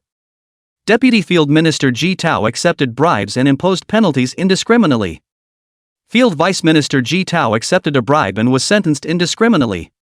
Vice Minister of Field Services, Mr. Chi Tao, accepted a bribe and was sentenced recklessly. Bang, bang, bang. The boundary power of the late Huanyi realm erupted from Ji Tao's body, and in the blink of an eye, he restrained the 4 people of the Lu Xiang branch in place, unable to move. Wow! People are fond of gossip, suddenly heard such explosive news in the field as if a heavy bomb was thrown. "The sky is as black as a crow. I didn't realize there was such a thing in the Continent Bureau. This is during the great competition. The special agent from the Directorate General will be here tomorrow afternoon. Isn't this Vice Minister afraid of death?" "Older brother, I just came over. Can you tell me what just happened?" "I just got here too, not really." "Could it be that those few contestants are maliciously smearing? Otherwise this is too outrageous." "I don't think so, right? False accusations can backfire." Amidst the murmurs, a dozen or so officers from the law enforcement department of the Heavenly Zephyr Continent Bureau hurriedly ran over, and Ji Tao saw this and loosened his suppression in a smooth manner. The law enforcement officer at the head first saluted towards Ji Tao, then under the gaze of Morong Yun and the others, he said in a loud voice. "Lu Xiang branch entry 4 people seriously violated the 749 regulations. The evidence was submitted by the Supervision Section Director Bian Knight. The Law Enforcement Department Detachment Chief Ho Wu has issued arrest documents. A few of you, come with us." Chapter 122, I'll take care of it for you 4, Night Rain Sound Troublesome Ouch, Extra. As soon as the sentence-like declaration was made, the briefly quiet martial arts arena was refilled with noise. "These guys are bold enough. Even the Deputy Minister of Field Service dares to make false accusations. Lu Xiang branch, right? I've remembered, even the heavenly pride that came to compete is of this kind of demeanor. What's the difference between this kind of branch office and a grassroots organization? What a disgrace to our 749. Am I the only one who's more curious about what exactly they've committed?" The inspection section, the law enforcement department, and the field department, being able to get all 3 departments of a continent to link up, I have to say, that's quite a skill. Don't be competent or incompetent, the crime of counter-sitting alone is enough to keep them in the holding prison until they die of old age. Do you guys think there's a reversal? No way. If this can all be reversed, does the Continent Bureau have any shame left? Hearing the words of the people around him in his ears, Ji Tao lightly stroked his short beard. Compared to the size of the artificial island where the Continental Bureau is located, the movement of the martial arts arena here is not even a wave, and the situation is completely within control. Now that the law enforcement team has arrived and the evidence has been submitted and completed, we are just waiting to bring these 4 people from the Willow Phase precinct. Thinking of this, a flash of doubt flashed through Chi Tao's eyes. Where's the other one? The list submitted by the Yanajisang precinct was filled with all 5 slots. Forget it. That's not important. What he was more interested in now was He Qing's technique to break through his realm. This kind of divine art he aspires to get when he enters the sheltered prison. Suddenly, buzz whoosh. Several silos were opened one after another on the high walls on the periphery of the Tenziju Bureau. On the artificial island, but the eyes of anyone still on the surface were drawn to the missile that rose into the air. Don't especially warhead tip lit up with various colors of light on the formation, the power of which, just by looking at it, makes people's eyelids jump. Quite a few people Tianze members subconsciously gulped. The last missile launch was at the beginning of the division's existence. This is going to be a big deal. As everyone watched, the missiles that rose into the air didn't adjust their orientation, but shot straight up towards the high sky in unison. Look at that! Evil cultivators have attacked the Continent Bureau. The reddish rainbow light that pierced through the clouds at several times the speed of sound brought out bursts of sound. Under the gaze of thousands of eyes, one missile was smashed straight through. Boom! The terrifying explosion looked like a flower of destruction in the sky. Such a big commotion didn't just attract cultivators, even the eyes of those ordinary people in the city were attracted. The rainbow light, propelled by twice the speed of sound, slammed into the Tianze Continent Bureau like a meteor out of the sky. Boom! A martial arts stage shattered with a loud bang, sending dust and smoke into the sky. Under the violent impact, everyone on the artificial island felt the ground tremble. The shock in their hearts was greater than the shaking physical sensation. The audacity of the visitor can no longer be described as audacious. This is the Continental Bureau. Continent Bureau. Not to mention the follow-up, just this one right now will definitely spread throughout the entire 749 tomorrow. The other side. The law enforcement team could no longer care about He Qing and the others. Because the incoming landing was right next to them. The lead law enforcement officer called for reinforcements toward his chest recorder while greeting his team members and surrounding them toward the huge crater that had been smashed out. Seeing this, Ji Tao's face sank. This is too much of a departure from his original plan, and there will be no end of trouble if it drags on, so it must be done quickly. Seeing that Morong Yun and the others were about to make a move, he didn't bother with the intruder and unfolded the power of the realm once again. Coldly, he said, "Where do you want to go?" However, Shin Tu Xiong, who was unable to move in the field, couldn't suppress the corners of his mouth from rising. The light under Morong Yun's eyes flickered, and He Qing arched her eyebrows. Fan Wugui, on the other hand, heaved a sigh of relief. See this scene. Shi Tao's face was puzzled, before he could open his mouth to inquire. Tall shadows enveloped him from behind, and abrupt voices followed. They can go wherever they want. The startled Ji Tao just wanted to turn his head when a large hand was already firmly pressed on top of his head. The clear male voice continued, "I've been watching you from the sky for half a day. Are you arrogant?" Being noiselessly approached to such an extent was no different from being killed in seconds in a cultivator's battle. The visitor's breath was only at the second level of the mountain river realm, but his aura was comparable to the peak of the Huanyu realm. Ji Tao subconsciously operated the power of the realm, but did not see any effect. The large hand was always pressed on his head. With a simple test, he realized that he was already under constraint. Attacking the undersecretary of the Continent Agency without cause, not without reason. As the words fell, Mox's palm snapped, his fingers sinking into the head he was holding. The sound of bones cracking finally made Ikuteo panic, and he snapped. "This is the Chao Bureau. You dare to commit murder. Now you know this is the Continental Bureau?" The palm tightened, bang. Like a burst watermelon, red and white splashed everywhere. A shocking entrance, terrifying strength, a dry kill, plus ruthlessness.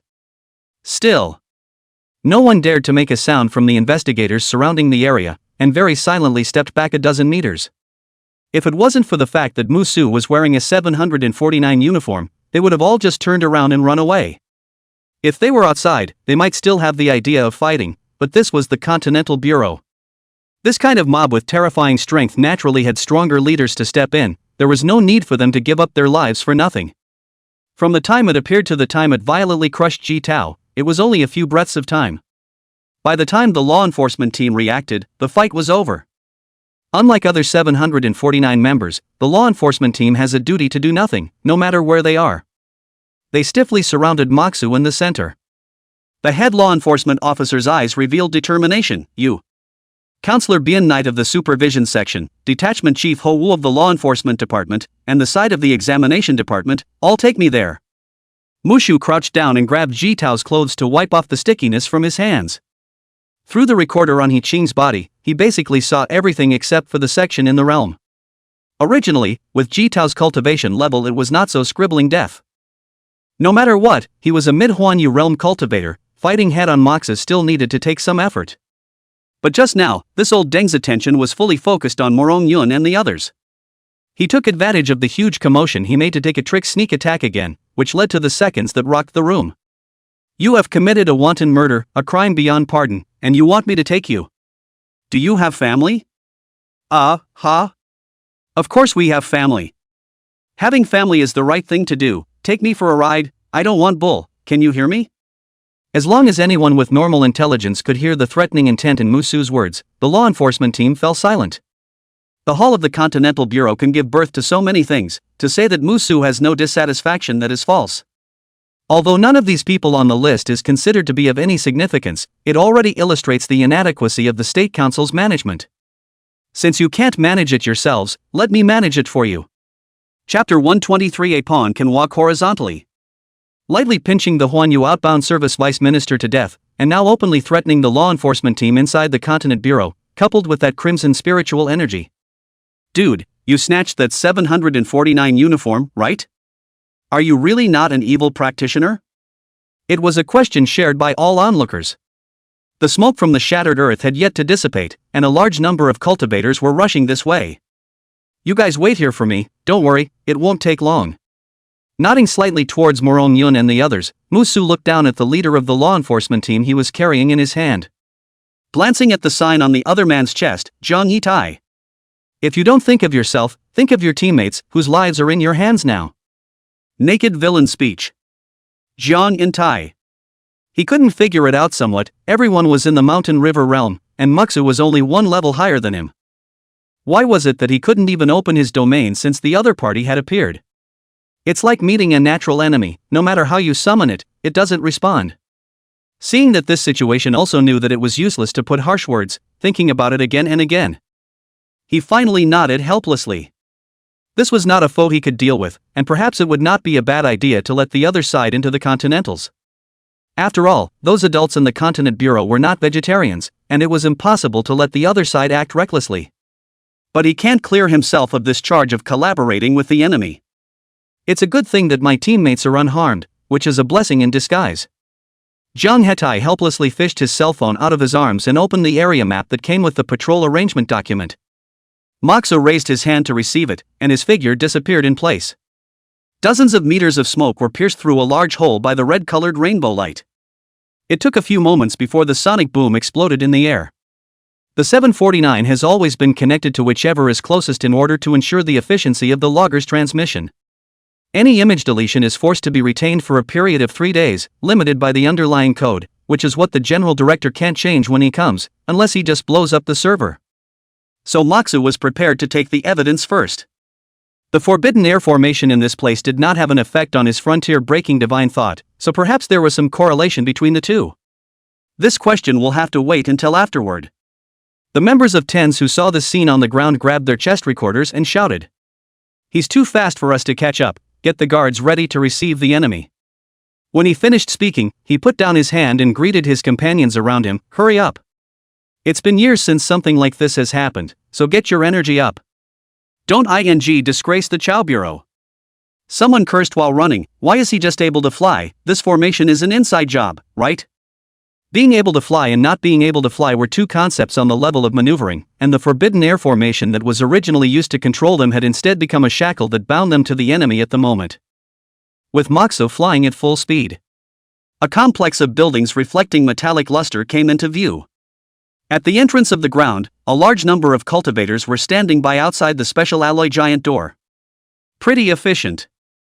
Moxu directly crashed into the various techniques that were blasting over from the sky. The moment he approached the giant door, the protective divine idea dissipated and he sidestepped and raised his elbow. This was to physically harden the special alloy that was several meters thick. Seeing this scene, quite a few people were stunned into silence. According to common sense, it's no different than suicide. However, the next scene almost made their jaws drop. In the spirit vision view, the giant door was first dented, then deformed, and finally folded in its entirety. That intruder had gone so hard against the giant door and just charged in. The contrast between Mox's form and the size of the alloy door was so strong that the visual effect was almost drawn out. Where did this ancient ferocious beast come out from? How could a human being achieve such a level? Only those legendary divine beasts had such a physique. The top door flew some distance before the badly warped iron door was hammered away with a punch. The interior of the tensor precinct was much more spacious than expected. After entering the door, you pass a large sunken staircase to reach an unusually spacious hall. A large number of cultivators also guarded this place. A middle-aged man at the head with a majestic aura and an aura around the late Huan Yu realm had a cold expression. He lifted his step forward. Moxu, an orphan, now 18 years old, currently serving as a magistrate in Yanajisang branch, Tianbao district. The whole room was in an uproar at these words, including the entirety of the guards who had chased them in, who were dumbfounded. What the is this, 18 years old?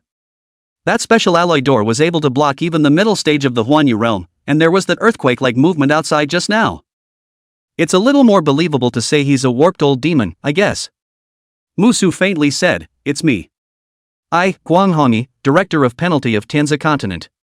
After introducing himself, Guang Hongyi said, "Your director seems to be very protective of you. The old man can only see part of the rumors in the forum, and now it seems that the rumors should be true."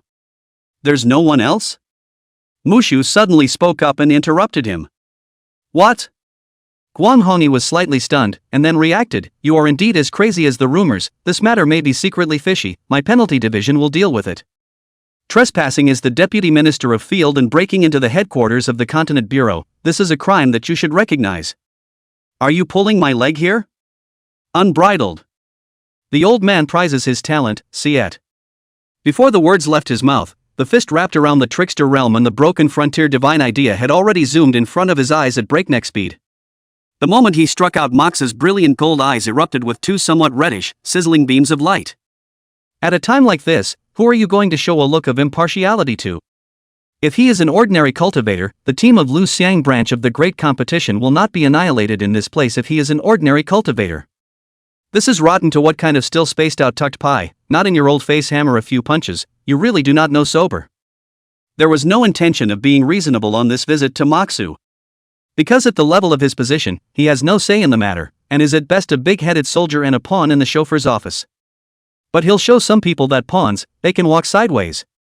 Oversight section. Dian Knight's eyes showed a fierce light, while carrying a touch of disbelief. Didn't they say that the highest cultivation level was only the second level of the Mountain River realm? And what about this magistrate whose profile says that he is at the perfection of the Sea of Life? He couldn't figure out how an otherwise seamless multi-departmental fit could go so wrong. Things have gone far beyond the original plan. Now let's not even talk about favors. If that sheriff really breaks into the inspector's office and gets the information, dismissal will be a minor matter, and he'll more than likely have to go to internment jail. The other side must be cut off. By himself it was obviously not enough, his cultivation and Ji Tao were only in between, and a hair weaker. Even, counting the director of penalties is not secure enough, Ji Tao's death is too crisp and clean, has vaguely left a shadow on him. What the hell is the upper echelon doing, and why is there only one director of penalties? No, can't just sit back and wait. Looking at the picture bouncing around in the monitor, Byakuya picked up his cell phone and started dialing. As long as he stopped Moxu, he had ways to delay the progress of the investigation afterward. Chapter 124, Killing One by One. Boom. Walls are constantly crumbling inside the Continent Agency. A member of the Heavenly Zephyr Continent Bureau flew horizontally in all directions. A simple punch left most of them incapacitated and fainted. It was a lopsided battle, and Moxu in the center of the battlefield didn't even bother to pay attention to Guang Hongyi, who was pestering him. It's just one step towards the depths of the Continental Bureau. 1 second he was pulled into the realm, and the next he was able to pass through it alive with his physical body. Arrogant Junior. Fight with the old man. Both of Guang Hongyi's eyes were topped with a circle of black and blue, and his whiskers were all agape. It looked angry, but hard and hopeless. Not only are the people unreasonable, but so is the play. Without absolute crushing strength there really wasn't any temper on Moxu at all, and none of the Heavenly Zephyr members who blocked the road had a single enemy. Suddenly, a cold light cut through. A huge gash was made in the uniform at Moxu's chest. The eyes with the golden aura flowed upwards. A female sheriff's deputy, dressed in a power suit and around 19 years old, was quickly targeted. At the moment she was constantly traveling quickly through the darkness, changing her orientation. This was the first time a peer had been able to directly penetrate the protective divine thoughts to attack him. At that moment, a fierce wind came overhead. Moxa raised his hand, his fists and elbows intersected, and the ground under his feet sank violently, spiderweb-like cracks spreading along his feet in all directions. This elbow was almost half the force of the giganticized satanic doppelganger. In sight, a man as thin as a sickly tiger grinned. A little bit of skill, but trying to break out. Without the intention of pulling a family affair with him, the golden aura in Moxa's eyes flourished. Searing gold and red rays pushed the man through the tens of meters high dome of the hall. After doing so, Musu backhandedly pinched the long sword that had cut from the void and violently yanked it. Ouch! The clear female voice rang out. Then the slender figure was swung up and slammed straight through the solid wall on the other side. At the sight of this scene, the staff behind the clerical window gathered and whispered. Wu Feiong and Guang Luan couldn't even stop him in a single glance. Even without a life and death struggle, you can still see the obvious difference. I didn't realize that the gap between monster-level heavenly prides is even bigger than ordinary heavenly prides. These two appellations may have to change down the road. This is completely unique and disconnected from the lead. Even the director of penalties took several punches, so I'm afraid that only the chief of service or the director can take a shot at restraining him. I don't know how he compares to Long Tianruwei over on the Kunlun continent. This year there are many capable people, and the grand competition spectacle should far exceed the previous. Madaka. The original water sword covered in white light cut through Hirahoni's blocking jutsu. Moxa left the ground and shot explosively toward the direction of the supervision section. Along the way glass shattered and documents flew. It was at this moment, in the direction of the supervision section, a silhouette hurriedly ran out. Dian Knight didn't expect Mushu to come so quickly, and Wang Hongyi was simply a waste. He's on his own now, and the inside of the continent agency is not like the outside. From the recorder image, it was clear that Moxa knew this as well, which was why he hadn't even killed a single person from the time he came in until now, and at most, he was only seriously injured. If you can stall the other side with the stakes, there may not be no chance of holding out until reinforcements arrive. Next. Upon seeing Musu, he colored and rebuked sternly, "Insolent junior. If you want to enter the supervision section, unless you step on my corpse." Pust. A sword lord's the head, the water-colored jagged raw water sword was missing half of the blood stains. Body. That arrogant face realized what had happened, and his expression slowly turned to horror, and then erupted with a desire for life when he saw Guang Hongyi chasing after him. He was a Huan Yu realm cultivator. In this state he can survive for at least another half a day, as long as... Moxu raised his hand. The Broken Blade gang covered the entire area in the blink of an eye. Without a protective divine idea, even the physical body of a Huan Yu realm cultivator could not be spared, and was chopped into a bloody mist with his head and body. Madman. I had thought that you were too gifted to be a good fighter, but you dared to commit murder in the Chocho Bureau in a dignified manner. Die. Seeing that Musu even killed and patched up without hesitation, Guang Hongyi was completely enraged, and his wild roar spread throughout the entire management area. Tenziju Bureau, inside the director's office. A boy who looked to be about 7 or 8 years old slammed the table. Not good, Xiao Guang is really angry, Brother Feng. Where is Brother Feng? Xiao Guang just shouted out he went out. I say chief, what's going on outside and you still have the heart to play games? Are you 3 years old? The receiver was a young man wearing a white suit and a rose on his chest. The boy said angrily, shut up. Unreasonable man, I'm the chief, I'm in charge. Right, you're the director. After this mess, when are you going to go to the general directorate to apologize? The youth was full of concern. This. Now you're the director. Question mark. The entrance to the inspection section. Moxa rushed the section hall, deaf to the angry roar behind him. A moment later, every inch of Guang Hongyi's body surface that had rushed to the scene had invisible fluctuations vibrating out. As the realm with the largest gap in battle power. Reaching the late stage of the Huan Yu realm was on a completely different level from the middle stage. At this time, the cultivator himself is equivalent to a small world, without the need to deliberately display, the power of the realm autonomously added body, catalyzed, raised his hands and feet will have infinite greatness. Junior, you are limited to 3 breaths to bind your hands, or else don't blame the old man for being impolite. Guang Hongyi did not open his mouth, the void vibrated, conducting the sound of the world, containing the characteristics of calming the soul and quieting the spirit. What are you waiting for? Grab what your counselor Byakuya deleted and send it to me. The hand covering Broken Frontier's divine mind shook on an inspector's shoulder, shaking him awake. After doing so, Musu looked back at Guang Hongyi. If you come over again, I'll slaughter these people. Ombudsman. Hongyi Guang. Simple, brutal, direct, and effective. It wasn't that he couldn't fight with Guang Hongyi, but it was a pure waste of time and unnecessary. After this side of things, he had to go to the next one on the list. The scene just froze. The crunch of leather shoes on the ground appeared abruptly over the sound of the ombudsman's keyboard. Hero, go back. An old man in a tang suit, bowed and hunched over, came to Guang Hongyi's side. His height was less than half of Guang Hongyi's, but his breath was also vaguely higher, carrying two diametrically opposed flavors of softness and dominance. On the sign on his chest, it read, Chief of Service, Feng Qiuyang. If everyone breaks the rules, how should we manage in the future?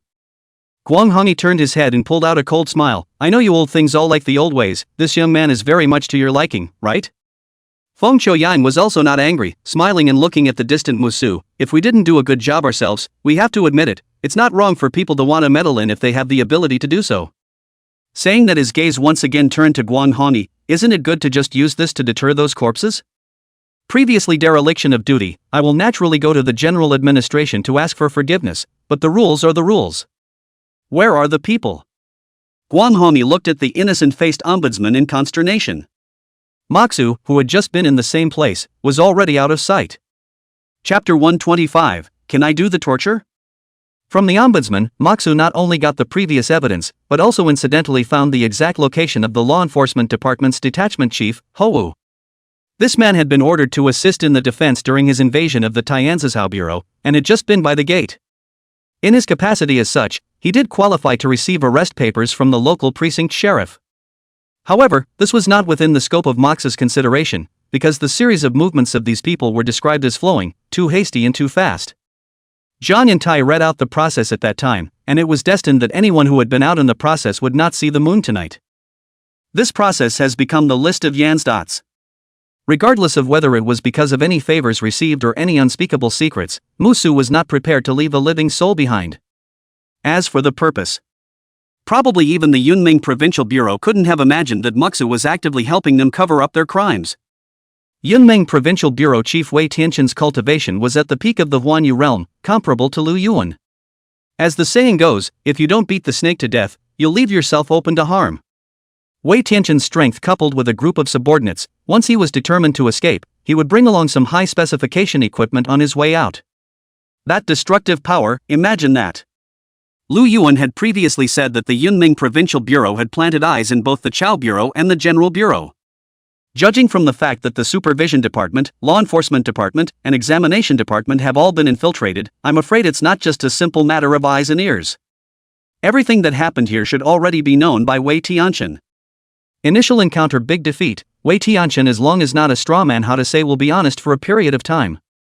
According to Lu Yuan's speculation, once the great competition was over, his cultivation could at least reach the peak of the Mountain River realm or even the early stage of the Huanyu realm, and at that time, he alone would be enough to flatten the entire Cloud Dream Provincial Bureau. In the midst of his thoughts, Musu once again flew into the Hall of Affairs. More members of Tens waiting to fight gathered on the ground. The several circles of golden runes under the eyes slowly turned either in the right or wrong direction. Combined with the super spiritual power, under the gaze of the enhanced Promax version of the celestial eye, every inch of detail is clear to the eye. The brilliant gold pupils quickly locked onto a burly man in the crowd who was holding a huge shield. Almost simultaneously, Hou's back was drenched in cold sweat. Years of fighting instincts and the desire to survive made him subconsciously raise his giant shield in front of him. When? Ka Chao. The shield engraved with dense runes didn't even last a blink of an eye and exploded into fragments all over the sky. The force of the follow-up swing hammered into his chest, and moreover, it knocked him straight into the 57th nation's cerebral blood supply insufficiency. Higher instruments were still of great help to cultivators, or else with his cultivation at the 7th level of the Mountain River realm, which had already stepped into the late stage, he wouldn't be able to use this shield as a lifesaver. But unfortunately, he was facing Moxu. In the dazed vision, the harsh hand blade cut down suddenly. Broken Blade Divine Idea, Broken Blade Gang, and Guile Domain Overlay. With all three in one, the Flesh and Blood Palm Blade was dozens of times sharper than a special ally battle knife. Along the ceiling of the sky, there was no blockage, and even the ground masonry was chopped out with a dark and hideous blade mark. It was only then that a cry of terror, as well as angry curses, rang out around them. Quickly! Inform the chief quickly! This is not something we can deal with. Captain! Dog thief, take your life! I'll fight you! The bright red color that spread out stimulated the nerves of the law enforcement team. Killing in front of them, and in public in the Hall of Affairs. Hot blood surged, and many of the law enforcers were brazen enough to pounce towards Musu. Good, there's blood. Shepherd Su casually slapped several law enforcement members who cursed dirtily, and two of them even had their teeth fly out. Complimentary as it may be, it will not be possible to let you curse for nothing. But compared to the cracked Y2, this was at best a bit of a scratch for them.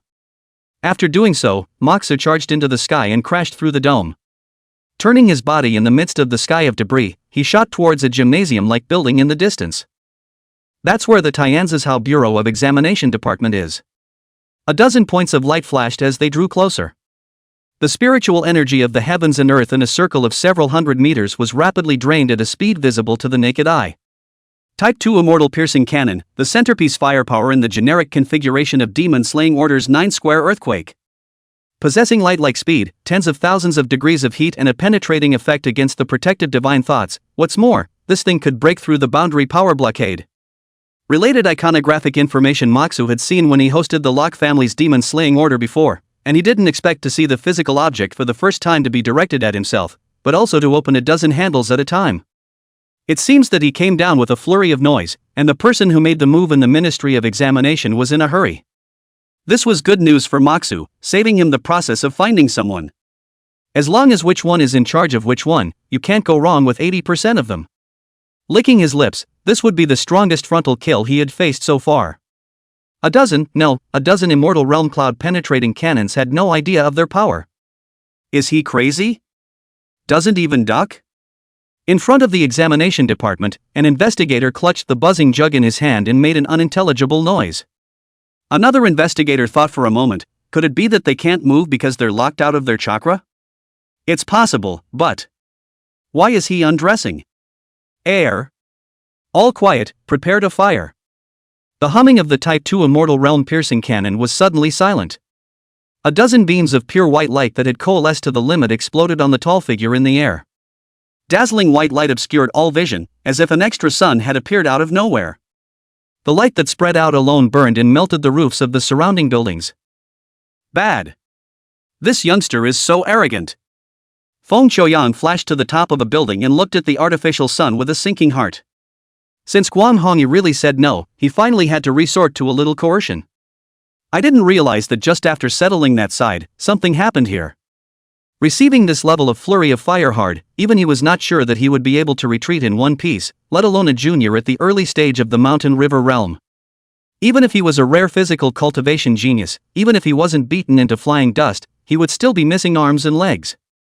Thinking of this, Feng Qiuyan could not stop shaking his head and sighing, if I had known this, the old man should have. Ha! Only to see the light dissipate in the air, revealing Muxa's unharmed figure. All of the clothing on his body had disappeared, leaving only a scarf composed of crimson spiritual energy to cover his lower body. A stocky body with well-defined muscles, he wasn't a particularly exaggerated body type, but definitely described as strong, similar to that of a certain Henry.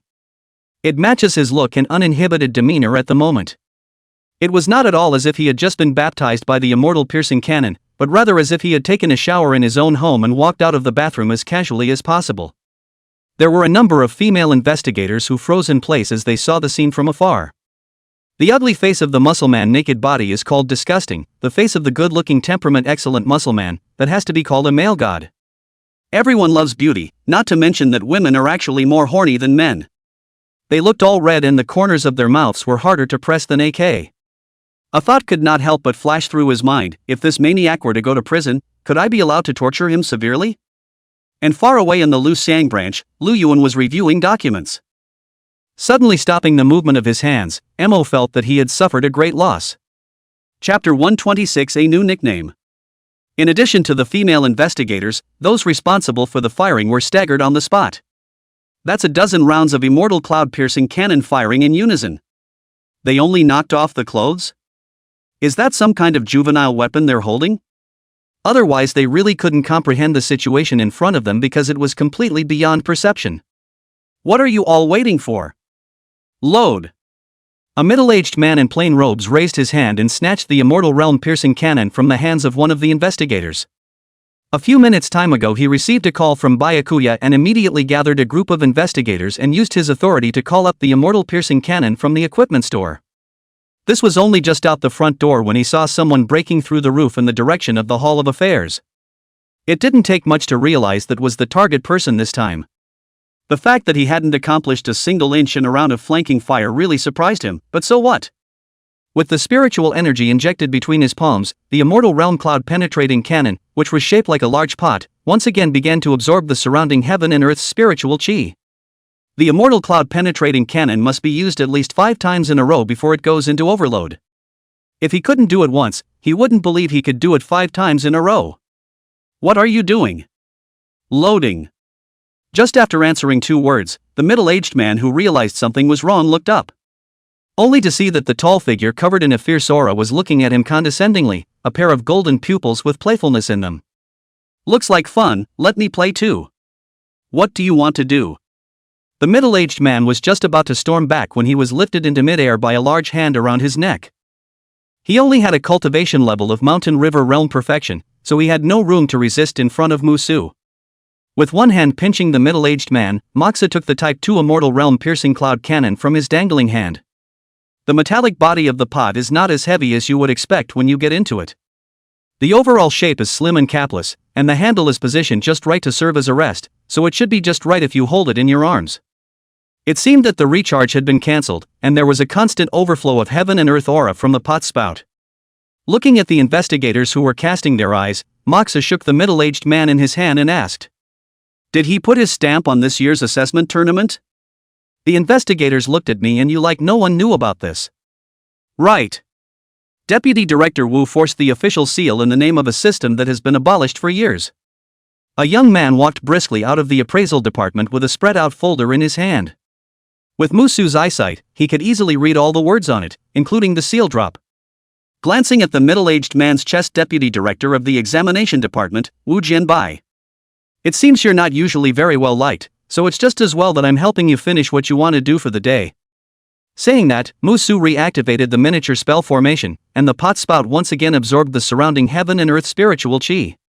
The recharge time of the Type 2 immortal realm-piercing cannon was still quite fast, and it only took 6 seconds for the buzzing to stop. Well. Realizing what was about to happen, Wu Jianbai desperately tried to struggle. He was about to break through the Huanyu realm, he wasn't willing. But the broken frontier divine idea had already locked his entire domain firmly in the body, and with only his physical strength he was simply powerless to break free, and could only look on as the spout of the pot that lit up with a blinding white light was toppled over his own chest. "What's all the excitement for? Isn't that what you were trying to do earlier?"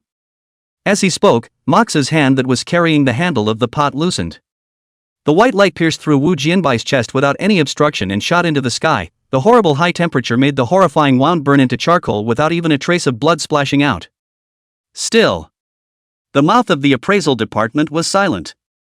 Actually, the smarter ones can understand that this matter is not as simple as it looks after seeing that the big shots in the bureau did nothing after Moxu made such a big commotion.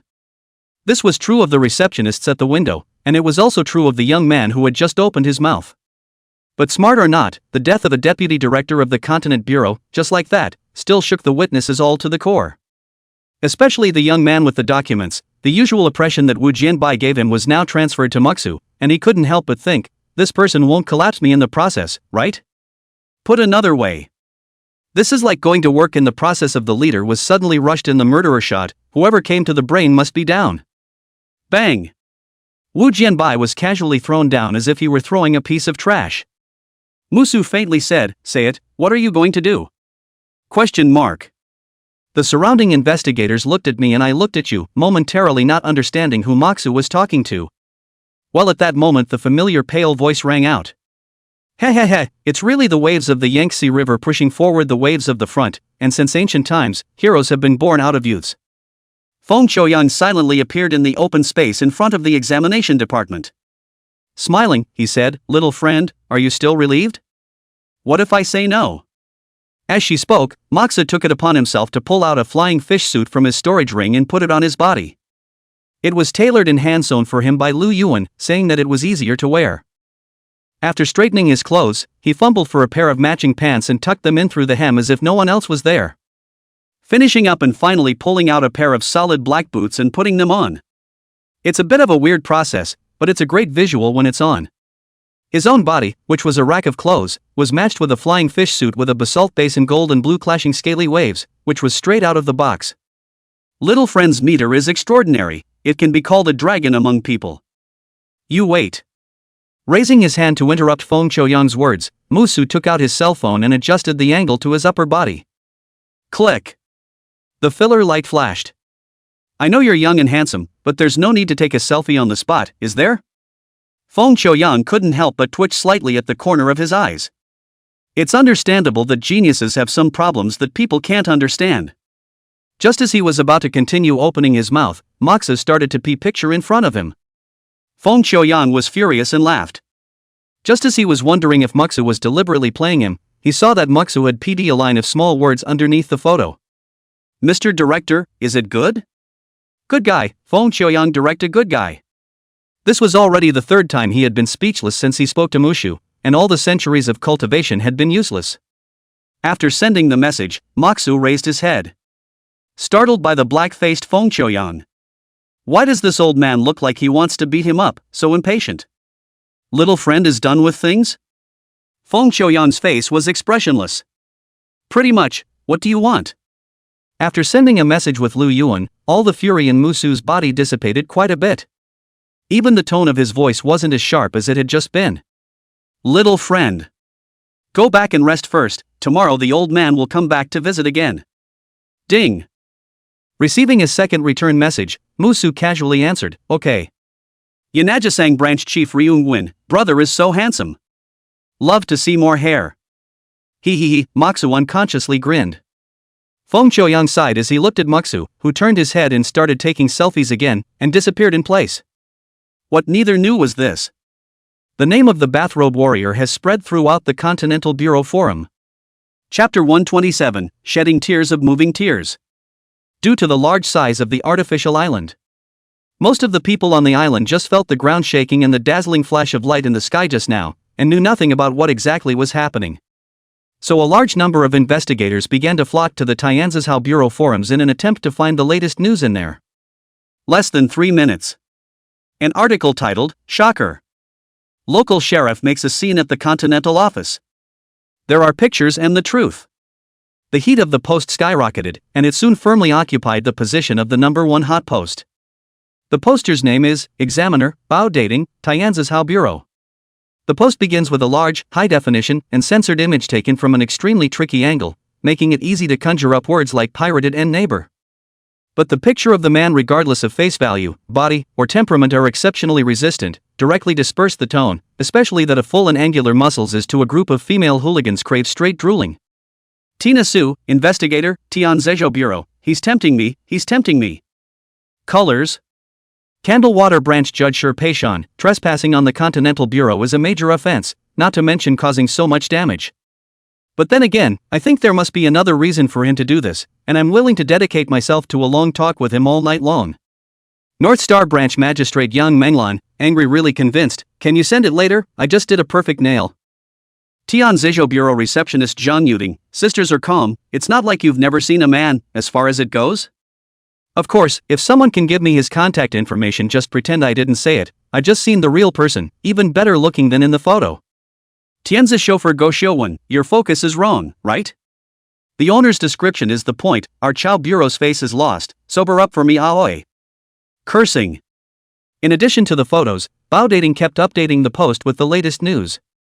What hard resistance to missiles to break into the Continental Bureau, pinch the death of ants like to take out the pool towel, the monitoring section Bien Night was a sword head and so on, no less than a dozen let a person shocked off the jaws of the battle record. It was hard to imagine that this was just a newcomer coming to the grand competition for the first time. The bottom line is that he's only 18 years old. Many of the 749 members who saw this message had their glasses poking into the screen. There is a difference between thinking and delusion, and those records are just one of the things that they don't even dare to dream about, but the result is that people just do it in such a watery way. At first they thought that there was some kind of warped old monster who had gone off the deep end and couldn't think of coming to attack the Continental Bureau, but now they saw that they were simply thinking too much. If it were them, even if they had the same skills, they wouldn't dare be so bold. This is a Continental Bureau. According to ancient times, this was the dojo of a Chaos Realm bigwig. And while most people lamented, a number of people also raised questions. That is, why would a newcomer who was so unbelievable in every aspect force his way into the Continental Bureau? What exactly is the hidden agenda? At this point, the latest news from Bao Dating refreshes the page. Combined with the pulse of the matter, Bao Dating boldly deduced that there is someone doing a game, trying to victimize the Lu Xiang branch. There are 3 reasons for this. For one thing, the large number of onlookers at the beginning of the hour has confirmed that the system of assessment races, which has been cancelled for many years, has been inexplicably restarted. The second is that Moxu had a clear goal throughout, and although the commotion made a lot of noise, only 4 people were actually killed, located in the examination department, the law enforcement department, the supervision department, and the field department. The third is the ambiguous attitude of the senior management of the Tianzhou Bureau. His analysis was immediately echoed by a large number of investigators, and the mere fact that the thread has stayed alive says a lot.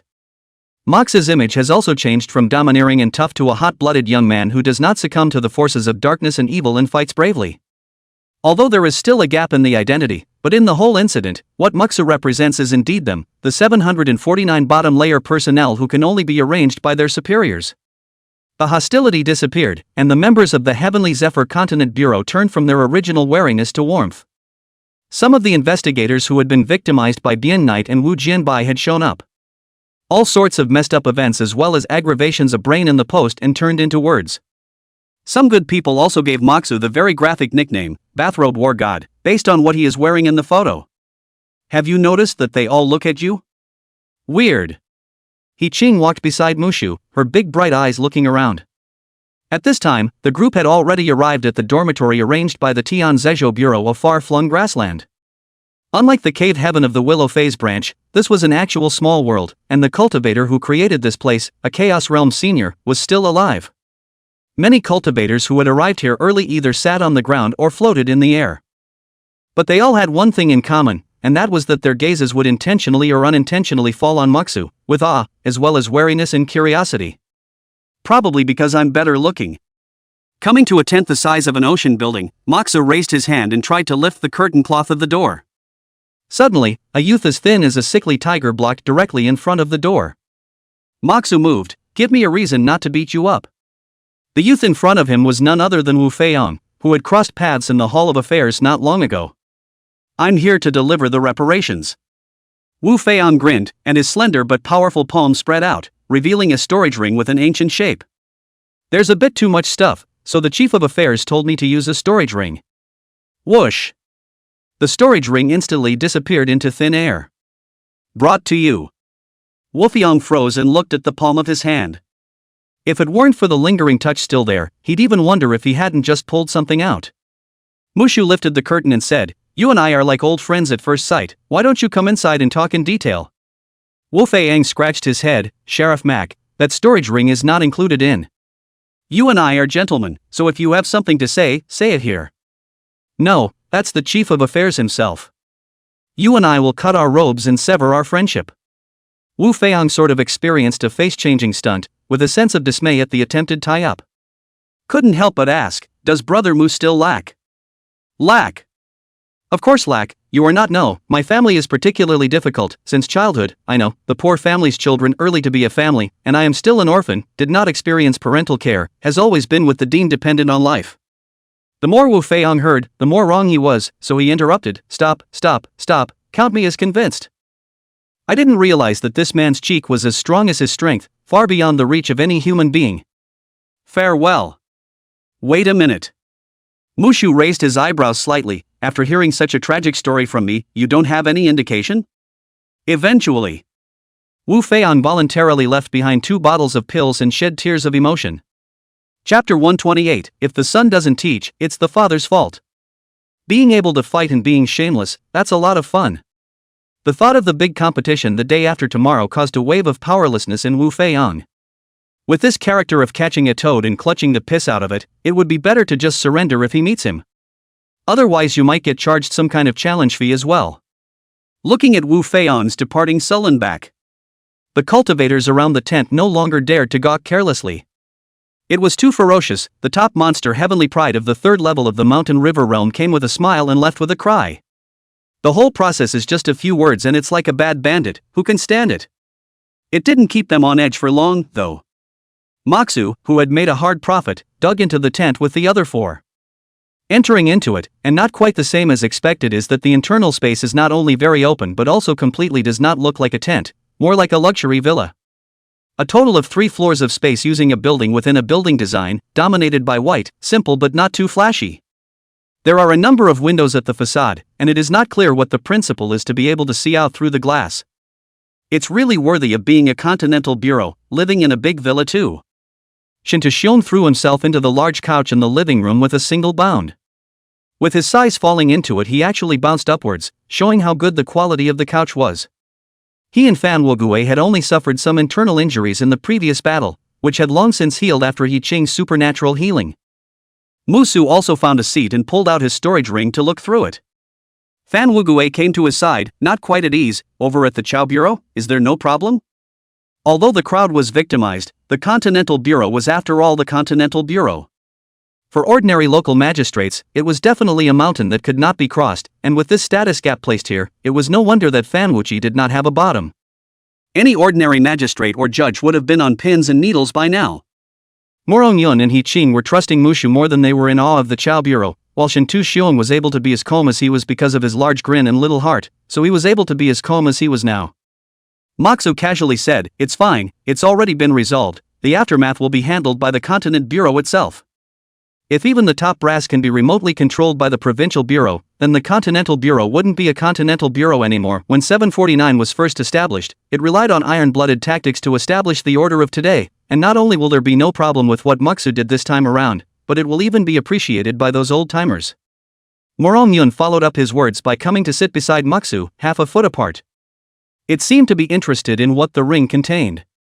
"I can't believe I have to use a storage ring to contain it. What on earth did I give?" He Qing walked over to Moxu, propped up his knees and crouched down slightly, coming up to the ring with a face full of curiosity. 20. Moxu raised his hand and compared it to a yeah, hooking up the corner of his mouth, 20 sets of 9 square earthly fury, along with the infrastructure. Silence fell in the living room. Shinta Xiong and Fan Wuyo almost suspected that they had heard wrong.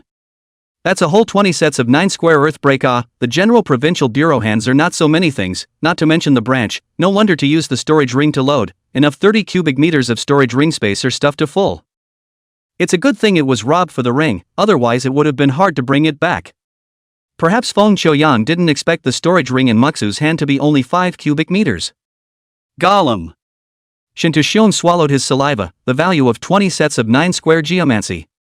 He couldn't imagine it. As a non-selling instrument, a Type 2 Immortal World-piercing cannon is valued at 2,000 Dragon Slayer points, 15 handles inside a set, 20 sets, 600,000 Dragon Slayer points. After counting the 9 square geomancy master formation and other things, it's simply not something an individual can afford to spend on. Fu Fan Wu Guei completely relaxed. They almost lost the tournament, and the one with the most at stake was the Willow Phase branch. So the Tianzishao Bureau directly gave this level of compensation with an attitude that needs no further explanation. Especially the hidden meaning behind the 9 square earthbending the demon-slaying order. How does that even remotely look like accountability? It's clearly saying, go for it. Keep up the good work. In this regard, Musu did not feel surprised at all. Staying at home those few days, Lu Yuan had talked to him about a lot of 749's history and focused on the situation of the Tianzishao Bureau, which included something similar to what Morong Yun had just said. Reckless to reckless, without a little grasp of things he generally will not do. Unless he can't help it. Stow the storage ring in the moonflower on your finger. Moxu fumbled with his cell phone again to send a message note to Lu Yuan. When you've done that, look up. noticing that Morong Yun and He Qing were both staring at themselves. What are you looking at? Do I have flowers on my face? No, just. He Qing grabbed the corner of his coat, his appearance squirming. Morong Yun directly said, "You look great in this outfit now, I want to take a picture with you." He Qing. Maksu, give me the cell phone. Taking Morong Yun's cell phone, it carried a distinct body temperature. It showed that Morong Yun wasn't as calm as he looked on the outside. Mushu also did not poke at it, opening the camera slightly sideways. Morong Yun similarly tilted his upper body. Click. A simple photo. On the screen, Musu was smiling, and Morong Yun's face was slightly flushed, with a hidden touch of fluttering. I want it too. Me too. He Qingli looked at his heart and directly wanted to sit in Musu's arms. This girl had done something similar before in the Locke family cave, and when pushed she would simply delete the word shy from her mind. Ouch, what are you doing? Maksu stood up and propped her up, touching the cell phone from her hand in the process. Click. Well, go play. Let's see. He Qing took back her phone to have a look. The photo showed Musu with a smile on her face, mischievously comparing a rabbit ear with her finger behind her head, while she herself had her small mouth slightly open, looking a bit dopey. Mushu stretched. Alright, I'll go back to your rooms and rest, we'll stroll around the city tomorrow. That, brother Mushu, I also want to take a picture. Shintu Xiong held up his cell phone and walked over. Question mark. Big brother, are you alright? Maksu had a black face. Seeing the situation, Shintu Xiong quickly explained, I just said to them in the Tian Zhejiu Bureau forum that we are good brothers. They do not believe, have to let me send evidence, you see. Next time say it clearly. After shooting, Shintu Xiong joyfully lay back on the sofa and continued to go to the forum to blow awesome. Mushu's gaze turned to Fan Wuguei. Why don't I take a picture too? Fan Wuguei sweated down, the atmosphere is here, do not take a picture cannot say, appear to be very out of place. Never mind, transfer me 200 Dragon Slayer points. Question mark. There's a cost to pretending, the son doesn't teach, the father's fault. Musu nudged towards Shintu Xiong. Oh. Fan Wuguei would understand and nodded heavily. It's turning.